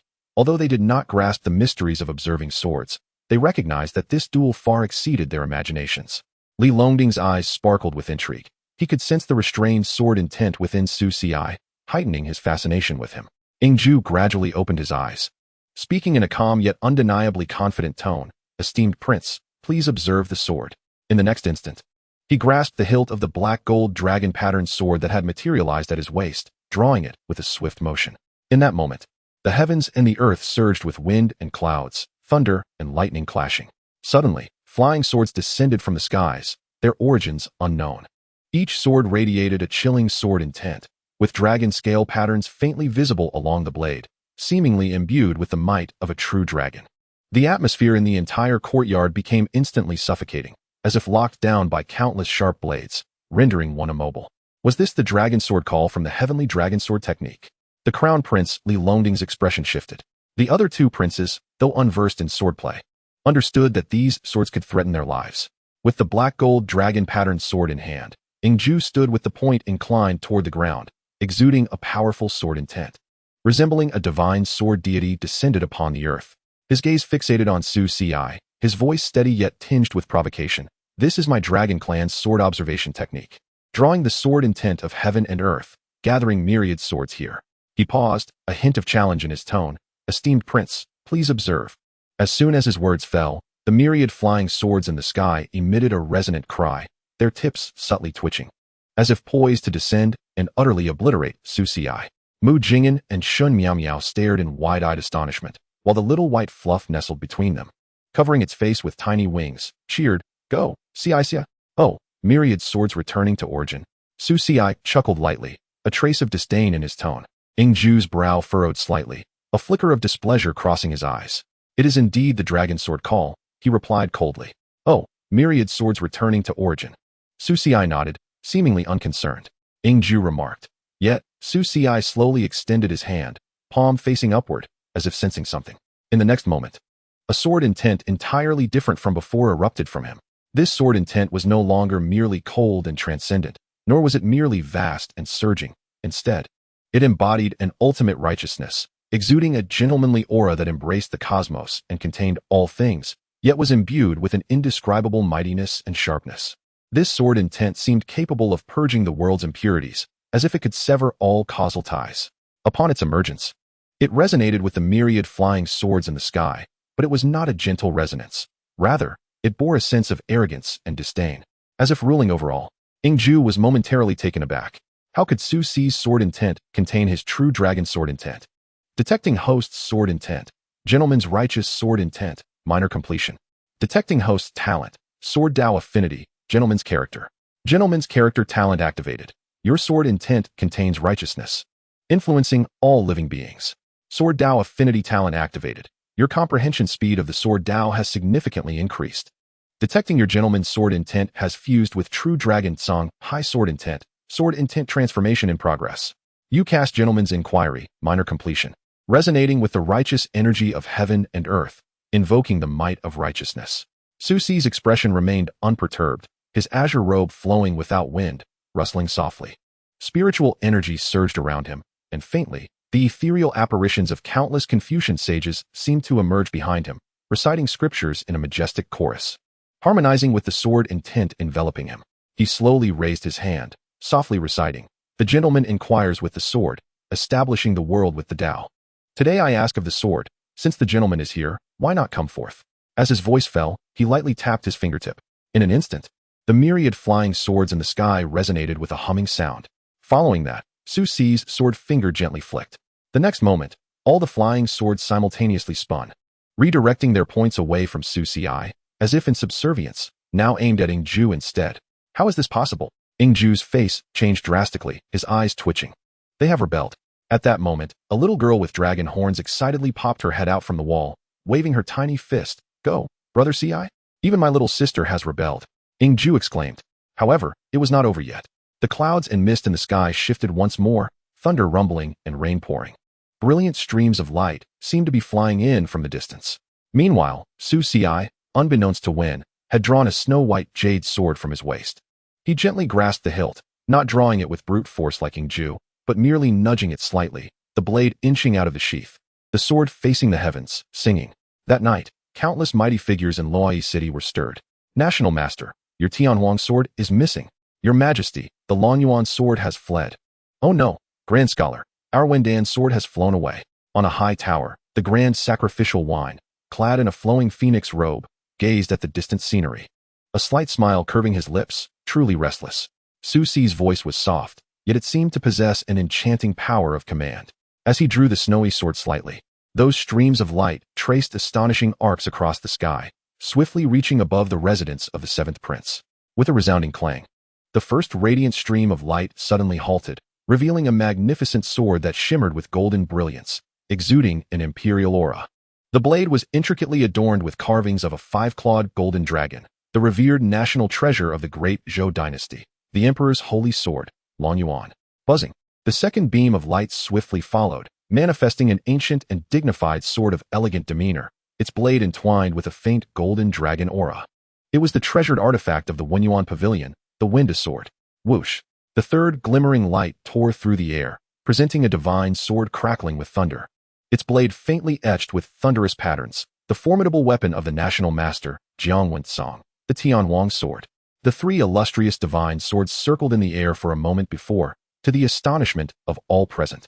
They emitted a melodious chime and descended gracefully, as if returning to their nest, ultimately standing beside Su Xi, subtly conveying a hint of affection. The onlookers were spellbound. Ingju? Ing Xiaoxiao waved her small fists in excitement. Hooray! Chapter 65. Ing Xiaoxiao. Ingju's wrist trembled, nearly dropping his sword, as he gazed incredulously at Su Xi. While he could not recognize the significance of these swords, anyone with functioning eyes could discern that they were extraordinary divine weapons. Yet now, they had willingly gravitated towards Su Xi. Was this a manifestation of sword summoning? Could a mere foundational cultivator summon such blades? Were they perhaps here to fish? I concede defeat. Ingju declared decisively. The seventh prince, the ninth prince, the crown prince nodded. Unexpected, yet within reason. He scrutinized Su Xi, convinced that this individual could not possibly be the same wandering scholar lost for over a decade. Surely, this was a ruse orchestrated by the Tianxian sacred land to maintain internal stability and lower the vigilance of the old emperor and other officials towards the Anyuan Marquisate. Hiss. The crown prince inhaled sharply at this realization. Lord Su possesses such profound stratagems. Who would have imagined that the usually boisterous and battle-hardened Marquis of Anyuan, notorious for his fear of his wife, harbored such cunning? Meanwhile, the three divine swords radiated a gentle glow beside Su Xi, as if vying for his favor. Brother, did you see that? The seventh and ninth princes opened their mouths, only to find themselves utterly speechless. Su Xi, unfazed by the astonished reactions around him, merely clasped his hands in a gesture of courtesy, his demeanor composed as if the preceding events were but trifles. Once again, he has outshone us. Mu Jing'an felt a mix of joy and conflict. The joy stemmed from Su Xi's safety, while the conflict arose from the realization that he had become formidable, making it impossible for her to compete for the title of Holy Son. How could she hope to contest against him now? At that moment, as the sword intent withdrew, the onlookers noticed that apart from the Shueji sword, which had remained obediently at Su Xi's waist, the other three divine swords seemed reluctant to depart. Suddenly, Ing Xiaoxiao dashed over, leaping into the air to grasp the three divine swords, landing nimbly before Su Xi. Brother Su Xi, your swords. Su Xi, the crown prince. Ingju, before Su Xi could respond, the crown prince spoke with a furrowed brow. My lady, these divine swords possess extraordinary origins and do not belong to young Master Su. But Ingju interrupted excitedly. Brother Su Xi, little sister, how can you address a complete stranger with such familiarity? You usually don't even call me brother. The crown prince, Su Xi. Ing Xiaoxiao tilted her head, her bright, clear eyes sparkling. He is indeed my brother Su Xi. Did I not tell you I was searching for someone very important? She pointed at Su Xi, her expression seemingly asking, is this not self-evident? Ingju felt an inexplicable surge of anger. Young master, when did you entice my little sister? He asked, his voice gritted with frustration. At this moment, Su Xi recognized the little dragon girl. Or rather, he had been prepared for Ingju's appearance since the beginning. Su Xi stroked his chin, uncertainly replying, perhaps in a dream? Ing Xiaoxiao suddenly froze, as if recalling something. She exclaimed softly. I almost forgot what Brother Su taught me. A sense of foreboding washed over Su Xi. Ing Xiaoxiao, holding the three swords with utmost reverence, performed a graceful curtsy and spoke in a soft tone. I am Ing Xiaoxiao, a resident of the East Sea. I am 18 this year and unmarried. My family owns vast oceanic territories, with boats, palaces, and provisions, requiring no dowry. I can fill in your name on the family contract, and your descendants may take the Ing surname. What say you, my lord? After speaking, she glanced at Su Xi, tentatively asking, I did not misremember, did I? You did not misremember, not a word amiss. Yet Su Xi found himself at a loss for how to respond. This was a jest from their last farewell in a past life, where he had playfully suggested that if Xiaoxiao were to encounter him again, she should say this by saying this. Does brother recognize me? The young girl bit her lip, her voice cool and slightly trembling, her head bowed, her bangs obscuring her gaze. Whether or not he recognized her was uncertain. However, it was apparent that he could not easily acquiesce at present. The issue was trivial, as Su Xi, despite his uncertainty, did not need to respond. For Ingju had already become agitated. His face, now beyond the shade of iron blue, was a dark hue tinged with purple and black. He stepped forward, unconsciously exuding the unique pressure of the dragon clan, causing the surrounding air to grow heavy. Little sister, Ingju's voice was deep and furious, laced with disbelief. Where did you learn all this? And those swords in your arms? Put them down at once. They are not yours. Xianxiao was startled, instinctively retreating behind Su Xi, mumbling, "Why are you being so fierce? I haven't done anything wrong. Not done anything wrong." Ju gritted his teeth in anger, casting a scrutinizing glare at Su Xi, as if he wished to tear him apart on the spot. Even more infuriating was the fact that he had just lost to Su Xi and was now unable to act against him. Thus, Su Xi turned to Xianxiao, seemingly preparing to say something. "Brother Su, don't. Impudent scoundrel," in broad daylight. A glance revealed it was nighttime. The bright moon shone down. Another glance confirmed it was overcast. Under the watchful eyes of the crowd, what were his intentions with my little sister? Su Xi, expressionless, turned with the 3 divine swords in his grasp, regarding Ju as if he were a fool. Ju. So it turns out Su Xi was merely retrieving the swords. May I trouble the crown prince to return these swords to their rightful owner? Much appreciated. With that, Su Xi strolled leisurely as if to depart. As he stepped out of the courtyard, the thick clouds above began to part, revealing a bright moon illuminating the surroundings. Amidst the moonlight, Xiaoxiao hurried to catch up. Behind her, 2 young girls clutching a fluffy white creature hurriedly followed suit. As the situation unfolded, Ju found himself taken aback, his initial urgency replaced by a profound astonishment. How could this be possible? He stammered, his voice tinged with disbelief. He had indeed summoned the sword intent from the heavens using the dragon sword's allure, but that was merely an illusion, not a tangible blade. How could it have transformed into reality? With a sudden pivot, he gazed into the distance, and to his astonishment, he witnessed scattered beams of sword light descending rapidly from the sky in all directions. Those were genuine swords. Ju, possessing extraordinary talent, quickly grasped the situation. His finger pointed accusingly at Su Xi's retreating figure, his indignation rendering him speechless. "Why must I return the swords I borrowed?"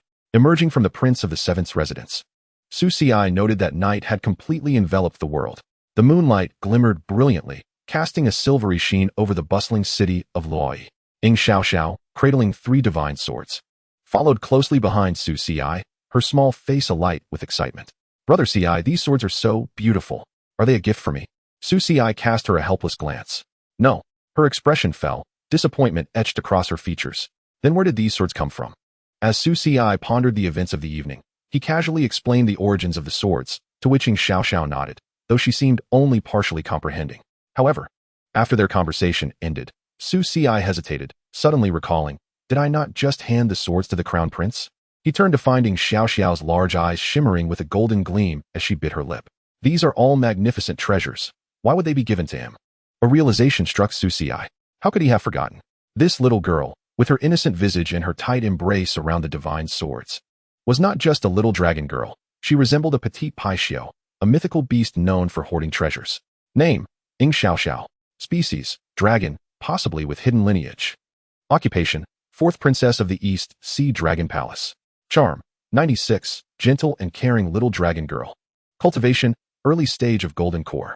Fate: considers a certain individual as a treasure, avoiding discussions of wealth. Evaluation: be cautious, for she regards you as a treasure and may very well lock you away as her most prized possession. I knew it. Su Xi observed Xiaoxiao's innocent face and the way she clung tightly to the swords, his forehead twitching slightly. This was not a little dragon girl. This was clearly a little paixio, one who would consider people as treasures to be collected. "You cannot keep those swords," Su Xi said, his tone growing more serious. Xiaoxiao's face stiffened, her grip on the divine swords tightening, her eyes revealing a hint of grievance. "But Brother Xi, they like me very much. They came for me. I understand, but they prefer Brother Xi, and I like Brother Xi too. Are we not on the same side?" She argued, and as she spoke, the 3 divine swords in her arms emitted a gentle hum, radiating a soft glow as if in agreement, saying, "Indeed, we adore this little master." Su Xi sighed. "Even the swords have turned traitorous. Do you not wish to return?" He could scarcely fathom the consequences of his situation, ignoring the distant Li Fengtang and his scholarly pursuits, and not delving into the complexities of his past with the national master. He could only imagine the emperor awakening to find the nation's treasured sword missing. Upon inquiry, the response would be, "Oh, young Master Su had a duel and took the Longyuan away, and it has yet to be returned." What would become of him? The best outcome would label him a prodigy in swordsmanship, but suspected of coveting the national sword, while the worst would suggest he intended to rebel. Just then, a towering general clad in silver armor approached, exuding a commanding presence. Su Xi's eyes twitched. "What brings you here at this hour, uncle?" With a boisterous demeanor, the general, reeking of wine, brandished his shining silver spear with great flair, showcasing his mastery of the weapon. "I was at the tavern, calling out your name to rack up a tab. and heard you were planning a rebellion. I rushed to support you. Thanks, but no thanks. Are we really that close? Su Xiai sighed and turned back to Xiao. These swords have owners and must be returned. Xiao's eyes reflected reluctance, but I struggled to find them. And they truly like me. As she spoke, she affectionately rubbed her cheek against one of the swords, as if in a playful display of affection. When did you find them? Su Xiai sighed again, realizing reasoning with this little pie show was futile. With a flick of his fingers, he commanded the sword intent. And the three divine swords reluctantly returned to the prince's residence. Xiao watched in a daze as the three streaks of light vanished, but once they were gone, her focus shifted entirely to Su Xiai. Mu Jingyan curiously inquired, is that all it takes? What if the court asks about it? Just say the crown prince borrowed them. Will they believe that? The grand princess and the festival master will vouch for me. Side quest, you have a little pie show sister. Task has been triggered. Task description, Xiao has begun to regard you as her treasure, filled with a desire to collect and possess. In the future, you shall have a hidden stalker accompanying you, so tread carefully to avoid being locked away as her prized possession. Su Xiai cast a glance at the lively Xiao bouncing ahead, then at the system notification. Treasure and collection, such aggressive terminology. Moreover, this little pie show sister seems to exhibit a more insidious and aggressive possessiveness than even Master Mu Qingshang. After all, while Mu Qingshang directly leapt into his embrace, this little pie show aims to collect him entirely. Clearing his throat, Su Xiai smiled. Miss Ing, it is getting late. You ought to return and rest, lest young Master Ing worry. Upon hearing this, Xiao's face stiffened, her round, bright eyes flashing with reluctance, but she ultimately nodded obediently. Brother Ci probably hasn't remembered me yet. I mustn't rush things. So, Brother Ci, may I come to play with you next time? She asked softly, her voice laced with a hint of timid hope. Su Ci felt a softening in his heart. He recognized that although this little girl hailed from a dragon lineage, she was innocent and pure, harboring no ill intent towards him. Yet, her desire to collect and possess left him somewhat exasperated. Of course, he replied with a smile. But when you come to find me next time, please use the front door and refrain from sneaking around. Understood? Xiao's clear eyes brightened, and she nodded vigorously. Yes, Xiao will remember. As she spoke, she stepped forward, grasping Su Ci's sleeve, and pressed a smooth pebble into his hand. This is for you, Brother Ci. It's my favorite stone. It's so beautiful and shines brilliantly. Su Ci received the pebble, feeling its smooth warmth, emanating a faint aura that clearly distinguished it from ordinary objects. You have obtained Dragon Heart Stone, Earth Great. Item description, contains the essence, blood, and dragon fortune of the fourth princess of the East Sea Dragon clan, Xiao. It can be used for location tracking, communication, and healing protection. The wearer is endowed with the fortune of the dragon clan. Tip, the fourth princess of the East Sea Dragon clan, Xiao, can sense the location and condition of this Dragon Heart Stone at any time. Su Ci remarked, what a remarkable device, another locator. Upon seeing him accept it, Xiao smiled contentedly, then with a flicker, transformed into a golden light and vanished from sight as if she had never been there. Who is this little girl? Foam was rubbing her eyes, gazing in the direction where Xiao had disappeared, looking utterly bewildered. Mu Jingyan and Shun Miao were similarly stunned. Su Ci sighed, helplessly stating, let us return to the mansion. However, upon returning to the Marquis's residence, he instinctively headed to the small courtyard to find Mu Qingshang.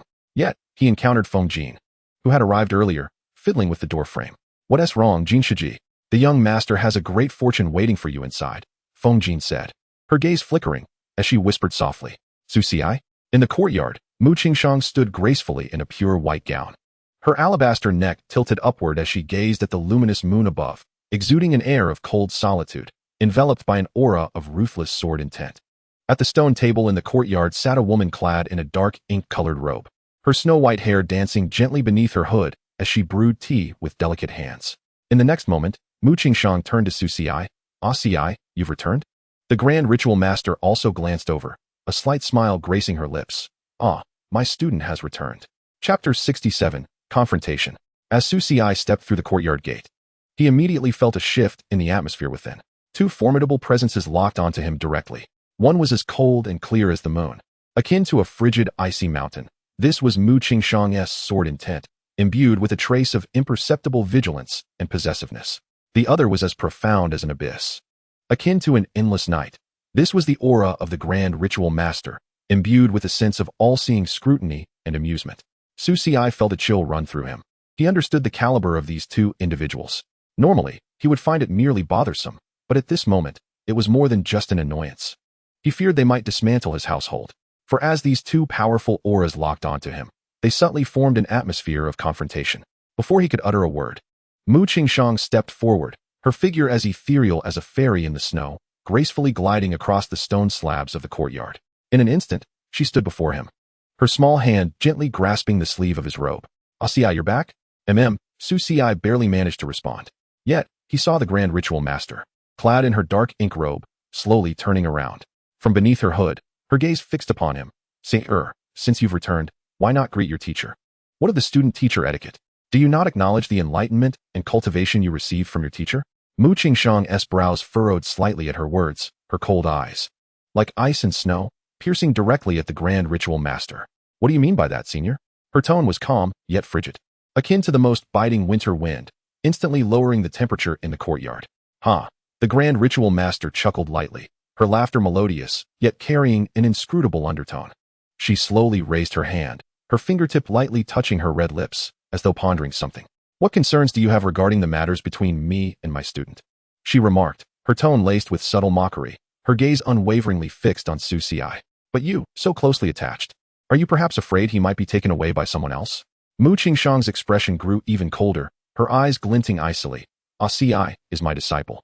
Each word was spoken with calm conviction, yet bore an undeniable insistence. "No one can take him away." "Oh." The Grand Ritual Master raised an eyebrow, her tone teasing. "Is that so?" "That is not certain at all." As she spoke, her figure flickered and she appeared at Su Xia's side in an instant, faster than Mu Qingshang, almost brushing against his arm, her warm breath caressing his ear, accompanied by a unique fragrance. "Xia, I have many insights here that you have never seen or tasted. Are you interested?" Her voice was soft, tinged with an alluring quality, as if she were tempting him with something. Su Xia, however, had no time to entertain such whims. Understanding the temperaments of both women, he sensed the impending trouble. In the same instant that the Grand Ritual Master's voice fell, she raised her hand and pulled Su Xia closer, his body tilting back slightly. Simultaneously, a cold sword light surged forth, narrowly missing Su Xi's nose and shooting straight towards the Grand Ritual Master. Her gaze remained indifferent, not even flinching as the sword light swept past, merely dislodging her hood and allowing her silvery hair to cascade freely, her attire billowing in the wind, a breathtaking sight. At that moment, Mu Qingshang's expression had darkened considerably. The snow-clearing sword was drawn half an inch from its sheath, the clear ringing of the sword echoing through the night sky. The sword aura spreading, chilling to the bone, its tip aimed directly at the Grand Ritual Master. "Let him go." Mu Qingshang's voice was frosty. The Grand Ritual Master's expression also turned serious. "What if I refuse to release him?" "Su Xia, I'm sweating here, folks." This was precisely the scenario he dreaded most. He had experienced similar situations in his past life. It was truly troublesome. Mu Qingshang's demeanor remained composed, her gaze fixed intently on Su Xia. "He is mine. He can only be mine." The snow-clearing sword sang gently, resting behind her. She transformed into a flowing light, reciting the sword technique, and a formidable sword array unfolded above the small courtyard. The Grand Ritual Master narrowed her eyes, turning to fix her gaze upon Su Xia. "Xia, this little girl is so protective of you. It makes me rather envious." Her voice lowered further, more intimate, like a whisper. "Tell me, who will you choose? Her or me?" Meanwhile, within the Imperial Palace, an elderly man clad in Imperial robes yawned. "What's going on? It's late at night, and the ceremonial sword officer says that the Longyuan sword and the other two divine swords have gone missing. I wanted to consult the national teacher and academician Yi." Turning around, he was informed that all three divine swords had ended up at the residence of the seventh prince, with the crown prince present. And the one wielding the swords was Su Xia, the heir of Lord On Yuan from the princess's residence. "You two speak up." Li Longding, Li Fengtang. Li Longding felt utterly flustered, unsure whether it was right to have accompanied Su Xia to the banquet. Undoubtedly, this young man was a rare talent, not to be easily relinquished to Li Fengtang. Yet, he seemed to have stirred up quite a storm. At the same time, Li Fengtang felt a twinge of discontent. "Su Xia, you truly know how to land me in trouble. You encounter issues, but don't come to me. And now I must clean up your mess." Nonetheless, beyond her irritation, she felt a flicker of delight, thinking that once the teacher relented, she would act first to proclaim that he would be her strategist both inside and outside the palace. Lost in her thoughts, she heard Li Longding speak first. "Tonight's incident is a personal issue concerning the crown prince, unrelated to young Master Su." Li Fengtang. "Did he intend to seize my lord?" Her phoenix eyes narrowed slightly, and she spoke up. "Father, this matter is indeed unrelated to young Master Su. He merely acted at my behest. Attending the banquet at the residence of the 7th Emperor.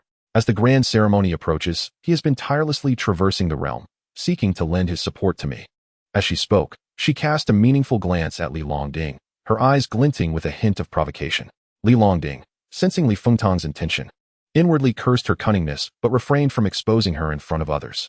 The old emperor observed the exchange between the two heirs and understood the underlying currents. Young Su had only just returned to the capital, yet he had already ignited a fierce competition between these two heirs, showcasing his extraordinary capabilities. The imperial princess had already stated that it was her directive.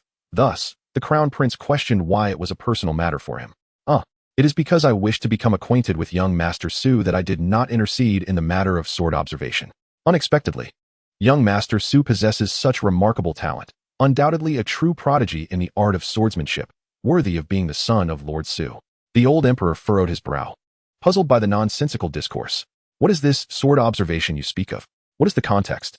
In response to father, during my visit to the 7th princess residence, I happened to witness young Master Su and young Master Ingjue discussing the sword. Young Master Ingjue unleashed the essence of the dragon sword, invoking the sword intent of heaven and earth. For some unknown reason, young Master Su was able to summon the Longyuan sword, the Windan sword, and the Tianwang sword. His tone carried an imperceptible hint of astonishment, clearly taken aback by Su Ci's abilities. Li Fengtang felt something amiss upon hearing this. Wasn't his statement placing undue pressure on Su Ci? As for the other two swords, one was the sword of the virtuous scholar and the other the demon-slaying sword. But to be able to summon the Longyuan sword, a sword of national fortune, could it merely be attributed to swordsmanship? Li Fengtang hurriedly interjected, Father, I believe young Master Su is blessed with profound fortunes and auspiciousness. His ability to summon the divine sword may indeed be a sign from the heavens, heralding the rise of our great Zhou dynasty. As she spoke, she discreetly signaled to the old emperor. Upon hearing this, the old emperor raised an eyebrow, fully understanding his daughter's implication. Oh, you mean a fortunate general? Very well, I shall seek an opportunity to meet him. By the way, summon the grand sacrificial official to divine for young Master Su. No sooner had he spoken than a voice emerged from the shadows, belonging to an elderly eunuch, who murmured, The grand sacrificial official is currently engaged in a contest with the Immortal of Tianshan at the Yuan Marquis residence. The eunuch's voice was not loud, yet each word resonated clearly in the ears of everyone present. Upon hearing this, an immediate silence enveloped the hall. Li Longding and Li Fengtang, who had just been bickering over Su Ci, now wore expressions of shock. The old emperor remained silent for a moment. Let them battle then, Tang Er. You stay here. Once they are done, provide me with a conclusion. With that, the old emperor gestured to dismiss the guests. I am old and cannot endure such turmoil from the youth. Chapter 68, The Xiangjun. Above the Marquis residence, a clash of ink and white stood at a distance. The white round figure nestled on Su Ci's shoulder inquired, Ci, what shall we do now? The two of them have been sparring for quite some time, relying solely on their sword techniques and martial prowess. What if they destroy our sleeping quarters? Su Ci glanced upwards. The figure in the black robe moved with an ethereal grace, each strike imbued with cataclysmic force, yet skillfully avoiding the courtyard itself. The maiden in white, akin to a blooming snow lotus, was both serene and resilient, her sword light shimmering as she concentrated every ounce of power into her defense, leaving no openings. Master, teacher, Su Ci called out, his voice soft yet clear enough for both to hear. The figures paused simultaneously. Ci, keep your distance. Mu Qingshang's cool voice carried an almost imperceptible worry. Ci, do not approach lest you be inadvertently harmed, the grand sacrificial official added, feigning gentleness. However, Su Ci showed no signs of retreat. Instead, he took a step forward. As my master and teacher, how could you behave so recklessly in a disciple's residence? He frowned. If you continue to fight, I shall seek another esteemed teacher. The grand sacrificial official's expression darkened at his words. You truly take liberties. You still owe me a considerable debt. Yet, upon hearing his words, Mu Qingshang reacted differently. Her delicate face turned anxious, her form transformed into a streak of light, and she was immediately before Su Ci, sword in hand. The grand sacrificial official's eyelids twitched. Mu Qingshang's brows furrowed slightly as she grasped Su Ci's sleeve. Ci, do you wish to abandon your master? Su Ci, confronted by the clarity of her gaze and the hint of distress within, found himself momentarily at a loss for words. He wished to clarify that he did not, yet feared that too easy an appeasement would embolden this little master. Conversely, to deny it might provoke an immediate outburst. Side quest, the awakening feelings of the cold, emotionless immortal teacher. Quest description, Your master is engulfed in self-pity while simultaneously unwittingly binding you emotionally. Although she may not realize it, please handle this delicately, lest you risk losing her. The white round figure was also flitting anxiously within his mind, pointing at Mu Qingshang and then at the grand sacrificial official. Gu. CICI, quickly comfort your master. Gu. The grand sacrificial official is still watching. She seems angry, Gu. Su Ci looked up at the grand sacrificial official hovering above, and indeed saw a hint of a playful yet dangerous smile on her exquisitely beautiful face, her gaze flitting between Mu Qingshang and Su Ci, as though relishing a captivating spectacle. Master, Su Ci sighed softly, gently holding her hand with a tender yet resolute tone. I have never intended to abandon you. My previous words were merely meant to urge you and the teacher to cease your quarrel, to preserve harmony and prevent damage to the residents. Before he could finish, a sudden gust of chilling wind swept through the courtyard, causing several plants to bend and break. Mu Qingshang, upon seeing this, followed the movement of the flora, and a flicker of guilt passed through her cool eyes. It seemed she had also realized that her earlier actions had been excessive. I have not exercised due diligence as a master, she murmured softly, a hint of unnoticeable apology lacing her voice. Please, punish me as you see fit. Su Ci consoled Mu Qingshang to step inside first.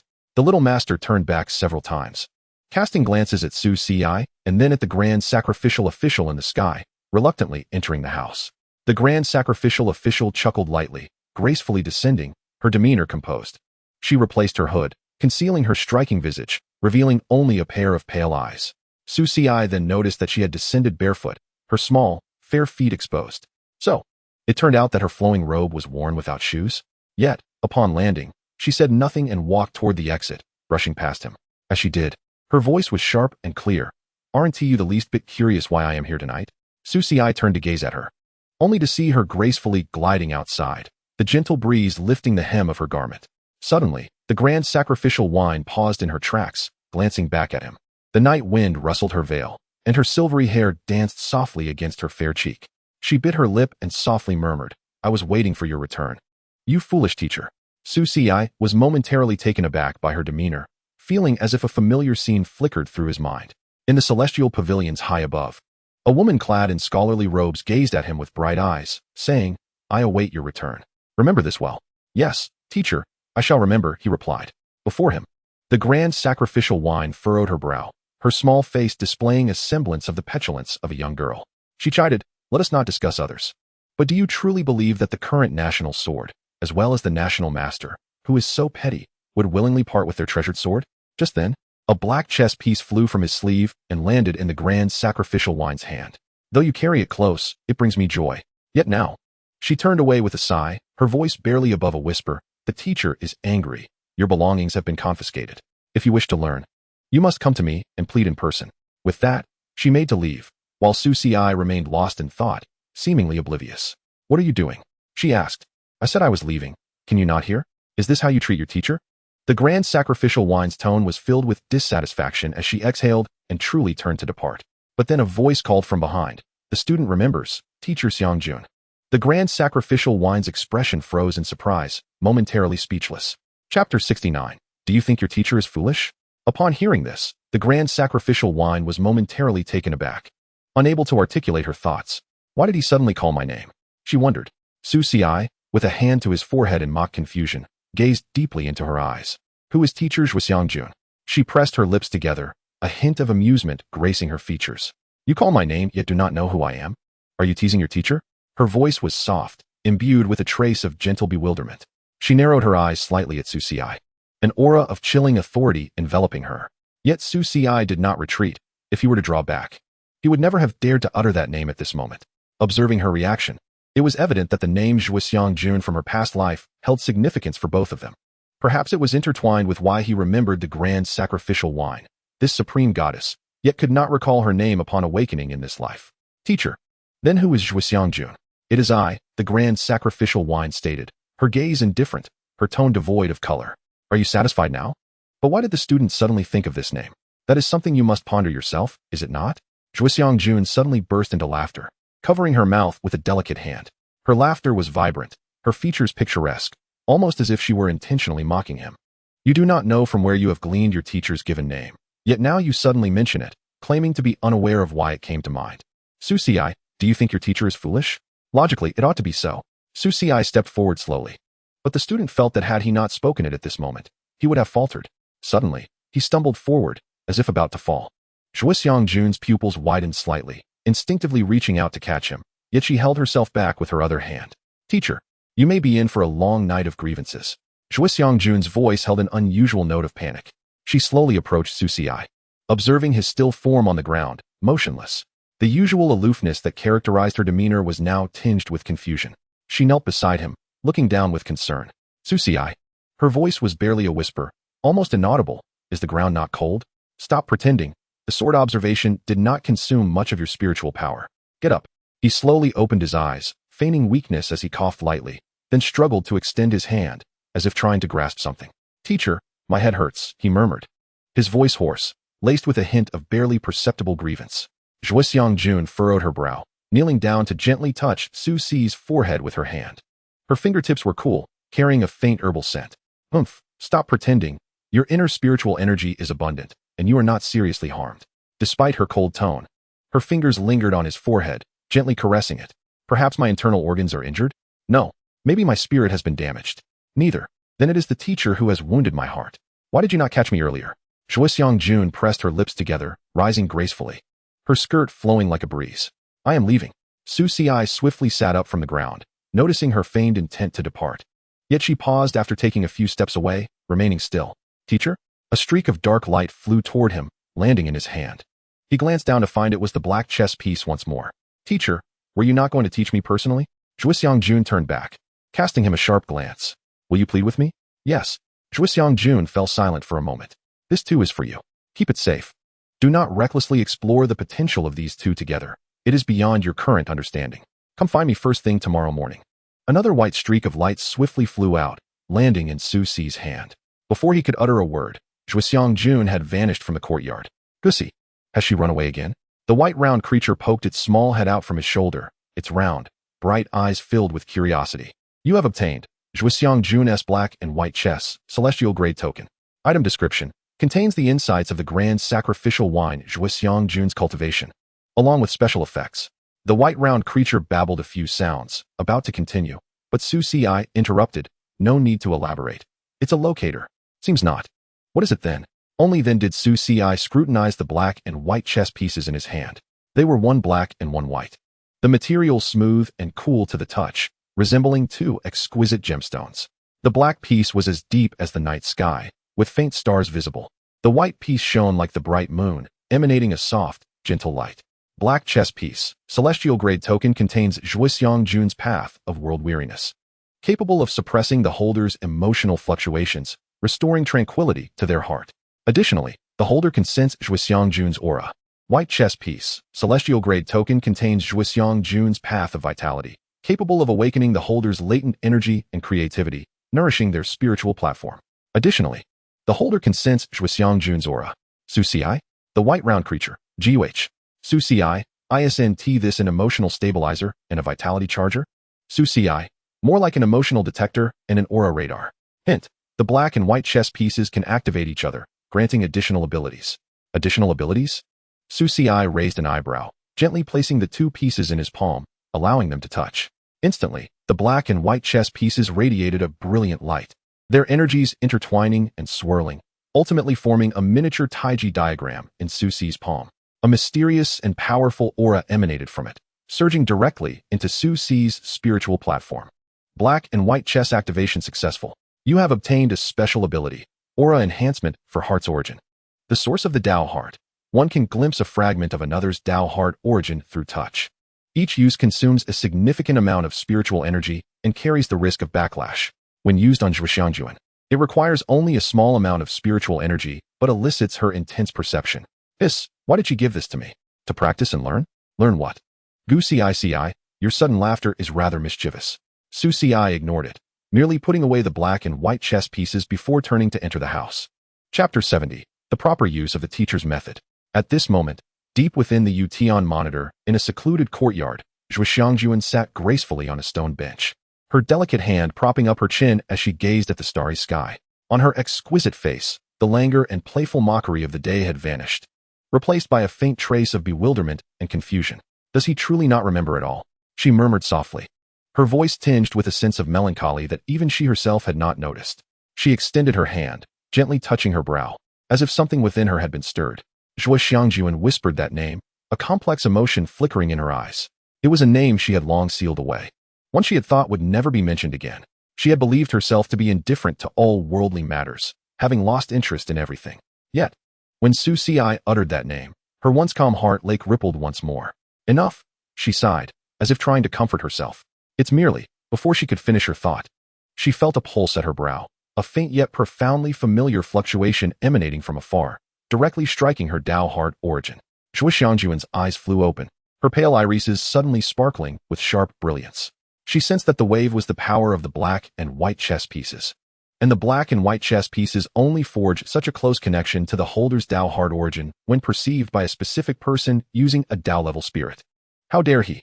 A blush crept onto Zhuo Xiangyuan's face. She had thought that despite his foul temperament, he would not dare to provoke her like this again. Even if he had forgotten, given his nature, he would certainly be tacitly aware of their unspoken understanding and would not easily touch upon those matters. But how could he dare? How could he be so bold?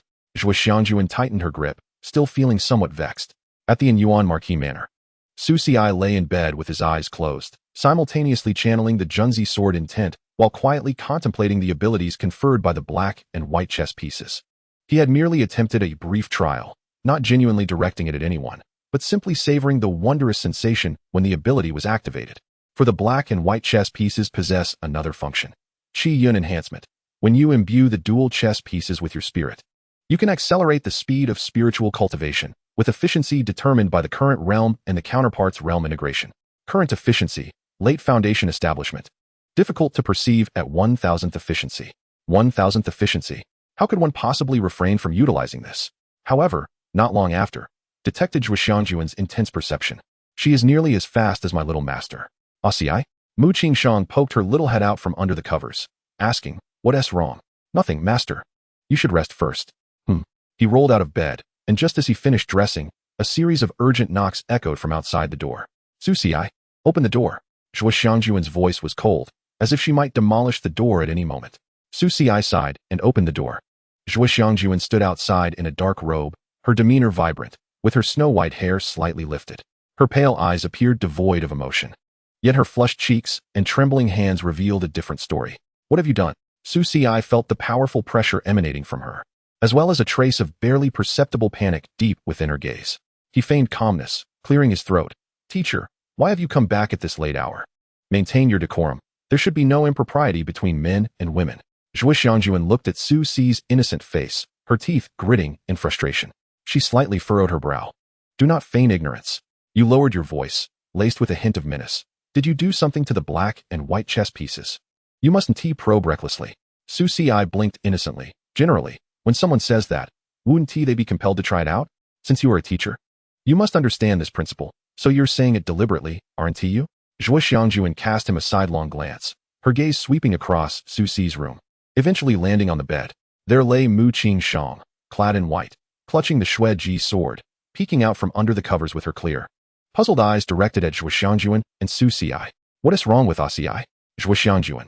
She was momentarily taken aback, glancing left at Su Ci and right at Mu Qingshang, her eyes widening in astonishment. Yet this was not the end. She suddenly sensed that Su Ci was still activating the ability of those chess pieces. She felt an irresistible yet faint force penetrate her Dao heart origin, as if it sought to expose all her secrets to Su Ci. It was a sensation of being seen through, of being spied upon, causing the deepest turmoil within her to erupt. You. Zhuo Xiangyuan trembled, her previously indifferent face now fully revealing her irritation.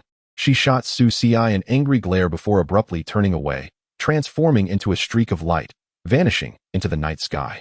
Her speed was even faster than when she had arrived. Su Ci watched her flee in disarray, momentarily at a loss for words. Can I say I forgot to turn off my passive cultivation? Goosey Ici, you scared her away. The white fluffball flapped its wings excitedly. Tomorrow, he will surely face the consequences. Should I take a day off from the Yutian monitor? The Princess Chong might also have duties to attend to. However, the corner of his garment was tugged. Mu Qingshang rested her chin on his shoulder, her small finger pointing towards the door and window. Ci. They've been watching for a long time. Outside the door were Mu Jing'an and Shun Miao Miao, while at the window lurked Feng Jing. What are you looking at? Mu Jing'an feigned confusion. Nothing. I was just passing by. Yes, just passing by. Feng Jin added. Young master, I brought you washing water. Xianxiaaudiobooks, her small face drowsy, drooled slightly. Huh? What happened? I don't know. Su Xi chuckled coldly. Not long after, Mu Qingshang leaned closer to Su Xi, observing the three girls seated side by side against the wall, all with their heads bowed. Speak. Who sent you? Feng Jin stammered a few words. Why your mother? How can you insult someone? Mu Jingyan blinked her large eyes, turning her face away. Your uncle. Xianxiaaudiobooks nodded off, her little head drooping, and promptly fell asleep on Mu Jingyan's shoulder. Su Xi chuckled coldly as he regarded the three suspects before him, speaking slowly. If you do not speak the truth, you shan't sleep tonight. Mu Jingyan stole a glance at Mu Qingshang beside him, then at the sleeping Xianxiaaudiobooks in her arms, ultimately succumbing to sleepiness and Su Xi's threat. All right, she mumbled softly. I just wanted to see if you were really cultivating diligently. She spoke, stealing a glance at Su Xi, her eyes betraying a hint of subtle curiosity. Was she trying to learn by stealth? Certainly not. Stand up, she commanded. Mu Jingyan, perplexed, complied without question. I am not afraid of you. Aunt Feng has my back, she declared defiantly, but before she could finish, Su Xi reached out and playfully pinched her puffed-up little face. All right, next, he said, turning his gaze to Feng Jin, his tone softening. Senior sister Feng, what about you? Feng Jin trembled slightly, her head bowed even lower, her voice barely audible. I just wanted to see if junior brother has. She stammered, unable to articulate her thoughts. Has been sleeping well? Su Xi interjected. Feng Jin's head shot up, her eyes sparkling with excitement as she nodded vigorously. Yes, exactly. So you have been following my mother's instructions to monitor whether I have neglected my cultivation. Is that right? Feng Jin's small face stiffened, and she lowered her head again, unable to meet his gaze. Su Xi sighed helplessly and waved his hand. All right, go back to sleep now. Mu Jingyan and Feng Jin felt as if they had been granted a reprieve, scampering away in haste. Xianxiaaudiobooks, still nestled in Mu Jingyan's arms, murmured something as she was dragged away. Young Master Su's fate is peculiar, divination cannot. Su Xi watched their retreating figures with a sense of resignation. The older girls were quite formidable, while the younger ones seemed rather dim-witted. Just as he was about to turn back into the house, his sleeve was gently tugged. Ci, Mu Qingshang's cold eyes fixed on him, unwavering and probing. What did you discuss with her? She pointed towards the direction where Zhuo Xianjuan had vanished, her tone calm, yet imbued with an undeniable insistence. Chapter 71.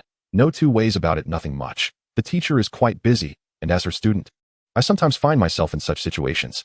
Is she in a rush to seek you out? Mu Qingshang's piercing gaze remained locked on him.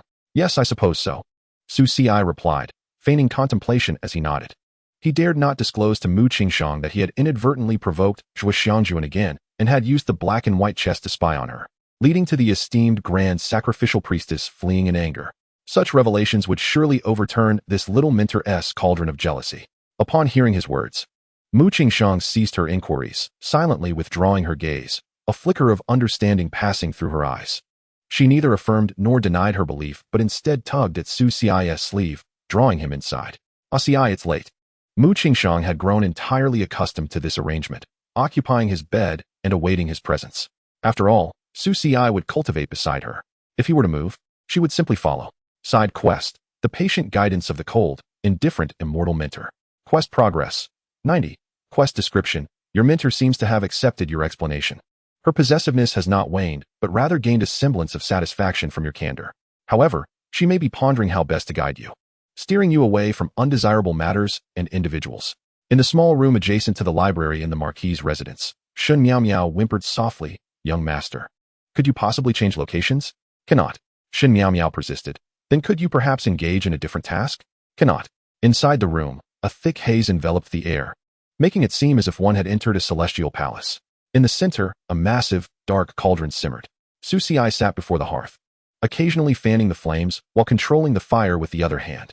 Every now and then, peculiar colored pills would leap from the cauldron. Without a glance, he tossed one to the fluffy white creature perched on his shoulder, who eagerly devoured them, exclaiming, this flavor is quite bizarre. Having something to eat is better than nothing. These aren't bad pills. If they're not bad, why are you feeding them to me? Su Xi remained focused on the cauldron's flames, his tone indifferent. Because they are all failed products. Although edible, they do not meet my standards. Xianxiaaudiobooks.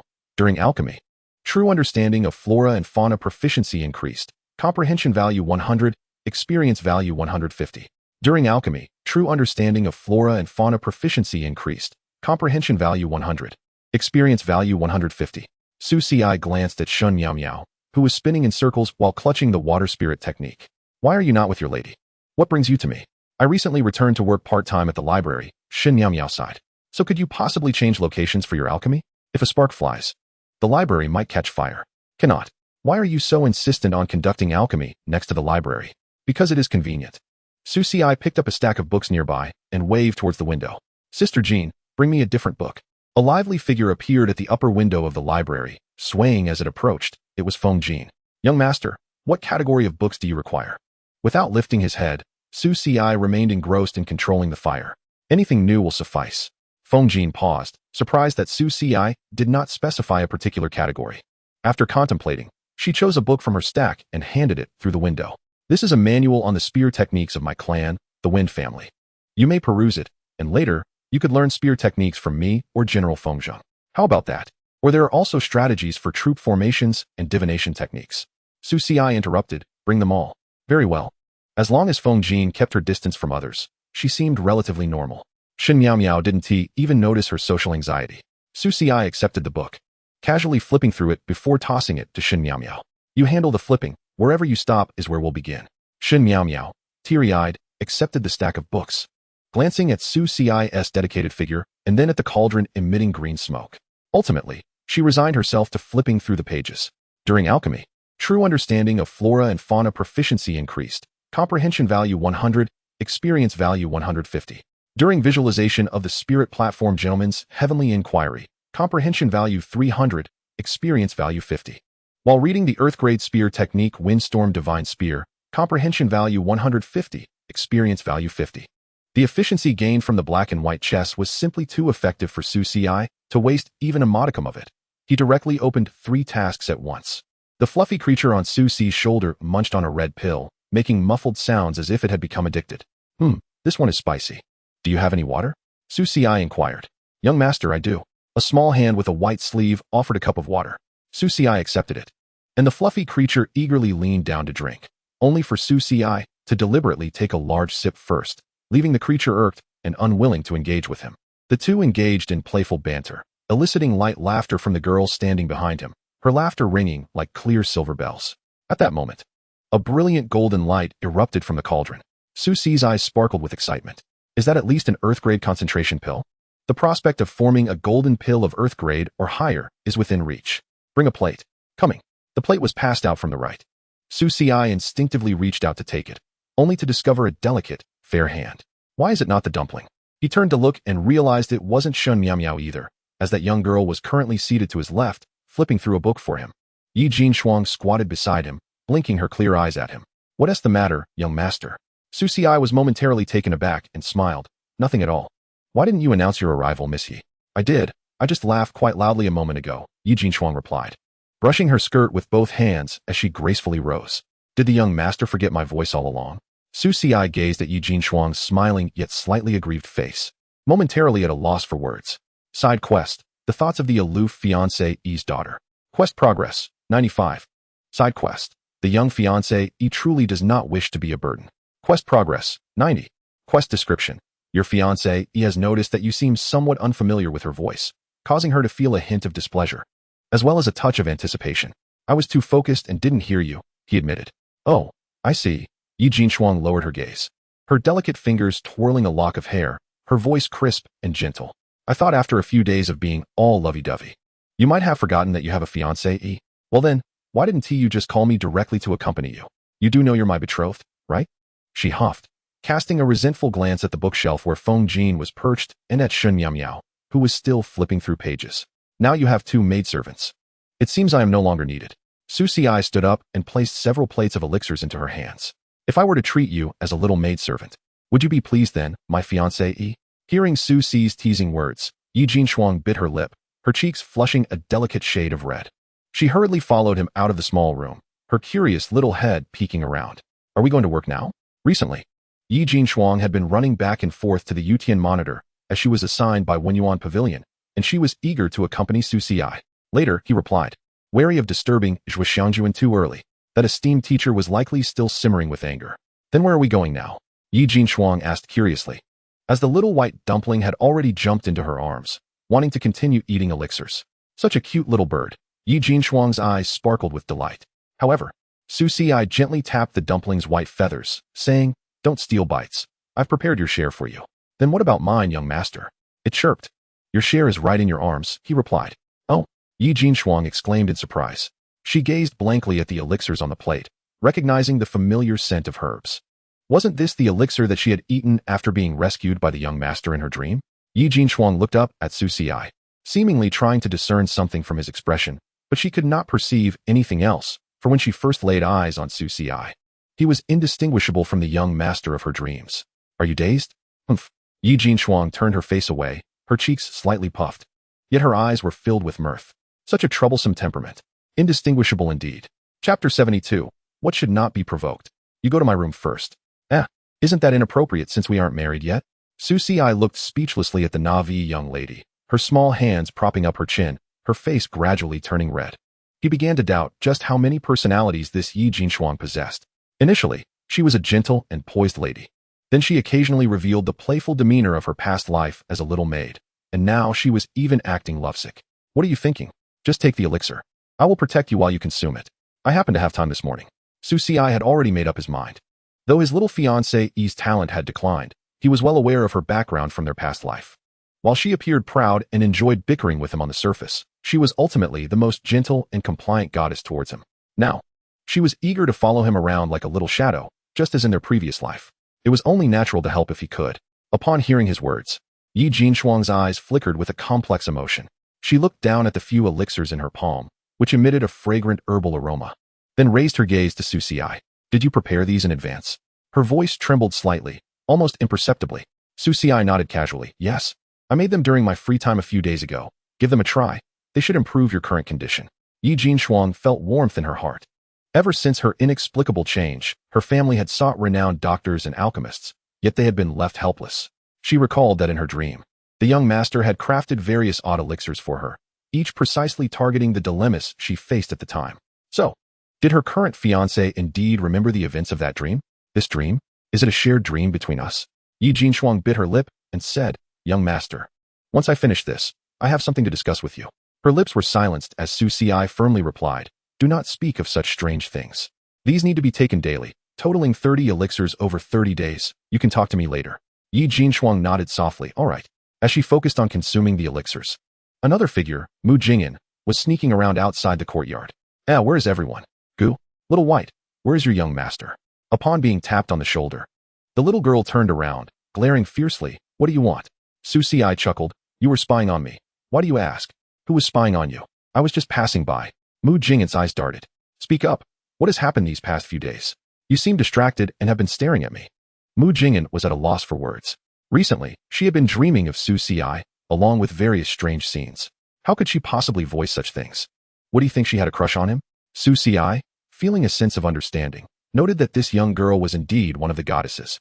Yet she had been acting quite normally, albeit her personality was much more docile than in her previous life, which was somewhat unusual. Nevertheless, since she didn't remember, he decided to let it be. Otherwise, would she think he had a crush on her? However, her recent odd behavior indicated that this girl was likely not ordinary. Mu Jing'an stammered, her cheeks aflame, resembling a cooked shrimp. The prideful glimmer in her eyes now flickered uncertainly, unable to meet Su Si's gaze. I don't have a crush," she protested in a small voice, lacking conviction, resembling a mosquito buzzing. Su Si found it amusing, knowing this little girl would never concede. He merely replied coolly, "If that's the case, why not hurry and practice? Aren't you always claiming you want to surpass me?" Hearing this, Mu Jing'an's competitive spirit was indeed ignited. She huffed, placing her hands on her hips, adopting a defiant posture. "Humph, who cares about surpassing you? I just think you've been acting suspiciously lately, and I'm worried you might tarnish the reputation of the marquise." With that, she shot Su Si a fierce glare before turning and rushing off in a flurry. Shun Miao Miao peered out from the library, observing the distant figure of Mu Jing'an as she unconsciously cast a divination with her small hand, glancing at it before feeling a sense of calm wash over her. "Oh, it seems fate is devoid of entanglements. Perhaps I have been overly concerned. How is the effect?" "Quite splendid, thank you, my lord." Yi Jinshuang, her small face adorned with a gentle smile, rose from Su Si's room. Yet, as she stood, she instinctively clutched Su Si's pillow. Reminiscent of the little maid Qing Shuang's peculiar fondness in her past life, her penchant for inhaling his scent and collecting his belongings. Speaking of which, I lost my handkerchief a few days ago. Just as she pondered this, Su Ci inquired, "Why are you putting my pillow into your storage bag?" "Oh, it's nothing. Just let me take your pulse." Yi Jingshuang's cheeks flushed a rosy hue as she sensed the effects of the elixir taking hold, her awareness of spiritual energy returning to its former state. She looked down and realized it was because her lord was holding her hand. "Then all is well. I will complete the protective spell for Yi Jingshuang." With that, the two departed, heading towards the Imperial Celestial Monitor. The coachman, Uncle Fengzheng, had been waiting for quite some time, albeit in a state of inebriation, concerned for the dangers of drunk driving. Su Ci placed him in the storage compartment at the rear of the carriage, where Fengjing typically resided. Fengjing rushed out to take the reins. Despite her timid hands trembling slightly, her dedication was unwavering. However, as the carriage traveled halfway, they discovered an unexpected passenger, Li Fengtang. Her dark hair cascading untied over her shoulders, donned a simple yet elegant dress of crimson and black, exuding an aura of languor mixed with danger. She leaned casually against Su Ci's side, delicately nibbling on a grape, her gaze fixed intently upon him. "My lord," Li Fengtang let out a soft hum, tinged with playful defiance. She did not respond, but seized the grape Su Ci was about to eat, slowly placing it in her mouth.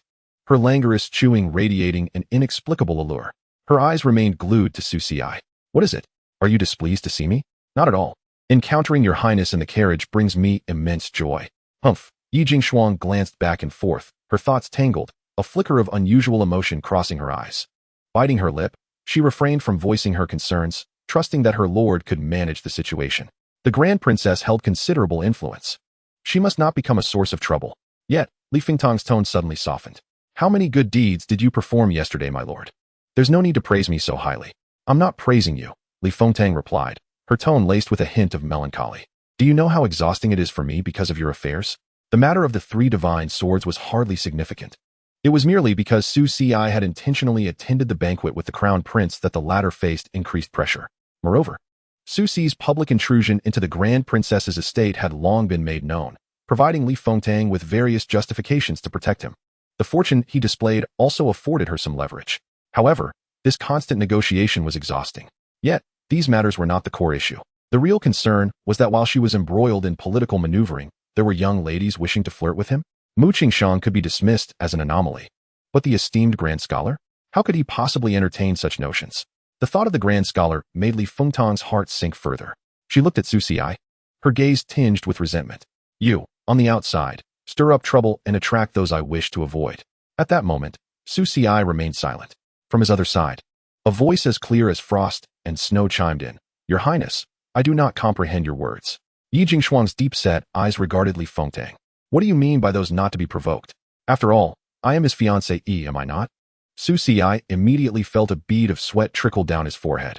The atmosphere in the carriage plummeted to a frigid silence. Even the carefree Bai Tuanzai sensed the unspoken tension, flapping its little wings nervously and burrowing into Yi Jingshuang's embrace, revealing only its round, glimmering eyes as it anxiously observed Li Fengtang. Upon hearing Yi Jingshuang's declaration, Li Fengtang's previously languid and dissatisfied gaze narrowed sharply. "Oh," her tone elongated, devoid of discernible emotion, yet imbued with an overwhelming pressure. "Fiancée? This is the first I have heard of it. When did the eldest daughter of the Yi family become so confident?" Yi Jingshuang met her gaze with calmness, even adorning her expression with a faint smile, though it did not reach her eyes. "Your Highness jest. A marriage contract is established by parental decree and the mediator's word, recognized by heaven and earth. It is a matter of fact, not confidence." Her voice was gentle yet firm, unyielding. "My lord shall indeed be united with Jingshuang for a lifetime. Though your Highness holds great status, it would be wise not to overstep certain boundaries." "Overstep?" Li Fengtang scoffed, as if hearing the greatest of jokes. "When did matters between myself and the esteemed gentleman become your concern?" The emphasis she placed on gentleman signified an undeniable assertion, revealing the pride and dominance inherent to a grand princess. Yi Jingshuang, however, appeared oblivious to the underlying tension, furrowing her brow slightly. "Gentleman? Is my Su Ci not of a similar age to your Highness? Why then do you refer to him as gentleman?" Ci Lang. Su Ci thought to himself, well, this girl seems intent on bringing misfortune to her own husband. At that moment, Li Fengtang found herself momentarily at a loss for words. Yet, Yi Jingshuang's possessive attitude towards Su Ci only fueled her irritation. "Why must you call him gentleman?" Li Fengtang pursed her lips slightly.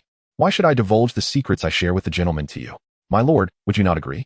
Su Ci coughed discreetly, attempting to subtly shift his shoulder away, his hand already grasping the Fengshen jade pendant, contemplating a hasty retreat. Li Fengtang, quick-witted, seized his hand with a gentle yet firm grip. My lord, Su Ci spoke in as calm a tone as he could muster. Yi Jingshuang is merely concerned for my well-being. Upon hearing this, a deeper smile graced Li Fengtang's eyes, her expression radiating a sense of self-satisfaction, as if Su Ci's words had inadvertently confirmed the secrecy between them. Yi Jingshuang's complexion paled slightly, but quickly regained its composure. She observed Li Fengtang's hand resting on Su Ci's shoulder, her gaze growing colder. Concern could lead to chaos. The way your highness conducts herself may incite misunderstandings, tarnishing the royal family's reputation and placing my lord in a difficult position. Yejin Shuang's voice remained gentle, yet it bore an imperceptible edge. After all, propriety dictates that intimacy between men and women should be avoided, and the prince and the young man were not kin. Such familiarity was unbecoming. She invoked the towering edifice of etiquette with a directness that was unmistakable. The talented daughter of the Yi family had perused countless tomes. Her intellect was formidable. Li Fengtang's gaze turned icy as she chuckled lightly. Yejin Shuang, are you admonishing me? Yejin Shuang dared not respond. She lowered her eyes slightly, merely stating the facts. Your highness is of noble birth, and should thus be mindful of your words and actions. The gentleman is my betrothed. His reputation is intertwined with mine, and I must uphold it. What a commendable commitment to uphold. Li Fengtang offered a faint smile and nodded. Retracting her hand from Su Ci's shoulder to delicately brush against his sleeve, her eyes defiantly fixed on Yejin Shuang.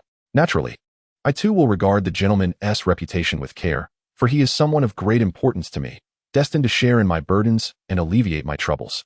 The veiled attempt to forge alliances and assert dominance was unmistakable. Su Ci inhaled deeply, aware that if their discourse continued, it might escalate into a confrontation. Moreover, his little maidservant was clearly aware that the Yi family's power was not to be trifled with. Her urgency was evident. One was his superior, the young Empress, and the other, a goddess he hoped to cultivate. No matter how the conflict unfolded, he would ultimately bear the losses. Thus, Su Ci adopted a serious demeanor and turned to Li Fengtang. Your Highness, do you recall what you promised me last time?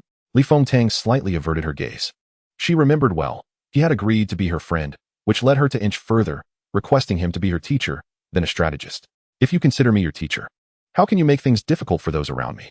Li Fengtang huffed, resembling a petulant child. Meanwhile, Yejin Shuang appeared bewildered, biting her lip. She noted Su Ci's stance and murmured, she was clearly the one trying to take my person first. Li Fengtang bristled further at this remark, ready to retort. What do you mean, your person? Su Ci interjected, are you two children? Ladies. He took a deep breath, his tone gaining weight, instantly quelling the dispute between them. Both paused, surprised, turning to Su Ci. This was the first time they had witnessed him so serious, exuding an air of authority that brooked no argument. They had only seen such a demeanor in dreams, typically when he was vexed. Li Fengtang's eyebrows lifted slightly, a flicker of surprise in her eyes, soon replaced by intrigue. Rarely had she encountered Su Ci in such a manner, which struck her as both fresh and entertaining. Yejin Shuang, on the other hand, lowered her head, twisting the hem of her garment, resembling a child caught in wrongdoing. She recognized her impulsiveness, yet the princess had gone too far. Your Highness. Su Ci's gaze settled on Li Fengtang, his tone softening. You are a princess, with the potential to influence the throne. Your actions should encompass the greater good, not be dictated by fleeting whims. Li Fengtang blinked at his words, reminiscent of what he had once whispered in her dreams about seizing the world. As your teacher, I must consider your interests. Miss Yi is my fiancée. Our engagement is a pact endorsed by our families and acknowledged by the world. If you truly value me, you must respect my choices and commitments. Li Fengtang listened intently, the playful glint in her eyes gradually dimming, replaced by contemplation. She recognized the wisdom in Su Ci's words. Her status indeed rendered it unwise to engage in petty squabbles. Moreover, her admiration for him stemmed from his talents and capabilities, and any trivial bickering that might displease him was unnecessary. She glanced at Su Ci, then at the demure Yejin Shuang, who was bowing her head in submission. With a soft huff, she acquiesced to Su Ci's perspective, using her thoughts to convey, today, I shall grant you this favor, dear teacher. Then, turning to Yejin Shuang, Su Ci's tone softened considerably. Jin Shuang, I understand your concern for me, but there are words that should remain unspoken at times. He reached out, gently patting her head. I am aware of my path. I will not allow others to bully me. You need only to be at ease. Yejin Shuang felt her cheeks flush at his words. She lifted her gaze, her eyes sparkling with admiration as she nodded obediently. The little white creature, sensing the tension dissipate, peeked out from Yejin Shuang's arms, softly murmuring as if to say, "Finally, no more fighting." Seeing both women settle down, Su Xi exhaled in relief. However, the atmosphere within the carriage shifted from tense to subtly complex. Li Fengtang occasionally glanced at Su Xi, then at Yejin Shuang, subtly furrowing her brow. Meanwhile, Yejin Shuang stole glances at Su Xi, a gentle smile gracing her lips, her eyes reflecting a sweetness. At that moment, Su Xi felt as though he were ensnared between two invisible daggers, one called the Long Princess's resentment, and the other, his fiancée's clinginess. Chapter 74. The troubled student. Yet this was not the end. Upon arriving at the Yutian Bureau, Yejin Shuang watched as Su Xi entered the residence of the Grand Sacrificial Official, Zhuxiang Junxilang. "Be cautious in your dealings," she whispered, her hand gripping his arm. "I have heard that the Grand Sacrificial Official is unpredictable and difficult to engage with. Last time, he deliberately kept you late." Su Xi thought to himself how this young lady truly was a devoted fiancée, whispering ill tidings at the threshold of another's door. "If you speak ill of him here, your husband may find himself bullied later," he mused internally, feeling exasperated yet appreciative of Yejin Shuang's concern. He gently patted the back of her hand, speaking tenderly, "Do not worry, I shall maintain my composure." His casual words brought a sweetness to Yejin Shuang's heart, causing her cheeks to redden further. She averted her eyes shyly and softly murmured in agreement before releasing him, watching as he stepped into the Grand Sacrificial Official's residence. Inside, the bamboo shadows danced, creating a serene and elegant ambience. Su Xi followed the pebble path, and after a few steps, he spotted Zhuxiang Jun, who stood beneath a pear tree in a flowing black robe, her silver hair cascading like a waterfall, swaying gently in the breeze. The veil still concealed her features, revealing only her light-colored eyes, which now regarded him with a playful glint. "Oh, young prince, a rare visitor indeed," she remarked, her voice cool, yet laced with a subtle teasing. "I had thought you would wait for me to personally invite you." Su Xi cleared his throat, cupping his hands in greeting. "Teacher, you jest. I was unwell this morning and could not come to pay my respects in a timely manner. I hope for your understanding." His fib was delivered with a straight face, yet Zhuxiang Jun chuckled lightly. "Unwell, you say?" She stepped closer to him, her light-hued eyes scrutinizing him, her tone playful. "Did you enjoy yourself last night?" Not particularly," he replied. "Then why partake in such revelries?" Zhuxiang Jun raised an eyebrow, her delicate finger poking his chest. "You enjoy playing with pawns, do you?" Another finger prodded his lips. "Playing late into the night, I presume? In the room, your master is present. Yet you still wish to provoke the teacher, do you? Speak up, have you lost your voice? How can I articulate my thoughts with your finger resting upon my lips? Do you dare to glare at me?" Yet, Su Xi wore an expression of innocent bewilderment as he spoke. "Teacher, the student feels wronged." Upon hearing him, Zhuxiang Jun raised an eyebrow, ready to respond, but before she could retract her finger, she felt a rush of warmth and a slight sting at her fingertip. Instantly, Zhuxiang Jun's demeanor stiffened, her pale eyes widened in disbelief and embarrassment. She withdrew her finger abruptly, as if electrocuted, her fair face flushing a deep crimson that reached her ears. "You!" she exclaimed, speechless with rage, her chest heaving violently, her previously serene and ethereal demeanor shattering in an instant. Meanwhile, Su Xi maintained an expression of innocence, even tinged with a hint of unnoticeable grievance. "Teacher, the student thought you were signaling for me to speak." His words were a blend of truth and pretense, delivered with sincerity, as if he had genuinely misinterpreted her intent. Zhuxiang Jun felt a pang of frustration in her heart. After all this time, he remained so brazen, utterly unchanged. In a fit of anger, she turned her back to him, sitting beneath the pear blossom tree, her tone stiff. "You may leave." "Why should I? It's no reason, just go." "But the teacher is here, and the student does not wish to leave." "What of it?" Zhuxiang Jun scoffed. "Your master is at home. Go back and practice your swordplay. Do not come here." Su Xi replied. "If I truly leave, who knows who would be displeased?" Zhuxiang Jun frowned as silence enveloped her from behind, her heart growing increasingly troubled and resentful. This was hardly reminiscent of her former self. She would never have cared about him before. Initially, her engagement with him stemmed from curiosity, a desire to unearth amusement in her otherwise dreary world. But now, why did it feel so different? Zhuxiang Jun bit her lip, ultimately conceding, "Let him leave if he wishes. I do not covet his presence." She was exceedingly proud. If he chose to depart, she would not deign to use her spiritual sense to check on him, nor would she waste a glance back. Yet, just as she was lost in thought, footsteps echoed behind her. Her heart skipped a beat, and as she turned, a sudden warmth enveloped her small hand, which he gently clasped. If the student truly departs, the teacher would undoubtedly feel quite aggrieved for a long time. "What do you return for?" Zhuxiang Jun pushed him slightly and turned to glare at him. "I do not covet you as a student. Then I shall truly leave. Come back. Zhuo Xiangjuan's tone became more severe. She furrowed her brow at Su Xi. Do you truly believe you owe me so much that you can come and go as you please? I have yet to address last night's incident with you. Side quest. The nihilistic path of the grand sacrificial wine. Quest progress. 100. Quest description. You have successfully provoked or activated the celestial goddess Zhuo Xiangjuan, revealing a hint of her deeper humanity. She appears to have developed a certain interest in you, causing ripples in her previously apathetic heart. Quest rewards. Insight points 10. 000. Experience points 5. 000. Unlock new side quest. The Trials of the Grand Sacrificial Wine. Detected that the progress of the Snowy Jishin Goddess's quest is nearing completion. Unlocking a new task for you. The Goddess's Shura Field Part 2. White Dumpling Friendly Reminder. Congratulations, CICI. You have successfully unlocked the Shura Field mode of 2 goddesses. However, please take care of your health, as managing the onslaught and trials of both goddesses simultaneously can be quite exhausting. I thank you. Nevertheless, as Su Xi gazed at Zhuo Xiangjuan's face, adorned with both ire and a charming innocence, he sensed a shift within himself. The goddess, once deemed the most disillusioned and unattainable, seemed to regard him with a peculiar difference. But why was that? Why do you keep staring at me? The teacher is beautiful. Zhuo Xiangjuan turned away, her cheeks slightly flushed, muttering, shameless.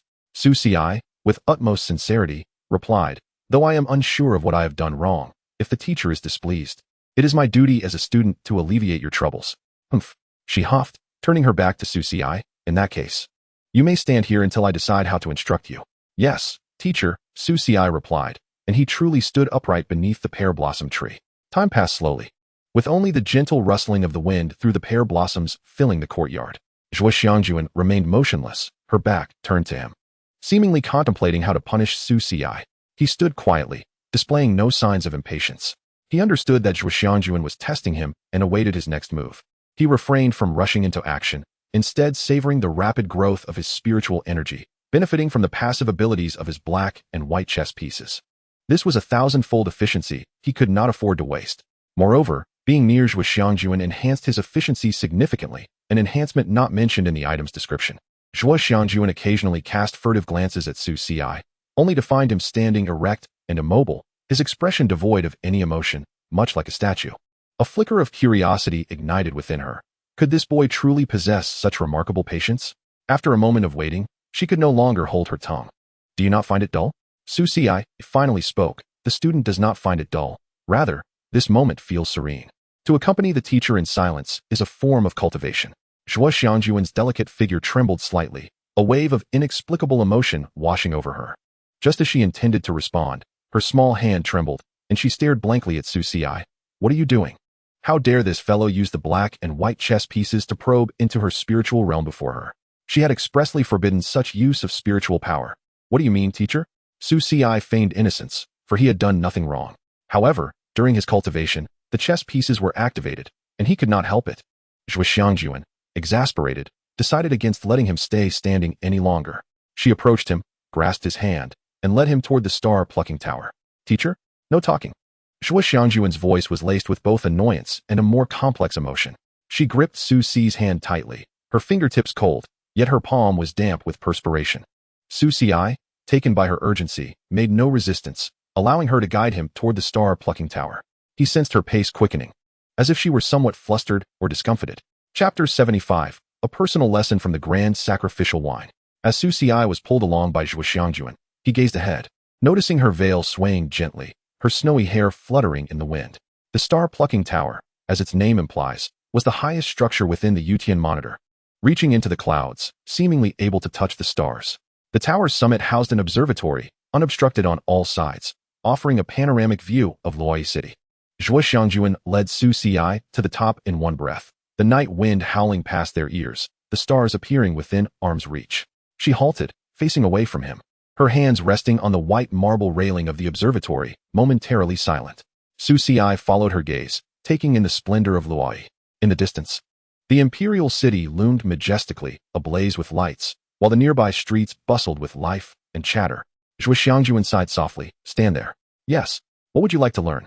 The teacher imparts knowledge as it comes. Thus, the teacher offers the method of borrowing celestial days to seize earthly life. Too mundane, I shan't learn it. Then shall I teach you the art of plucking stars and exchanging constellations? Too cumbersome, I shan't learn it. Then, what would you have me teach you? The tone of Zhuang Xianjuan wavered as she hesitated, momentarily pausing before turning slowly to face Su Ci, her light-hued eyes silently scrutinizing him. What is it that you truly wish to learn? I yearn to grasp the essence of my teacher's own knowledge. He gazed back at Zhuang Xianjuan, their eyes locking in a shared moment of understanding. In the realm of black and white chess, is it not the teacher's essence? Did not the black pieces initially serve as an invitation for me to gain my own insights? Su Ci's tone remained calm, yet bore an acute perceptiveness that cut to the core. Upon hearing this, a fleeting hint of disarray flickered in Zhuang Xianjuan's light-colored eyes, quickly replaced by her customary aloofness. With a soft huff, she turned her back to Su Ci, crossing her arms defiantly. You are to discover the profundities for yourself. I have not permitted you to pry into the depths of my heart's essence. Her voice was frosty, tinged with a trace of vexation. Do you think such trivial tricks can deceive me? Su Ci stepped forward a few paces, positioning himself half a step behind her, and softly replied, I never intended to deceive. If the teacher does not instruct, I am left to experiment on my own, am I not? He dares to argue? Then go ahead and continue your attempts to pry into the depths of my heart's essence. Zhuang Xianjuan retorted in a huff, her tone laced with petulance. Let us see what you can uncover. As she spoke, her aura shifted dramatically, the previously cool and detached energy now deep and vast, resembling an endless starry sky or an unfathomable abyss.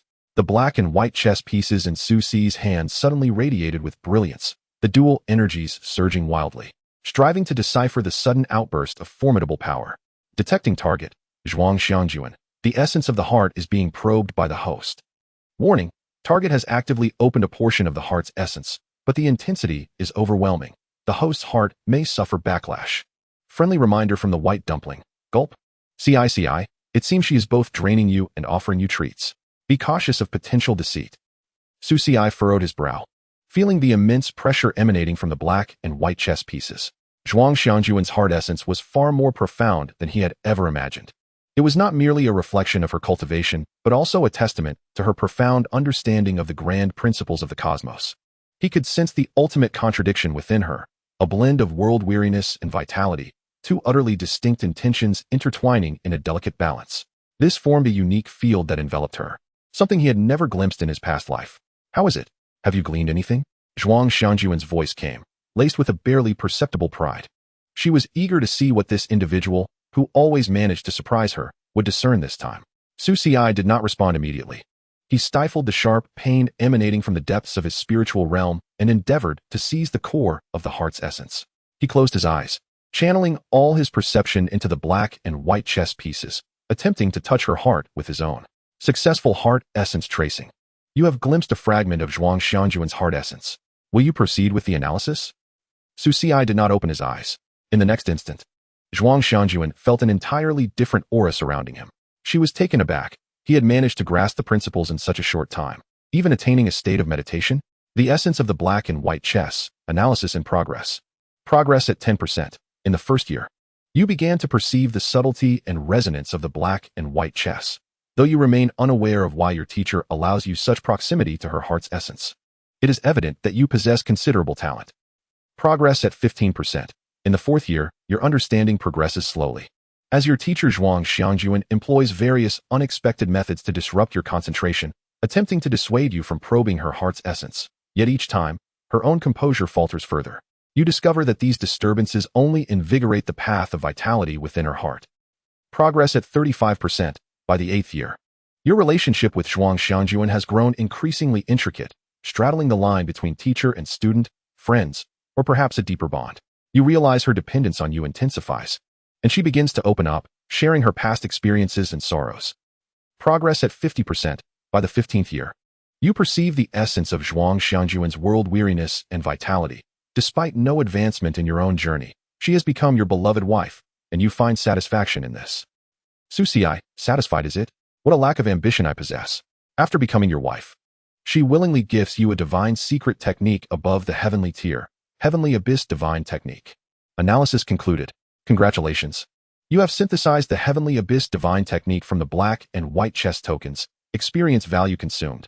99,900 points. Current balance. 80,000 points. Gain 70,000 experience. Current experience balance. 250,000 points. This has indeed cost a fortune. Meanwhile, Zhuang Xianjuan remained curiously circling Su Xi, meticulously observing him, tugging at her clothes here, playing with her hair there. Where is the world weariness? How peculiar. Could it be that he truly comprehended something? Zhuang Xianjuan lightly touched her lips, then deliberately extended her small hand as if to pinch his nose. Suddenly, her hand was caught and clasped in his palm. She lifted her gaze to meet his smiling, peach blossom eyes. Teacher, external interference is against the rules, you know? Zhuang Xianjuan quickly withdrew her hand, her snow-white face flushing crimson, akin to the evening glow illuminating the snow. In a moment of embarrassment, she shot a glare at Su Xi, but found within his gaze a depth of understanding and tenderness she had never encountered before. What would have you comprehended? Can you teach me the heavenly abyss technique? Zhuang Xianjuan's small face fell momentarily, her eyes flickering with uncertainty as she turned her back to him. After a considerable pause, she relented. Fine. Chapter 76, Mu Qingshang, Evolving Daily. Stand straight, do not fidget. That is not how to wield a sword. Relax your wrist. I am teaching you now, not your so-called master. Do not employ her methods. Zhuang Xianjuan instructed while stealing glances at Su Xi. She had never witnessed such an exceptionally gifted individual. With just a moment of contemplation, he could capture the essence of the heavenly abyss divine technique, leaving even her, the originator, in awe. Teacher, you are too close. Su Xi felt her presence nearly pressed against his back, her warm breath brushing against his ear. Focus, do not entertain unnecessary thoughts. Zhuang Xianjuan feigned indifference. Yet a subtle blush graced her cheeks.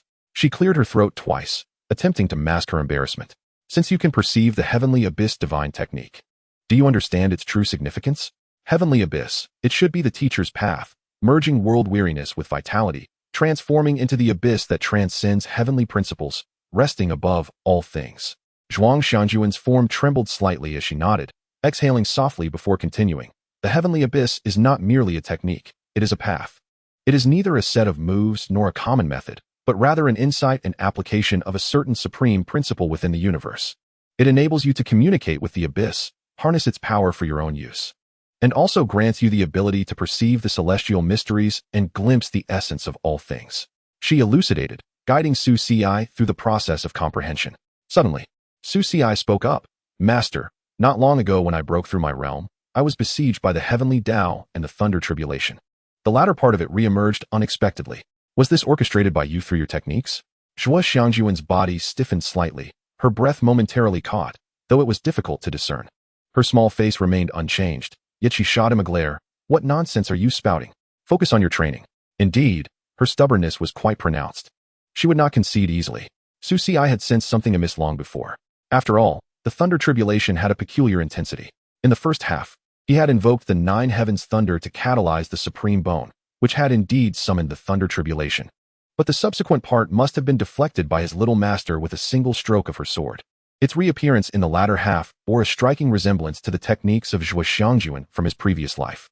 Her method of Tianyuan could summon aspects of the heavenly Tao, even bending it to her will, which was truly terrifying. Nevertheless, it must be said that during that time, as the heavenly Tao descended with the thunder tribulation, he, the gentleman, wielding his sword, had indeed reaped numerous benefits. This practice extended into the dusk of day. Zhuang Xianjuan reverted deliberately to the aloof demeanor she had displayed when they first met, promptly sending him away and warning him, if you misuse your pieces again, I shall show you no mercy. Subsequently, Su Xi had used one right in front of her, only to be pursued and beaten by Zhuang Xianjuan. This time, she was indeed serious, suppressing her realm and holding back her strength, yet it rendered Su Xi utterly immobile. Upon exiting the Yutian monitor in the carriage, Eugene Frost clutched a small medicine box, meticulously applying ointment to his wounds. Her lips pursed. Why did you go so hard on yourself? Young master, you truly have endured much hardship. How about I stay to take care of you tonight? Beside them, Feng Jin peeked over, whispering, it's just superficial wounds. Eugene Frost shivered slightly, as if she hadn't heard, and continued, why not let me stay to take care of you tonight?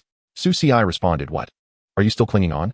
Back at the Marquis's residence, in a small courtyard room, ACI, come here, Mu Qingshang beckoned. Master? Mu Qingshang pointed at the disheveled clothes on the bed. ACI, I won't wear these.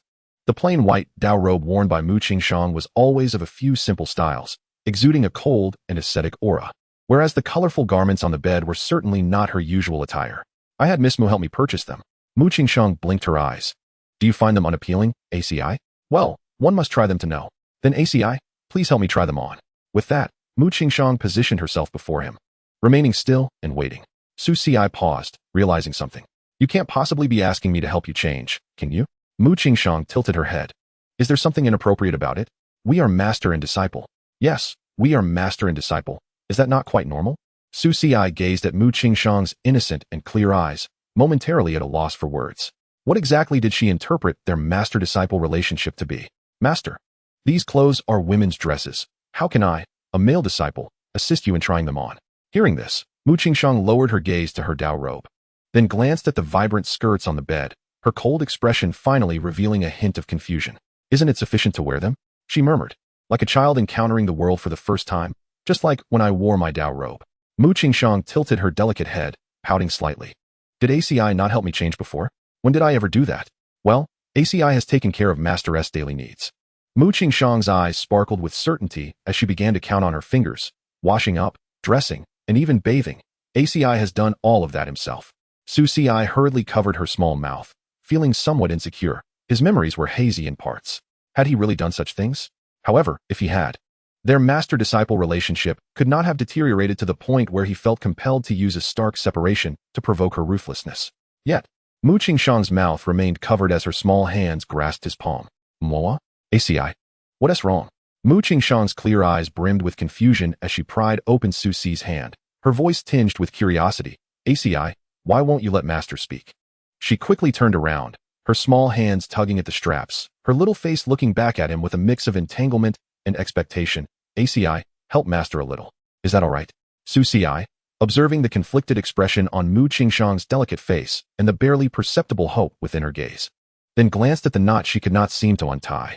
Oh no, Master has also secretly learned some mischief. She has such thoughts now. Chapter 77. I shall henceforth call you father. Su Xiai sighed, helplessly stepping forward. Master, for matters such as these in the future, you might consider asking a female disciple for assistance, he quietly advised. Upon hearing this, Mu Qingshang tilted her head slightly, her clear eyes blinking. But for me, there is only ACI as a disciple. The following morning, Mu Qingshang did not suddenly vanish at dawn or disappear as soon as they stepped outside. Instead, she remained closely by his side. Uncle Fengzheng was unusually out of character as well. Today, he was not drunk to the point of being untraceable, but rather, Su Xiai found him waiting at the door, clad in martial attire and wielding a long spear. Uncle, what brings you here? Your nephew has come. I shall teach you the Feng family spear techniques. This was the first time Su Xiai had seen Fengzheng in such a manner. He had heard from Feng Wan that after losing his military authority, Fengzheng rarely wielded a spear despite his exceptional skills. The last time he had seen him with a spear was when he had rushed over, believing Su Xiai was calling for the national fortune's sword to incite rebellion. Su Xiai raised an eyebrow slightly. Uncle, you haven't been drugged while out drinking, have you? Upon hearing this, Fengzheng's face turned crimson, his beard bristling in indignation. Nonsense. I am a man of dignity. The Feng family has been military generals for generations. How could I be so easily subdued by mere drink? Fengzheng's spittle flew as he spoke, his expression one of furious exasperation. Yet a flicker of unnoticeable guilt passed through his eyes. Mu Qingshang stood beside Su Xiai, her cold gaze fixed on Fengzheng as if she were scrutinizing something. She slowly extended her hand, her slender fingertip lightly touching the Shueji sword, producing a clear, melodious sound. His breath is somewhat disordered, Mu Qingshang remarked coolly, yet with an air of unassailable certainty. Su Xiai interjected straightforwardly. Is he poisoned or afflicted by some malevolent force? Fengzheng. Hey, why are you cursing your uncle? Mu Qingshang shook her head. Neither. He merely lacks rest and is somewhat fatigued. In the courtyard, Su Xiai weighed a long spear in his hand, while Fengzheng demonstrated the Feng family spear techniques. A small white creature flitted its wings, landing on his shoulder. Feng Lan Jing Shenchang Feng Zheng's comprehension version, for your collection. With the spear in hand, Feng Zheng's demeanor transformed dramatically. The previous aura of drunkenness and lethargy dissipated, replaced by a steely resolve born of experience and sharpness. The tip of the spear, like a dragon, thrusts, sweeps, cleaves, and hooks, each move infused with the might to shatter mountains and split stones, yet simultaneously embodying exquisite technique. Su Xiai watched with rapt attention, nodding inwardly. The Feng family spear technique is indeed extraordinary. Every maneuver emphasizes practicality and lethality, skillfully balancing grand movements with intricate details. No wonder the Feng family has produced martial generals for generations. You have envisioned Wind and Thunder Divine Spear. Feng Zheng's comprehension version. Comprehension value 100, experience value 80. After pondering for a moment, Su Ci addressed the white dumpling in his mind. Dumpling, please assist me in pushing this forward. Gu, replied the dumpling, Earth-level specialized technique. Costing 15,000 comprehension points. Would you like to proceed, Gu? Su Ci glanced at his remaining comprehension points. Although he had expended a considerable amount the previous night, he still had over 200,000, which was ample. Yes, Gu, commencing the deduction. The white dumpling flapped its tiny wings and busied itself within Su Ci's spiritual platform. Progress 10. On the first day, you began learning the Wind and Thunder Divine Spear under your uncle's guidance. You sensed the resonance of the Feng family's bloodline with the spear technique, and your physical cultivation, the great Sunbright King, provided enhancement. Progress 30. On the fifth day, you integrated the gentleman's sword intent into the technique. Your uncle praised your talent while reprimanding you for altering the ancestral spear method. Progress 50. On the 10th day, you combined the power of 9 heavens thunder with the Wind and Thunder Divine Spear. The spear struck like a dragon, accompanied by thunder, significantly increasing its might. Your uncle was knocked back by your thrust, trembling and pointing at you, declaring you were not his nephew. Progress 70. On the 15th day, you performed a preliminary fusion of Zhui Xianxiao's Heaven's Abyss secret art with the Wind and Thunder Divine Spear, infusing the technique with a profound celestial rhythm, each strike seemingly capable of invoking the laws of heaven and earth. Your uncle, upon witnessing your strike, fled behind Mu Qingshang, muttering that it was demon magic, demon magic. Progress 90. On the 30th day, you deeply integrated the Snowy Dawn sword intent with the Wind and Thunder Divine Spear, the spear emerging like snow, cold and ruthless, yet bearing a breathtaking chill. Your uncle watched your strike with tears streaming down his face, clinging to your leg and pleading you not to incorporate any more peculiar elements into the Feng family spear, fearing that your name would vanish from the family lineage. Su Ci mused, the results are astonishing. Feng Zheng completed his set of spear drills, sheathing the spear and standing with a reined-in aura, as if he had transformed back into the leisurely uncle he once was. He gazed at Su Ci with a hint of anticipation. Well, can you discern some insights? I see it clearly. Your forehand lacks strength, your backhand has subtle flaws, and when you step back, you fail to invigorate the spear spirit, Su Ci replied. Feng Zheng exclaimed, what nonsense are you spouting? Nothing, Su Ci coughed lightly, nodding earnestly. The Feng family spear technique commands the spear with qi, balancing offense and defense. Decisive in slaughter, it is indeed a superior martial strategy. Uncle, your profound cultivation allows you to wield this technique with extraordinary finesse. Feng Zheng beamed at the compliment, waving his hands dismissively. Flattery, flattery. My spear technique pales in comparison to your mother's swordsmanship. However, since you grasp it, it shows you possess some innate wisdom. Come, come. Today, I shall teach you thoroughly about the essence of the Feng family spear. Its true value lies not in the techniques, but in their intent. As he spoke, he prepared to personally guide Su Ci. However, at that moment, the excited voice of the white dumpling echoed in Su Ci's mind. Gu, Ci. The Wind and Thunder Divine Spear deduction is complete. Comprehension points consumed, 15,000. Due to your exceptional talent and integration of the gentleman's sword intent among other insights. The deduction has altered, and you have acquired the celestial level Wind and Thunder God-slaying spear, now at the minor completion stage. Su Ci took the long spear Feng Zheng handed him. It felt heavy in his grasp and icy to the touch, yet there was an indescribable sense of familiarity. Uncle, please step back a bit, Su Ci instructed. With your strength, slender arms and legs, there is no need. Feng Zheng replied. Su Ci, with a serious expression, insisted. I fear I might accidentally injure you, or that you might become overly excited and cling to my leg, begging me to teach you. Feng Zheng was momentarily taken aback before bursting into laughter. Huh, good lad. You have guts. If you can do this today, I shall call you father from now on. My mother would likely disagree. Chapter 78. The Memories of the Little Goddess and Little Shepherd Girl. Feng Zheng had retreated to the side, arms crossed, his eyes filled with anticipation. Mu Qingshang stood quietly at a distance, her cool gaze fixed on Su Ci, a hint of curiosity in her eyes. Meanwhile, at the seemingly inconspicuous courtyard entrance, several figures peered in. Holding the long spear, Su Ci slowly closed his eyes. In his mind, he conjured the essence of the Feng family spear technique, along with decades of hard-earned insights from his practice. A powerful aura surged from within him, instantly stirring the air around him, producing a deep rumble. This aura, unlike Feng Zheng's subdued demeanor, bore a magnificent and overwhelming force, sharp as a tempest, ready to sweep everything away. Feng Zheng's smile froze on his face, his eyes wide with astonishment. He could sense that the energy emanating from Su Ci was no ordinary spear intent, It was an essence that transcended the mundane, approaching the very laws of heaven and earth. The wind rose, startling the divine spirit, a spear intent that typically required a decade of arduous cultivation. How could this be possible? Feng Zheng exclaimed in shock. He prided himself on his understanding of the Feng family spear, yet he had never witnessed such a monstrous spear intent. The long spear in Su Si's hand seemed to come alive, its tip quivering and emitting a low, dragon-like roar. He suddenly opened his eyes, and within his peach blossom gaze flickered a sharp, captivating light. Go, he commanded, thrusting the spear forward with sudden ferocity. This thrust was devoid of flamboyant movements, intricate trajectories. It was simply the epitome of speed, precision, and ruthlessness. The spear tip tore through the air with a shrill whistle, akin to an invisible current, instantly enveloping the entire courtyard. Feng Zheng felt an overwhelming force rushing towards him, akin to a tidal wave, rendering him momentarily breathless. He envisioned a true dragon descending from the heavens, bearing the weight of thunder, charging directly at him. Instinctively, he stumbled back 2 steps, his eyes filled with dread. Is this truly the Feng family spear? He had never encountered such a domineering and terrifying manifestation of the Feng family's technique. This had surpassed the realm of skill. Touching the essence of the Tao, the spear tip pierced the void, not aimed at anyone, but rather pointing towards the heavens. In that instant, the winds and clouds transformed. The sky above the Marquis's residence darkened, and lightning crackled ominously. Bolts of thunder danced within the clouds, seemingly on the verge of striking down. This scene left Feng Zheng dumbfounded, while a hint of unnoticeable intrigue flashed in Mu Qingshang's cool gaze. "Asii, how swift," she murmured softly, her eyes reflecting a moment of contemplation.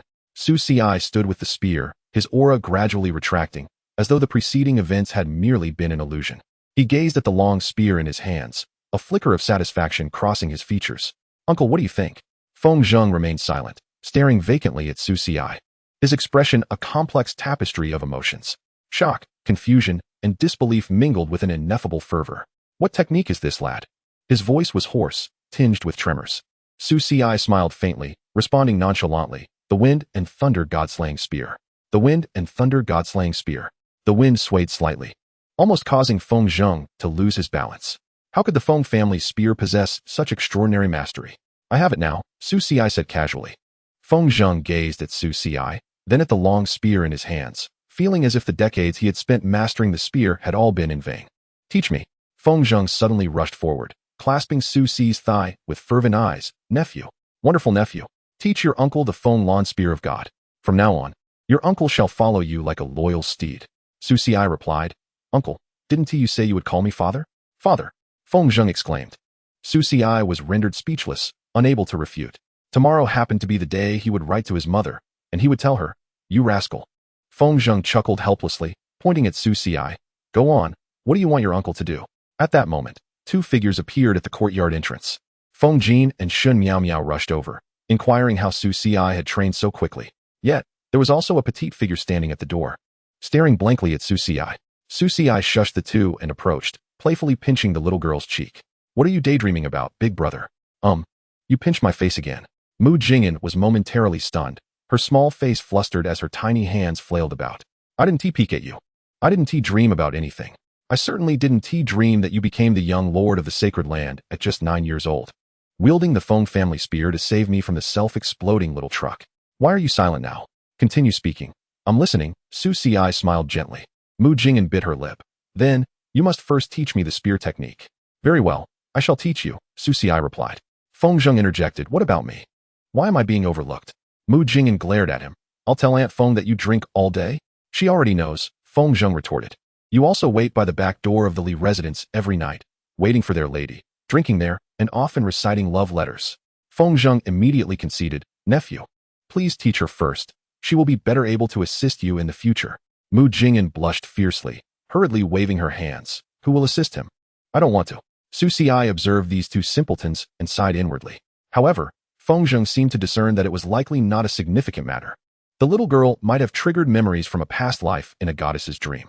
The question was, how could he have been a 9-year-old young lord of the sacred land in his past life, learning the Feng family spear to rescue this girl? Was that also a blurred memory? Just as he was about to inquire, he noticed Mu Jing'an's face turning crimson, as if she had realized she had divulged a great secret.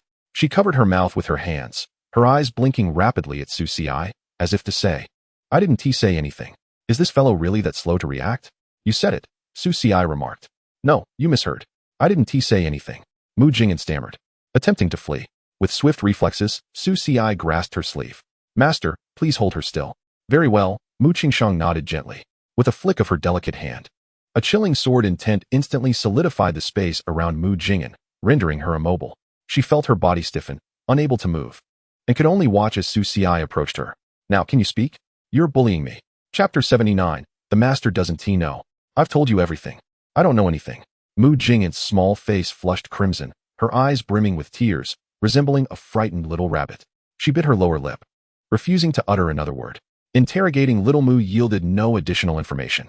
The girl stammered, repeating only a few phrases, her own dreams hazy. However, judging by her blushing reaction, it seemed her dream self shared an unusual connection with him. Very well, Su Xiai released her sleeve, and Mu Qingshang withdrew the sword intent.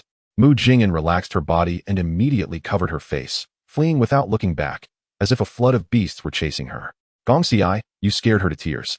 Bai Tuanzai peeked out from Su Xi's shoulder. Yet, after a brief moment, she returned on her own, standing beside Su Xiai like a little shadow, refusing to budge. Su Xiai inquired, aren't you supposed to be teaching me spear techniques? He looked at the indignant little girl, unable to suppress a grin. What's this? Not running anymore. He teased. Mu Jingyan's face turned red, her eyes flickering, yet she defiantly puffed out her small chest. I didn't run. I was just going to get my sword. Saying this, she drew a heavy long-handled sword from behind her, nearly as tall as she was, and looked at Su Xiai with utmost seriousness. You promised to teach me the spear technique. Su Xiai accepted Mu Jingyan's sword, weighing it in his hands. It was indeed heavy, indicating that the little girl had been diligently training.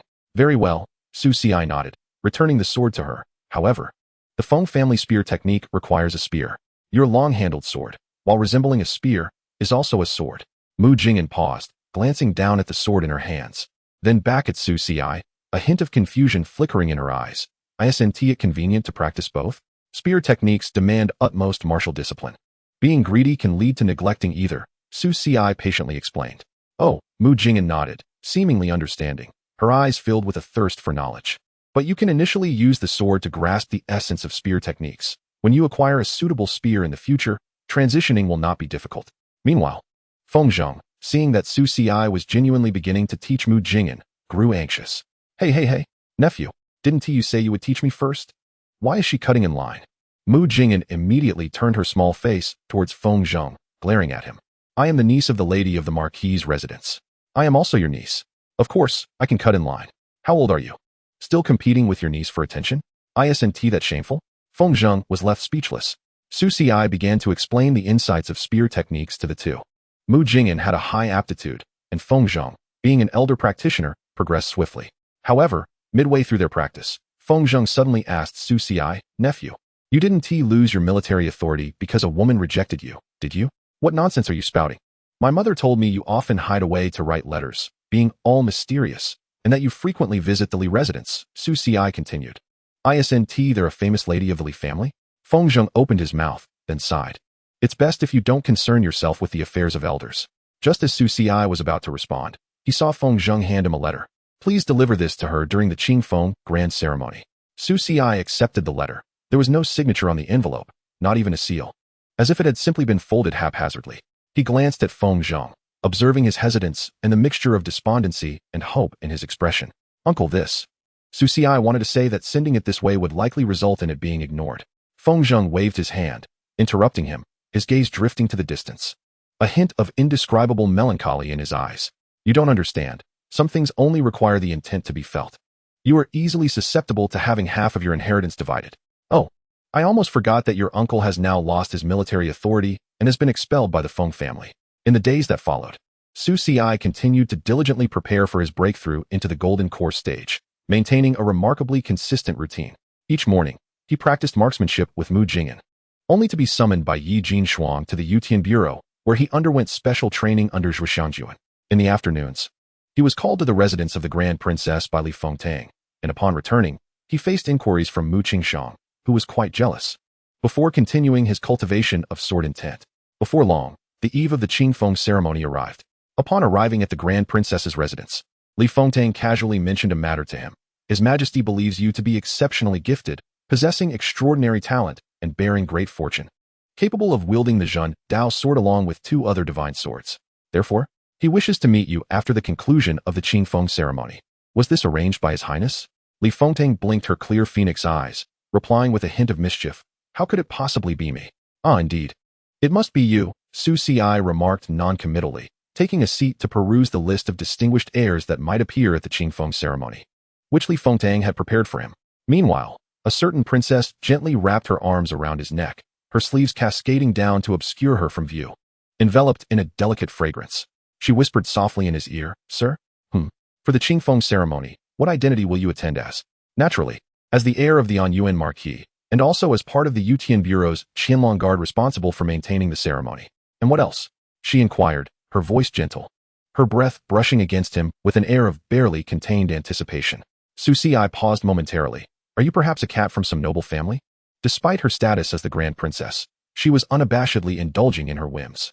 Even his little master could not display such direct affection. What more does your highness desire? Do you not know, sir? Li Fengtang's voice was soft, her small face nestled against Su Ci's neck, her breath carrying a faint sweetness as she awaited his response. Side quest. The Grand Princess invites you to engage in a game against the world. Task progress increased to 90. Chapter 80. The Qingfeng Ceremony. On the day of the Qingfeng ceremony, the majestic imperial city was adorned with colorful lanterns, and the skies were filled with a continuous stream of flying vessels, beast-drawn carriages, and spirit beasts. Numerous sects and noble families were steadily entering the capital city of Luoyi. Various officials were bustling about, overwhelmed with their duties. At this moment, the flustered Wu Biao was pacing anxiously. Where is young Master Su? Where could he be? With beads of sweat on his forehead, Wu Biao was frantic, for today. During the Qingfeng ceremony, Su Ci was to serve as the chief supervisor of the Yutian Bureau's Qianlong Guard, fully responsible for coordinating security matters. Although this position sounded impressive, Wu Biao understood that it was merely a gilded title bestowed upon Su Ci by the Grand Sacrificial Wine. The issue was that such gilded roles required someone to fill them.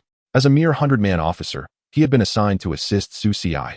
And if Su Ci did not arrive, what was he to do? Knight Jinshuang was equally anxious. Today was rather special.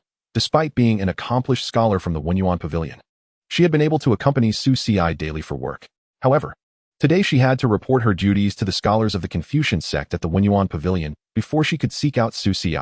The result was that she had not gone to pick him up this morning, and now he was nowhere to be found in the imperial city. Where could he have gone, young master? Knight Jinshuang murmured, her lips pressed together as she paced anxiously by the side gate of the imperial city. Just as she was consumed by worry, a melodious bird song echoed from afar, followed by a streak of light descending steadily in front of the city gates. As the light dissipated, it revealed a handsome figure clad in a blue robe, standing tall. Indeed, it was Su Ci. Young master, Knight Jinshuang exclaimed, a mix of surprise and joy, hastening toward him. Su Ci smiled slightly and nodded in acknowledgement. I apologize for causing you concern, he said softly. Why did you arrive at this hour? Knight Jinshuang reproached, her tone laced with a subtle hint of petulance. Su Ci cleared his throat. He couldn't possibly divulge that he had been trapped at the Grand Princess's residence by Li Fengtang and, upon returning, had been subjected to a thorough interrogation by Mu Qingshang, all while being unable to extricate himself from his master's lingering embrace that morning. The Qingfeng ceremony demands stringent security, and as the chief supervisor of the Yutian Bureau, it is only natural that I personally verify each detail to ensure everything proceeds flawlessly. Su Ci spoke with earnestness. Upon hearing this, admiration flickered in Knight Jinshuang's eyes. She had always known that her master would never be the type to neglect his duties. Where are you headed now, young master? Knight Jinshuang inquired. Su Ci glanced at the sky and then at the impatient Wu Biao not far away. A faint smile gracing his lips. Naturally, I am going to fulfill my responsibilities. This is fulfilling your responsibilities? Knight Jinshuang's lips twitched slightly. Inside the pavilion, Su Ci was leisurely leaning back in a chair, occasionally flipping through a few tomes of martial arts manuals. Feng Jin was nearby, serving him tea, while the plump white creature on the table munched on snacks. There was also a little girl with horns who had mysteriously appeared beside Su Ci. Xiaoing, why are you here? Su Ci inquired, glancing at her. Ying Xiao raised her head, her clear eyes blinking innocently. My brother said there would be many people today, and it would be easy to get lost, so I came to follow brother Su Ci. She feigned a sigh. Honestly, my brother scolded me, yet he himself got lost. Otherwise, I wouldn't have come to find brother Ci so soon. Knight Jinshuang's alarm bells rang, and she quickly clutched Su Ci's arm. Young master, we must attend to our duties. By the way, Jinshuang, do you not need to attend to matters at the Wenyuan Pavilion today? Knight Jinshuang huffed, young master. During the Qingfeng ceremony, everywhere is in need of manpower. Naturally, I am busy. As she spoke, her gaze lingered on Ying Xiao for a moment before shifting back to Su Xi, her tone carrying a hint of unspoken grievance. But I worry there will be no one to look after you, young master. Isn't there enough people around me already? Su Xi replied, shaking his head. Do you not have to report to the Yutian Bureau? He turned his gaze towards the window, observing the entire scene outside. I can oversee everything from here, so I do not need to make an appearance for the time being. He chuckled. This is fishing while enforcing the law? Knight Jinshuang interjected. Merely a bit of strategic idleness, Su Xi replied, gesturing towards the bustling figures outside. They are all busy, as the chief supervisor. My role is to command from a distance. Hearing this, Knight Jinshuang's cheeks flushed slightly, thinking to herself that her young master, aside from his rather fierce temperament, was indeed a free-spirited individual, both in dreams and in reality. Then why did you choose to remain here, young master? Of course, it is to facilitate observation. Su Xi indicated towards the throngs of people outside. Look, there are a few suspicious figures mixed in. They must be the troublemakers infiltrating the Qingfeng ceremony. Following his gaze, Knight Jinshuang indeed noticed a few individuals moving stealthily, their actions discordant with the lively atmosphere around them. A shiver ran through her, realizing that despite his harsh demeanor, her young master had a keen eye. Ying Xiao, resting her chin on her hand, gazed at Su Xi with curiosity. Brother Su Xi, are you searching for bad people? Indeed. Su Xi smiled as he gently stroked her head, instructing Xiao that if she were to discover anything, she must immediately inform her brother. Xiao nodded vigorously, her small face brimming with earnestness. Yes. Xiao will keep a close watch on them. Yi Jinshuang felt a peculiar sensation. It seemed that everyone around Su Xi was rather eccentric. Just then, a flurry of hurried footsteps echoed from outside the attic. Report. Wu Biao rushed in, panting heavily, beads of sweat dotting his forehead. Young Master Su, we have a situation. What is it? Su Xi inquired, setting aside the ancient tome, his brows arching slightly. His Highness the Crown Prince has taken his seat and specifically called for you. I shall not see him. Beside the Crown Prince stood a young gentleman clad in white, rumored to be of Dragon Palace lineage, who also demanded to meet you. He claimed you had stolen his sister. Yen Xiao immediately raised her hand, her clear eyes serious. Brother Su Xi, I was not stolen. I came willingly. Wu Biao was taken aback, glancing between Yen Xiao and Su Xi, utterly bewildered. What on earth was happening? Su Xi rubbed his temples, casting a resigned glance at Wu Biao and gestured for him to leave. All right, I understand. You may go now. Yen Xiao added, tell my brother that if he continues to meddle in my affairs, I shan't return next time. Given Su Xi's demeanor, Wu Biao could only clasp his fists in acknowledgement and departed, glancing back repeatedly. However, the little interlude was far from over. Feng Jin, plagued by social anxiety, kept silent. Meanwhile, Yi Jinshuang, the talented and obedient lady, was coordinating the affairs of Wen Yuan Pavilion with spiritual stones. For although a certain grand scholar was the maternal uncle of the Long Princess, he was of no use, while the talents from the Hanlin Academy, particularly the young lady from the Yi family, were rising steadily in status. Yen Xiao remained fixated on Su Xi, silent, occasionally stuffing her mouth with pastries, competing with the white dumpling for treats. In this somewhat peculiar atmosphere, the white jade sword at Su Xi's waist trembled slightly, and a figure in pristine white appeared beside him. A Ci, Mu Qingshang rubbed her eyes, still drowsy, her delicate, fair face adorned with a languid slumber. She tugged at his sleeve. Why did you wake up without calling for your master? Chapter 81. I want to protect a Ci. Her voice carried a hint of grievance and a tone of coaxing, reminiscent of a kitten just roused from slumber, nuzzling against its owner's hand. Su Xi glanced at Mu Qingshang, then at the astonished expressions of Yi Jinshuang, Yen Xiao, and even Feng Jin, who had forgotten her competition for food. Staring blankly at them, how was he to explain this? Clearing his throat, Master Su Xi attempted to ease the awkward atmosphere. What brings you here? Mu Qingshang blinked her cool eyes in confusion and replied matter-of-factly, wherever a Ci goes, Master goes. I merely fell asleep, and upon awakening, I found a Ci absent. So I came to find you. As she spoke, she instinctively wrapped her small hand around his arm. Su Xi coughed lightly. Master, I meant to say that in past instances when I was on duty, you always had matters to attend to. Why today, the Qingfeng Grand Ceremony is perilous. Mu Qingshang's small face became serious. I want to protect a Ci. Yen Xiao's heart raced with alarm, yet she concealed it before Su Xi. Instead, she tilted her head with curiosity, her big eyes darting between Mu Qingshang and Su Xi, before brightly asking, Brother Ci, so you know Fairy Mu? When I was on my way to find you, Fairy Mu asked me for directions. Mu Qingshang was taken aback, You are that little dragon girl from the lake? You know me? Of course, the foremost sword immortal of Tianshan is quite recognizable, radiant as the frost and untouched by the mundane. Before she could finish, Su Xi covered her mouth. However, Mu Qingshang had already heard, tilting her head curiously. A Ci, is master truly so unacquainted with worldly matters? Su Xi regarded Mu Qingshang's exquisitely beautiful face, then glanced at the struggling Yin Xiao, unsure how to respond. To say she was unworldly would surely displease Mu Qingshang.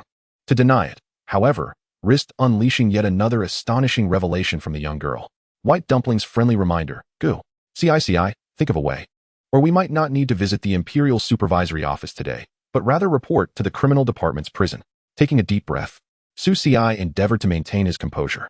He released his hand from covering Yin Xiao's mouth and gently explained to Mu Qingshang. Master is, of course, unfamiliar with worldly affairs. You are an ethereal immortal, and the trivialities of the mortal realm are but fleeting illusions to you. This little girl is praising you, saying you are pure and untainted by the mundane. His words were deftly crafted, flattering Mu Qingshang while silencing Yin Xiao. A fleeting glimmer of pleasure crossed Mu Qingshang's cold eyes as she nodded slightly, clearly pleased with Su Xi's explanation. Yet Yin Xiao was not satisfied, pouting in protest. Just as Su Xi pulled her aside. Shoo, Brother Ci has 3 of my specially crafted iced tea dumplings. Deal. The little girl's eyes sparkled. These were her favorite treats from her past life, and for this, she could save 100 spirit jade-level treasures. But did Brother Su Xi know how to make these at your age? Did you learn it later in your past life? Gu Ci, can you still make iced tea dumplings? The white dumpling couldn't help but inquire, her voice tinged with longing. Yes. You just freeze this little dumpling and infuse it with tea flavor. Ugh. The white dumpling puffed up angrily, clearly unconvinced. I don't care, I want some. Those are for Xiao. Su Xi replied nonchalantly, teasing the white dumpling in the process. Gu. The white dumpling huffed, puffing out her cheeks. I won't help you with your shifts anymore. Su Xi found the situation amusing. Mu Qingshang watched the interaction between Su Xi and Yin Xiao with curiosity, a hint of inquisitiveness glimmering in her cool eyes. She did not understand what iced tea dumplings were, but seeing Yin Xiao's excited demeanor suggested they were quite a delicious treat. A Ci, what are iced tea dumplings? She gently inquired. A delightful dessert. Can Master have some? Of course. What about me? Yi Jinshuang interjected eagerly, her clear, delicate face brimming with anticipation. Although she was the esteemed daughter of the Yi family, adorned in fine garments and living in luxury, she resembled an ordinary girl yearning for the unknown iced tea dumplings. Su Xi surveyed the room filled with eager young ladies. Feeling somewhat overwhelmed, he had previously been oblivious to the immense allure of the so-called iced tea dumplings. Yes, there are some. A familiar stuttering voice from Feng Jin broke the chatter. Sister Jean also wants some?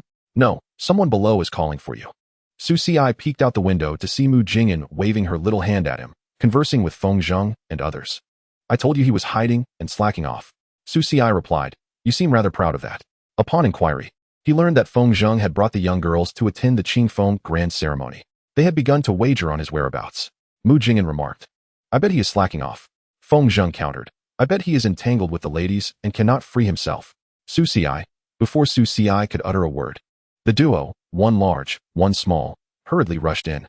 Feng Zheng, my guess was indeed correct. Su Xi, Mu Jing'an wore a look of utter astonishment. She never anticipated that Su Xi was not only idling away, but had also amassed such a significant haul. You. Mu Jing'an stammered in frustration. Her little face flushed with indignation. Just then, a female Taoist priestess outside called out, Your Highness, the Grand Ritual Master seeks your presence. Su Xi nodded, noticing the little girl still fuming, and instinctively pinched her cheek. All right, you may withdraw. I shall step out for a moment. He exchanged a few more words with Mu Qingshang, requesting Yi Jinshuang to keep an eye on things, before departing the attic with Feng Jin. Feng Jin trailed closely behind Su Xi, casting furtive glances at several obscure corners. Chapter 82, Master and Teacher. Places shunned by light. A few practitioners clad in tight-fitting garments and obscured faces were intently observing Su Xi. Miss Jean returned not long ago, taking command from the Marquis, instructing us to protect the young lord. Yet, these past few days have been exceptionally peaceful. No one has dared to attack the heir. Indeed, it is dreadfully dull. The heir has been so ostentatious, having even stolen the town Dao sword not long ago. With so many factions vying for power in court, can they truly restrain themselves? Doesn't anyone wish to take action? Shoo, the young lord is coming. TSK, what are you worried about? Our spiritual techniques can only be heard at a shared frequency. How could he possibly hear us? Suddenly, someone inquired, so that is how it is. Don't you find it tedious? Not at all. I'm nestled in the corner of the pavilion, quite comfortable, and there's even a palace made nearby. Why is your position so advantageous? That's for you to ponder. Have you made the effort to seek a good spot? How does one find such spots? Might I ask? No. I'm on duty now, keeping an eye on the young lord. Can't you refrain from making noise? The speaker stiffened. Wait, where's the young lord? A voice nearby chimed in. Were you looking for me? He wondered why the voice sounded so near. It was because Su Ci stood right before him. The ethereal leader of the Yuan Guard was so startled, he fell to the ground. Focus on your work. But Su Ci merely waved his hand and walked away. Feng Jin, her demeanor cold and forbidding, cast a distant glance at them before hastily following Su Ci. Hey, hello? 9537, what is wrong with you? I might be getting fired. As Su Ci strolled along, a female Taoist led the way. He appeared leisurely, while Feng Jin had already donned a vigilant demeanor. A spiritual blade slowly coalescing in her grasp. What is this about seeking the grand ritual master? We ended up in the secluded depths of the imperial city. Clearly, there is treachery afoot. The disciple of the heir was, after all, too trusting of the girl leading them. The grand ritual master's insignia might well be a forgery. Yet he doesn't even bother to verify. Why is he so easily duped? Feng Jin sighed inwardly. It seems she, as the senior sister, must protect him diligently. One cannot let down their master. At this moment, on either side of the broad avenue, lush trees cast shade, and flowers bloomed vibrantly, portraying a scene of tranquility and harmony. Yet, beyond this facade, the reality was starkly different. What rank are you? I am ranked 30 on the heavenly list. I'm a bit lower, 36. Would that suffice to take him down? Hard to say. After all, he is still the young lord. And there might be experts around him. Experts? We are both late-stage nascent soul cultivators. I've heard they might have some life-saving artifacts. Just a mere hostage. At this moment, within the Qingfeng Grand Ceremony, the 7th prince and the 9th prince exchanged glances. Brother 7, are you certain that today's Su Ci is doomed? The 9th prince spoke in a hushed tone, excitement and barely contained tension lacing his words. The 7th prince raised his teacup, taking a delicate sip, his gaze sweeping over the guests in the hall, a cruel smile curling his lips. With both ranked 30 and 36 collaborating, both being late-stage nascent soul cultivators, and countless golden core practitioners beneath them, today's Qingfeng Grand Ceremony is swarming with sect families. It's a veritable cauldron of fish and dragons. Unnoticed by the gods or ghosts. What do you think? What if the national master or someone else happens to be watching? 9th brother, you are still too naive. The 7th prince set down his teacup, chuckling. This scheme involves more than just those two. Do you know how many outsiders have infiltrated today's Qingfeng Grand Ceremony? But if the national master, the grand ritual master, or the one from Wenyuan Pavilion happens to be present, rest assured, your brother 7 has already investigated. Today, the national master and the grand ritual master will first accompany father to the Tian Duan Mountain ancestral rites before returning. As for that one from Wenyuan Pavilion, he is busy indulging in entertainment. How could he possibly be here? Thus, today Su Ci is undoubtedly doomed. A vicious glint flickered in the 7th prince's eyes. Upon hearing this, the 9th prince's face broke into a cruel smile. Su Ci, merely a scion returned from the countryside, no matter his talent. How could he contend with the princes of the capital? After today, the name Su Ci shall vanish entirely from Luoyi City. The two exchanged knowing smiles, as if they could already envision Su Ci's corpse. On a secluded path of the Qingfeng Grand Ceremony, the female Taoist walked briskly, with Su Ci leisurely following behind her. Feng Jin scanned their surroundings with heightened vigilance. Young lord, where are we headed? The grand ritual master may not be here. Feng Jin whispered a warning. Su Ci appeared unperturbed, simply trailing behind the female Taoist. Suddenly, she halted, turning around with an impassive expression. Attack! In the next moment, a formidable aura enveloped the area. First, a magnificent spiritual array descended, followed by threads of black silk emerging abruptly, exuding an overwhelming presence. Feng Jin's expression changed drastically. She was prepared, yet had not anticipated the adversary's decisiveness. Almost simultaneously with the female Taoist's command, her spiritual blade flashed coldly, and her spiritual energy surged as she stepped forward to shield Su Ci. Yet, Su Ci remained motionless, instead positioning her behind him, his chin resting on his hand as he surveyed the surroundings, calmly critiquing. First, you conceal with a spiritual array. Then plan to deliver a lethal strike with southern wilderness or northern witch techniques. However, your methods are rather unrefined. They are too slow, wouldn't you agree? You actually know. The lead assassin's expression shifted. He hadn't expected Su Ci to see through their setup so easily. Another assassin beside him furrowed his brow, hissing. Less chatter, let us finish this quickly. Don't forget the mission. 9537. What are you doing? Feng Jin exclaimed in exasperation. Su Xi's expression remained calm. He was in no rush, for if he wished to escape, his wind-breath-breaking dawn would allow him to depart at will. Yet, two late-stage nascent soul cultivators were already closing in on them. Su Xi contemplated for a moment and decided it best to retreat, planning to inform the Yutian Monitor and Wenyuan Pavilion's cultivators to apprehend them, as they were deep within the Qingfeng Grand Ceremony and could not flee. However, before he could react, a crisp clang resonated. Su Xi's white jade pendant sword, sensing something amiss, shot forth with a dazzling brilliance. The spectacle was far from over. A radiant flash of black and white light surged forth, revealing a pair of dual chess pieces. Following closely was a blood-red jade pendant that soared into the air. The two nascent soul cultivators were taken aback, bewildered by the chaotic scene. Before they could voice their confusion, the sword light from the white jade sword struck, severing one of their arms. Was that the intent of the Tianshan Frostling sword? Before they could process the situation, the black and white chess pieces hovered above Su Xi, swirling in a dance of yin and yang, instantly forming an intricate taiji array that enveloped both Su Xi and Feng Jin. A profound and vast aura permeated the surroundings, as if isolating them from the world. Any attack that entered the formation dissipated into nothingness, akin to a cow sinking into the sea. What on earth is this? One of the assassins exclaimed, his voice cracking in panic. The blood-red jade pendant was indeed the Feng Qi pendant gifted by Li Fengtang. However, it lacked the formidable power of the previous two artifacts. Upon its emergence, it emitted a high-pitched, melodious phoenix cry that resonated across the battlefield. Is that the communication technique of the Dazhou royal family? Damn it, the Crimson Feather Guard and the Hidden Dragon Guard are here. How does this brat possess so many trinkets? This is completely at odds with the report. At this point, the two nascent soul assassins were engulfed in turmoil. The intelligence was erroneous. A monumental mistake. Su Xi, it was not merely a scion of a noble family. These items he carried were clearly tokens from formidable beings they could not provoke. This was not an assassination. It was akin to poking a hornet's nest. Yet to escape? With a hiss, the pristine white sword light flashed like a startled swan, reaching its peak velocity.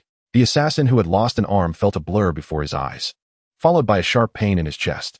Looking down, he beheld a gaping, bone-deep sword wound.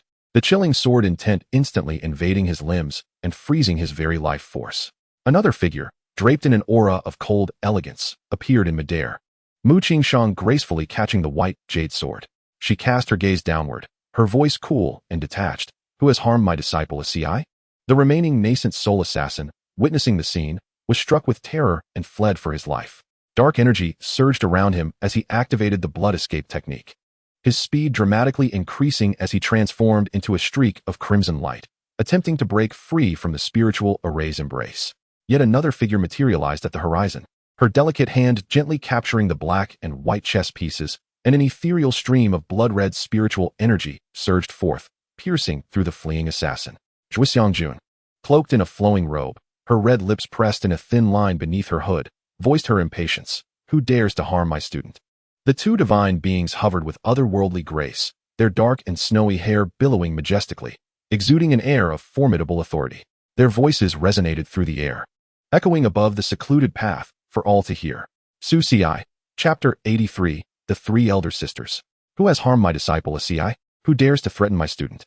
The declarations of these formidable entities continued. With the earlier commotion of the Feng Qi pendant, a troop of footsteps approached rapidly. Fiery streaks of light pierced the heavens as Li Fengtang, leading the Crimson Feather Guard, arrived in an instant. Who has harmed my teacher? Su Xi found himself at a loss, unsure whether to feel joy or dread. The good news was that he had several long-legged protectors. The bad news was that the entire city now knew he was living off multiple wealthy patrons, and these affluent ladies might soon clash. Three distinct yet equally domineering voices reverberated through the dimly lit alleyway. Meanwhile, the last remaining nascent soul assassin, who thought he could escape, suddenly found himself ensnared by three disparate yet terrifying pressures, rendering him unable to even twitch a finger. His legs buckled beneath him, and he collapsed to the ground, his face ashen. It was over. It was all over. What a farce about being a top-tier expert or a nascent soul cultivator. Before these true paragons, they were but ants. He now regretted ever taking on this perilous mission. Mu Qingshang, wielding the snowy dawn sword, pointed its tip toward the ground, emanating a chilling sword intent as tangible as steel. Her frosty gaze swept over the prostrate assassin before subtly glancing at the two newcomers. Xianxiaujun, her bare feet suspended in the air, her dark robe fluttering, and snowy hair cascading down her back, emanated an air of indifference. Li Fengtang stood before the crimson feather guard, her phoenix eyes narrowed, exuding an air of regal elegance as she scrutinized the assassin, Su Xi, and the unexpected guests. However, she landed first, moving to Su Xi's side. "Teacher, are you unharmed?" "I'm fine," Su Xi replied, but before he could finish, Mu Qingxiang appeared beside him as if teleporting, her small hand grasping his garment. The white jade snowy dawn sword seamlessly returned to Su Xi's waist, its blade vibrating softly. "Xi, are you hurt?" Mu Qingxiang's tone softened, her movements so swift that none but the Grand Scholar Zhuxiangjun noticed. The Grand Scholar remained silent, hovering above without landing. "I'm fine, Master, please don't worry," Su Xi assured, but before he could say more, Li Fengtang interjected. Raising her gaze to the Grand Scholar, "Grand Scholar, I apologize for this disturbance." Zhuxiangjun nodded slightly, her response a mere sound of acknowledgement. As she was known for her frigid demeanor, rarely speaking more than necessary, Li Fengtang then turned her attention to Mu Qingxiang, who was still holding on to Su Xi. Furrowing her brow slightly, she offered a faint smile. "Senior Mu, it is good to see you again. Thank you for saving my teacher." Mu Qingxiang blinked. "No need for thanks. Xi is mine." Li Fengtang's eyes narrowed further, her lips curving into a smile that was both playful and challenging. "Senior Mu, your words are mistaken. My teacher is personally invited by the palace and is a student personally appointed by the Grand Scholar of this dynasty. How could he be yours?" She deliberately emphasized palace and Grand Scholar, elevating Su Xi's status while subtly hinting to Mu Qingxiang that his significance extended beyond mere personal ties. However, Mu Qingxiang seemed oblivious to this implication, stubbornly repeating, "Xi promised that wherever his master is, he will be there too." Her clear eyes gazed at Su Xi, filled with an undeniable reliance. Su Xi felt a wave of unease wash over him. The scene was far from over. Zhuxiangjun, who had been hovering in the air as if watching a performance, finally descended with a graceful poise. Her bare feet lightly touched the void, her dark robe billowing without wind, her mask concealing her face as always, and her snowy hair simply tied behind her, enhancing her air of cool detachment. Her pale eyes swept over Li Fengtang and Mu Qingxiang before finally resting on Su Xi, her tone indifferent. "So, my student is quite in demand?" Su Xi. Upon hearing this, both Li Fengtang and Mu Qingxiang exchanged wary glances, simultaneously directing their attention to Zhuxiangjun. Su Xi quickly cleared his throat, attempting to diffuse the tense standoff. "Three individuals," he indicated the quaking Yuanian cultivator on the ground. The cultivator appeared utterly petrified. "Why mention me? If you hadn't, I would have contemplated a quiet demise." "Seize him." Li Fengtang reacted swiftly, issuing a command as several members of the Qiyu Guard advanced to bind the assassin securely. After subduing the assassin, she turned her gaze to Su Xi, her phoenix eyes radiating an air of undeniable authority. "You have been startled, sir. Please accompany me back to the main venue, and I shall provide you with an explanation." As she spoke, she naturally extended her hand, aiming to grasp Su Xi's sleeve. Mu Qingxiang, perceiving this, tightened her grip on Su Xi's arm, her cool gaze fixed intently on Li Fengtang, silently conveying her message, "Do not touch him." "Oh." Li Fengtang chuckled lightly, not insisting but shifting her focus to Su Xi, her expression tinged with a mix of longing and anticipation. "Sir?" Su Xi felt overwhelmed. Divine Maiden's Arena Phase 2, progress increased to 80. Warning, intensity of the arena escalating. A delicate balance of power among the three factions has been established. Any extreme actions from one side could trigger a chain reaction. White Dumpling's friendly reminder, "Ci, hurry. Think of a way. Otherwise, you might be torn into three pieces." In the Grand Hall of Qingfeng, the 7th Prince and the 9th Prince wore broad smiles as they conversed with guests, occasionally glancing toward the hall's entrance, eagerly awaiting news of Su Xi's demise. "7th brother, do you hear that? It seems there's some commotion outside," the 9th Prince remarked, his keen ears detecting an unusual fluctuation of spiritual energy. A glimmer of excitement flashed in the 7th Prince's eyes. "It is time. It appears Su Xi's end is nigh." A victorious smile spread across his face, as though he could already envision Su Xi being torn apart by assassins. At that moment, a sharp sword aura surged from outside the hall, shattering the grand doors with a resounding crash. Dust and debris filled the air, causing gasps among the crowd. A tall figure emerged from the haze, clad in a flowing azure robe, exuding an air of calm, none other than Su Xi. Behind him, the female Taoist and several assassins appeared pale and battered, resembling discarded rag dolls as guards unceremoniously tossed them to the ground. "What are you doing here?" The 7th Prince and the 9th Prince's expressions shifted dramatically, disbelief etched across their faces. Chapter 84, The Three Young Ladies. Another woman, adorned in a stunning overlapping phoenix robe of dark ink and crimson, stepped gracefully from behind Su Xi. He is here. Why are you two so surprised? Li Fengtang's lips curved into a slight smile. I am quite curious, seventh brother, ninth brother. This Qingfeng ceremony has been orchestrated entirely by young Master Su. His presence here seems to astonish you. The seventh prince and ninth prince's complexions drained of color. Surprised? Oh no. We've simply not seen young Master Su in quite some time. It's merely a pleasant surprise. Su Xi raised an eyebrow, a smile playing on his lips. A surprise. Indeed, the assassins have confessed. There are matters I believe you two will find even more surprising. The seventh prince and ninth prince felt a jolt of alarm within. What happened to the code of conduct? Are the members of Blood Moon Tower not supposed to take their own lives if they fail? They thought, bewildered. Despite their attempts to maintain composure, their minds were in turmoil. The seventh prince forced a laugh. Your Highness jokes. We were merely concerned for our well-being. Young Master Su is a pillar of our nation and especially valued by you. Should any nefarious individuals dare to harm him, we shall not show mercy. The ninth prince quickly echoed, indeed. It is outrageous that someone would dare to attempt an assassination during the Qingfeng ceremony. They deserve nothing less than death. Rest assured, we will aid in the investigation to unearth the mastermind behind this. Their synchronized declarations sought to distance themselves from any implication of wrongdoing, even adopting an indignant facade as though they were champions of justice for Su Xi. Oh, Li Fengtang arched an eyebrow, a bemused expression gracing her features as she scrutinized them. It seems my royal brothers are quite the paragons of righteousness. After a brief pause, her tone turned icy. In that case, I kindly request both of you to place your handprints on the confession and then proceed to explain the matter to His Majesty. Your Highness. This, Li Fengtang smiled. Do you think I am attempting to deceive you? My apologies. The great sacrificial ritual employs soul-searching techniques. Those assassins may be dead, but their 3 souls and 7 spirits still linger. The 2 princes fell silent, glancing helplessly at Li Longding. Brother, a little help here. Li Longding maintained a stoic expression, choosing to ignore them, fearful of attracting trouble.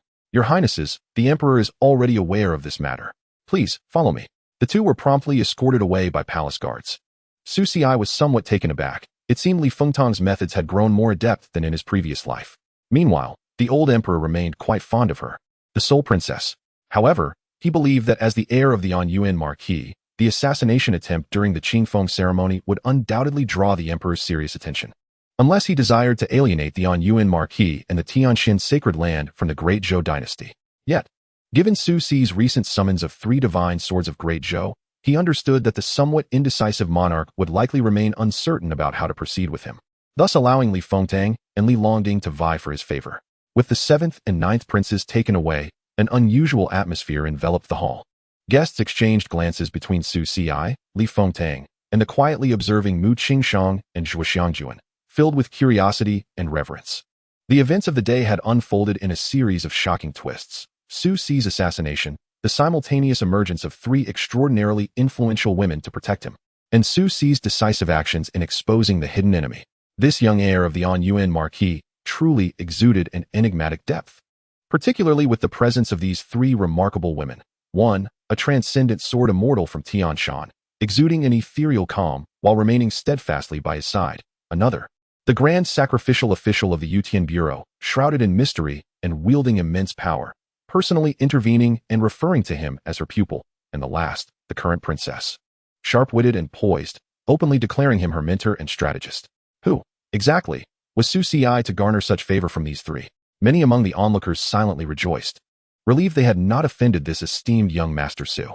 At this moment, the crown prince Li Longding found himself in a tumult of conflicting emotions. He had initially perceived Su Xi as a mere pawn with some cleverness, but now it was evident that Su Xi was a hidden dragon, capable of stirring the world once the winds of fortune shifted. His previous attempts to win Su Xi's favor seemed wise, but the competition was undeniably formidable. After handling the 2 princes, Li Fengtang turned her gentle gaze towards Su Xi, her voice laced with concern. Sir, today's events must have startled you. Su Xi shook his head slightly. Your Highness speaks too highly. Such trifling ruffians are hardly worth mentioning. Though his words were delivered with a casual air, the grim fates of the assassins strewn about the ground and the formidable presence of the 3 women who had appeared in unison belied the insignificance of the encounter. Mu Qingshang clung tightly to Su Xi's sleeve, her vigilant eyes scanning the surroundings as if fearing the emergence of further assassins. Meanwhile, Zhuo Xiangjuan had stealthily retreated to the sidelines, blending into the crowd, her pale eyes occasionally glancing at Su Xi, imbued with an inscrutable meaning. Observing this, Li Fengtang chose not to linger on words any longer, and instead proclaimed in a clear voice, "Ladies and gentlemen, today's Qingfeng Grand Ceremony has encountered a few unexpected events. Nonetheless, the festivities shall proceed as planned." The grand event continues, and Su Ci, in his nominal capacity as the chief security officer, undertook a cursory inspection at the behest of Li Fengtang. Naturally, Mu Qingshang followed closely in his footsteps. "Ci, this is quite dull," Mu Qingshang remarked softly, her disinterest in such formalities evident. Su Ci responded with a smile, "Master, please endure just a little longer. It will soon come to a close." Mu Qingshang nodded obediently. As long as Su Ci was by her side, she was indifferent to their location. In truth, the Qingfeng Grand Ceremony was not devoid of excitement, as the final rituals were to be held in the evening. The daytime featured a plethora of competitions ranging from martial arts to Confucian studies, and from archery to the arts of music, chess, calligraphy, and painting. It served as a splendid stage for the scions of noble families and sects to showcase their talents and capabilities before the imperial authority and esteemed officials. As Su Ci had scarcely taken a few steps, a group of young girls rushed towards him. The leader was Mu Jingyan, followed closely by Xianxiao, with Feng Jin, the senior sister, hastening behind them. "Su Ci, you startled me," exclaimed Mu Jingyan, her small hand pressed to her chest as she breathed a sigh of relief, still shaken. Su Ci smiled, "I am perfectly fine. Let me see, let me see," Mu Jingyan declared, circling Su Ci like a curious child. "Oh, you're completely unscathed. What a pity." Su Ci's forehead twitched in exasperation. He pinched her small nose playfully, smiling, "Wishing for your cousin's demise so you could seize power, are we?" Mu Jingyan let out a small humph. Her cheeks flushed as she swatted his hand away, puffing up her cheeks indignantly. "Who wants to usurp your power?" I have no interest in that." She then glanced at Mu Qingshang beside Su Ci, recalling the recent heart-stopping scene, along with the presence of two other formidable women. Her voice naturally dwindling. "And you, stirring up trouble everywhere. Could you please stop pinching?" Mu Jingyan retreated several steps, covering her face with her hands. "My round face is meant to be pinched." Xiao blinked her bright, innocent eyes, alternating her gaze between Mu Jingyan and Su Ci, before leaning closer to Su Ci and earnestly whispering, "Brother Ci, Xiao's face is round too." At this proclamation, Mu Qingshang's brow furrowed slightly, sensing an impending shift. However, she observed that Mu Jingyan, who typically disliked having her face pinched, blinked her eyes and appeared somewhat uncomfortable. Su Ci, gazing into Xiao's clear, expectant eyes, then glanced at the pouting Mu Jingyan, secretly amused. He reached out and gently pinched Xiao's soft, fair cheeks, the sensation precisely as delightful as he had imagined. "Indeed, quite round and utterly adorable," Su Ci remarked with a smile. Xiao, far from being upset, squinted her eyes with delight and nuzzled his fingers like a pleasing little kitten. Mu Jingyan, observing this, felt a surge of frustration. Her lips pouted like a petulant child, her feet unconsciously tapping on the ground with a faint sound. She herself was unsure why she felt this way, but could not shake the feeling that Su Ci was being excessively kind to that little dragon girl. Moreover, why should her round face be the subject of ridicule while she was being teased? Mu Qingshang quietly observed the scene, her cool gaze flitting between Su Ci, Xiao, and Mu Jingyan, before she extended her small hand and gently tugged at Su Ci's sleeve, softly inquiring, Ci, is my face round as well?" Su Ci nearly choked on his breath. "Is that a round face? It's a perfect oval, ethereal and elegant. Nothing about it is round. Do you wish to be pinched as well?" He offered a solemn critique. Mu Qingshang nodded in vague understanding, yet her small hand remained firmly grasped around his sleeve, tightening as if asserting her claim. Feng Jin observed this unfolding drama, her social anxiety prompting her to subtly retreat, striving to diminish her presence. The vicinity surrounding the young master was perpetually lively. Meanwhile, a small white ball of fluff peeked out from Su Ci's shoulder, its round, glistening eyes darting from one person to another, before it chirped twice and leapt into Xiao's embrace, seemingly convinced that there were more delicacies to be found there. Su Ci patted Mu Qingshang's hand and turned to Mu Jingyan. "The various competitions of the Qingfeng Grand Ceremony have commenced. Shall you not go and take a look?" At this, Mu Jingyan's eyes lit up, but she quickly turned her head away, feigning disinterest as she began to contradict Su Ci. "Who wants to watch? I couldn't care less." Yet her feet were already unwittingly shuffling towards the venue filled with contests. Xiao, too, expressed her curiosity, "Brother Ci, is there anything fun to see?" "Indeed, there are myriad events, music, chess, painting, archery, military tactics, and more," Su Ci replied with a smile. "Shall we go take a look?" Yes. Xiao clapped her hands in excitement. Naturally, Mu Qingsheng followed wherever Su Xi went. Thus, the group set forth with great enthusiasm towards the venue of the Qingfeng Grand Competition. The chess competition was held in a charming garden, surrounded by spectator seating, now bustling with activity. Numerous scions of noble families sat upright, engrossed in their matches, while many distinguished scholars and elders observed and critiqued the games. Upon their arrival, they attracted considerable attention. Su Xi's reputation in Luoyi City was undeniably resounding, especially with the presence of the legendary Tianshan sword Immortal by his side. Young Master Su is also interested in chess, inquired an elderly Hanlon scholar, stroking his beard with a smile. Su Xi clasped his hands in a gesture of respect. I possess a modicum of understanding and have come to learn and observe. Young Master Su is modest. I have heard that your chess skills are exceptional. Even prompting the crown prince to concede defeat, someone in the crowd remarked. Immediately, whispers of intrigue rippled through those gathered. The crown prince Li Longding was renowned for his chess prowess in the capital. For him to concede to Su Xi implied the latter's extraordinary skill. Su Xi merely smiled, refraining from comment. Just as he sought a place to sit and observe, a voice broke through. Young Master Su, how have you been? Yi Xianfeng regarded Su Xi with a grin. Su Xi felt a twinge of unease at the seemingly mischievous smile. Did Yi Xianfeng still harbor a grudge? Where is my imperial niece today? It seems you are here alone, he continued, feigning ignorance. The esteemed scholar Yi jested. Today is the Qingfeng Grand Ceremony, and I have been tasked with maintaining order. Maintaining order? Yi Xianfeng feigned surprise. Someone like young Master Su, who frequents the revelries, is entrusted with such a grave duty? A vein throbbed on Su Xi's forehead. Compared to the poets and scholars indulging in debts at the pleasure boats, he was indeed more suitable for the task. Hey, you little rascal, Yi Xianfeng spluttered, momentarily at a loss for words as he pointed at Su Xi, but could find no rebuttal. After all, Su Xi spoke the truth. Humph, quick-witted little brat. Yi Xianfeng finally huffed, but as his eyes twinkled, a devious smile crept across his face once more. Since young Master Su possesses a modicum of skill in the art of chess, and is so remarkably accomplished at such a tender age, why not take to the board and offer some guidance? As soon as these words left his lips, all eyes in the vicinity swiftly converged upon Su Xi. However, he remained unperturbed, responding with a calm demeanor. As a junior, my responsibilities are paramount. It would be rather unseemly to neglect them. Perhaps it would be more appropriate for the esteemed scholar to engage directly, as most present are still uninitiated in official affairs, and your insights would surely prove invaluable. I trust you would not resort to the antics of certain aged rascals who delight in ensnaring their juniors in folly? Yi Xianfeng felt an urge to express his indignation, nearly pointing a finger at him in a fit of exasperation. Here was a distinguished grand scholar of the Wenyuan Pavilion, a luminary of the scholarly realm. Yet, in the mouth of this impudent youth, his noble act of mentoring had been twisted into the taunts of a charlatan. The audacity! Then let us play, came the retort. I am currently on duty. On duty? With female companions? They are here to pay their respects, and their presence is irrelevant to me. Yi Xianfeng, irritated, thought to himself how insufferably dull this young man was. He could not fathom what his niece saw in him. His demeanor was utterly devoid of respect for his elders. Just then, Su Xi's uncle, Feng Zheng, fortuitously arrived at the scene. Where's my dear nephew? He exclaimed with a broad grin. I've been searching high and low for you. I heard you were attacked. Seeing him arrive was fortuitous. Why not have you both play a match?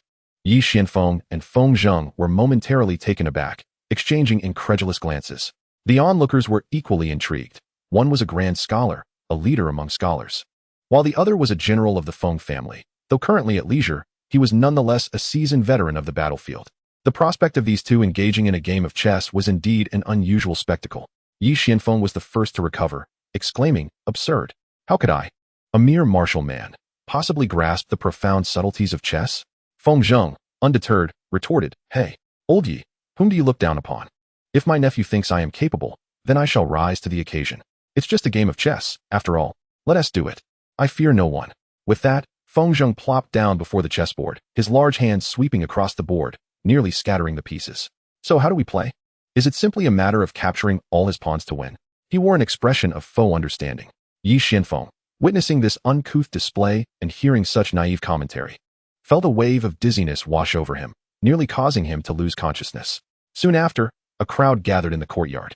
Have you heard? Scholar Yi truly played chess with General Feng. Indeed, and it was quite lively. Meanwhile, Su Xi, seated on the platform with a handbook in hand, was indulging in a moment of leisure amidst his duties. Mu Jingyan, curious, tiptoed beside him, peering over to inquire, So what did you say to them? Why did they actually begin to play? I provided them with a set of chess pieces. Chess. What is that? Chess simulates the chaos of war. Although Feng Zheng is not the brightest, when it comes to battle, his mind at least awakens. However, chess has yet to make its appearance in this world. Yi Xianfeng was just beginning to grasp the rules. Two utter novices facing off was rather fitting, as it allowed Su Ci to avoid the scrutiny of both Yi Xianfeng and Feng Zheng. As Su Ci and his companions moved to another location, Su Xiaoxiao expressed great interest in the curious chess pieces, tugging at Su Ci's sleeve with numerous questions. Su Ci patiently explained a few rules, and the clever little dragon girl quickly grasped the concepts, eager to find someone to play a match. Brother Ci, shall we find a place to play? Later. I have official matters to attend to. Su Ci gently declined. Could you spare me a set of chess pieces? It seemed this little dragon girl had a penchant for collecting. Mu Qingshang quietly trailed alongside Su Ci, her cold gaze occasionally scanning the lively proceedings, seemingly indifferent to the mundane affairs around her. Yet, as long as Su Ci was present, she felt a sense of security. Through the journey, civil officials and military generals were engaged in their own competitions, selecting promising heirs from noble families, while some princes and powerful nobles sought opportunities to catch the old emperor's or the crown prince's eye. All harbored their own ambitions. However, upon noticing Su Ci's presence, none dared to challenge his authority, and only a few approached him for conversation. After all, it was not long ago that two princes had been summoned back to the palace. The princess guarding Su Ci, Li Fengtang, had yet to return, and the fate of those two was likely grim. Who was unaware that, aside from the crown prince, the old emperor held the princess in the highest regard.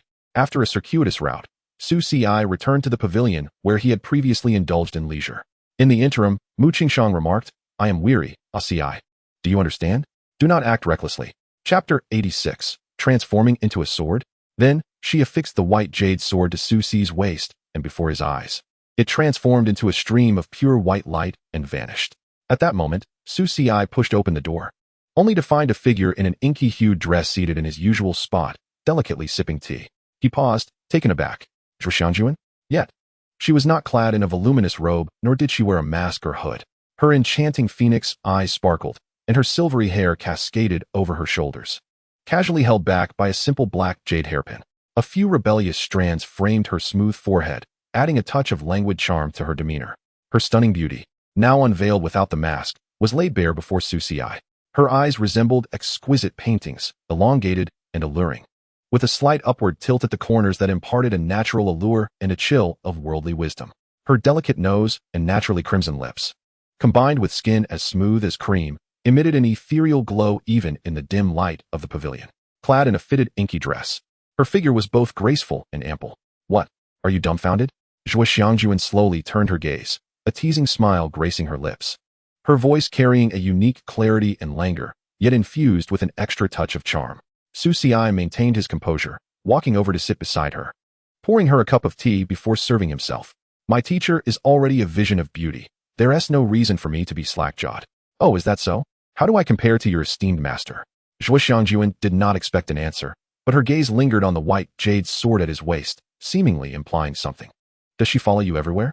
Su Ci detected a different undertone in her voice, raising an eyebrow, about to inquire further when he noticed the white jade sword softly humming and trembling, seemingly displeased. Is my little master nearby? Or is it that there is something extraordinary within this sword? As Su Ci's hand gently caressed the sword, preparing to soothe it, he caught sight of Zhuxiangjuan leaning slightly forward, her inky hair cascading down, wafting a subtle fragrance that brushed against Su Ci's cheek. Ci, she murmured softly. Does she call you that? Zhuxiangjuan pursed her lips, her cool demeanor softening as she said, I find to be a much more appealing name, don't you think? My teacher has been rather demanding of her student lately. Su Ci took a deep breath, unreserved in his response. After all, if things continue this way, he will inevitably be divided by these two individuals.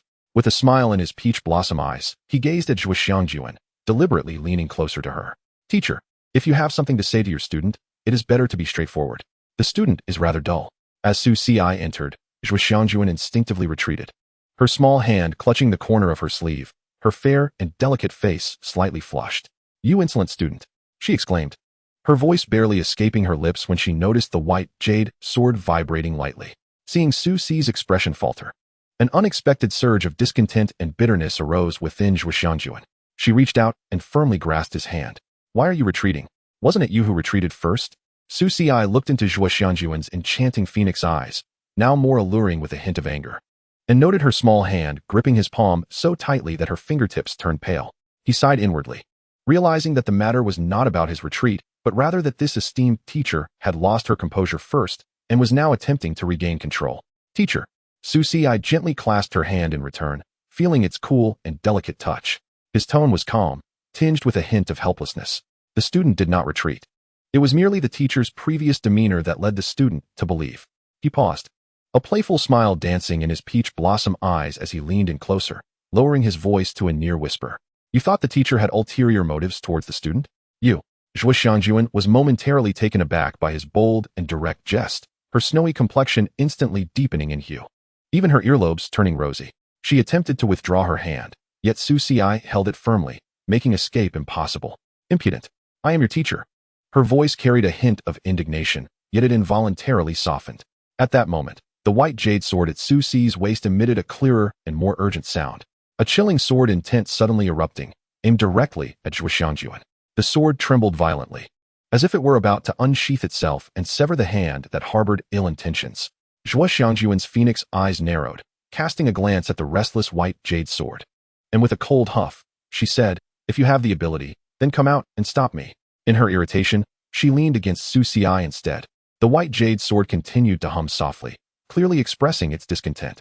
Susi rose gently, lifting the white jade sword before him. Master, are you present?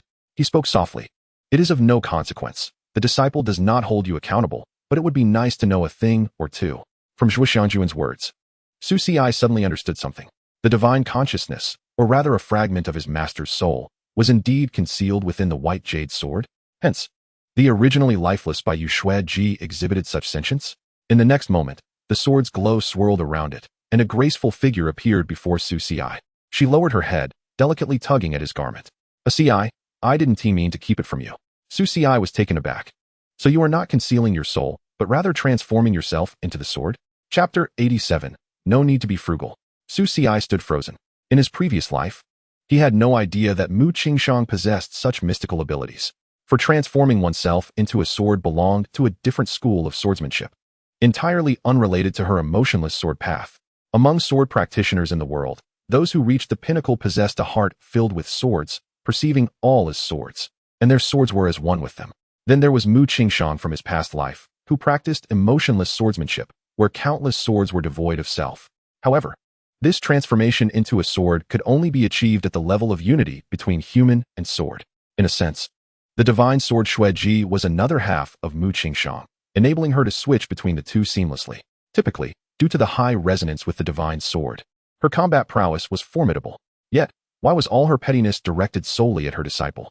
Master, Mu Qingshang still clung tightly to his garment, and upon hearing this, she slightly raised her head.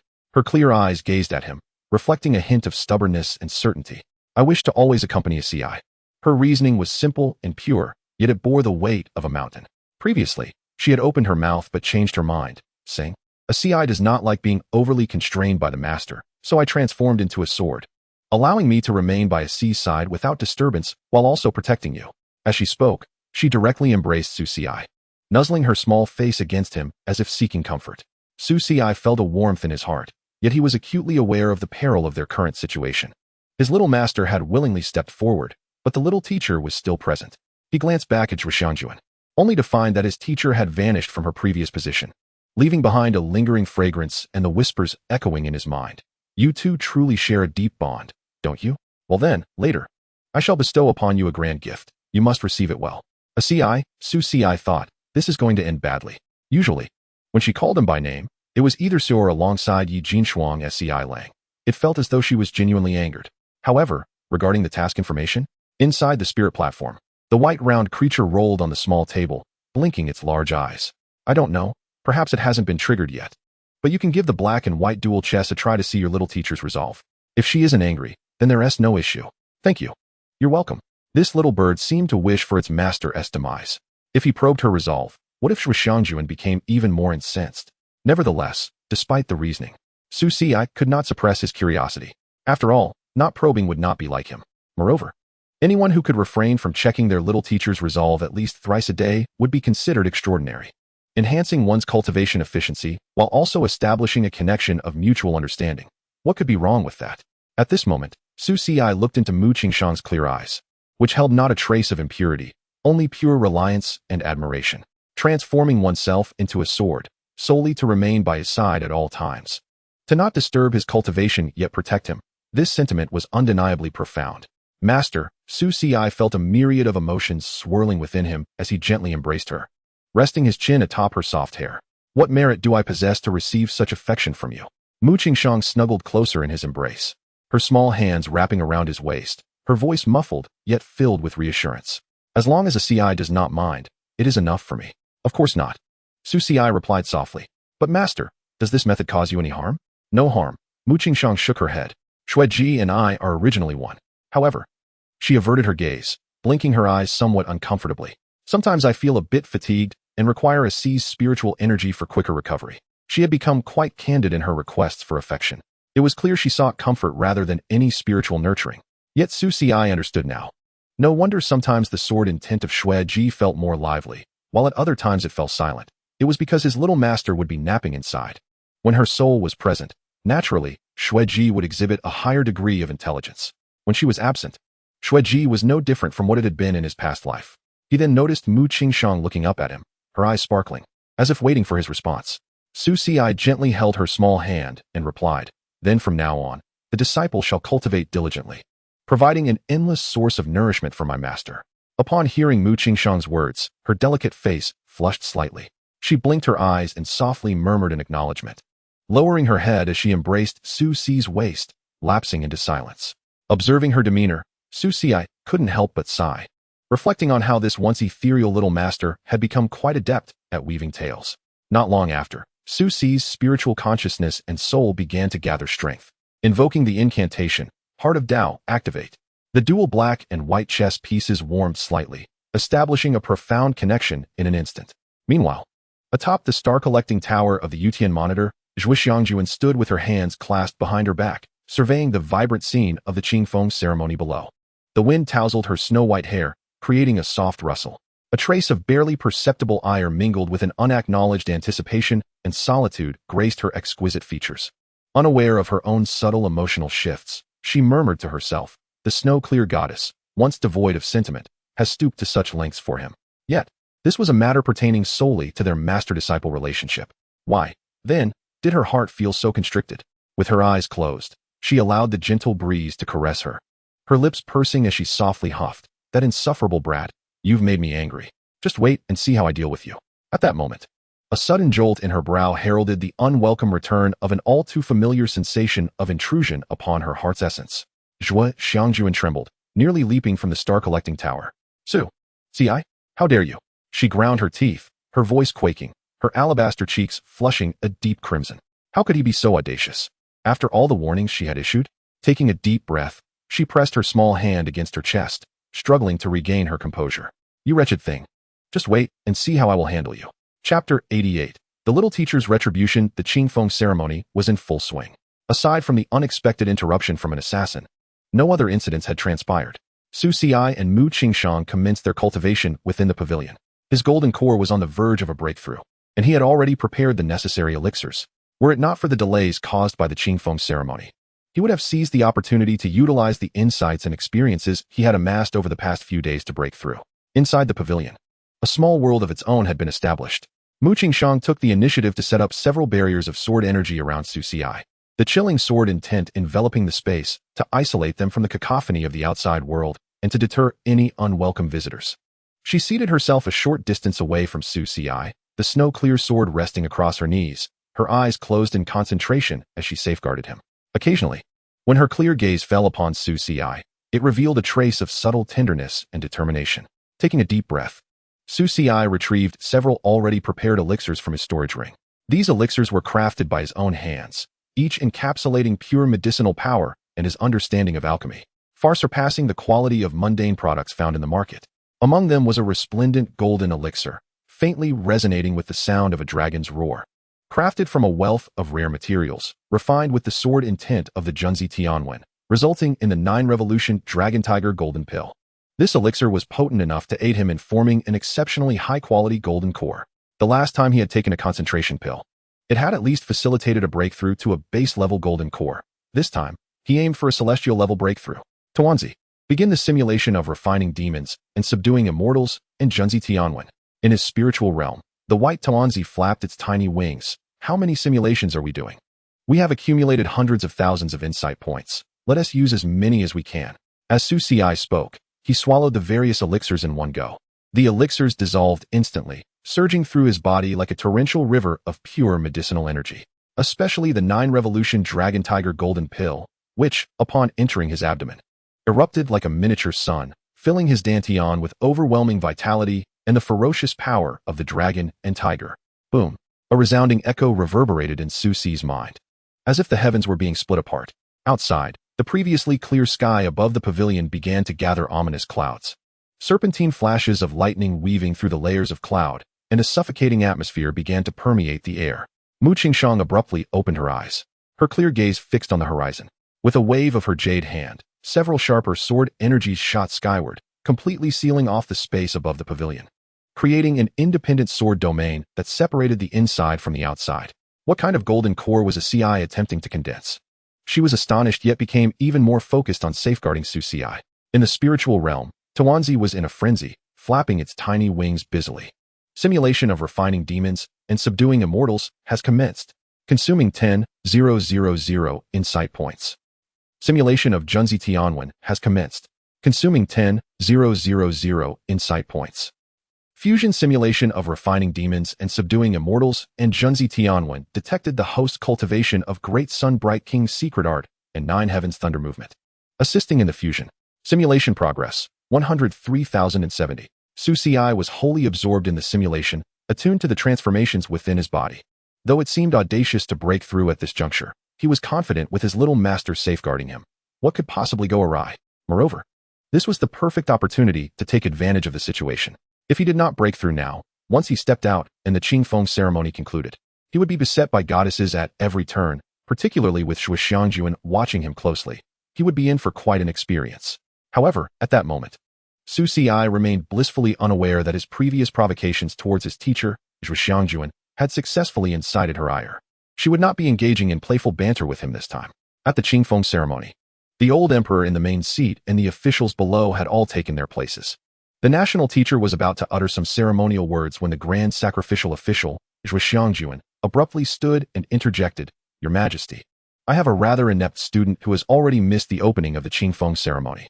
The various competitions are now in full swing, and we have reached the midpoint of the ceremony. My student was also the one who summoned the 3 divine swords the other day.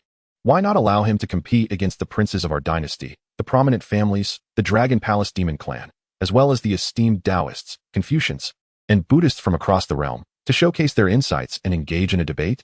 What do you think?" Her voice resonated throughout the imperial city.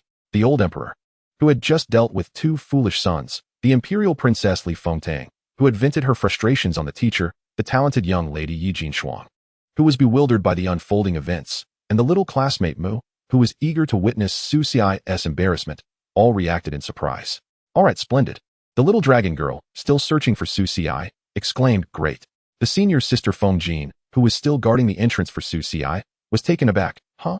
And the rest of the assembled guests were equally astonished. What kind of standing does Xiaoxia have for the grand sacrificial official to extend such an invitation? As Xianxiaaudiobooks' words echoed, the hall erupted in a clamor. The officials, family heads, and various practitioners exchanged bewildered glances, their eyes brimming with uncertainty. What was the meaning behind the grand sacrificial official's words? To let a student who had missed the ceremony's commencement and had yet to make an appearance compete with the elite of the dynasty and the world? Xiaoxia? Could it be the same young master in Yuan who had summoned the 3 divine swords not long ago? It was rumored that this young man was arrogant and unconventional. Could the grand sacrificial official be using this as a means to discipline him? Or perhaps, to elevate his status? But this seemed excessive. After all, he was up against princes, the Dragon Palace's crown prince, and the foremost disciples of various sects. Whispers filled the air, and countless gazes converged upon Xianxiaaudiobooks, attempting to discern any hint of her intentions from beneath her veiled hat. The old emperor furrowed his brows slightly, casting a glance at the serene-faced Xianxiaaudiobooks. Then sweeping his gaze over the diverse expressions of the gathered crowd, his thoughts racing tumultuously. Xianxiaaudiobooks' actions were clearly not a mere whim. The name Xiaoxia had been echoing in his ears with increasing frequency of late. He had long wished to meet the individual. The princess had been extolling Su Si's virtues to him continuously. Yet, when the idea of meeting him was proposed, the princess hesitated, suggesting the grand sacrificial official instead. After a moment of contemplation, the old emperor finally spoke. This proposal is indeed quite novel. However, where is Su Si? Li Fengtang felt a pang of anxiety in her heart, instinctively glancing at Xianxiajuan. Wasn't she vying for the attention of the gentleman? Why this sudden change? Could it be that she was unaware of his tribulation? No, that was impossible. Even she had placed a jade token on him. How could such a cunning and malevolent woman not be prepared? Chapter 89. Discussing while crossing tribulation. Xianxiajuan, her masked visage concealed beneath her hood, smiled gently. Her voice enigmatic, defying categorization by gender. She rose and declared, "My student has been preoccupied with the grand ceremony. I shall summon him forth." With a flourish of her sleeve, her delicate hand lifted. Suddenly, a flash of light surged forth. Su Si, accompanied by Mu Qingshang and the white jade sword, appeared in the midst of the gathering. Su Si sat cross-legged, his breath calm, eyes closed, appearing to be in deep meditation or perhaps slumber. Yet, the flow of energy surrounding him indicated that his circumstances were extraordinary, and overhead, a dense mass of dark clouds rolled in, hinting at the gravity of the moment. Meanwhile, Mu Qingshang was indeed fast asleep. The assembly fell into a profound silence, with Xianxiajuan and the others caught in a spell of astonishment. Li Fengtang, exasperated, exclaimed, "Why the silence? You summoned him, so speak." Xianxiajuan was momentarily taken aback. Her intent had been to pressurize Su Si, neglecting to assess his condition. Fearing that her consciousness might inadvertently pry into his heart, she refrained from probing. Little did she anticipate that this unexpected turn of events would plunge the entire main hall of the Qingfeng grand ceremony into an eerie stillness. Countless eyes transitioned from shock to bewilderment, then to scrutiny and confusion, ultimately converging upon the orchestrator of this spectacle, the grand sacrificial official Xianxiajuan. Xianxiajuan, her expression concealed beneath her hood, could not hide the slight stiffness of her shoulders or the involuntary tremor of her fingers beneath her sleeves, betraying the tumult within her heart. She had not expected that this audacious young man would dare to cultivate in such a public setting. Was he not the chief executor of the grand ceremony? Indulging in idleness was one matter, but preparing for a breakthrough? And judging by his demeanor, it appeared he was at a crucial juncture in forming the golden core. The young girl from Tianshan by his side seemed to be in a state of blissful slumber, utterly detached from the surrounding chaos. What audacity! Or perhaps, the two of them did not regard this grand ceremony, this assembly of dignitaries, or even her as their teacher with any seriousness whatsoever. Cough, cough. The old emperor, seated at the head of the table, finally emerged from his initial astonishment, clearing his throat to shatter the suffocating silence. He regarded Su Si, who sat in a meditative posture, his energy coalescing, and glanced at the ominous clouds above, where faint flashes of lightning flickered. His brows knitted even tighter. Grand sacrificial official, is this the so-called unworthy student you speak of? Xianxiajuan's eyes twitched, words poised on the tip of her tongue. Yet, at that moment, Su Si opened his eyes and acknowledged, "I have the honor of meeting your majesty." At this juncture, he had somewhat grasped the situation, aided by the white dumpling-esque guidance in his mind, allowing him to remain aware of his surroundings. He cast a sidelong glance at Xianxiajuan, who averted her gaze, clearly flustered. This cunning woman realized she had ventured too far this time. Su Si's calm acknowledgement of the emperor seemed as if he were not being forcibly summoned before a multitude. Nor was he at a critical moment of cultivating the golden core. His composure startled many seasoned individuals present, prompting them to regard him with newfound respect. The old emperor's brows furrowed deeper as he scrutinized Su Si intensely, then turned his gaze back to Xianxiajuan, his tone now laced with displeasure. "Grand sacrificial official, is this truly your method of summoning him? He is evidently in the midst of a pivotal moment in his cultivation, and yet, your majesty, please remain calm." Before the old emperor could finish, Su Si interjected, his voice steady. "The teacher calling upon the student is indeed for a reason. I, Su Si, as the chief overseer of the Qingfeng grand ceremony Qianlong Guard, have been tirelessly laboring for days. I experienced a moment of insight. Thus I closed my eyes to recuperate in the pavilion, striving to maintain my optimal state to oversee the proceedings and ensure the ceremony proceeds without a hitch." He paused, his gaze sweeping across the assembly, exuding neither subservience nor arrogance. "Unexpectedly, during this state of recuperation, I inadvertently triggered signs of a breakthrough. This is a miscalculation on my part, disrupting your majesty's and everyone's enjoyment. I humbly ask for your majesty's forgiveness." His words were meticulously crafted, elucidating his reasons for cultivating while deftly shouldering the responsibility, all while subtly highlighting his role and diligent efforts. Clever words indeed. The white dumpling in his mind marveled in admiration. Li Fengtang, upon hearing this, felt a wave of relief wash over her, a subtle smile gracing her lips. Truly, he was her teacher. Such quick wit and sense of responsibility were beyond the reach of ordinary individuals. Yi Jinshuang's beautiful eyes sparkled with astonishment. Her young master was indeed extraordinary. Beneath her hood, Zhuo Xiangjuan's lips twitched imperceptibly. What a clever boy, taking all the advantages for yourself. Yet, the matter was far from resolved. Su Xi and Li Fengtang exchanged knowing glances, both sensing an impending challenge. The old emperor, though somewhat indecisive, would not let Su Xi off easily in such a scenario. Since you are here, why not engage in a contest with the gifted youths present? Is there anyone willing to step forward? Li Fengtang, Zhuo Xiangjuan, Su Xi. As expected, the old man was simply relishing the spectacle. At that moment, the third prince suddenly stepped forward. I have long admired your esteemed name, and I wish to discuss the principles of Confucianism with you, young Master Su. Behind him, Li Longding facepalmed, exasperated. My royal brother is such a fool. It was utterly absurd to challenge someone who was in the midst of transcending their tribulation. Engaged in duality of focus. What could possibly be the purpose of this? The third prince, Li Longyao, had always prided himself on his scholarly demeanor and was renowned for his wisdom in court. However, he possessed a somewhat narrow mind, unable to tolerate anyone outshining him, especially someone like Su Xi, who had recently risen to prominence. He proclaimed, Young Master Su, since you have the energy to cultivate amidst the grand ceremony, you must possess unique insights into Confucianism. I, lacking in talent, wish to explore the principles of self-cultivation, family governance, state administration, and world peace with you. What constitutes the beginning of the path of a gentleman, and what is the culmination of a sage's achievements? Upon hearing this, the Confucian scholars within the hall nodded in agreement. Indeed, these were core topics of Confucianism. Li Fengtang frowned slightly, realizing that the third prince was deliberately creating difficulty for Su Xi. His current state was unique. How could he engage in such a profound and intricate debate? Yi Jinshuang also felt a pang of worry for Su Xi. Although she knew he was intelligent, the rigors of a Confucian debate were mentally taxing. And this was hardly an opportune moment. The scene was undeniably peculiar. Su Xi sat in meditation, striving to break through his limits, while the heavens unleashed a thunderous tribulation above him, and beside him, Mu Qingshang dozed off in a languid embrace. Being the foremost sword immortal of Tianshan, none dared to provoke him, not even the old emperor, who refrained from discussing the matter altogether. The atmosphere was rife with an ineffable tension. The third prince, a bona fide prodigy, was effortlessly expounding on his topic in such circumstances. Yet, Su Xi remained in a lotus position, eyes closed, though the ominous clouds above him thickened, and the serpentine flashes of lightning danced with increasing frequency, a palpable pressure gradually emanating. Zhuo Xiangjuan narrowed her phoenix eyes, visibly displeased, and remarked, The third prince's topic is indeed intriguing, yet the hurriedness displayed does not align with the virtues of Confucianism. She did not shy away from directly chastising the third prince. However, the prince, aware of Zhuo Xiangjuan's high status and the emperor's silence, found himself momentarily at a loss for words.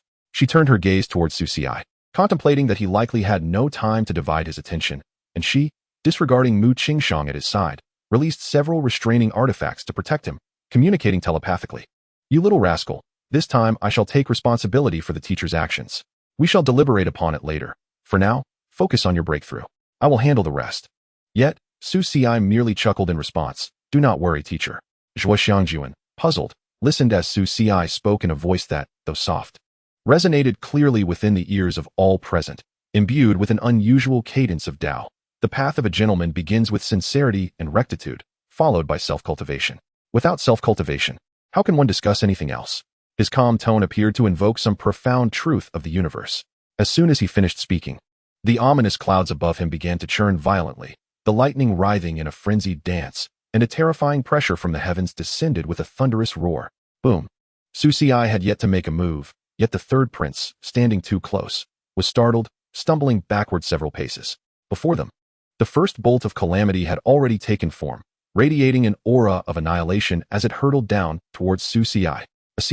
Mu Qingshang, who had been quietly slumbering, abruptly opened her eyes at the moment the tribulation took shape. Without a moment's hesitation, her graceful figure flickered, appearing before Su Xi, the Xueji sword unsheathed. Emitting a clear and resounding cry. Frosty heaven, she exclaimed, her Xueji sword carving a brilliant arc, unleashing an icy sword chi capable of freezing all things, which soared skyward to collide fiercely with the rampaging bolt of lightning. Crack! A cataclysmic sound erupted as the calamity and sword chi exploded simultaneously, transforming into a rain of radiant light. Standing firm with her sword, Mu Qingshang's figure appeared ethereal amidst the luminous downpour, her cold gaze vigilantly scanning the skies. The aura of her sword intent now resolute and devoid of any residual drowsiness. The onlookers gasped. Ah, what an unexpected spectacle we have here. Yet, Su Ci continued his discourse. At this moment, I am indeed engaged in self-cultivation and rectifying my heart, in accordance with the celestial timing, harmonizing with the great Tao. Your Highness, does my action not exemplify the unity of knowledge and action? As his words fell, a slender bolt of lightning descended from the storm clouds above, only to be dissipated by an invisible barrier 3 feet from his head, an ethereal domain established by Mu Qingshang. Everyone was astonished at Su Ci's composure, discussing Tao while traversing his tribulation. What kind of prodigy are you? At this moment, the third prince, Li Longyao, was drenched in sweat, not merely from the sight of the tribulation unfolding before him, but also from the suffocating weight of Su Ci's words, which rendered him momentarily pale. Su Ci had audaciously elevated his actions to the realm of unity between knowledge and action. Should the prince refute him, it would imply that Su Ci's cultivation was flawed. Yet, before he could respond, Su Ci continued, as for the achievements of the sage, observing the way of heaven and adhering to its actions are paramount. This cloud of calamity above me could perhaps be viewed as a manifestation of heavenly will? Might I inquire, Your Highness, what constitutes the will of heaven? And what is the will of man? Li Longyao found himself at a loss for words. Su Ci had deftly returned the ball to him, raising the issue to the level of celestial intent, subtly suggesting that his tribulation was in alignment with the heavenly Tao. The prince, rendered speechless, recognized that members of the royal family staunchly advocated for actions in harmony with heaven. He dared not presume to discuss heavenly will in such an arena. A chuckle broke the tension, followed by a wave of suppressed laughter throughout the hall. A glimmer of amusement flickered in the old emperor's eyes. This Su Ci is truly amusing. Zhuo Xiangjuan, hidden beneath her veil, allowed the faintest smile to grace her lips. This young man is indeed becoming increasingly adept at leveraging the situation. Meanwhile, Li Fengtong's beautiful eyes sparkled with admiration, internally affirming, truly, he is the gentleman I have chosen. Side quest, Trial of the Grand Ceremony, debate of Confucianism and Taoism has been completed. Quest reward, comprehension value 8,000, experience value 5,000. Enhancement of Confucian insight. Proficiency in gentlemanly inquiry increased. Gentlemanly inquiry has reached the level of great accomplishment. The progress of Golden Dan condensation has increased to 60. Su Ci felt a clarity of mind, an infusion of righteous energy merging with the sword intent within him, the embryonic form of the Golden Dan becoming increasingly solidified. The third prince, flushed with embarrassment, clasped his hands, preparing to speak, but was abruptly pushed back several steps by the overwhelming righteous energy and golden light emanating from Su Ci.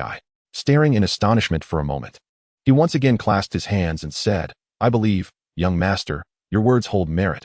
However, bang. Another deafening thunderclap resounded as yet another massive bolt of tribulation descended. This time, as Mu Qingshang prepared to rise again with her sword, a figure clad in an ample wind robe appeared in an instant, moving even faster than her. The figure, dressed in a voluminous robe of deep ink, radiated no trace of earthly concerns, yet seemed to traverse space in an instant. Arriving before Su Ci and the impending bolt of lightning, Zhuo Xiangjuan, barefoot and suspended in midair, her snow-white hair billowing behind her, her features obscured beneath her veil. Yet her pale eyes shone with astonishing brilliance, as if they contained the birth and demise of stars. Facing the formidable bolt of tribulation, she did not even blink. With a delicate lift of her hand, her fingertip lightly touched the void. Remarkably, the ferocious bolt of lightning coiled around her fingertip like a docile pet for a moment, before transforming into an exceedingly pure essence of thunder, merging into the storm clouds above Su Ci, not only causing no harm, but instead enhancing the clouds' might, while dissipating their ferocity into nothingness. To everyone's astonishment, Su Ci's progression through the tribulation became even more refined, the spiritual energy surrounding him shining more brilliantly than ever. This display left the entire assembly in awe. Mu Qingshang furrowed her brows, observing Zhuo Xiangjuan's silhouette with a hint of gravity in her gaze. This woman seemed to possess a depth of cultivation that surpassed her own. Despite her previous life and dreams lacking any impression of such a woman, how could she suddenly appear to contest for Su Ci? Meanwhile, Li Fengtong's eyes glimmered even more brightly, her admiration for Su Ci rising yet again, accompanied by a deepening sense of urgency and anxiety. She thought to herself, regardless of whether the gentleman counts as her inner demon, if she did not act swiftly to claim him. How could I possibly compete with the formidable Mu Qingxiang and the grand sacrificial wine, two women of such terrifying prowess? Beneath the arena, apart from the seemingly guileless Mu Jingyan and Ying Xiaoxiao, Yi Jinshuang furrowed her brows tightly, murmuring to herself, I have heard that the grand sacrificial wine possesses a venerable background. At this age, why is she so concerned about the young master? The old emperor revealed a subtle smile, stroking his beard, remaining silent as he observed quietly. The third prince, Li Longyao, was utterly dumbfounded, feeling as if his worldview had been profoundly shaken. Is it truly possible to transcend tribulations in such a manner? What extraordinary power is this? The grand sacrificial wine can manipulate the heavenly tribulations. No, it is not manipulation. It resembles guidance and refinement.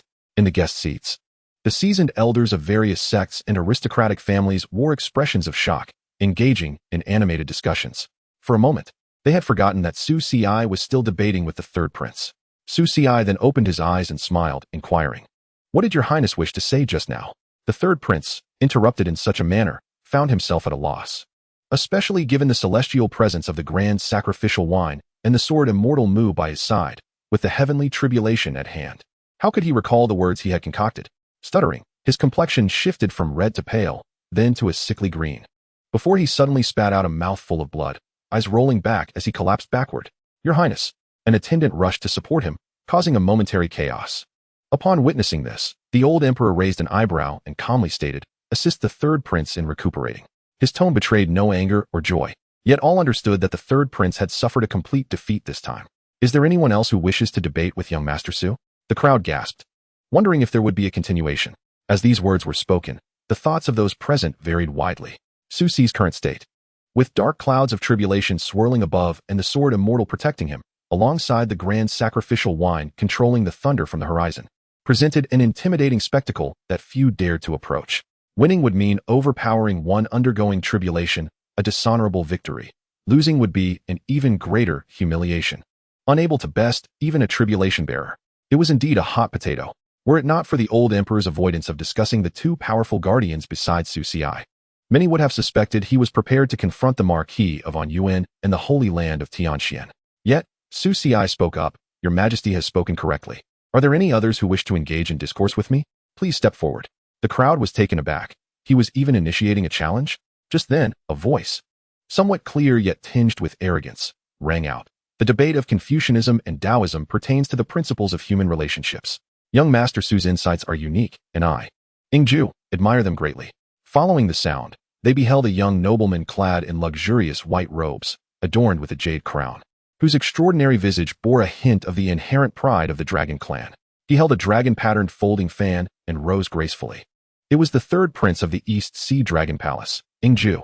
He took a step forward, beginning to speak, when a cold glare from Ying Xiaoxiao, who was discussing delectable pastries with Mu Jingyan, pierced through him. Ingju fell silent. Their eyes met. Ying Xiaoxiao declared, If you dare to trouble my brother, your future brother-in-law, I shall no longer acknowledge you as my brother.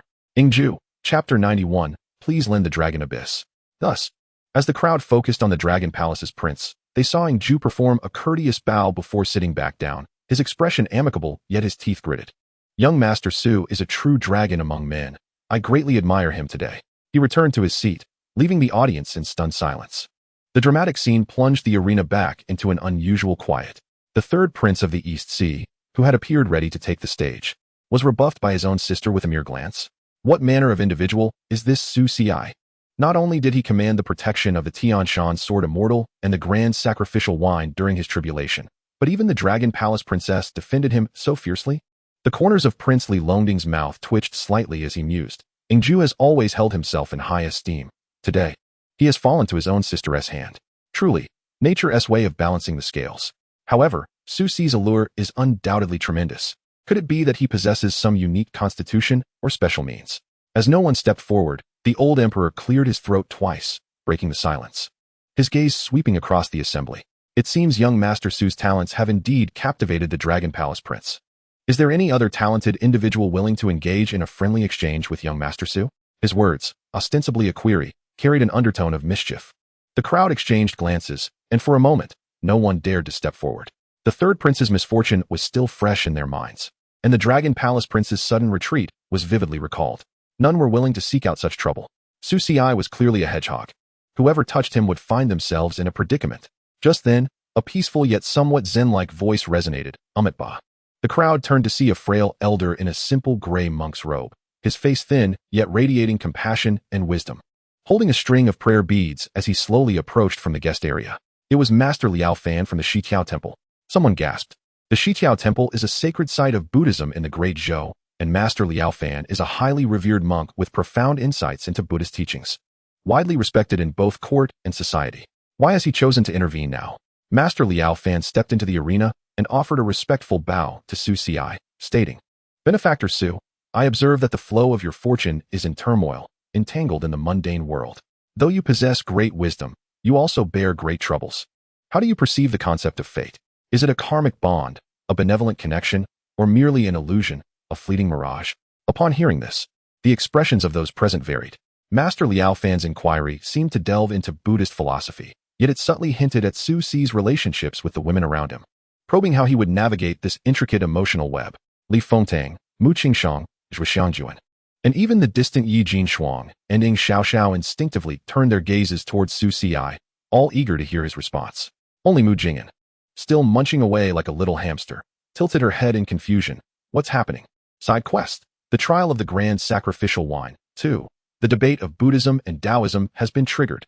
Su Xi remained seated, eyes closed in meditation. As the dark clouds of tribulation above roiled more violently, the thunder rumbling ominously, as if a more formidable storm was imminent, he appeared remarkably composed, yet internally, he was furiously questioning the unexpected emergence of this master. Such a compassionate monk, yet so selfish, only considering his own desire to discuss doctrine without regard for others' well-being. Su Xi dared not imagine the repercussions if he were to falter in his response. The little master and the teacher beside him would undoubtedly have their ways of dealing with him, despite their assistance in overcoming his tribulation now, with their thunder cleaving and calamity transforming. Once they returned, he would surely face their wrath, not to mention the watchful eyes of Yi Jinshuang and Li Fengtang. Even with his eyes closed during the tribulation, he could feel their intense gazes upon him. Mu Qingshang blinked her clear, snow-like eyes, having already descended to the earth ahead of Zhuo Xiangjuan, clutching her jade-white sword. She gazed at Su Xi's expression, trotting a few steps to sit cross-legged beside him. With her small hand grasping his sleeve, she whispered softly in his ear, "It's all right, Xi, whatever you say, Master will always stand by your side." Su Xi felt a warmth beside him, his heart also warming in response. However, Zhuo Xiangjuan observed Mu Qingshang's little actions and Su Xi's reaction with a downward gaze, the corners of her lips curving slightly as she let out a soft snort. Humph. Yet she could never emulate Mu Qingshang's complete disregard for the gaze of others. Instead, she could only Su Xi sensed another delicate figure drawing near. But this presence was slightly cool. It was indeed the ethereal spirit of Zhuo Xiangjuan, invisible to the crowd. After all, the goddess of Tianyuan was among the most formidable bosses of the past life. Xi, her spirit, dressed in an elegant obsidian gown, with bare, delicate feet adorned with ink-colored bells around her ankles and wrists, leaned gracefully against Su Xi, whispering in his ear, "Are you happy, embraced by both sides?" Her spirit was cool, while Mu Qingshang, despite her icy sword intent, radiated warmth at this moment. One cold, one warm. Su Xi noted that Zhuo Xiangjuan's true self remained in the heavens, her ethereal form bearing a faintly disdainful beauty, yet she deliberately pressed her lips together, exhaling like orchids. "Many are waiting for your answer, my lord." Su Xi mused. "Ah, how deliberate of you to provoke me at such a moment. Once we return, you shall witness how I wield the black and white chess pieces." Zhuo Xiangjuan's spirit frowned slightly. "You were just thinking something quite rude, weren't you?" At this moment, Su Xi truly wished to emulate the third prince, spitting out a mouthful of blood and fainting on the spot. But no, he was Su Xi, renowned for his composure, especially in critical moments. Zhuo Xiangjuan's spirit exhaled like orchids, carrying a hint of chill, and chuckled softly in his ear. "Why has my lord fallen silent? Could it be that you find yourself at a crossroads?" On the other side, Mu Qingshang's warm little hand tightened around his sleeve, her pristine face looking up at him with pure trust. "Xi, master is here. Do not panic." Su Xi nodded slightly, taking a deep breath to forcibly calm his tumultuous mind amidst the onslaught of thunder and the presence of his two masters, thoughts racing through his mind. The question posed by Master Liao Fan, though seemingly profound in Buddhist philosophy, was actually inquiring how he perceived the relationships surrounding him. To speak of karmic ties? That would offend many. To speak of benevolent ties? That would seem self-satisfied. And how could one distinguish the good? To speak of emptiness? That would push away those who genuinely cared for him. With a clear voice, imbued with an unusual Taoist resonance, he began, Master Liao Fan's query strikes at the heart. I am honored to be instructed. He first offered a respectful bow, then shifted his tone. The arising and ceasing of ties are all part of the Dharma. Everything in this world has its own karmic law. When asked whether it is a karmic entanglement, a good relationship, or an illusion, I believe it is both and neither. As these words fell, the room fell into a hushed stillness. Master Liao Fan's eyes brightened slightly. His hand fiddling with the prayer beads paused momentarily, signifying him to continue. Su Ci continued, the law of karma knows no good or evil. Like water, it can carry a boat or capsize it.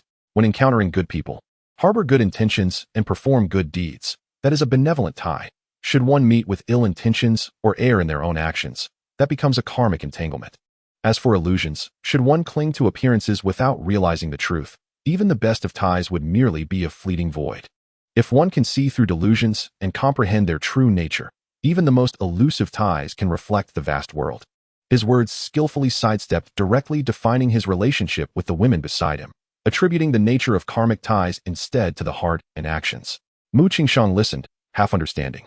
But since it was Ci speaking, she found it reasonable, gently nudging her little head against his shoulder in agreement. Zhuo Xiangjuan's spirit let out a soft hum, seemingly finding him cunning, yet unable to pinpoint any faults. Her ethereal phoenix-like eyes, however, regarded him with keen interest, curious about how he would proceed. Su Ci smiled faintly, his gaze appearing to pierce through the void, infused with a hint of enlightenment regarding worldly affairs. I, Su Ci, am but unworthy, the journey thus far. The people encountered and ties formed, I regard as scenery and trials along the path of cultivation. For me, each encounter is a manifestation of karma. Each friendship is an understanding of the Dharma. Whether it is good or bad, reality or illusion, it resides in the heart and is reflected in action. This inquiry from the master pertains to the true heart. I believe that the term karmic ties is like water and also like fire. Encountering the virtuous is akin to spring water nourishing the heart of the Tao. Encountering the wicked is like raging fire burning the body, refining the will. He paused, sensing the differing energies of the two women beside him, and continued, the arising and ceasing of ties are both scenery on the path of cultivation, both tribulations and fortunes. Without the tempering of water and fire, how could a rough stone become a fine jade? Without the baptism of wind and rain, how could a sapling reach the heavens? As for illusions, they are but a fleeting void. Master Liao Fan had just asked me whether it was true or false. Su Ci's lips curved slightly, a hint of amusement present, just as he was about to speak. Suddenly, a resounding boom. As if to validate his words, a bolt of purple-black calamity thunder, far thicker than all preceding strikes combined, descended with earth-shattering might. Within this thunderstorm, there echoed the sounds of dragons roaring and phoenixes singing, as if the myriad laws of the universe coalesced into one strike. This was the final and most potent strike of the Golden Core tribulation. Asci? Mu Qingshang sprang up, the light of the Shueji sword shining brilliantly, as if she and the sword were destined to merge into a frost-cold pillar piercing through heaven and earth, poised to defy fate. Humph, what does it matter to you if others undergo tribulation? Zhuo Xiangjuan's spirit snorted lightly, her form solidifying slightly, a more terrifying aura emanating. While her true self in the heavens lightly raised a jade hand, an invisible ink-like barrier materializing above Su Ci's head. Gasps of astonishment filled the air. Before the two goddesses, this calamity seemed utterly inconsequential. Yet, Su Ci suddenly rose slowly, softly declaring, Master, it is enough. Asci? Mu Qingshang turned to look at him. Zhuo Xiangjuan furrowed her brow. However, in an instant, both women understood Su Ci's intention, raising their hands to simultaneously withdraw the inked barrier and the light of the Shueji sword. Su Ci kept his eyes closed, yet looked up at the sky, murmuring, Your Majesty, I dare to ask, may I borrow the Longyuan? The old emperor, the civil and military officials, just say you wish to borrow it. The old emperor merely responded, It is not impossible, but Su Ci extended his hand, as if grasping at the void. A gentleman inquires of heaven with his sword, establishing his path in the world. This question, I asked the sword. All present held their breath in unison. Chapter 92, Accepting all ties bestowed. The old emperor's dragon-like eyes narrowed slightly, the latter half of his it is not impossible, but choked back by Su Ci's earth-shattering action. Borrow the Longyuan. Since the establishment of the Great Zhou, the Longyuan sword had been the exclusive symbol of imperial authority. Representing national fortune, when has there been a precedent for lending it? Especially during this grand ceremony of Qing Feng, a subject, a prince undergoing tribulation, dared to ask to borrow the emperor's sword. Was Xianxia audacious, or did he possess the astonishing confidence to back it up? Yet, before the old emperor could ponder further clang, a resounding dragon's roar erupted from the depths of the imperial palace, akin to a slumbering giant awakening. A resplendent beam of golden sword light, reminiscent of the sun's ascent, tore through the sky, bearing an unparalleled majesty and the formidable aura of an emperor. Arriving in an instant, the sword light circled above Su Si's head, emitting a tender hum, before it gracefully descended into his outstretched right hand. As if a fledgling returning to its nest, it was none other than the revered national treasure of the Great Zhou, the emperor's sacred sword, Long Yuan. Upon grasping the sword, its surface felt smooth as jade, yet heavy as a mountain. Su Si sensed an immense imperial dragon energy surging through his limbs. Resonating with the noble sword intent within him, the righteous spirit, and even the subtle threads of the Great Zhou's national fortune, creating an unprecedented harmony. He could almost perceive the ambitions and will of the emperors of Great Zhou throughout the ages, wielding their swords to pacify the world and stabilize the realm. It was a familiar sensation. After all, he had played with Long Yuan extensively in his previous life. All present were struck dumb with astonishment. Yet, the spectacle was far from over. The national master Jiang Wensong, who had been idly observing, along with the imperial uncle and grand scholar, Wen Yuan Pavilion's Yi Xianyuan, both lifted their gazes to the heavens simultaneously. Two streaks of light soared towards them. Jiang Wensong exclaimed in disbelief, "How could my sword?" Yi Xianyuan echoed his astonishment. "How could the sword from the pavilion?"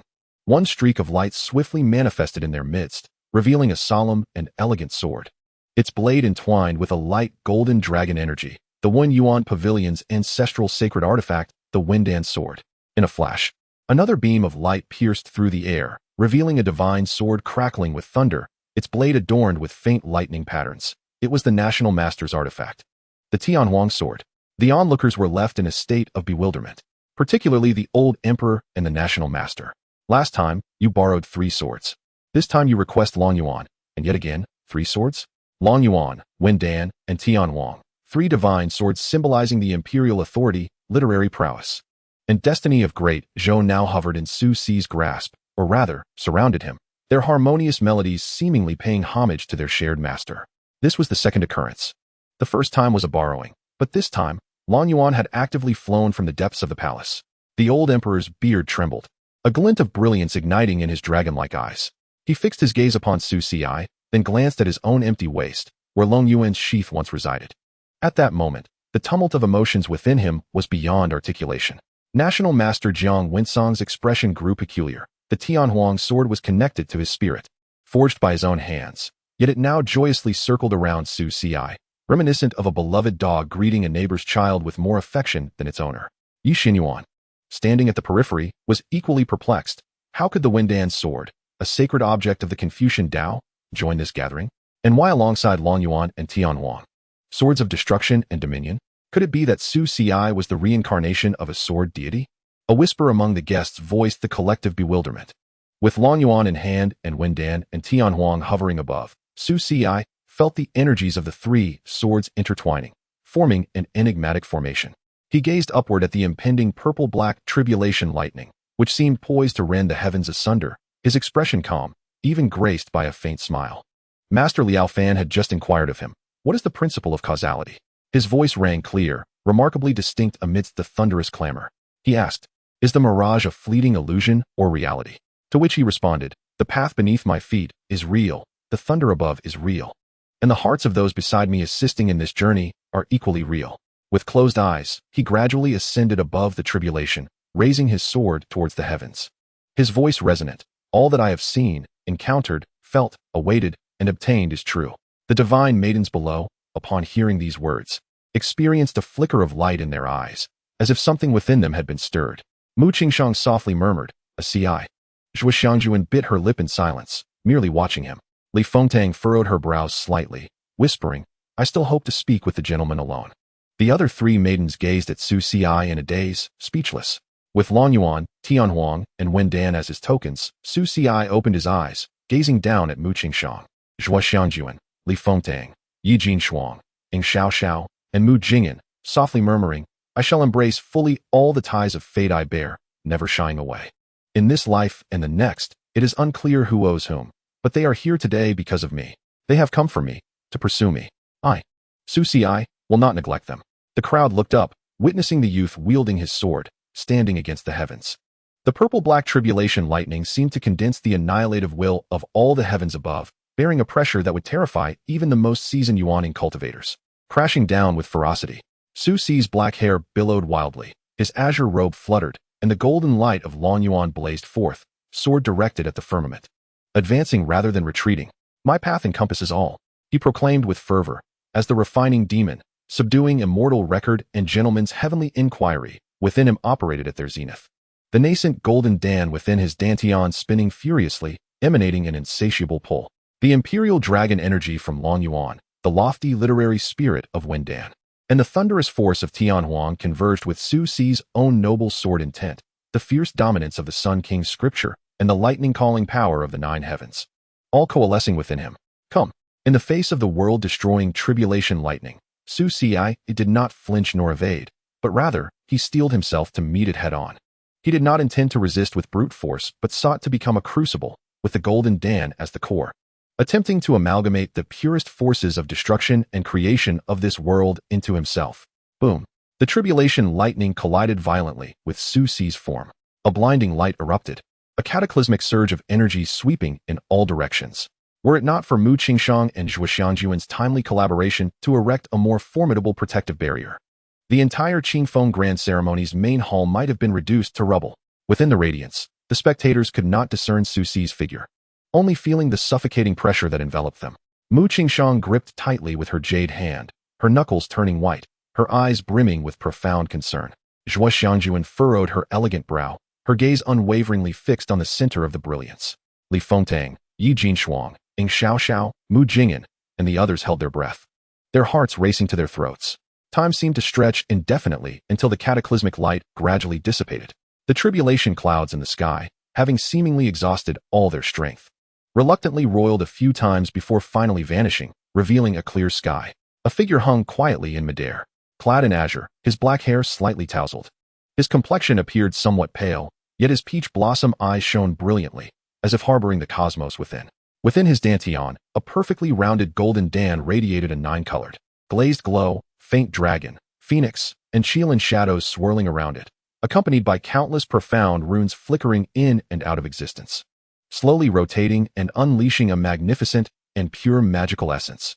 The heavenly and earthly essences coalesced into the exquisite golden Dan. It was successful. Su Si gradually opened his eyes, feeling an unprecedented surge of power within him, a serene smile gracing his lips.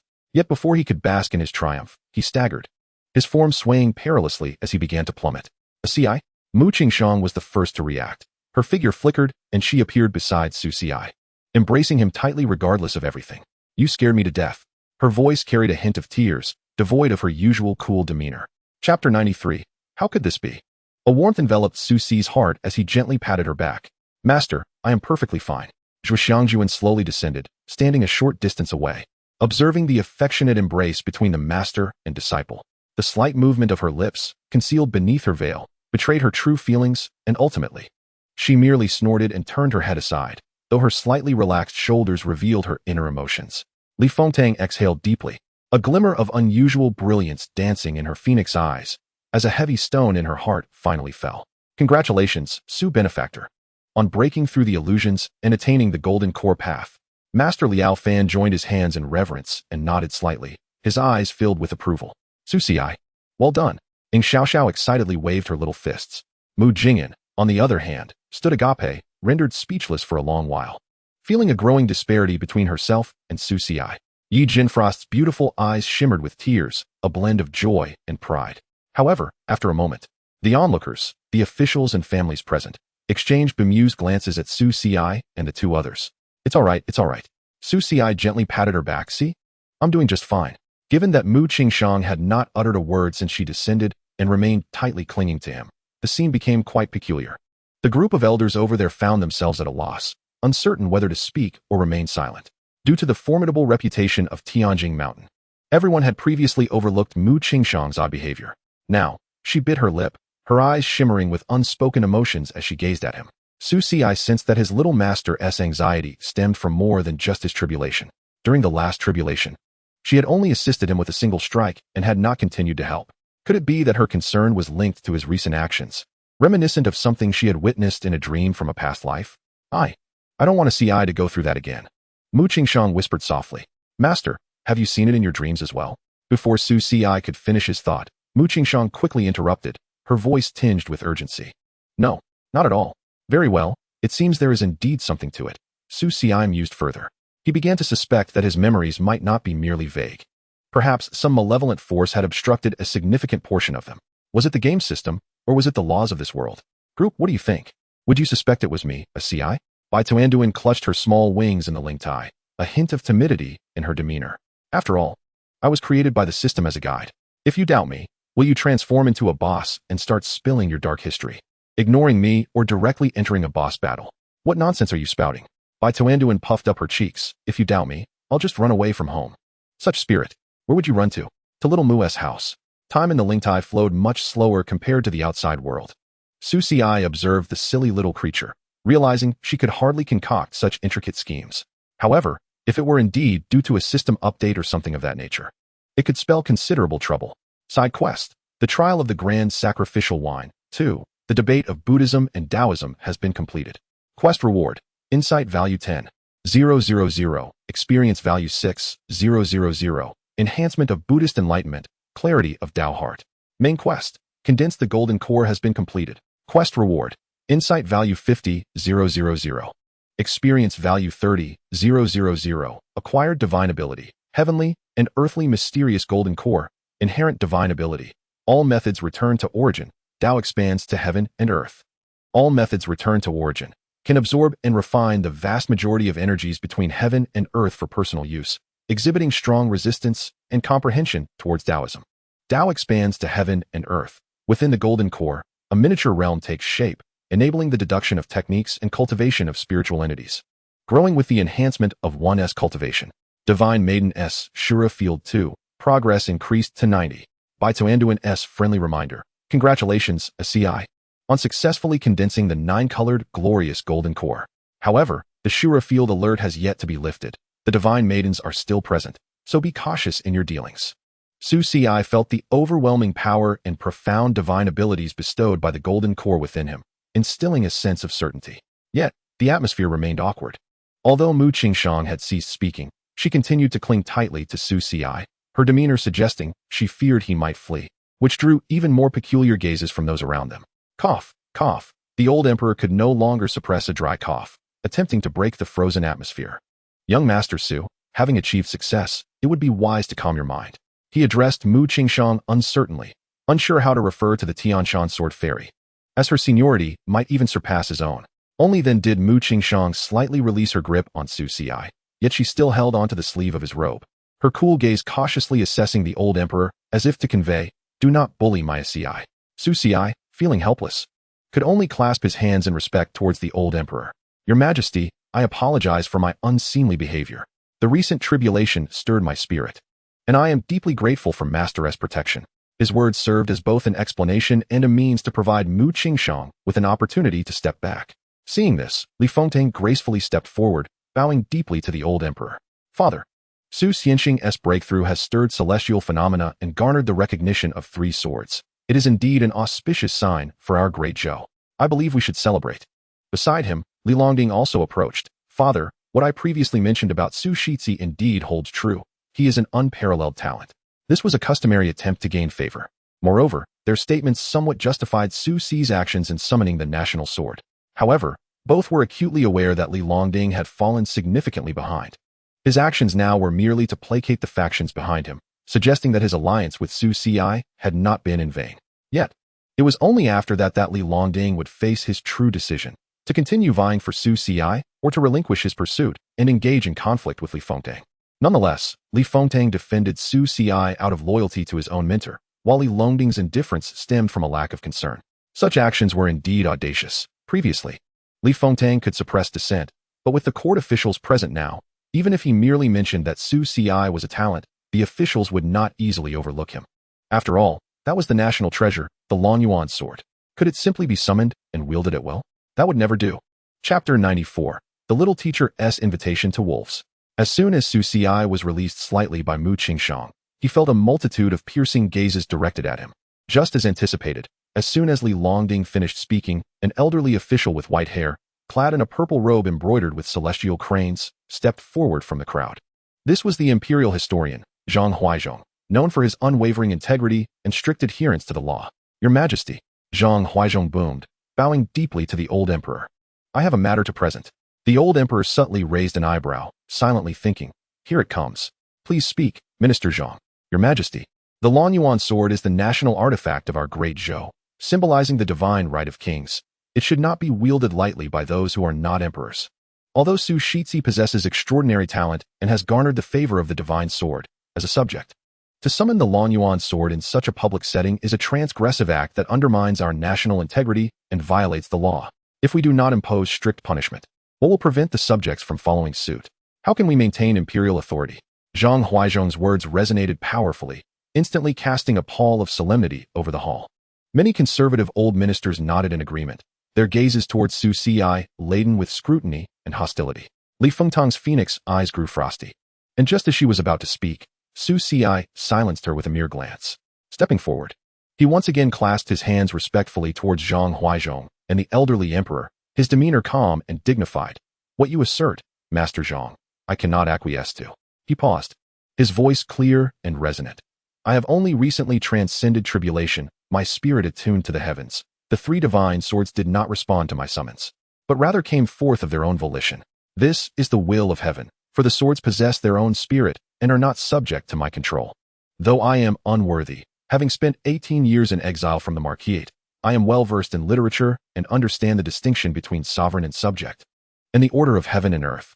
Now, as I find myself alone in the capital, my father has long guarded the borders for the nation and its people. His heart for the Holy Land, as visible as the sun and moon.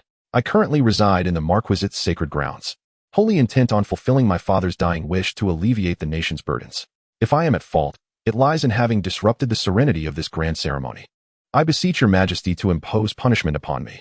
As he spoke, Su Xi turned to bow to the elderly emperor. This assertion shifted the blame onto divine will and the sentience of the swords, while he humbly accepted responsibility, yet also concealed a subtle edge. I am the sole heir of the On Yuan Marquis, the young master of the sacred land. You may judge accordingly. The old censor, upon hearing this, grew even more incensed, retorting, did you not request the Lonyuan yourself? Your father is not deceased. What then is this so-called dying wish? Surely, it was a slip of the tongue. Naturally, it was a mere slip of the tongue, Su Xi replied nonchalantly. Then your request for Lonyuan was also a slip. Zhang Huaizhong snorted dismissively. Furthermore, if the divine swords possess spirit, why did they choose to heed you? Were it not for your covetous heart invoking them through secret arts? How could this come to pass? Master Zhang, you are mistaken. Li Fengtang interjected with a light laugh, her voice melodious. Lonyuan, Wendan, and Tianhuang are all divine artifacts that protect and bless our great Zhou. Mr. Su, with his heart for the world and righteous spirit, has invoked their resonance. This is a heavenly omen, heralding the arrival of virtuous talent to assist our dynasty, ensuring its prosperity. How could Master Zhang misconstrue this auspicious event as an act of usurpation? Do you not wish for the flourishing of our great Zhou? At this, Zhang Huaizhong's expression changed dramatically. Stammering, he faltered, unsure of how to retort. The rights and laws of our ancestors exist for the long-term peace of the nation. Su Xi continued, his gaze steady upon Zhang Huaizhong. If we rigidly adhere to tradition without considering innovation, how can we discuss prosperity? The divine swords choose their master for a reason. I do not dare to claim virtuous talent for myself, but if I can contribute even a modicum to great Zhou, then even if burdened by misunderstanding, I bear no resentment. His words not only revealed his intentions, but also subtly implied that he was chosen rather than acting out of ambition. Mu Qingshang, sensing Su Xi's predicament, felt the sword intent around him stirring restlessly, as the Shueji sword emitted a low hum, as if poised to unsheathe at any moment. From afar, Zhuo Xiangjuan adjusted her veil, her pale eyes glancing at Zhang Huaizhong, imbued with a hint of icy disdain. The elderly emperor observed the verbal sparring below, attuned to the several latent yet formidable presences, weighing his thoughts. This lad, Su Xi, was indeed a hot potato, yet he was also a rare gem. He spoke slowly, his voice carrying an imperceptible authority. Su Xi, after calming Mu Qingshang, Su Xi turned to the elderly emperor and bowed deeply. Your servant is here. Your actions today are indeed astonishing. the emperor remarked, to summon 3 swords and transcend tribulation, discussing Buddhist and Taoist principles. I have never witnessed such a thing before. Su Xi, you are impressive. After the ceremony of Qingfeng, come to the Zicheng Hall to see me. Yes, your majesty, Su Xi replied. However, your summoning of the divine swords, albeit unintentional, is ultimately at odds with propriety and has disrupted the grand ceremony. Considering your father, Su Iching's years of loyal service on the borders, I shall grant you a month of introspection at home. Understood. The assembly murmured in response. Such a light reprimand for the upheaval Su Xi had caused was almost trivial. Observers could clearly see that the emperor was protecting him. Some attempted to speak, but were silenced by a single glance from the emperor, retreating reluctantly. Li Fengtang and Su Xi exchanged glances, both finding in each other's eyes a shared understanding.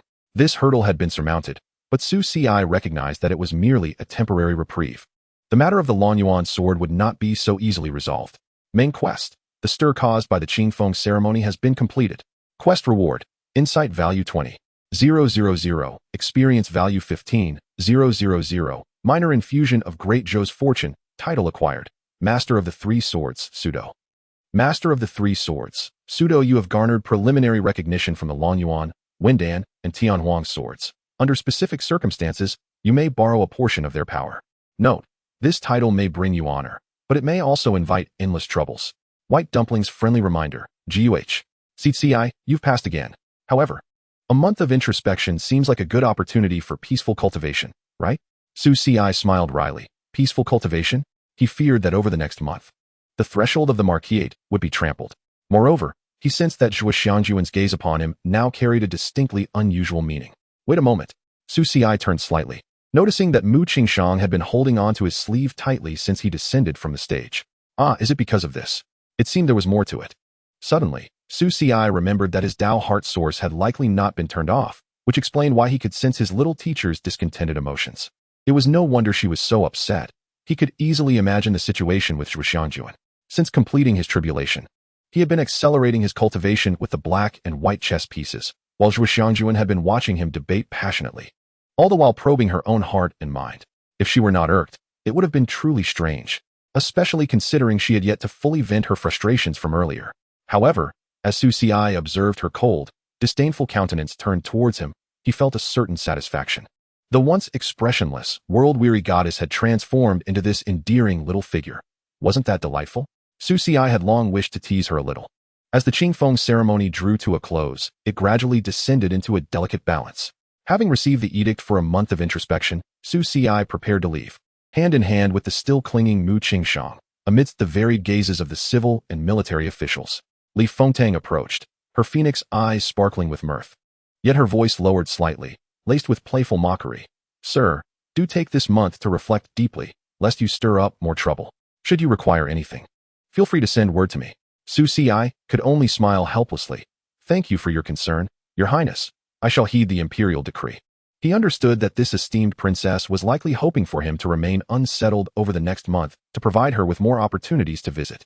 Yin Jingshuang also walked over, her lovely face etched with worry and reluctance. Young master, please take care of yourself. I will come to see you. Her voice trailed off. Soft as a whisper, her cheeks flushing.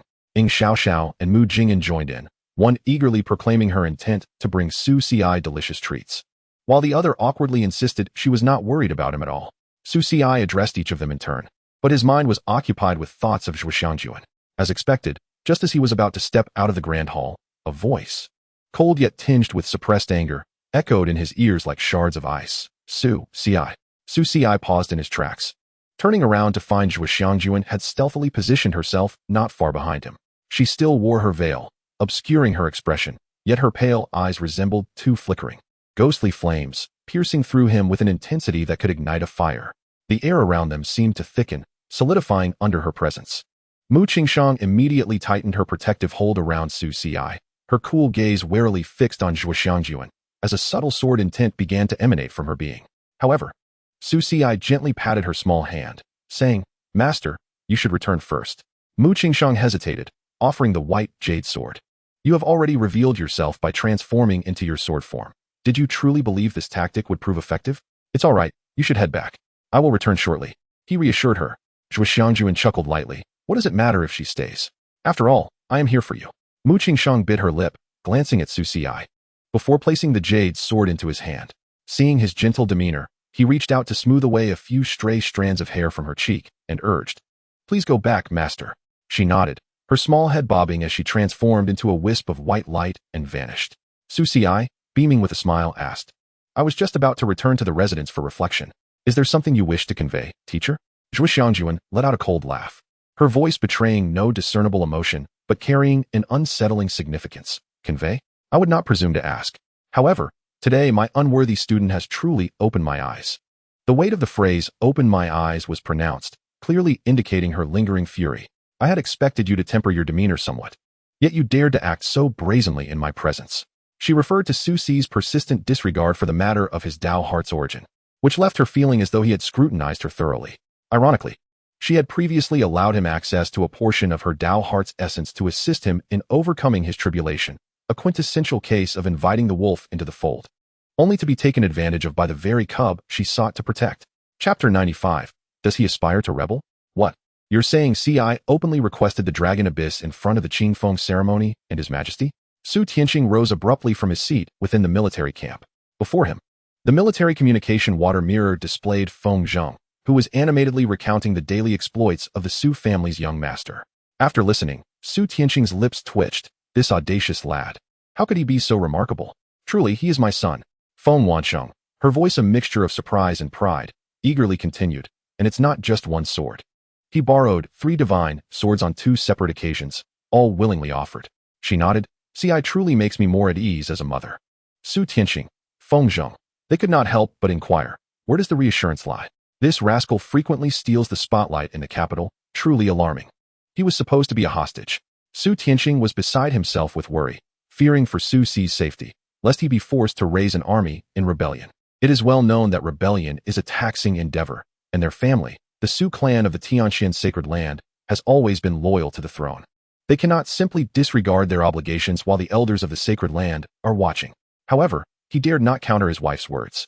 Feng Wansheng, when it came to Su Xi, was more domineering than he, a general. Feng Zheng, meanwhile, regularly bore the brunt of Feng Wansheng's wrath, and he dared not bring up the subject at all. Instead, he thought to flatter Su Xi, hoping to earn some credit for himself, and quickly began to learn the Feng family's spear techniques tailored for Su Xi. Upon hearing this, Feng Zheng's eyes lit up, and he eagerly nodded towards the water mirror, raising his voice an octave. What my sister says is true. Ci is not only favored by divine swords. In the presence of his majesty, he engaged in a battle of wits against scholars, oh no, against princes, and even the dragon prince. His charisma was unparalleled. The 3rd prince was left bloodied and unconscious, while the East Sea dragon prince was so overwhelmed that he conceded on the spot. Even the high monk from the Western Tuo temple was left speechless and could only praise him profusely. Feng Zheng spoke with fervor. Though he had not even entered the grand hall, merely loitering outside, yet he recounted the events as though he had experienced them firsthand. Furthermore, during such an occasion, Su Xi broke through to the golden core stage. The thunder tribulation was grand indeed, yet in the end, Fairy Mu and the grand sacrificial priest vied to shield him. In the end, Su Xi merely raised his hand, and 3 divine swords encircled him, resolutely refining the thunder tribulation. What a display of power! Feng Wansheng's eyes sparkled with pride as she listened, increasingly convinced of her son's extraordinary talents. She stood tall, chest puffed out, and declared to Su Tianqing, "Did you hear that, Tianqing? My Ci is indeed exceptional. He is capable of securing peace through literature and establishing a nation through martial prowess. What princes and dragon sons are there? They are nothing before my Ci. As for any dangers, with Fairy Mu and the grand sacrificial priest protecting him, what peril could he possibly face? I believe those with ulterior motives should weigh their own worth. I say, dear husband, you should learn a thing or two from your son in the future." Su Tianqing, his lips twitched once more. Way? Do you mean to calculate how many lives one has to spare? Learn? How can one learn? If he were to truly emulate Su Xi's flamboyance, within a quarter of an hour, Feng Wansheng would come storming in, ready to give him a scolding, furiously proclaiming, "Su Tianqing, are you out of your mind? Have you considered that you have elders above and children below? What will become of us if you leave? If you cannot think of yourself, at least consider others." And thus, Su Tianqing would be left without retort. Therefore, he merely took his wife's words with a grain of salt. Furthermore, while Feng Wansheng praised Su Xi profusely, she had already begun drafting a letter, muttering to herself that while Ci was indeed impressive, they were far from the sacred land's borders and could not offer aid. They needed to find ways to keep him grounded. "Dear husband, Did you not give Ci the key to the family treasury? He has reached the golden core stage. He cannot continue to rely on others' artifacts. The Dragon Abyss is indeed splendid, but it cannot be used indefinitely. By the way, what about your divine soul 100-form spear?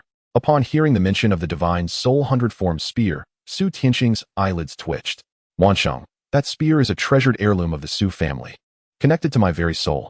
Now that Ci has reached the golden core stage, I fear. Fear what? Feng Wansheng interjected, her brows knitting. Ci is extraordinarily gifted. If he can summon 3 Dragon Abyss swords, what is a mere spear? Besides, it belongs to the Su family. Is it not his by right? Are you, as his father, attempting to hoard it? Su Tianxing. He was not hoarding. Rather, he feared that his son might be injured by the spear due to insufficient cultivation. Or worse, that the spear in his hands might cause chaos in the capital. Feng Wansheng continued. And don't forget the key to the main treasury. Do not try to pass off some lesser branch's key. Any pills, artifacts, or spirit stones that Ci requires must be of the finest quality. Should he face any grievances in the capital, lacking proper resources would only serve to make us the laughingstock of the Tianxian sacred land and the Su family. Feng Zheng quickly chimed in through the water mirror. Sister is right. Ci is now a prominent figure in the capital. We must ensure he has the face to match. Those princes and princesses live in luxury. We cannot allow our Ci to be outshone. Su Tianxing rubbed his temples, inwardly lamenting that this was not about maintaining face. It was akin to pushing his son into a pit of fire. He could already foresee that sending these items would only elevate Su Ci's status in the capital. Feng Wan disregarded Su Tianxing's conflicted expression entirely and addressed Feng Zheng directly. Xiao Zheng, I entrust this matter to you. I will immediately dispatch someone to deliver the letter, along with the divine soul spear and the treasury keys, to the capital. You must personally hand them to Ci and convey to him that this is a small token of affection from his mother, encouraging him to act boldly and without restraint. Should the heavens fall, his father and I will support him. Su Tianxing interjected. Wanner, what do you mean by that? Do you have any objections? Feng Wan shot him a fierce glance. Su Tianxing quickly shook his head. No objections. What you say is right, my lady. What could he possibly object to? As long as his wife was content, he believed that their son would find his own fortune. As long as he did not incite rebellion, everything could be negotiated. Su Ci, do you intend to rebel? Atop the star-picking tower, the grand sacrificial scholar spoke with a clear and composed tone. Clad in a dark ink robe, she loosened her wind cloak and sat cross-legged on her chair, her jade hand propping up her chin as her phoenix eyes gazed deeply at Su Ci. Teacher, what do you mean by that? Su Ci, appearing innocent, naturally took a seat beside her, and before long, had produced a wine flask and cups from somewhere, pouring for both of them. What do you think? Your reckless and unbridled behavior, your blatant disregard for authority. Teacher, Su Ci replied with a faint smile, mischief dancing in his peach blossom eyes. You say I am reckless, that I defy my mentor. Pray tell, where exactly have I acted out of line or defied you? Zhuo, upon hearing this, felt a faint blush rise beneath her veil, her small face momentarily stunned as her nose involuntarily let out a soft huff. This rascal, feigning ignorance on purpose. In the following chapter, you teach me. Zhuo lightly tapped the table, the sound echoing softly, as if she was suppressing something. Leaning slightly forward, Su Ci sensed the flicker of indignation igniting in her phoenix eyes. Before the entire court, in the presence of His Majesty, while I shielded you during your tribulation, you dared to audaciously use that black and white chess set to pry into the depths of my Tao heart.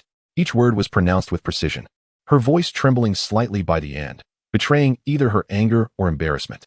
I have repeatedly instructed you not to recklessly probe. Do you take my words for mere whispers in the wind? Su Ci blinked, raising the freshly poured wine to offer a cup to Zhuo. Noticing her stillness, he took a sip himself before leisurely stating, Teacher, please consider. At that moment, I was at a critical juncture, my mind immersed in the vastness of the Tao, with the thunder tribulation looming above my head and both you and my mentor guarding me. The black and white chess set must have sensed the profound and pure essence of your Tao, acting on its own to draw from it, in order to stabilize my foundation. I truly had no foreknowledge of this. His earnest expression suggested that the chess set possessed a consciousness of its own, and that he was entirely blameless. You. Zhuo was so incensed by his cunning rebuttal that her chest heaved, nearly sending the cups on the table crashing to the ground. She abruptly stood, pacing a few steps before Su Ci, seemingly searching for something to chastise this wayward disciple. Acting on its own. Su Ci, do you take me for a child of 3, easily deceived? That black and white chess set would not merely intrude upon another's Tao heart, without your provocation. The more she spoke, the angrier she became, towering over Su Ci, her breath growing increasingly rapid. especially when I had willingly opened part of my Tao heart to assist you. You repay my kindness with ingratitude, taking advantage of my generosity." Su Xi gazed up at her, noticing her small face puffing up with indignation, and the mirth in his peach blossom eyes deepened. He reached out, gently tugging at the flowing sleeves of Xianxiajuan. "Teacher, please, let go. I shan't. Are you not ashamed for your age? Teacher, please calm down. I merely wish to delve deeper into your Tao to facilitate my learning." His tone carried a hint of flattery, laced with a subtle intimacy. "Moreover, had it not been for your guidance during my tribulation, how could I have been afforded such an opportunity? Would you then blame me for it? Surely not. I am ever grateful to you." Humph. Xianxiajuan felt her sleeve tugged, and hearing his seemingly insincere compliments, for some reason, her anger dissipated somewhat. This rascal always had a way of dealing with her. She was acutely aware that he was fabricating his claims. The notion that he had gleaned even a fragment of insight was absurd. He had merely been prying into her thoughts and emotions, with her Tao heart being an afterthought. She shook off his hand, but did so gently, merely huffing as she turned her back to him, her tone still tinged with irritation. "Cunning words. Do not attempt to use such rhetoric to placate me. Unless you provide me with a satisfactory explanation for today's events, do not expect to escape easily." Yet, the faint blush at her ears inadvertently revealed her current feelings. Su Xi observed her graceful silhouette, slowly rising to approach her from behind. "Teacher, what explanation do you desire?" Xianxiajuan's body stiffened slightly, but she did not turn around. "I have not yet decided. However, your offense of defying your mentor could be grave or trivial. Were it not for your commendable performance today and your recent breakthrough into the Golden Core stage, I would not let you off lightly." She anticipated that Su Xi would offer some form of defense or at least display a hint of guilt. To her surprise, Su Xi stepped forward, suddenly taking her small hand and gently pulling her back. Xianxiajuan, caught off guard, turned slightly, nearly colliding with him, yet this inadvertently closed the gap between them.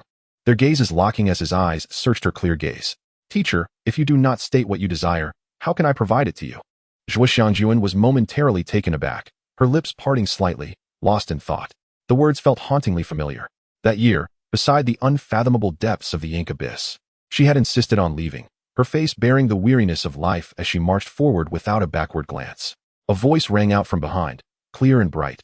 "Teacher, you claim that the world is dull, that humanity is tedious, that all things lack meaning, hence you desire nothing and wish to leave nothing behind.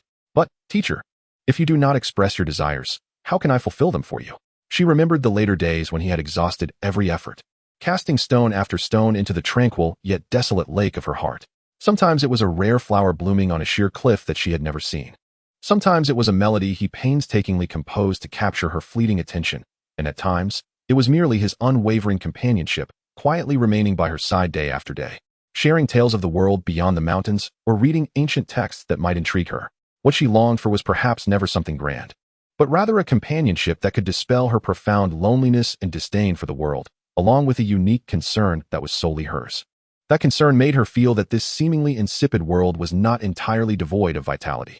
Yet, the ways of the world rarely align with one's wishes. At that time, she was wholly unaware of the significance of the additional presence by her side. It was only when he disappeared, when the world erased all traces of his existence, that she Teacher? Xianxiajuan, momentarily lost in thought, returned to her senses, staring blankly at Su Xi before suddenly asking, "Will you still be able to walk?" Su Xi was slightly taken aback by her unexpected question, imbued with a hint of confusion and fragility. The teacher, Su Xi, gently grasped her cool hand, his fingers softly caressing her palm. His tone softened considerably as he replied, "As long as the student remains here, beside the teacher." He refrained from directly affirming or negating the question, for the uncertainties of life are manifold, and the future is fraught with unpredictability. Xianxiajuan's lashes fluttered lightly, her gaze drifting toward the myriad lights below the star-picking tower, her voice lowered, tinged with an almost imperceptible melancholy. Others have said the same before. Su Xi felt a stir in his heart, opting not to press further, but instead tightened his grip on her delicate hand. He stepped closer, drawing near to her, his gaze gently fixed upon her flawless profile. His voice was tender yet resolute. "As long as the teacher does not send me away, the student will always remain." Xianxiajuan's body tensed slightly as she lifted her gaze to meet his for a fleeting moment before turning her face away. After a brief pause, she murmured, "Very well." Though she yearned to push him away, to distance him from the stagnant waters of her existence, it seemed that each time, it was she who faltered first, drawing him closer instead. Finally, she slowly turned to face him, her phoenix eyes devoid of previous anger or confusion, replaced by a depth of complexity akin to a night sky filled with countless stars. "Susi," she began softly, her voice regaining a hint of its former coolness, yet laced with an ineffable significance. "Do you realize that what you have done today is no longer merely a matter of disrespecting your teacher?" Understanding dawned upon Susi. She was steering the conversation back to its origin, albeit with a different tone. He offered a slight smile, his peach blossom eyes reflecting comprehension. "The student is quite dull. I beseech the teacher to elucidate." Zhuo Xiangjuan regarded his innocent demeanor and couldn't suppress a light scoff, her elegant finger playfully poking his forehead. "Do not feign ignorance." They exchanged playful banter before lapsing into silence, both gazing at the stars and the moon above. Suddenly, a softer, gentler voice emerged. "You cannot return tonight. What is it that the teacher wishes to impart to me?" he inquired. "Nothing," Zhuo Xiangjuan replied immediately. Yet, as she glanced back at him, her eyes delving deep into his, she continued, "There is indeed one thing I wish for you to teach me." Susi was momentarily stunned, a flicker of surprise crossing his peach blossom eyes, soon replaced by a glimmer of amusement. How remarkable that this aloof and proud little teacher would utter such words. It was indeed a rare occurrence. "Surely you jest," Susi teased, a slight smile gracing his lips. "The student is but a novice, lacking in both knowledge and cultivation, with little to offer the teacher." He paused, his eyes curving into an inquisitive smile. "Could it be that the teacher wishes for the student to instruct you on how to more effectively bully your students?" Zhuo Xiangjuan was both exasperated and amused by his words, the blush that had faded from her cheeks threatening to resurface. She extended her slender finger, lightly tapping Susi's forehead, her tone now devoid of its previous chill, infused instead with a subtle hint of embarrassment and sincerity. "I am not jesting." Her voice softened, her gaze shifting away from him to the resplendent stars outside, as if gathering her thoughts. The night breeze caressed the star-picking tower, stirring her snow-white hair and dark skirt, her garments billowing gracefully, the jingling of bells adding an air of ethereal independence. Observing her earnest demeanor, Susi too tempered his playful spirit, his expression turning serious. He awaited her words in silence, knowing that for Zhuo Xiangjuan to utter a request for guidance was no trivial matter. After what felt like an eternity, Zhuo Xiangjuan finally turned her head. Her pale phoenix eyes, illuminated by the starlight, appeared especially profound, concealing an abyss of confusion and a flicker of unrecognized hope. She parted her lips, her voice softer than the night breeze. "You teach me." The words seemed to cost her all her courage. She, the sovereign of the abyss, now the grand priestess of the Heavenly Monitoring Bureau, once looked down upon the world, regarding all living things as mere fodder.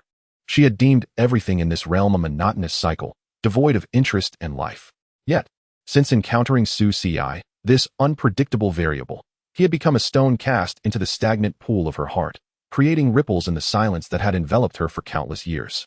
He made her angry, left her helpless, caused her to lose composure, and allowed her to once again savor the essence of living. Those emotions she had long suppressed and forgotten began to awaken, gradually infused with vitality due to his presence. She loathed this feeling of losing control, yet she found herself subtly yearning for this newfound vibrancy. She was at a loss on how to confront this change, unsure of how to accommodate the emotions that had arisen because of him. Thus, she sought his counsel. The one who had disrupted her tranquil waters might hold the answers she sought. Upon hearing her words, Susi felt a tumult of emotions within himself. He had envisioned countless possibilities, but had never anticipated that Zhuo Xiangjuan would wish for him to teach her this. How to rekindle her interest in the world. No, perhaps it was not a lack of foresight. Rather, the impression left by the abyssal goddess of his past life was, at times, colder than his little master. Among the few mentors he had failed to win over in his previous life. If Mu Qingshang's reluctance to open her heart could be deemed an unfeeling coldness, an inability to comprehend emotions or thoughts, or perhaps a desire to remain untouched by the warmth of affection, then the little teacher's indifference was simply a form of neglect. Many matters failed to catch her attention, as if she were a celestial being glancing down at the mundane world with indifference.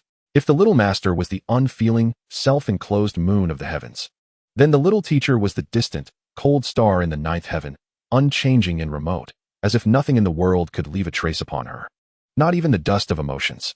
Yet now, as Susi gazed at her gently lowered eyelids, the long lashes casting a delicate shadow in the lamplight, he realized that the once aloof and proud figure had transformed into a young girl, bewildered by the world, yearning for a glimpse of light.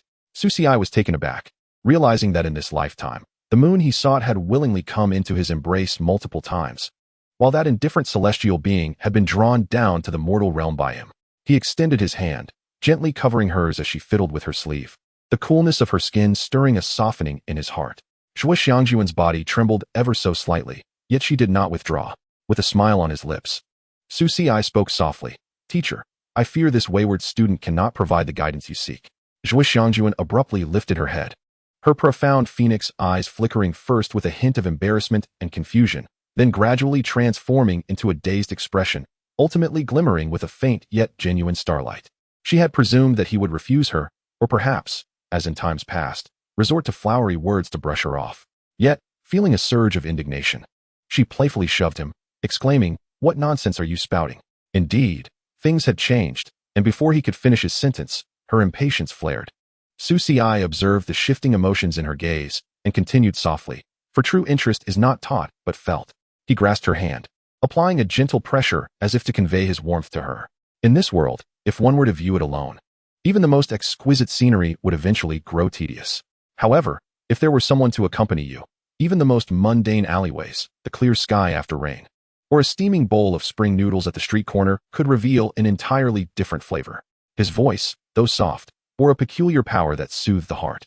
As a student, though lacking in talent, I wish to accompany my teacher in rediscovering the charm of this worldly existence, to savor the essence of life. Xianxian gazed at him, her eyes clouded with emotion. The night breeze grew still, and atop the star-plucking tower, it felt as if only the two of them remained amidst the vast expanse of stars. He held her hand, slowly rising to stand by the railing of the tower. Side by side, overlooking the vibrant night scene of Loi City, the myriad of lights twinkled like stars scattered across the night sky, suffusing the air with the warmth of human existence. "Teacher, look," Su Ci pointed to the dazzling sea of lights beneath each lamp. "There may lie a story of joy and sorrow, of mundane concerns, of laughter and silent tears. They may seem insignificant or ordinary, yet each one strives to burn brightly, to radiate its unique brilliance."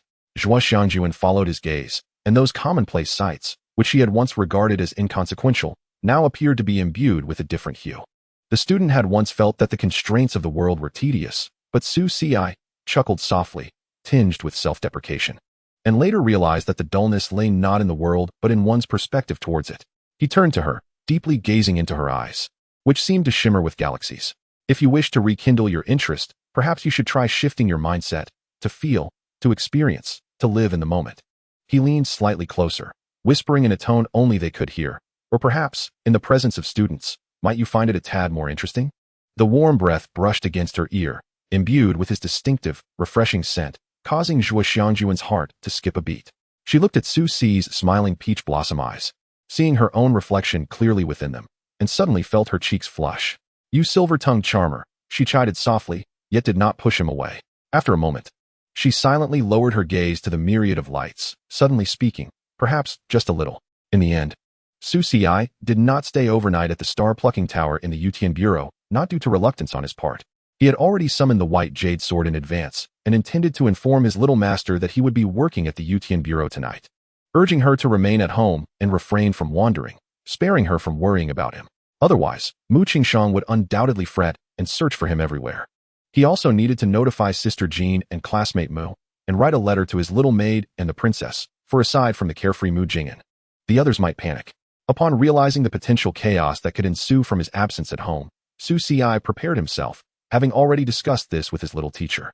However, as he was about to inform them in the pavilion, he heard the little teacher, who was quietly sipping her tea, say, "You should return tonight." She spoke, her face subtly turning away, slightly flushed. Su Ci, having prepared a multitude of comforting words, was momentarily taken aback, gazing at the little teacher whose face was turned away, her ears betraying a blush. Su Ci tilted his head, tentatively asking, "Teacher, have you changed your mind? I thought tonight I would be able to hear more of your teachings and share in the joys of this world." Xianxia's hand, holding the teacup, trembled almost imperceptibly. She did not turn back, but her voice dropped a fraction, tinged with an unnoticeable shyness.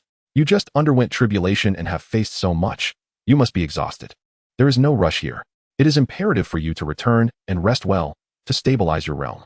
Her words were delivered with an air of authority, seemingly for Su Ci's benefit. But Su Ci was no fool. He observed the slight flush of her ears and the way her hand lingered with the teacup, yet never brought it to her lips, and he discerned her true feelings. A teasing smile crept onto his lips as he stepped closer, leaning in gently. His warm breath brushing against her ear. Are you worried that if the student returns late, someone might lose sleep and then search the entire capital with a sword? Perhaps even dismantling your star-plucking tower? Zhuo Xiangjuan, despite her remarkable composure, nearly lost her grip on the teacup due to his frank yet playful words, coughing slightly. She spun around, her face flushed from coughing, her phoenix eyes glaring at Su Ci with a mix of embarrassment and indignation. Resembling a cat whose tail had been stepped on. What utter nonsense! She scolded, her voice rising slightly. I would never fear her. I merely think that you have overshadowed the day, and it is time for you to settle down, lest some might accuse me of bullying you, forcing you to remain at the Yutian Bureau. As her voice dwindled, she realized her excuse was rather flimsy. Su Ci, observing her demeanor, understood her intentions. It was indeed rare for the little teacher to consider his well-being. Warmth surged within him, and his smile softened further. He ceased teasing her, gently taking her trembling hand. His tone reassuring. I understand, teacher. He paused, his eyes sparkling with sincerity as he gently proclaimed, thank you for your consideration. Rest assured, what I said today is heartfelt. Once I have restored my spirits, I will return to listen to your teachings and accompany you in experiencing the myriad wonders of this world, if that pleases you. Feeling his warmth seep into her hand and the earnestness in his words, the awkwardness and embarrassment within Zhuo Xiangjuan gradually subsided. She softly murmured in agreement. Yet, her phoenix eyes, still unable to meet Su Ci's gaze, inadvertently revealed a glimmer of fragmented expectation akin to starlight. Noticing this, Su Ci bowed slightly and pretended to depart. He could sense her gaze unwaveringly fixed upon him. He took a few steps away, and to his surprise, she quietly followed him out a step. Unexpectedly, Su Ci turned around. As Zhuo Xiangjuan found herself unexpectedly close to him, she nearly collided with him, only to be gently embraced by him. Their gazes locked, and Su Ci, with his clear and bright eyes, whispered that he intended to teach the teacher the pleasures of the mortal realm. He felt it would be remiss not to impart at least a modicum of knowledge to her this evening. Zhuo Xiangjuan blinked, a mix of anticipation and trepidation flickering in her eyes. What do you wish to teach? She inquired, her delicate hands ensnared within the grip of the mischievous student, leaving her no avenue for escape. Unlikely Fengtang or Yi Jinshuang, who had encountered such nefarious schemes in their past lives, she was utterly unprepared for his intentions. As she pondered, Su Ci suddenly leaned closer, causing her crystalline eyes to widen slightly, a rosy hue blossoming on her cheeks. Their lips nearly met. But it was only for a fleeting moment before her gaze became hazy with a burgeoning haze of emotions. After what felt like an eternity, they finally parted. Zhuo Xiangjuan, momentarily dazed, abruptly pushed him away and turned, urging him to leave.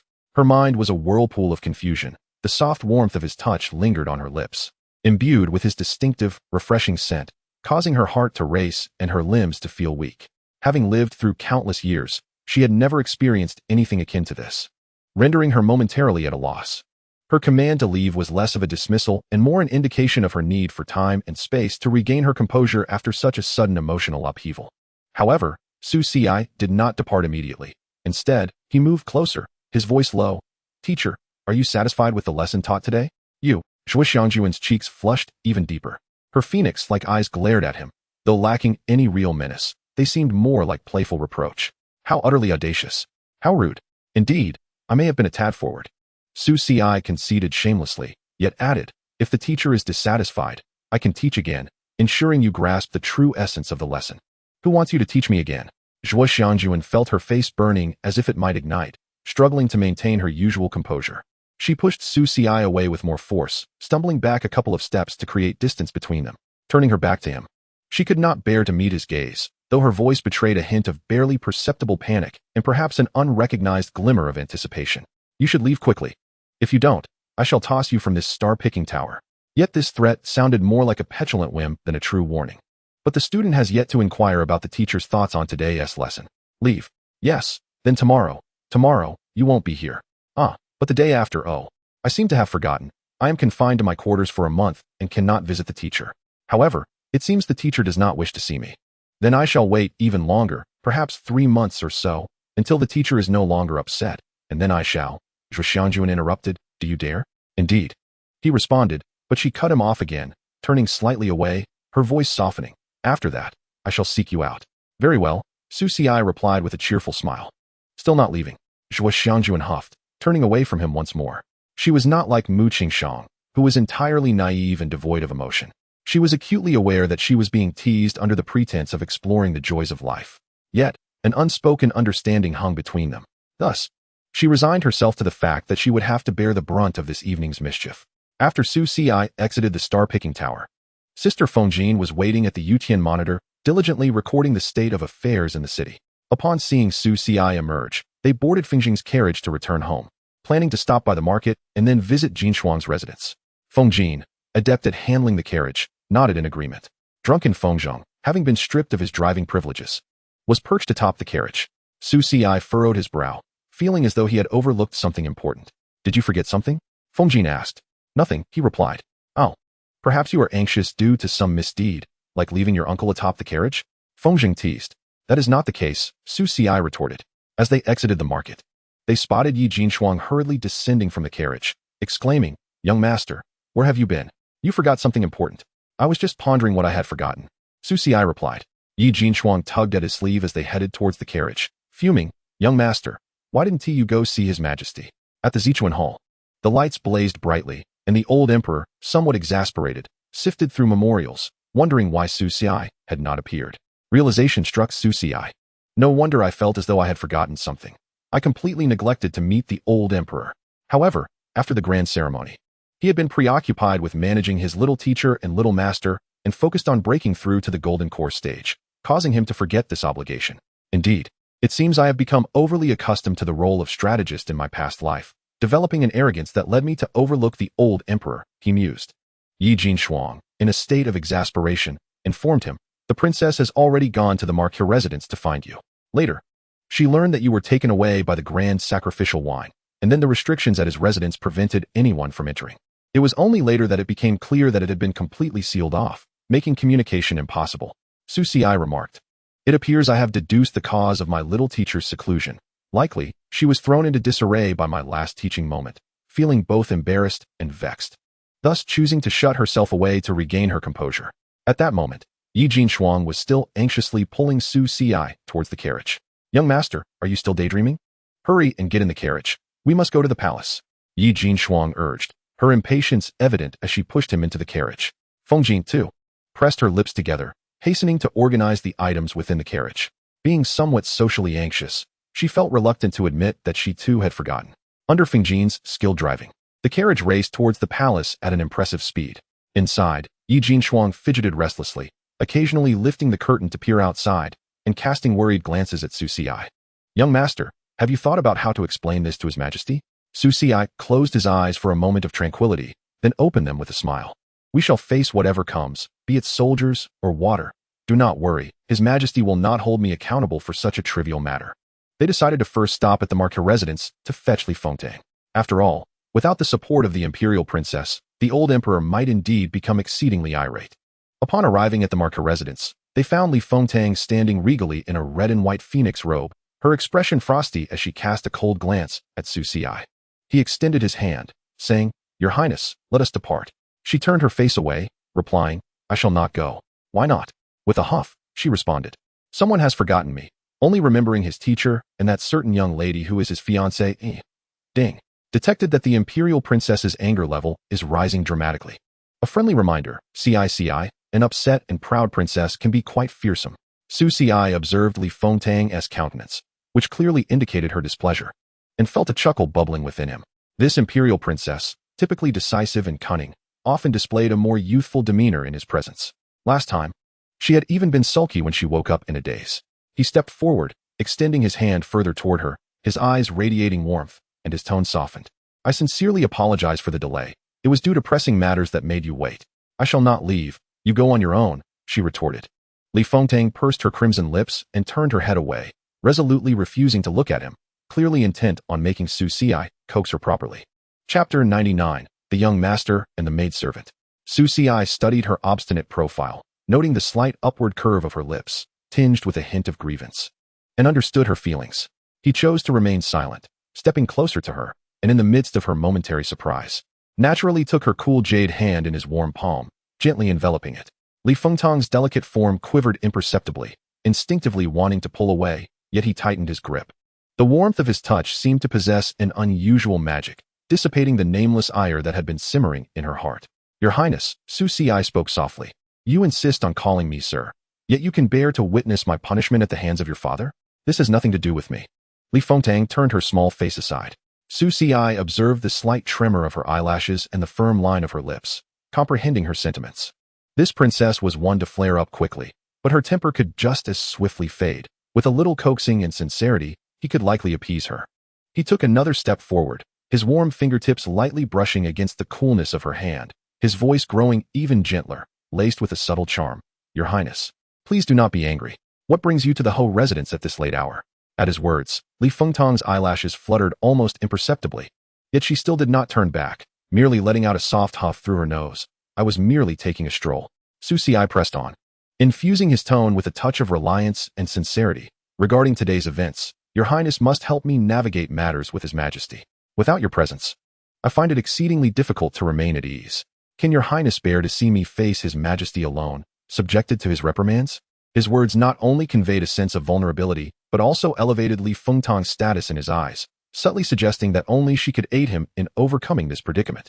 Hearing his pitiful tone, the small spark of her annoyance had already diminished significantly. She had never truly wished to quarrel with him. It was merely that he had been taken away by the Grand Scholar and had not returned for a long while, neglecting her, which had left her feeling somewhat unbalanced. Moreover, Su Xi's point was valid. When facing her father, having her by his side would undoubtedly spare him some troubles. After all, he was the mentor she had recommended to her father, and she naturally wished to protect him. Finally, she slowly turned her head, her phoenix eyes casting a reproachful glance at him. Yet the icy demeanor had vanished, replaced with a touch of playful annoyance and helplessness. You are quite the silver-tongued flatterer. As she spoke, she abruptly turned away again, evidently feeling that this was too lenient towards him. Well, then I shall visit the Long Princess's residence later to apologize to Your Highness. That is your promise. Li Fengtang suddenly turned back. Just then, a voice emerged from behind, gentle and graceful. Young master, are you departing? Li Fengtang narrowed her phoenix eyes as she saw Yi Jinxuan gracefully lift the carriage curtain. Oh? Miss Yi is also here. Su Xi replied. I and Your Highness are to enter the palace to pay respects. What brings Miss Yi here? Yi Jinxuan bit her lip, unwilling to be outdone, and curtsied to Li Fengtang. I pay my respects to the Long Princess. She then added with a smile, what you do not know, Your Highness, is that my lord and I, as betrothed, have been specifically summoned by the Bureau of Imperial Affairs and the Wenyuan Pavilion to arrange a grand ceremony. Now that the ceremony has concluded, it is only right for me to accompany my lord. With her words, Yi Jinxuan firmly bound herself to Su Xi, while simultaneously invoking the authority of the Bureau of Imperial Affairs and the Wenyuan Pavilion, implying that her presence was both personal and official, entirely justified. Betrothed? Li Fengtang's phoenix eyes narrowed slightly, her gaze flitting between Yi Jinxuan and Su Xi, her lips curving into a smirk that was neither a smile nor a frown. I had forgotten that Miss Yi shares this connection with my lord. She emphasized the term my lord heavily, infused with a sense of undeniable intimacy and declaration. Yi Jinxuan maintained her composed demeanor, her expression unchanged, and replied softly, Your Highness, you have many affairs to attend to. It is natural to forget such trifles. However, a marriage contract is a matter of parental arrangement, witnessed by heaven and earth. I dare not forget, nor allow my lord to face your father's authority alone. What a clever statement. Highlighting her concern for Su Xi, while subtly insinuating that as a princess, Li Fengtang should assist him rather than engage in jealousy. Su Xi stood between the two, feeling the cool night breeze above him. They had yet to enter the palace, and the battleground had already commenced. Miss Yi is quite eloquent, Li Fengtang chuckled lightly, no longer entangled with her, and turned her gaze towards Su Xi, her phoenix eyes carrying a hint of languid authority. My lord, it grows late, my father awaits. Will you ride with me? Or? Her sentence trailed off, yet the implication was clear. The choice was yours, and she awaited your decision. Su Xi sighed inwardly, knowing he must act decisively at this moment. One hand still held Li Fengtang's while the other naturally extended toward Yi Jinxuan, gently saying, We are all destined for the palace. Why should we separate? Jinxuan, please, let us share the carriage. With this gesture, he intended for the two to share a carriage. Yi Jinxuan's eyes sparkled with delight, and she nodded obediently, ready to extend her hand. Not necessary. Li Fengtang coldly attempted to withdraw her hand. My phoenix carriage cannot accommodate so many. As she spoke, she turned to walk towards the more opulent and splendid crimson phoenix chariot that had long been waiting nearby. Before boarding the carriage, she glanced back at Su Xi, her gaze complex and inscrutable, filled with dissatisfaction, resentment, yet also a hint of I am here waiting for you, Su Xi. The battlefield of the divine maiden has escalated to 95 progress. White dumpling's friendly reminder, gulp. Xianxia. Your previous move was perilous. You nearly overturned the situation. With a resigned sigh, Su Ci rubbed his temples. He glanced at Yi Jinshuang, who was looking at him with her watery eyes, filled with both triumph and delight at his choice. Young master, Yi Jinshuang called softly, her voice as sweet as honey. Let us go, Su Ci sighed again, boarding the carriage of the Feng family alongside Yi Jinshuang. Two carriages, one in front of the other, moved through the silent night towards the brilliantly lit palace. Inside the carriage, the atmosphere was entirely different. In Li Fengtong's crimson phoenix chariot, the air was as cold as ice. Meanwhile, in Su Ci's carriage, Yi Jinshuang flitted about like a cheerful little bird, adjusting his clothing one moment, serving him hot tea the next, showering him with warmth and care. Young master, do not worry, with your highness by your side. His majesty will not impose a heavy penalty. Indeed, Su Ci replied, his mind already strategizing how to face the old emperor and how to placate the clearly agitated phoenix. However, the little maidservant Yi Jinshuang appeared to be in excellent spirits, evidently benefiting from the concoction he had prepared. Jinshuang, how are you feeling? Very well. Young master's medicine is quite effective. Yi Jinshuang nodded, glancing out the window, her hair fluttering in the breeze, a few strands brushing against her cheek. Su Ci gently tucked her hair behind her ear, speaking softly. Last time you mentioned having something to discuss after taking the medicine. You've been busy these days. Do you now have the time to speak? Chapter 100. The only touch of red in the snowy night. As Su Ci posed this question, Yi Jinshuang's body quivered almost imperceptibly. Her clear eyes, which had been fixed on the scenery outside, slowly returned to rest upon Su Ci's face. In those eyes, a torrent of complex emotions swirled. Hesitation, curiosity, tension, but predominantly, there lay a deeply buried anticipation, nearly ready to break free from its confines. The atmosphere within the carriage shifted, rendered quiet and delicate by Su Ci's utterance. The only sounds that punctuated the silence were the rumbling of the wheels traversing the cobblestone road and the distant clamor of the imperial city. Young master Yi Jinshuang slightly parted her red lips, her voice softer than before, imbued with a barely perceptible tremor. I dreamt of you. Su Ci's breath hitched momentarily. Yet his expression remained tranquil, unsurprised. Rather, he had anticipated this revelation. What caught him off guard was the small maid's unhesitating confession, for in both past and present, this girl had always been rather shy. Yet, the specifics of the situation still hinged on his fiancée, the young lady before him, who was also the girl from his past life. Whether she merely dreamt or possessed knowledge of all his previous existence remained to be seen. Yi Jinshuang gazed at him, her eyes misty, recalling how the gentleman in her dreams cherished the cold plum blossoms in the night rain. The dream maid had also tasted the elixirs he concocted, blossoming like plum blossoms in the snow. Young master, do you still remember? Su Ci smiled gently. With dreams of Jinshuang and the rain of light frost. Do you truly believe I could forget? Yi Jinshuang paused, her small face adorably blank as she murmured, the dreams of Jinshuang, the rain of light frost. Something within her yearned to break free.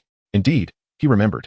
He still enjoyed weaving whimsical mysteries, confirming that he was the heart's demon in her dreams. Indeed, the young master of light frost. They had undoubtedly shared dreams together. Otherwise, how could there exist such an unspoken understanding between them? The shared taste in tea, their playful banter, knowing smiles, and familiar gestures. Yes, it was precisely so. The gentleman in her dreams always spoke in the gentlest tones, uttering the most enigmatic phrases, yet hiding within each subtlety a secret only she could comprehend. He remembered everything, the maid shivering in the snowy night, yet stubbornly guarding a cold plum blossom for him. The one he rescued from the mud, who, with his life-giving elixirs, ultimately blossomed with the brilliance of red plums amidst the snow. Young master. Yi Jinshuang's voice quivered, her eyes glistening with unshed tears. All the words she wished to express, the myriad twists and turns of her thoughts, ultimately condensed into these two words. No longer was she the bewildered daughter of the Yi family, nor the fiancée struggling to maintain her composure before the grand princess. In this moment, she appeared to shed all pretense, returning to the singular, devoted light frost who relied solely upon her young master. She leaned slightly forward, resting her head gently and cautiously upon Su Ci's shoulder. The gesture felt utterly natural, as if they had performed it countless times before. Young master, she murmured, her voice muffled and laced with nasality. I thought I was the only one who remembered. Feeling the warmth and reliance on his shoulder, Su Ci's heart softened. He raised his hand, saying nothing, merely offering a gentle, comforting pat upon her back. Silly girl, he sighed softly. Why did you not tell me sooner? Yi Jinshuang nuzzled against him, resembling a cat seeking solace. Su Xi playfully pinched her nose. What about you? Aren't you worried that dreams are merely dreams? After all, reality hasn't unfolded as it did in your dreams, has it? Yi Jinchuang huffed softly. But young master is right here before me. How could it be false? Moreover, you even brought things from the dream into reality. Besides, with your temperament, I recognized you at first glance. Her candid yet slightly petulant complaint elicited a chuckle from Su Xi, who reached out to lightly scratch her pert nose, prompting a soft protest from her. Very well. It's all my fault for having such a poor temperament. Su Xi laughed, his tone brimming with affection. But this poorly tempered individual is now your rightful fiancé. Dear Missy, do you have any regrets? At his words, Yi Jinchuang's cheeks flushed slightly, yet she buried her face deeper, murmuring, I have no regrets. No matter how poor a young master you may be, you are still my young master. Her declaration came with an air of certainty, infused with the unique obstinacy and sweetness of youth. Su Xi felt warmth swell within him, his arm around her shoulders tightening slightly. In their past life, though they bore the titles of master and servant, their bond had transcended mere labels, embodying a relationship of mutual reliance and affection. Yet, they had always been separated by the barrier of status, leaving many feelings unspoken. In this life, however, that barrier was shattered by their engagement, rendering everything seamlessly natural. Yi Jinchuang rested her head against his shoulder, and after a moment, softly confessed, Actually, I'm not that confident. These past few days, my heart has been in turmoil, and I can never differentiate between dreams and reality. Can you tell apart the two now? Su Xi countered. Yes and no, she nodded, then shook her head. I think I can, but it seems even more chaotic. She lifted her gaze, her watery eyes locking onto his, filled with a hint of grievance and accusation. You are now the heir to the Yin Yuan Marquisate, surrounded by the likes of Fairy Mu, the Grand Sacrificial Scholar, and the Grand Princess. They are all so remarkable. I am so afraid. Afraid of what? Afraid that you will no longer need Light Frost. In her past life, she had been his maid, the only one allowed such closeness in his world. Yet, in this life, he was surrounded by blooming flowers, each more dazzling than the last, making her, once the sole plum blossom, feel an unprecedented sense of danger. Seeing the unease in her eyes pained Su Xi. He cradled her delicate face, gently wiping away the moisture at the corners of her eyes with his thumb, his gaze imbued with tenderness and resolve.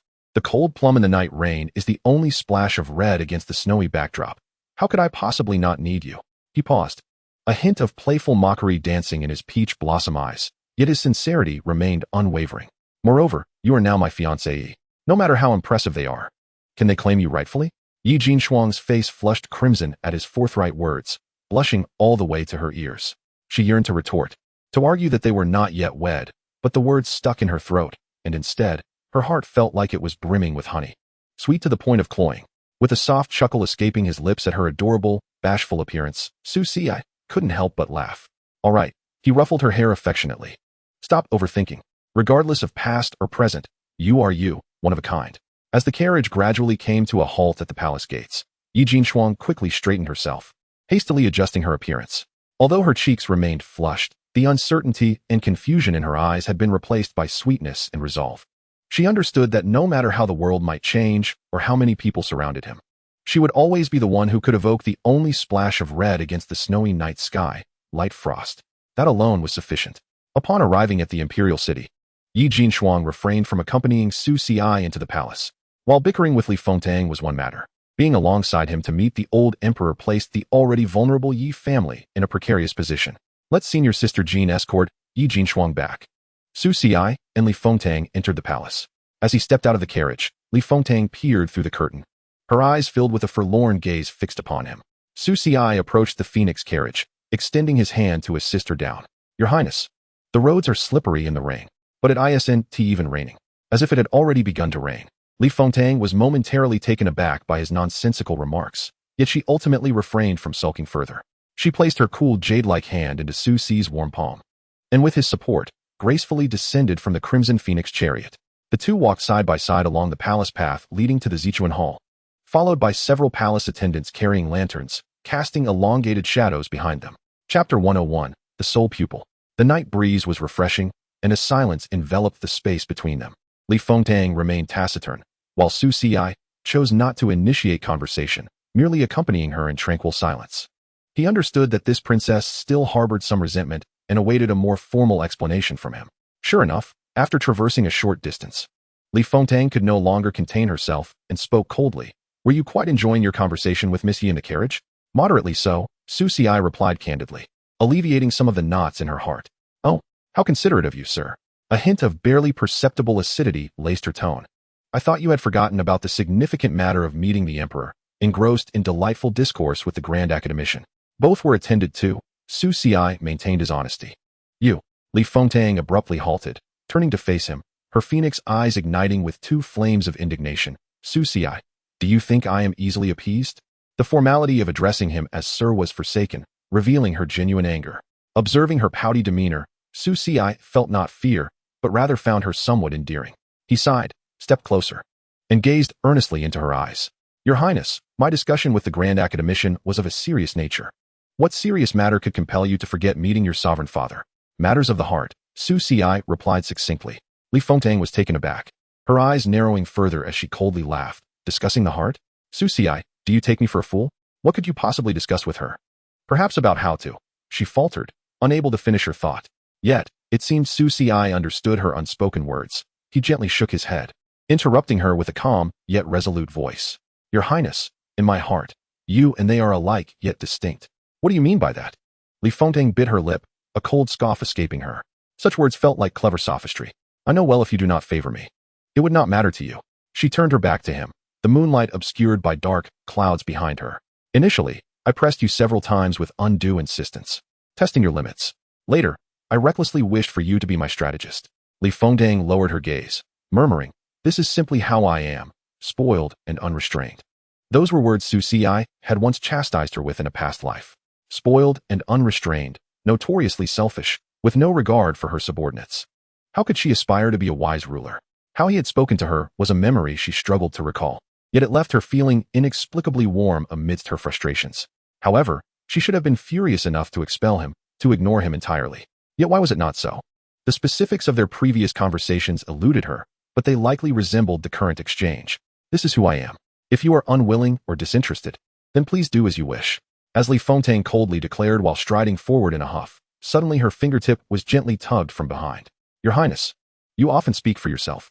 When you were playfully demanding promises from me, you knew how to be willful. Why is it now that you neglect to inquire about my wishes?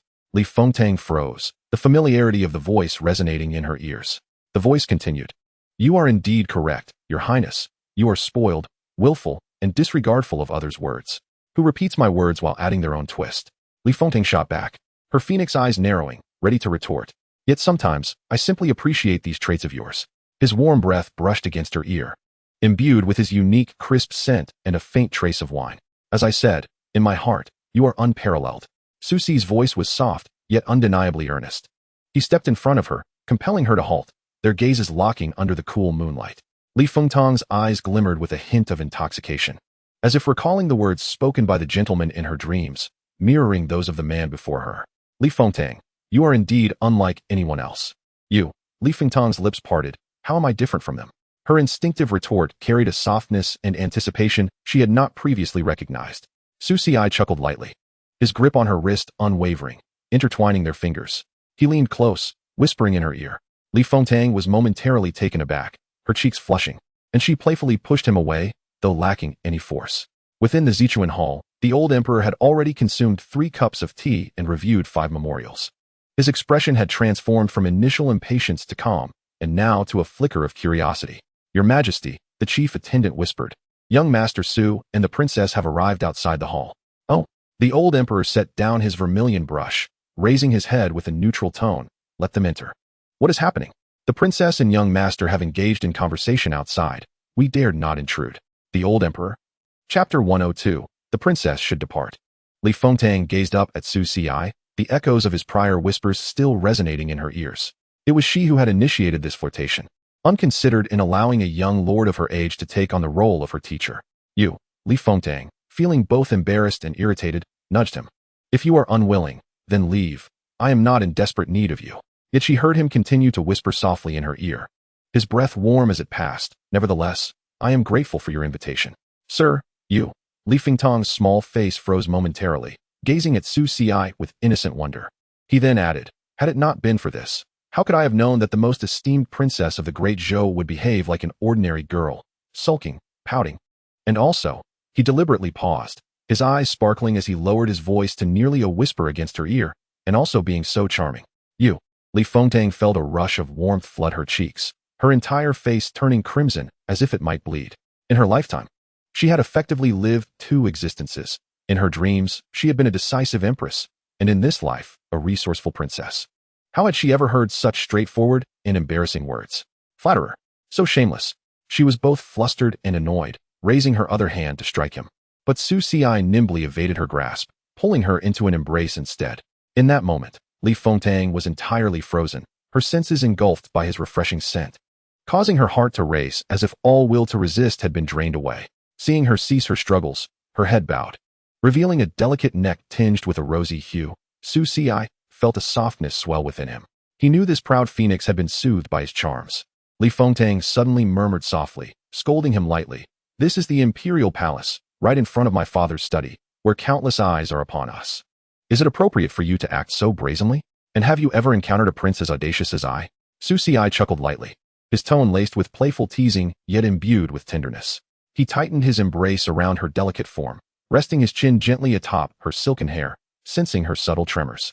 Li Fengtang was momentarily taken aback by his words, rendered speechless. Indeed, which noble scion would dare embrace the reigning princess in front of the imperial study? Not to mention that this very person was the one who had persistently insisted on his presence.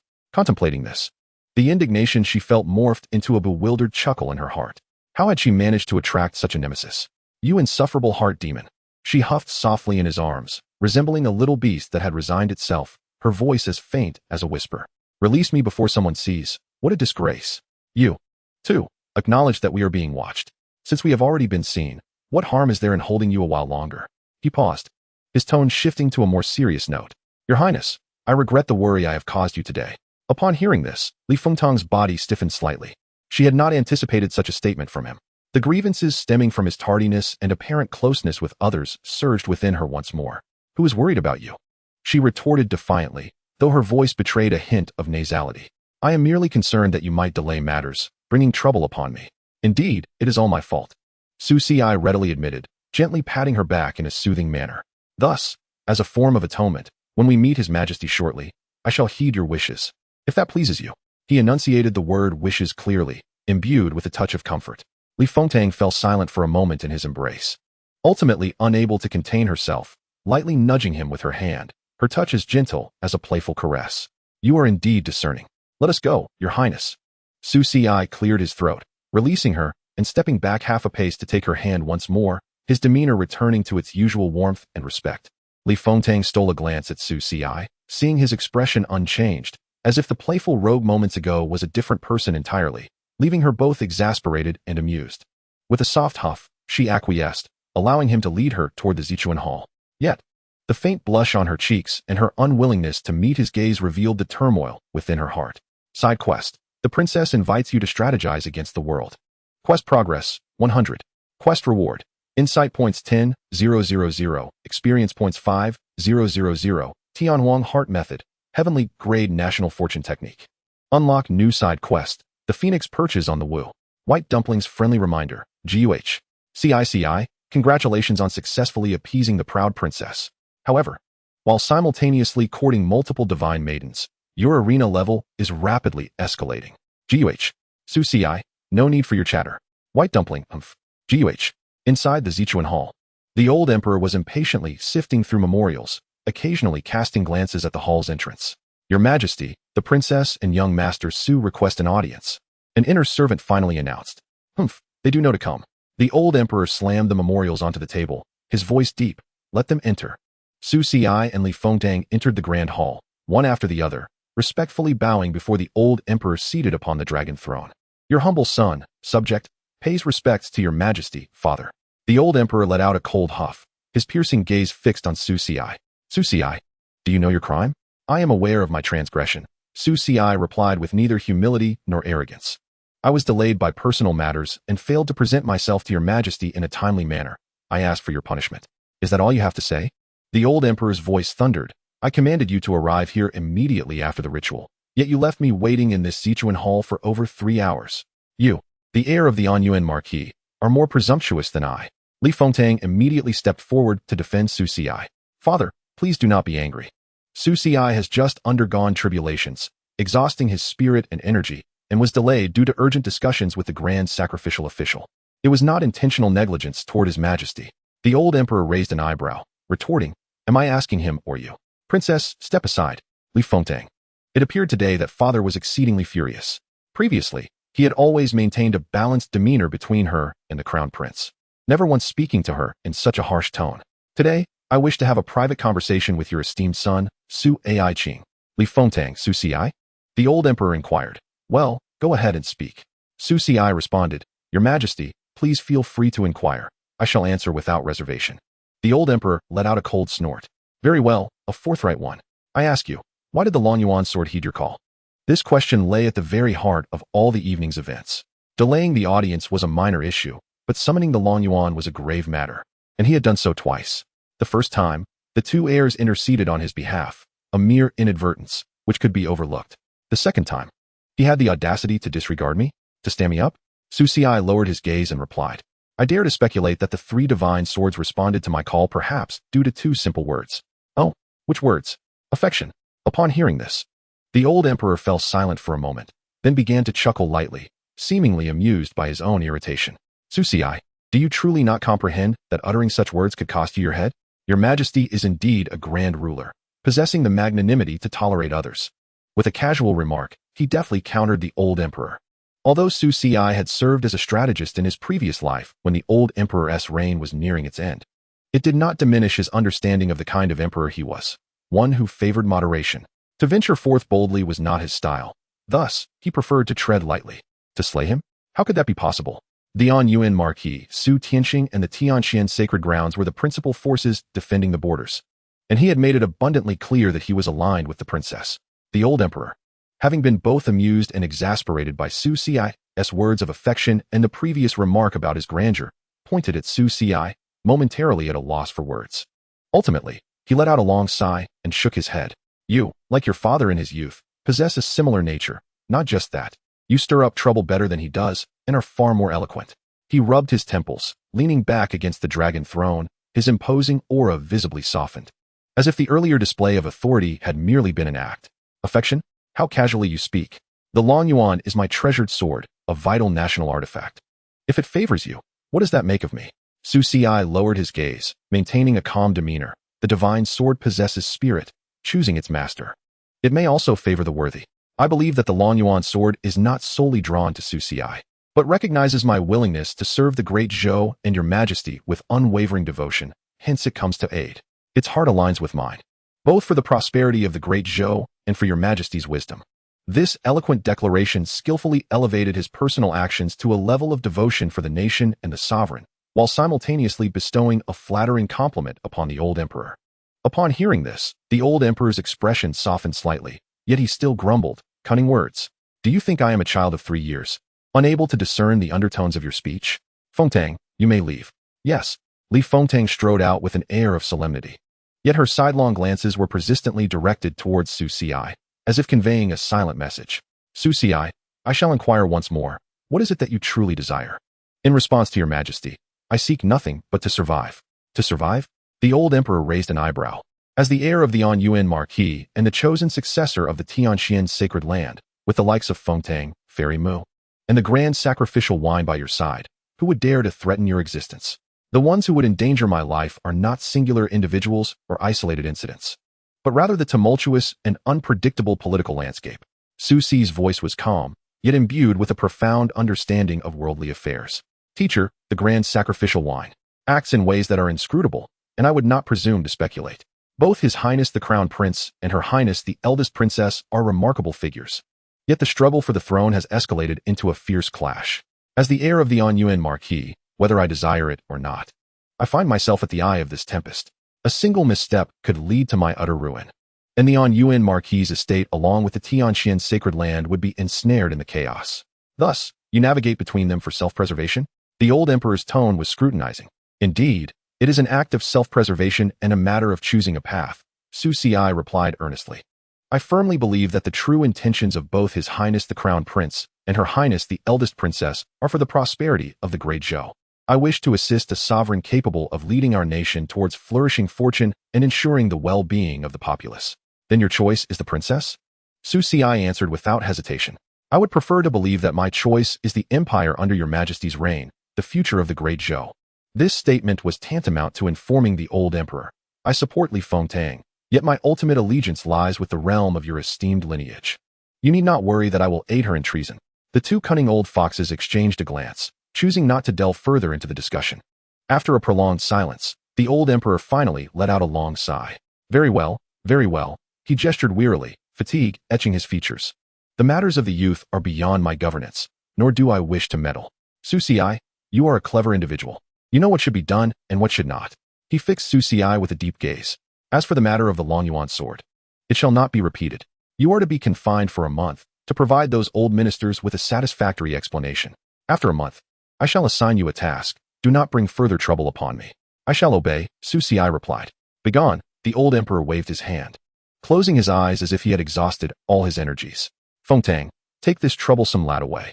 Yes, Li Fengtang immediately stepped forward. Father, I take my leave. The two walked side by side along the quiet palace path, the silvery moonlight cascading over them. After a prolonged silence, Li Fengtang finally spoke softly, her voice betraying a barely perceptible tremor. Why did you say such things just now? Su Xi halted, turning to look at her.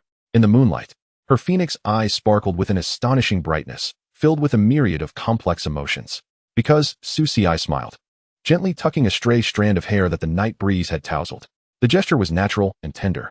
One can deceive others, but never one's own heart. Since I have become your teacher, it is only right that I strategize for your sake. Your path is now intertwined with mine. Li Fengtang gazed into his smiling peach blossom eyes. Her heart skipped a beat. She bit her lower lip and turned her head away, unable to meet his gaze, softly murmuring an acknowledgement.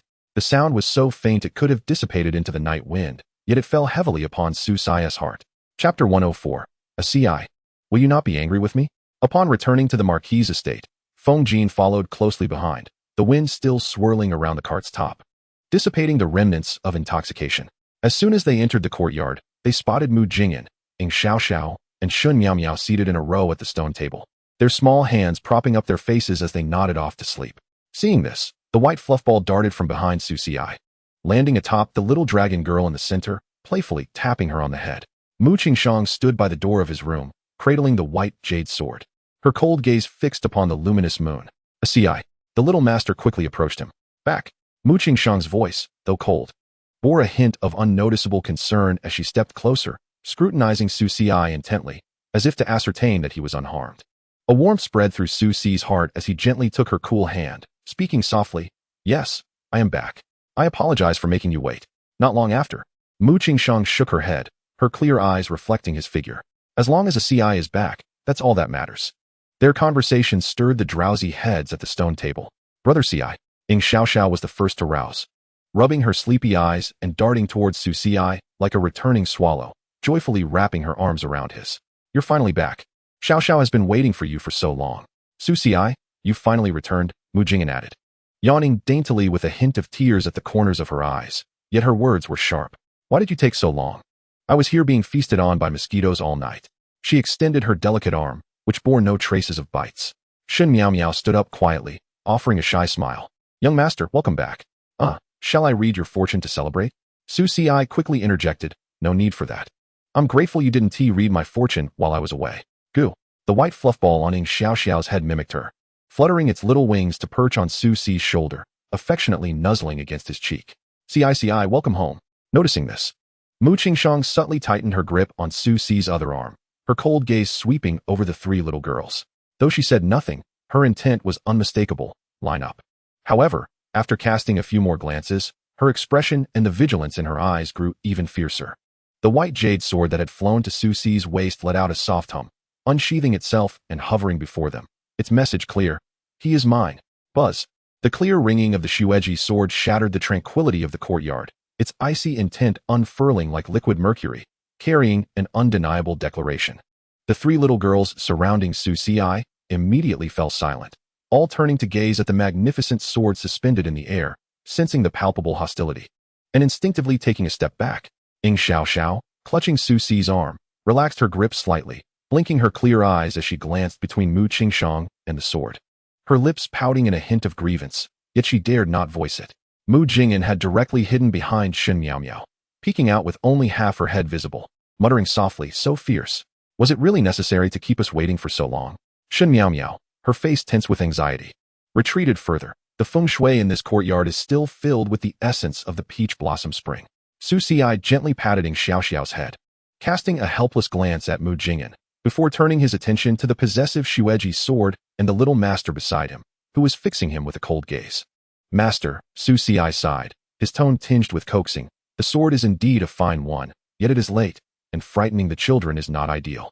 Upon hearing this, Mu Qingshang's long lashes fluttered gently as she turned her small face away, blinking innocently. They were too close to a CI.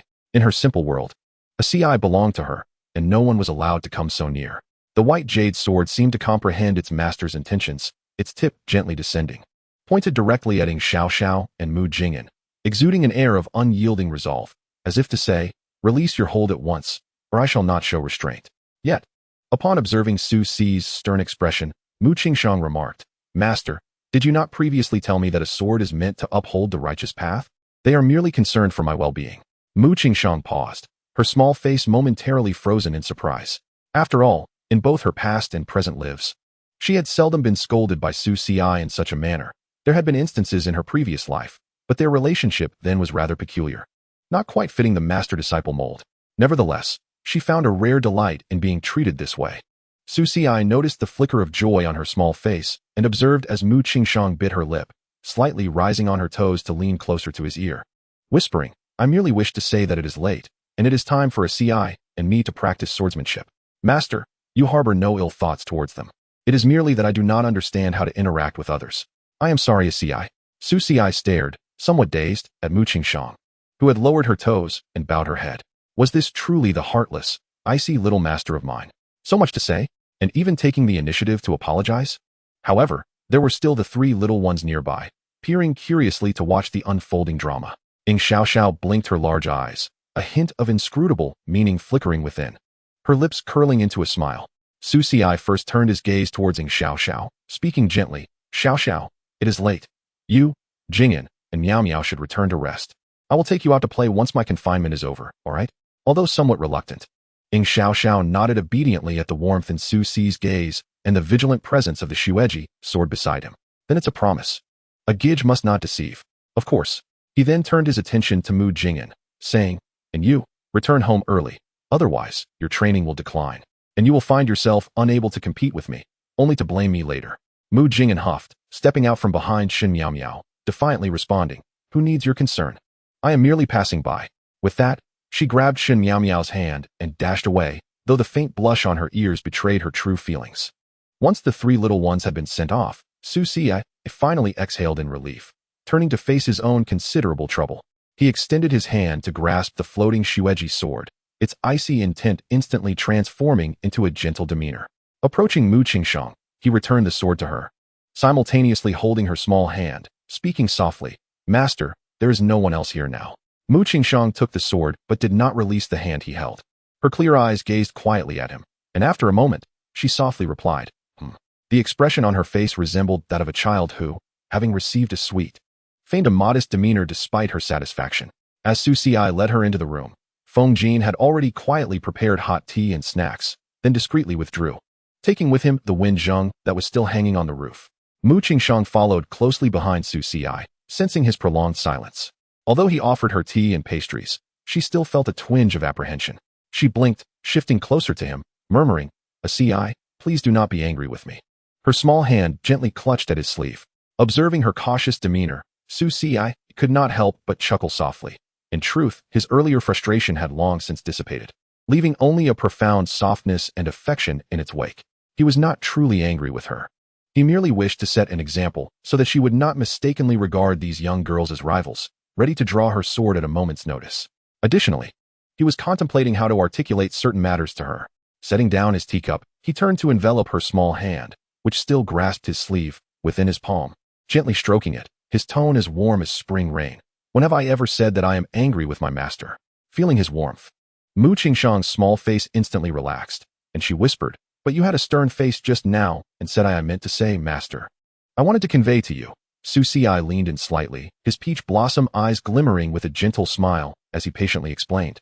Xiaoxiao and the others are merely concerned for me. They harbor no malice. You are my elder, the sword immortal of Tianshan, and my only master. You must not be angered over such trifles. Mu Qingshang listened, her small face brightening with a rare smile that broke through her usual coldness, exclaiming, "Ci. Indeed, I am your only master."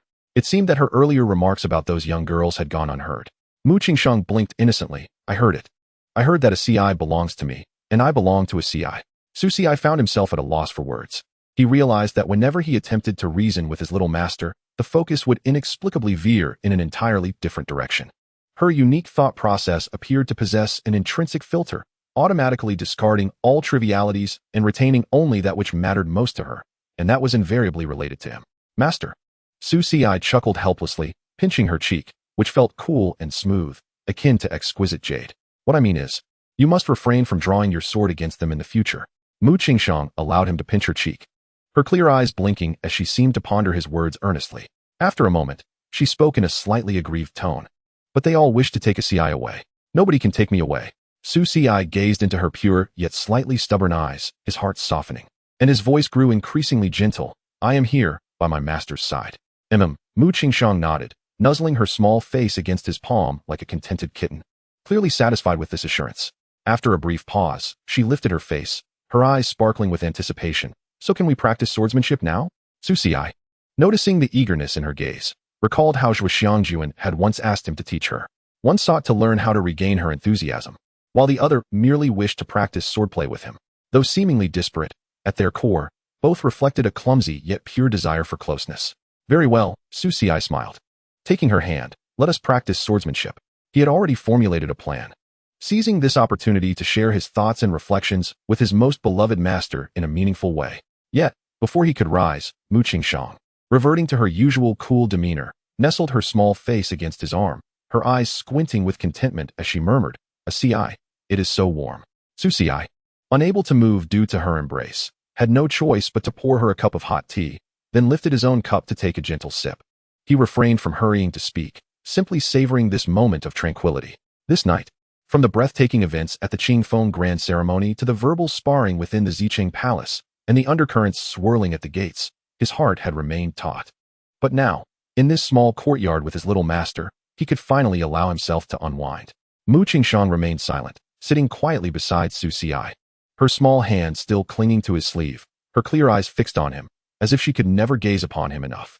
After a considerable time, Su Ci finally set down his teacup and turned to her, a gentle smile gracing his lips. Master, you have worked hard today as well. Mu Qingshang, upon hearing this, shook her head softly, murmuring, it is no trouble at all. As long as you are safe, that is all that matters. As she spoke, her gaze fell slightly, her long eyelashes casting delicate shadows in the candlelight, her voice tinged with a hint of apprehension. Su Ci, please do not act so recklessly again, all right? She referred to Su Ci's daring act of confronting the heavenly tribulation with his own body, a sight that still haunted her. Are you referring to the tribulation? Su Ci feigned ignorance, fully aware of her meaning. Mu Qingshang nodded earnestly, lifting her head to reveal a seriousness and stubbornness in her clear, cold eyes. As your master, I can shield you from all lightning tribulations. You need not put yourself in danger. Seeing the concern in her eyes warmed Su Ci's heart. He gently brushed his hand over her head, speaking softly.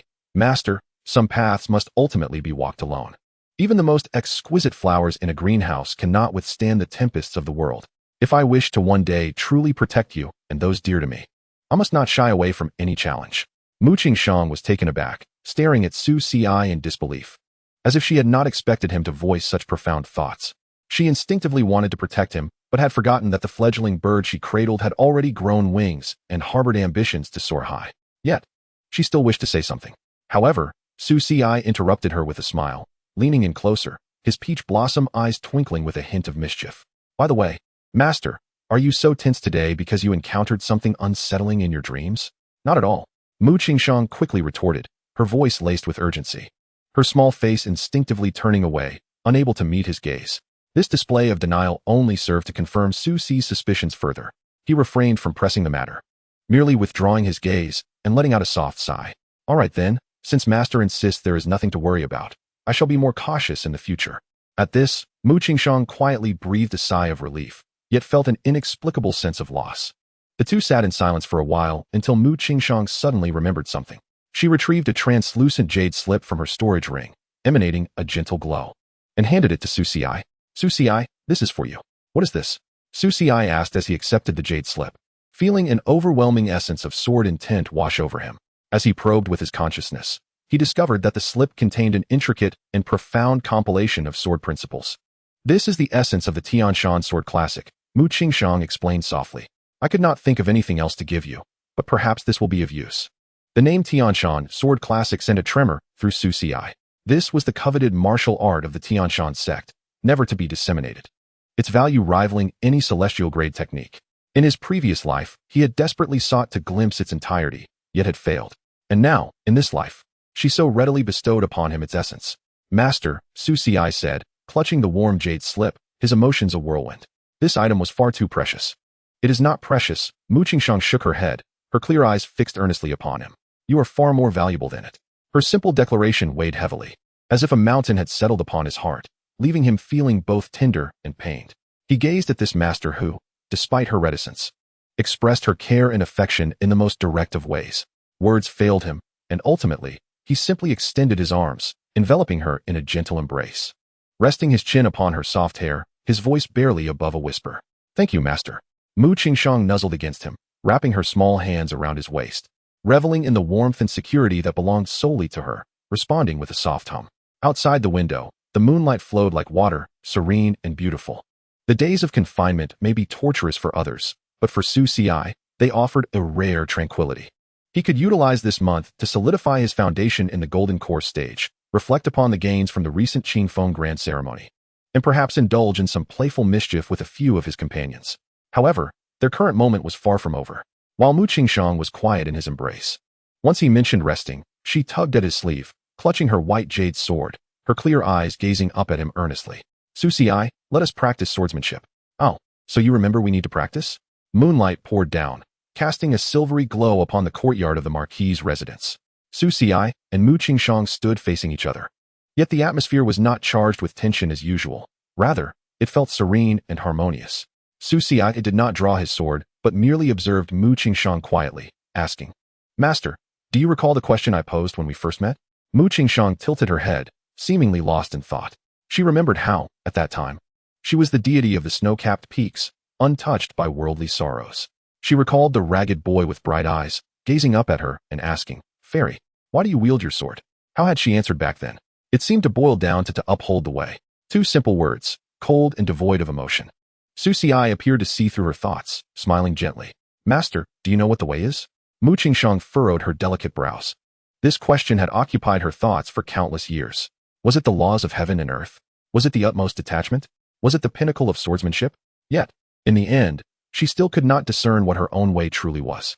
She only knew that in her past life, she had devoted herself to the heartless sword, aspiring to become a sword immortal and protect the world, only to lose the most important person close to her, even though that person had acted in ways she had never imagined. Yet she still yearned. Mu Qingshang felt herself lacking in intelligence, unable to fathom why one who kindled the flame for others could not receive the warmth she desired. But thankfully, her past life was merely a dream now. She seemed indifferent to what the way or the sword path entailed. In the present, Mu Qingshang remained silent, her gaze quietly fixed on Susi, awaiting his answer.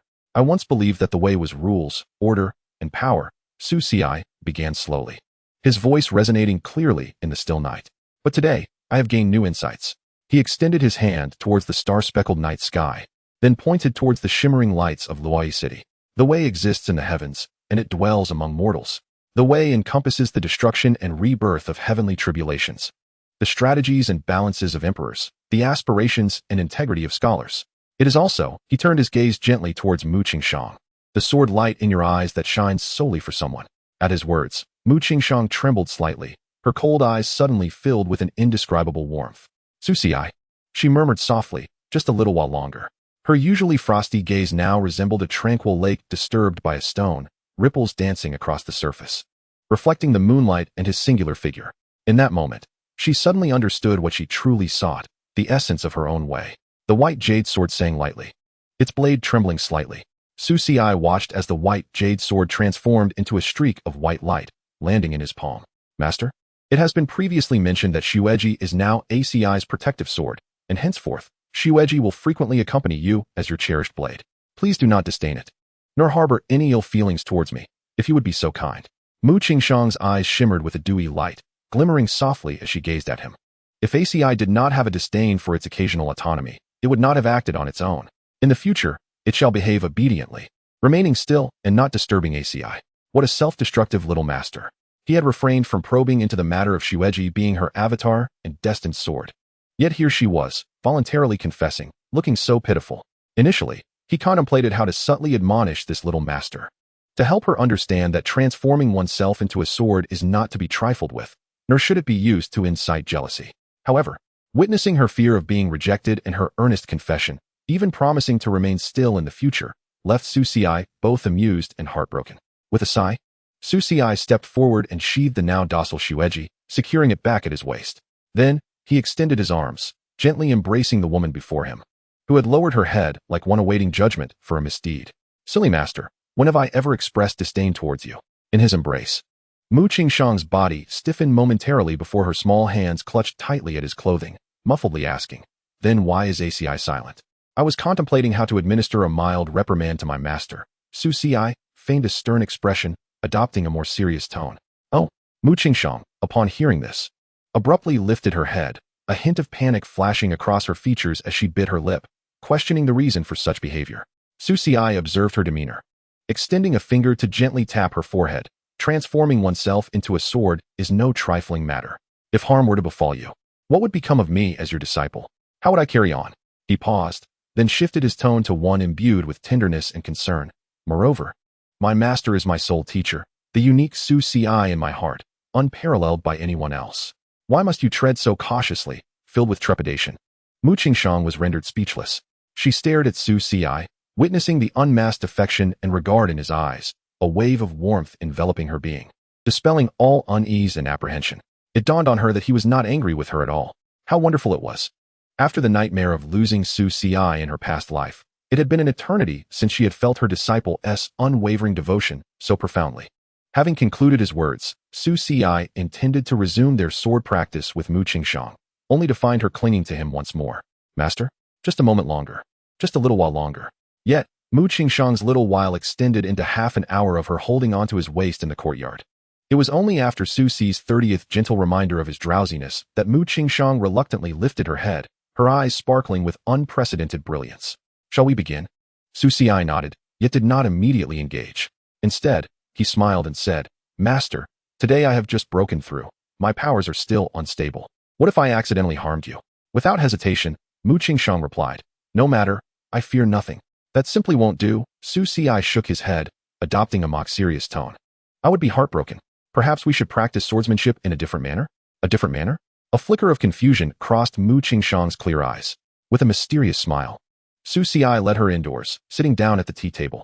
He laid the white jade sword across the table and, under Mu Qingxiang's curious gaze, picked up paper and brush, beginning to write with fluid strokes. He was not inscribing profound sword techniques, but rather integrating his insights from the debates at today's Qingfeng ceremony, as well as his reflections from the confrontation with the heavenly tribulation, transforming them into annotations about the essence of swordsmanship. Master, look here. He pointed to the text on the paper. The sword is an extension of the heart. If the heart is not resolute and the path unclear, no matter how exquisite the sword technique, it remains as insubstantial as a floating weed. Today, we shall not practice sword forms, but rather cultivate the heart of the sword. Mu Qingxiang gazed at the characters with a mixture of understanding and confusion. Although many of the principles eluded her comprehension, she could sense the unique thoughts and noble sword intent that belonged to Xianxiaaudiobooks within them. More significantly, he was willing to share these intimate insights with her without reservation. She leaned in closer, resting her head against his as they both studied the words on the page. The crisp aura surrounding Xianxiaaudiobooks enveloped her senses, granting her an unprecedented sense of peace. As Xianxiaaudiobooks wrote, he softly explained the concepts to her. They nestled together, he inscribing sword forms, she offering guidance, and then recording her own techniques. They mutually validated each other in this endeavor. To Mu Qingxiang, Xiao's voice was melodious, akin to a mountain spring or the gentle clink of warm jade, rendering the dry principles lively and engaging. Even when she occasionally interjected to advise him, before long, she found herself so engrossed that her little head gently leaned against his shoulder, her breathing becoming steady and tranquil. Noticing the weight upon his shoulder, Su Xi halted his pen and turned to look. To his surprise, his little master had fallen soundly asleep against him. Her long eyelashes cast a fan-shaped shadow in the candlelight, her sleeping face serene and tranquil, a faint smile of satisfaction gracing her lips. It seemed she had indeed exhausted herself today. With a blend of exasperation and affection, Su Xi chuckled softly, carefully setting down his brush and adjusting his position to ensure she was more comfortable. He did not move again, simply sitting quietly, allowing her to rest against him. Outside, the moonlight flowed like silk, while the candlelight flickered within the room. That night, Su Xi neither practiced swordplay nor cultivated his powers. He simply served as a quiet pillow. The night passed in silence. The following day, news of Su Xi's confinement spread through the entire city of Loi as if it had grown wings. Su Xi had anticipated a peaceful respite, yet on the very first day of his confinement, visitors arrived. When senior sister Jean and classmate Xiao Mu hurried in to inform him, Su Xi smiled and speculated. Perhaps it is the little teacher, after all. She is the most eloquent. Is it Her Royal Highness the eldest princess? She has been rather anxious of late. Ah, that must be Jean Shuang then. She was quite worried about me last night. Ah, that would be the little dragon girl. That young lady, like Xiao Mu, is never still. Wait, what do you mean the National Master and the Grand Tutor are coming together? Chapter 107. Is this what you call a philosophical discourse? After waiting for a while in the hall, National Master Jiang Wensong glanced at the several young ladies across from him, hesitating before inquiring. Where is your young master? Feng Jin, encountering strangers, became shy and stuttered. That sword of his, what was it called again? Tianwang. Oh right, Tianwang. It seems to hold significant collectible value. Seeing Jiang Wensong's gaze shift towards her, Shen Miao Miao, excitedly eager, produced the divination coins from her embrace. National Master. Would you like to divine a fortune? I am truly quite accurate. I need to prove it to myself. Just give it a try, trust me. Fortunately, Mu Jing'an was relatively dependable, blinking her large eyes, hesitating momentarily. Perhaps he has been delayed by some matters. Jiang Wensong remarked. It seems I have encountered this very statement an hour prior. Would you kindly wait a moment? I shall hasten to inquire. He stroked his beard, a congenial smile gracing his features, yet he could not suppress the subtle throbbing of the veins at his temples. As the esteemed national master of the Great Zhou, second only to none, he had never endured such treatment. In the drawing room of the Marquis's residence, he found himself being trifled with by a gaggle of half-grown, unrefined young girls, while the principal guest remained conspicuously absent. Casting a glance at Yi Xianfeng, who sat across from him, perfectly still and seemingly entranced. Holding a teacup with an air of serene composure, Jiang Wensong mused on the absurdity of the situation. Originally, he had come with the old tutor, but inexplicably, the tutor had departed midway, leaving this fellow in his stead. Scholar Yi, are you indulging in scholarly pursuits today? Perhaps contemplating the teachings of Confucius? Jiang Wensong inquired with a smile. Silence, I am in deep thought. Yi Xianfeng muttered, his brow furrowed. It was astonishing how someone could be illiterate yet possess such prowess in chess. No, we are of the same generation, bearing the title of imperial uncle. I cannot afford to lose. Jiang Wensong could only gaze at the entranced scholar of the Wenyuan Pavilion, who was muttering to himself, feeling his worldview shaken once again. The previous day, he had been astonished by Su Xi's summoning of the three swords, recognizing the young man's extraordinary talent and affinity with the Tao. Today, however, he was bewildered by the utter lack of rational thought in the entire household, save for the seemingly normal young shepherdess. Even Yi Xianfeng, with his prominent brows and wise demeanor, had seemingly succumbed to madness? No, he had always been rather peculiar. Taking a deep breath, Jiang Wensong resolutely stifled the urge to leave in a huff and endeavored to maintain the poise befitting a sage. He resolved to ignore the bizarre group and instead closed his eyes to cultivate his spirit, attuning himself to the faint vibrations emanating from the Tianwang sword, which resided joyfully within the estate, albeit somewhat distant. Meanwhile, in a small courtyard bedroom, upon learning of a visitor's arrival, Su Xi slowly opened his eyes, feeling a dull ache in his neck. As he shifted his stiff body, he realized that his little master had indeed spent the entire night resting her head on his shoulder, deeply asleep. Her serene face adorned with a hint of a contented smile, her small hand still gripping his garment tightly. Amused yet exasperated, he cautiously attempted to extricate himself, only for Mu Qingshang's eyelashes to flutter, prompting her to snuggle closer with a soft whimper. "ACI, don't go," she murmured in her sleep, nuzzling against his shoulder. "Very well, I suppose I cannot leave," he sighed in resignation, preparing to continue his role as a supportive pillow. However, he soon realized that not only was Mu Qingshang in his embrace, but the Baiyu Xueji's sword was as well. No, that was not all. Su Xi's eyes twitched as he beheld the Tianhuang's sword and the Wendan's sword, which had inexplicably appeared in his room, riffling through the pages of books on his shelf. He fell into silence, muttering to himself, "At least Long Yuan has not escaped. Otherwise, the old emperor would surely be furious." Just then, he felt a stir from his little master in his arms. Looking down, he saw that Mu Qingshang had awakened, her clear, dazed eyes fixed on the two uninvited divine swords. "ACI, they are too noisy," she said, her voice soft and sleepy, her face still nestled against his shoulder. What can he say? He is equally exasperated, Suci thought. The Tianhuang sword seemed to comprehend Mu Qingshang's disdain, vibrating slightly in protest. Its lightning-like aura swirling around it as if to assert, "I am not noisy. I am merely expressing my affection." The Wendan sword then snapped shut a book with a flourish, floating before Mu Qingshang and bowing gracefully as if to say, "Forgive me, fair maiden. I merely wish to bask in the fragrance of knowledge." At that moment, the small white creature, having just returned, leapt through the window, rubbing its eyes in curiosity at the scene. "ACI, it is so lively." Suci felt overwhelmed. The first day of confinement was proving far more exhausting than any grand ceremony. He gently patted Mu Qingshang's back, speaking softly, "Master, please rest a little longer. I shall kindly escort these two guests out." However, Mu Qingshang shook her head, clutching his clothing tightly, mumbling, "If ACI leaves, it will be cold." With no other option, Suci wrapped an arm around his clingy little master and used his other hand to suppress the divine sword's consciousness from a distance. "Behave yourselves. If you cause any more trouble, I shall send you both back to the forge for reconstruction." The Tianhuang sword and Wendan sword immediately froze, obediently hovering in midair, no longer daring to move. Just then, a gentle knock sounded at the door, and Feng Jin's timid voice came from outside. "The National Master asks once more." "Understood. I shall be right there," Suci called back. He then looked down at the girl in his arms, his tone coaxing, "Master, it is truly time to rise. Otherwise, the National Master may come personally to summon me." Reluctantly, Mu Qingshang sat up, but continued to hold onto Suci's clothing. Her cool gaze darting between the two swords and then back to Suci, clearly conveying the message. "If we go together. If we meet together." What could Suci do but acquiesce?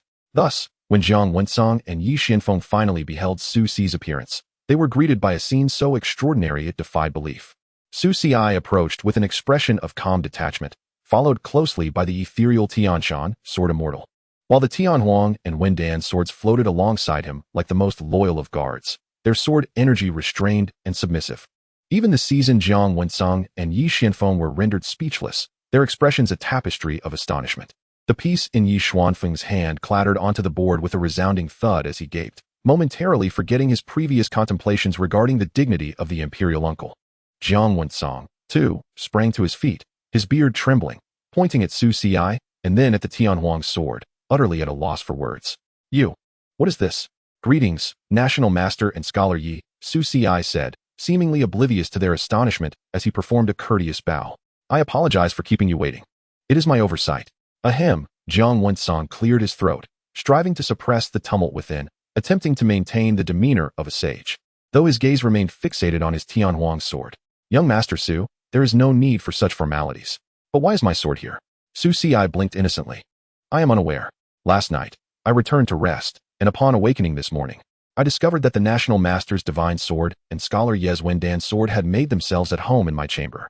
It seems they possess a spirit of their own, seeking to engage in discourse with me." "Discourse?" Zhang Wensong's eye twitched violently. "You call this discourse? My sword is practically treating you as a father."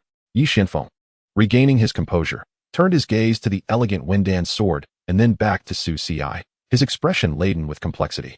"Young Master Su, the Wendan sword is a sacred artifact of the Wenyuan Pavilion. Only a great Confucian can summon it. Perhaps your remarks at the chiefing ceremony yesterday have fortuitously earned the Wendan sword's approval." Suci humbly replied, "I merely expressed my thoughts." On that day, the conversation reached an impasse.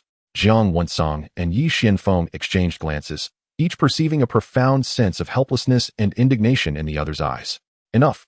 Zhang Wensong sighed deeply, deciding to let the matter rest. He waved his hand, and the Tianhuang sword merely circled around Suci once, before reluctantly returning to his grasp.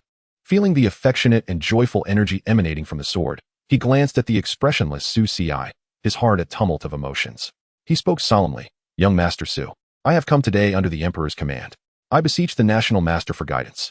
"The Emperor has decreed," Zhang Wensong continued slowly. "You are to be placed under house arrest for 1 month, to reflect deeply within your estate.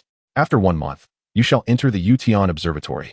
Assuming the position of junior supervisor of the celestial administration, assisting the grand scholar in observing the stars and discerning fate, as well as compiling celestial texts. What? Upon hearing this, not only was Su Ci taken aback, but Yi Xianfeng and several young ladies present also displayed expressions of astonishment. The junior supervisor of the celestial administration holds a position just below that of the grand scholar. Though its rank is not high, its authority is immense, granting access to the most clandestine secrets of the great Zhou dynasty. Ding. Main quest updated. The turbulence of the Yuetian Observatory. Quest description: 1 month from now, you will officially commence your duties at the Yuetian Observatory as the junior supervisor of the celestial administration. Within this institution that gathers the extraordinary talents of the realm, safeguarding the greatest secrets of the great Zhou, you will encounter special attention from the grand scholar. As your rank ascends, you will also engage with more influential figures in the court, so please exercise caution. For the national master before you is particularly concerned about your daily pilfering of his sword. Quest objective: successfully establish your position at the Yuetian Observatory and uncover traces of the heavenly mandate. White Dumpling's friendly reminder: Gugu. Cici, your little teacher has laid it out clearly. You can't escape now. Su Ci. He could almost ascertain that this was undoubtedly the work of Zhuo Xiangjun. It seemed his little teacher could hardly wait for him to provide her with a course on intriguing matters. Obeying the decree, Su Ci inhaled deeply, accepting this profound imperial edict. However, even though he would not begin his duties for another month, the impending month of house arrest was destined to be anything but tranquil. Su Ci entertained Jiang and Yi with great hospitality, though throughout, the two maintained a profoundly meaningful gaze upon him. Jiang Wensong appeared to be preoccupied with the matter of the Tianhuang sword, while Yi Xianfeng seemed less concerned about the literary sword and more eagerly rubbed his hands together, inquiring, "What of your uncle?" Seeing the impatient expression on Yi Xianfeng's face, as if he were eager to meet a master, Su Ci's lips twitched imperceptibly. It seemed he had become addicted to this game of chess. "My uncle is currently in the backyard, engrossed in meditation after observing the stars last night, pondering the way of the game. He is not in a position to receive guests." Closed off? Comprehending the way of chess? Yi Xianfeng's eyes widened incredulously. Nonsense. A man who can barely read is observing the stars? Clearly, he is afraid of me and dares not emerge to challenge. As he spoke, he attempted to roll up his sleeves and rush towards the backyard. Jiang Wensong, watching in exasperation, quickly restrained him, urging, "Scholar Yi, calm yourself. This is the residence of the Inyuan Marquis. What manner of conduct is this?" Conduct? Can conduct be eaten? Can it help me win at chess? Yi Xianfeng huffed defiantly.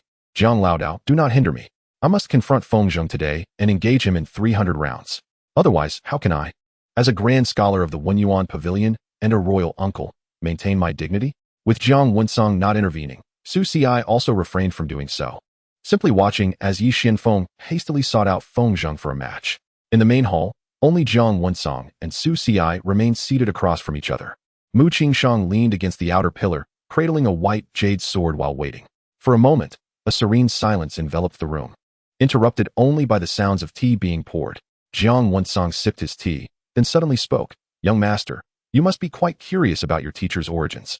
Am I not correct?" Su Ci's heart skipped a beat. This one was indeed a cunning old fox. Surely, a national master would not come merely for a decree. He awaited his presence here. "National master, you jest. My teacher undoubtedly possesses an extraordinary lineage, and as a junior, I have no intention of prying." Upon hearing this, Jiang Wensong paused momentarily, his hand brushing his beard, before bursting into a knowing laughter that held a hint of significance. What a casual inquiry. He shook his head, his gaze sharpening slightly. "Young Master Su, you are an astute individual, thus I shall not beat around the bush. The grand scholar, who governs the Yuetian Observatory, observes the stars on behalf of heaven, wielding immense power. Her existence is even more ancient than that of myself, the national master. Yet, her origins are shrouded in mystery. Even the emperor and the royal archives of the great Zhou contain but a few vague references. I have spent a century scouring ancient texts and studying star trajectories, ultimately arriving at one ambiguous conclusion. She does not belong to this realm." Does not belong to this realm? Su Ci's heart jolted, though his expression remained unperturbed, merely feigning a hint of appropriate surprise. What does the national master mean? Literally. Jiang Wensong regarded Su Ci intently. If one were to consider the heavenly decree, the fate charts of all individuals correspond with the stars above, intertwining their fortunes. However, the grand scholar possesses no star of fate in this realm. Su Ci's eyes twitched slightly. What audacity this Taoist had, to speak such words, considering they had only just met. Was he attempting to sow discord? Or was he merely a pawn in his own game? Yet, there was another person who also lacked a star of fate in this realm. Young master, who do you believe that to be? Jiang Wensong's gaze lingered leisurely upon him. Su Xi, are you implying someone?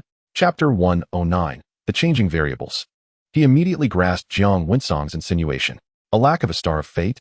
One was the grand scholar Zhuo Xiangjun, and the other, besides himself, could it be anyone else? Su Xi, a solitary soul forcibly transported from another world by the game system, had arrived years before the chosen players of his previous life. Thus, he could not possibly leave any trace on the heavenly mandate of this realm. Yet, he had not anticipated that Jiang Wensong possessed such profound insight, able to perceive these celestial secrets. National Master, you jest. Su Xi maintained an outward calm, even lifting his teacup to blow gently at the foam, as if listening to a tale entirely disconnected from his own existence. The world is vast and full of wonders. I, as a junior, am unaware of who that person may be. However, since the National Master is also uncertain, perhaps it is merely that individual star of fate is too subtle and refined, beyond the perception of the mundane. Jiang Wensong's eyes twitched slightly. You are quite unreserved. Jiang Wensong's demeanor remained composed, perhaps. He smiled knowingly, not pressing further, but rather shifting the conversation. However, two individuals without stars of fate may inadvertently become entwined, creating variables in the world.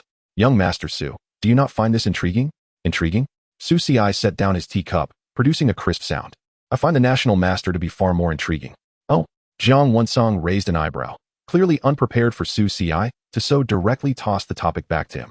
Su Xi continued. The National Master bears the responsibility of overseeing the heavenly decree, yet expresses such curiosity about two so-called variables, even deigning to come forth and speak these words to a fledgling like me. He leaned slightly forward, his voice soft, yet each word resonated clearly. I dare to presume, esteemed National Master, that your true inquiry may not pertain to the origins of the teacher, but rather to discern the nature of the so-called dual variables and the transformations they may bring to the great Zhou in this realm. Am I correct? Jiang Wensong's pupils imperceptibly contracted. He realized he had underestimated the young man before him. This lad, instead of being intimidated by his words, had effortlessly unraveled his concealed intentions with just a few phrases.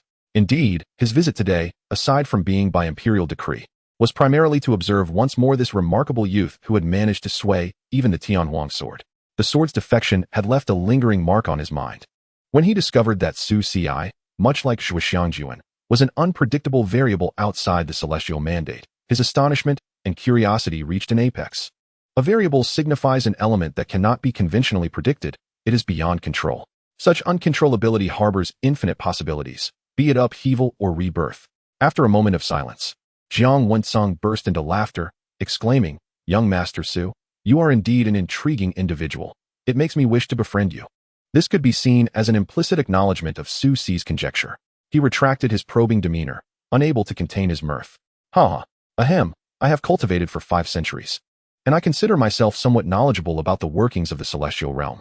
However, the grand scheme of this world resembles a chessboard, already filled with pieces, each occupying its designated place, each with its own fate. You and the grand sacrificial wine master, therefore, are like 2 unexpected chess pieces on this board. As players, you can make moves, overturn the game, or even reverse it. So we are being candid now, are we? Su Xi remained speechless. Could the National Master's blunt words truly be actionable? The younger generation may speak lightly, but what of the teacher? One could never tell. Once beyond this door, the city might buzz with rumors. The National Master believes the Grand Sacrificial Wine Master of the Yutian Bureau is an unstable variable, and indeed, the Tianshang Prefecture and the Yutian Bureau are at odds. The National Master seeks to overthrow the Yutian Bureau. Jiang Wensong was momentarily taken aback. Is there such a matter? Su Xi replied, Oh, I had almost forgotten. Jiang Wensong is precisely that sort of person. He does not concern himself with state affairs or politics. He only emerges when matters of the supernatural arise. He is preoccupied with the celestial way, star patterns, and fate, esoteric matters that he finds intriguing. But he either dismisses or genuinely fails to comprehend the complexities of human hearts and the intrigues of court politics. Yet, his lack of understanding does not deter his inquisitiveness. When Su Xi offered explanations, he would respond with, Oh. Jiang Wensong suddenly realized, then waved his hand dismissively. No matter, I have established a soundproof barrier. Aside from you and me, no one can hear. Furthermore, I act with righteousness, and those rumors concern me not. Then why ask about the bull demon? In any case, Zhang Wensong continued to speak in a manner that was perplexingly profound. He then began a discussion with Su Ci regarding the rightful ownership of the Tianhuang sword. The Tianhuang sword must return with me. Could it not have come of its own accord? This is not my concern.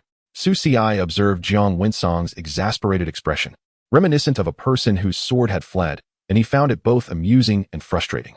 This national master might be an expert in celestial metaphysics, yet in certain respects, he was as stubborn as a child. Esteemed national master, Su Ci raised his hands in a gesture of innocence. Let me reiterate. The Tianhuang sword arrived of its own volition. I did not summon it. If it does not wish to leave, I am powerless to change that. Nonsense. Zhang Wensong huffed, his expression fierce. The Tianhuang has been linked to my spirit for 5 centuries. How could it leave for no reason? You must have employed some sorcery. No sooner had he spoken than the Tianhuang sword, which had been quietly hovering beside Su Ci, suddenly vibrated with a low hum, its tip turning to point directly at Zhang Wensong, the lightning coursing along its blade radiating clear dissatisfaction and protest. Zhang Wensong felt a sharp pang in his heart. His sword, nurtured for 500 years, had the audacity to brandish its tip at a boy he had known for less than 3 days. Was there any justice in this? Was there no law? Su Ci, witnessing this, suppressed his laughter, cleared his throat, and solemnly addressed the Tianhuang sword. Tianhuang, do not be disrespectful to the esteemed national master. He has cared for you for 5 centuries. Though there is no merit, there has certainly been toil. How can you behave this way? Upon hearing Su Ci's admonition, the lightning on the Tianhuang sword diminished somewhat, yet it remained firmly in place beside Su Ci, unwilling to budge an inch, resembling a small wolf dog guarding its food. Mu Qingshang, who had been quietly waiting under the corridor, observed this scene, momentarily stunned, blinked her large eyes, and finally, unable to contain herself, let out a soft laugh. Though fleeting, it was clear enough for both men in the hall to hear. Zhang Wensong's face instantly flushed a deep crimson. What a disgrace. After living for over 5 centuries, today he had lost face before the Tianshan sword Immortal. Meanwhile, Su Ci seemed unconcerned, as he had just chanced to glance back, capturing the earlier moment with his little master in its entirety. The once cold and expressionless Tianshan sword Immortal suddenly looked at him, lips gently curling into a smile. To the untrained ear, it appeared intentional, yet it was merely a shared glance that sparked a silent understanding and mutual amusement. Chapter 110. A Ci, does the master have daily tasks? Mu Qingshang met his smiling gaze, her cheeks faintly warming, and she quickly lowered her head, reverting to her usual cool demeanor, though the slight upward curve of her lips was impossible to suppress. This exchange of glances, though silent, was more intimate than any words could convey. Zhang Wensong, observing from the side, felt that the fragrant tea in the room had turned quite odd. As a solitary old Taoist of over 500 years, his presence here felt superfluous. Ahem. He coughed heavily several times, forcibly redirecting the attention of the two back to himself. Young Master Su, let us set aside the matter of the Tianhuang sword for now. I have another matter to discuss. Esteemed National Master, please proceed. Su Ci finally allowed his gaze to shift from his master. Zhang Wensong produced an ancient-looking token from his sleeve and handed it to Su Ci. Speaking in a grave tone, this is the guest token of the Tianshang Prefecture. Since you are now the junior supervisor of the Yutian Bureau, you are also considered a person of celestial secrets. Though our roles differ, the Tianshang Prefecture and the Yutian Bureau often collaborate. With this token, you may freely enter and exit the Tianshang Prefecture and peruse all documents, except for the core secret texts. Should you encounter any difficulties in cultivation or fate, you may also come to seek me for discussion. This statement undoubtedly served as an olive branch extended to Su Ci, even suggesting a proactive attempt at alliance. The role of guest elder in the Tianshang Prefecture is significant. Both the Tianshang Prefecture and the Yutian Bureau are recognized as the two most enigmatic institutions of the Great Zhou. The former oversees the principles of star charts while also monitoring the movements of demons and suppressing malevolent forces, whereas the latter primarily handles demon suppression and unusual incidents, with a secondary focus on observing stars and interpreting fate. However, the Yutian Bureau often deals with more conventional demonic cases, making its personnel appear less mysterious. The Tianshang Prefecture, on the other hand, is rarely encountered, shrouded in enigma. To become a guest elder of the Tianshang Prefecture signifies that Su Ci not only establishes a foothold in both the court and the realm of the immortals, but also gains another official identity and support. Ding. Side quest activated. The National Master's Olive Branch. Task description. Zhang Wensong has developed a keen interest in you as a variable and has extended an olive branch. By accepting the guest envoy decree, you will establish a connection with the Tianxing Mansion, but this may also draw you deeper into the undercurrents of the Great Zhou. Task objective: accept the guest envoy decree. Su Xi gazed at the decree, emitting a faint starlight, his thoughts racing. Jiang Wensong's actions, seemingly generous, were in fact a form of investment and surveillance. Granting him the status of a guest envoy not only facilitated his access to the Tianqing mansion, but also allowed the mansion to closely observe his every move. Nevertheless, Su Xi was unconcerned. What he lacked most at present were intelligence and resources. Although the records of the Yutian monitor were indeed precious, an additional channel through the Tianqing mansion would provide further insight into the hidden intricacies of this world. Thus, he expressed his gratitude for the esteemed national master's favor. Without a moment's hesitation, Su Xi reached out to accept the decree. Upon witnessing his acceptance, a satisfied smile finally graced Jiang Wensong's face as he stroked his beard and remarked, "Young Master Su, you are indeed forthright, and I greatly admire that. In the days to come, we shall have ample opportunities to interact." He paused, casting a glance at the Tianhuang sword, which remained floating beside Su Xi, showing no sign of departing. With a resigned sigh, he waved his hand. "Very well, this troublesome sword shall be entrusted to your care for the time being. Treat it well, and ensure it does not cause any trouble." "I shall take good care of it," Su Xi replied with a slight smile. Jiang Wensong experienced a moment of discomfort, then rose, transforming into a wisp of azure smoke, vanishing from sight with remarkable swiftness. As soon as he departed, the atmosphere in the hall lightened considerably. The Tianhuang sword joyfully circled around Su Xi, twice before swiftly aligning itself alongside the Wendan sword, resembling two imposing guardian deities. Observing this, the white round creature leaped onto the two divine swords, playfully stepping on each with its tiny paws while boasting to Su Xi, "Goo." However, Su Xi paid her no mind, stretching languidly as he glanced toward the corridor where Mu Qingshang continued to wait quietly. Upon meeting his gaze, a hint of inquiry flickered in her cool eyes. Su Xi smiled back, signaling that he was untroubled. On the first day of his break, Su Xi intended to enjoy the tranquility while his little teacher, the little princess, and the little maid had yet to arrive, taking the opportunity to assess his current realm and the status of his system inventory. After all, there were still many scriptures and techniques he had yet to study, and the medicinal treatment for Yi Jin Shuang needed to be gradually prepared, alongside the necessary elixirs to aid his future advancement. With only his master and classmate Mu by his side at present, he called out, "Oh Mu, come in for a moment." What is it?" "I'm busy." Mu Jingyan scampered in, her face displaying impatience. "I'm occupied watching your uncle and the princess playing chess. Those two are terrible players, not even comparable to Xiaobai." Before she could finish, Su Xi pinched her soft little face. "All right, you may go now." "Huh, what are you doing?" Her protest was cut short as he playfully pinched her cheeks several more times. As he murmured about completing his tasks after the busy days ahead, Mu Jingyan's cheeks flushed with indignation, both annoyed and perplexed, as her little hands flailed against Su Xi's playful grip, her muffled protests escaping her lips. Let go." "Su Xi, you big bully. I'm not your daily task." Su Xi found her puffed up, pufferfish-like expression utterly delightful and finally released her, theatrically commenting, "Quite nice to the touch. You." Mu Jingyan stamped her foot in frustration, rubbing her reddened cheeks while glaring at him with her watery almond eyes, filled with grievance. "Why should I be bullied just because you like the feel of my face? Does that mean all my efforts to lose weight are in vain?" With a heavy huff, she turned her head away, adopting a stance of complete disregard for him, storming off with small, angry strides. Watching her retreating figure, Su Xi chuckled and shook his head, just as he was about to summon the white round creature to return to the spirit platform to organize his system panel. He felt a weight on his right shoulder. It was Mu Qingshang, gently resting her chin against him, her eyes sparkling as she gazed at him. "A CI. Does the master have any daily tasks?" Chapter 111. Frowning is unattractive. "A CI. Does the master have any daily tasks?" "You have countless daily tasks, such as random daily tasks that refresh beside him, daily sword practice, and the daily sleep persuasion segment.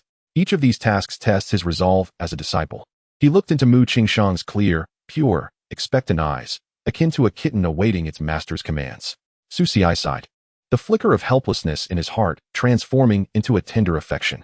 He reached out, not to pinch her face, but to casually tuck a stray lock of hair behind her ear, his fingertips inadvertently brushing against her cool yet delicate cheek. "Indeed, there are," Su Xi replied, his voice soothing enough to drip with warmth. Mu Qingshang's eyes instantly brightened, radiating an aura of anticipation that seemed to lighten the very air around her. "The master's daily tasks are of utmost importance," Su Xi stated with a mock seriousness, his tone gaining a hint of gravity. "What are they?" she inquired eagerly, leaning forward. Su Xi regarded her, articulating each word with solemnity as he declared, "First, you must rest well each day, no staying up late, no overthinking." Mu Qingxiang paused, realizing this task was not quite what she had anticipated. Second, Su Xi continued, "You must eat meals punctually each day, no mere dew and no fasting. The warmth of human life nourishes the spirit." Oh, Mu Qingxiang nodded, somewhat comprehending. Third, and most importantly, Su Xi paused, locking eyes with her clear gaze. A hint of amusement in his voice. "You must remain joyful each day, no frowning, no silence." He extended his finger to gently smooth the slight furrow in her brow, which had formed from her contemplation. This is the master's daily task. Can the master fulfill it? Mu Qingxiang gazed at him, her little mouth agape, speechless for a moment. She had originally thought that a CI would assign her to continue teaching him sword practice or to attend to some task. Yet unexpectedly, the tasks he bestowed were so commonplace yet profoundly warm. Moreover, the notion that frowning is unattractive was something he had mentioned in his past life and dreams, which was why she had previously said the same to him. He remembered all of it. Simple phrases like rest well, eat on time, and be happy flowed through her heart like a gentle current, warming every corner of her heart, which had been frozen for countless years. A CI, she suddenly wrapped her arms tightly around Su Xi's waist, burying her little face deep into his embrace. "As your disciple, I accept the task." Her voice was muffled, carrying a hint of barely perceptible softness. Having soothed his little disciple, Su Xi finally found the opportunity to settle down. He sat cross-legged on the cushion, while Mu Qingxiang sat quietly beside him, holding her sword, guarding him with a gentle smile lingering in her clear eyes. As Su Xi entered his meditative state, in the ethereal realm of the spirit platform, a luminous white screen unfurled instantaneously. Name, Su Xi, race, human, you ought to be human. Occupation, young marquis. Heir of the heavenly Xian Holy Land. Junior supervisor of the Yutian Monitoring Bureau, guest scholar of the Tianqing Mansion. Master of the 3 divine swords. Your credentials are rather extensive. Template, NPC. Cultivation level, early golden core. Fate, peach blossom calamity. Parents' sorrow, charm, 99. Let us not discuss the pretty boy aspect for now. Evaluation. Clearly, you have already achieved considerable renown within the Great Zhou. Techniques. Refining demons to suppress immortals, minor achievement. Gentleman's heavenly inquiry, major achievement. Great Sun Bright King technique, perfection. 9 Heavens Thunder movement, major achievement. Heavenly Radiance Heart method, introductory. Divine abilities, Heart of Tao source. Universe's mysterious golden core, all laws return to origin. Tao transcends heaven and earth. Items. 9 Transformation Dragon Tiger Golden Core, 2 remaining. Spirit Gathering Pill, 5 remaining. Various healing elixirs. Tianqing Mansion Guest Scholar Token. Divine Soul 100 Action Spear, inactive. Su Family Treasury Key, Main Vault. Tianshan Sword Classic, Summary Jade Slip. Princess's Jade Pendant, Little Dragon Maiden's Jade Pendant. Grand Sacrificial Wines Dual Chest Set, Tianhuang Sword, on loan. Wendao Sword, on loan. Longyuan Sword, on loan, and hundreds of other scriptures and artifacts. Insight value, 230,000. Experience value, 70,000. As Su Xi gazed upon the data displayed on the panel, a plan began to form in his mind. His insight value was sufficiently abundant, ample enough to elevate several core techniques to new heights. Particularly, the refining demons to suppress immortals, as his fundamental great art, must be enhanced post-haste. Furthermore, the newly acquired Heavenly Radiance Heart method, a heavenly technique associated with the national fortunes of the Great Zhou, complemented his Longyuan sword and the essence of the Gentleman's Sword. Should he successfully integrate it with Gentleman's Heavenly Inquiry, its potency would undoubtedly be unparalleled. Moreover, the key to the Su family's main vault and the Divine Soul 100 Action Spear were precious gifts sent by his parents across vast distances, undoubtedly containing numerous treasures. He contemplated this, feeling a wave of fatigue wash over him, and naturally leaned his head against the thigh of his little master, yawning as he communicated, "Tuanzi, please commence the enhancement of refining demons to suppress immortals and Heavenly Radiance Heart method to the limits of my current insight value." She lowered her gaze, observing the figure resting upon her lap, eyes closed as if already entering a meditative state. The warmth of his breath gently caressed the hem of her skirt, revealing his strikingly handsome visage, unguarded in slumber, with long lashes casting delicate shadows beneath his eyelids. Such trust was profound. Had she finally earned his acknowledgement? Rectifying the mistakes of her past life? Mu Qingxiang felt her heart skip a beat. She cautiously straightened her back, fearful that even the slightest movement might disturb him. Her hands, typically steady and wielding a sword, now hovered uncertainly in the air before finally, with great gentleness, they descended to his crown. her fingertips tenderly combing through his soft hair. "Asii," she murmured softly, her voice as delicate as if afraid to disturb the wind. "Sleep well." Within the spirit platform, a notification resounded. "Received. Commencing enhancement." The little white creature fluttered its wings, bustling about the luminous screen like a diligent bee. Enhancement of refining demons to suppress immortals initiated. Consuming 50,000 insight points.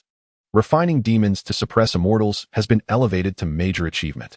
Your magical purity, spiritual strength, and ability to counteract demons and malevolent spirits have significantly improved. Enhancement of Heavenly Radiance Heart Method initiated.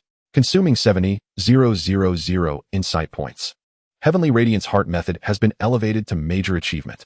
Your connection to the national fortunes of the Great Zhou has deepened, greatly enhancing your sensitivity and application of the Royal Dragon Chi. Detected a high resonance between Heavenly Radiance Heart Method and Gentleman's Heavenly Inquiry. Shall insight points be consumed for fusion enhancement? Fusion. Su Ci declared without hesitation. Fusion enhancement initiated.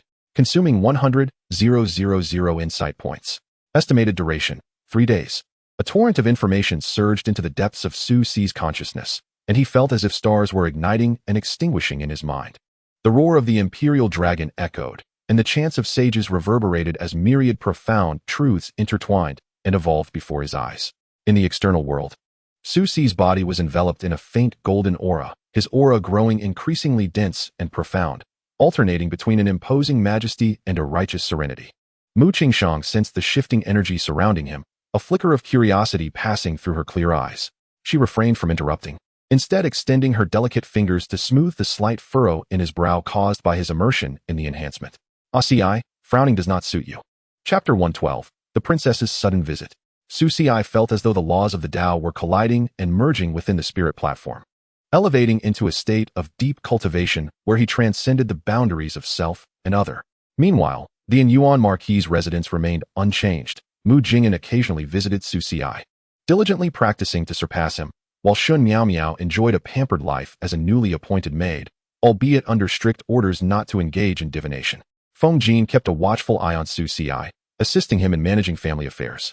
Among them, Ying Xiaoxiao emerged as the most transformed presence within the residence. However, upon hearing that Su Ci was in seclusion, she obediently waited without disturbing him. Yet, as Su Ci delved into his cultivation, his days of confinement officially commenced, ushering in an era of unrest. On the 3rd day of confinement, a splendid crimson phoenix carriage, resplendent in its opulence, came to a grand halt before the gates of the Yuan Marquis's residence, under the watchful gaze of countless citizens and spies. As the carriage curtain was drawn back, the fiery red-clad Li Fengtang, her phoenix-like eyes exuding authority, gracefully disembarked. The guards at the gate prepared to offer their respects, but Li Fengtang merely waved her hand, her voice cool and commanding. "I come under the decree of His Majesty to assess the studies of young Master Su. No one is to disturb." With that, she strode directly into the Marquis's residence, leaving the guards and spies in a state of stunned silence. Assess his studies? Who is unaware that young Master Su is the esteemed tutor summoned by Your Highness, the Grand Princess? You intend to assess his studies? Such a pretext seemed far too perfunctory. Yet, none dared to obstruct or inquire further. On the 5th day of confinement, an unadorned carriage arrived at the Marquis's gate. Yi Jinfeng, clad in elegant azure, cradled a food box and, with a gentle bow to the guards, spoke softly, "I am young Master Su's fiancée. Having heard that he has been diligently secluding himself, I have come to deliver some homemade soup to nourish him." Her earnest words and graceful demeanor, coupled with the declaration of their engagement, compelled the guards to exchange glances before ultimately granting her passage. On the 7th day of confinement, the iconic black-veiled sedan of the Yutian Monitoring Bureau appeared silently at the Marquis's gate. Zhuo Xiangjuan did not alight from the sedan, rather, a cold, detached voice emanated from within. "I have been ordered to supervise the cultivation of the junior supervisor of the Yutian Monitoring Bureau and to deliver the recent documents for his review, with a requirement to submit a summary within 3 days. As her words concluded, a thick stack of documents flew from the sedan's curtain, landing steadily in the hands of a guard, after which the black sedan vanished like a specter. The guard cradled the weighty scroll, feeling as if he was bearing a mountain, the pressure immense. For a moment, the entire city of Loi was abuzz with excitement. The residence of the Yuan Marquis had evidently become the epicenter of this storm. Daily, individuals from various factions flocked to visit, with a steady stream of gifts, intelligence, and alluring beauties. The 3 extraordinary women of formidable backgrounds seemed to have conspired, taking turns to grace the small marquise with their presence, transforming it into a battlefield devoid of gunfire. Not to mention, there was a little dragon girl, seemingly oblivious to the immense pressure of being the dragon prince, who had already made the marquise her new home. Outside the estate, Yi Xianfeng visited Fengjing every day for a game of chess. Their initial clashes on the chessboard had escalated to a contest of literary finesse and brute strength, causing several of the stone formations in the courtyard to collapse, much to the amusement of Mu Jing'an and Ing Xiaoxiao, who brought their stools daily to enjoy the spectacle. Throughout this month, the Yuan Marquis' residence had been in a state of unprecedented chaos. Ever since Su Xi revealed the daily tasks to Mu Qingshang, the little master seemed to have had an epiphany. While she still sought him for sword practice each evening, she rarely nestled into his blankets on the soft couch anymore.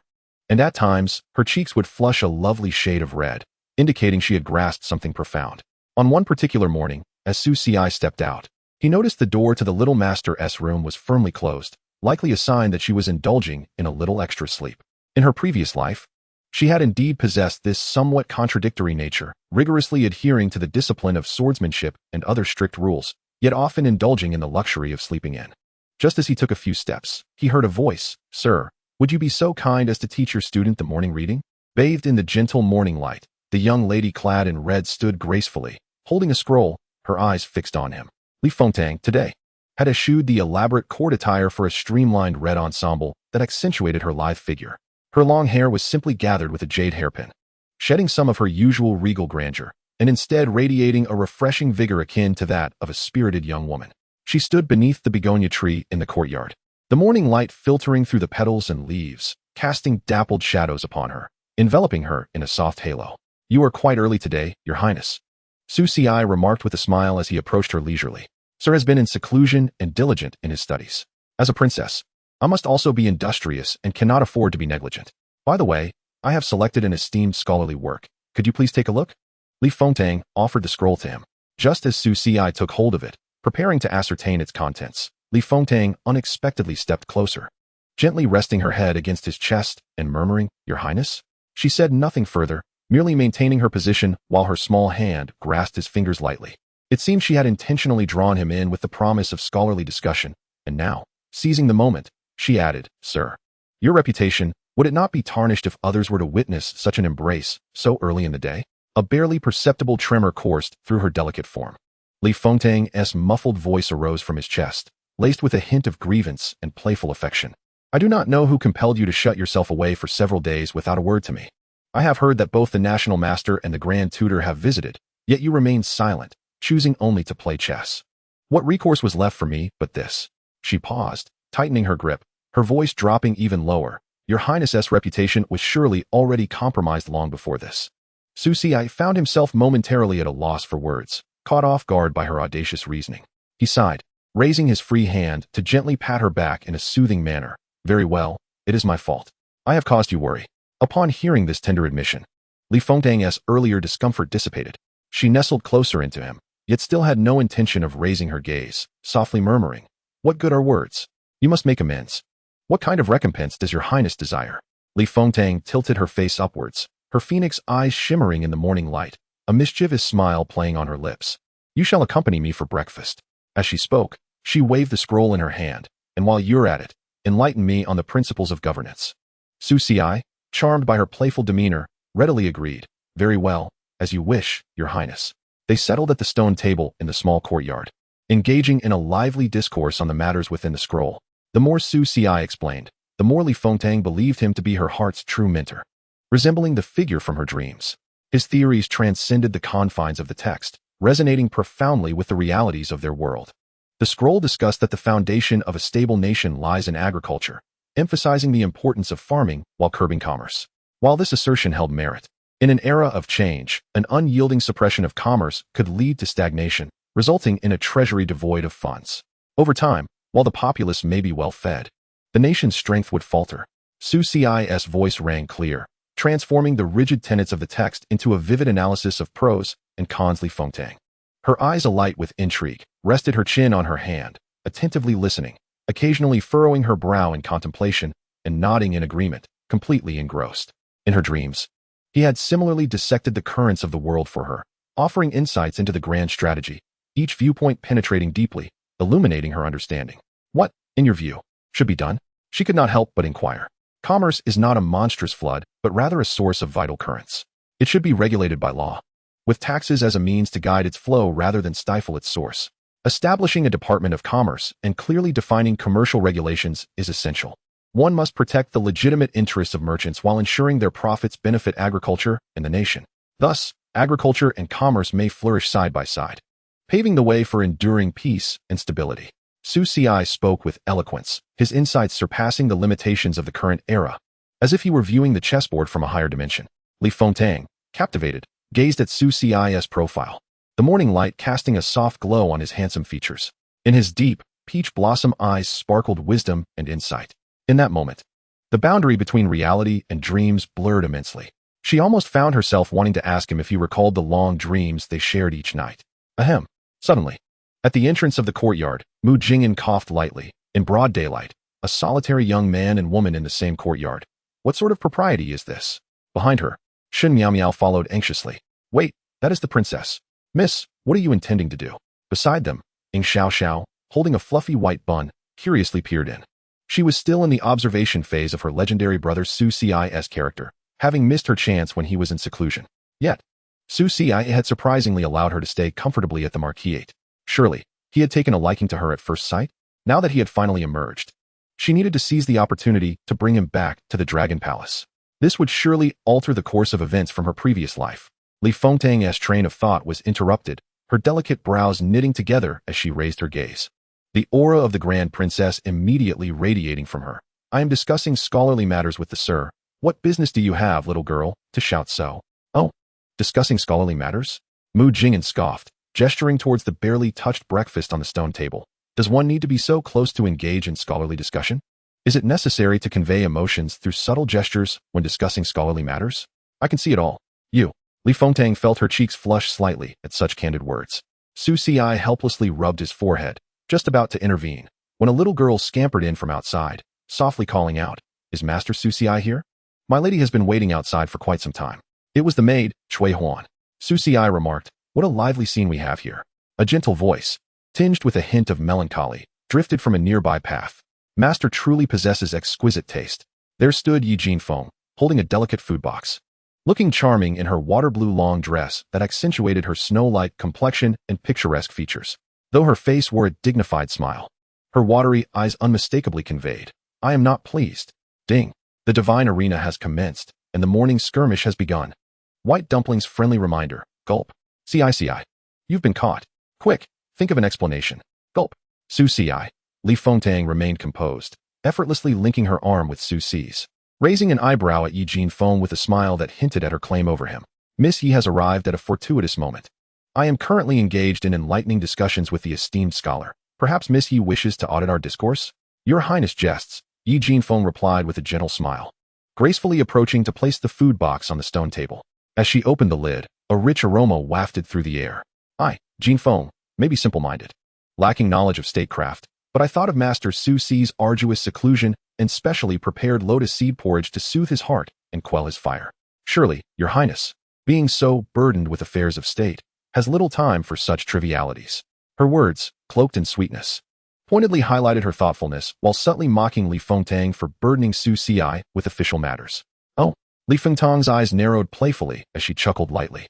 The esteemed scholar is the backbone of the nation. The matters I discuss with him are of great significance. A mere bowl of lotus seed porridge, though heartfelt, should not impede our serious business. To secure the nation, one must first nurture their health, mustn't they? Yi Jinfeng retorted, unwilling to back down. Your Highness shows little concern for the scholar's well-being. Do you presume he is made of iron, needing no care? As the tension between the two celestial beings escalated, Su Xi felt a headache coming on. Meanwhile, two younger ones were also far from tranquil. Chapter 114, A Tiny Arena of Chaos. Mu Jingyan insisted it was time for gun practice. You promised to teach me the Feng family's techniques. Ying Xiao feigned a pitiful expression, her eyes glistening with tears.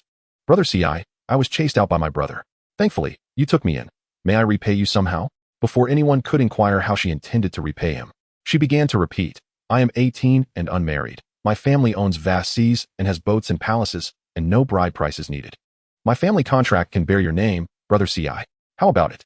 Li Fengtang raised an eyebrow. observing Ying Xiaoxiao clinging to Su Si's arm like a protective little kitten, and couldn't help but laugh in exasperation. You little imp, still so innocent, and you dare to vie for my attention? Yi Jinfeng was taken aback, but quickly covered her mouth, chuckling softly. Sister Xiaoxiao, you are still young and do not comprehend matters of the heart. Master is your brother. Yet he is my husband. Her utterance of husband was both soft and delicate, yet it struck like a heavy hammer on the hearts of all present women. Husband, but you are not even married yet. Mu Jingyan exclaimed, jumping up. Li Fengtang's expression grew colder. Just then, a clear, slightly drowsy voice emerged from the back door behind Su Si. It's so noisy. Mu Qingshang, rubbing her eyes, slowly walked out, clad in a pristine white robe. Her long hair cascading freely, and her bare feet glistening like polished jade, her languid and pure demeanor left everyone momentarily speechless. She approached Su Si, leaned against his shoulder naturally, closed her eyes, and let out a delicate yawn, her small hand tugging at his clothing as she softly complained, I'm hungry. All eyes instantly turned to the pair, except for Mu Jingyan, who was already accustomed to such scenes. While the others gazed at Su Si and Mu Qingshang with shock and curiosity, she emerged from his room, disheveled, and is now saying she's hungry? The implications were almost too much to bear. What had this rogue done to his mentor? Su Si thought, oh no, my innocence is lost. Moreover, he was bewildered that Mu Qingshang had refrained from staying in his room these past few nights due to her awareness of certain matters. So how had she emerged from his room this morning? Ding. The intensity of the arena has escalated to hell mode. White dumpling covers her face. Gulp. Ci. Take care. Gulp. Mu Qingshang tilted her head slightly, squinting her eyes as her clear gaze flitted between the lotus seed porridge and the book in Li Fengtang's hands. With a slight frown, she quietly asked Su Si, why are they seeking you so early? Are they here to practice swords with you?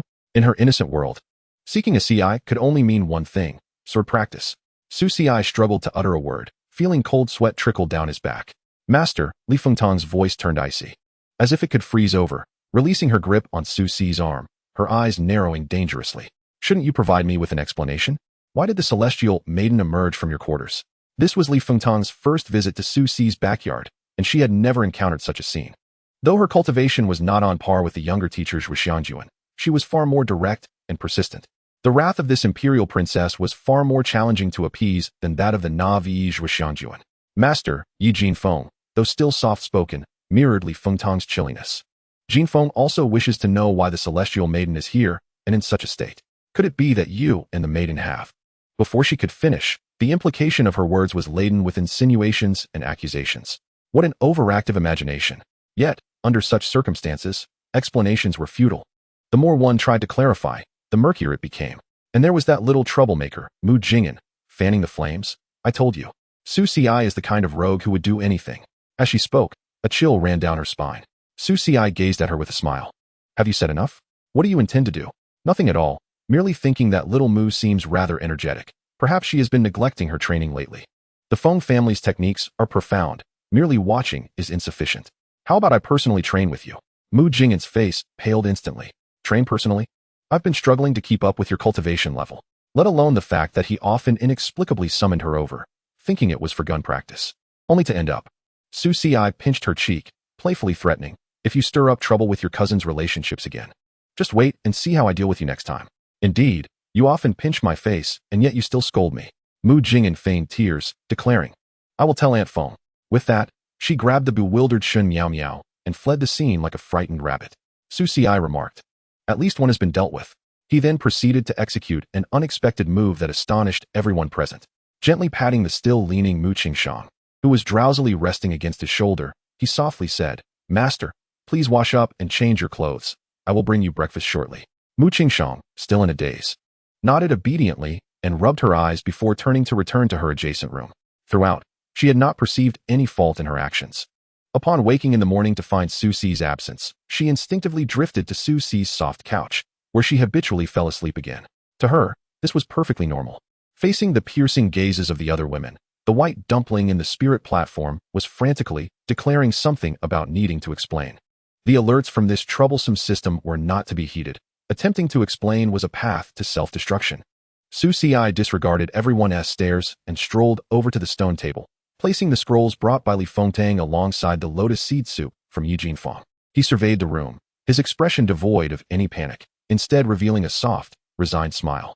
Ladies, why do you all stand there? Please, take a seat. The girls exchanged glances with Su Ci, momentarily at a loss for thoughts. Su Ci then nudged the national governance strategies to the center of the table and fully uncovered the lotus seed soup, releasing a fragrant aroma. His Highness and Miss Jinfeng each brought spiritual and material sustenance, clearly hoping for Su Ci to better serve the Dezhou. Coincidentally, having been in seclusion for several days, Su Ci had some new ideas he wished to discuss. Li Fengtang and Yi Jinfeng were momentarily taken aback. Was he not going to explain himself, but rather attempt to educate them instead? Li Fengtang gazed into his deep, laughing peach blossom eyes, feeling a blend of irritation and amusement, and with a flick of her sleeve, sat beside Su Ci. Very well, I am curious to hear what insights the gentleman has. Seeing this, Yi Jinfeng bit her lip and gracefully took a seat on the opposite side, personally serving Su Ci a bowl of lotus seed soup, softly saying, "Please enjoy. And let us converse." Ying Xiaoxiao excitedly squeezed into the empty spot next to Su Ci, resting her chin on her small hand, watching him with curiosity. The crisis in the backyard had unexpectedly transformed, thanks to Su Ci, into a serene morning tea gathering at the Yuan Marquis's residence. Su Ci lifted the lotus seed soup, took a delicate sip, and praised, "What exquisite craftsmanship." He then set down the jade bowl, his gaze sweeping over the three stunning women present, and slowly broached an unexpected topic. "Your Highness is a princess. Miss Jinfeng comes from a scholarly family, and Miss Xiaoxiao has the East Sea Dragon Palace backing her. I dare to ask, if a woman were to be an emperor, what should be her priority? And if a woman were to manage a household, what should take precedence?" Except for Ying Xiaoxiao, who struggled to keep up, both Li Fengtang and Yi Jinfeng paused momentarily, realizing that Su Ci's method of changing the topic was akin to reading a message and responding out of context. Yet, the subject matter was undeniably of interest to them both. Li Fengtang broke the silence first. Being the eldest princess, her ambition was to contend with the world as an emperor. Su Ci's initial question struck a chord within her. With a soft huff, she released Su Ci's hand, straightened her posture, and the regal confidence of the royal family returned to her. The essence of a woman being an emperor is no different from that of a man. My voice is clear and resolute, and the brilliance in my phoenix eye shines bright. The emperor is the ruler of the world, the leader of the people. The foremost task is not kindness or gentleness, but the establishment of rules and the mastery of the heavens and earth. She extended a delicate finger, gesturing as if commanding the world. With a thunderous hand, one must eradicate the deep-seated issues and abolish the old evils. Hold power firmly, and let the law be the standard. Talents must be chosen wisely, and rewards and punishments must be clear. Only with overwhelming authority can one suppress the wicked and intimidate the surroundings, and only then can we discuss the people's livelihood and education. Without an iron fist, to speak of benevolent governance is merely to build castles in the air, a display of feminine compassion. Her words were firm and resonant, filled with the assertiveness and determination that had always characterized Li Fengtang's imperial philosophy. After finishing, she provocatively glanced at Yi Jinfeng, as if to say, "This is the vision. Do you, a mere daughter of the Confucian school, understand?" Yi Jinfeng, however, was unfazed by her imposing presence. With poise, she quietly added more soup to Su Ci's bowl, her actions graceful and unhurried, as if performing the most ordinary of tasks. Once she set down the spoon, she lifted her glistening eyes to Su Ci and gently spoke. "Your Highness's words are those of a strong nation, and I dare not presume to comment. However, I have accompanied my father in study since childhood, and many accounts I have encountered in books. My father often remarked that the world is akin to a family, and the king is like the head of that family. Establishing rules is indeed important, yet a family is defined not by stringent regulations, but by the harmony of its members and their sustenance. If family members are at odds and suffer from hunger, then even the strictest family rules will ultimately become mere words on paper, potentially inciting rebellion. Conversely, if the family atmosphere is simple and everyone is well fed, with love in their hearts, even the simplest of rules can unite them in purpose through adversity." As she spoke, Yi Jinfeng shifted her gaze from Su Ci to Li Fengtang, whose eyes narrowed slightly, continuing with a blend of tenderness and firmness. If a woman were to be an emperor, her thoughts are inherently more nuanced than those of a man, and she should grasp the principle that water can carry a boat, but it can also capsize it. The boat represents the state, the water embodies the common populace. Thus, in my humble opinion, should a woman take the throne, her priority should be the well-being of the people, with education as her foremost concern. By securing their hearts, satisfying their hunger, and expanding their wisdom, the people's contentment will solidify the foundation of the nation. A stable foundation will naturally lead to peace across the realm. Thunderous measures are a last resort for extraordinary times. Gentle governance and education are the true paths to lasting peace. This is both governance and household management. As her words concluded, silence enveloped the courtyard once more. If Li Fengtang's perspective was one of dominance, emphasizing the absolute authority and control of the ruler, then Yi Jinfang's viewpoint was one of benevolence, subtly highlighting the importance of public sentiment and the foundation of the nation. One was assertive and expansive, the other gentle and introspective, presenting two distinctly different, yet coherent philosophies of rulership. Mere words. Li Fengtang scoffed, breaking the tranquility. While she acknowledged a semblance of truth in Yi Jinfang's statements, her inherent pride rendered her dismissive. Benevolent governance and education? How easy it is to say. Without the thunderous measures to clear the court, those entrenched noble families will allow you to govern the people? Those bloated and corrupt officials will permit you to educate them? Miss Yi, your reasoning is suited for a time of peace, not for the creation of order amidst chaos. What I aim to establish is an unprecedented era of prosperity, not to cling to the antiquated doctrines of Confucianism and dream.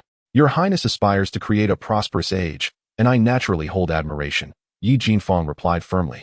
But a towering building cannot rise without a solid foundation. The more lofty the structure, the quicker it will collapse if the foundation is unstable. Public sentiment is that very foundation.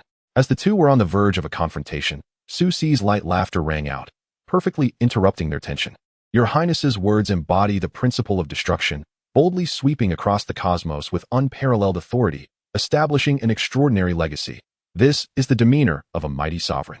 He first acknowledged Li Fengtang, causing her taut expression to ease slightly. Then, he turned to Yi Jinshuang, his eyes gleaming with admiration. Jinshuang's words embody the principle of preservation, nurturing the foundation and silently educating to unify hearts, aiming for the peace of millennia. This is the visage of a sage ruler. He lifted his teacup, exhaling gently.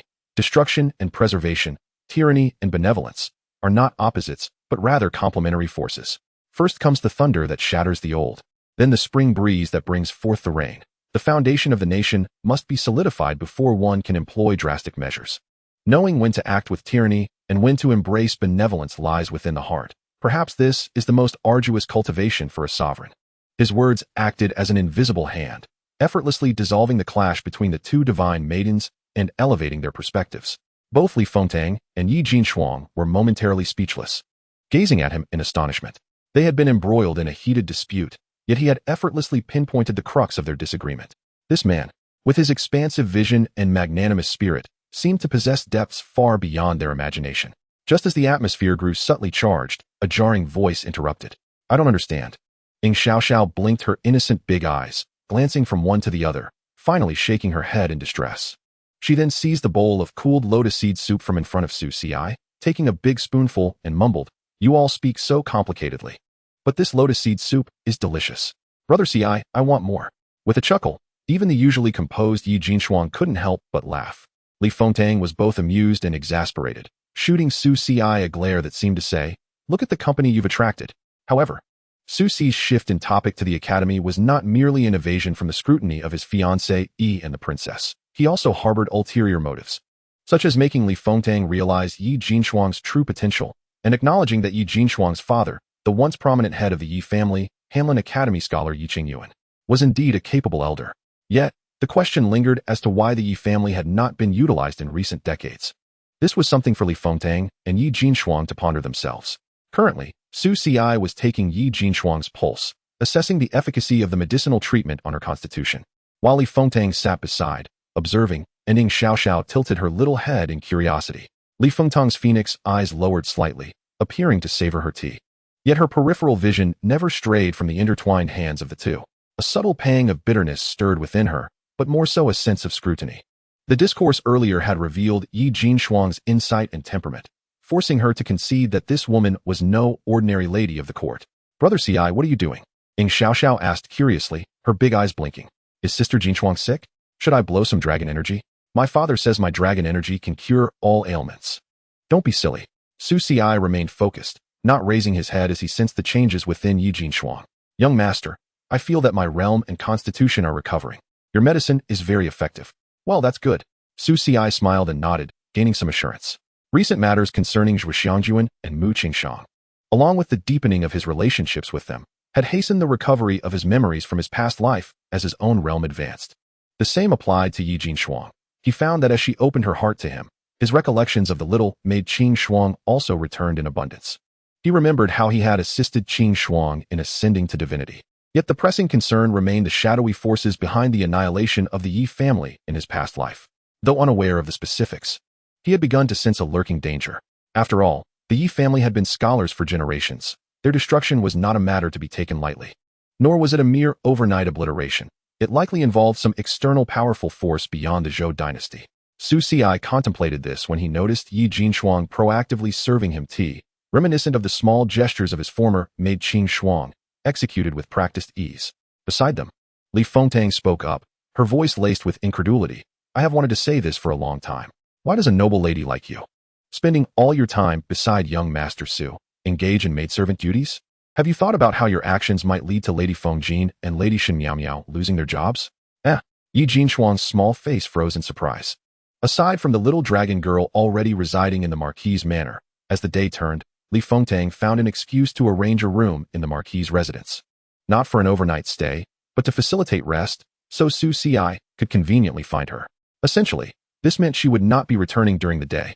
Yi Jinshuang, seeing this, also shed her modesty, requesting a room next to Su Xi's small courtyard and even asking Cui Huan to fetch her clothes. She had plenty of excuses, claiming she needed Su Xi to observe and nurture her constitution.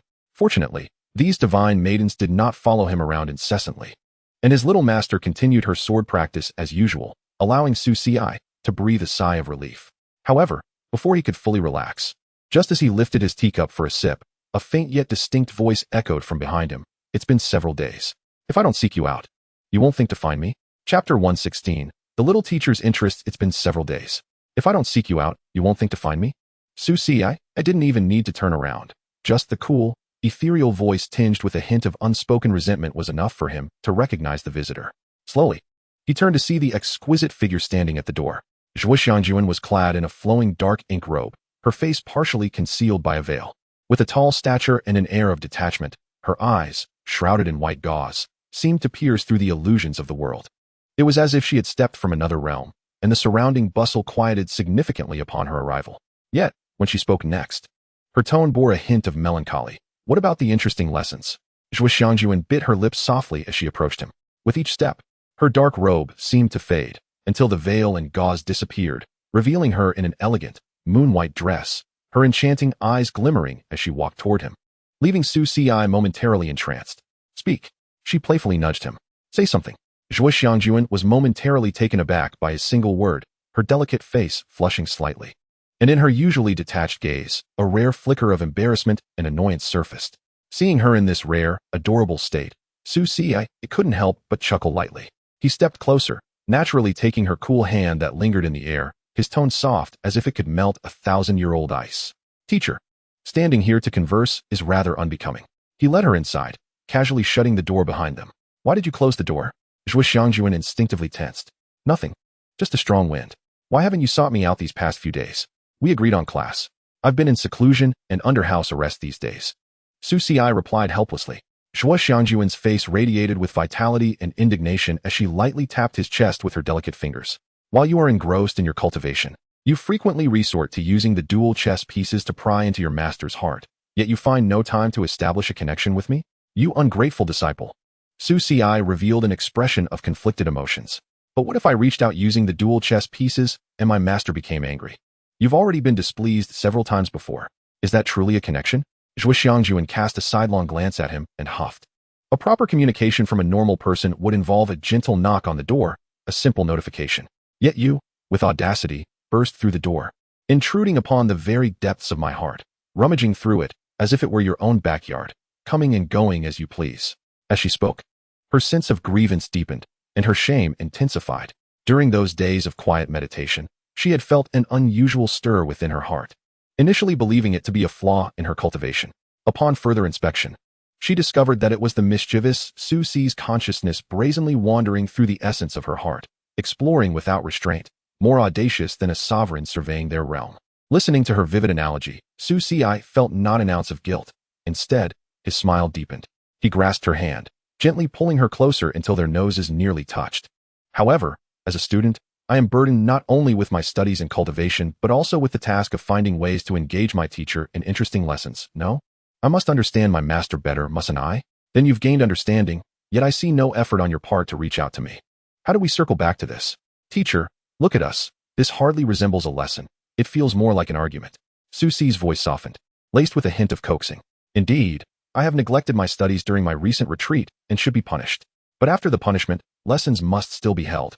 Don't you agree?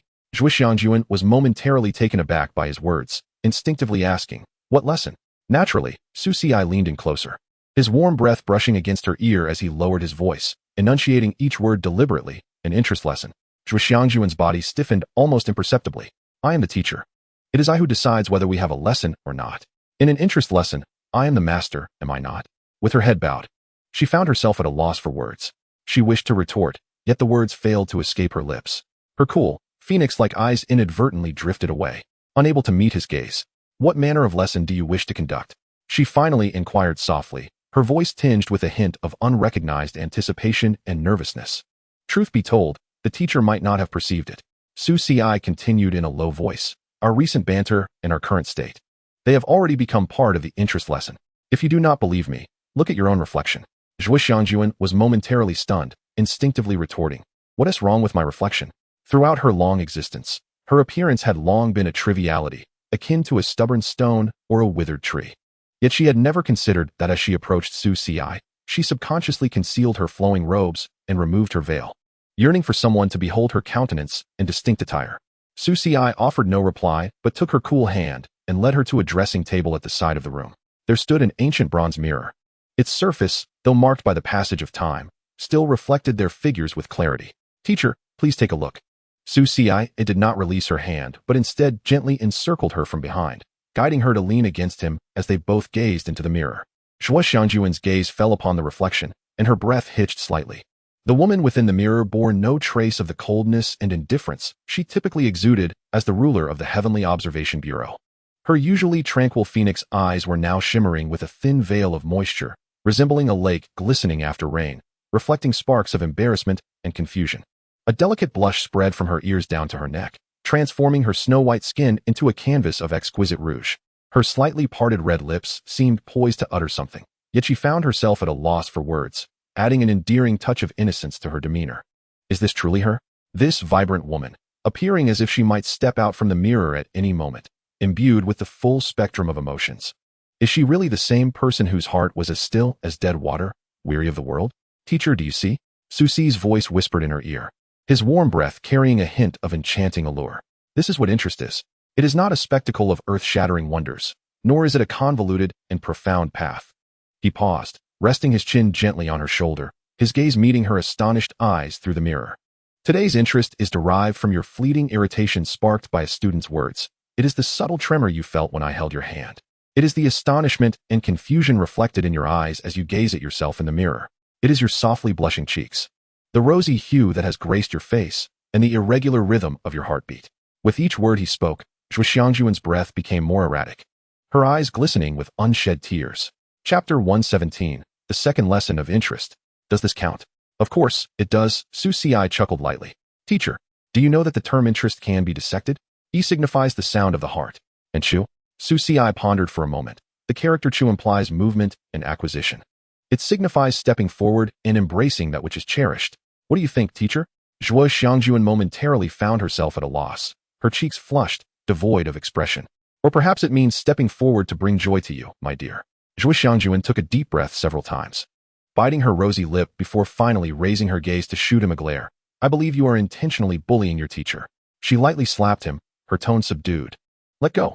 Su Si not only did not release her, but tightened his embrace, gently rubbing his chin against her fragrant hair, his voice laced with an innocent mirth. The student dares not. Zhuo Xiangyuan was momentarily taken aback by his evasive response. Teacher just personally clarified matters for the student, imparting wisdom through both word and deed. How could the student dare to disregard the teacher's command? Su Si argued earnestly. To abandon this midway would be to betray the teacher's teachings. You are twisting words. Zhuo Xiangyuan found herself both exasperated and embarrassed by his convoluted reasoning, the blush on her face deepening. She extended her delicate hand to push him away, but her strength was evidently insufficient. Su Si chuckled softly. This is yet another lesson from the interest course, named understanding. At last he released her, but not before intertwining his fingers with hers, binding them together. Teacher, follow me. Xianxiajuan was somewhat reluctant. Her small face striving to maintain the earlier expression of world weariness and indifference, yet the glimmer in her eyes betrayed her true feelings. He led her to the window, where the afternoon sun bathed the courtyard of the Marquis residence in warm light. A large orange cat lounged lazily atop the wall, its tail twitching idly. Not far off, several young maidservants huddled together, chattering animatedly as they examined a garland of flowers, their laughter ringing out like silver bells. These are the mundane sights that Xianxiajuan would never spare a glance at in her daily life. In her eyes, they are no different from mere dust. Teacher, look. Susi's voice rang out beside her. That cat, to you, may merely be an inconsequential being among myriad life forms. Its existence and demise insignificant in the grand scheme of the universe. Yet at this moment, basking in the warm sunlight, it revels in its own delight. Those little maids, perhaps in your eyes, are akin to ants, their joys and sorrows nothing but fleeting wisps of smoke. But now, their laughter over a simple flower chord encapsulates their pure happiness, their own delight. He turned his head, gazing intently at her profile, illuminated by the sun to the point of near translucence. Delight is about discovery, discovering that the world is not a monotonous, unchanging expanse, but rather a tapestry of varied forms, each with its own joys. They may seem trivial, yet they exist with a tangible reality, collectively shaping this vibrant realm we inhabit. His voice seemed to weave a spell, stirring the dormant heart of Xianxiajuan, which had lain still for countless ages. Following his gaze, she noticed that those ordinary sights now appeared to shimmer with an extraordinary hue. So, teacher, Susi's voice lowered slightly, tinged with a hint of playful inquiry as he leaned closer to her ear. What does your heart whisper at this moment? Xianxiajuan's gaze flickered sharply. The question struck her heart like a bolt, prompting an instinctive urge to retort, yet as the words hovered on her lips, she found herself at a loss for how to articulate her thoughts. Was she angry? Perhaps, at his audacity. Was she shy? Certainly, for in all her years, she had never been so close to another. But did she find it amusing? As she gazed out at the brilliant sunlight, feeling his warmth in the palm of her hand and listening to the steady rhythm of his breath beside her, she realized that she could not disingenuously declare it dull. This sensation was foreign, exhilarating, yet not unwelcome. Abruptly, Xianxiajuan shook off his hand and turned away, concealing her flustered expression from him. With a soft snort, laced with a hint of petulance, she fell silent for a long moment, so long that Susi nearly believed she would storm off, before she finally spoke in a feigned calm. Let us conclude today's lesson on delight here. Follow me. I wish to see the fruits of your closed-door training. As she spoke, she began to stride out, only to find Susi standing in her path, blocking her way. Momentarily at a loss for thoughts, she lifted her gaze to meet his, her heart fluttering unexpectedly.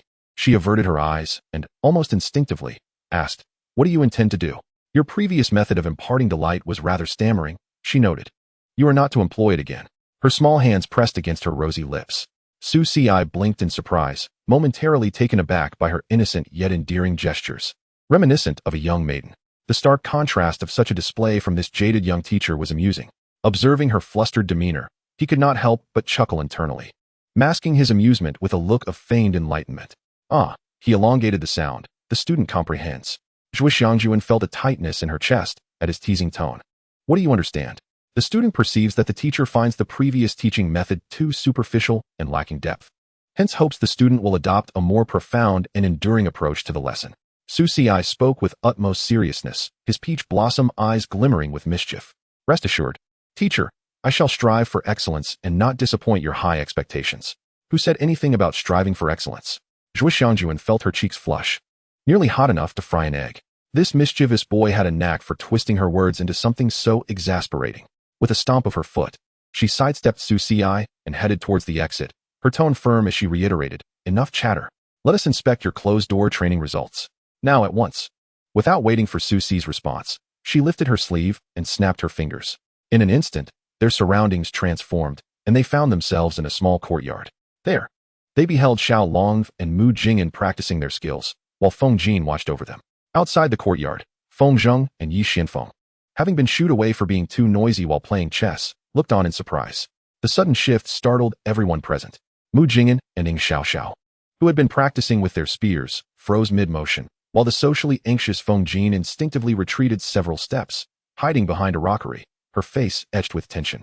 Outside, Feng Zheng and Yi Xianfeng, who had been crouched drawing a chessboard in the dirt, abruptly looked up, their expressions a mix of bewilderment. The entire courtyard seemed to have been placed on pause. The first to shatter this eerie silence was undoubtedly Mu Jing'an. Well, Susi, she thrust her spear forward. The tip aimed squarely at him, her almond eyes wide with disbelief. I was wondering why you took so long to emerge. Turns out you were hiding inside, having a secret rendezvous with this esteemed grand sacrificial wine.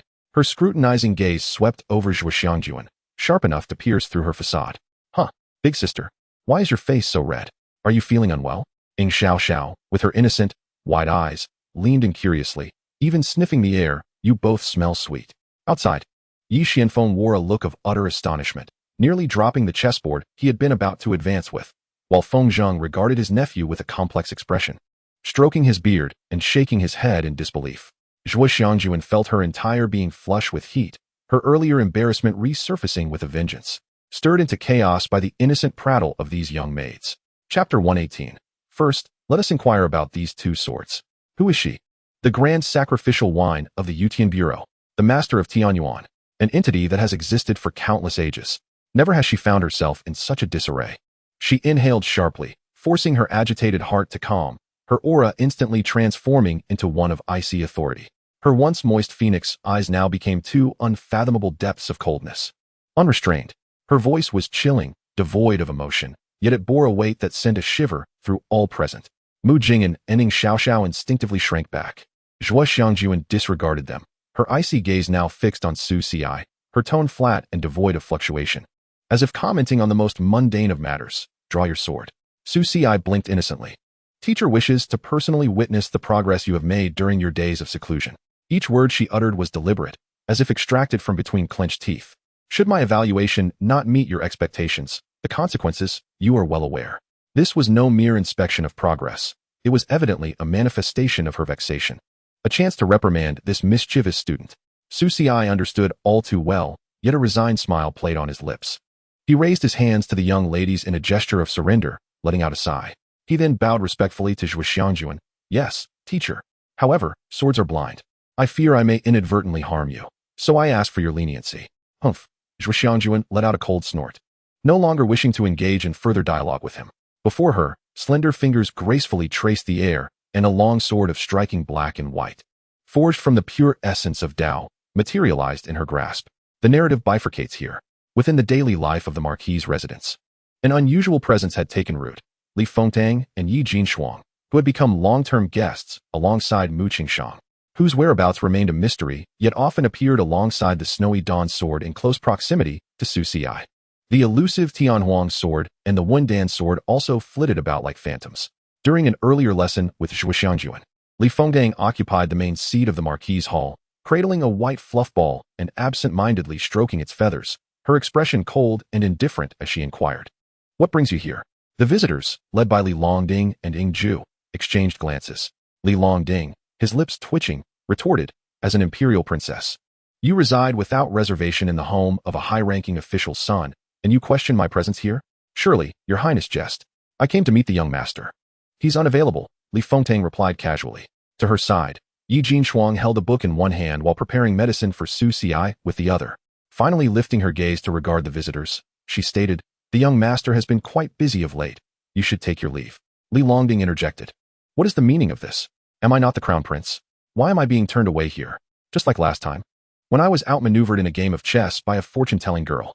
Agitated, he exchanged glances with Ying Zhu, who could no longer contain his impatience, and spoke up. Might I inquire if my little sister is within the residence? The white fluff ball in Li Fengtang's arms lazily rolled over, scratching its chin with its wings, seemingly disinterested in the standoff. The imperial princess remained unfazed. Her voice as cold as the frost of midwinter. The crown prince of the East Sea Dragon Palace wields quite the influence. This is the Yuan Marquis' residence, not your Dragon King's hall. Miss Xiao is a guest of mine and the scholars, and she is quite comfortable here. There is no need for the Dragon Prince to concern himself. Her words not only undermined Ying Zhu's dignity, but also subtly asserted her unassailable position as the mistress of the house. Miss Xiao is innocent and lively, and she has formed a bond with Miss Mu, Yi Jinshuang added, her voice still gentle, yet imbued with an unyielding resolve. The young master cherishes her dearly and regards her as his own sister. Here, she is under our care, far safer than anywhere else. If the Dragon Prince is truly concerned for his sister, he ought to ponder why she has come here.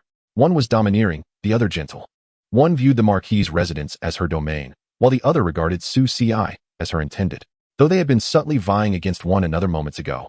Faced with an external threat, they seamlessly united, erecting an impenetrable barrier that effectively kept Li Longding and Yingzhu at bay. Yet, the past few days had seen an influx of visitors seeking Su Ci. However, the reason for Li Fengtang and Yi Jinshuang's obstruction of their guests stemmed not from the crown princes themselves, as Su Ci would not truly side with them, and perhaps Li Longding would be subjected to various forms of extortion. The true cause of their displeasure lay in the entourage accompanying Li Longding, a group consisting of high-ranking officials, elite scions from prominent families, as well as distinguished disciples and elders from the revered sects of Mingxun and Qianzhou Valley. Li Fengtang's expression turned icy. I am curious, Crown Prince. You claim to visit the young master, yet you bring along such company. What is the intent behind this?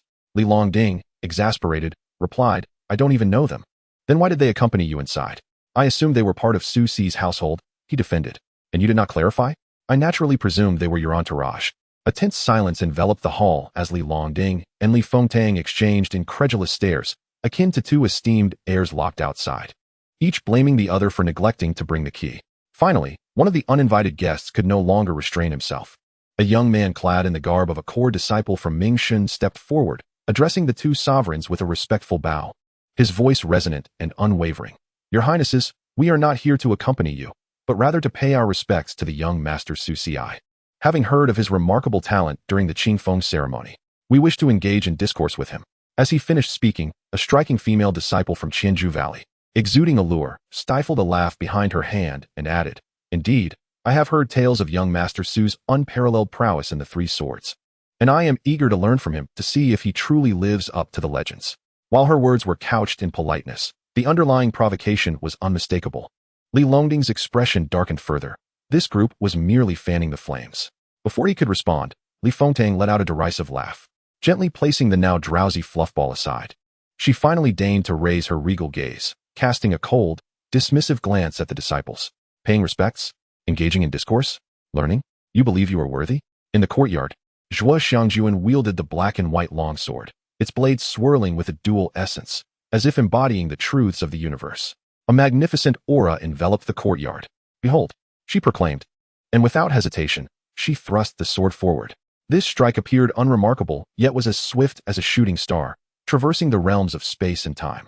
Aiming directly at Su Ci's brow, even before the blade reached him, its piercing intent sent shivers through those watching, causing their skin to prickle and their minds to waver. Impressive, Mu Jing'an exclaimed in astonishment. Yet, in the face of this thunderous onslaught, Su Ci remained unflinching. A smile graced his lips as the snowy dawn sword at his waist unsheathed with a melodious dragon-s roar. Clang! With a crisp sound, Su Ci's strike arrived first, the tip of the snowy dawn sword precisely meeting that of the black and white longsword. The collision of two distinctly different sword intents erupted, sending a shockwave that swept up the fallen leaves in the courtyard, reducing them to dust in midair. After the clash, the two separated instantaneously. A glimmer of surprise flickered in Zhuo Xiangjuan's phoenix eyes. Her seemingly casual strike encapsulated her profound understanding of the essence of Tao, one that would leave an ordinary golden core practitioner without a moment to react. Yet, Su Ci not only countered it, but did so with effortless grace. Teacher, I have been refining my techniques recently and have made some progress. I would be honored for your feedback, Su Ci declared with a hearty laugh, his figure shifting as he initiated the offensive. The snowy dawn sword in his grasp burst forth with radiance, at times resembling the blazing sun, fierce and domineering. Infused with the imperial dragon energy of the Tianhuang heart method, at others, it embodied the righteousness of a gentleman, bearing the Confucian essence of Junzi Tianwen. Two distinctly different sword intents were remarkably fused together by him, complementing each other and exponentially increasing their power, with a breakthrough and a subsequent establishment. Combining offense with defense, could you truly have melded these two martial arts? The astonishment in Zhuo Xiangjuan's eyes deepened as the black and white longsword in her hand danced like the wind, at times transforming into a swirling taiji, dissipating Su Ci's tremendous force. At other moments, it split into yin and yang, discovering flaws in the seemingly impossible. Each strike aimed directly at Su Ci's vital points. The figures of both combatants flitted around the courtyard, their sword lights intertwining to create a resplendent tapestry of sword intent. On the side of Li Fengtang and Yi Jinshuang, a figure was seen approaching from outside, the imperial princess. The disciples of Mingxun sect and Qianzhou Valley, also concerned for the future of the cultivation world in Dezhou, had come to seek guidance and engage in exchanges upon hearing of the emergence of a talented individual, which was only natural. It was none other than Prince Duan. Li Fengtang narrowed her phoenix eyes, suddenly enlightened. No wonder the disciples of these sects lingered. For it was not solely due to their familial connections, but also the backing of this old prince, Li Xian, the younger brother of the old emperor, a noble of considerable stature. Greetings, Uncle Wang. Both Li Fengtang and Li Longding stood up to pay their respects, with Yi Jinshuang following suit. Prince Duan smiled and nodded, but his gaze transcended the crowd, directly landing on the main seat as if searching for something. It is always beneficial for the young to sharpen each other. His voice was measured yet carried an undeniable weight. That young man from the Su family, I have heard of him as well. Given such talent, he should not confine himself behind closed doors. Let him come forth to meet you all. It would be advantageous for everyone involved. His words, grandiose in nature, not only provided a way out for the sect disciples, but also exerted pressure on Li Fengtang. As a junior, could one really deny the face of their elder? Uncle Wang, Li Fengtang and Yi Jinshuang exchanged glances, poised to speak. However, at that moment, boom! A vast and unmatched sword pressure erupted from the back courtyard like a flood unleashed from a dam. This overwhelming force was both tyrannical and righteous. As if a golden dragon of imperial descent and a Confucian sage had simultaneously manifested in the courtyard. The entire trembled violently. Everyone's expression changed in shock. Was there a master hidden within this? Wasn't Su Tianxing absent? Then, a clear voice emerged from the back courtyard. Are you all seeking to challenge me? Alas, you have come at the wrong time. Today, my esteemed teacher and I have already scheduled our lesson. The cultivators and the prince were taken aback by his audacity. Su Ci, do you not realize that Prince Duan has arrived? How dare you? But before the speaker could finish, two streaks of flowing light rapidly soared from the back courtyard. If you wish to compete, then first, let us see how you fare against them. Su Ci yawned languidly. If I win against them, then perhaps I shall consider your challenge. The crowd watched as the two streaks hovered in midair above the courtyard, emanating a terrifying pressure, rendering them speechless. Gradually, the brilliance of the two streaks faded, revealing their true forms. One was the Tianhuang sword, ancient and majestic, crackling with lightning, exuding an unparalleled aura that compelled one to bow in submission. The other was the Wendao sword, its body smooth as jade yet imbued with an overwhelming righteousness. As if countless sages were chanting within, its majesty stemming not from brute force, but from a moral and intellectual judgment that deterred any wicked thoughts in its presence. These two unparalleled divine swords hung in the air, one on each side, like deities, their tips tilted slightly downward, radiating an air of disdain as if to say, you dare to challenge with mere mortals? This is the Tianhuang sword of the national master, and the Wendao sword of the Yuan pavilion. An elder from Mingxin sect was the first to recognize them, his voice trembling with astonishment. As soon as this statement was uttered, the hall was engulfed in shock. These two swords, one the personal weapon of the national master of Dezhou, and the other a sacred artifact of the Yuan pavilion, symbolized the pinnacle of the cultivation and literary paths in Dezhou. How could they now be wielded by Su Ci, as if they were mere tools for assessment? This was no ordinary arrogance. It was an outrageous audacity that defied belief.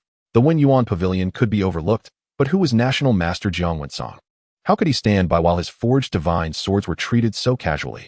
This was no longer a matter of arrogance. It transcended mere impudence. After all, while arrogance was Su Ci's inherent nature, the fact that he commanded these two divine swords signified that the national master, the Tianxing mansion, and the Confucian sect of Yuan pavilion all stood firmly in support of Su Ci, allowing him to wield the divine swords with such freedom. It was utterly unfathomable. A shocking spectacle. Previously, Prince Duan and the others had heard of Su Ci borrowing the Longyuan, Tianhuang, and Wendao swords twice to debate and break through the Golden Course stage, supported by the Snow Mist Fairy of Tianshan and the Grand Minister of Yutian. Yet hearing of it was one thing, witnessing it was another. Borrowing a sword could be understood as the divine sword having a spirit, favoring him for a moment. But now, this was akin to sending swords forth as guardians. The implications were worlds apart. This was not a fleeting favor, but a long-standing and unreserved recognition and support. Prince Duan Li Xian's aged face fluctuated between shades of blue and white, a vivid display of emotions.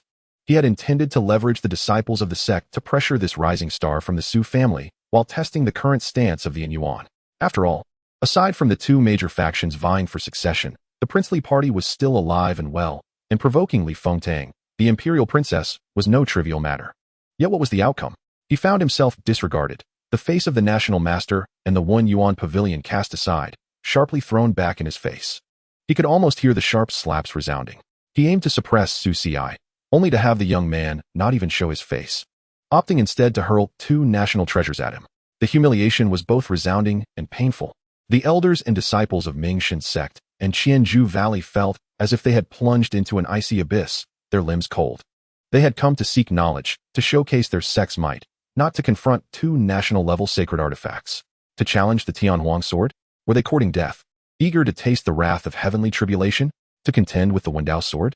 Were they so secure in their convictions that they wished to be washed by the righteous aura of countless sages, risking a collapse of their very beliefs? What a futile endeavor. Li Longding felt a sense of depression wash over him as he stared blankly at the two swords, an unprecedented feeling of powerlessness surging within him.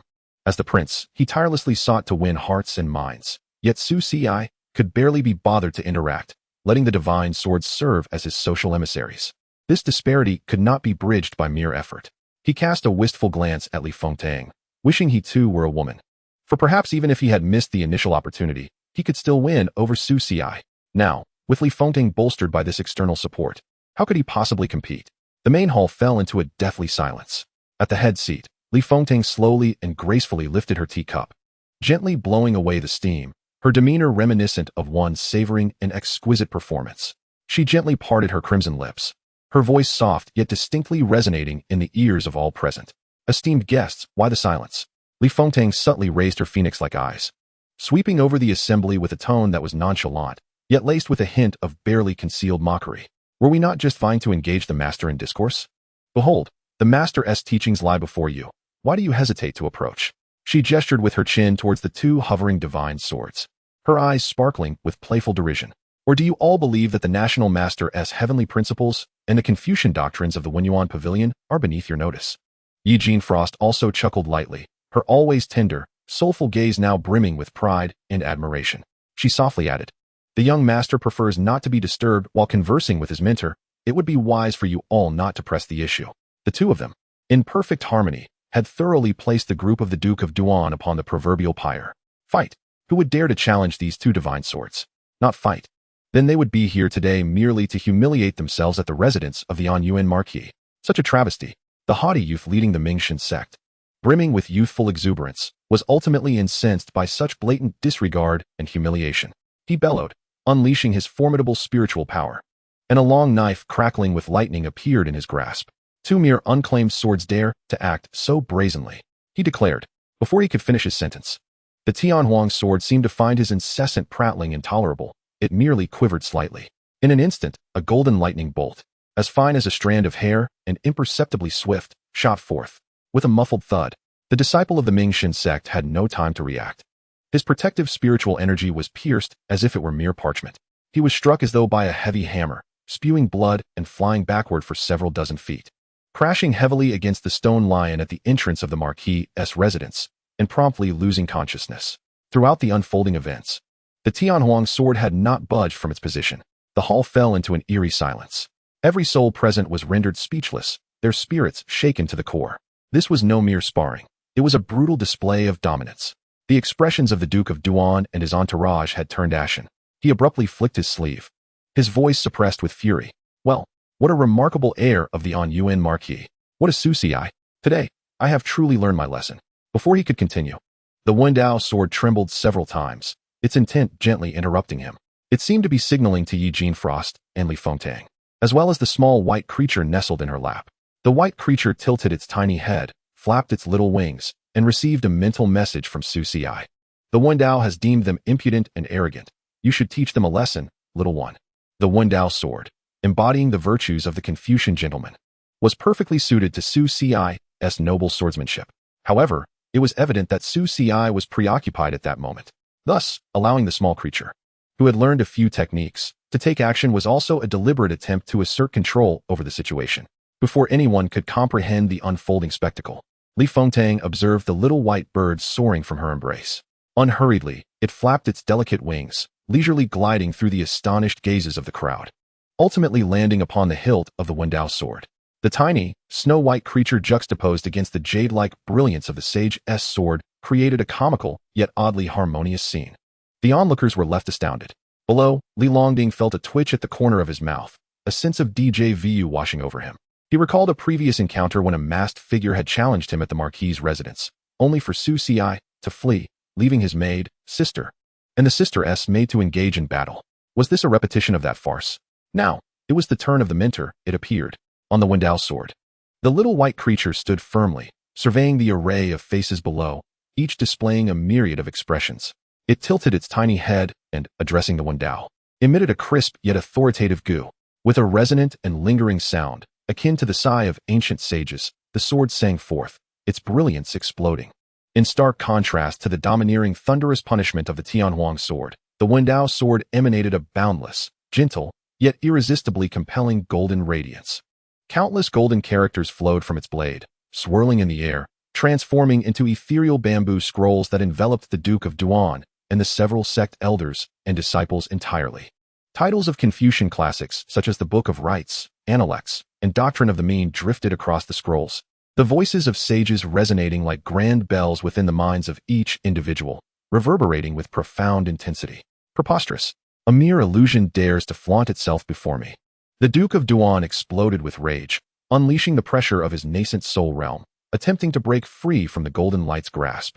Yet, his imposing aura collided with the golden sea, akin to a cow sinking into the ocean, creating not a ripple. The disciples and elders of the sect fared even worse. They were besieged by a cacophony in their minds, as countless ethereal figures of sages appeared before them, as if hundreds of venerable Confucians were pointing their fingers at them, reprimanding them sternly. What is propriety? To see the sovereign and not bow is disrespectful. What is reverence? To intrude upon another's residence is disrespectful. What is humility? To hold oneself above others is impertinent. What is knowledge? To be oblivious to one's own limitations is ignorance. Each question became an intangible measuring rod, striking mercilessly at their moral foundations. Their faces turned pale, their heads clutched in despair, as they felt their life's learnings and pride being ground into dust at that moment. This was no mere magical assault. It was a dimensional strike from the wisdom of the sages. The Duke of Duan, Li Xian, found himself in an even graver predicament. Before him were not the texts of sages, but rather a clear illumination of all his life's schemes, selfish thoughts, laid bare by this overwhelming righteousness. Leaving him with nowhere to hide, he felt as though he stood before a colossal moral mirror, confronting the most unsightly aspects of his own heart. Even as a prince, with a steadfast mind, he felt an unprecedented tumult within, his head pounding painfully. Only Li Longding, who had previously fostered a cordial relationship with Xianxia, managed to escape unscathed. Li Fengtang smiled. Uncle Wang, do you still find the master's literary teachings lacking? If that is the case, I believe this first lesson on propriety is yet to be fully comprehended by you and your companions. You. The Duke of Duan pointed at Li Fengtang, trembling with rage, yet unable to articulate a coherent response. He abruptly bit down on his tongue, forcing the pain to break his stupor, and bellowed, "We shall take our leave." With that, he nearly tumbled away, leading his dazed and dispirited sect members, who seemed as though their very essence had been siphoned from them, in a disheveled retreat from the Yuan Marquis's residence. Only after their figures vanished beyond the doorway did the Wendao sword gradually retract its brilliance, returning alongside the Tianhuang sword to their former, sentinel-like stasis, quietly hovering in place. Gu. The little creature chirped triumphantly, flapping its wings before leisurely returning to Li Fengtang's embrace, snuggling into a comfortable position, as if it had not just summoned the sage's sword to chastise a prince and several formidable practitioners. Li Fengtang, both amused and exasperated, ruffled its little head, her perception of Xiaxia's capabilities undergoing a profound transformation. This position is quite comfortable compared to little Mu's. In a distant corner of the courtyard, the industrious little Mu, striving to excel, stifled a yawn. Knight Jinshuang cast a glance at the white dumpling, blinked her eyes, and then lowered her gaze to her own front. Why does the young master's little bird not seek me out, but instead chooses her? Is there some distinction I am unaware of? Thus, a fierce provocation came to a close. Li Fengtang and Knight Jinshuang exchanged a knowing look, and in perfect synchrony, they rose gracefully, their lotus-like steps leading them towards the backyard where the sword intent still surged. They were eager to witness how Su Si's so-called lesson truly unfolded. In the backyard, the sword light persisted. Zhuo Xiangjuan had already ignited her true fire. The black and white long sword in her hand transformed into a myriad of sword shadows, the rhythms of the Tao swirling as they sealed off all of Su Si's escape routes. Each strike was exquisitely crafted, as if elucidating some profound truth of heaven and earth. Yet, Su Si remained undaunted. his swordsmanship blending the imperial might of the royal way with the boundless righteousness of Confucianism, defending with impeccable precision while occasionally exploiting openings to counterattack, compelling Xianxiajuan to respond with caution. Master, your Dao heart seems to be in disarray. At the moment of yet another clash of blades, Su Si's figure glided close like a specter, his warm breath almost brushing against Xianxiajuan's ear. A tremor surged through her heart, causing a momentary pause in her sword technique. Now's the time. A glint of brilliance flickered in Su Si's eyes as the momentum of the Shueji sword abruptly shifted from defense to an exquisitely intricate entangling move, akin to a spirit snake emerging from its lair, instantly ensnaring Xianxiajuan's sword. Simultaneously, his left hand reached out, not aiming for her vital points, but gently encircling her slender waist that could barely be grasped, drawing her wholly into his embrace. You? Xianxiajuan gasped in shock, attempting to retreat, but finding it too late.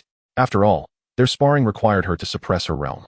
She felt as if the world were spinning, and in the next instant, she found herself half-cradled in Su Si's arms, their forms frozen in the center of the courtyard. Master, Su Si whispered against her ear. With such understanding, how can the student not learn?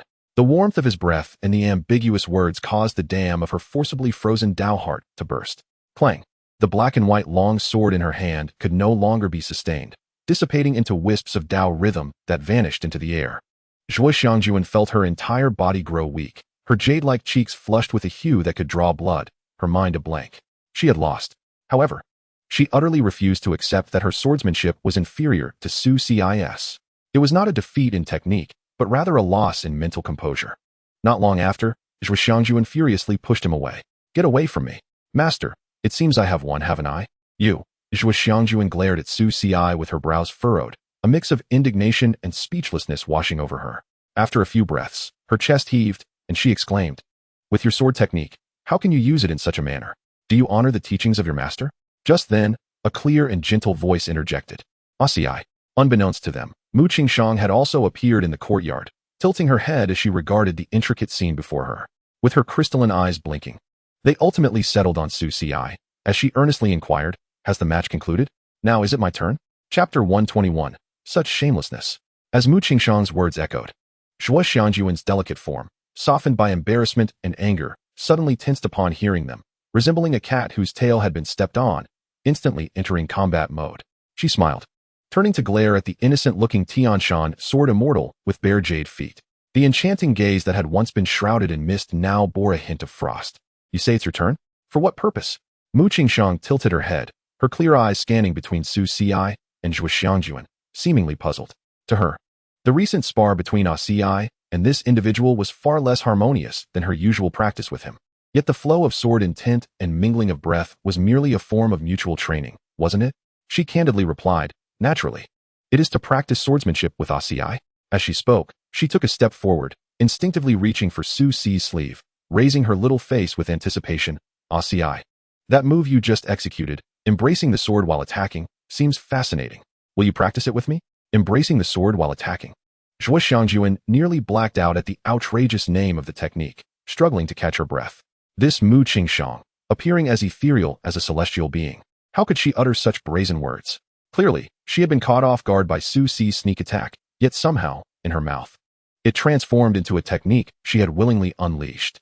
Su Si felt overwhelmed, hastily restraining Mu Qingshang's eager hands, forcing a chuckle as he said, Master.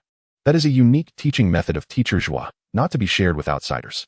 Oh, Mu Qingshang nodded, though her eyes still gleamed with desire. Then, shall I learn this move from her? Once I master it, I can practice with Asii. Just as one wave receded, another surged forth.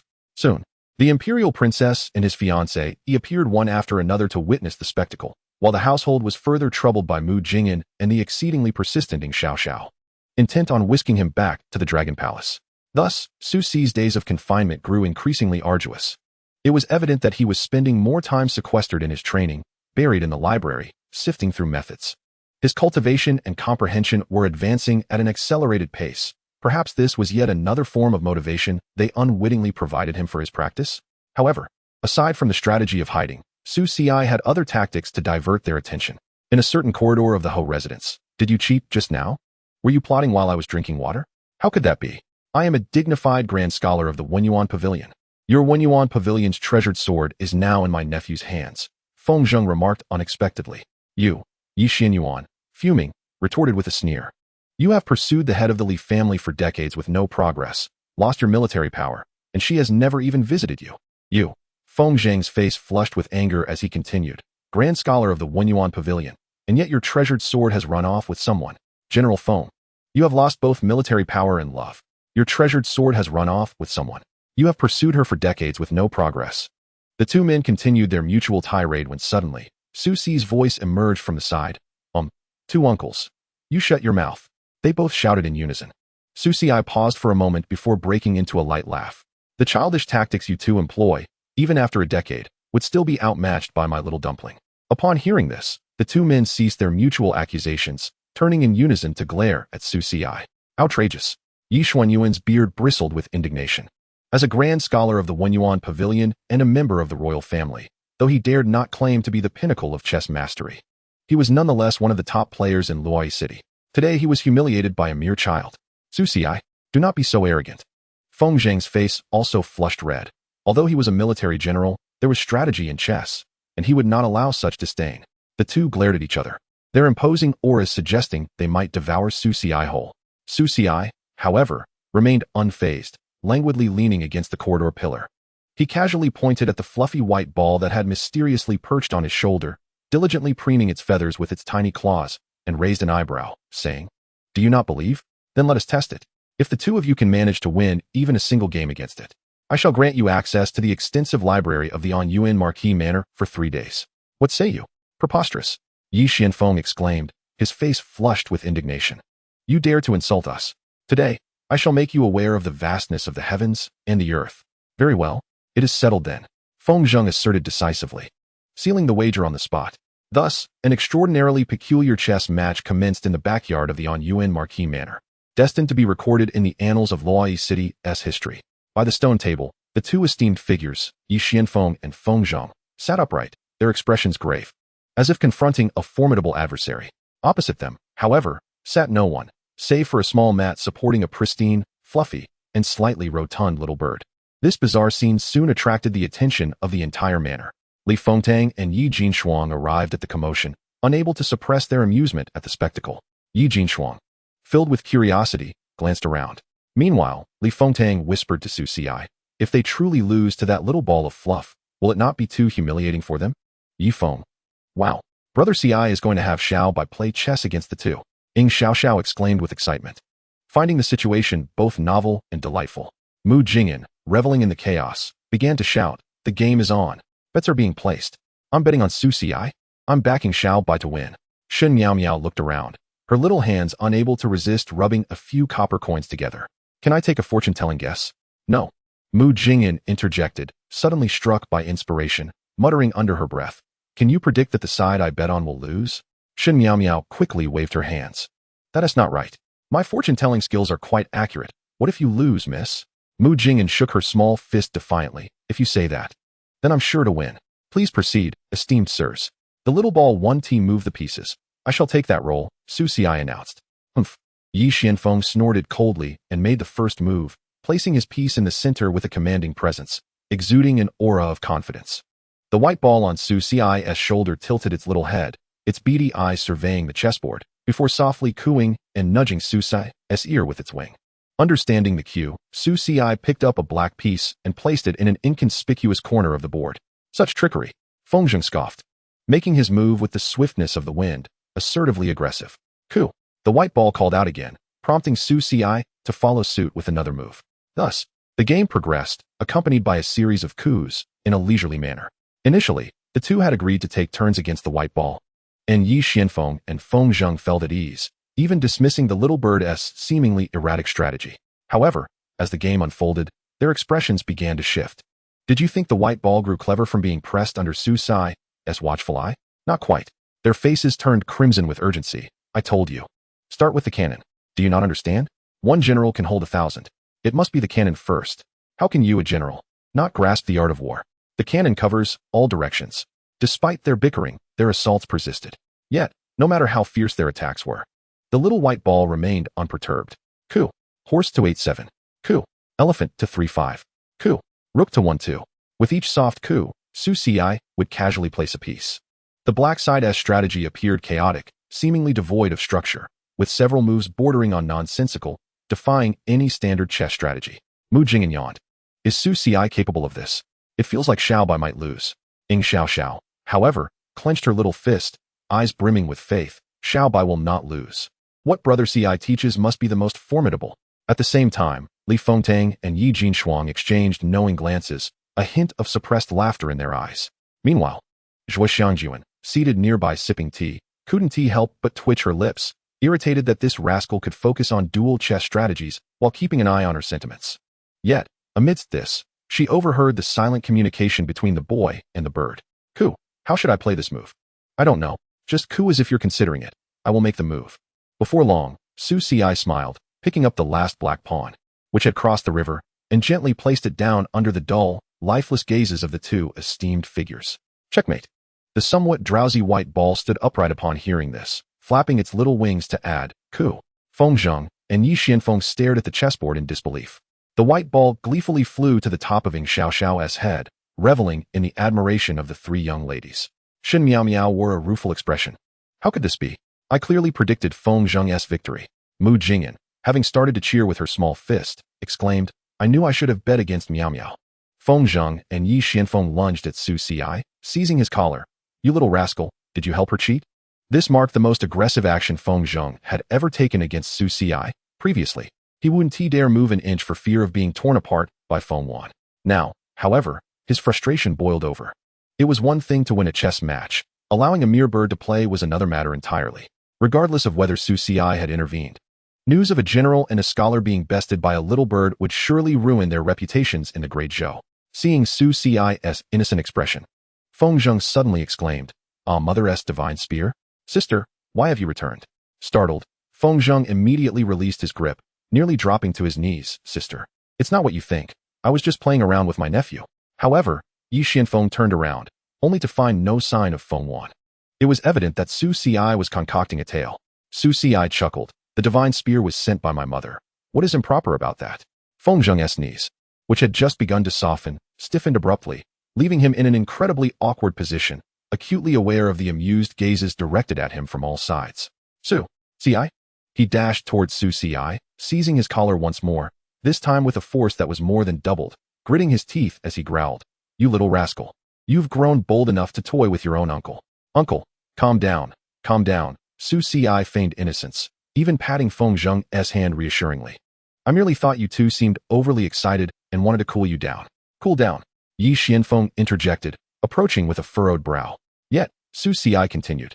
In any case, your chess skills are clearly at this level. Do you wish to improve? He added. I have a book on the Su family's chess strategies. You little rascal, what nonsense are you spouting? Don't think I don't know. Your father can't even play chess. The Su family has practiced for generations, yet you've hardly dabbled in it. When have you ever studied such chess skills? Yi Xianfeng interjected eagerly. What are the terms? Su Ci, unashamed, replied. I require all the records of the cultivation families, sects, and hidden realms behind the Wang family. Upon hearing this, Yi Xianfeng realized that Su Ci was targeting him specifically. He spoke with solemnity, stating that he had provided many records and materials to Feng Tang, as I am her royal uncle, naturally concerned for her well-being. The heir need not fret. Yet, such assurances are insufficient. Why utter such words? Regardless of other factions, the hidden sects or powerful families backing the Duke of Duan must be investigated. However, I have not heard of any royal uncle behind the Duke of Duan, and I shall act according to his words. Li Fengtang's voice, though soft, bore an undeniable resolve. Yi Xianfeng felt his entire being turn rigid. He gazed incredulously at his niece, whom he had watched grow up, and then at the calm, composed Su Ci, as if everything was under control. Feng Tang. He wished to say, are you aware of the magnitude of what lies behind this? The Duke of Duan's lineage is deeply entrenched. Those so-called hidden sects, if they exist, are certainly not easily uncovered by the records of the One Yuan Pavilion. This is an almost impossible task. This matter concerns the very foundation of the nation. Li Fengtang rose, moving to stand beside Su Ci, their shoulders aligned, a stance that unequivocally declared her position. The royal uncle need only do his utmost. The rest shall be arranged by the gentleman. Yi Xianfeng opened his mouth, only to exhale a long sigh. What more could he say? The imperial princess he had devoted himself to supporting was now nearly captivated by this young man. What else could he do but sacrifice his dignity to serve this youth? He glared at Su Ci in indignation, then at Feng Zheng, who wore a similarly vexed expression, and snapped, "The chess manual." "Ah, yes, the chess manual." Su Ci then recalled, retrieving a small stitched booklet from his sleeve, the cover adorned with the flamboyant characters Su Family Chess Manual. Feng Zheng and Yi Xianfeng seized it as if it were a treasure, eagerly flipping it open. They found a line of elegant yet somewhat mocking script on the title page. Rule 1. If your chess skills are inadequate, you may attempt to attack your opponent's chess player. Yi Xianfeng. Feng Zheng. The two exchanged a glance, silently turning to the next page. Rule 2. If the opponent's player is overly formidable, you may attempt to attack their chess companion, disrupting their mental state. Both men's eyes twitched violently as they recalled how they had just been exposing each other's shortcomings. Undeterred, they flipped to the third page. Rule 3. If neither of the above is feasible, remember, the essence of chess lies in making your opponent feel that you are more joyful than they are. Uft. Beside them, Yi Jinshuang could no longer restrain herself, covering her mouth as she laughed softly, her always gentle eyes curving into beautiful crescents. Li Fengtang too struggled to contain her amusement, pressing a handkerchief lightly to the corners of her mouth. Su Ci? The thunderous roars echoed throughout the courtyard. Feng Zheng and Yi Xianfeng trembled with rage, pointing at Su Ci, speechless for a long moment. This was no chess manual. It was a merciless mockery of all their previous actions. Junior is merely summarizing practical experiences into a manual. Both uncles should take heed, Su Ci stated earnestly. You, let's go. Yi Xianfeng yanked Feng Zheng, who was still intent on arguing, holding the tattered booklet tightly, nearly fleeing in disgrace. If they lingered any longer, he feared he might die of anger. Chapter 123. You need not concern yourself so much. After bidding farewell to the two irate uncles, the courtyard finally returned to tranquility. Yi Jinshuang approached Su Ci's side. Her curiosity piqued as she whispered, "Why does the gentleman believe there are others behind the Duke of Duan?" Intuition, merely, Su Ci smiled. In truth, it stemmed from his recent interactions with the divine maidens and the progression of their affections. His memories, once obstructed in his past life, were swiftly resurfacing, naturally recalling the potential culprits behind the annihilation of the Yi family, as well as the greatest obstacle he faced while assisting Li Fengtang. Su Ci narrowed his eyes slightly, recalling how the Duke of Duan had recently led individuals to the reminiscent of the Yi family's calamity, which had resulted in their overnight extermination. Both were families that had served for generations, suddenly beset by a prodigious talent, attracting covetous gazes from powers that transcended the mortal realm. At this moment, among the divine maidens, save for the two esteemed masters, the one who had previously revealed dreams and sentiments, Li Fengtang, also exhibited a different glimmer in her eyes, while Yi Jinshuang, who had shared her heart's voice, widened her phoenix-like eyes with a hint of radiance. In the pavilion, Yi Jinshuang, like a dutiful maid, served tea to Su Ci, while Feng Jin, who was truly a maid, had long since transitioned into a shadowy protector due to the influx of strangers in recent days. Young master, yes? You seem to have something to say to Jinshuang, do you not? Should it not be that Light Frost has something to say to me? At this, Yi Jinshuang trembled slightly, her delicate hand holding the teacup quivering, spilling the scalding liquid onto her snowy hand, yet she appeared oblivious. What is it? You've spilled the tea. Su Ci's voice remained gentle as he reached out, naturally taking her reddened hand, retrieving a clean handkerchief from his sleeve to tenderly wipe away the water stains. The warmth of his fingertips seeped through the cloth, causing her tumultuous heart to race even more. She gazed at Su Ci in a daze, suddenly biting her lip and turning her face away, awkwardly stating, Light Frost has nothing to say to a self-absorbed young master. How have I been self-absorbed? You are. Ah, is that so? Then let it be. Su Ci chuckled softly. After all, I am your young master. Naturally, I must take on the responsibility for your future, must I not? This phrase acted like a key, instantly unlocking a certain floodgate within Yi Jinshuang's memory. Boom. The pavilion and its surroundings faded into oblivion, replaced by an endless expanse of desolate wind and snow. Amidst the curtain of snow, she held the frost-cold sword he had personally sought for her. Its blade flowed with warm, crimson blood belonging to him, each drop falling onto the snow, blooming into glaring red plums. His chest had been pierced through by her own hand. That always gentle and smiling visage now appeared pale, the tear mole at the corner of his eye seemingly devoid of its former brilliance. He bore no anger, no resentment, only quietly gazing at her, his expression laden with complexities she could not decipher. There was relief, reluctance, and perhaps a hint of liberation. Young master, why? Her voice trembled in the biting wind, tears already blurring her vision. He raised his hand, seemingly wanting to wipe away her tears, yet ultimately fell helplessly. He merely smiled, a smile that still held traces of past fondness. Silly girl, his voice was soft, as if it could be scattered by the wind at any moment. If you do not kill me, how can you escape this secret realm? How can you obtain the divine bone? How can you seek vengeance for your family? And how can you sever the last threads of attachment to pursue your own path? Do not. She clutched him tightly. I do not want any path. I only want you, young master. Light Frost was wrong. She clung to him desperately, attempting to use her meager warmth to retain his swiftly fading life. Yet his body grew colder, and those peach blossom eyes, always filled with mirth, gradually lost their luster. Light Frost, in truth, it was young master who deceived you before. It is of no consequence. Nothing matters. My lord may deceive me about anything. Yi Qingshuang shook her head, diligently tending to his wounds and binding them. It is of no consequence, Lord Su Sai murmured, seemingly devoid of strength. In truth, the tea brewed by Qingshuang is delightful, and she dances beautifully in the snow. Suddenly, he raised his bloodied hand, gently brushing her cheek with the last vestiges of his strength. Your lord is a rogue, a deceiver. Initially, he merely sought to procure a maid. He found fault with your slow tea brewing, criticized your painting, lamented your incessant chatter, and complained about your daily bickering. He resented your constant vigilance over him. With his final breath, he whispered in her ear, So, Qingshuang, you need not dwell upon it. After which, his arm fell limply to his side. The entire world instantaneously drained of color, leaving only an expanse of pallor and chill. That piercing regret pierced deeply into Yi Qingshuang's soul like an ice pick. With a sharp crack, the sound of shattering jolted Yi Qingshuang from her abyss of cold and despair. She trembled, gazing down in bewilderment. The teacup had fallen from her hands, splintered and shattered, scalding tea and broken porcelain strewn across the ground. Her hand bore a glaring red mark from the burn, yet she remained oblivious to the pain. Tears, unbeknownst to her, had already cascaded down her exquisite visage. My lord, she murmured in a daze, lifting her gaze to meet the man who held her wrist. I am here, Su Ci said with a gentle smile.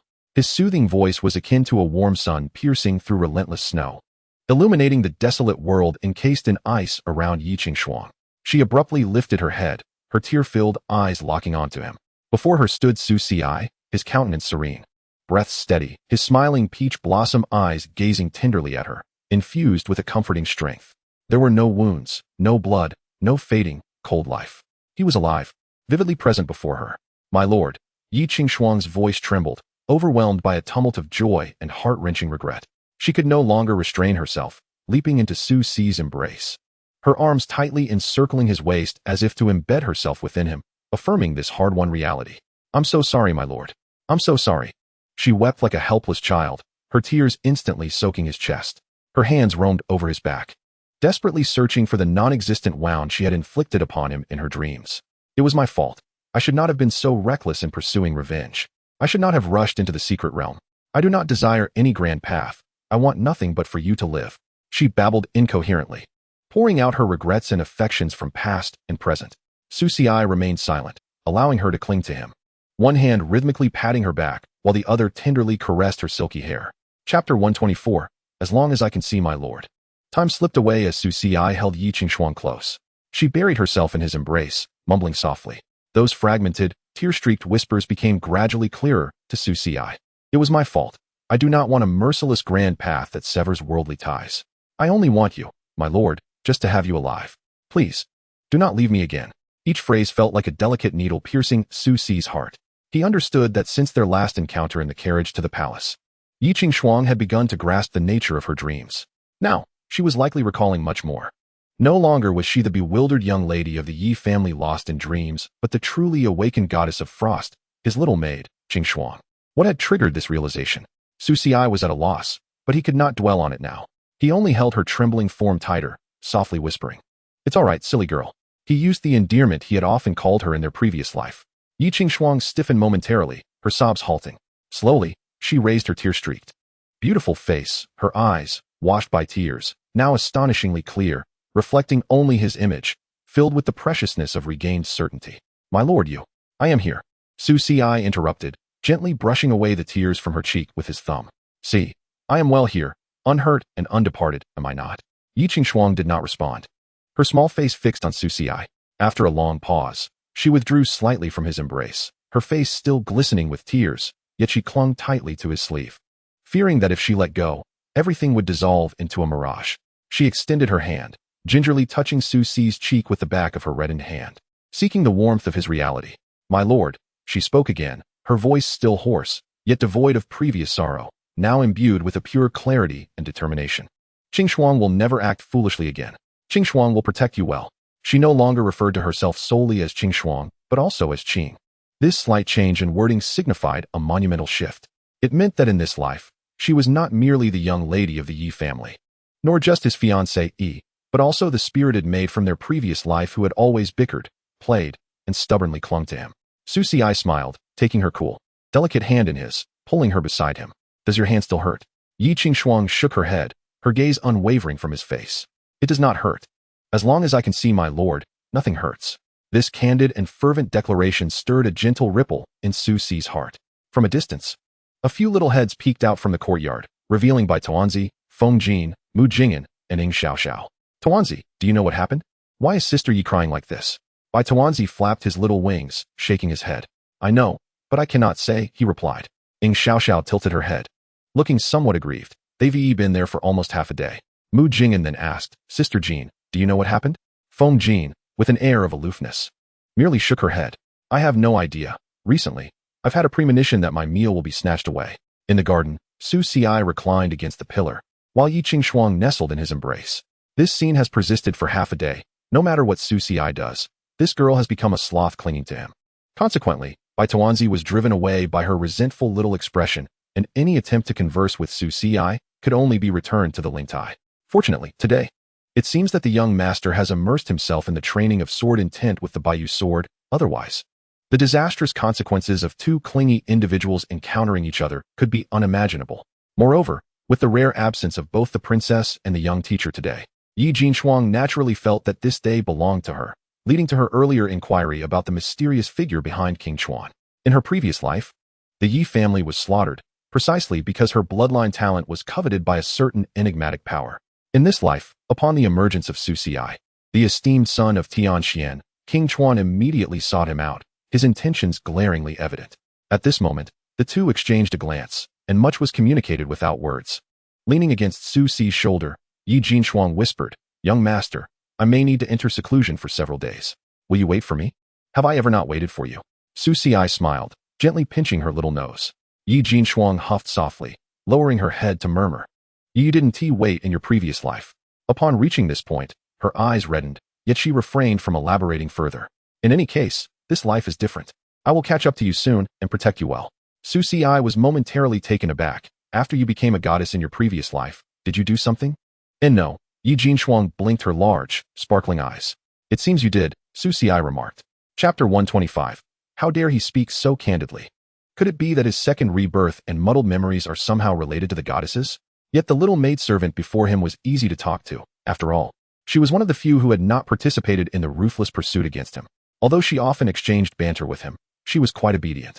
Partly because she was unaware that Su Xi had not truly perished, unlike the other goddesses whose feelings were a tumultuous blend of love and resentment. However, if the other goddesses were to regain their memories, Su Xi felt a sense of impending doom looming over him. After sharing a tender moment, Yi Jinshuang reluctantly rose. She cast a deep glance at Su Xi, her eyes filled with affection, reluctance, and above all, an unprecedented determination. Young master, wait for me. With that, she turned and transformed into a radiant streak of light, vanishing into the horizon. Su Xi gazed at her departing figure, his heart a whirlwind of emotions. Yi Jinshuang's awakening was a significant boon to him, yet it also served as a harbinger that tranquil days were drawing to a close. He sighed softly, leaning against the porch column, tilting his head to gaze at the sky. Don't worry too much, Gu. Bai Tuanzi comforted him within his lingtai. Goddess Tianshuang is on your side. Indeed, she is, Su Xi responded in his heart. Yet what if it were Li Fengtang or Zhuo Xiangjuan awakening instead? They were not as amenable as Qing Shuang had been. He vividly recalled how, after his demise, the goddesses uncovered the truth, and how that tumultuous hunt that swept across the 9 provinces was nothing short of earth-shattering. Especially that princess, who had utilized the imperial techniques he taught her to their utmost, setting a trap that left him with nowhere to escape. Should he confront the young teacher or the seemingly oblivious young master? Su Xi rubbed his nose, mentally reviewing the current situation. The snow-cleansing goddess and the young master, though pretending to be oblivious, had spoken of dreams. The cool, aloof beauty was also on his side. The Tianyuan goddess, they had tested each other. A tacit understanding lingering between them, yet neither wished to expose it. The jaded grand sacrificial priestess in this life was particularly innocent. Perhaps that would suffice? The Yinglong goddess. The little dragon girl appeared just as innocent and naive as his classmate, the Anhuang goddess. However, the little dragon girl's early appearance to seek him out was clearly a sign of her accumulating strength. His classmate, too, had dreamt of him. Much like the other girls, and judging by his previous life, tranquility would not be in store for him. Next was the Phoenix goddess, who enjoyed using the techniques he taught her against him, and the esteemed Princess Long. She had also exhibited unusual behavior, clearly awakening her memories to some extent. How far along in her awakening was still uncertain. From this perspective, the danger seemed manageable. After all, this girl had once been a little clingy, and she retained a certain childishness, becoming quite a handful if not appeased. However, should her memories fully awaken, things might become complicated. Now, having undergone the baptism of the Golden Core stage, Su Ci had solidified his resolve. In this life, he was determined not to let go of the goddesses he owed, cared for, and could not forget. Tuan, please help me remember the priority list. Present, Gu. Bai Tuanzi landed on the table beside Su Ci, producing paper and a pen from who knows where. Speak, what is it, Ci Gu? Firstly, the priority remains to enhance our realm and strength. Secondly, we must address the external unlawful forces. Thirdly, stabilize the internal and external, ensuring a solid foundation. He paused briefly before adding, lastly, and most importantly, is to achieve the state of leisure and tranquility as soon as possible, enjoying a life of tea and music. Gu. Bai Tuanzi tilted her little head, seemingly not comprehending the last statement. In any case, remember it like this. Oh, okay. Bai Tuanzi flapped her little wings, quickly finishing up, stowing away the paper and pen into Su Ci's lingtai, before taking flight and landing atop his head, softly inquiring. Should we still confront the young teacher or the young master? Do you think they are inclined to discuss matters now? However, Mu Qingshang was not to be trifled with, as she still belonged to the ranks of prodigies, albeit having reached a formidable level of power. As for Zhuo Xianjuan, given her previous status, it was possible she possessed information unknown to him. Gu, Ci, you are lacking ambition. Su Ci abruptly seized her, playfully ruffling her wings. I want to ask you, when will your permissions allow you to see more? Gu, Bai Tuanzi flailed her little wings in his grasp, blinking her bean-like eyes as she huffed. I don't know, the guide fairy's permissions are fixed. Is that so? Su Ci raised an eyebrow, lightly scratching her belly, causing Bai Tuanzi to tremble adorably. Exactly. I can't see anything. Oh, so what you mean is, he keenly caught the loophole in her words, as long as certain conditions are met, or certain regulations circumvented. It is still possible to see, correct? I don't know. Su Ci's voice carried a hint of coaxing. Tuan, you are so adorable. Surely you wouldn't keep secrets from your favorite Ci, would you? Bai Tuanzi huffed in a pitiful manner, ignoring him. If you don't speak, there will be no dinner tonight. Gu. Bai Tuanzi instantly perked up. I wouldn't hide anything from Ci, gently placing her on the stone table. Su Ci shifted the conversation. Now, let us change the topic. Does Yi Jinshuang's awakening imply that the complete awakening of the other goddesses is imminent? Or have some goddesses already awakened long ago? This phenomenon is a natural occurrence of world-line correction, Bai Tuandua elucidated. As the largest butterfly, Cici, begins to flap its wings, the causal lines of the goddesses intertwine anew. The memories forcibly severed in their past lives will, inevitably, gradually return. This is an irreversible process. Irreversible, Su Ci murmured, his fingertips unconsciously tapping on the stone table. Young master, what do you mean by irreversible? A warm breath brushed past Su Ci's ear, accompanied by a melodious and clear voice. Su Ci paused momentarily and turned to look. It was Yi Jinshuang, who had come back. He took her small hand in his, smiling gently. Did you not go into seclusion? Yi Jinshuang blinked her eyes. Oh yes, I plan to seclude myself in the Marquis's residence for a few days. I just returned to see my father and discuss some matters before coming to find you. Indeed, it was that little maid, the same clingy one. Su Ci sighed internally, yet a smile adorned his face as he lightly brushed her delicate nose. Silly girl, seclusion is for quiet contemplation. How can it be so casual? Being by your side is the best form of quiet contemplation, Yi Jinshuang asserted, sitting beside him, her small head naturally resting on his shoulder. Moreover, as I said, my path is inherently tied to you. It is only by being near you that I can achieve completeness. These words warmed Su Ci's heart, yet they also deepened his headache.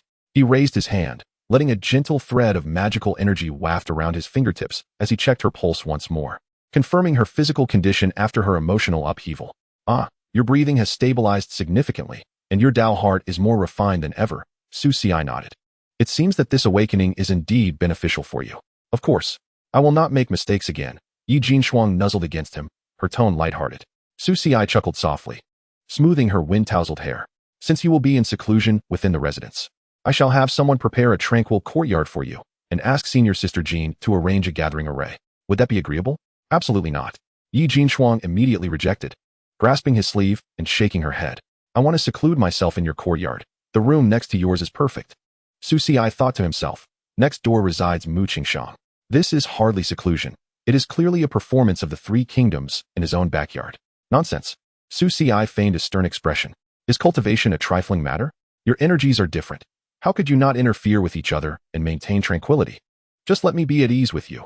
Yi Jinshuang tilted her small face upward, her watery eyes gazing at him with a hint of mischief. If you protect me, I will surely achieve twice the result with half the effort. At this point, Su Xi was utterly at a loss. Soon, the news of the young lady from the Yi family secluding herself in the residence of the Marquis of Anyuan spread like wildfire. What? She wishes to reside in Su Xi's courtyard? In the study, Li Fengtang listened to the report from her informant, her wolf hair brush snapping in her grasp. The ink splattered, leaving a glaring stain on the memorial before her. Her phoenix eyes narrowed, exuding a dangerous aura. What a clever Yi Jinshuang, a master of retreating to advance. I underestimated her. She had thought Yi Jinshuang's departure was merely a temporary retreat from the limelight, but it turned out to be a calculated move to gain an advantage. Someone. Li Fengtang's voice turned icy. Prepare the carriage. I shall pay a visit to the secluded Miss Yi and, in the meantime, discuss with Mr. Su the urgent military matters regarding the infiltration of the princely powers into the residences of high-ranking officials. Once Yi Jinshuang was settled, Su Xi found himself confronted. You big liar. A clear and vibrant voice echoed from outside the courtyard. There stood Mu Jingyan, hands on her hips, looking quite indignant, her cheeks flushed from running. Behind her, Ying Xiaoxiao peeked out, her eyes filled with curiosity. What happened, my little Mu classmate? Who has vexed you? Isn't it you? Mu Jingyan charged forward, extending her small hand. I won the bet on Little White. Where's my reward? Oh, the reward, Su Xi nodded, pinching her cheek lightly. Mu Jingyan's face puffed up even more in indignation. You, brother Ci, I want one too. Ying Xiaoxiao chimed in eagerly. Mu Jingyan was taken aback. How could there be a traitor so eager to be bullied? After sending off the two young ladies with a small gift each, Su Xi finally managed to appease them. Especially Ying Xiaoxiao, whose gaze towards him had grown increasingly fervent lately, her desire to collect becoming quite perilous. What are you thinking about? A warm breath brushed past his ear, accompanied by a melodious voice. Su Xi sighed, instinctively reaching back to grasp the young lady's hand and pull her closer. Teacher, please do not frighten me so. Zhuo Xiangjuan, having snuck up successfully, was caught off guard by Su Xi's sudden movement, tumbling directly into his embrace and settling on his lap. What are you doing? Zhuo Xiangjuan bit her lip, looking up at Su Xi with a frown. The next moment, a realization crossed her mind, and her expression shifted. You wretch, do you not know the bounds? I am your teacher. Zhuo Xiangjuan glanced around. Noticing that her mentor was absent today, and her little sister and fiancé were also not present. Are you now unrestrained, unable to suppress your wolfish desires? Su Xi mused. From which tale did she glean such rhetoric? Had she been studying to counter his teasing after being bullied in class? He not only refused to let go but tightened his arm around her waist, replying, Teacher, you jest. The ambitions of your student have been evident since the very first meeting, have they not? You. Zhuo Xiangjuan's body stiffened, warmth flooding her cheeks, leaving her in a dizzying haze. You impudent scoundrel. She finally managed to stammer out a rebuke after much effort, her voice trembling with indignation. But it sounded more like a playful reproach between lovers. Extending her soft hand, she pushed against Su Xi's chest with force, but to him, it felt like a cat's playful scratch. Not only did Su Xi not budge, but he also chuckled softly, his laughter warm and melodious, sending shivers down her spine. Teacher, does the tale not say, what makes a virtuous lady a gentleman's ideal? The intentions of a student are transparent, the sun and moon bear witness. Is this sincerity not more respectful than mere pretense? Nonsense.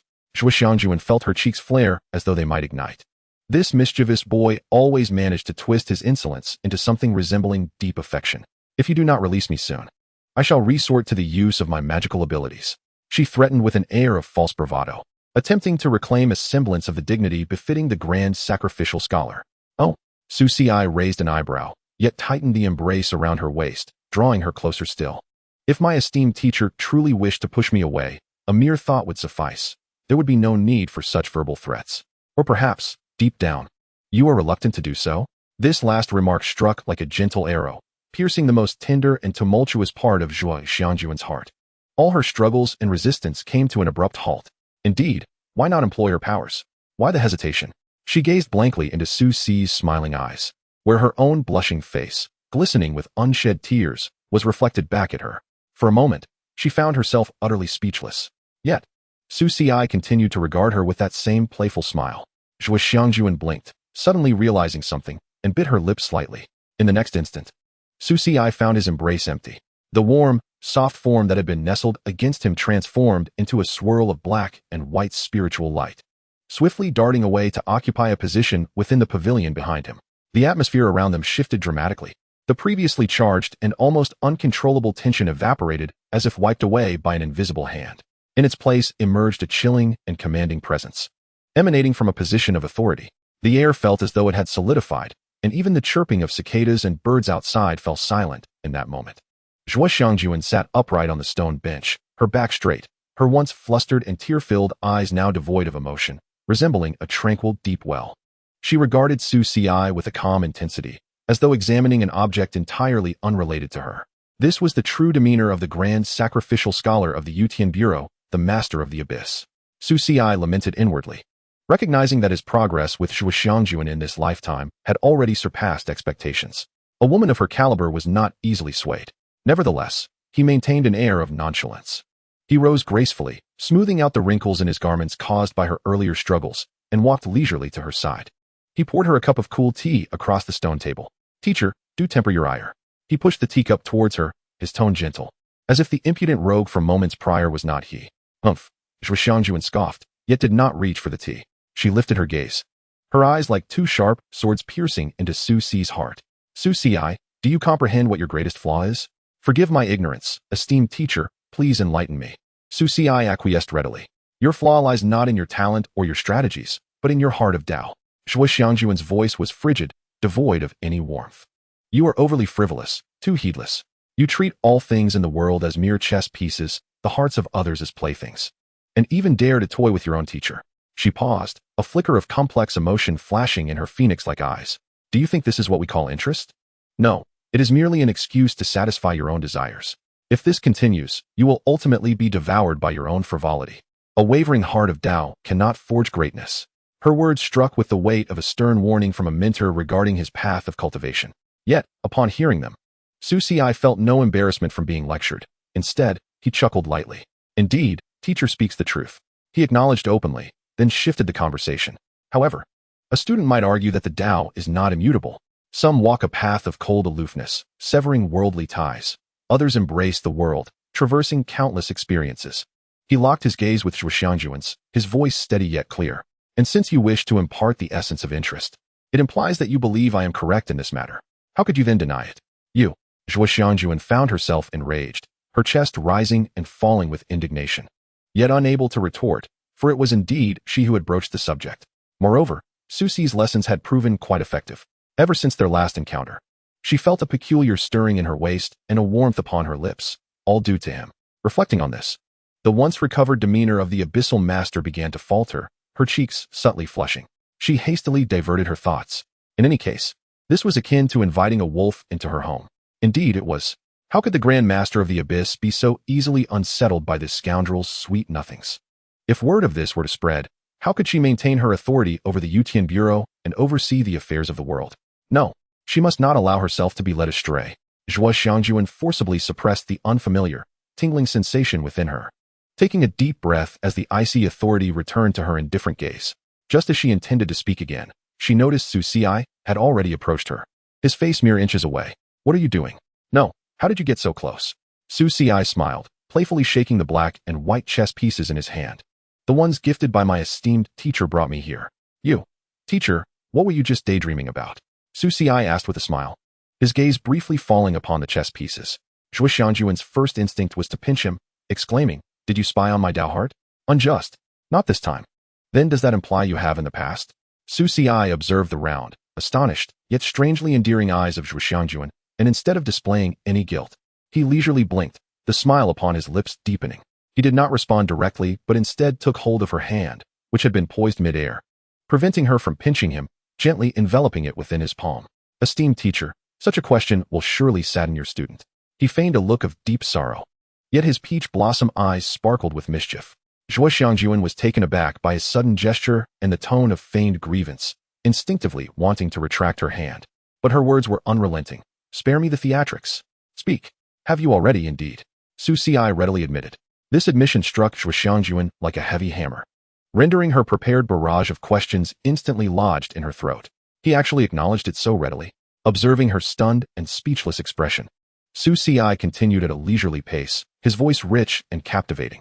"The student has indeed indulged in such prying. However, esteemed teacher, have you considered that the essence of the interest course is about the heart? If the student does not understand the music of the teacher's heart, how can he hope to compose the most fascinating melody for the world? If he does not know where the teacher's heart is frozen, how can he discover the warm sunlight to melt it? Every instance of my curiosity was not for mere amusement, but to better prepare lessons for you, esteemed teacher." Zhuo Xiangjuan was utterly flabbergasted. Her mind buzzed with the echo of his words. "To prepare lessons for you."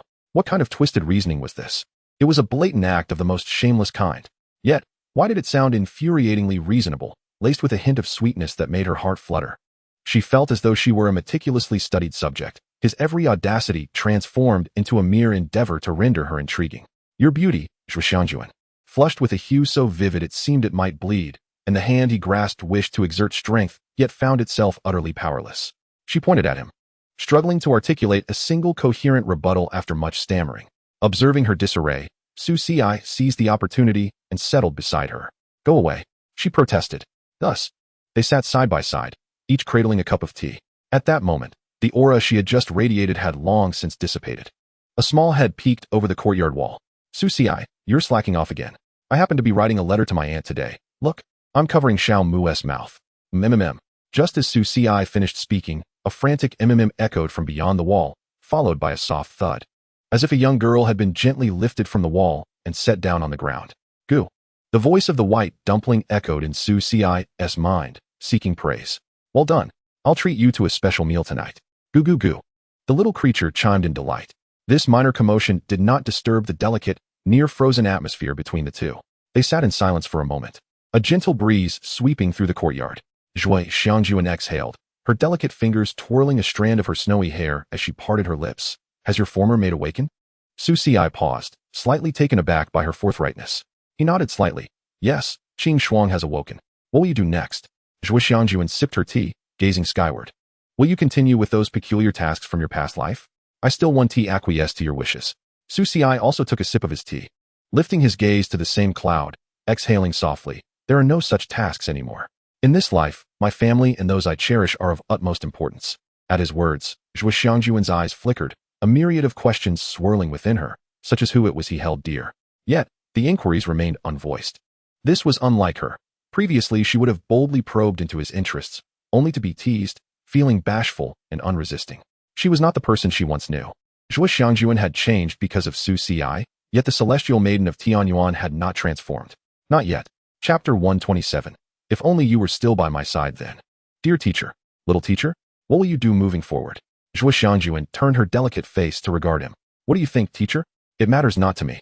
You must decide for yourself." Zhuo Xiangjuan averted her gaze, staring into her cup of tea, watching her feigned indifference, yet noticing the glimmer in her eyes. Su Xi could not help but chuckle inwardly. His little teacher, clearly distressed, still pretended to maintain an air of detachment. Quite endearing, indeed. He chose not to expose her pretense, but instead followed her lead, letting out a leisurely sigh tinged with a hint of melancholy. "You speak wisely. It seems I have been presumptuous, always believing that no matter what I did, my teacher would care." He lowered his eyelids, long lashes casting shadows upon his face, resembling a forsaken puppy, evoking a sense of sympathy. "Since it does not concern my teacher, then the minor troubles I encounter shall not trouble you. I shall investigate the underhanded schemes behind the Prince of Duan myself. At worst, I will immerse myself in the fray as I did in my previous life, surely uncovering some clues. If worst comes to worst, I shall meet my demise." "You dare." Almost instantaneously upon Su Ci's declaration, Zhuo Xiangjuan slammed her palm onto the table, her indifferent phoenix eyes fixated upon him. "Repeat what you just said?" Her voice trembled slightly with anger. "Immerse yourself? Meet your demise? Su Ci, do you think your life is so resilient that you can repeatedly toy with such recklessness? Do you believe your life belongs solely to you?" Zhuo Xiangjuan continued. Yet Su Ci regarded her, innocently responding. "Teacher, did you not say it was of no concern to you?" Zhuo Xiangjuan faltered. realizing something and slowly sat back down, turning her back to him. Well, you think about it. Can I delve into my little teacher's spiritual realm then? You dare? Su Xi was taken aback. You've hesitated for so long, truly contemplating whether to agree? Teacher, you previously claimed I owed you something and needed to repay you. So, what is it that I owe? What must I repay? Zhuo Xiangjuan sighed, resting her hand on her chin as she glanced back at him. Her delicate fingers tapping the stone table. A chessboard, faintly crackling with lightning, materialized. You think about it. And what about the debt? I said, you think about it. What is the teacher pondering so deeply? Still in the pavilion, Su Xi gazed at the chessboard. Suddenly, a melodious voice, laced with mischief, unexpectedly sounded behind him. Teacher? Su Xi turned to see Li Fengtang, adorned in a resplendent gown of red and white, gracefully approach his side. He shifted to make space for her. Your Highness, you arrived rather late today. Li Fengtang blinked, settling beside him. Teacher, I believe you have some matters to discuss with Fengtang, do you not? Su Xi regarded Li Fengtang. Noting that her makeup today bore a sharper edge than usual, the phoenix patterns at the corners of her eyes outlined in gold thread, enhancing the already formidable brilliance of her eyes. She sat quietly, gazing intently at him. Su Xi paused before asking. Your Highness is aware of the situation regarding the Prince of Duan. Li Fengtang appeared momentarily taken aback, then nodded slightly. Yes, I know a little. But only from my dreams. In my dreams, it was after you assisted me in ascending to the throne for several years. Their eyes met. Ripples of understanding passing between them. Li Fengtang continued. The faction of princes, which had long been eradicated, has resurfaced, among them the Prince of Duan, now accompanied by many extraordinary hidden masters and strange external forces.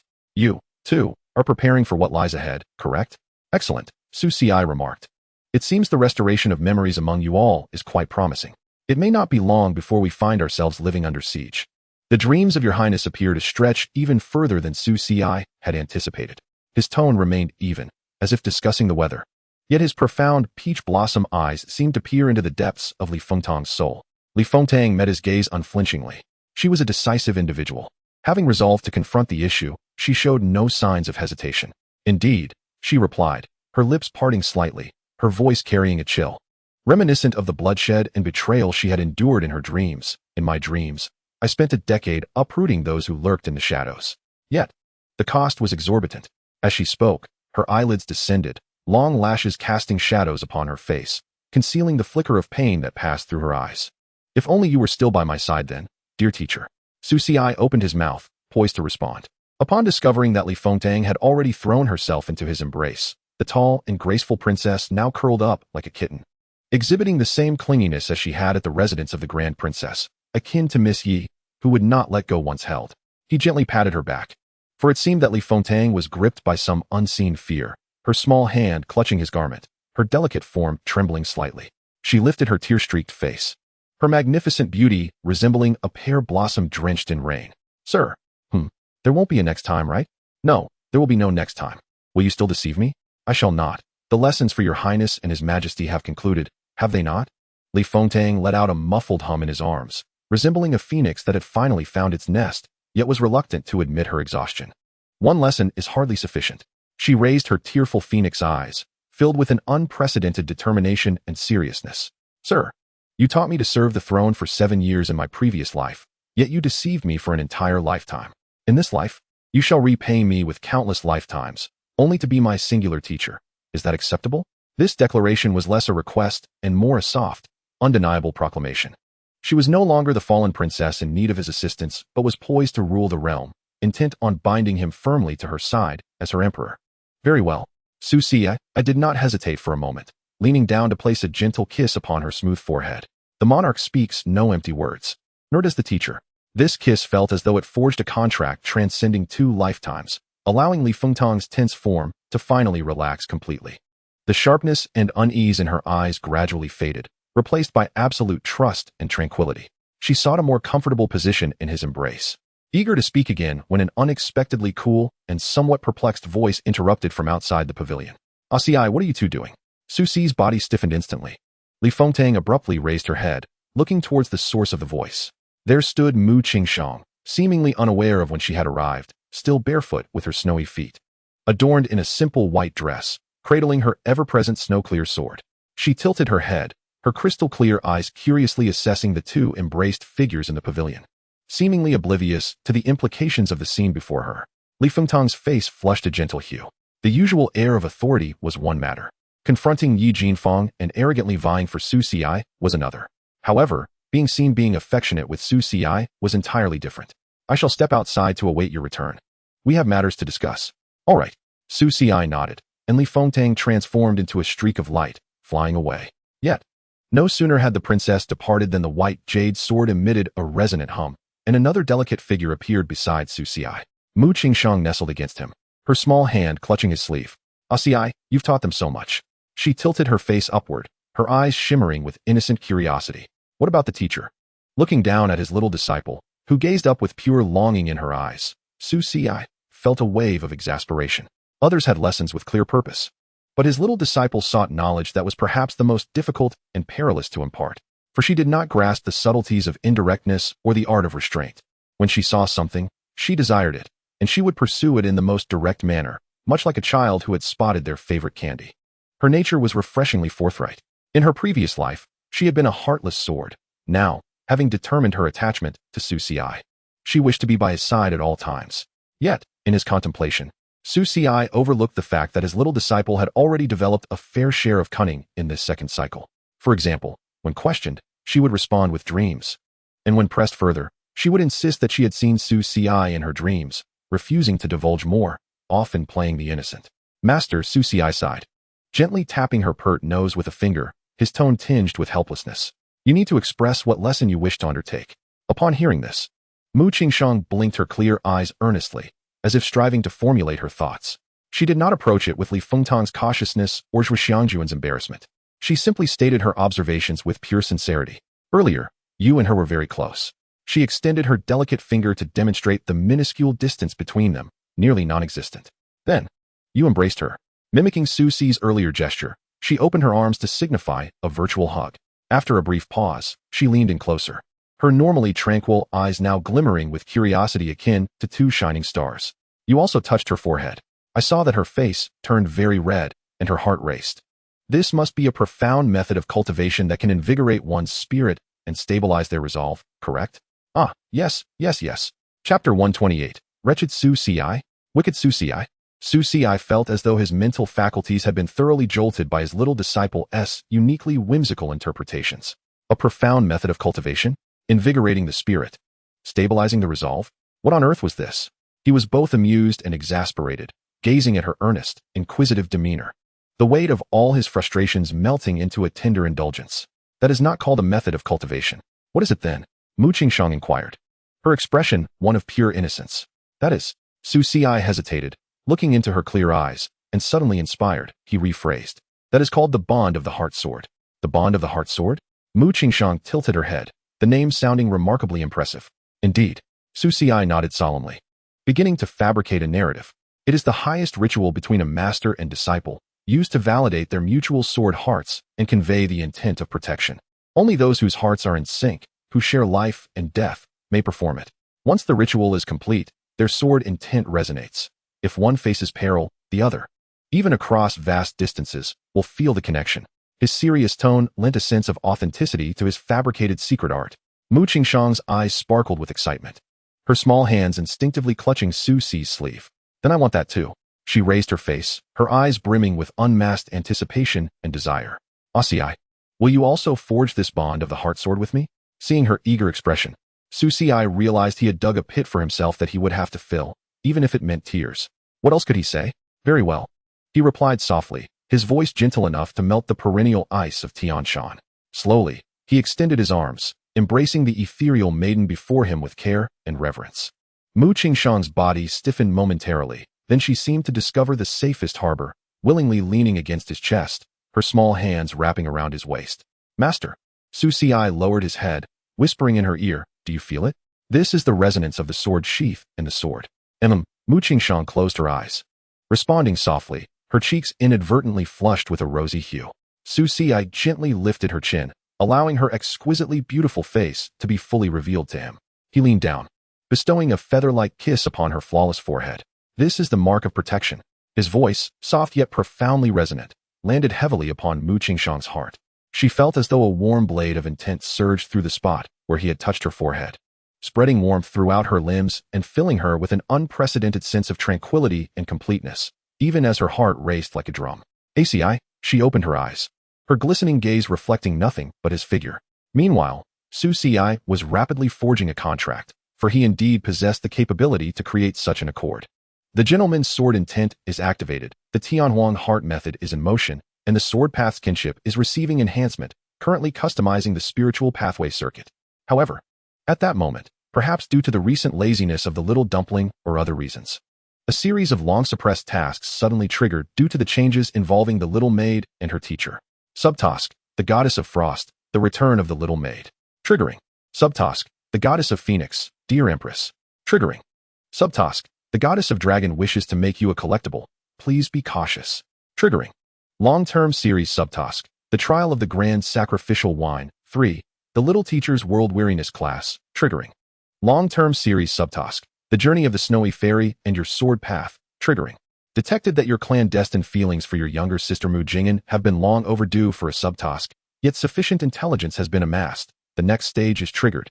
Please complete the prerequisite tasks. Su Ci's mind was instantly inundated by this overwhelming flood of system notifications. Noticing his prolonged silence as he merely gazed at her, Mu Qingshang's cheeks flushed even deeper. She tilted her head slightly, gently shaking his arm, and whispered, "Is the contract completed?" "Yes, it is completed." Su Ci snapped back to reality, forcibly suppressing the tumult within his spiritual platform, and lightly touched her forehead once more, softly saying, "Master, the contract is newly formed. You need to calm your mind and contemplate for a moment." "All right." Mu Qingshang nodded, leaning against Su Ci's shoulder as she began to close her eyes in meditation. Su Ci embraced her, guarding her with a composed facade, while chaos reigned within his spiritual platform. "Dumpling, what is happening?" "Goo. Ci, task backlog, concentrated eruption. Goo." The white dumpling flailed its tiny wings in a fluster. It seems to be the awakening of the goddess of frost, acting as a trigger, activating all related causal lines. "Goo. Why does Xiaomu still have prerequisite tasks?" "What are they?" Su Ci asked, puzzled. "Probably your last subtask," the white dumpling muttered. When suddenly another notification popped up. Prerequisite Task 1. Complete the summary of the last subtask street stall content. Prerequisite Task 2. Please clock in for daily tasks with Mu Jing'an within 1 hour. Task failure penalty. Mu Jing'an's affection for you will drop to 0. And she will regard you as a lecherous scoundrel, a family disgrace to be eradicated. Su Ci. Is that a punishment? Cough, cough, no. Isn't this little girl usually like that? And the so-called daily affectionate interaction, isn't it just squeezing her cheeks? Su Ci. You scoundrel who prioritizes romance over friendship. You left me out in the cold while you secretly indulge with the fairy Mu. A lively voice rang out, and Mu Jing'an, having escaped the white dumpling's grasp, called from outside, followed by the curious Xiao. "Wow, Brother Ci, what new game are you playing inside? It looks so fun. I want to play too." Xiao cheerfully exclaimed, trotting over with her short legs. Su Ci felt darkness descend before his eyes. Was his small courtyard witnessing the end of the Three Kingdoms and now entering the Warring States period? In the training ground of the Mu Jing'an wielded a spear alone, the wind howling as she vented her pent-up frustration and unwillingness with each thrust. "Stinky Su Ci, bad Su Ci, always bullying me.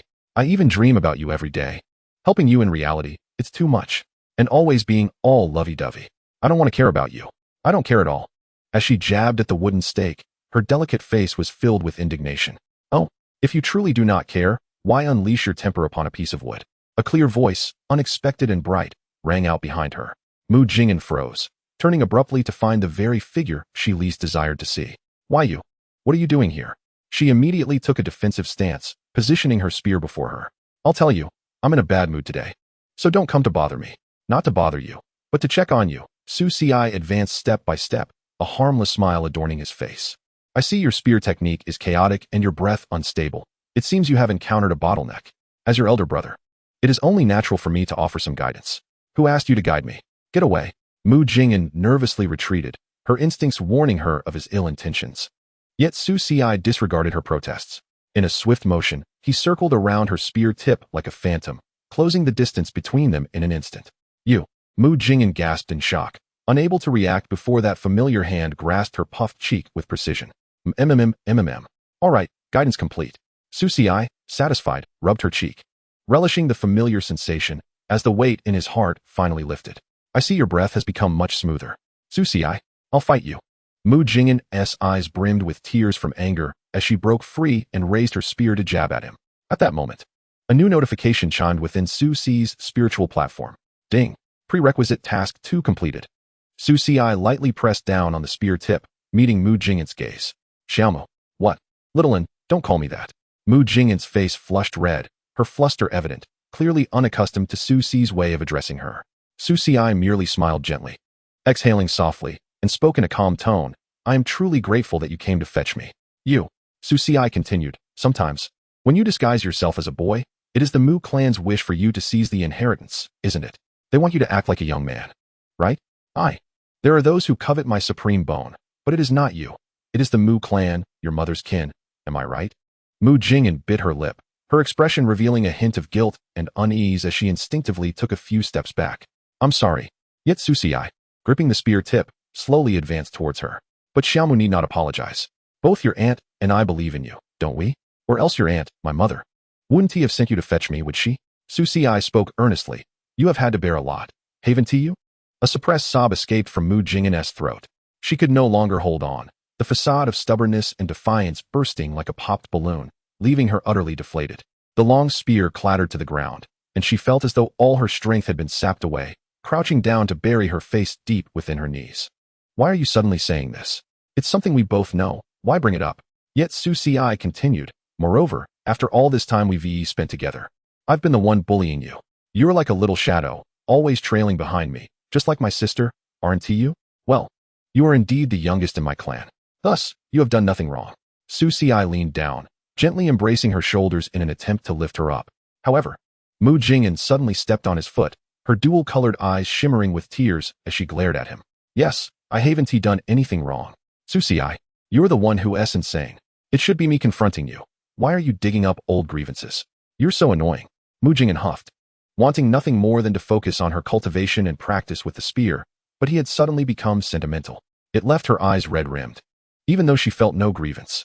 Observing her indignant expression, with tears glistening at the corners of her eyes, and a look of frustration as if she wanted to explode but was at a loss for words. Su Si found it amusing rather than infuriating. Mu Jingyan was a girl who was stubborn and unexpressive, yet undeniably endearing. Her sudden appearances beside him and her declarations of grievances were merely manifestations of her treating Su Si as family. Yet, her reticent nature prevented her from articulating it. Su Si watched her patiently, allowing her to vent by stepping on him without flinching, and only after she had finished did he leisurely speak. His tone tinged with playful sarcasm. Have you finished stomping? Are you relieved? No, I haven't. Mu Jingyan retorted stubbornly, her cheeks reddening further. She stepped on him a few more times before quickly retracting her foot, as if fearing he might hold it against her. Who are you calling sister? Don't say such things. Her cheeks burned intensely. How could he always manage to say such infuriating things with such a serious tone? She was clearly the one seeking justice, yet he twisted her words so easily that it felt as though she was the one being unreasonable. Su Si, however, ignored her outburst, simply gazing at her with those languid, smiling peach blossom eyes, now imbued with an earnestness that seemed to penetrate her facade, reaching her soft yet stubborn heart. Xiaoan, he called her gently. Mu Jingyan's body quivered imperceptibly at the sound of her name, as if it were a feather brushing against her heart, extinguishing all her anger and grievance in an instant. She bit her lower lip and turned her head away, unable to meet his gaze. I understand. Su Si's voice flowed like a clear spring over stones. You do not wish to be a tool of the Mu family, nor do you desire to compete for anything. You simply want to pursue your own path, don't you? Mu Jingyan's shoulders trembled slightly. She said nothing, but her silence was an affirmation.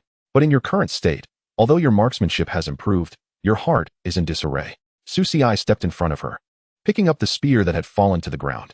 The coolness of the weapon resonated with the confusion and unwillingness she harbored within. He returned the spear to her hands. Thus, I offer you a suggestion, shall we? What? Mu Jingyan instinctively grasped the spear's hilt, raising her still red eyes to look at him in confusion. From this day forth, Su Si stated, each word clear and deliberate.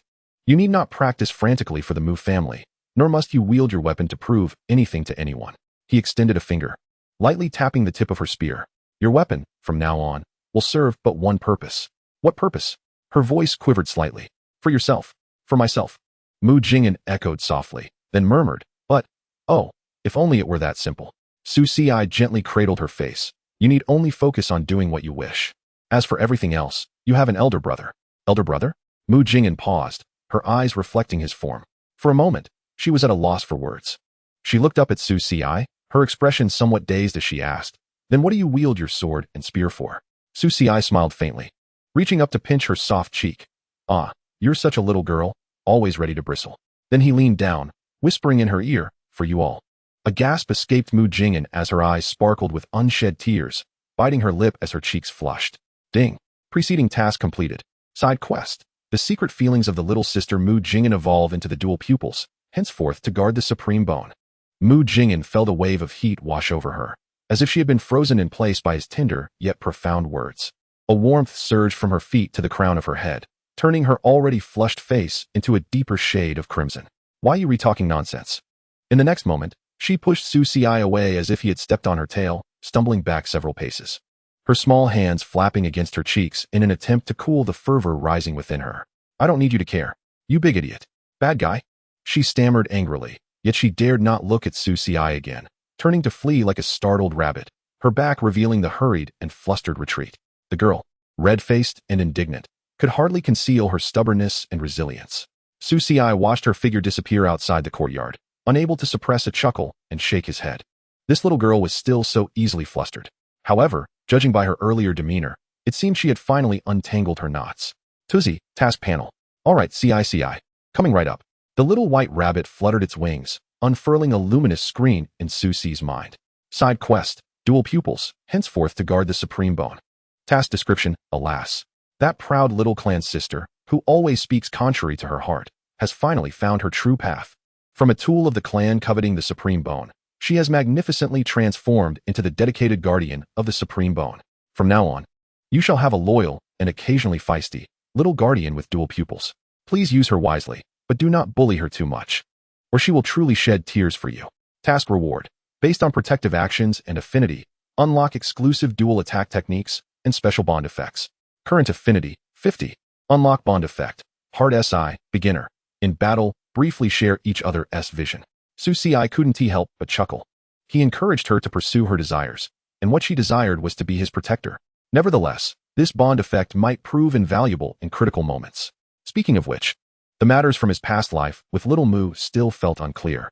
After all, the Tianxian sacred land back then, and the Mu and Su families, were entirely different from this lifetime. Moreover, Ko Mushi has yet to awaken the memories of her past life. Although her temperament is somewhat similar, she is far less spoiled and willful than she was in her previous existence. She has grown far more endearing. After all, in the past life, she was the esteemed saintess of the Tianxian family, while in this life, she is Su Ci's spirited little sister. Su Ci stretched languidly, contemplating the prospect of finally enjoying a moment of tranquility to retreat to his room and delve into the intricate arts of fusion and deduction.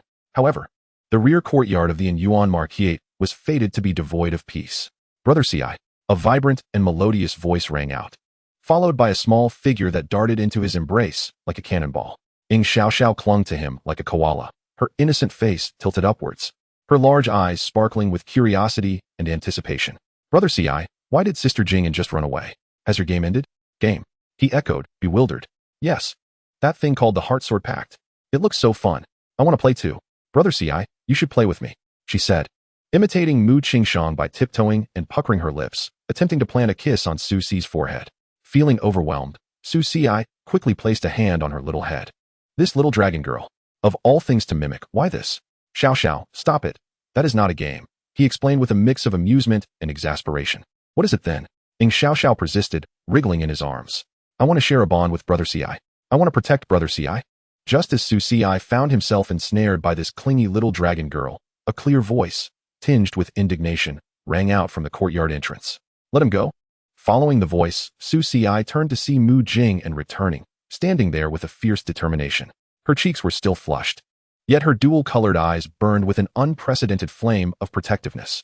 Holding a spear, its tip angled towards the ground, she resembled a small beast fiercely guarding its treasure, vigilantly watching every entity that dared approach her precious possession. Xiao. Mu Jingyan's voice rose several degrees, filled with conviction. "You little clingy creature from Donghai. Do not lay a finger on Su Ci." She paused, seemingly shy about directly expressing her feelings, yet she straightened her petite chest and summoned the courage to declare, He is my brother." "No way." Xiao tightened her grip, peering out from Su Xi's embrace to make a face at Mu Jing and Brother Ci, belongs to everyone. Yes, not just yours. What did you say? I said Brother Ci belongs to everyone. You little squirt. Watch the spear. Wah. Brother Ci, help me. As the two young girls prepared to squabble over the ownership of Su Ci, one brandishing a spear while the other cried for assistance. Su Ci found himself helplessly caught in the middle, bemused and exasperated. He felt that his innocence and tranquility had become a luxury within this marquisate. He gazed skyward, letting out a resigned sigh. So, this is the so-called price one must pay for the path of all desires? Chapter 130. The Past of the Frost Goddess. In the next room, Yi Jin Shuang sat cross-legged, surrounded by a gentle luminescence reminiscent of stars and frost. With her eyes tightly shut, a plum blossom-like mark flickered upon her brow. At this moment, within her spiritual realm, the scene unfolded. In that year, snowflakes cascaded. The young girl cradled the lifeless body of a scholar, still warm to the touch, as she walked slowly across the vast, snowy expanse. The world around her was engulfed in endless pallor, accompanied by the weeping of the wind. She was unaware of how long she had been walking or where she was headed. The snow beneath her feet reached from her ankles to her knees, the biting cold piercing to the bone, yet she felt no chill whatsoever. For the coldest snow in this world could not compare to the fading warmth in her embrace, nor to her heart, now shattered into icy fragments. Master, she whispered repeatedly, her voice barely audible. Master, is the tea brewed by Qin Shuang truly undrinkable?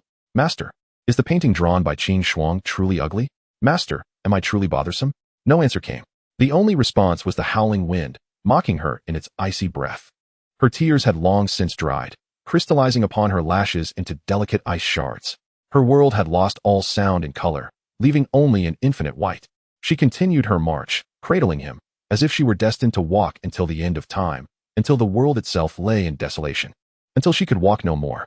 She knelt in the snow, still holding him tightly, preventing a single snowflake from landing upon his pale, yet gentle face. Raising her head, the eyes that once sparkled with warmth and laughter now appeared hollow, reflecting the gray-white sky. Why? She implored the heavens, the earth, and this unjust world. Why must you take him away? He has done nothing wrong.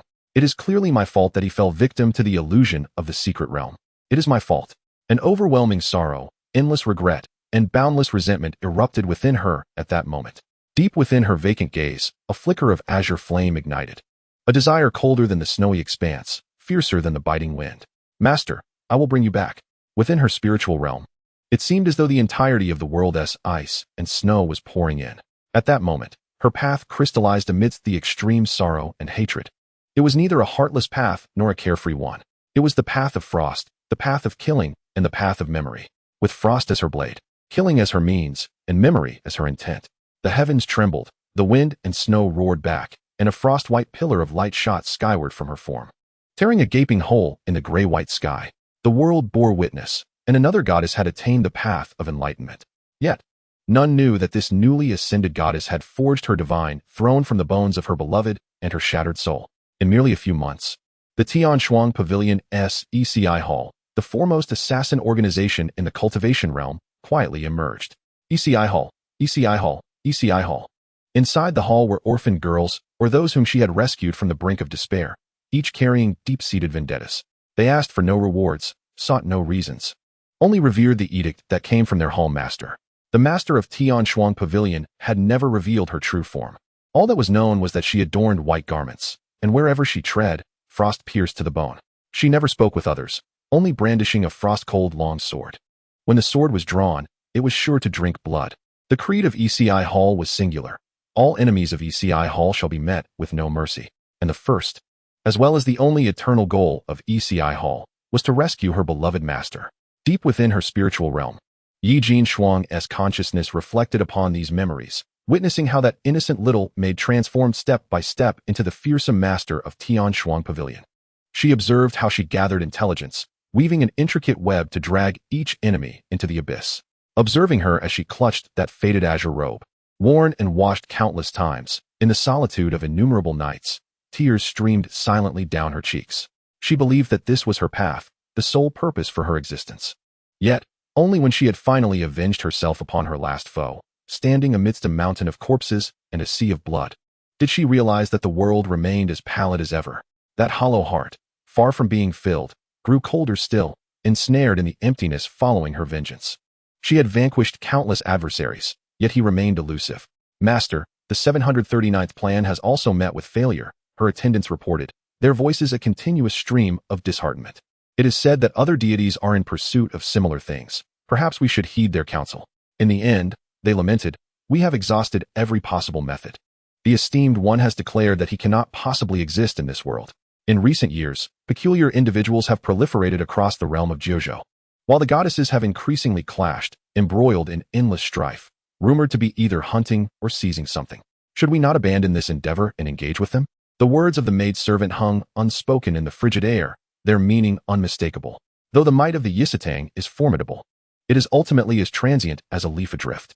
Their enemies are not solely those who bear animosity towards the master, but also other equally powerful deities seeking something, along with those enigmatic and inscrutable extraterrestrial demons.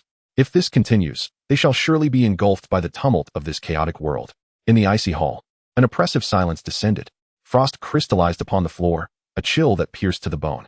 The master of Tianshuang Tower, a woman feared throughout the realm of cultivation, sat in stillness upon her frost-white throne, uttering not a word. The maidservant knelt, trembling, hardly daring to breathe. She knew that the master abhorred the notion of surrender above all else. After what felt like an eternity, a voice, devoid of emotion and as cold as ice, finally broke the stillness, each syllable resonating with crystalline clarity. So, you mean to suggest we should concede? I dare not. The maidservant exclaimed, terror-stricken, prostrating herself upon the ground. Master, please, I merely believe we ought to consider a different approach. Perhaps, the esteemed one, silence. The master of Tianshuang Tower's voice remained flat, yet it bore the weight of a formidable presence. She rose slowly, her snow-white robes billowing without wind, her once vibrant eyes now void of warmth, filled only with endless cold and stubbornness. He will not vanish. He is merely waiting for me to find him. Descending from her throne, with each step, the frost beneath her feet expanded further. 739 failures only meant she would attempt a 740th time. If one method failed, she would seek another. Amongst the myriad paths of the universe, there must be one that leads to him. She approached the quaking maidservant, her voice a whisper, ethereal, yet resolute as ancient ice. Dispatch orders, spare no expense, continue the search. Even if it means turning this realm upside down. Even if it puts us at odds with the celestial goddesses. Even if it means re-entering the cycle of reincarnation, enduring countless tribulations. Your command is my honor. The maidservant nearly stumbled over herself as she fled the grand hall. Once again, the vast, frigid chamber was left in solitude. It is so cold, murmured Yejin Shuang. You will not embrace me as you once did. She staggered a few steps, collapsing back onto her throne, her trembling hands, stained with blood in the past, retrieving an object from her bosom. It was that azure robe, long since faded but neatly folded. She clutched it tightly to her chest, as if it were the only warmth in this world, burying her face within its fabric. She inhaled deeply, yearning for the remnants of his scent that had long since dissipated. Silent tears fell once more, crystallizing in the cold of the hall. Time slipped away unnoticed. In the stillness of the hall, a voice, ethereal and otherworldly, unexpectedly resonated, reverberating deep within her consciousness. You seek Susi? Who are you? Show yourself. The master of Tianshuang Tower shot her gaze upward, her hollow eyes igniting with a fierce intent. The temperature in the hall plummeted further, the biting frost transforming into myriad blades aimed at the source of the voice. Yet, the frost blades vanished mid-air, as if they had never existed. In the center of the hall, the space warped slightly, and a figure clad in flowing robes emerged from the void, as if she had always belonged there. The master of Tianshuang Tower's pupils constricted sharply. Who are you? What is your business here? Her voice was frigid and cutting, yet she straightened her posture, concealing the azure robe, unwilling to reveal a hint of vulnerability before this stranger. I know where to find him. The simple statement struck like thunder, shattering the stillness of the master of Tianshuang Tower's heart. The facade of her composure crumbled, prompting her to spring to her feet, her voice laced with barely contained excitement. Where is he? The figure merely shook her head gently. Her expression remained tranquil, yet imbued with an unsettling detachment, as if she possessed knowledge beyond comprehension. The question is, do you dare to pursue? She tilted her head slightly, as if peering through the very fabric of the hall's ceiling, glimpsing the forbidden path of reincarnation. It was a road that reversed causality, a descent into the taboo of the cycle of rebirth, a path that demanded the relinquishment of all that one holds dear, shattering one's very soul and standing against the heavenly order, a route from which there is no return. Turning her gaze back, her eyes, hidden beneath the hood, seemed to penetrate through time and space, reaching the depths of the master of Tianshuang Tower's soul. Thus, I ask you, for a soul that may no longer exist. Do you dare? In the hall, silence reigned once more. This time, the master of Tianshuang Tower held her tongue. She simply stood there, her hollow gaze igniting for the first time with a glimmer of light. It was a light of hope, yet also one of annihilation. After a long while, a smile gradually graced her lips, a smile both exquisite and heartrending. Esteemed one, since you cannot be found in this life, Yejin Shuang softly uttered, then I shall seek you in the next. Like a fateful prophecy, her words echoed within the frigid hall before fading into silence. The master of Tianshuang Tower had made her decision. She ascended to the altar at the center of the hall, forged from millennia-old ice, and sat cross-legged. The frost of Tianshuang Tower, as if responding to an invisible summons, surged toward her, enveloping her in a colossal, slowly swirling vortex of ice. Master, what are you about to do?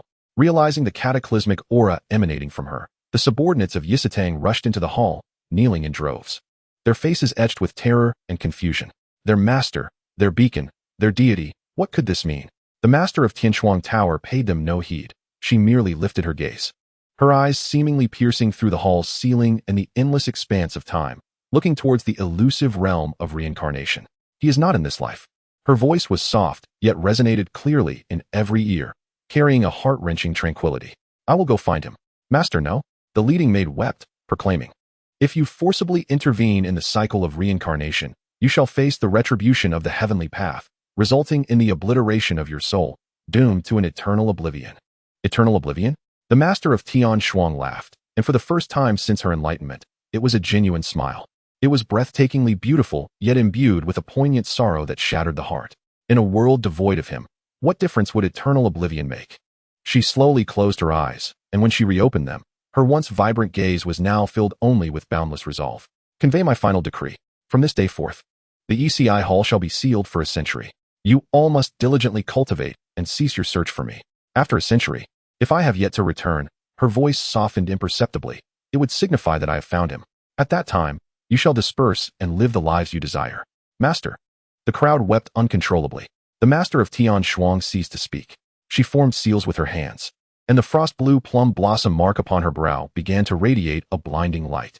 Her path, forged through profound sorrow, resentment, and longing, the frost-kill memory path, began to reverse its course at that moment. Boom! A terrifying force, indescribable in its magnitude, erupted from her very being. In that instant, her soul, her foundation, her divine essence, all was shattered unhesitatingly by her own hand. Countless fragments of memory swirled around her like drifting frost and snow. There was the tenderness of a scholar in a green robe painting her brows by lantern light, the fluster of a little maid clumsily toppling a teacup, the playful bickering of two individuals at the marketplace, and the determination he displayed as he wiped her tears with the last of his strength upon the snowfield. All love, all hate, all regret, all longing, transformed into the purest essence of the soul. It broke through the constraints of Tianshuang Tower, tore apart the firmament of the 9 provinces, and resolutely plunged into the boundless, timeless torrent of reincarnation. At that moment, in the year of the Phoenix's awakening, 120 years in the 9 provinces, the goddess of Tianshuang finally emerged from her seclusion, yet in an instant, her aura vanished, completely dissipating into the cosmos. The world believed she had faltered in her cultivation, perishing in body and spirit. Yet none knew that she had chosen the most harrowing path to seek another soul, embarking on a journey with no return date. The consciousness of Yejin Shuang drifted alongside her fragmented soul through the endless river of time. In this place, there was neither time nor space, only infinite, unfamiliar clusters of soul light, as numerous as the sands of the Ganges, brushing past her. She felt profoundly lonely and weary. Yet the obsession in her heart was akin to an eternal flame, guiding and sustaining her. She did not know how long she had searched. Perhaps it was a fleeting moment, or perhaps it spanned millennia, until one day, she sensed a familiar presence, one that had long haunted her dreams. It was him, his soul, imbued with a blend of languor and warmth, yet harboring unfathomable depths. The consciousness of Yejin Shuang, now transformed into pure obsession, erupted into unparalleled ecstasy at that moment. She dashed forward with abandon, entwining the remnants of her shattered soul essence, like delicate threads, tightly and tenderly around his soul, intertwining their fates and karmas irrevocably. She became the destined connection in his next reincarnation, a bond meant to meet.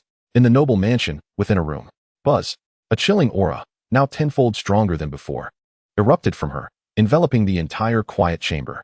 The moisture in the air instantly crystallized into countless fine ice shards, covering the walls, floor, and furniture with a shimmering layer of frost.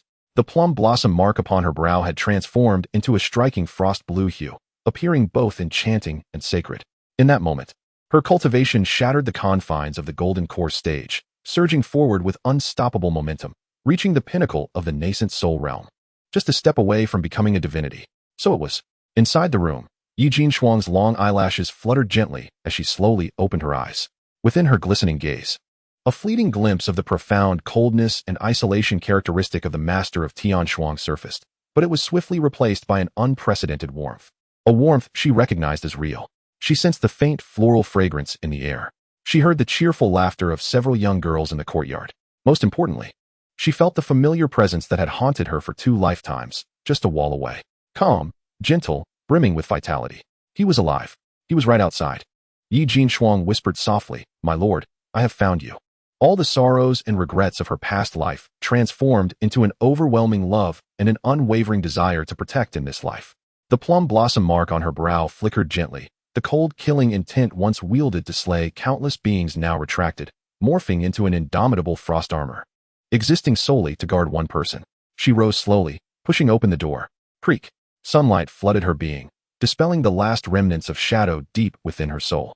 She beheld him, the scholar in green, who, while delivering tea and meals, was being playfully besieged by 2 little girls.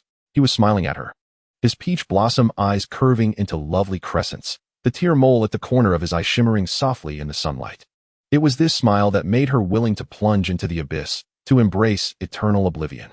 Jinshuang, hurry. Otherwise, your food will be snatched away by Tuanzi and Shaoan. Yes, I'm coming. The corners of Yi Jinshuang's lips slowly lifted into a breathtakingly beautiful, heartfelt smile. It was a smile infused with the infatuation of the little maid, Ling Shuang, yet also carrying the obsession of the master of Tianshuang. In this life, no one would dare to take her lord from her side again. Gods shall be slain, and Buddhas shall be slain. She moved forward gracefully, adorned with gentle frost, stepping toward the sunlight that brought her peace.